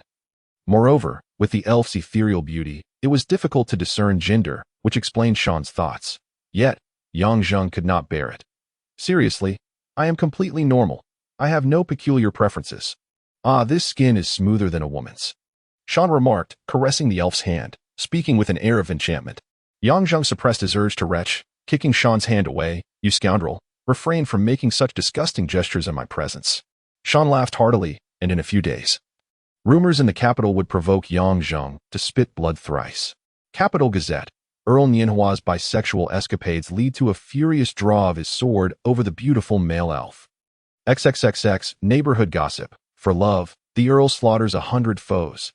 XXXX. Adorable elf gender analysis report. XXXX. Having lost the Earl's affection, how many beautiful maidens will weep in despair? XXXX. Sean, I swear I will kill you, came the hoarse shout from within the Swan Inn. Achoo! Achoo! Sean, reclining in the carriage on the way back to Samelding, sneezed repeatedly, rubbing his nose and mumbling. How strange, who is cursing me? Yang Zheng gazed out the attic window, observing a completely naked man floating in midair within the garden. Though described as nude, the man's entire being radiated a white glow, his arms slightly outstretched, golden hair cascading like a flowing stream, resembling a surreal dream, devoid of any indecency. The garden was suffused with a serene luminescence. With countless fireflies and bees flitting about, flowers in full bloom, and trees appearing more lush and verdant. After the rain, sunlight descended upon the garden, casting a rainbow-like brilliance, resembling a celestial realm. The elf had awakened. It had been 3 days since the massacre at the auction house. The elf's healing method was quite peculiar. He needed to merge himself with a great tree, which was why Yang Zheng had brought him to Rachel's quaint villa. For 3 entire days, the elf neither ate nor drank, becoming one with the tree. Little did Yang Zheng anticipate that upon awakening, the elf would exhibit such extraordinary phenomena. Nature was indeed unfathomable. Yang Zheng observed the elf. And after a moment, the elf slowly opened his eyes, countless mysterious glimmers swirling within them. The two locked gazes for a moment, and a voice of dreamlike magnetism emerged from the elf's slightly parted lips. Could you fetch me some clothing? Yang Zheng tossed a white robe out the window toward the elf. Once the elf donned the garment, the peculiar light enveloping him dissipated, and even Yang Zheng felt a twinge of jealousy towards the reborn elf. Heaven had truly favored this race, rendering them astonishingly perfect. Yet, it was precisely this perfection that sowed the seeds of all malevolence. With humanity's inherently jealous nature, how could such a beautiful race coexist? Rachel's voice drifted from behind. He has awakened? Indeed. As the elf flew into the room through the window, Rachel was equally taken aback, unable to resist teasing Yang Zheng. What a man to be envious of. I am beginning to believe those rumors myself. 3 black lines appeared on Yang Zheng's face. Thought he knew the queen relished making fun of him, so he ignored her and turned to the elf. What is your name? Legolas. The elf was clearly unaware of the malicious humor among humans, in some respects. They were even more innocent than children. Legolas first bowed to Yang Zheng. Thank you for your assistance. I shall never forget your life-saving grace. Hold on, do not rush to express your gratitude. In truth, it was you who saved me first. Had it not been for your arrows and Samelding, I would have perished, Yang Zheng replied. The elf scrutinized Yang Zheng carefully, a hint of recognition dawning on his face. So it is you. Subsequently, the two engaged in conversation, and as their dialogue progressed, Yang Zheng sighed inwardly. This elf was truly too naive, stating anything and everything without hesitation. He had uncovered all of Legolas's secrets, learning that he was the prince of the Green Elves.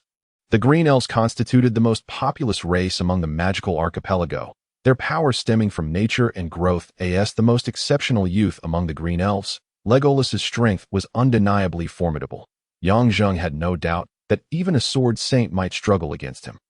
His growth power could undoubtedly rend all asunder.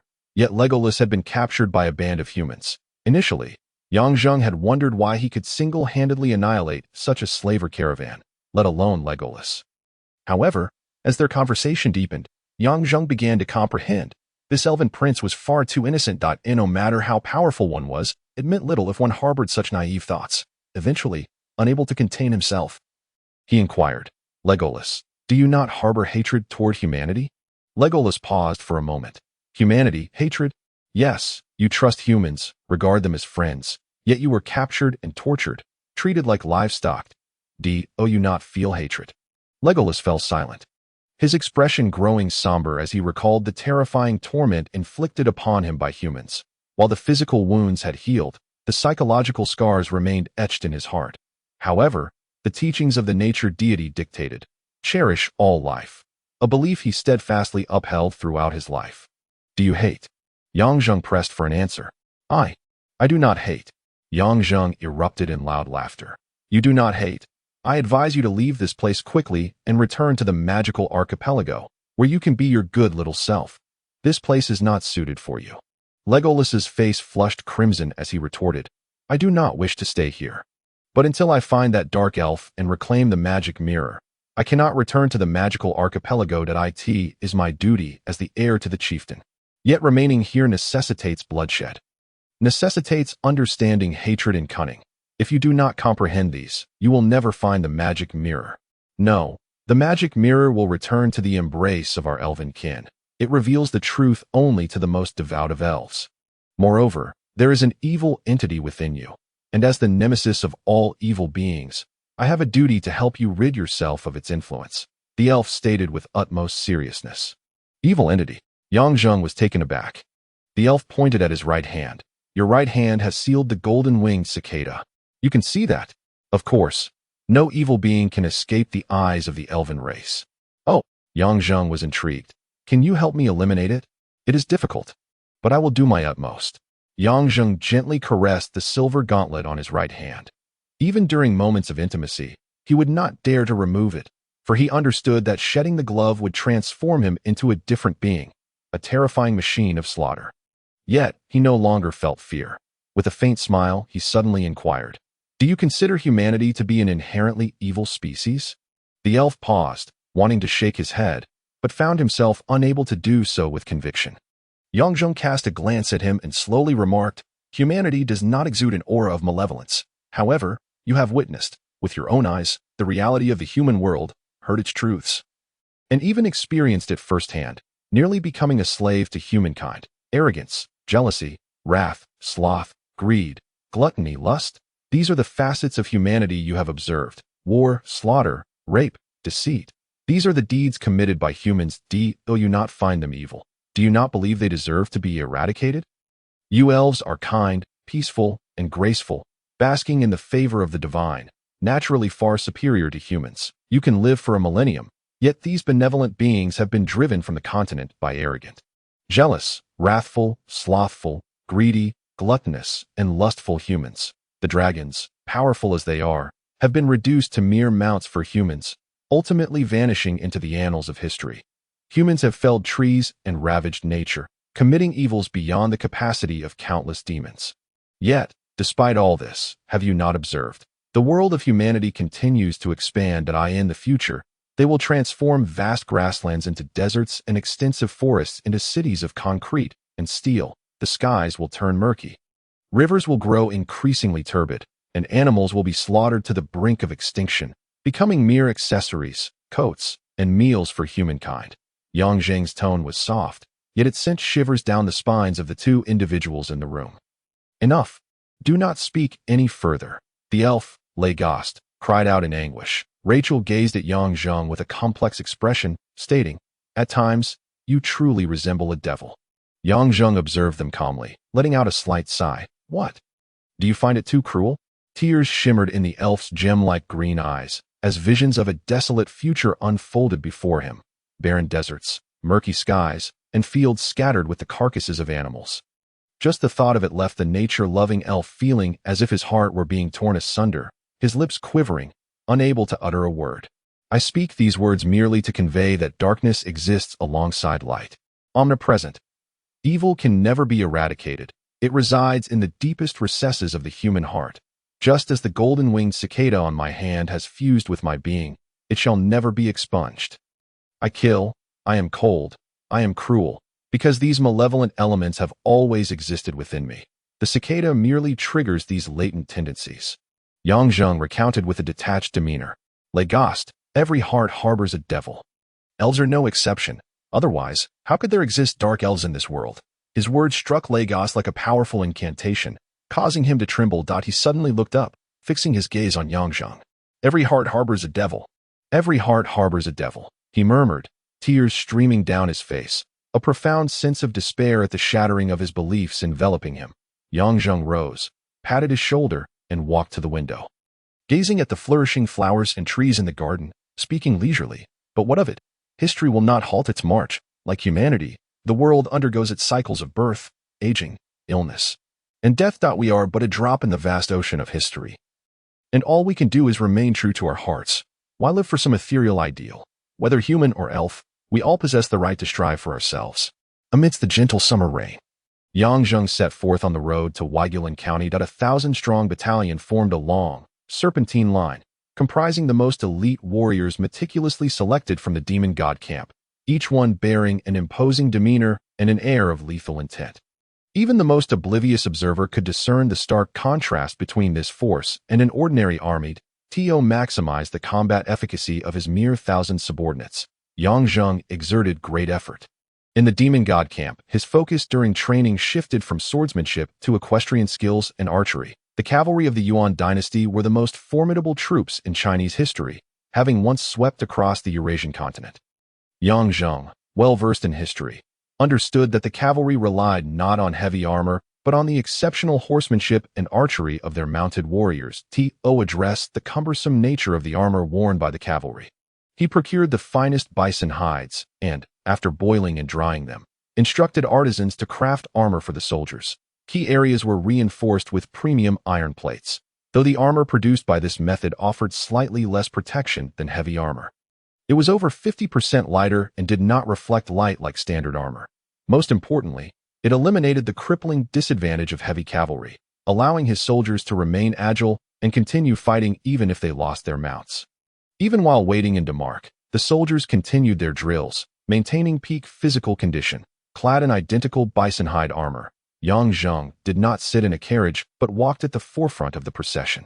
Before their departure, he had told his soldiers, "Though I am no longer a general, and you are no longer frontier warriors, I remain myself, and you are still the finest soldiers. That I do not lead you as a lord, as long as I stand before you. I am a warrior, your general. We shall eat, sleep, and journey together. While you serve under me, I shall undoubtedly protect you. However, I must declare one thing. Should anyone breach discipline, they shall face the same fate as the sword." He snapped a sword in two. The soldiers, witnessing his fierce black eyes, understood that their general had not changed. The absurd rumors from the royal capital were like smoke, forever unable to obscure his sharpness. The rain fell incessantly as they marched for 2 days. Yangzheng was thoroughly soaked, his gaze piercing through the mist, with Jelon City ahead. Beyond that city lay the southern plains. After another day's journey, Giant Horse Province would not be far off, and Weigulan County would soon follow. At the inn in Jelon City, the soldiers, having marched hard for 2 days, eagerly took the opportunity to rest, hastening to bathe and change their clothes. Yangzheng, however, was invited by the lord of Jelon City. Now a noble of the Wirong, he felt compelled to honor these people's hospitality. Seeing that the rain showed no signs of abating, Yangzheng chose not to overstrain his soldiers and decided to rest that night in Jelon City. He declined the lord's hospitality only after darkness fell, returning to the inn with several officers. Having consumed some wine, he soon succumbed to slumber in the middle of the night. However, he was roused by a sound at the window. Yangzheng abruptly opened his eyes and growled, "Who goes there?" Grasping the knife at his bedside, he lunged toward the window, only to glimpse a white figure fleeting in the distance. The parchment fell onto his windowsill. He picked it up and struck a spark with flint. It was a map, specifically, a blueprint of Jelon City, with a red mark indicating a location. Upon closer inspection, he discovered it was stained with blood. After a moment's contemplation, Yangzheng donned his clothing, quietly opened the door, and stepped outside. Along the way, he encountered patrolling soldiers, instructing them to remain silent while he slipped out of the inn, making his way toward the marked location on the map, under the cover of night. Amidst the rain, the city lay in eerie silence. Yangzheng ghosted through a street, vanishing into a dark alley. Ahead, he heard the sound of something heavy falling. Swiftly drawing his blade, he charged forward, calling out, sneaking around. Do you intend to assassinate me? The flash of his blade caused the figure to recoil, exclaiming in alarm, "No." With a swift motion, Yang Zheng sliced through the person's headscarf, revealing a pale face, blood trickling from the corners of their mouth. With a single twist of his hand, he captured the individual, and upon closer inspection, he gasped, "How is it you?" The person weakly uttered, "My lord, please save Bingyun." Just as the words left their lips, they fainted. Shui felt as though her head would split. In the darkness, shadows of blades flickered, and bloodied faces loomed. "Shui, help me. Save me." The visage suddenly morphed into Bingyun's, sending Shui into a panic as she screamed. Waking up drenched in sweat. "Where am I?" The bed, the flickering light, the sin of a man. Startled, she attempted to leap up, only to be restrained by a firm grip. A gentle male voice resonated. "Do not move. Your wounds have just been stitched." It was him. That man. Shui exhaled in relief, but her thoughts quickly turned to her stitched wounds, recalling that her injury was on her chest. Her expression changed abruptly. Yang Zheng, seemingly reading her thoughts, reassured her, "Do not worry. I had a woman assist with your stitching." In truth, he was lying. In the dead of night, he had found no woman. Instead, tending to the task himself, he merely sought to comfort her, knowing well that young ladies often felt shy. Shui's cheeks flushed, and she murmured softly. Remembering the harrowing dream, fear coursed through her as she implored, "My lord, I beg you, save Bingyun." The movement caused her wound to throb painfully, eliciting a cough. Yang Zheng quickly stabilized her body, admonishing, "Do not rush. You are in no condition to act hastily." "No, my lord, I implore you. Please save her. It will be too late if you delay." Shui, unable to move, could only plead desperately with Yang Zheng. A pair of enchanting eyes shimmered with tears, and the sorrowful expression upon her visage could melt the heart of even the most stoic. Yang Zheng silently lamented within, acknowledging her as a harbinger of misfortune. Every encounter with this girl seemed to bring nothing but trouble. Yet he found himself utterly unable to refuse her. He nodded slightly. "Do not move. Elucidate the circumstances clearly. Even now, I remain in the dark regarding what transpired. What has befallen Mo Bingyun?" Though he could not claim to harbor hatred towards Mo Bingyun, he felt little affection either. Yang Zheng's voice was tinged with a certain detachment. "She has been captured. The kingdom of Tsanyue was already aware of the princess's presence here, hence His Majesty dispatched an operative team to infiltrate Solodan, intending to forcibly escort the princess back. However, since your departure that day, while Bingyun regained consciousness and her health gradually improved, her spirits remained profoundly low. She isolated herself within her chamber, making it utterly impossible for His Majesty's men to take her. Just 2 days prior to your exit from Solodan, Bingyun unexpectedly consented to return home, much to the delight of that operative team, who promptly established a route to secretly escort her away." After articulating this series of events, Shui gasped for breath, momentarily calming her agitated heart before continuing, "Just as they were preparing to leave, disaster struck. I know not who divulged their whereabouts, but we were soon surrounded. Despite our desperate attempts to break free, the operative team consisted entirely of formidable experts, and we were overwhelmed by sheer numbers. Moreover, the kingdom of Wirong deployed the blood guards." As she uttered this, Shui's countenance shifted to one of terror. "Those fiends are anything but human. They are mere lunatics. Were it not for our Griffin Knights, we would surely have perished. I barely managed to escape." "Mo Bingyun has been captured?" Yang Zheng inquired urgently, suddenly confronted with a grave concern. If Mo Bingyun were to reveal his identity, his reputation would be irrevocably tarnished. "I am not entirely certain. At the time, I was seized by the Griffin Knights and taken aloft. Just as we soared beyond the city, our griffin was gravely injured and perished, leaving me severely wounded as well. I could find no one else to assist me. My lord, I had no choice but to seek you out. I am aware of the rift between you and Bingyun. Yet, she truly cares for you, my lord. You must save her." Yang Zheng's brow furrowed deeply. He was resolute in rescuing her. Mo Bingyun must not fall into the hands of the kingdom of Wirong, for otherwise his identity would likely be compromised. However, he felt utterly blind in this situation, with no clear plan to undertake the rescue. Who could say what condition Mo Bingyun was in now? Had she been captured? Or had she managed to flee the city?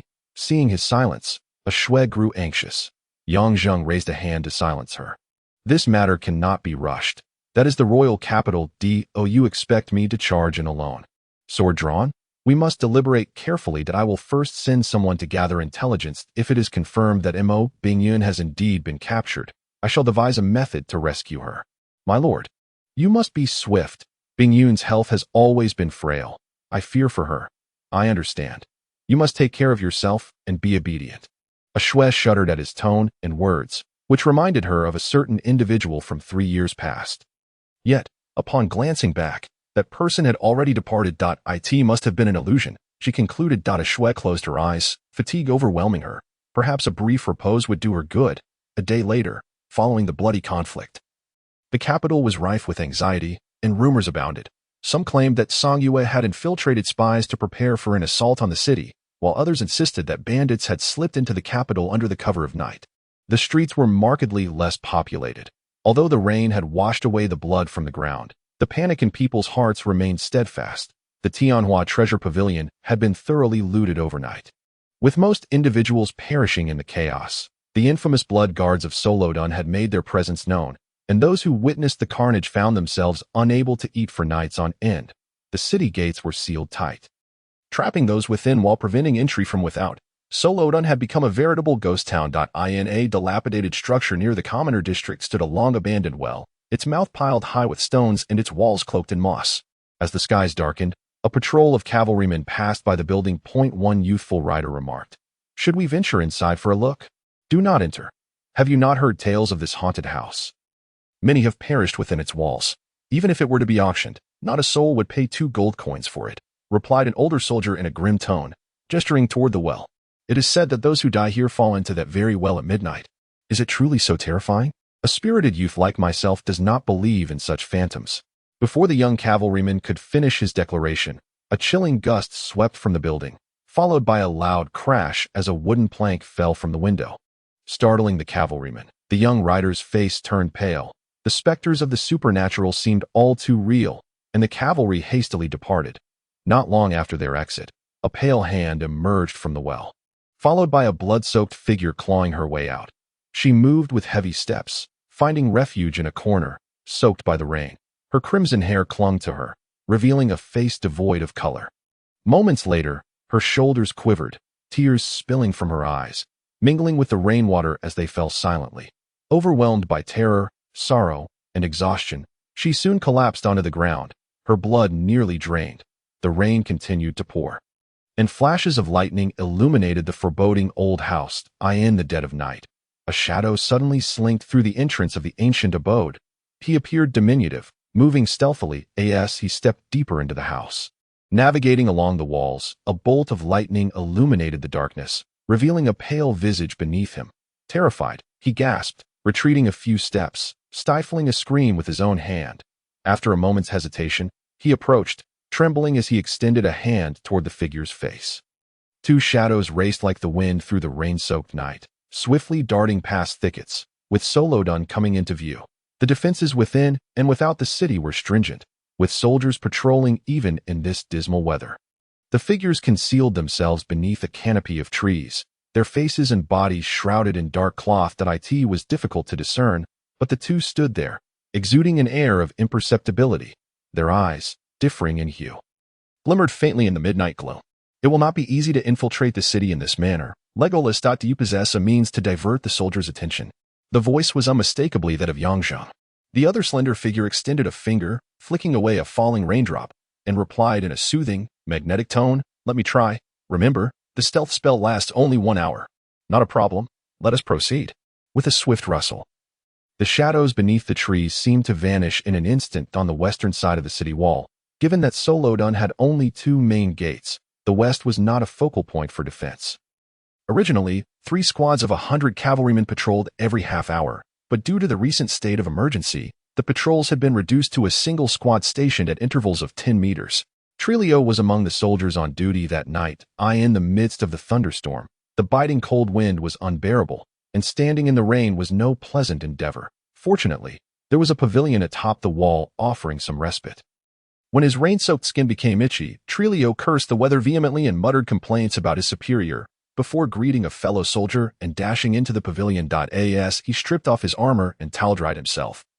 A strange floral scent wafted through the air. Yangzheng received Legolas's signal, He knew they had succeeded. He activated the mechanism in his hand, and a long rope shot up to latch onto the wall 15 meters high. He propelled himself upward, scaling the wall like a gecko. Upon seeing the dazed soldiers atop the wall, Yang Zheng inquired, "What has happened to them?" "Nothing of consequence. I merely anesthetized them with the pollen of the mandala flower. We must hurry. They will awaken in 3 minutes." Upon hearing this, Yang Zheng hastily stowed the grappling hook and, with Legolas, descended the opposite side of the wall, with the aid of the stealth spell. The two entered the city without hindrance. Chapter 36. A narrow escape. Chief had once been a renowned golden finger under the Solodon Thieves Guild. However, his unscrupulous nature led to the severing of both his thumbs 3 years prior. A fate that effectively ended his career as a thief. As a former golden finger, he was skilled only in thievery, rendering him unhireable as he was small, squat, and unattractive. Yet, against all odds, Chief had not succumbed to starvation. He had survived. Living in the shadows of the city like a subterranean creature, he owed his continued existence to that haunted house, when others trembled at the thought of entering, perpetuating tales of its malevolence. And refraining from purchasing it, Chief inadvertently stumbled inside. There, he unearthed a substantial treasure hidden beneath the haunted abode. Perhaps this was left behind by an unknown master of this haunted mansion. After acquiring this wealth, Chifu did not abandon Solodon. Instead, he lurked like a shadow during the day and emerged at night. He was acutely aware that if the members of the Thieves Guild discovered his affluence and comfortable existence, he would undoubtedly be killed. No one understood the malevolent psyche and the insidious assassination techniques of those thieves better than he did. Ever since his thumb was severed, Chifu had learned to keep a low profile, surviving on a miserly sum each day. For him, dark bread and clear water sufficed. However, he did not anticipate that on the night before last, when he was penniless and prepared to venture back to the haunted mansion for some money, such an incident would occur. In a dim cellar, a candle flickered, casting a faint yellow light that illuminated a woman drenched in blood upon the bed. When he had dragged her back, Chifu had not taken note of her appearance. But now that he beheld her in silence, he discovered that she was strikingly beautiful. Good heavens, Chifu had never encountered a woman like her before. She appeared 100 times more exquisite than the noble maidens he had once furtively watched from afar. Such a woman was beyond the reach of a man like Chifu, a mere dream. Yet now, she lay there immobile, her high bosom rising and falling, her damp clothing clinging to her perfectly contoured body. Her face pale, yet still captivating. Chifu's breath quickened, desire etched upon his grotesque visage, as his claw-like hand gently brushed against her face. Her skin was so smooth, Chifu's hand gradually descended, inching closer to her neck, approaching that sacred high ground. This was a goddess. He could scarcely breathe, his heart pounding within his withered chest. "Yang Zheng, forgive me." A sudden voice startled Chifu, causing him to retract his hand in haste. Upon looking again, he saw the woman weeping. I'm sorry, Chifu stammered, feeling utterly helpless. He was no good man. How could a once thieving golden finger be virtuous? Yet, witnessing this beautiful woman, whom he could only dream of, crying before him shattered his heart. "Yang Zheng, forgive me. It truly isn't my fault. I did not know. I genuinely did not know it would come to this." The woman continued to weep, her body curled up, lost in a trance, utterly unawake. Chifu breathed a sigh of relief, yet her fragmented murmurs ignited a fury within him directed at that Yang Zheng. What manner of man could invoke such despair in a woman on the brink of death, still pleading for his forgiveness? That man was far too cruel. What could possibly warrant such a beautiful woman's disgrace? If a woman like this were to weep for him, he would gladly embrace death. Chifu's thoughts spiraled. Suddenly, he felt an icy chill seep into his bones that a dagger had silently pressed against his neck, causing him to freeze in place. The woman had awakened, her glassy eyes emanating a chilling wind. Chifu had never seen such terrifying eyes, rendering his mind a blank slate. Mo Bingyun, weak yet brimming with murderous intent, demanded, "Who are you?" Had she not discovered that her body bore no signs of violation? This ugly little man would have been slain by her hand. Though Mo Bingyun was on the brink of death, her innate strength as an 8th-level swordswoman, even in pretense, could terrify an ordinary individual. I am Chifu," he stuttered. "How did I end up here?" I brought you back from the haunted mansion." "Oh no, dragged you back," Chifu replied, not daring to claim the title of savior in front of this fearsome woman. Mo Bingyun's expression first froze then morphed as she sensed a metallic sweetness rising within her. Struggling to suppress the blood threatening to spill from her lips, she barked, "Tie yourself up with a rope." Chifu hesitated for a moment, feeling the dagger slice through his skin. "Hurry." Oh. Chifu dared not defy her, hastily grabbing a length of rope from the corner and binding his hands and feet. Mo Bingyun, barely holding herself together, rose from the bed to inspect his bindings. Suddenly, she struck him hard on the back of the head, rendering him unconscious. After completing this task, Mo Bingyun could no longer bear the strain. She coughed up blood and collapsed onto the floor. In the fine rain, dawn had broken in a secluded, dim tea house. Two inconspicuous figures sat in a corner, with their backs to the window and the dim light. No one paid them any heed. Among them, the stocky figure, gray-haired and wrinkled, appeared to be in his 50s or 60s, while the other, tall and slender, wore an ear-covering hat but bore a face marred by pockmarks, making him difficult to look at. The pockmarked man glared at the old man with a mixture of anger and helplessness, his voice low and sharp. "Do you have to make us look like this? It's unbearable." The old man glanced at him, a flicker of amusement in his eyes, though his tone remained serious. "There's no other way. You're just too handsome. But there's no need to go to such lengths," the pockmarked man grumbled, taking a sip of water only to spit it out immediately. "What is this water? It's horrid." The old man chuckled sinisterly. He continued, "If you want to revert to your original state soon, you should find that woman quickly and leave this place." The pockmarked man sighed. "Why do you think she is still here?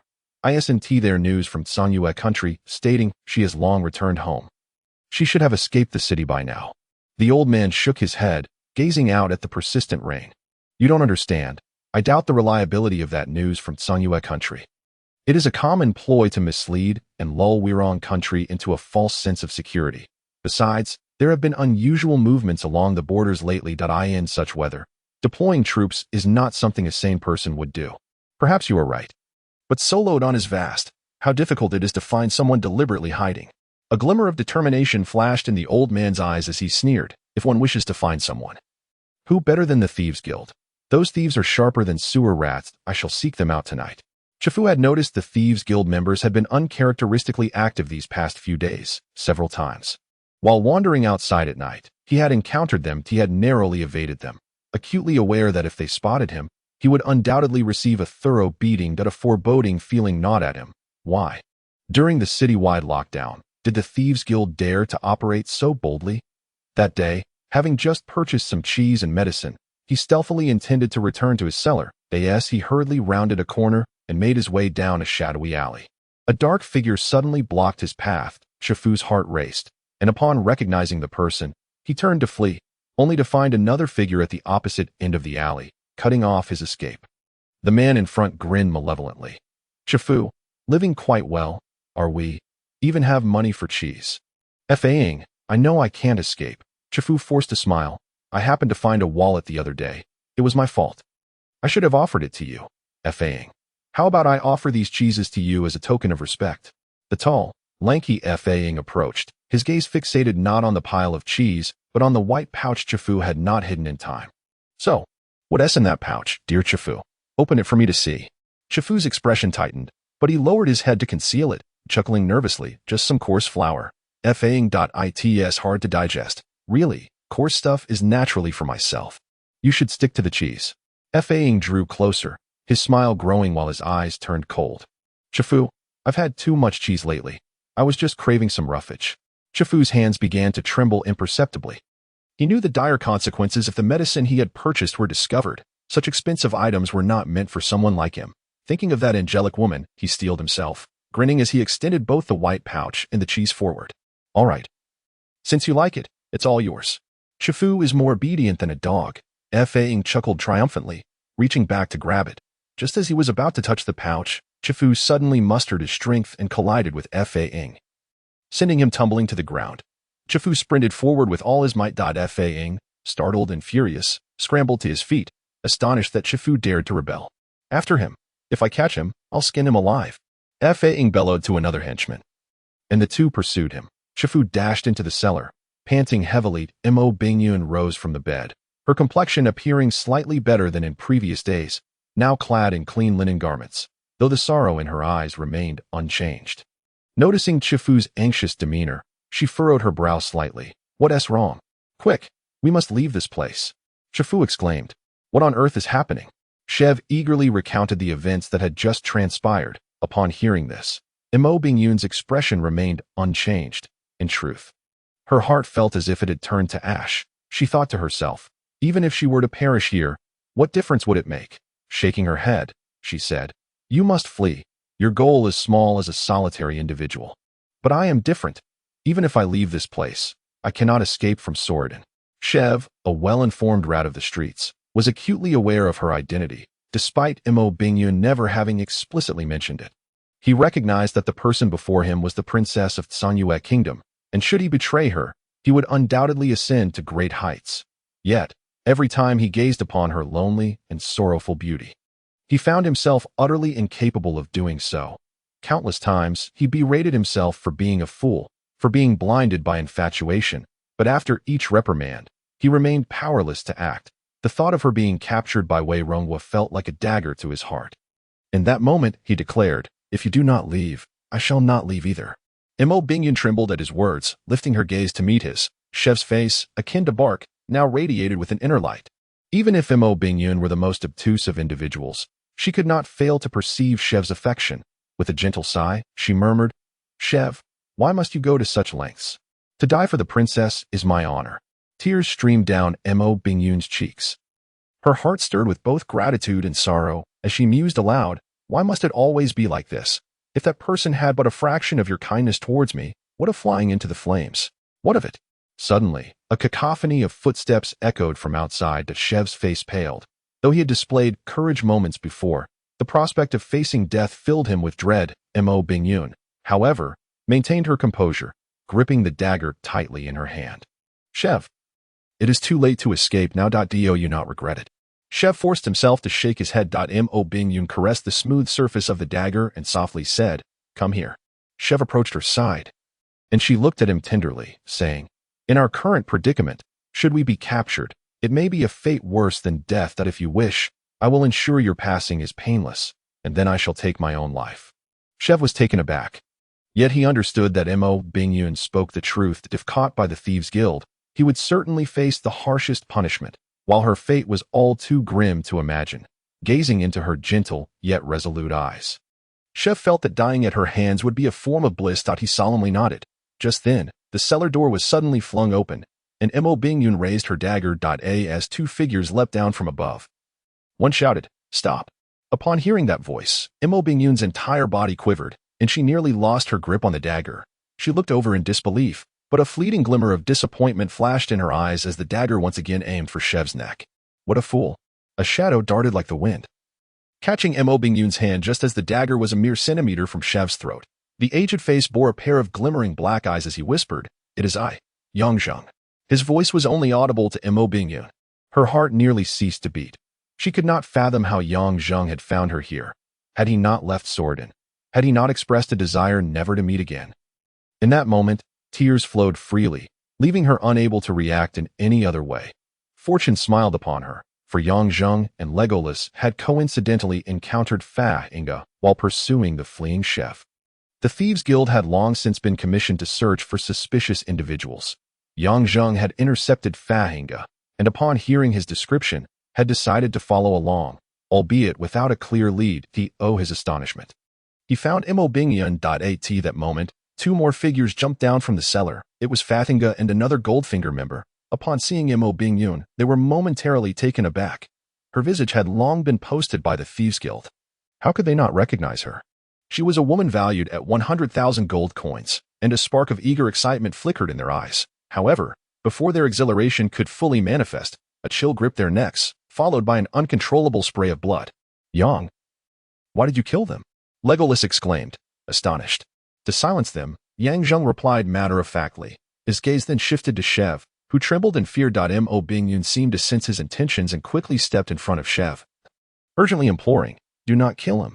He saved me. Yangzheng regarded Imo Bingyun, silently nodding in acknowledgement. After disposing of the bodies, Yangzheng glanced at the darkening sky and instructed Legolas, You scout ahead. We must leave tonight. We cannot delay any longer. Legolas nodded and ascended from the cellar, vanishing into the storm. Yangzheng, seeing the utterly exhausted Imo Bingyun, felt a surge of compassion. You should rest for a moment. I will take you away tonight. Mo Bingyun bit her lip and, trembling, asked, Why did you come to rescue me?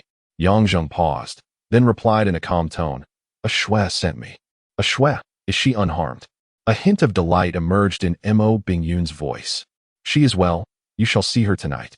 At that moment, Yang Zheng approached the bedside and suddenly grasped Mo Bingyun's hand. She struggled to break free, her face flushing as she lowered her gaze. Yang Zheng frowned slightly. You are very weak. Hey, can you help watch over her? Yang Zheng said to Chev, who nodded mechanically. Yang Zheng then climbed back up to the cellar, and approximately half an hour later, he returned, holding thick thread and a large piece of waterproof leather. He tore the leather and restitched it. Transforming it into an oddly shaped garment, he presented it to Mo Bingyun. Put this on.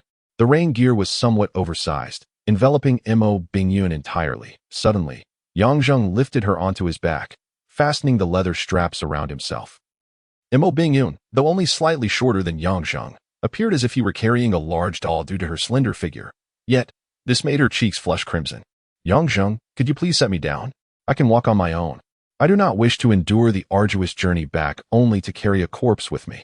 Mo Bingyun's expression paled instantly, while Chev, who had been silent, suddenly leapt up, his face flushed with indignation. He shouted, How can you be so self-righteous? Do you not know how much the princess has suffered these past few days? She has endured numerous injuries. Yet even in her unconscious state, she has been thinking of you. Did I hear her weeping and calling your name every day? Even if she has erred in some way, she has sincerely repented and apologized. Can you not treat her a little better? Speak to her with gentleness. What does it matter how capable you are if you are such a man? Chev could no longer contain his anger. What did it matter if he were to die? Watching the woman he adored being treated like a mere plaything, while the other party wore a face as if he were owed money, was unbearable. Chev, please stop. Mo Bingyun urgently interjected, terrified that Yang Zheng might kill Chev in his fury. If I must speak, then let him kill me, Chev yelled, nearly pointing a finger at Yang Zheng's nose. If you have the guts, kill me now. Do it. A man like you deserves my contempt. Yang Zheng stood there, unfazed, even as Chev's saliva splattered his face. He waited patiently until Chev had finished his tirade, then silently set Mo Bingyun down. Mo Bingyun, believing he was about to strike Chev, hurriedly embraced him, preventing any movement. I am sorry. Yang Zheng's deep voice echoed in her ears, and when Mo Bingyun looked up, Chev was also rendered speechless. You need not worry. I will not kill him. Yang Zheng gently pried Mo Bingyun's hands away, casting a complex glance at Chev before stepping forward to pat him on the shoulder. You are a good man. Thank you. Chev's face reddened with embarrassment at the praise, and he offered a bashful smile. As night deepened, Legolas returned from outside, and after a brief discussion with Yang Zheng, he stood up and addressed Mo Bingyun. It is time to leave. We must depart as soon as possible. Following Chev's outburst, Mo Bingyun and Yang Zheng remained silent for the rest of the night, yet both sensed that the barrier between them had begun to dissolve. I think it is better to use this. Your body is still quite weak. If you do not like it, I can have Legolas carry you. He is an elf, so it will be fine. Yang Zheng gestured toward the rain gear. Mo Bingyun's cheeks flushed as she stammered, I would prefer if you carried me. She donned the rain gear, and just as Yang Zheng was about to lift her, Mo Bingyun suddenly called out, Wait. She glanced at Chev, who sat in the corner, his expression sorrowful. Mo Bingyun approached him, helping him up. Looking at his unattractive face, she felt a warmth in her heart. Suddenly, she leaned down and kissed his forehead. Chev, you are a hero. After we leave, make sure you escape swiftly. If I survive, and you find yourself in need in the future, please come to Tsongyue Kingdom. I will assist you. Mo Bingyun cast him one last glance before returning to Yang Zheng's side. Climbing onto his back, after Yang Zheng secured the straps, Legolas led the way ahead, and the three of them exited the cellar. As Chev gazed at the empty cellar, he suddenly broke down in tears. The wind and rain of the night intensified, following the path scouted by Legolas. Yang Zheng cautiously trailed the elf through the winding streets, arriving at the western wall where they had initially entered. The elf had concocted a powder from luminous flower pollen and the fruit of the blackwater tree, which could aid a person in stealth, particularly in darkness, nearly achieving an effect of invisibility. The trio, concealed in the shadows, each harbored disparate emotions. Legolas remained composed, while Yang Zheng felt a mix of excitement laced with concern. The only one who could not articulate her feelings was perhaps the third princess. Mo Bingyun. Proud as ice and indifferent to men, this was her first intimate encounter with one, albeit separated by a layer of leather. Yet, she could distinctly sense the warmth emanating from the robust body beneath her. Each stride and muscle movement exuding an indescribable force, as a warrior. She marveled at Yang Zheng's physical perfection. However, as a woman, she felt her cheeks flush, the closeness of their bodies akin to magnetic attraction. And the vibrations from their running sent tingles throughout her being, especially the familiar scent of his sweat, which wafted into her nostrils like a gentle breeze caressing her skin. Yet, after this tenderness, it felt as if countless tiny insects were crawling over her. This peculiar sensation compelled her to tighten her legs, for the spot pressed against his waist felt particularly irritating. How could this be? Mo Bingyun was in a flurry of confusion. The rain gear shielded her from the outside world. Although it poured heavily, she felt utterly enclosed within that small space that in the dimness of the chamber. Her mind could not quell the tumult of thoughts. Her body grew increasingly warm. Suddenly, she felt a jolt, leaning back slightly, and quickly lifted her head from where it had nestled against Yang Zheng's neck.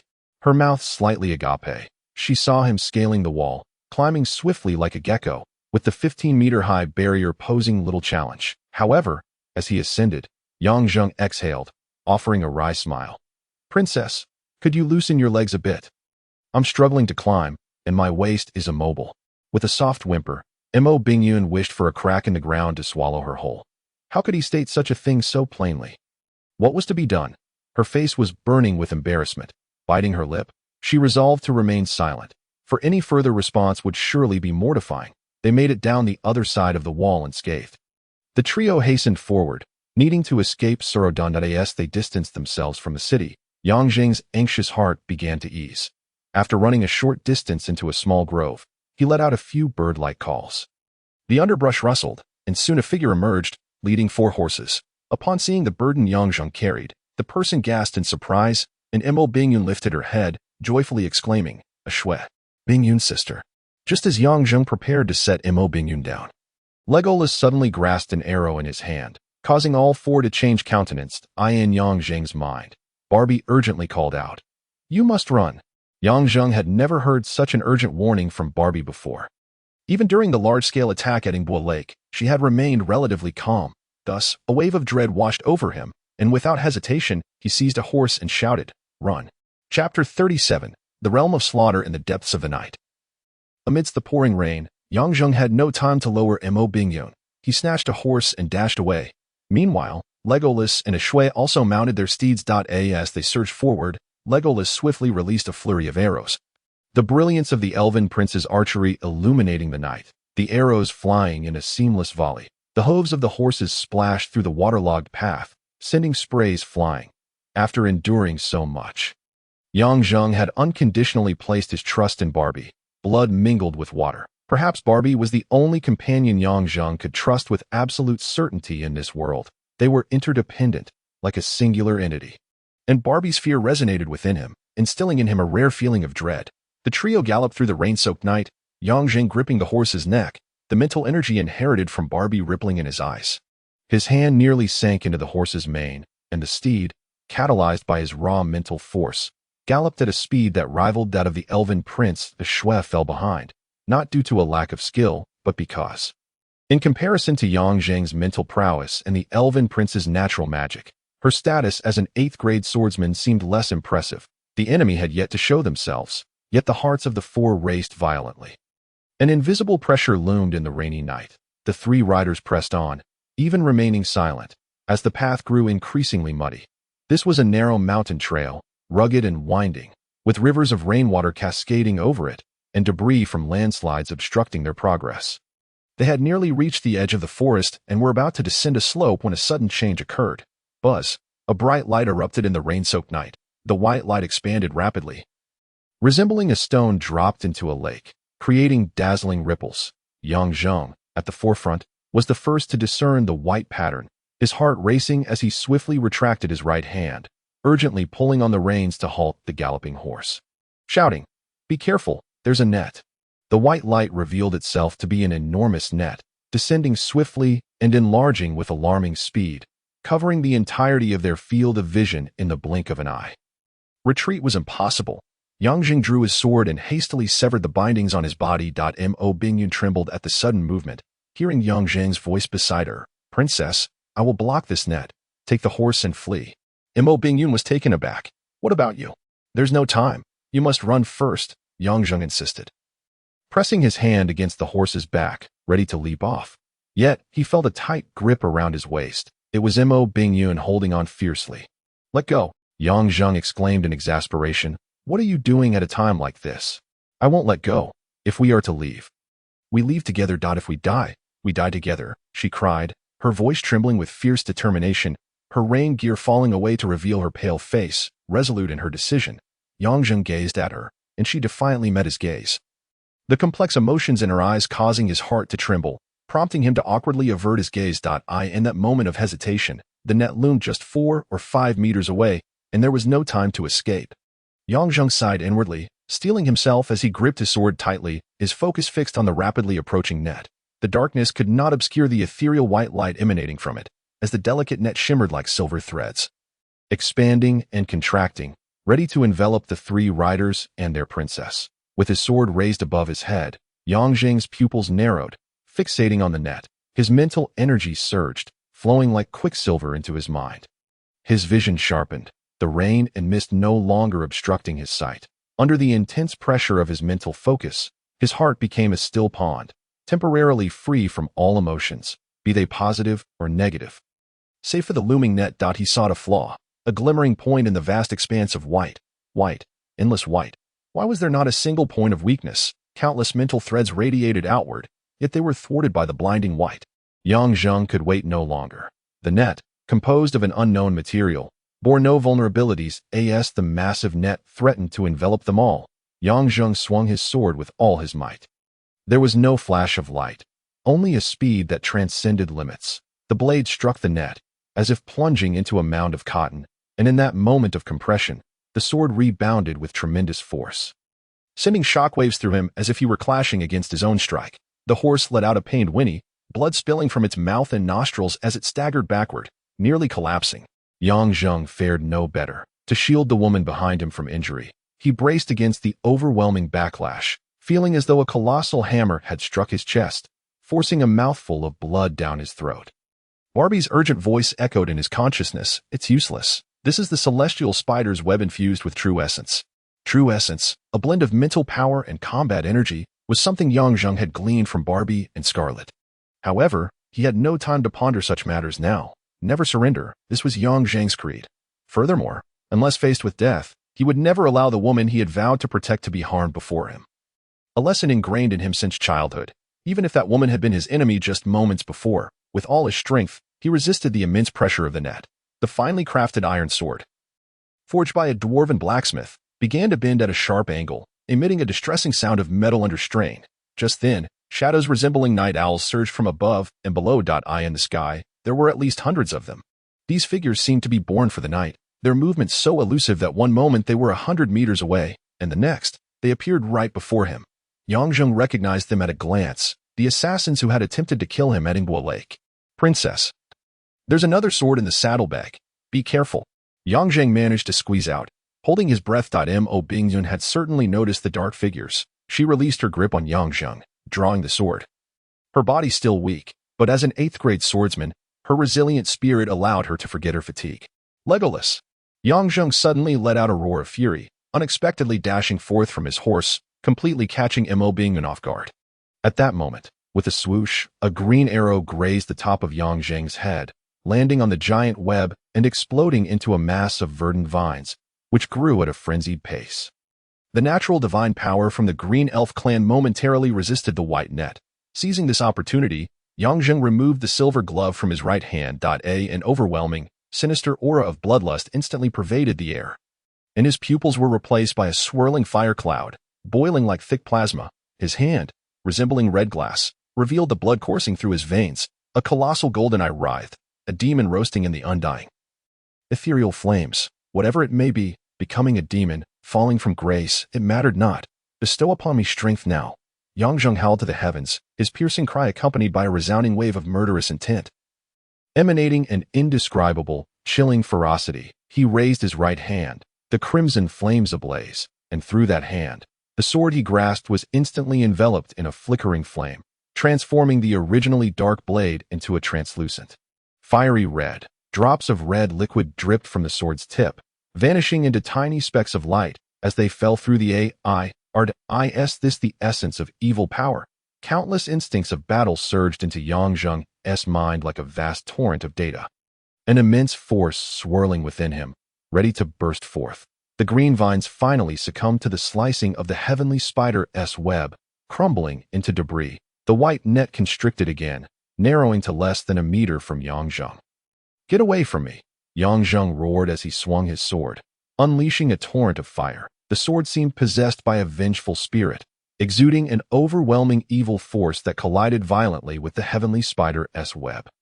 Sending red flames scattering in all directions, the white net recoiled and expanded, until with a resounding boom, the taut white net finally ruptured, creating a gap. Amidst the billowing flames, a figure burst forth. Yang Zheng tore through that opening, standing on the other side of the white net.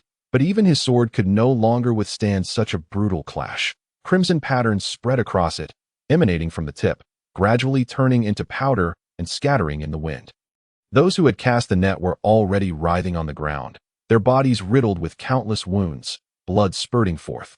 Yang Zheng's face shifted between pallor and crimson, his limbs trembling.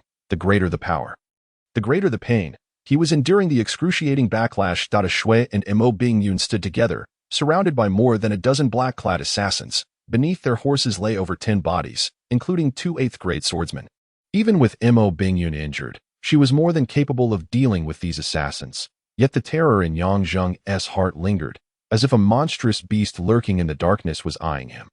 The alarm from Barbie was not merely about these insignificant assassins. He bit back the pain, and with a swift motion, he returned to Mo Bingyun's side, his ghostly figure amidst a bloodbath.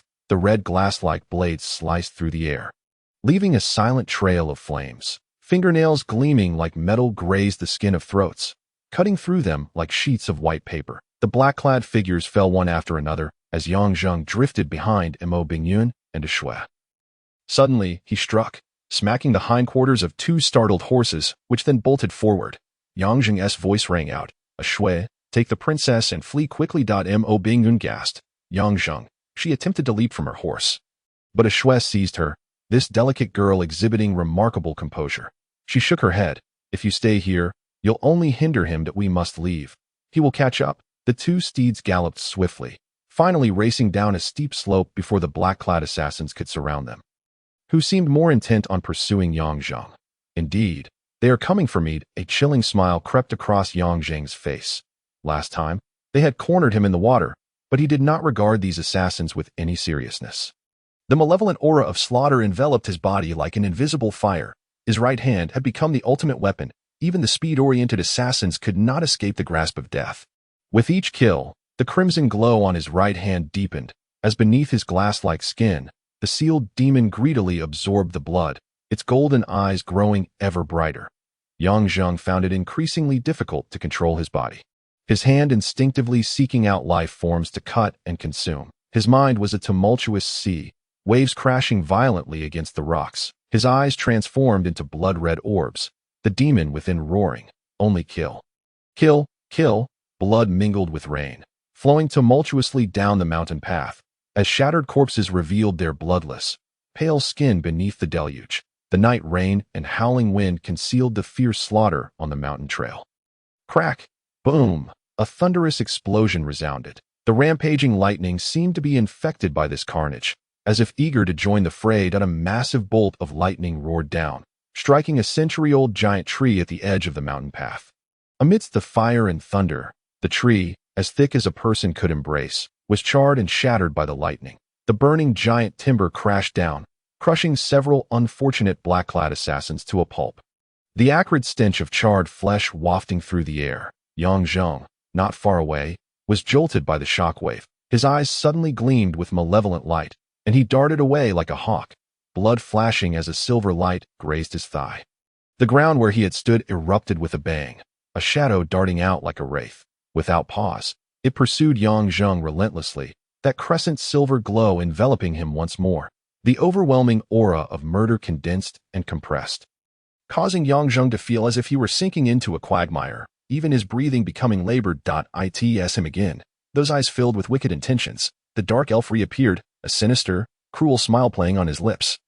As the crescent blade shot forth before morphing into a cascade of silver petals, showering down, Yang Zheng's leather armor burst apart, blood seeping forth. The swift movements echoed with the sounds of clashing metal.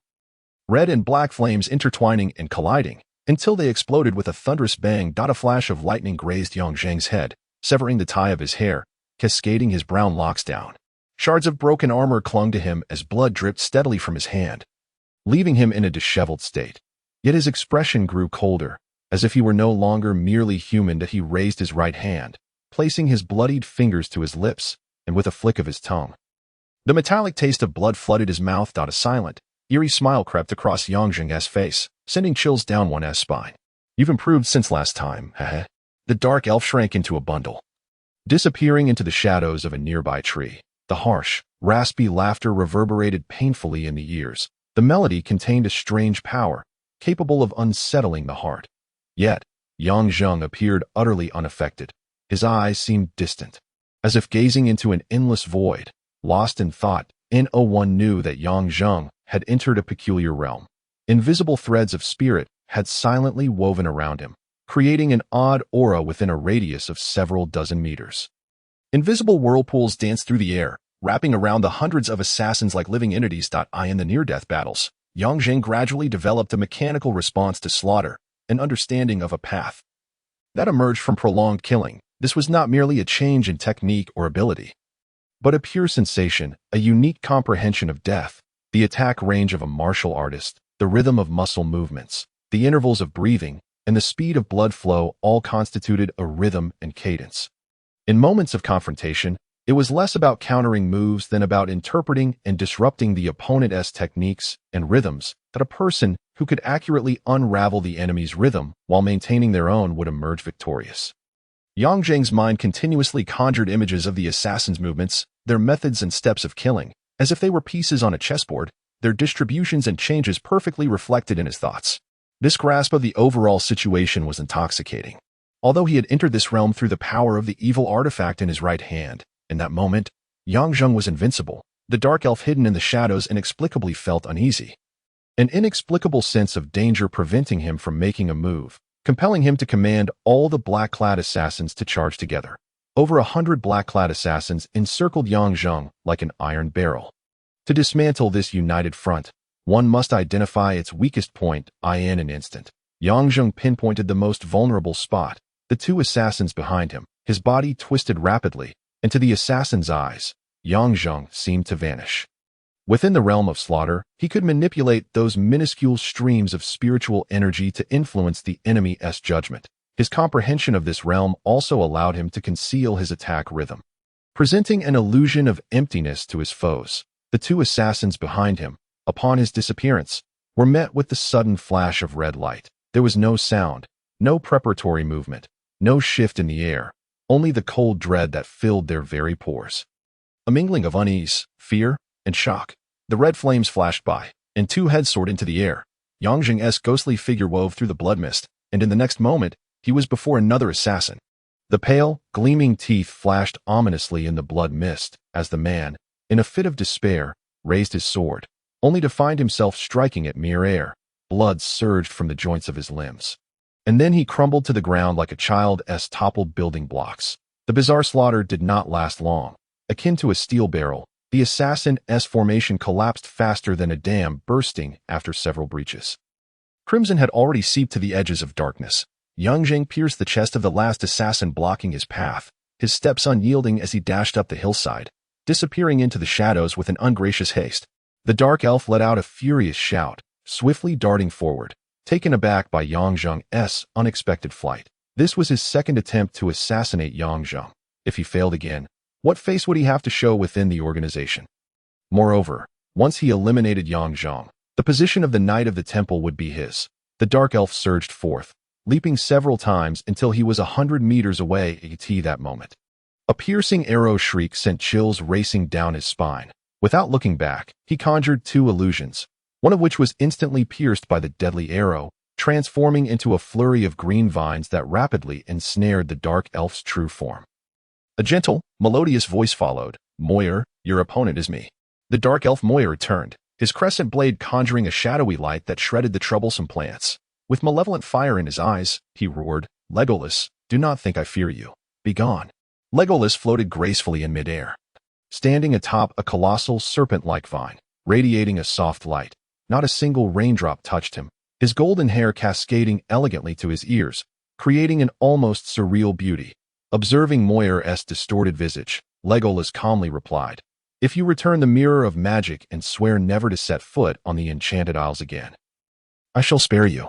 Return it, over my dead body. Kill him."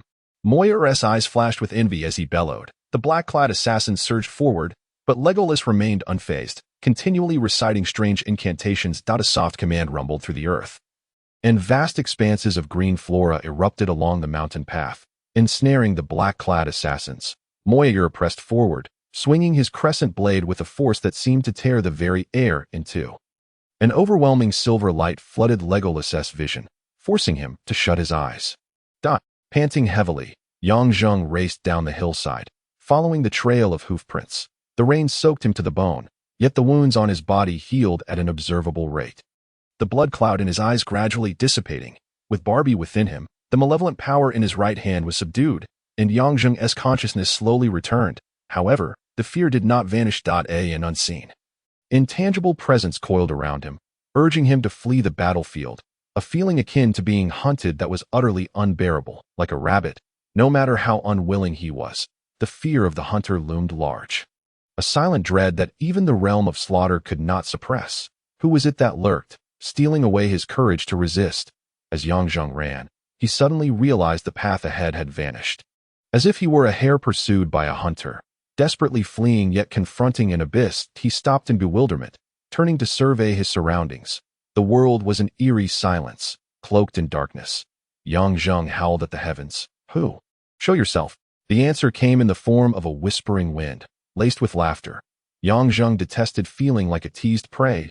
He would rather face his opponent directly than endure such mockery. Calm. He must remain calm. He understood that the more anxious he became, the more pleasure the hunter would derive from his turmoil. Bastard.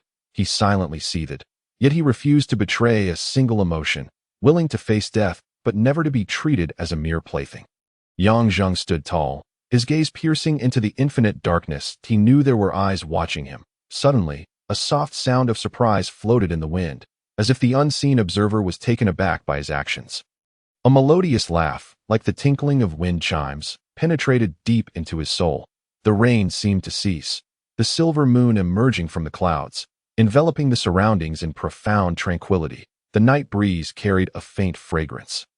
The moonlight cascaded down, imparting an indescribable serenity, even tempering Yongzheng's previously sharp demeanor. He abruptly turned his head, his pupils contracting swiftly, as a figure gradually materialized from the depths of darkness.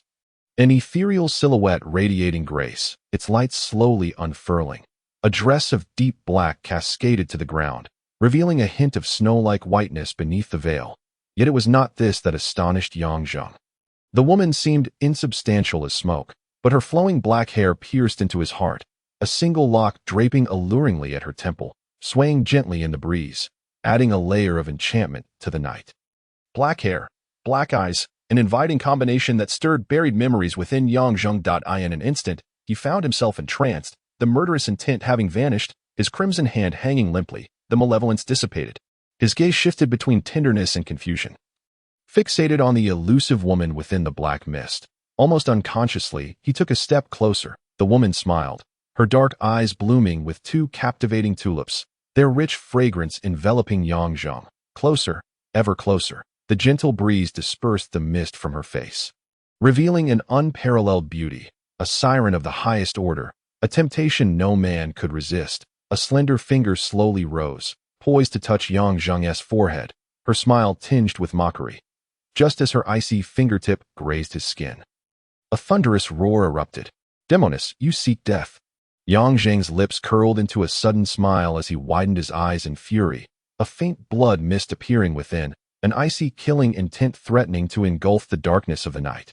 His hand crackled with the essence of azure flames, swirling like a serpent, morphing into a tangible vortex of lethal energy, whipping the woman's veil into disarray, revealing her exquisite, pale form beneath. The woman slowly lifted her head.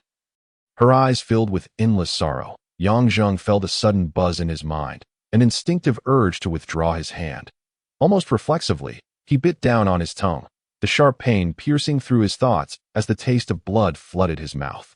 With a fierce shout, he thrust his right hand forward. The woman's gaze flickered with surprise, incredulous that Yang Zheng could still retaliate, just as his bloodied hand was about to crush her throat. She dissipated like mist, effortlessly evading his lethal strike. Yang Zheng, you have a cruel heart. The woman floated in the air, as if weightless, letting out a laugh laced with mockery. The moonlight abruptly vanished, thunder crashing once more as the rain poured down. Drenching Yang Zheng's face and body, he shook off the water, looking skyward. He had not slain the woman. He had merely escaped the enchanting illusion, returning to the realm of reality. The bewitching figure was no longer as soul-stealing as before. Though still beautiful, she lacked the breathless allure of before. Yet, he sensed a familiar essence about her. Do you recognize me? Yang Zheng asked calmly, a hint of gentleness gracing his features, concealing the lethal intent he had just harbored. Her enchanting visage regarded him, and she sighed, a sound that sent shivers through his soul. Of course I recognize you, do you not know? I have been waiting for you for a long time. Just as her words fell, Yang Zheng's eyelids twitched, a sudden wave of murderous intent surged from his lower abdomen. Almost instinctively, he tightened his abdominal muscles, an icy sensation piercing through him at that moment. He controlled his muscles with all his might, briefly staving off the chilling aura, and with a powerful tug, he wrenched his right hand. A series of unsettling sounds erupted, akin to plastic bubbles scraping against glass, inducing a nauseating urge to retch. Yang Zheng barely managed to roll away, landing in a muddy heap. As he rose, he nearly unleashed a stream of curses. Demonious, shameless, despicable. The disparity in their strengths was overwhelming, and yet she had dared to launch a sneak attack. A gaping wound marred his right hand, while his abdomen bore a near-crosscut. In a state of disarray, Yang Zheng glared fiercely at the woman hovering in the air, toying with a small black blade, the very weapon that had nearly claimed his life. Yet, in the blink of an eye, the ferocity in his gaze faded. He nonchalantly wiped the blood from his hand and adjusted his torn clothing, eventually tearing off the remnants of his already tattered armor and tossing them aside. Cautiously approaching the woman suspended in mid-air. In the end, it appeared he grasped something in his hand. Can you give me a moment? Yang Zheng suddenly asked softly. Oh, what do you intend to do? The woman smiled, watching him intently, flicking her finger as the small black blade spun like a top in her palm, seemingly playful. But Yang Zheng knew the blade's spirit had already ensnared his body. That a moment's inattention would result in the charming little dagger puncturing him with numerous holes. Let me remove my disguise. I do not wish to die bearing another face. Yang Zheng appeared genuinely dispirited, confronted by such an enigmatic and unpredictable woman. He found himself devoid of any means of defiance. The woman pondered for a moment before erupting into a soft, tinkling laughter. Very well. I too wish to unveil your true visage. Yang Zheng crouched down, slightly tilting his body, as he preferred not to be seen in the act of removing his makeup. The woman floating in the air seemed indifferent to this, especially since Yang Zheng was already bare from the waist up. Rendering any potential trickery futile, he poured droplets of a yellow liquid from a small vial onto his face. Subsequently, he dipped his hand into the muddy water pooled in a depression on the ground. Where a purple petal silently sank beneath the surface, Yang Zheng collected some of that muddy water and began to wipe away his makeup, revealing his youthful features. He even wiped away the brown dye from his hair. Unveiling a cascade of black locks, he flung away the liquid that had dissolved the purple petals. Half an hour. Just hold on for another half hour. Yang Zheng adjusted the muscles of his face, donning an innocuous smile that showcased his pearly white teeth, making his youthful and handsome visage easily likable. Although he understood that the beguiling woman before him could not be deceived by mere appearances. A young and healthy man was undeniably more pleasant to behold than the elderly visage he had just adopted. Human psychology is quite delicate, and perhaps even a slight influence could alter the outcome, at the very least. It might prompt the woman to be gentler in her approach, he thought with a hint of self-deprecation. Chapter 38. The Enchantress, Xia Mo Bingyun and Axa rode furiously, racing down the mountain path. As the sounds of battle gradually faded behind them, several times, Mo Bingyun contemplated turning back, only to be restrained by a shui. As their steeds galloped onward, the cacophony of conflict was finally left in the distance, leaving only the violent flashes of lightning illuminating the earth, accompanied by torrential rain that merged heaven and earth into a watery realm. Bingyun's face was drenched, her crimson hair clinging to her visage, blurring her sight. She made no attempt to wipe it away, oblivious to whether the haze before her eyes was caused by rainwater or tears. The rhythmic pounding of hooves receded into the distance. She lowered her head, silent, her emaciated shoulders occasionally trembling. Aksu, witnessing this, felt a deep concern mixed with a heart-wrenching ache. What had become of her sister, the spirited and unyielding Bingyun? Once a figure of idolization in her heart, now reduced to this state, all for an inexplicable sentiment. If it were her, if one day that black-haired, black-eyed nuisance who called her little ghost reappeared before her, she vowed she would not wallow in self-pity. She would proclaim her thoughts loudly, and she would not cry. Aksu encouraged herself thus. In this atmosphere of suffocating silence, time seemed to stretch indefinitely, and the path narrowed ever more. The rain showed no signs of abating. As they approached a valley, an unsettling sensation arose, causing the hairs on the back of their necks to stand on end, a chilling dread coursing down their spines. Yet Bingyun remained unperturbed. Continuing toward the narrow gorge, Aksu spurred her horse onward, urging it to surge ahead, pulling on the reins of Bingyun's mount. She called out sharply, "Be cautious, Bingyun." The mouth of the valley loomed ominously, dark as a beast's maw, poised to consume them. The rain lashed at the ground, its relentless patter obscuring any signs of life. Bingyun lifted her pallid face, steadying her nerves, and asked, "What is it?" Aksu did not respond, but instead stared with wide, pale blue eyes, cautiously surveying their surroundings.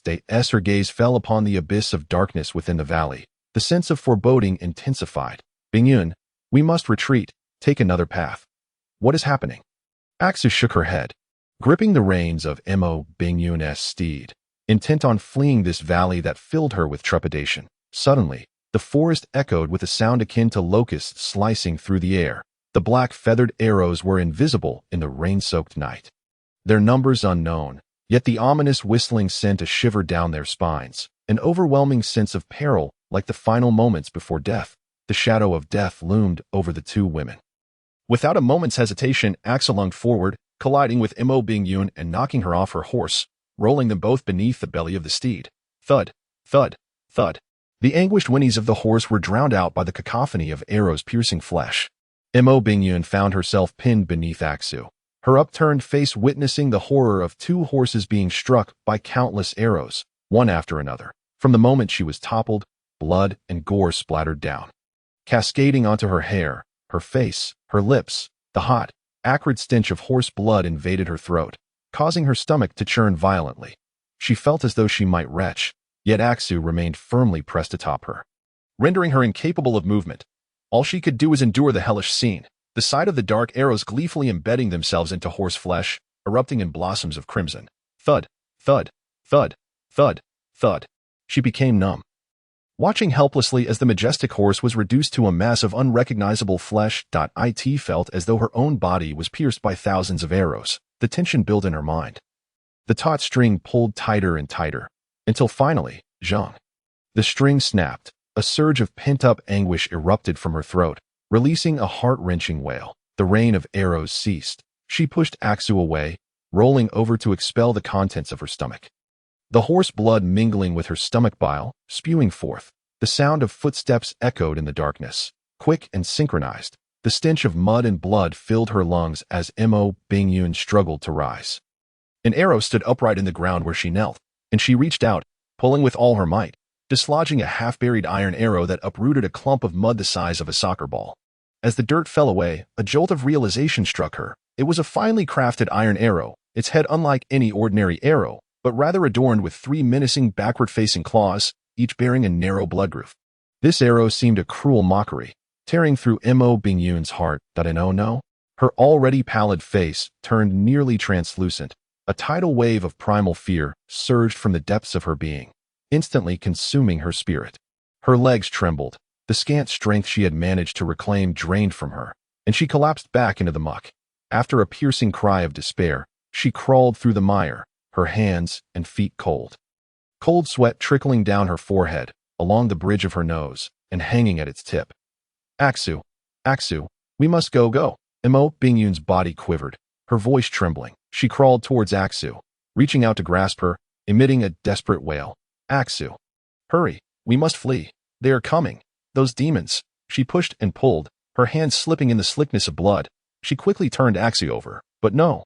Imo Bingyun's blood surged, and she coughed up a mouthful of blood.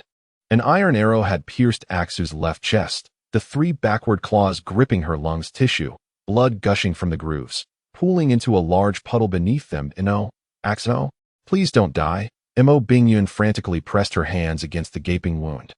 But the blood flowed through her fingers, escaping her grasp.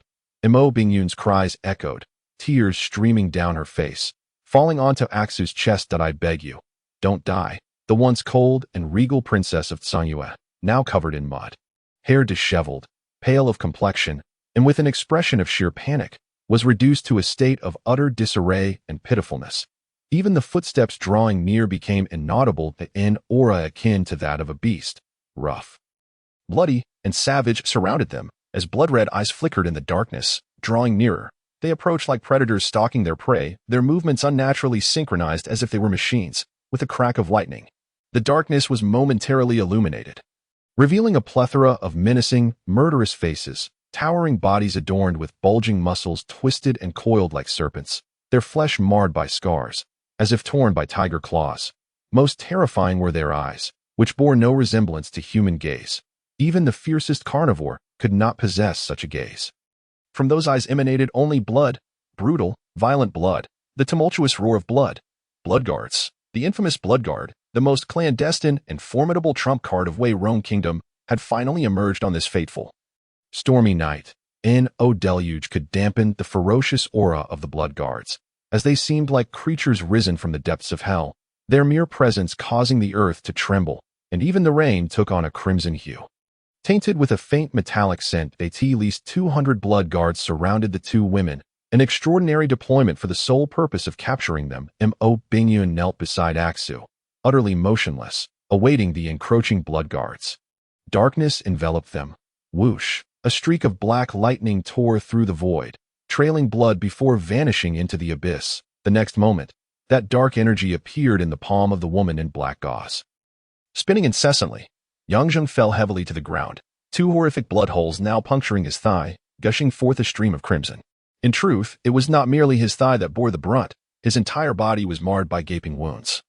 Ceaselessly spewing forth crimson, rendering him a veritable figure of blood, the dark sword was infused with a sinister energy, one that even someone with Yang Zheng's exceptional constitution could not withstand, as the lacerated wounds refused to staunch the flow of blood.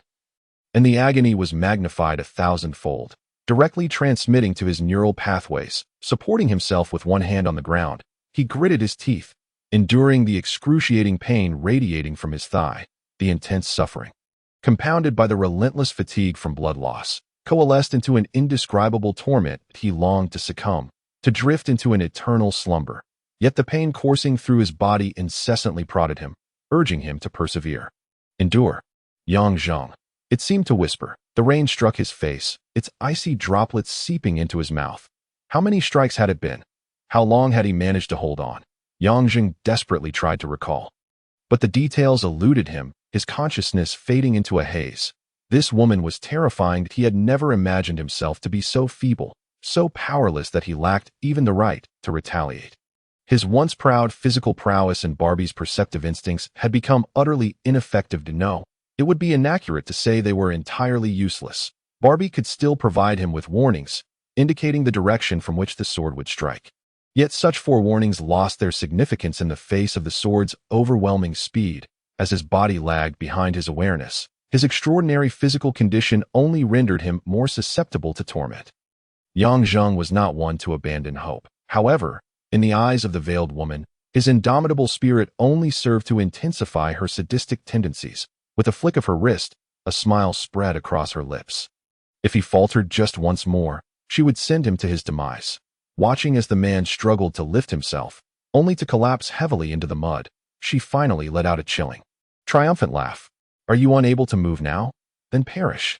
The dark sword's rotation accelerated abruptly, vanishing into the void. In that moment, the man on the ground suddenly bellowed, "Wait!" The woman's hand trembled slightly. The dark sword that had emerged from the abyss hovered just above Yang Zheng's scalp.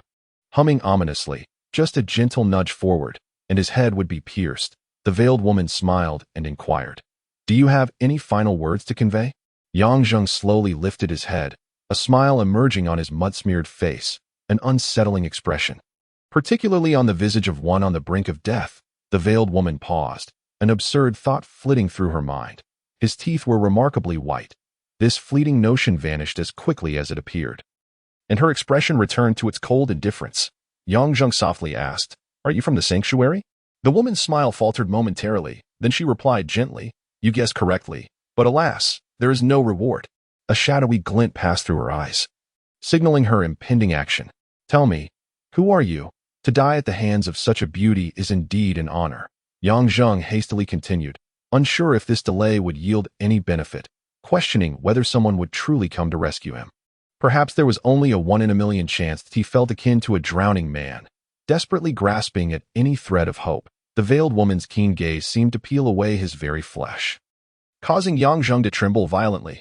Raising his head, he beheld 2 swathes of black flame descending upon him. His consciousness was tossed into turmoil, as if a tempest raged within. Spirit summoning technique.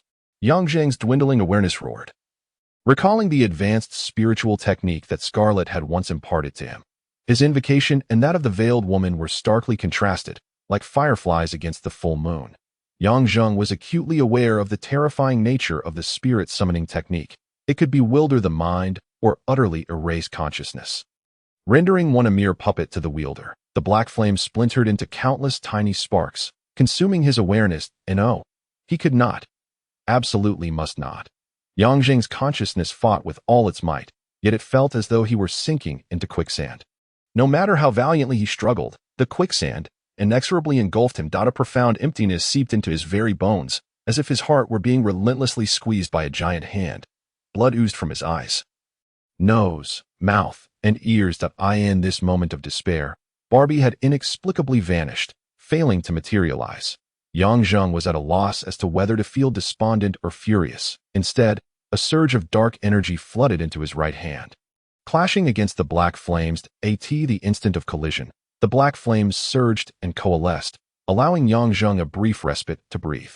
Demonic spirit body. The black flames morphed into a wraith-like silhouette within his consciousness, conveying a message of astonishment. This surprise felt like self-dialogue, or perhaps an inquiry directed at Yang Zheng. The dark energy pursued the black flames, transforming into a vast golden net, yet the black flames effortlessly pierced through it.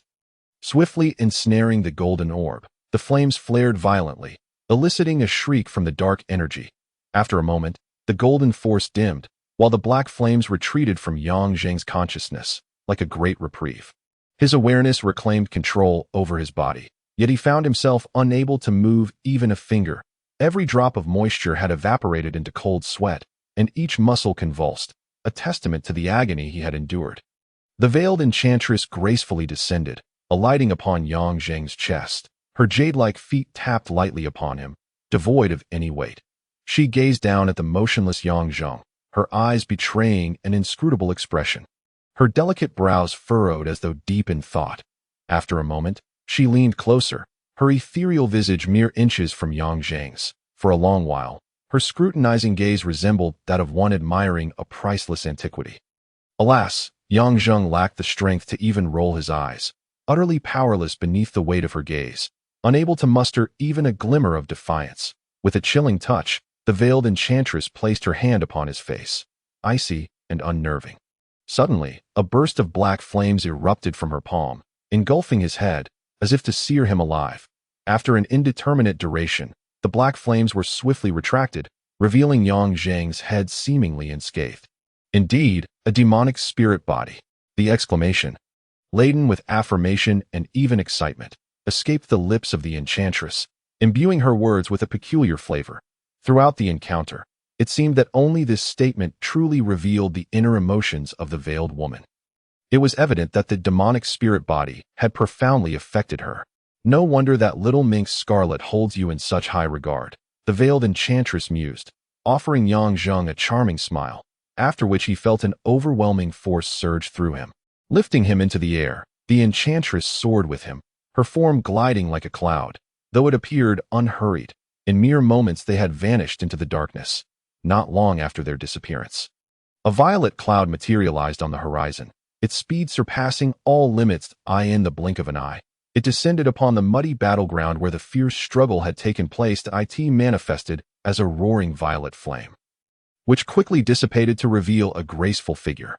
With hair as white as snow and crescent-shaped eyes reminiscent of a moonlit sky, Scarlet had arrived. She delicately twitched her petite nose, and her crescent eyes darkened with a chilling glint. Bending down, she dipped her fingers into the rain-diluted blood. After a gentle caress, she surveyed her surroundings, and with a wave of her hand, countless violet motes spiraled toward her, coalescing in her palm to gradually form a violet petal, the very one that Yang Zheng had dissolved in the water. Upon receiving the faint consciousness emanating from the petal, Scarlet's eyes were shrouded in violet flames, and she uttered a low growl. "Seh, you wretched woman." With a fierce tightening of her hand, the violet flames erupted from her being, enveloping her entirely, and in an instant, she was off in pursuit. Chapter 39. Confrontation. Who on earth are you? Yang Zheng rasped, his mouth agape as the cold wind filled his lungs, provoking a series of coughs that left his throat tasting of iron and sweetness. The rapidly flying veiled enchantress slowed her pace, exerting more strength as she drew Yang Zheng closer to her. Observing his drooping head, blood seeping from his nose and mouth in a ghastly manner, she regarded him with an expression of intriguing amusement. The tumultuous winds whipping past his ears made it evident that she was still soaring at great speed. This seemingly ordinary flight was, in fact, a testament to her formidable power.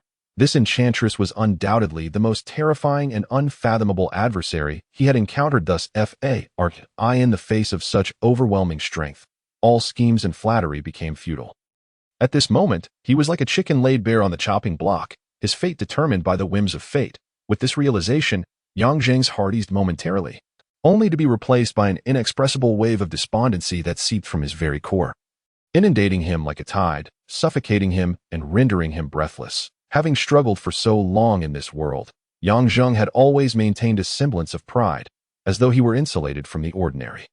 He had encountered many remarkable individuals and exceptional phenomena, yet he had never feared them, nor felt diminished in comparison, even when daring to challenge the vast machinery of the Sanyuan nation single-handedly. He had never felt disheartened, whether through fortune or perseverance. He had steadily forged his way forward. As his strength continued to grow, he developed an unusual sense of superiority, possessing knowledge that was millennia ahead of this world and enjoying the protection of Barbie and the assistance of Scarlet. He navigated the unfamiliar and harsh environment with remarkable ease. Undoubtedly, he had always regarded himself as a formidable individual, a person towering above the majority. After all, he was merely in his 20s and was prone to pride. It was only upon encountering this enchanting woman that he realized how profoundly mistaken he had been. The world did not revolve around him, Yang Zheng. There existed individuals far stronger, hundredfold, thousandfold, in comparison. Like a frog dwelling at the bottom of a well, he had assumed that the sky consisted solely of the small patch directly above him. Little did he know of the vastness of the heavens and the depths of the seas. He had become that very frog. Yang Zheng's once proud heart was suddenly shattered, the impact so severe that he found himself momentarily lost. The confidence he relied upon, the resilient facade he had constructed, crumbled overnight. He was left questioning the very meaning of his so-called revenge to those who stood high above him. All of this was merely a farce. This sudden realization swept through him like a tempest, dissipating the fog of confusion that had just begun to lift. The mantis brandishing its claws before the elephant. What significance did it hold?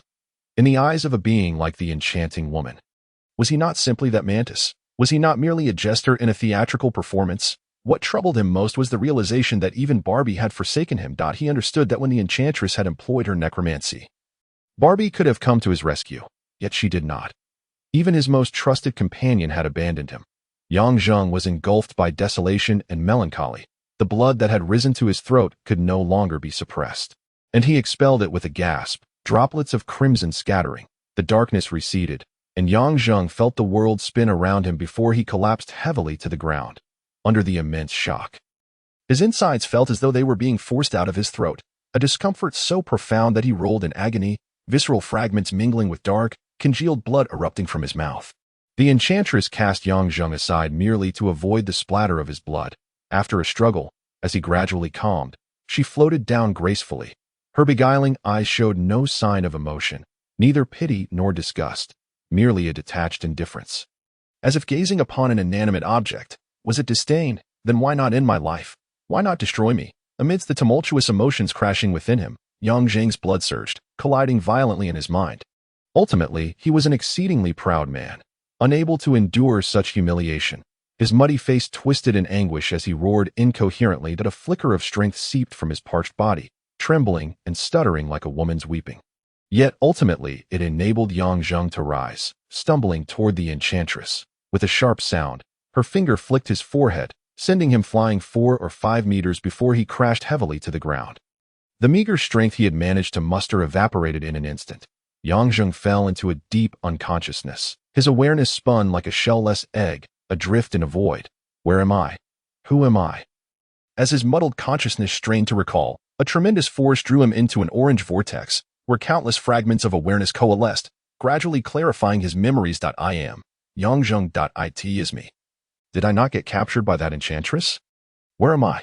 No need to ponder any further. This is your spiritual essence, and here lies within you. Barbie, is that you? His consciousness trembled with excitement. He scanned the surroundings, only to behold a swirling orange flame suspended in the void. At its core lay a purple heart. You are Barbie. Indeed. His awareness finally crystallized. Barbie was still within him. Yet, his heart sank as the memory of her refusal to save him resurfaced. Why did she not come to his aid? Was she not the most trustworthy companion? Were they not bound by life and death? Yang Zheng trembled as he spoke. I'm sorry, I cannot allow the people of the temple to discover my existence. Hence I could not assist you. Barbie's voice conveyed a cold indifference. Though she expressed an apology, it came across as a matter of fact. Her words shattered the last glimmer of hope within Yang Zheng. He had comforted himself with the notion that perhaps Barbie had been powerless to help.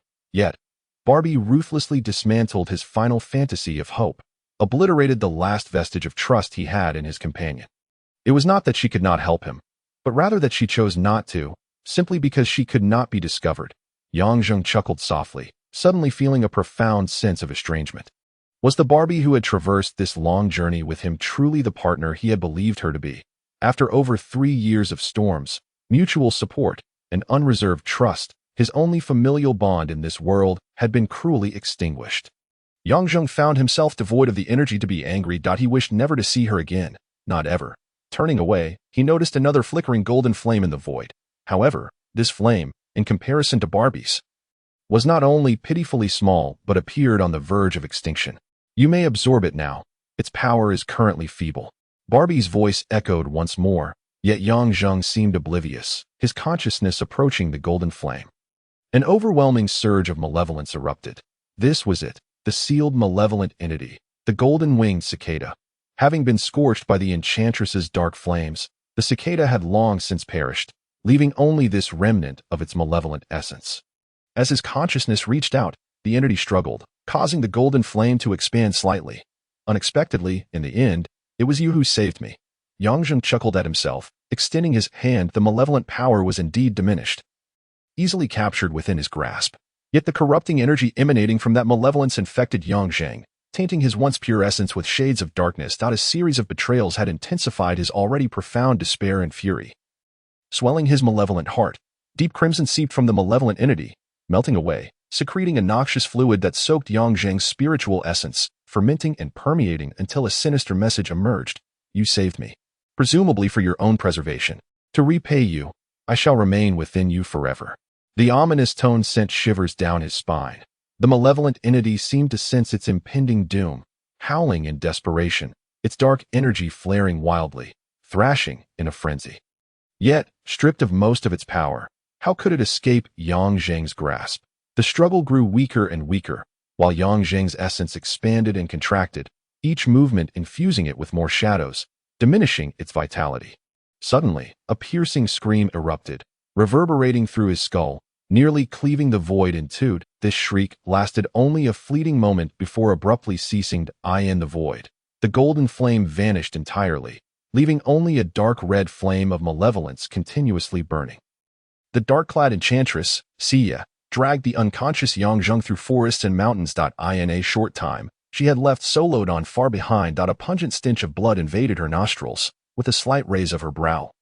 She gracefully landed on a slender branch, her pale feet glowing faintly in the night. Although her primary focus was Yang Zheng, the boy in the royal capital also required her attention. Otherwise, how could she compete with Scarlet? However, the thought of confronting that pack of beasts caused her to frown, revealing her discomfort. It was not fear, but rather her obsessive cleanliness. The stench of blood seemed to intensify. Sia made no visible move, a faint black mist enveloping her, repelling all odors. With a delicate step, she glided away. Perhaps due to her discomfort with the scent of blood, she failed to notice the changes occurring in the Yang Zheng she was dragging. The crimson hue on his right hand gradually faded, and his wounds healed at an alarming rate, flesh writhing to swiftly seal the gaping lacerations. Sia soon arrived at the site saturated with the scent of blood. The scene before her made even the usually unflappable her gasp in shock. A dense shroud of black clouds hung over the treetops, stained with blood, the ground littered with dismembered limbs and corpses. Soaked in thick, brownish blood. As the wind blew, it stirred a ripple of crimson. Countless fragments of human flesh and bones hinted at the ferocity of the battle that had taken place. Yet even more terrifying were the expressions of terror and the grotesque states of the deceased. Such expressions could only belong to those who had experienced overwhelming fear to the point of mental collapse. The manner of their deaths was horrifying, as if drained of their blood and torn apart, each victim bearing an uncanny resemblance to the others, leaving it unclear whether they had been vanquished by a mob or a single assailant. Beneath the night sky, the frenzied and twisted faces seemed to proclaim the intense emotions they had endured before their demise. Sia suppressed her aversion to the grotesque, hovering amidst this infernal scene.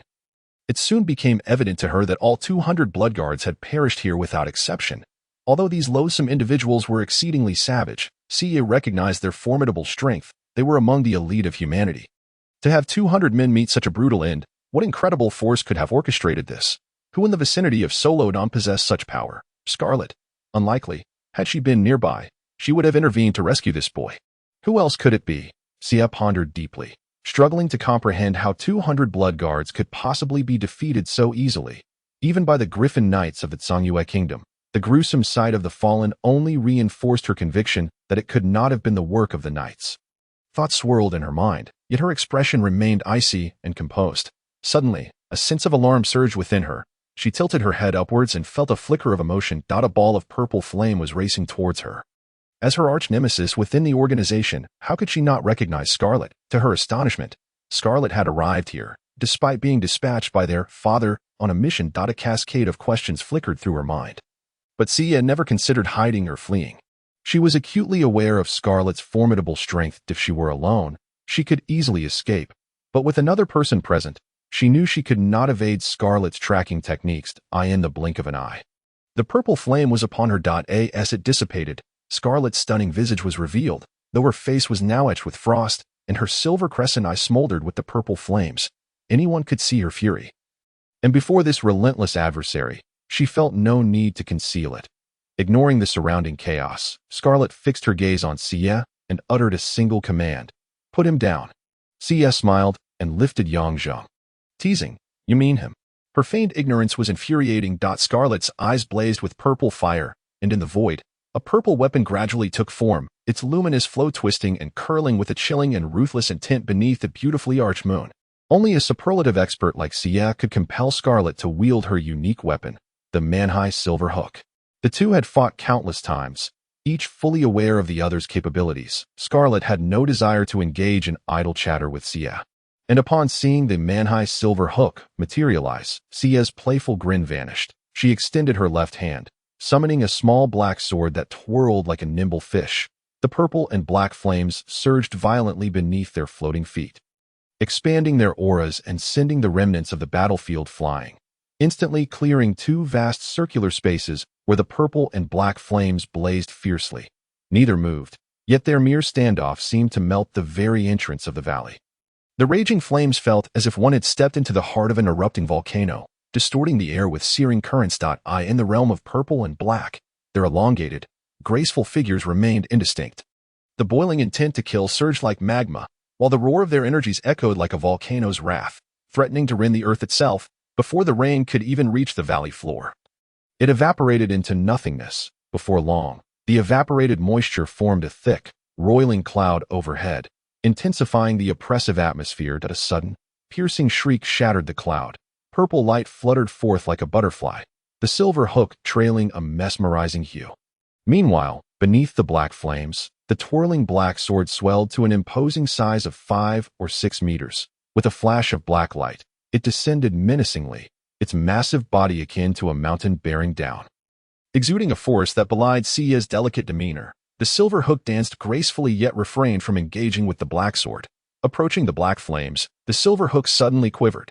This subtle movement conjured dozens of faint purple shadows in the air, intertwining and crossing, slicing through the black flames into countless segments. Sia's expression changed drastically. She attempted to retract the black sword for defense, but found it impossible. She was compelled to exert her strength once more, causing the black sword to expand further, its tempestuous might intensifying. The black sword howled downward, seemingly intent on cleaving Scarlet in two. Yet, to Sia's surprise, Scarlet showed no intention of retracting the silver hook. The silver hook glimmered fiercely, fluttering with the grace of wings. The black flames could not retract in time, pierced by a myriad of needle-like energy currents. The man-high silver hook bore the vast and sharp essence of true energy. Before it could reach its target, it felt as if icy shards were scraping against Sia's face, inflicting genuine pain. The desperation of the confrontation instilled fear in Sia as she stumbled backward, exclaiming, "Scarlet, have you lost your mind?" Scarlet remained fixated on the retreating Sia, her true essence locking onto her evasion route, unperturbed by the descending black sword. The black light crashed down, the purple flames flared. And on the other side, Sia emitted a pained groan as the black flames receded, revealing Yang Zheng's fallen form. The man's body twitched momentarily in midair, instinctively tightening his abdomen, but soon he relinquished that minor defensive posture, crashing heavily to the ground. This series of subtle changes went unnoticed by the two formidable combatants. As the black flames fully retracted, Sia's right arm bore a deep, grievous wound. She cradled her left hand against her injury, blood seeping through her fingers. Her hair was somewhat disheveled, and she glared at the purple flame aura that had struck her with a mix of shock and fury. As the purple flames dissipated, Scarlet appeared far more disheveled than Sia, her garments torn and revealing patches of her fair, delicate skin. Although she bore no visible external injuries, the pallor of her complexion confirmed that she had indeed endured a significant impact. Nevertheless, her eyes remained deep and resolute, fixed on Sia hovering in the air. The man-high silver hook floated before her, stained with a few drops of blood that slowly pooled at its tip before succumbing to gravity and dripping into the water below. Sia's gaze flickered cautiously between Scarlet and the fallen Yang Zheng, a smile gradually blossoming at the corner of her lips. "Sister Scarlet, even if he is a once-in-a-millennium demon spirit, you need not risk your life to contend with me. For that is not your nature, is it? You concern yourself with too many matters." "Sia," Scarlet replied, her voice icy. "Who was it that agreed to seek a candidate to vie for the vacant position of the Holy Knight left by Ailing? Now you openly challenge me, attempting to abduct the candidate I selected. What does this mean? Sister, have you forgotten that you used your power to assist him in gaining status within the Eastern Front? Also, that Queen is closely related to you, and his rapid ascent is entirely due to your influence. You breached the rules first. Must I not occasionally err?" "Ridiculous. Isn't Ramonster your ally?" Scarlet retorted with a cold laugh. "You dare speak of rules when you fail to acknowledge your own actions." Sia sighed softly. "Let us not dwell on that. Since we both share blame, it cannot be said that one is targeting the other. However, regarding the demon spirit, sister, you cannot possibly wish to keep that hidden forever." Scarlet's expression shifted slightly, though she quickly concealed it. Sia's keen gaze did not miss the change. With a slight shift, Sia focused on Yang Zheng. "Demon spirits are rare, yet you have consistently concealed this from father. Quite intriguing, isn't it?" Without warning, a surge of purple light erupted, severing Sia's jest. Yet, she had anticipated this and evaded the attack from the man-high silver hook with several swift movements. The black sword re-emerged, entangling with the silver hook, freed from the burden of Yang Zheng. Sia effortlessly countered Scarlet's onslaught. Her melodious laughter echoed through the air. "Sister, you must realize that eliminating me will not be an easy feat after all. We have sparred for centuries. Had it been so simple to kill one another, one of us would have long ceased to exist. Perhaps you should calm down." The flash of purple light returned to Scarlet's front, a fleeting blush gracing her cheeks as her body trembled slightly. But she quickly regained her composure. Scarlet understood that CS spoke the truth. She could never kill her sister, and father would never permit such an occurrence.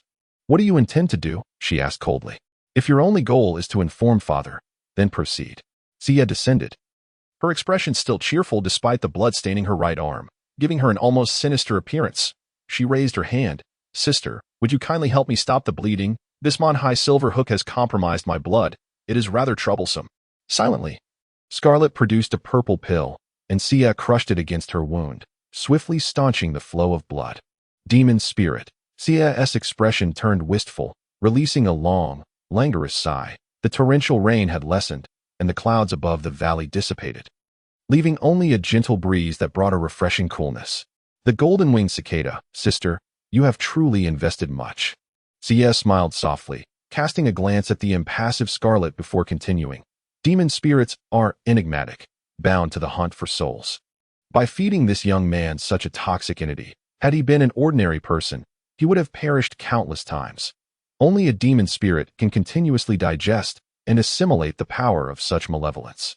The unique constitution of a demon spirit allows it to dissipate the chaotic energies of evil substances, leaving only the purest essence, truly the finest furnace for refining energy. How astute of you." Sia spoke eloquently, her voice rising and falling in the night breeze, akin to a candle flickering in the wind, as if it might extinguish at any moment. Unbeknownst to either, the man lying on the ground trembled imperceptibly. As the soft whispers faded, a creeping darkness seemed to engulf him entirely. A solitary tear trickled down from the corner of his eye. Chapter 40. The azure lotus in the clouds late into the night. Their conversation ceased without either of them realizing when it had come to an end. Sia and Scarlet furrowed their brows in unison, gazing intently into the dim black valley, their expressions betraying an uncommon sense of foreboding. From the depths of the darkness, a voice, devoid of any discernible emotion, floated through the air. "By Xing, Peiyu, it has been a long time." Upon hearing this voice, Sia and Scarlet's faces instantly darkened. Qinglian. No one could have anticipated that this fated enemy would appear here. In the shadows, a ghostly pale figure emerged silently. In terms of beauty, Sia and Scarlet were certainly not inferior to this woman, perhaps even surpassing her. Yet, as she gracefully approached, her ethereal poise and an aura devoid of any earthly presence rendered them utterly speechless. Following her appearance, the radiant allure of Sia and Scarlet seemed to dim, as if the focus of the space had shifted entirely to this woman. They exchanged a glance, both recognizing the palpable wariness reflected in each other's eyes. The Cloud Sovereign was not a being of this world. Like them, she had descended into this mundane realm, and a mere flick of her wrist could summon a tempest. The Holy Temple and Cloud City stood as the two dominant forces in the heavens, embroiled in a fate-driven struggle that traced back to unknown epochs. Sia, Scarlet, and Qinglian were the most exceptional representatives of their respective organizations in this generation, with titles such as the White Star Envoy, the Black Moon Envoy, and the Cloud Sovereign, each one signifying a godlike existence. Typically, such mythical figures were exceedingly rare for mere mortals to encounter. Yet tonight, these three foremost figures had fortuitously converged in this very spot. The undercurrents concealed within this meeting were far more tumultuous than the surface comm suggested. Scarlet and Sia, sworn adversaries within their organizations, instinctively united against their common nemesis. They understood well that even at their peak, they would never stand a chance against the Cloud Sovereign in a one-on-one confrontation, especially after having sustained injuries from their earlier skirmish. They beheld Qinglian approach serenely through the darkness. A flash of insight struck Sia, and she noticed the bloodied ground beneath them. A chilling dread seeped into her being, her voice laced with icy intensity. "Did you kill these people?" The tragic demise of 200 blood guards, and in the stronghold of the Wei Rong Kingdom no less, left Sia utterly confounded as to who could have wiped them out. Yet, with Qinglian's appearance, her ominous premonition intensified, regardless of their ferocity or strength. Facing Qinglian was as trivial as a mere finger's gesture. Qinglian replied nonchalantly, "You could say that I merely adjusted their mental frequencies slightly. I didn't expect them to turn on each other. So, you must have been lurking in the shadows, waiting for us to weaken each other before making your move. What a clever strategy." Sia clapped her hands in mock amusement, her tone dripping with sarcasm. Qinglian remained unperturbed by Sia's taunts, responding calmly, I am not here to wait for you. The two women opposite her paused in surprise. Could there truly be anyone else whose presence commanded the attention of the Cloud Sovereign? This incredulous revelation, coming from Qinglian's lips, was impossible for them to doubt. They exchanged glances, each comprehending the other's thoughts, and Xie smiled. In that case, we shall not intrude any further. Please, Qinglian, feel free. We will take our leave. She reached down to grasp Yongzheng on the ground. Hold on. Qinglian's voice rang out again, and Scarlet's expression turned icy. What? Do you intend to keep us here? The black sword and purple hook materialized in the air simultaneously. The atmosphere thickened, as if compressed into a tangible substance, within the eye of the storm. Qinglian's garments billowed, yet her demeanor remained serene. She pointed a delicate finger at Yongzheng on the ground. You may leave, but he must stay. He is the one I seek. The oppressive atmosphere momentarily faltered, and the mental turmoil of Xie and Scarlet was palpably evident. Their emotions were beyond description. Scarlet's expression grew increasingly fierce, her man-high silver hook poised for action. Sensing the tension, Xie stepped forward, half shielding the restless Scarlet. A gentle smile gracing her lips. Qinglian, although the Holy Temple and Cloud City have always been at odds, we have coexisted peacefully for decades. Are you not aware that this man on the ground is a candidate knight of our order? Also a magic spirit body. I fear we cannot allow you to have your way. Qinglian's eyes remained unfazed, as she simply raised one hand, and a ripple of water-like energy spread across her palm. Upon witnessing her stance, Xie cursed inwardly. Words were unnecessary. As a seasoned adversary, she was acutely aware of the nature of those from Cloud City, who exhibited no semblance of human emotion. Qinglian's gesture conveyed her intent. If Yongzheng were not to be surrendered, force would be the only recourse. Under normal circumstances, with the alliance of White Star and Black Moon, even the Cloud Sovereign would have retreated. But today, who could have foreseen that an internal strife would provide Qinglian an opportunity? The magic spirit body, to abandon or not to abandon, as the purple light flickered, while Xie weighed her options, Scarlet's man-high silver hook had already launched an assault on Qinglian, casting a veil of purple light. At that moment, the water-like ripple in Qinglian's hand solidified that a crystalline ice sword formed, slicing upward in a swift motion, effortlessly dissipating the overwhelming force of the purple light and revealing the true form of the man-high silver hook. The ice shard shot forth, colliding directly with the man-high silver hook, unleashing a flurry of shimmering sword beams that erupted in waves of turbulent air, while the three engaged in their standoff remained relatively unharmed. Yongzheng was flung away by the violent gust, landing 50 to 60 meters away. The fierce clash of energies was brief, quickly compressed by an invisible force. Qinglian, with an expression of calm indifference, flicked her wrist, and the ice sword easily broke free from the constricting force, returning to her hand. Meanwhile, the formidable Scarlet found herself without an opponent, as if her full strength had been expended in vain. The two opposing forces recoiled simultaneously, and Scarlet let out a pained groan, blood spilling from her lips as she staggered backwards, nearly collapsing. Xie rushed to her side, supporting her while her heart raced with both shock and fear. Indeed, Scarlet was injured, but Qinglian's power was simply terrifying. It had been 8 years since their last encounter, and in that time, her strength had reached an unfathomable level. Scarlet coughed up several mouthfuls of blood. Her face ashen, eyes tightly shut, her lips trembling. Had Xie not been there to steady her, she would have surely collapsed. In stark contrast, Qinglian remained at ease, her expression devoid of triumph or mockery, calmly stating, "Either you let me take him, or I will kill you both." In this world, only this woman could speak thus to the two esteemed envoys of the Holy Temple. Even a proud figure like Xie had to concede that Qinglian was indeed justified in her words. Yet, she could not restrain herself from asking, "What do you want with him? Though he is a magic spirit body, Cloud City has no need for him, does it?" With a faint smile, Qinglian offered no reply.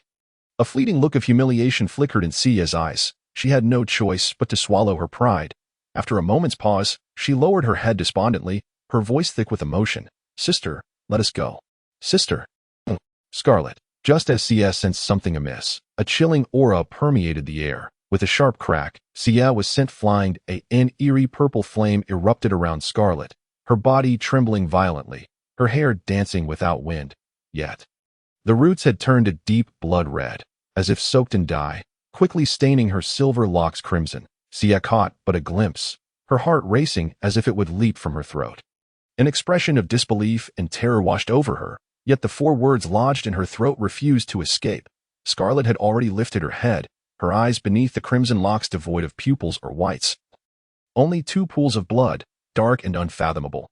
Her previously snow-white skin cracked inch by inch, grotesquely oozing no blood, while beneath her feet, blood-red waves surged violently, causing the very heavens to tremble. Even Qinglian sensed the terrifying and perilous energy. The waves of blood rolled in relentless tides. Though Qinglian's expression remained placid, her eyes betrayed no hint of ease. She grasped her sword with one hand, floating slowly. Suddenly, the world around her darkened, only to be replaced by a sea of red, transforming the very earth into a surging crimson ocean. Qinglian was fully aware that this was the power of a domain, the force closest to divinity. This realm had become a world unto itself. The blood sea's tumult was merely the energy field of that enigmatic crimson woman. Although Xia was not the target of Scarlet's attack, she found herself overwhelmed within this ghastly blood domain. Shouting in distress, "Scarlet, you mustn't. The blood pattern will collapse. You will die." Could Scarlet even hear her now? Perhaps she did. But having taken this step, there was no turning back. The blood pattern collapse was a frenzied and tyrannical technique. The father had created this skill merely to provide them with an opportunity to perish alongside their enemies. Xia could never have anticipated that Scarlet would be so reckless with her life. Why go so far for just a magic spirit body? No matter how precious, without life, all was rendered meaningless. She could not comprehend it. The battle ahead had already commenced. In a flash of lightning, Scarlet's figure became almost imperceptible within the blood domain, and a swirling mist of blood enveloped the azure lotus. With a thunderous explosion echoing ding, the blood waves surged violently, shaking even Xia's essence, causing her blood to roil within, barely suppressing an urge to vomit. This singular sound contained the weight of over 10,000 assaults compressed into an instant.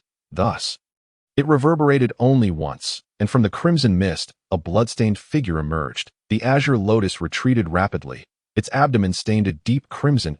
As the blood mist coalesced, Scarlet's form reappeared, her skin now cracked like a spider's web.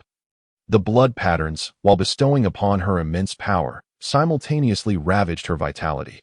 Half of the azure lotus was splattered in blood, yet her gaze remained icy. She regarded those blood-red eyes, her brows twitching involuntarily.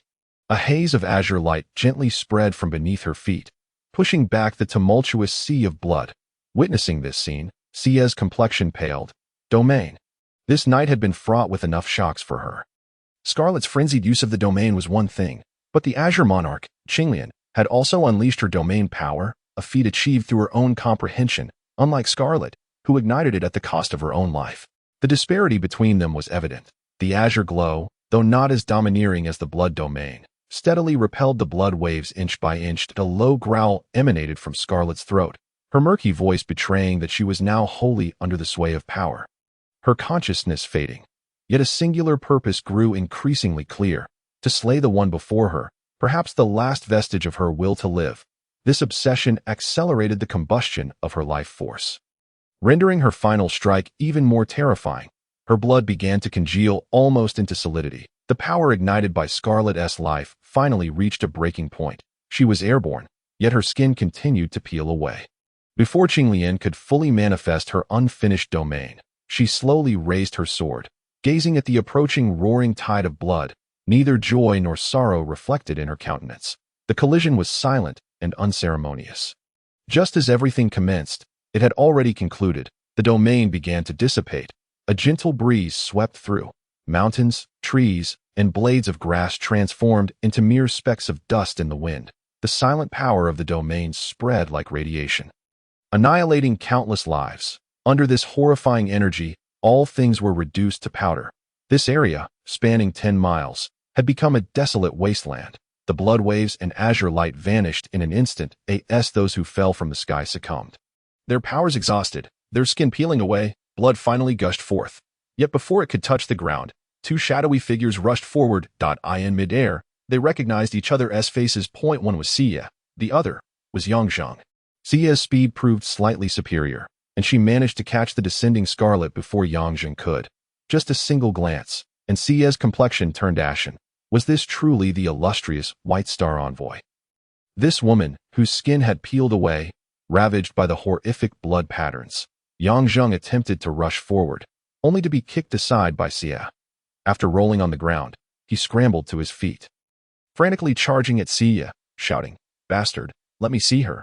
What has happened to her?" Xia remained silent, kicking Yang Zheng away once more.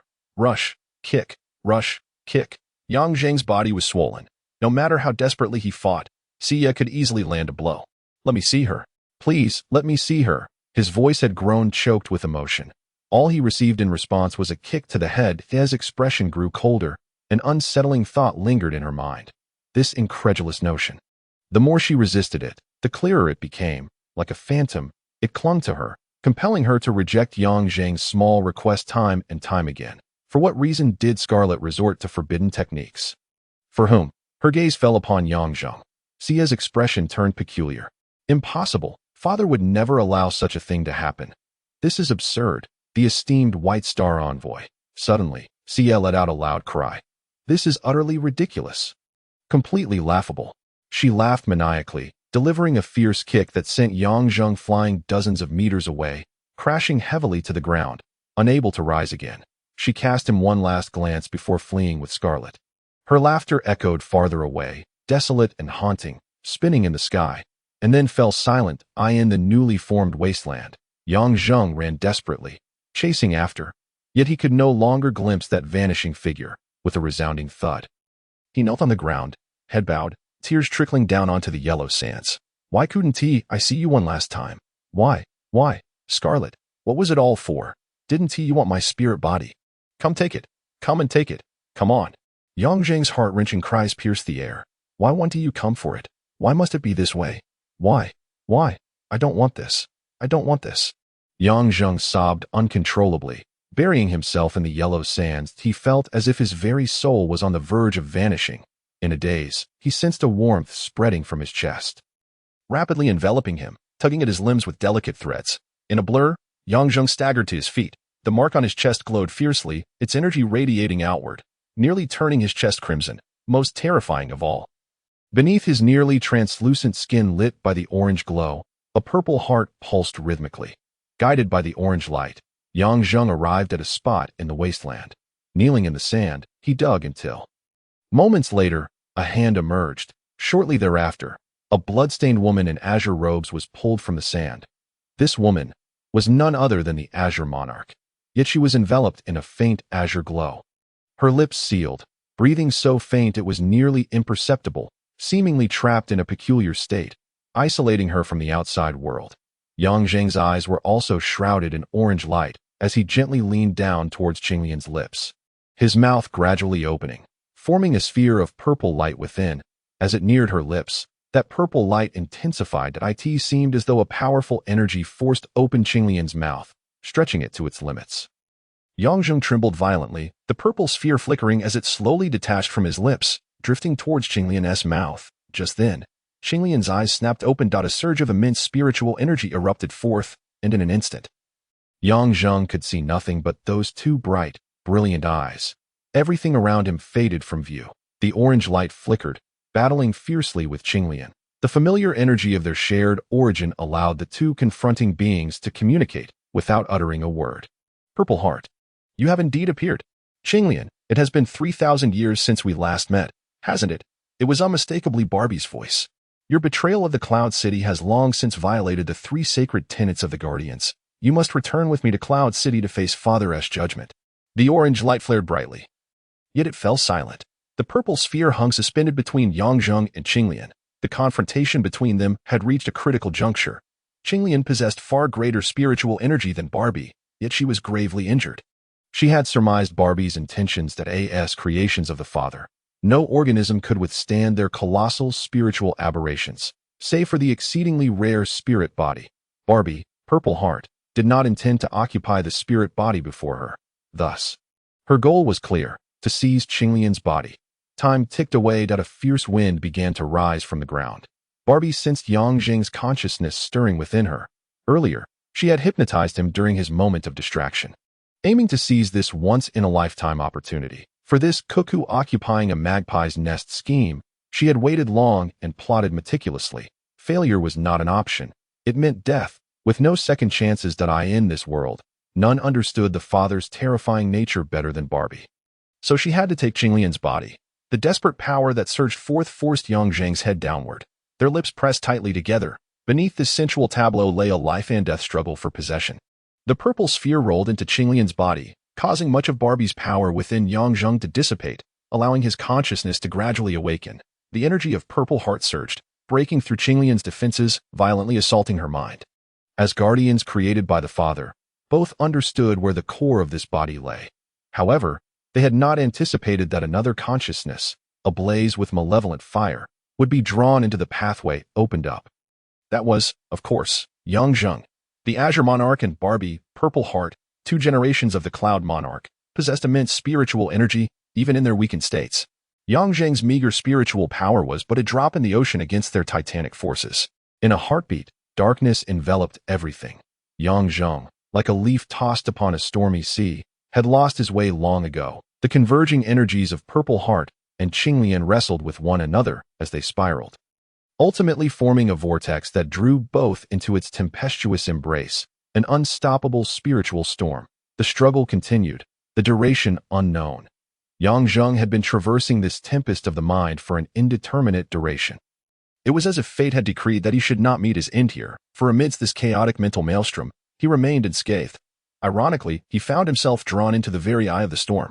This mental vortex was the tumultuous product of a fierce struggle between Zixin and Qinglian, who had lost control over their powers in their fierce contention for this corporeal form. Both had nearly exhausted their mental energies. Yet the formation of this spiritual whirlwind felt like a nightmarish ordeal, threatening to shred their very essence. The relentless force, having encountered Yang Zheng's intrusion into the vortex, surged towards him like an outlet for its pent-up fury. In that instant, Yang Zheng felt as if he were being molded by colossal hands into various shapes. The agony was such that even his resilient spirit could hardly endure.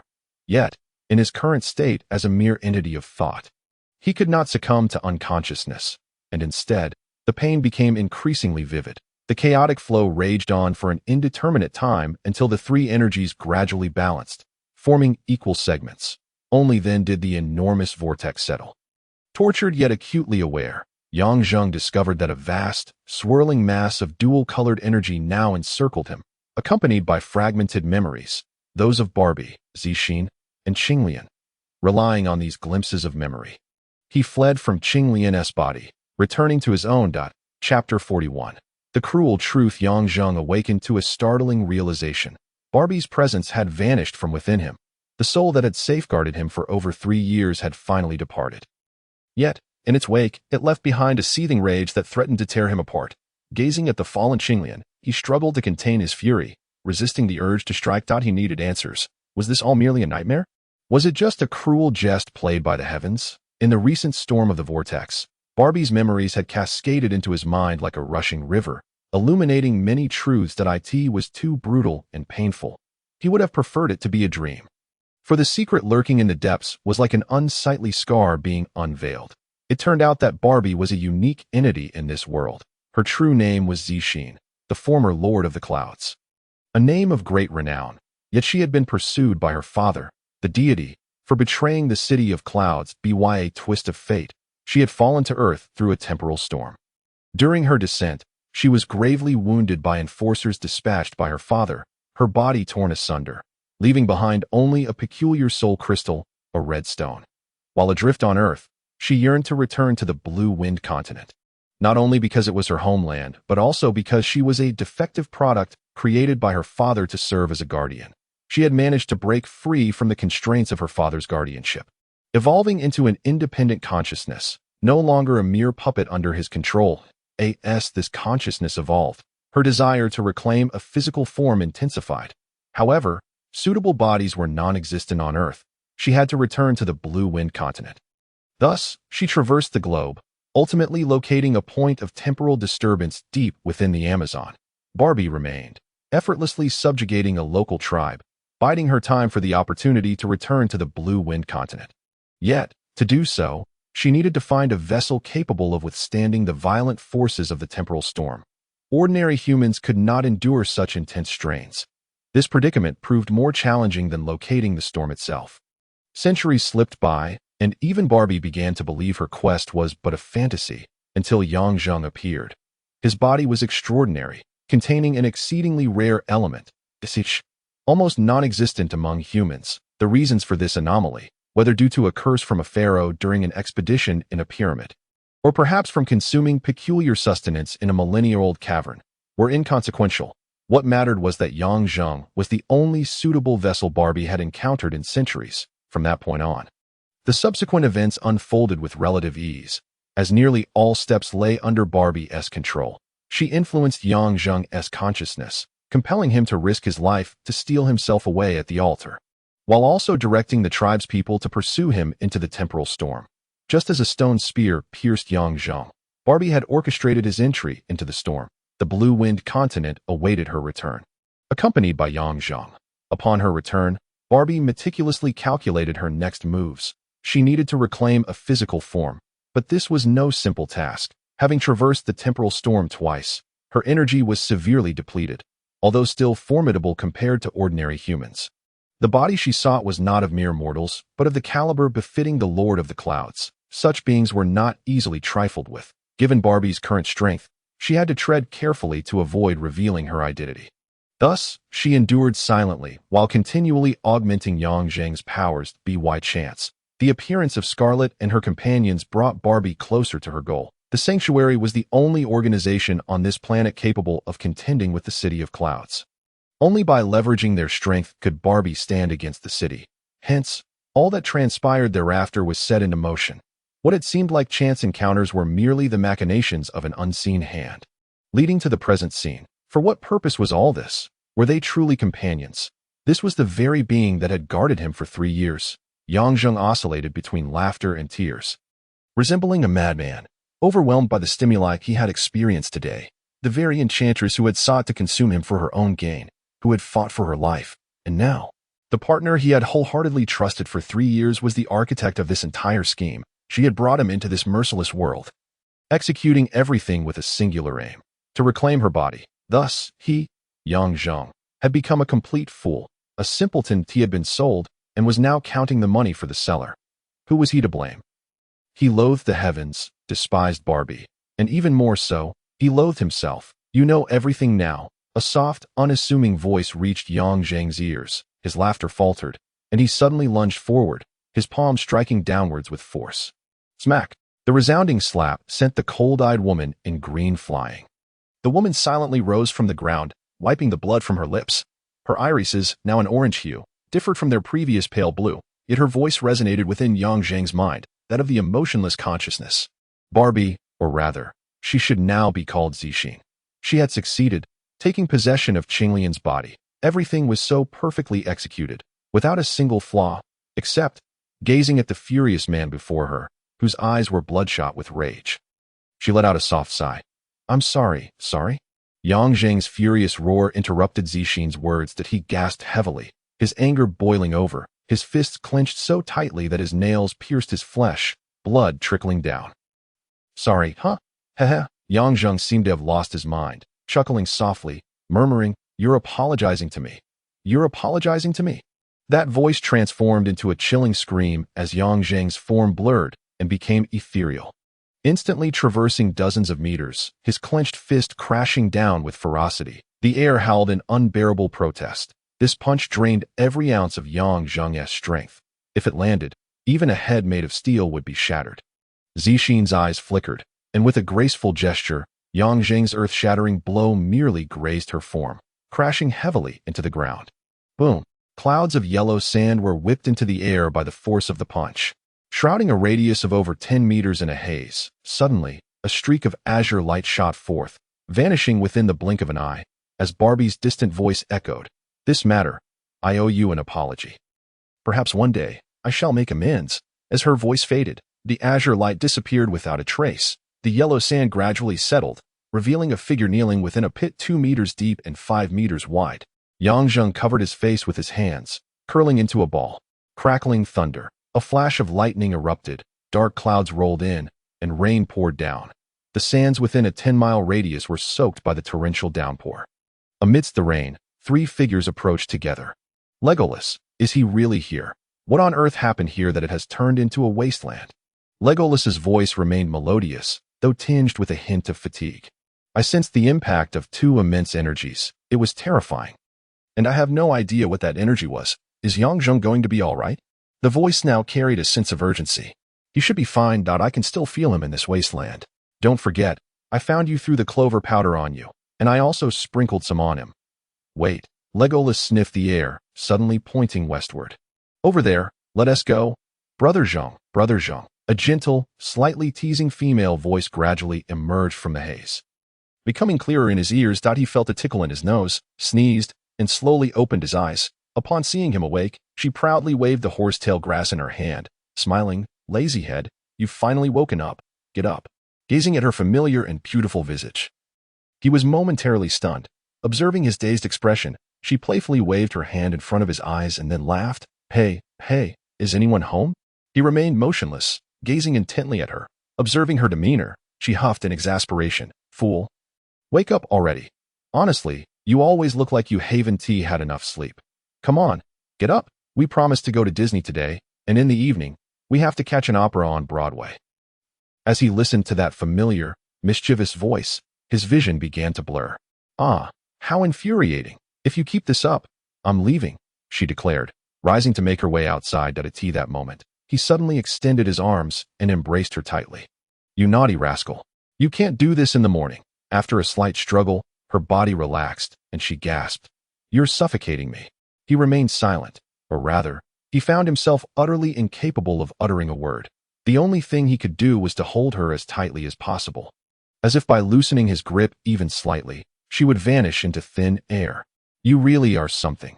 She chuckled softly, then gently cradled his head in her hands. The warm, comforting scent of her body wafted into Yang Zheng's nostrils. "Xiaoyan, what did you call me?" A sultry voice, laced with a hint of arrogance, pierced his ears.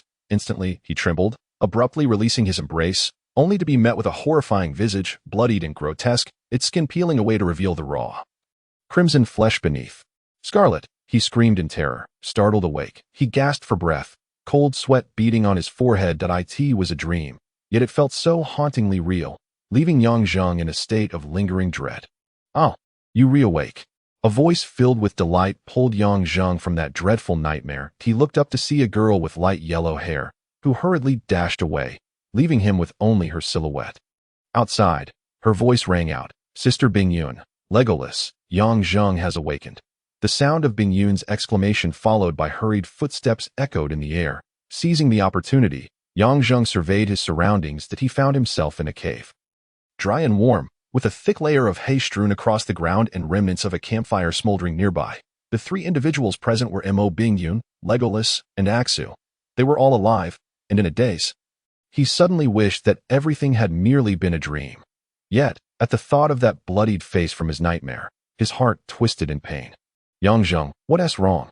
Bingyun knelt before him, her gaze fixed on the silent Yang Zheng, who appeared to have aged significantly overnight. It wasn't merely physical aging, but rather an aura of despondency emanating from within. The once spirited and unyielding Yang Zheng now bore a vacant look, devoid of light, filled only with despair and helplessness. This version of Yang Zheng broke Bingyun's heart.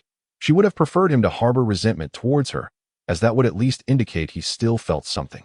"Yang Zheng." Her voice rose in pitch as she reached out to cup his face, forcing him to meet her gaze. "Whatever has transpired, please do not give up. In my heart, you are a hero who never backs down. Do not act like a coward." Yang Zheng trembled slightly, his pupils narrowing as he seemed to truly see the woman before him for the first time. After a moment of stillness, he gently brushed aside Bingyun's hand and smiled. "Stop with the nonsense. I am perfectly fine, but what about you all? What has happened? Why are we together? And where exactly are we? Legolas, enlighten me." He rose and waved to Legolas, stepping out of the cave. Outside lay a vast expanse of wilderness, dense with forests, an endless sea of greenery devoid of any signs of civilization. Yang Zheng found a shaded spot behind a rock to sit, and shortly thereafter, he learned everything that had transpired the previous night from Legolas. Legolas had engaged in a fierce battle with the dark elf Yair. Though he had severely injured Yair, the foe had managed to escape, leaving Legolas himself with significant injuries. However, his remarkable elven recuperative abilities allowed him to suppress his wounds as they traveled. Utilizing his unique tracking skills, Legolas followed the scent of clover powder and discovered the unconscious Mo Bingyun and Axu by a riverbank. At that time, both were covered in blood, yet their wounds had curiously begun to heal. Here, Legolas also mentioned the blood guards. Mo Bingyun and Axu had first encountered them, resulting in severe injuries. Axu had been pierced by a blood arrow, narrowly escaping death, and they had no recollection of the events leading to their unconsciousness. Upon awakening, Legolas had led them in search of Zhang, during which they encountered a catastrophic energy explosion that nearly engulfed them in its wake. Even Legolas, a steadfast believer, displayed fear at the mention of that energy explosion. It could not possibly have originated from human power. Even a dragon would be torn to shreds in the face of such terrifying energy, and the desolate landscape spanning 10 miles bore testament to the disaster. Yang, tell me, what exactly happened? It was horrifying. How could you have been at the epicenter of the explosion? You must have entered afterward. That's the only explanation. Legolas began to inquire, quickly transforming his questions into assertions. He found it absurd to believe that Zhang could have survived at the explosion's center. Zhang remained silent. He was now certain that Qinglian had saved Mo Bingyun and Axu, as the 200 blood guards had turned upon each other due to Qinglian's manipulation. Moreover, who else could revive the dying in a single night but someone as enigmatic and powerful as Qinglian? Yet, he could not fathom why Qinglian would choose to save Mo Bingyun and Axu. The thought of Qinglian brought to mind Barbie, causing Yang Jing's expression to twist as if he had swallowed a fly. His heart began to ache as if being torn apart. Yang, you don't look well. The elf's sensitivity to emotions far surpassed that of humans, and he was deeply concerned. Yang Jing seemed shrouded in a dense, ominous aura, thick and foreboding. I'm perfectly fine. Yang Jing gazed at the clouds on the horizon, his tone nonchalant, yet this feigned indifference only deepened the sense of dread, whereas the former Yang Jing was sharp and assertive. Akin to a spear, noble and fearless, now he resembled a heavy, oppressive cloud. His once proud demeanor diminished to reveal the dark undercurrents of his humanity. As he watched the solitary figure recede into the distance, Legolas let out a quiet sigh. They were still within the territory of the Wei Rong nation, and this cave was nestled within the largest mountain range, the Helianhua, in the east-central region, a place seldom trodden by humans. The events of the previous night would soon reach the ears of the authorities in Solotan. The disappearance of 200 blood guards was undoubtedly no trivial matter, regardless of how shrouded in mystery this situation appeared. The Wei Rong nation would not let it rest. To evade the inevitable pursuit from the Wei Rong nation, Legolas and Yang Jing decided to traverse the Helianhua Mountains, allowing them to enter the eastern region of Wei Rong. Yang Jing wielded considerable influence there, as most of the eastern army consisted of his subordinates. Once they reached the east, everything would become much easier to manage, and returning Mo Bingyun and Axu to their homeland would become significantly more assured. 3 days later, they had ventured deep into the Helianhua Mountains, covering nearly 100 kilometers. The depths of the Helianhua offered no signs of life, nor were there any roads to speak of. The wilderness was rife with ferocious beasts, far more formidable than those on Earth. Even a common wolf possessed the size of a tiger, let alone the numerous unknown magical creatures they might encounter.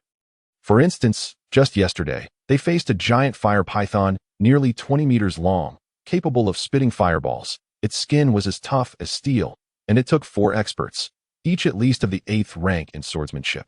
A great effort to slay the beast, during which Yang Jing sustained some injuries. Such magical creatures were not uncommon in the Helianhua. Moreover, the rough terrain required them to carve paths through the mountains and sometimes scale cliffs. Leaving their team of 4, composed of skilled individuals, in a wretched state after days of travel, had it not been for Legolas, the prince of the forest, they might have struggled to find their way. Mo Bingyun and Axu had long since lost the novelty of their initial escape. Both were young ladies hailing from prominent families, and they had never endured such hardship. Now, they were filthy and haggard, devoid of their former radiance. Yet neither of them had uttered a single complaint, which did not go unnoticed by the 2 men, earning their admiration.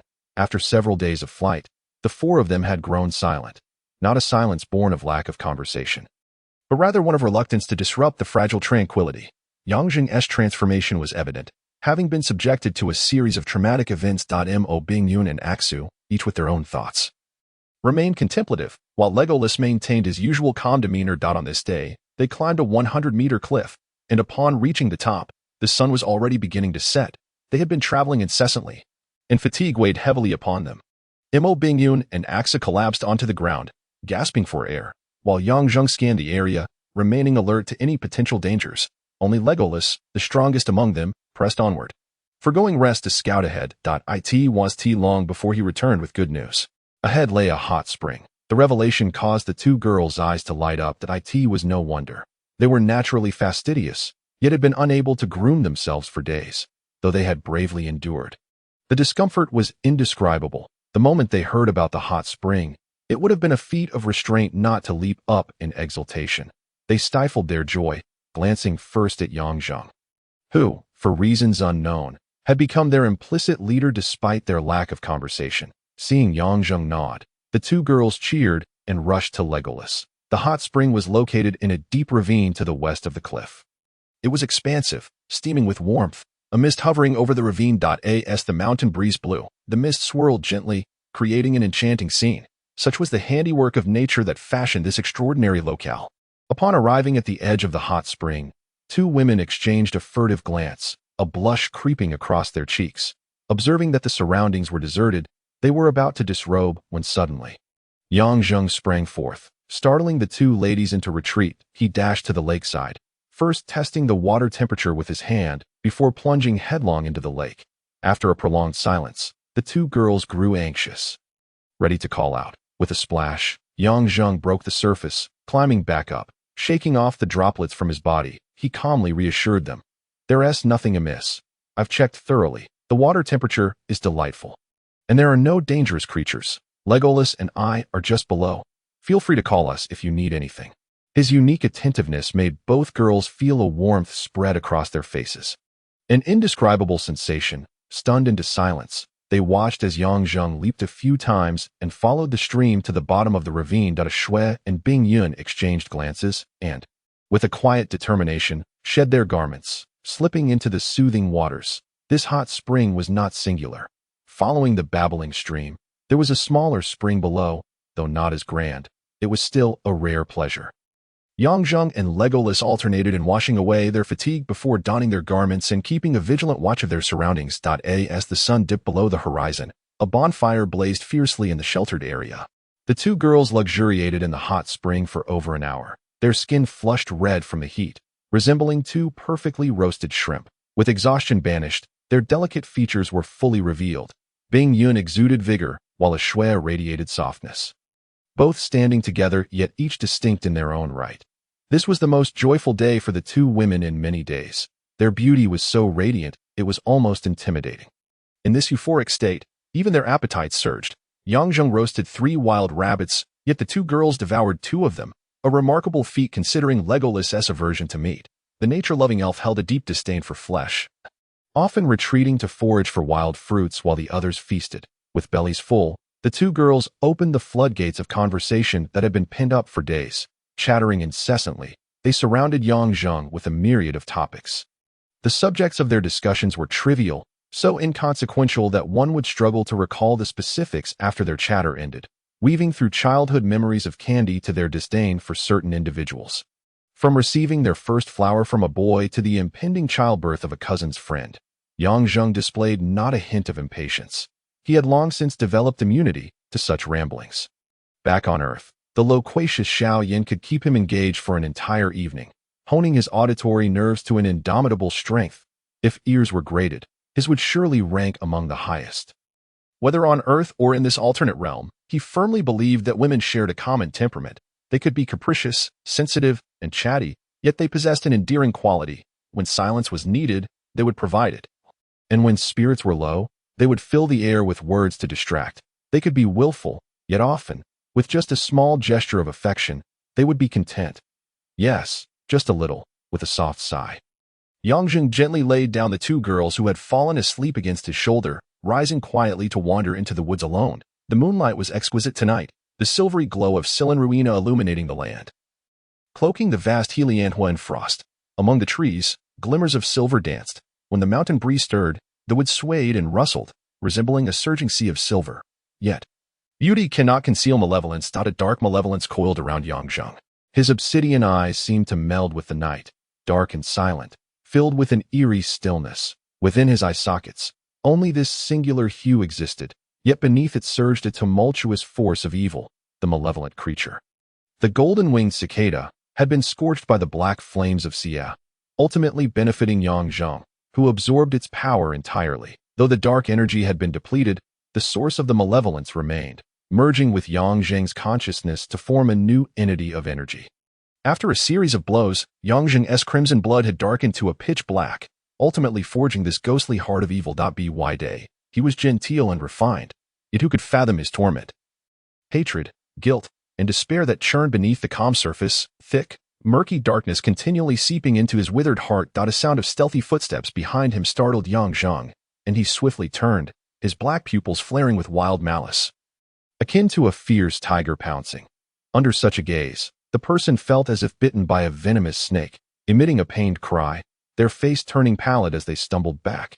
Yangzheng bared his teeth, which gleamed unnaturally white, a ghastly grin warping his features. A gust of wind parted the treetops above, the moonlight cascading down to illuminate the newcomer. Yangzheng's expression froze, and the dark streaks in his eyes dissipated. He quickly stepped forward and softly inquired, "Why aren't you asleep?" Beneath the moonlight, the branches swayed with the mountain breeze, casting erratic shadows upon the newcomer's delicate form. Her pallid face still bore signs of terror, her body trembling slightly. Upon seeing Yangzheng approach, she instinctively recoiled, nearly crying out, only to abruptly cover her mouth, managing to stifle the sound into a muffled whimper. Observing her distress, Yangzheng sighed inwardly, turned away, and gently advised, "You should go to sleep. Don't wander off at night." After a while, faint footsteps echoed, drawing nearer to Yangzheng. Trembling arms wrapped around him from behind, embracing him gently yet firmly. Her delicate form still quivering against his back. A soft voice whispered in his ear, "Brother, do you truly not recognize me?" Surprised, Yangzheng's expression shifted, ultimately softening into a faint smile. He placed his hand atop the small hands clutching his waist and replied tenderly, "Little one, you remember me after all." "Brother." The voice brimmed with astonishment and joy, and she suddenly released her hold around his waist, stepping in front of him, gazing up with a hopeful expression. The breeze tousled her soft, light yellow hair, and her bright eyes shimmered with tears. "Brother, I always thought you had forgotten me. You still remember me, right? You must remember me." Though she knew the answer, the girl remained anxious, seeking validation. "Yes, I remember. You are that little one who cried so easily." Yangzheng's affirmation instantly filled her heart. Her face flushed with excitement, her emotions bubbling over, rendering her momentarily speechless. "Brother, you must have seen me long ago. Why didn't you recognize me?" In her joy, Ashue felt a twinge of melancholy. They had crossed paths several times in Solodon. Why hadn't Yangzheng acknowledged her? Did he truly not care for her at all? Not even the sentiment of recognition. The girl's mind spiraled into possibilities, and the tears of joy began to mix with feelings of grievance, flowing more freely. "Little one, after all these years, you haven't changed a bit. You still cry so easily." Yangzheng suddenly adopted the tone reserved for an elder brother speaking to his younger sister from years past. Instantly, Ashue's tears ceased, as that familiar tone brought back memories of an unforgettable experience from over 3 years ago. The blend of past and present joy emboldened her, and she playfully admonished, "You must not call me little one again. You know I don't cry as easily anymore." Yangzheng chuckled softly, lightly patting Ashue's head, taking her hand and leading her to sit upon a large rock. The gentle moonlight enveloped them. One was tall and robust, the other petite and delicate, their silhouettes leaning against one another. Ashue clung tightly to Yangzheng's arm, as if returning to 3 years prior when she would often sit beside him, listening to his many whimsical tales. Sun Wukong, the white-boned spirit; Zhao Yun on a white horse, the sword heroes of Mount Shu; the legend of the Condor heroes, the 8 parts of the heavenly dragon, and the famed for eyebrows Lu Xiaofeng. So many stories that made Ashue, weary of the usual tales of princes and princesses, feel utterly enchanted. She had never encountered someone with such a wealth of stories. His words were always gentle, his actions meticulous, though at times he displayed a hint of machismo. It stemmed solely from the protective love of an elder brother for his younger sister. Unlike the aristocrats, he was not pedantic nor did he look down upon women. His thoughts were remarkably progressive. He once remarked that society would ultimately evolve towards gender equality, abolishing the institution of slavery, eliminating the distinctions between nobility and commoners, allowing all to live in happiness and comfort, where women would no longer be subservient to men, possessing their own independent and strong personalities, often surpassing many men. Such rebellious sentiments profoundly impacted the young Shui at the time, injecting her timid character with a surge of courage. She had only heard similar sentiments from Mo Bingyun, who had claimed that women should not be inferior to men. Yet, being a princess herself, her words often fell on deaf ears, perceived merely as a stubborn princess's discontent with the status quo, a mere venting of frustrations. Using modern terminology, one might label her a young rebel. Thus, her words lacked the weight of those spoken by Yang Zheng, whose theories were more complete and systematic, coming from a world where gender equality and civilization had flourished for millennia, and as a knowledgeable archaeologist. His words carried a compelling power. Yang Zheng's insights opened Shui's eyes to a new world, revealing that life could indeed be different, that the future held promise. That it was from that moment onward that Aksu found herself intrigued by this enigmatic and unconventional man. She was incessantly compelled to delve into the depths of his soul. However, such inquiries merely ensnared her further. She even began to harbor jealousy towards the name that escaped his lips in nocturnal murmurs. Indeed, she loathed Xiaoyan. Despite knowing it was irrational, she could not help but feel this disdain, always believing that Xiaoyan must have abandoned her brother, leaving him in such a state of despondency during that time. Yang Zheng was undeniably melancholic and pessimistic, having just descended into another realm, severing ties with the familiar earth, and forever losing his beloved and family. How could anyone truly comprehend such anguish? She even grew weary of the mournful flute melodies. Aware that they were played for another Taiti, that tender age of burgeoning adolescence, Aksu's feelings began to blossom. Consequently, after Yang Zheng escorted her home, he inadvertently influenced one of the most pivotal decisions in her life. The inherently timid Aksu chose to join Zhujianzai. Emerging as an outstanding disciple. 3 years swiftly elapsed. The secret of brother remained buried within her heart. Year after year, the dreams of her youth persisted, and she never anticipated that their reunion would come so abruptly. On that fateful day, she beheld Yang Zheng collapsed upon the yellow sands. Upon recognizing his visage, her heart raced as if it would leap from her chest. She could scarcely believe that the brother she had envisioned countless times in her dreams was indeed him. Time and again, she pressed Mo Bingyun for confirmation, until she finally learned the truth from her lips. Yang Zheng had been in disguise, and this was his true identity. No wonder his familiar black eyes invoked such recognition. No wonder certain unconscious gestures felt so intimate. Yet, heavens above, her brother had become the object of affection for Sister Bingyun. Fate truly had a penchant for jest. However, what pained her most was that the brother she had longed for, whom she admired from afar, regarded her as merely an ordinary passerby, appearing to have entirely forgotten her existence as his sister. In the ensuing days, she indulged in self-deception, contemplating whether her changed appearance had rendered her unrecognizable to him. Yet deep down, she knew her visage had not altered significantly. Perhaps she had grown taller, more voluptuous, and her demeanor had hardened somewhat, but her features remained largely unchanged. If he truly remembered the tearful child from over 3 years prior, he would not have forgotten her. After days of restraint, she maintained a facade of nonchalance, until tonight, buoyed by a surge of emotion, she finally summoned the courage to confirm whether Yang Zheng still remembered her. For this was her dream for over 3 years. Regardless of how harsh the truth may be, she was prepared to confront it. To her astonishment, brother recognized her. He had known all along. Brother, why did you not acknowledge me? Aksu, entwined around Yang Zheng's arm, refused to let him evade the subject. She gently shook his arm, persistently pressing, "Tell me, do you not wish to recognize me?" "Indeed, I do not wish to acknowledge you." Yang Zheng's soft voice struck Aksu like a thunderclap. And before her tears could spill forth, he continued, "Your circumstances have changed. I am no longer the brother you once envisioned. We have both transformed, have we not? Had you not recognized me, I truly would not have wanted to intrude upon your life. We were never meant to intersect like parallel lines. No." Aksu's voice grew fervent as she shook her head vigorously. "It is not like that.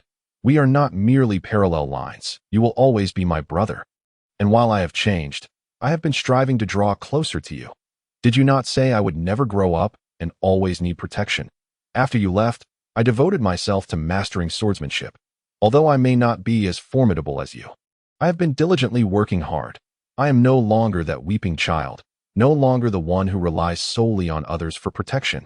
In her excitement, Aksu's chest heaved rapidly. The emotions she had bottled up for over 3 years burst forth like a dam unleashed.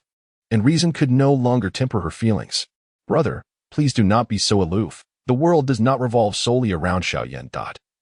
When those 2 words escaped her lips, Yang Zheng's complexion turned ashen, causing Aksu to abruptly fall silent, her body trembling. What was she saying? Why had she chosen to expose her brother's wounds? Had she forgotten the significance those words held for him?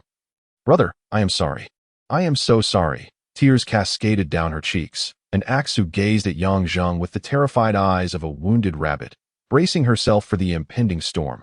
After a prolonged silence, a gentle hand brushed against Aksu's face, wiping away the tears that had fallen. Such a child, your propensity for tears remains unchanged. That tender voice seemed imbued with a magical quality, soothing Aksu's inner turmoil and fear. I only act this way in front of you, she murmured, her voice barely rising above a whisper. Do not cry. I will not hold it against you. I promise. I will always be your brother, and I shall refrain from uttering those words about parallel lines that should never intersect. Brother. Aksu's heart fluttered, and she nestled into his embrace, curling up as she had 3 years prior. Yang Zheng could not help but chuckle, feeling a tinge of awkwardness, for he could distinctly sense the matured form of the girl, a stark contrast to the innocent fruit she had once been. Instinctively, he gave a gentle push. Silly girl, you have grown. Why do you still behave this way? Aksu merely tightened her grip, resting her head against Yang Zheng's chest. You promised to always be my brother. 3 years ago you held me just like this. Why can you not embrace me now? Your embrace is still so gentle. It feels wonderful. Aksu sighed, a mix of pride and shyness coloring her cheeks. Yang Zheng, unable to resist her charm, enveloped her in his arms. Brother, tell me a story again. It has been over 3 years since I last heard you tell one, and I miss it dearly. You do not know. After you escorted me home, I struggled to sleep for a long time because I missed your bedtime stories. Aksu recounted those cherished memories, inadvertently causing Yang Zheng's heart to stir. After a pause, he replied, Let us speak of a skeleton. Oh, do not be afraid. This skeleton is rather foolish. Its name is Black Dragon. That night, the tale of the super skeleton warrior named Black Dragon flowed endlessly through the forest. When Aksu awoke, she discovered herself lying beside Bingyun. She quickly sprang to her feet. Could it be that last night had been but a sweet dream? As she hurriedly searched for Yang Zheng's presence, she only caught sight of the elven prince. He stood atop a tree branch, his arm raised high, and moments later, a great green eagle swooped down, landing gracefully upon his arm, its eyes glistening like diamonds. This green eagle was a newly tamed pet of the elven prince, known as the Crystal Eye Eagle, a rare aerial scout with exceptional intelligence and an expansive field of vision, a creature that ordinary folk could not tame in a short span. However, the elven prince possessed a unique ability to communicate with animals. Over the past few days, most of the reconnaissance work had been completed by the Crystal Eye Eagle. Otherwise, how could the 4 of them navigate the desolate Helianhua Mountains? After receiving the information gathered by the eagle, Legolas leaped down from the treetop. Aksu rushed forward to seize his arm. Legolas's androgynous beauty even incited envy among the 2 girls, so they felt no restraint when in his company. Legolas. Brother. Where is Yang Zheng? Aksu increasingly felt that last night had been nothing more than a sweet dream, fading without a trace, her voice tinged with a quivering note of distress. Chapter 42. The Region of Waigulan, Yang Zheng. I have not seen him. I thought he was with you all. Legolas spoke gently. You have not seen him. Aksu's eyes widened. Legolas, taken aback by the inexplicable excitement of the girl, shook his head. How could you not have seen him? You. Aksu released his arm and dashed into the woods, leaving the elven prince in a state of bewilderment. She quickly located the massive rock from the previous night. Climbing atop it, she sought any remnants from their encounter. Yet it was as if the spring waters had left no trace. Her hand grazed the hard, rough surface of the stone, the chill of it spreading through her palm. Devoid of warmth, Aksu's eyes reddened. It should not be like this. Brother, you must recognize me. It has to be true. How could it be a dream? Tears dripped onto the rock as Aksu curled up in the spot where Yang Zheng once sat, yearning to feel the residual warmth of his presence. Child, what troubles you? The sudden voice startled Aksu, causing her to jerk her head up, whereupon she beheld Yang Zheng standing below the rock, holding a peeled object in his hand. Child. He called me child. Aksu could hardly believe her ears, so last night, she fixed her gaze on Yang Zheng, tentatively calling out, Brother. Yes, come down. Look what I have caught for you. Yang Zheng replied casually, raising the peeled object. Revealing a snake as thick as an arm. Aksu's lips twitched, and suddenly she leaped from the rock, crashing into Yang Zheng's embrace. The force of her impact caused him to stumble back a few steps. And he chuckled wryly. Child, what are you doing? It's early morning, and you are already crying and jumping about. Aksu remained silent, tightly wrapping her arms around Yang Zheng's neck, her head buried in his chest. Before long, Yang Zheng felt warm tears seeping into his clothing, observing her deep sorrow. Although he did not fully grasp the situation, he gently patted her back with his free hand. It struck him as curious that such a delicate girl as Aksu would have a penchant for consuming snakes. Even 3 years ago, when Aksu was still that timid little girl, she harbored an intense enthusiasm for eating snakes. Of course, Yang Zheng's exceptional culinary skills played a part, yet her fearlessness towards snakes was a surprise to everyone. Thus, when Bingyun saw Aksu joyfully savoring a bowl of golden snake stew, she was overwhelmed with goosebumps. Is this edible? Bingyun inquired, her brow furrowed with a mix of curiosity and incredulity. Snakes, after all, bloody and slimy. Writhing and disgusting creatures. How could such a charming girl as Aksu possibly stomach it? It's so fragrant, Sister Bingyun. Do try it. I assure you, you will never forget such a delicacy. Aksu exclaimed, scooping a spoonful of the golden stew and offering it to Bingyun. Oh. Bingyun recoiled hastily, shaking her head. Forget it, forget it. Are you really not going to try? Absolutely not. Very well, Aksu replied, feigning an expression of lament over the waste, and quickly devoured the entire bowl of snake stew, licking her lips in satisfaction, and then presenting the stone bowl to Yang Zheng, exclaiming, I want more.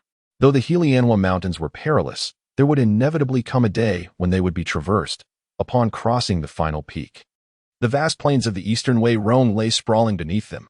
Exiting the Helianhua, the two men urged one another onward, while the two women simultaneously turned back to gaze at the expansive Helianhua Mountains. Revealing a mix of confusion and nostalgia, the journey through Helianhua, despite its dangers, had been the most relaxing period of their flight. In the remote Helianhua, they had even forgotten their identities, oblivious to the entanglements and grievances of the outside world. Everyone became innocent companions, united solely by the purpose of escaping their plight.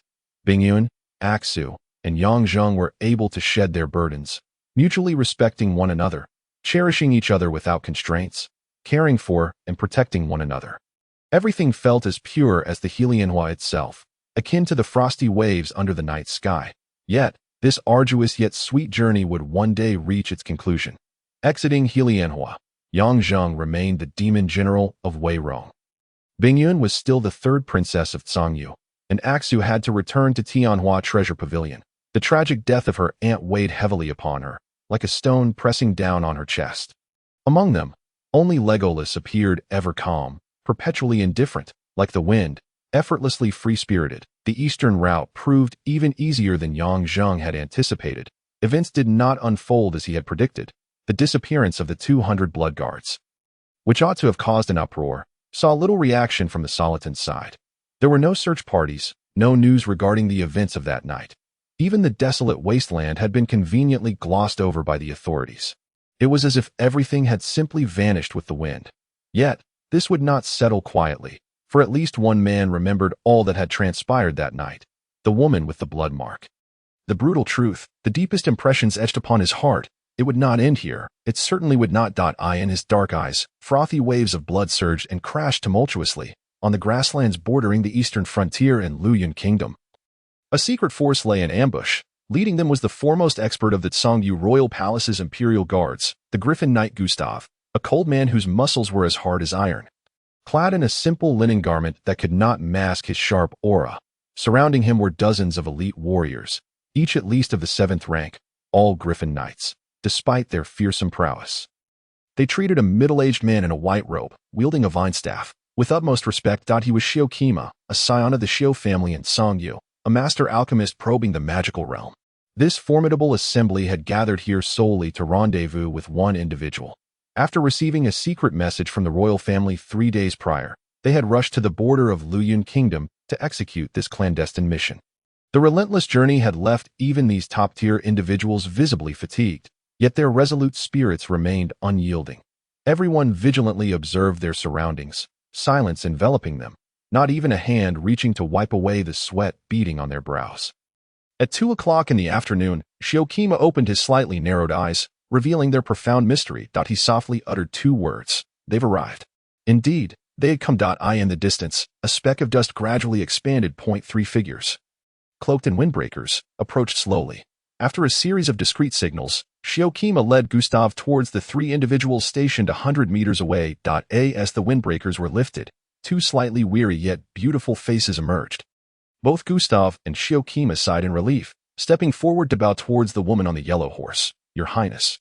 She was none other than Mo Bingyun, having escaped from Wei Rong. Aksu had already dismounted. Yet the last figure lingered behind, not unveiling his windbreaker, but standing quietly a distance away. Both Mo Bingyun and Aksu felt a surge of emotion upon seeing familiar faces from their homeland. Exchanging pleasantries, suddenly, Shiokima's gaze fixated on the figure clad in the windbreaker, addressing the princess. He is the valiant warrior who rescued you. Why does he not come forth to meet us or accompany us back home? His Majesty will surely reward him handsomely. A pained expression flickered across Bingyun's face, but she quickly adjusted her demeanor, replying coolly, Lord Shiokima, it's unnecessary. He does not care for any rewards. Shiokima's deep eyes glimmered with inscrutable intrigue as he took a step towards the figure. Mo Bingyun intervened, standing in front of him. Lord Shiokima, considering he saved my life, please do not disturb him. Is he an old acquaintance? Otherwise, why would he not reveal himself? Shiokima inquired without pressing further. A muffled voice emerged from beneath the windbreaker. Whether an old acquaintance is irrelevant. The princess has been safely returned. I shall take my leave. Aksu and Bingyun simultaneously called out. Wait. They rushed forward, slipping something into the man's hand. Perhaps due to the scorching sun, both their faces bore an unusual flush. The figure paused momentarily, said nothing more, and with a vigorous flick of the whip, galloped away, leaving behind 2 girls feeling lost and forlorn. In the southern province of Juma of Wei Rong, a torrential downpour raged. The rainy season, now well into its months-long span, seemed to seep into the very bones of the people. During such a season, aside from dozing off at home, there was little to occupy one's time. The checkpoint outside Juma province, the soldiers lounged lazily under the eaves, their eyes glazed over. With so few people in the city, let alone on the official road, the checkpoint's guards were reduced to a mere quarter of their usual number. Suddenly, the sound of hooves echoed along the official road. Soon enough, 2 horses appeared through the deluge. The guards, initially bewildered, rubbed their eyes and stood upright. When the horses drew near, they recognized a pockmarked man and an old man, both of whom seemed unfamiliar, just as they were about to inquire. A few glimmering coins rolled onto the ground. The sight of the gold coins instantly dispelled the soldiers' drowsiness, and they paid little heed to the haughty demeanor of the riders, after a cursory inspection of their identification, which revealed them to be nondescript merchants. They were quickly allowed to pass on the roads of Juma province. The pockmarked man complained. I told you, Yang, why couldn't you disguise me as someone else? Why must it be a pockmarked face? Isn't being pockmarked fine? Not at all. I detest it. Then shall I dress you as a cripple next time, or perhaps a blind man? Ignoring the complaints of the elven prince, Yangjun quietly veered into a narrow alley, which was filthy and chaotic, resembling an ordinary slum. Upon arriving at a dilapidated wooden door, Yangjun halted and rhythmically knocked 13 times on the iron ring. Moments later, the door creaked open. The figure that appeared scrutinized the pockmarked man and the old man coldly. However, upon recognizing the old man's eyes beneath the brim of his hat, his expression changed, and he hastily ushered them inside. Inside, despite the shabby wooden door and surrounding walls, everything was surprisingly clean and orderly. Although nothing appeared entirely new, there was no disarray. Once inside, as Yang Zheng and Legolas took their seats, the man quickly saluted. General. Yang Zheng nodded slightly. Gus, while I was away, did anything arise? Just as Gus was about to respond, several more individuals entered, all dressed as commoners. Yet, upon seeing Yang Zheng, their previously ordinary gazes ignited with sharpness and excitement, and they all stepped forward to salute. These individuals were the personal soldiers under Yang Zheng's command, former soldiers of the original demon army, and thus retained many military habits. Yang Zheng initially nodded in acknowledgement, then solemnly declared, "From now on, there is no need for military salutes when you see me, nor should you address me as general. I am no longer in service at the military headquarters. Such details could easily lead to impeachment. Furthermore, you are my cultivated informants, spies. Do you remember what I said? The essence of a spy as secrecy lies not in their ability to conceal themselves, but in their capacity to remain undetected. Your secrecy lies in blending seamlessly with the common populace, transforming yourself into one among the multitude to allow the masses to serve as your shield. This is the hallmark of a competent SPY. In contrast, your current demeanor is conspicuous, rendering your objectives exposed." Several exchanged glances. Nodding in agreement, Jess began his report. "General, my lord, a third of the area of Wigland County is now submerged due to the flooding. All 3 major iron mines have been sealed off. Wigland has traditionally been under the lord's governance. And following the assassination of the previous lord, all his soldiers fled. Originally, during this vacancy, a contingent from the garrison of Juma province was dispatched to guard the iron mines, but upon our arrival, they withdrew that very night, claiming that Wigland County now belongs to the general, and that the garrison of Juma province is a national defense force, thus refraining from intervening in local military affairs. Consequently, in the vast expanse of Wigland County, our true military presence amounts to merely 1,000 men." At this juncture, Jess's tone turned somewhat bitter, yet he observed Yang Zheng remaining unfazed. He paused, then continued, "For the 3 major iron mines, we need to allocate at least 600 men, 200 for each mine. This is the bare minimum, solely to defend the most crucial sections of the 3 or veins. Therefore, some areas remain vulnerable to the illicit extraction of iron ore. Additionally, concerning the borders, in recent days, a multitude of people displaced by the floods have migrated, resulting in at least 10,000 individuals gathering at the borders, creating utter chaos. With so many people, the remaining 400 loyal soldiers can primarily only coordinate there, leaving them unable to manage other areas where water bandits run rampant and my subordinates are impotent to maintain internal order." Jess halted, anxiously regarding Yang Zheng. "Have you finished?" Yang Zheng inquired calmly. Jess hesitated momentarily, then nodded vigorously. "Then go and prepare some food. After several days of travel, I am quite famished." Yang Zheng appeared indifferent to the concerns articulated in Jess's report. He clapped his hands and rose, prompting Jess and the others to respond with puzzled murmurs before departing to prepare the meal. Only Legolas and Yang Zheng remained in the room. Yang Zheng had settled into the shadowy corner of the chamber, silent and still, as if merging with the very air. Legolas, his brow furrowed with worry, watched him intently. Ever since rescuing Yang Zheng from the desert, the perceptive elf had sensed a change within him. Although Yang Zheng never spoke of that fateful night and maintained his usual courteous demeanor, there were subtle details that Legolas observed with clarity. The once gallant man now exuded an air of softness. Increasingly drawn to the darkness, the sinister aura of the golden-winged cicada had dissipated from Yang Zheng. Yet Legolas felt no relief. He harbored an unsettling notion that the entity had not entirely vanished. Perhaps it lay dormant within Yang Zheng in an altered form. No one could ascertain whether this outcome was fortuitous or disastrous. Yang Zheng's tranquil embrace of the darkness left Legolas feeling uneasy. The food arrived promptly, and those familiar with Yang Zheng's disposition prepared simple fare rather than lavish dishes, serving 2 hearty portions of readily available food. These soldiers, accustomed to hearty meals of meat and copious drink, offered little in the way of vegetables. Legolas partook of some fruit, hastily satisfied, for the elf's appetite was far less insatiable than that of humans. Thus, Yang Zheng consumed 2 substantial bowls of braised meat and 3 large loaves of bread. Taking a brief respite as the afternoon wore on, while the outside world remained shrouded in darkness, with relentless rain pouring down. Yet, Yang Zheng did not linger. After instructing his subordinates to diligently gather intelligence, he set forth into the downpour. The journey from Juma City to Wigland County spanned over 100 kilometers, and in such inclement weather, the muddy terrain significantly impeded their pace, though both men were extraordinary. They made one change of horse along the way, arriving at Wigland County when night had descended in utter blackness. Legolas's eyes glowed faintly green, a gift of the forest, allowing the elves to remain unaffected by the night. Even amidst the rain, his vision was as clear as daylight. Yang Zheng, half a meter behind Legolas, cloaked in darkness, was eerily silent, resembling a formless shadow. The once sharp glint in his eyes had been replaced by pools of profound darkness. as if he absorbed the surrounding light, breathing in harmony with the shadows. The sound of rushing water assaulted their ears. Legolas observed intently for a moment before speaking with a hint of resignation. "We cannot proceed. The water ahead is too voluminous, and the bridge has long since been washed away. It seems we will not be able to cross." In his eagerness to reach their destination, Yang Zheng had chosen a shortcut, inadvertently leading them to a dead end.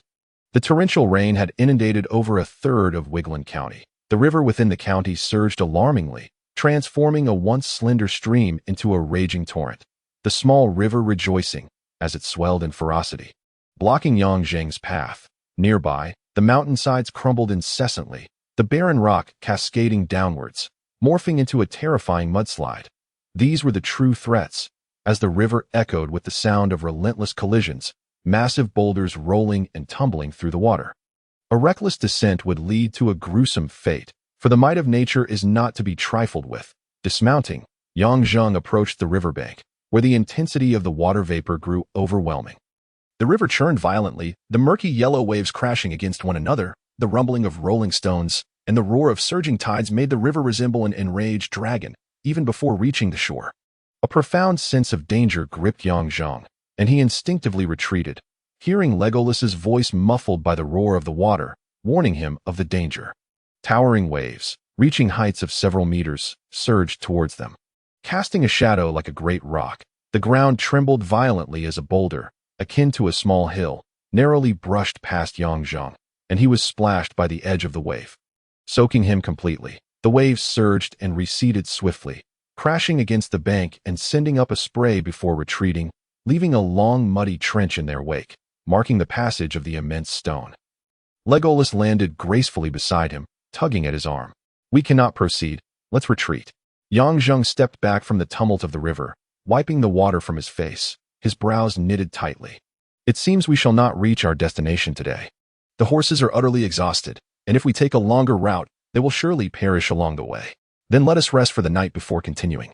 The elf spoke loudly, faced with the might of nature. Yang Zheng found himself powerless. His current disposition was not one to be swayed by such minor setbacks. Recognizing the futility of their situation, he led Legolas and their horses to the rear of a nearby mountain. Seeking refuge in a densely wooded area, they covered their horses with an oilcloth, and the two shared a meager meal of dried provisions, preparing to endure the night in makeshift comfort. And more than 3 hours would pass before dawn broke.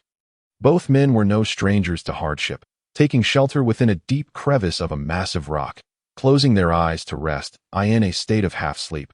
They could hear the wind and rain intensifying outside. The wind howled mournfully, akin to the wails of 1,000 vengeful spirits, sending chills down their spines. Rain poured relentlessly, driven by gusts of wind that forced it into the crevice, chilling both men to the bone.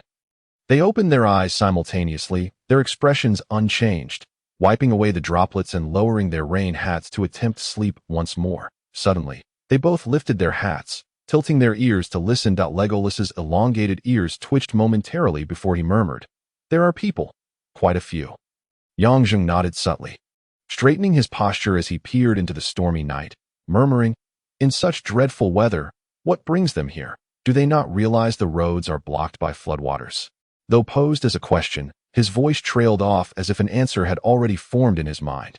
With Wigland County completely sealed off, who would venture into its depths amidst torrential rains and rampant floods? Furthermore, this narrow route had evidently been obstructed for more than a day or two.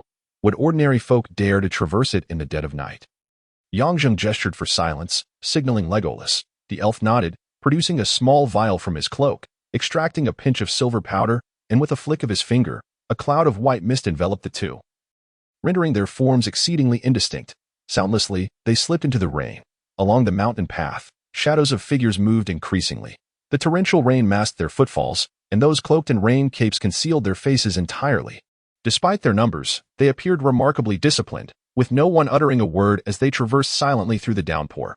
Along the lengthy procession, a mule cart appeared every 10 paces or so, clearly not intended for transporting people, but rather laden with tightly wrapped cargo beneath black tarpaulins. As they proceeded, agile shadows darted into the surrounding underbrush, exhibiting utmost caution.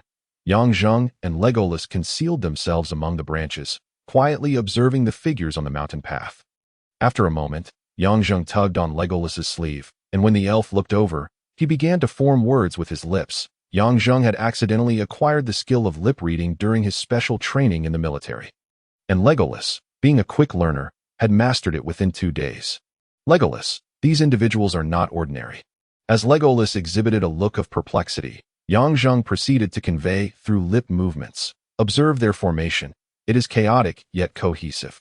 Each individual appears to have undergone specialized training.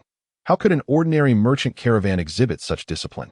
Moreover, have you noticed their incessant dispatch of scouts? Look, merely 10 meters below us, there is a scout.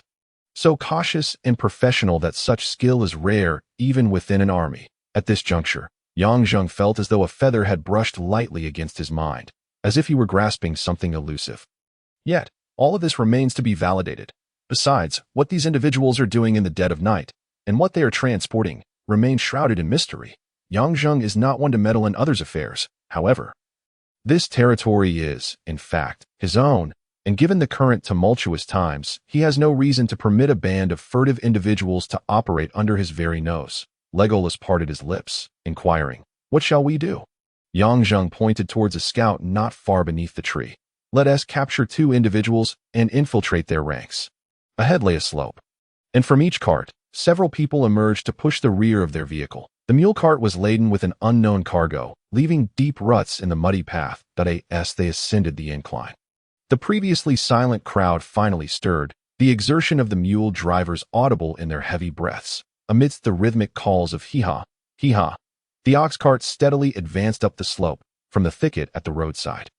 2 figures emerged. Their attire was more agile, with bandages wrapped around their feet and hands. Upon the sudden appearance of these 2, the surrounding individuals did not react with surprise, for they were scouts of the caravan.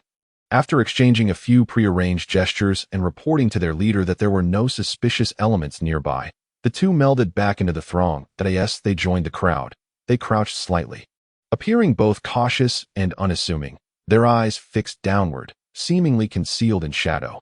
Their entrance elicited no disturbance from the surrounding masses, who merely parted to create space for them, the densely packed crowd offering no words of engagement. Beneath their hoods, 2 pairs of eyes darted subtly, calmly and intently observing their surroundings through the rain cover. The mule cart ascended the slope, and the roaring river ahead came into sight, its white froth evident even in the darkness. At this moment, the path began to curve, and the caravan started to approach a grove by the riverbank. Yongzheng and his companions had previously encountered this grove, which was notably dense, sheltered by the mountains and positioned at a higher elevation, thus remaining unscathed by the floods thus far. However, it seemed there was no visible path leading into it. The 2 scouts instinctively lifted their bodies slightly, one brushing away a droplet of rain that threatened to fall from his brim. Before the dense woods, the line began to disperse suddenly. The organized and methodical separation displayed the caravan's excellent discipline. Yet, the 2 scouts lagged slightly behind. In a sea of synchronized movements, their lack of conformity quickly drew the leader's attention. He uttered a low curse and rushed over, delivering a sharp kick to the duo, sending them sprawling into the mud. They quickly scrambled to their feet, limping back towards the group, while the leader, still grumbling, contemplated administering further reprimands. That a few metallic sounds echoed from within the forest. Noticing the 2 had returned to their ranks and were in the correct positions, the leader huffed and continued on. The 2 scouts, now caked in mud, huddled together in the crowd, trembling slightly. Surrounding them were a few sympathetic glances, though most were indifferent. They were well aware of the leader's volatile temperament. Had fortune not favored them, those 2 scouts might have faced worse consequences. The sounds from the forest persisted for over 10 minutes, after which the crowd began to urge the mule carts forward. The dense woods seemed to obscure the path. But this was merely an illusion. As the caravan proceeded in an orderly fashion, they all entered the thicket. The moment the 2 scouts followed the troops into the woods, they felt the surroundings come alive, an eerie sensation causing one of them to shudder. Yet he quickly regained his composure and silently advanced. Before long, a colossal cavern appeared before them. It was indeed vast, towering over 10 meters in height and wide enough to accommodate several ox carts side by side. However, this seemingly spontaneous opening exuded a peculiar and sinister aura, the black cavern resembling the maw of some malevolent beast, as if once one entered, escape would be forever denied. The rain appeared to have ceased. Chapter 43. The octopus thief one by one. The mule carts entered the cavern.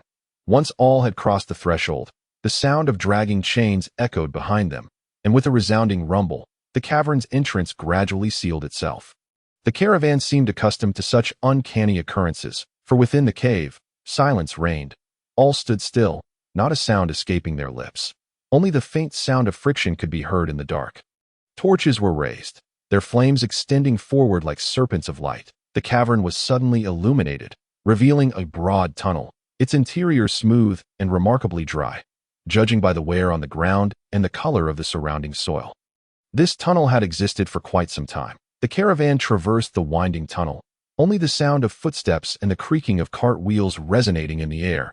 After a brief period, a rumble echoed in the distance, growing ever louder. This sound emanated from above the cavern. Soon, the roaring vibrations seemed as if they might collapse the very cave, causing the ground to tremble. It was the sound of rushing water.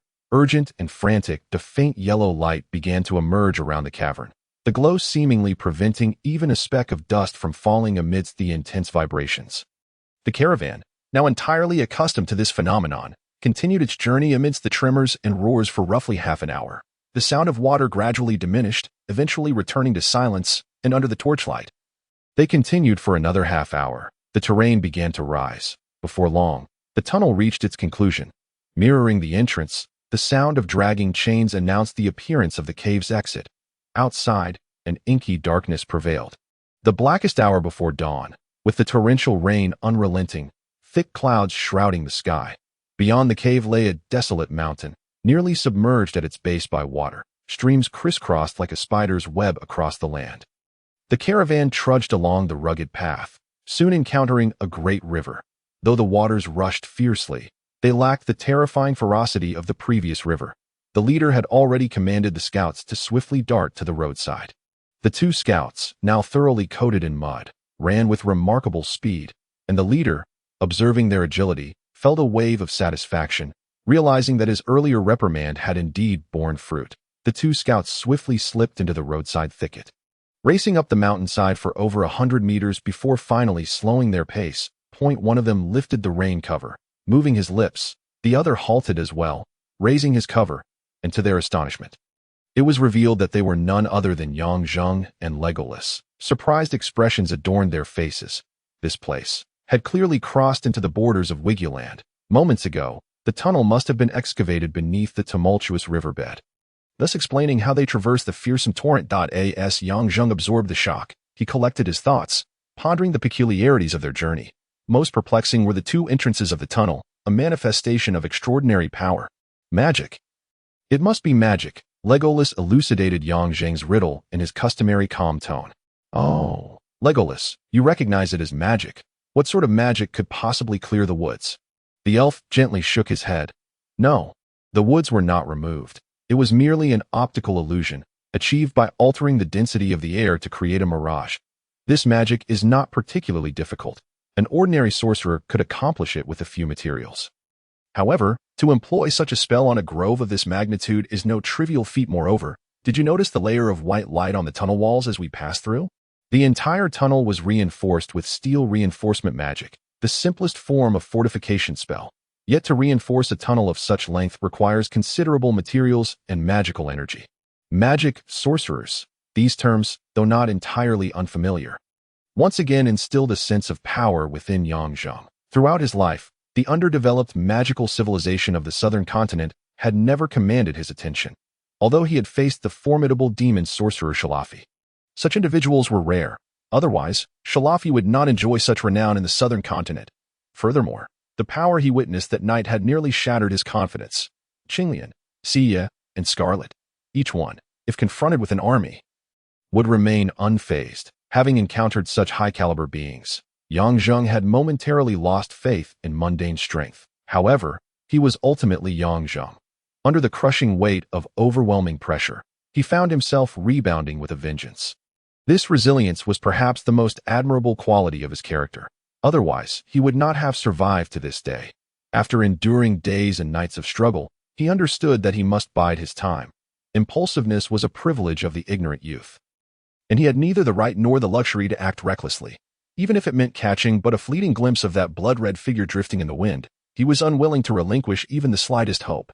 Magic was still a novelty to Yang Zheng, and he no longer dared to underestimate the unknown. The realm of Wirong was fraught with peril if he could not navigate through the mundanity.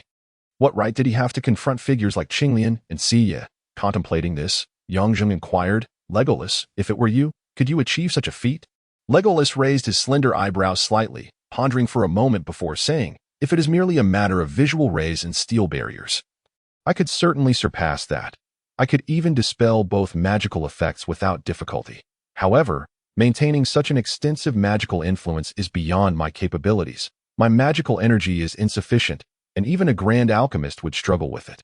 Are you implying that the magic here is not cast by a single individual? Perhaps. It is unlikely that such a formidable sorcerer exists. Legolas could not be entirely certain. Is that so? I hope it is not truly the work of a sorcerer. Yang Zheng murmured, as flickers of light appeared along the distant riverbank. The two exchanged glances and stealthily crept closer. Indeed, in the darkness, the lights grew increasingly bright. Shadows emerged on the river's surface, illuminated by the faint glow, revealing not just one vessel, but multiple. More and more shadowy boats appeared. Meanwhile, along the riverbank, a convoy was unloading cargo. Ropes were severed, and the black tarpaulin covering the goods was finally pulled away, exposing dark wooden crates within.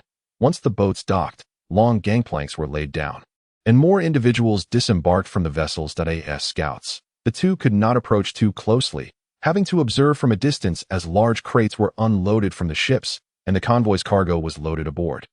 This bustling activity continued for nearly half an hour, and by the time it concluded, dawn had begun to break the tea last. Yang Zheng could discern the nature of the vessels, crafted from blackened wood. The hulls were reinforced with iron sheathing at the prow, rendering the boats broad and flat, resembling enormous octopuses floating upon the water. The design alone showcased the genius of its creator, for only such vessels could navigate through floodwaters. Yet, Yang Zheng had little time to marvel. He was struck by another realization. Water bandits. Damn it, these are water bandits. Although it was Yang Zheng's first visit to Weigulin County, the intelligence-gathering efforts had been underway since the moment he acquired the territory. After months of diligent collection, a wealth of information had been amassed, with the most critical being details about the water bandits, which were documented extensively. The sheer number and variety of water bandits made it impossible to gather comprehensive intelligence. However, the most prominent groups were recorded, including the most powerful, ruthless, and elusive faction known as the Octopus Bandits. The leader of the water bandits, operating under the alias Zhang Yu, commanded a fleet of vessels resembling octopuses, haunting the flood-stricken Weigulin County like specters. This bandit group had not existed for long but had swiftly risen to prominence, becoming the most notorious and enigmatic water bandits in the region. Over the past 5 years, they had attacked the Lord's Manor twice, killing 2 successive lords of Weigulin County, leaving no survivors in their wake, and even exterminating rival water bandits. Their brutal reputation and formidable strength were well documented in Yang Zheng's intelligence regarding the Octopus Bandits. The watercraft resembling octopuses were easily identifiable, which was why Yang Zheng was so astonished. The most mysterious octopus island was engaging in trade with a shadowy convoy appearing in the dead of night. The magical aura surrounding the event only added layers of intrigue. The rarity of alchemists was a widely recognized fact, and the extensive magic that impressed Legolas undoubtedly reflected the power behind the mysterious convoy. Yang Zheng felt a surge of urgency coursing through his veins. Upon seeing the octopus bandits, he eagerly turned his mind toward his next course of action. Once the unloading was complete, the crew, shrouded in black cloth, began boarding their ships. The convoy's leader signaled for a return to formation, prompting the scouts to stealthily retreat. What to do? Failing to regroup would certainly raise suspicion. Yang Zheng observed the octopus bandits preparing to set sail and anxiously scanned his surroundings, when suddenly an idea struck him. He pointed to a massive boulder perched atop the mountain above them and whispered, Legolas, can you manipulate that rock from a distance and let it roll down?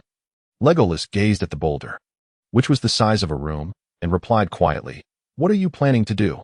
Yang Zheng explained his scheme. Legolas's expression changed. That is far too dangerous. There is no time. It must be done. Trust me, it will be fine. Seeing the determination in Yang Zheng's eyes, Legolas ceased his objections, gave him a firm look, and patted his shoulder, saying, Be cautious. Yang Zheng gave a subtle thumbs up and swiftly made his way down the mountain. Drawing closer to the riverbank, Legolas calculated the timing, pressed his hand into the earth, and began chanting incantations. Moments later, beads of sweat formed on his forehead, and with a sudden intensity, he thrust his fingers deep into the soil. To their astonishment, the boulder 30 meters away began to tremble, and with a resounding crack, it toppled over. Under the force of gravity, the colossal stone, weighing nearly 1,000 tons, charged down the slope like a frenzied tank, cleaving a deep and lengthy trench as it thundered towards the base of the mountain. Yang Zheng had just covered half the distance when the convoy members ahead, their faces obscured, could not fully grasp the horror upon them. But their terrified cries rang out as the boulder hurtled closer, unstoppable. All scrambled to flee in different directions. Yang Zheng feigned surprise, glancing back as the massive stone approached at breakneck speed. He let out a scream and dashed toward the riverbank just as the boulder crashed into him, sending a towering spray of water soaring into the air, splashing nearly 30 meters high. Even the nearby octopus ships were caught in the tumult, as the waves generated by the boulder threatened to capsize several vessels. The incident occurred so suddenly that even the convoy leader was left shaken. After a long moment of shock, he rallied the crew to account for their numbers, discovering one individual missing. The sight of Yang Zheng being struck by the boulder and plunged into the river was witnessed by many, leading the leader to abandon any attempts at retrieval, opting instead to hurry away with the convoy. The loss of a scout was hardly significant to them. Once they departed, the octopus ships raised anchor and began drifting downstream. The dawn was breaking, with a light rain washing over the undulating river, creating a flurry of white splashes. The octopus vessels sliced through the waves, gaining speed. Their flat hulls seemed glued to the water's surface, despite the tumultuous swells. They remained steady.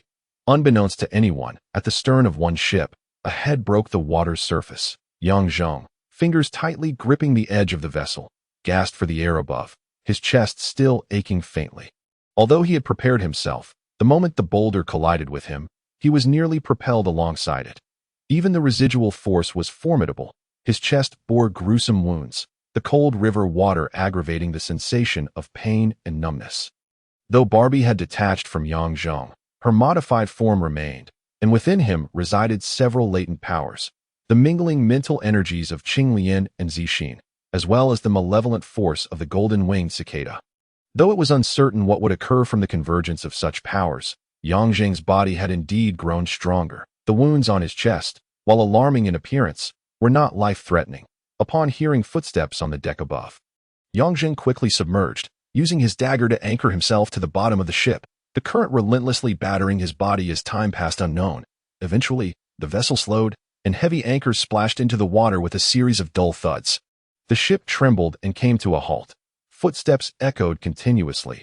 Even hidden beneath the water, Yang Zheng could not discern them clearly. He left his position at the bottom and began to explore underwater, finally discovering a patch of foliage in which to conceal himself. To his astonishment, he realized the vast expanse surrounding him was a boundless sea, stretching infinitely without discernible borders, amidst the dreary wind and rain. A solitary island floated in the water, shrouded by a mist that obscured visibility significantly. The ship docked within a concave port of the isolated island, where an abundance of vessels, no fewer than 100, were moored. The sheer scale of this operation sent a chill through Yang Zheng. What territory had the Wei Rong kingdom granted him? It resembled a den of thieves at that moment. The returning convoy was unloading their cargo. The large wooden crates, procured from their trade, were being lifted off and sent into the island. Just estimating the number of people at the port would reveal at least 1,000. Yang Zheng's entire force of loyal soldiers totaled only 1,000, far outnumbered by those present at the port, not to mention the unknown number of bandits that might be lurking on the island. Moreover, within Waigalan County, the number of notorious water bandit factions numbered in the dozens, if not more than 100, even if the other factions were smaller than the octopus bandits. Collectively, they would easily amount to tens of thousands. It was no wonder previous lords had met their demise, fleeing in fear, faced with 1,000 loyal troops against tens of thousands of water bandits. Yang Zheng had silently cursed the council dozens of times. As night fell, Yang Zheng stretched his body, which had grown stiff from remaining underwater, and dove deeper, swimming toward the outermost ship. He meticulously observed his surroundings, formulating a plan in his mind. Like a gecko, he stealthily climbed aboard the vessel, hidden by the night and the sound of rain, and crept toward the deck cabin, where he indeed discovered a lone octopus bandit guarding the ship. Perhaps due to the monotony of his task, the bandit emitted a series of gurgling sounds, reminiscent of bubbles rising. A shadow deftly descended from the cabin, and in the darkness, the glint of a dagger flashed like an apparition. The gurgling ceased abruptly as a chilling liquid sprayed forth from the bandit's throat. Yang Zheng flipped the bandit over, quickly stripping him of his garments. Upon glimpsing the bandit's form, Yang Zheng faltered, nearly dropping his dagger. He leaned closer, taking a careful look, and gasped in shock. Was this a human or a monster? On his hands and feet were webbed appendages, reminiscent of a diver's amphibious attire. His skin bore a hue of bluish-gray, exuding an unsettling chill, with blood that shimmered a dark, murky color, devoid of warmth. Yang Zheng continued to examine the corpse's head, and indeed, he discovered several orifices at the junction of the chin and neck. With a dagger, he delicately incised the skin surrounding the apertures, observing intently until he confirmed an unsettling truth. This being possessed gills, a characteristic foreign to humanity, yet it bore an uncanny resemblance to a human form. Without further deliberation, Yang Zheng stifled his revulsion, donned the attire of the octopus thief, wrapping himself securely, and cast the lifeless body into the river. He then mimicked the movements of the octopus thieves as he ventured toward the interior of the island. The port had fallen into a hushed stillness, with only a handful of water thieves patrolling. These individuals were not particularly formidable, and with Yang Zheng's agility, he effortlessly infiltrated the island, navigating through the narrow pathways. The sights within the island left Yang Zheng in awe once more. There were no houses, only caverns resembling a honeycomb. The waterways within the island were extensive, navigable by the not overly large octopus vessels, and numerous boats traversed the island's channels like bees flitting in and out of a hive. Half of the hive was submerged in water, and as Yang Zheng slipped beneath the surface, he trailed a boat into one of the caverns. This cavern was awash with water, and halfway through, a cacophony erupted from within. Triumphant cackles mingled with bubbling sounds, and the anguished moans of women reached Yang Zheng's ears. He then witnessed octopus thieves leaping from the boat, dragging burlap sacks and gliding swiftly through the water. The last octopus thief to jump down felt a tremendous force beneath his feet before he could utter a scream. He was yanked underwater, his chin seized, and a faint cracking sound indicated that his jaw had been dislocated. In the dimness, two orbs of purple flame swiftly engulfed his vision, as if his soul were being gripped by an unseen hand. Mercilessly constricting, his dislocated jaw prevented any cries from escaping him. Moments later, confusion clouded his yellowed, bulging eyes. Yang Zheng propped up his chin, realigning it, yet the man remained silent, standing there in stillness. Emerging from the water, Yang Zheng gasped for air, rubbing his stinging head. The art of spirit communication proved to be extraordinary, yet utilizing the advanced heart-mind enchantment was still a strain on his current abilities. That he thought of the woman in purple who had imparted this spirit communication technique to him, and a sense of melancholy washed over him. The women's screams ahead jolted him, and the controlled octopus thief had already surfaced. The dazed look in his eyes had vanished, yet a careful observer might still discern a flicker of purple fire deep within. This ruffian led Yang Zheng further inward as they ascended. The water level barely reached their ankles at the farthest reaches. Before them appeared rows of barred enclosures, each containing several pale-skinned women bound by iron chains, stripped of clothing, lying or sitting on the ground. The numbness in their gazes reminded Yang Zheng of the group of exquisite women he had encountered before. These women, however, appeared even dirtier and more disheveled. Proceeding deeper, he discovered numerous octopus thieves also confined within the enclosures, their bluish-gray forms heaving atop the women. The cries of struggle emanated from a fresh batch of captives just returned.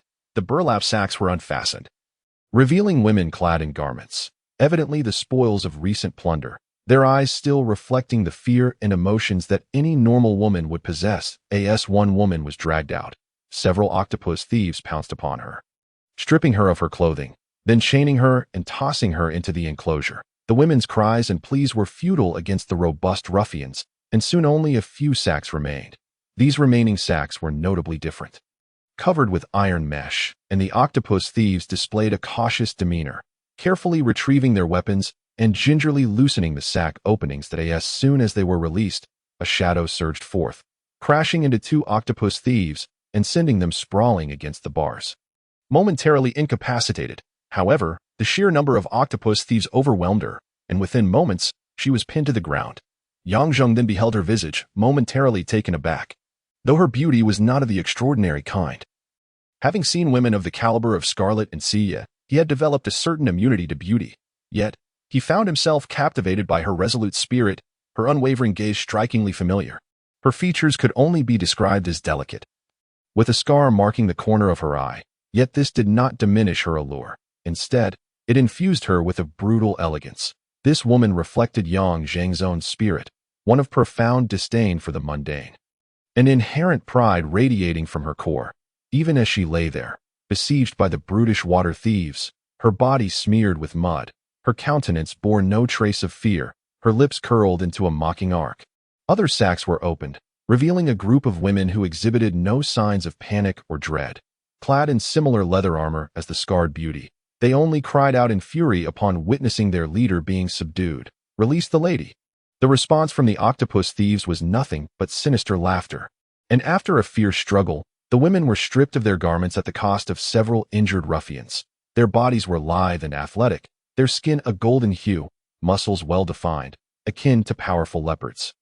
Far surpassing the earlier captives, gagged with rags, they could not vocalize their fury, only glaring hatefully at their captors. The one exception was the scarred beauty, who remained unscathed. From the octopus thieves, Yang Zheng learned that she was no ordinary woman.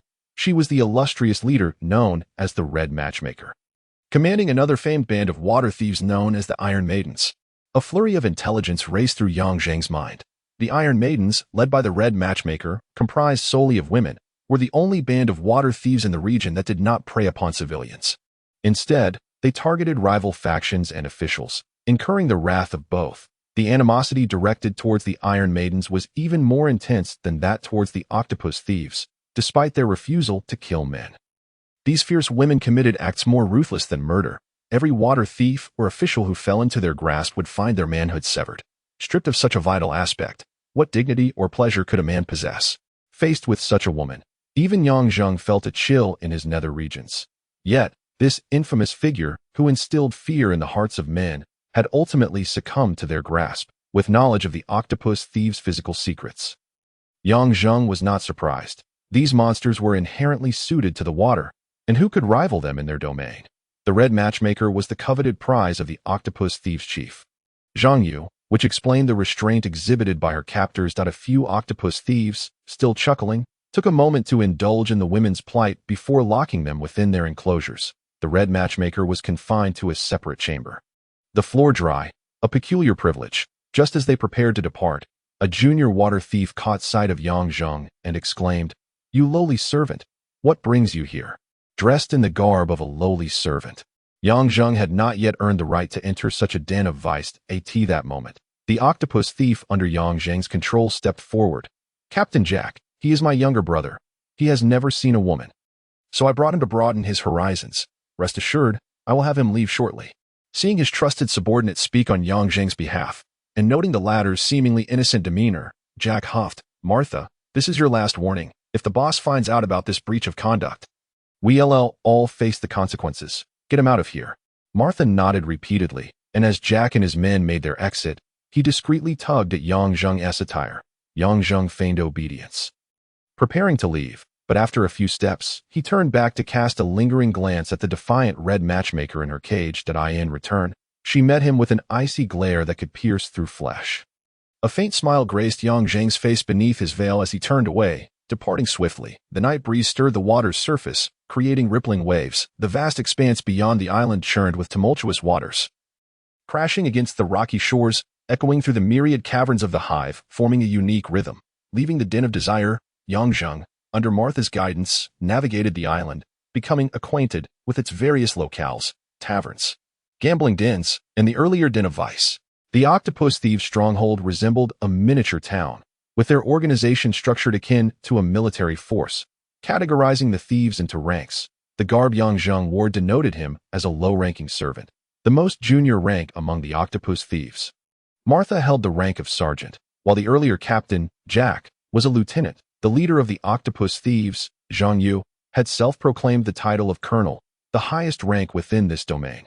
Outside of him, there were no other officers on Hive Island. The The second tier of officers consisted of lieutenants, numbering around 40 to 50, followed by sergeants like Martha, numbering 2 to 300, while the lowest rank of servants surpassed 1,500. Not all servants were tasked with plundering. The octopus thieves operated with meticulous organization, employing transporters, craftsmen, and even a staff of strategists. Listening to Martha's account, Yang Zheng could not help but chuckle. Zhang Yu certainly had a unique approach, treating his band of thieves as a legitimate army. It was as though he intended to establish a navy. Hive Island was vast, with its caverns twisting and intertwining in a labyrinthine fashion. Without dedicating considerable effort, merely changing direction could easily disorient someone. Thus, Yang Zheng devoted the better part of the night traversing every location accessible in Malta, relying on his remarkable memory to imprint the terrain vividly in his mind, while also familiarizing himself with several essential codes. By the latter half of the night, he had donned the attire of a junior sergeant. The status of a lowly servant proved exceedingly inconvenient, restricting access to numerous places. In contrast, non-commissioned officers encountered significantly fewer obstacles. However, there remained one paramount location that Yang Zheng could not enter: the supply depot.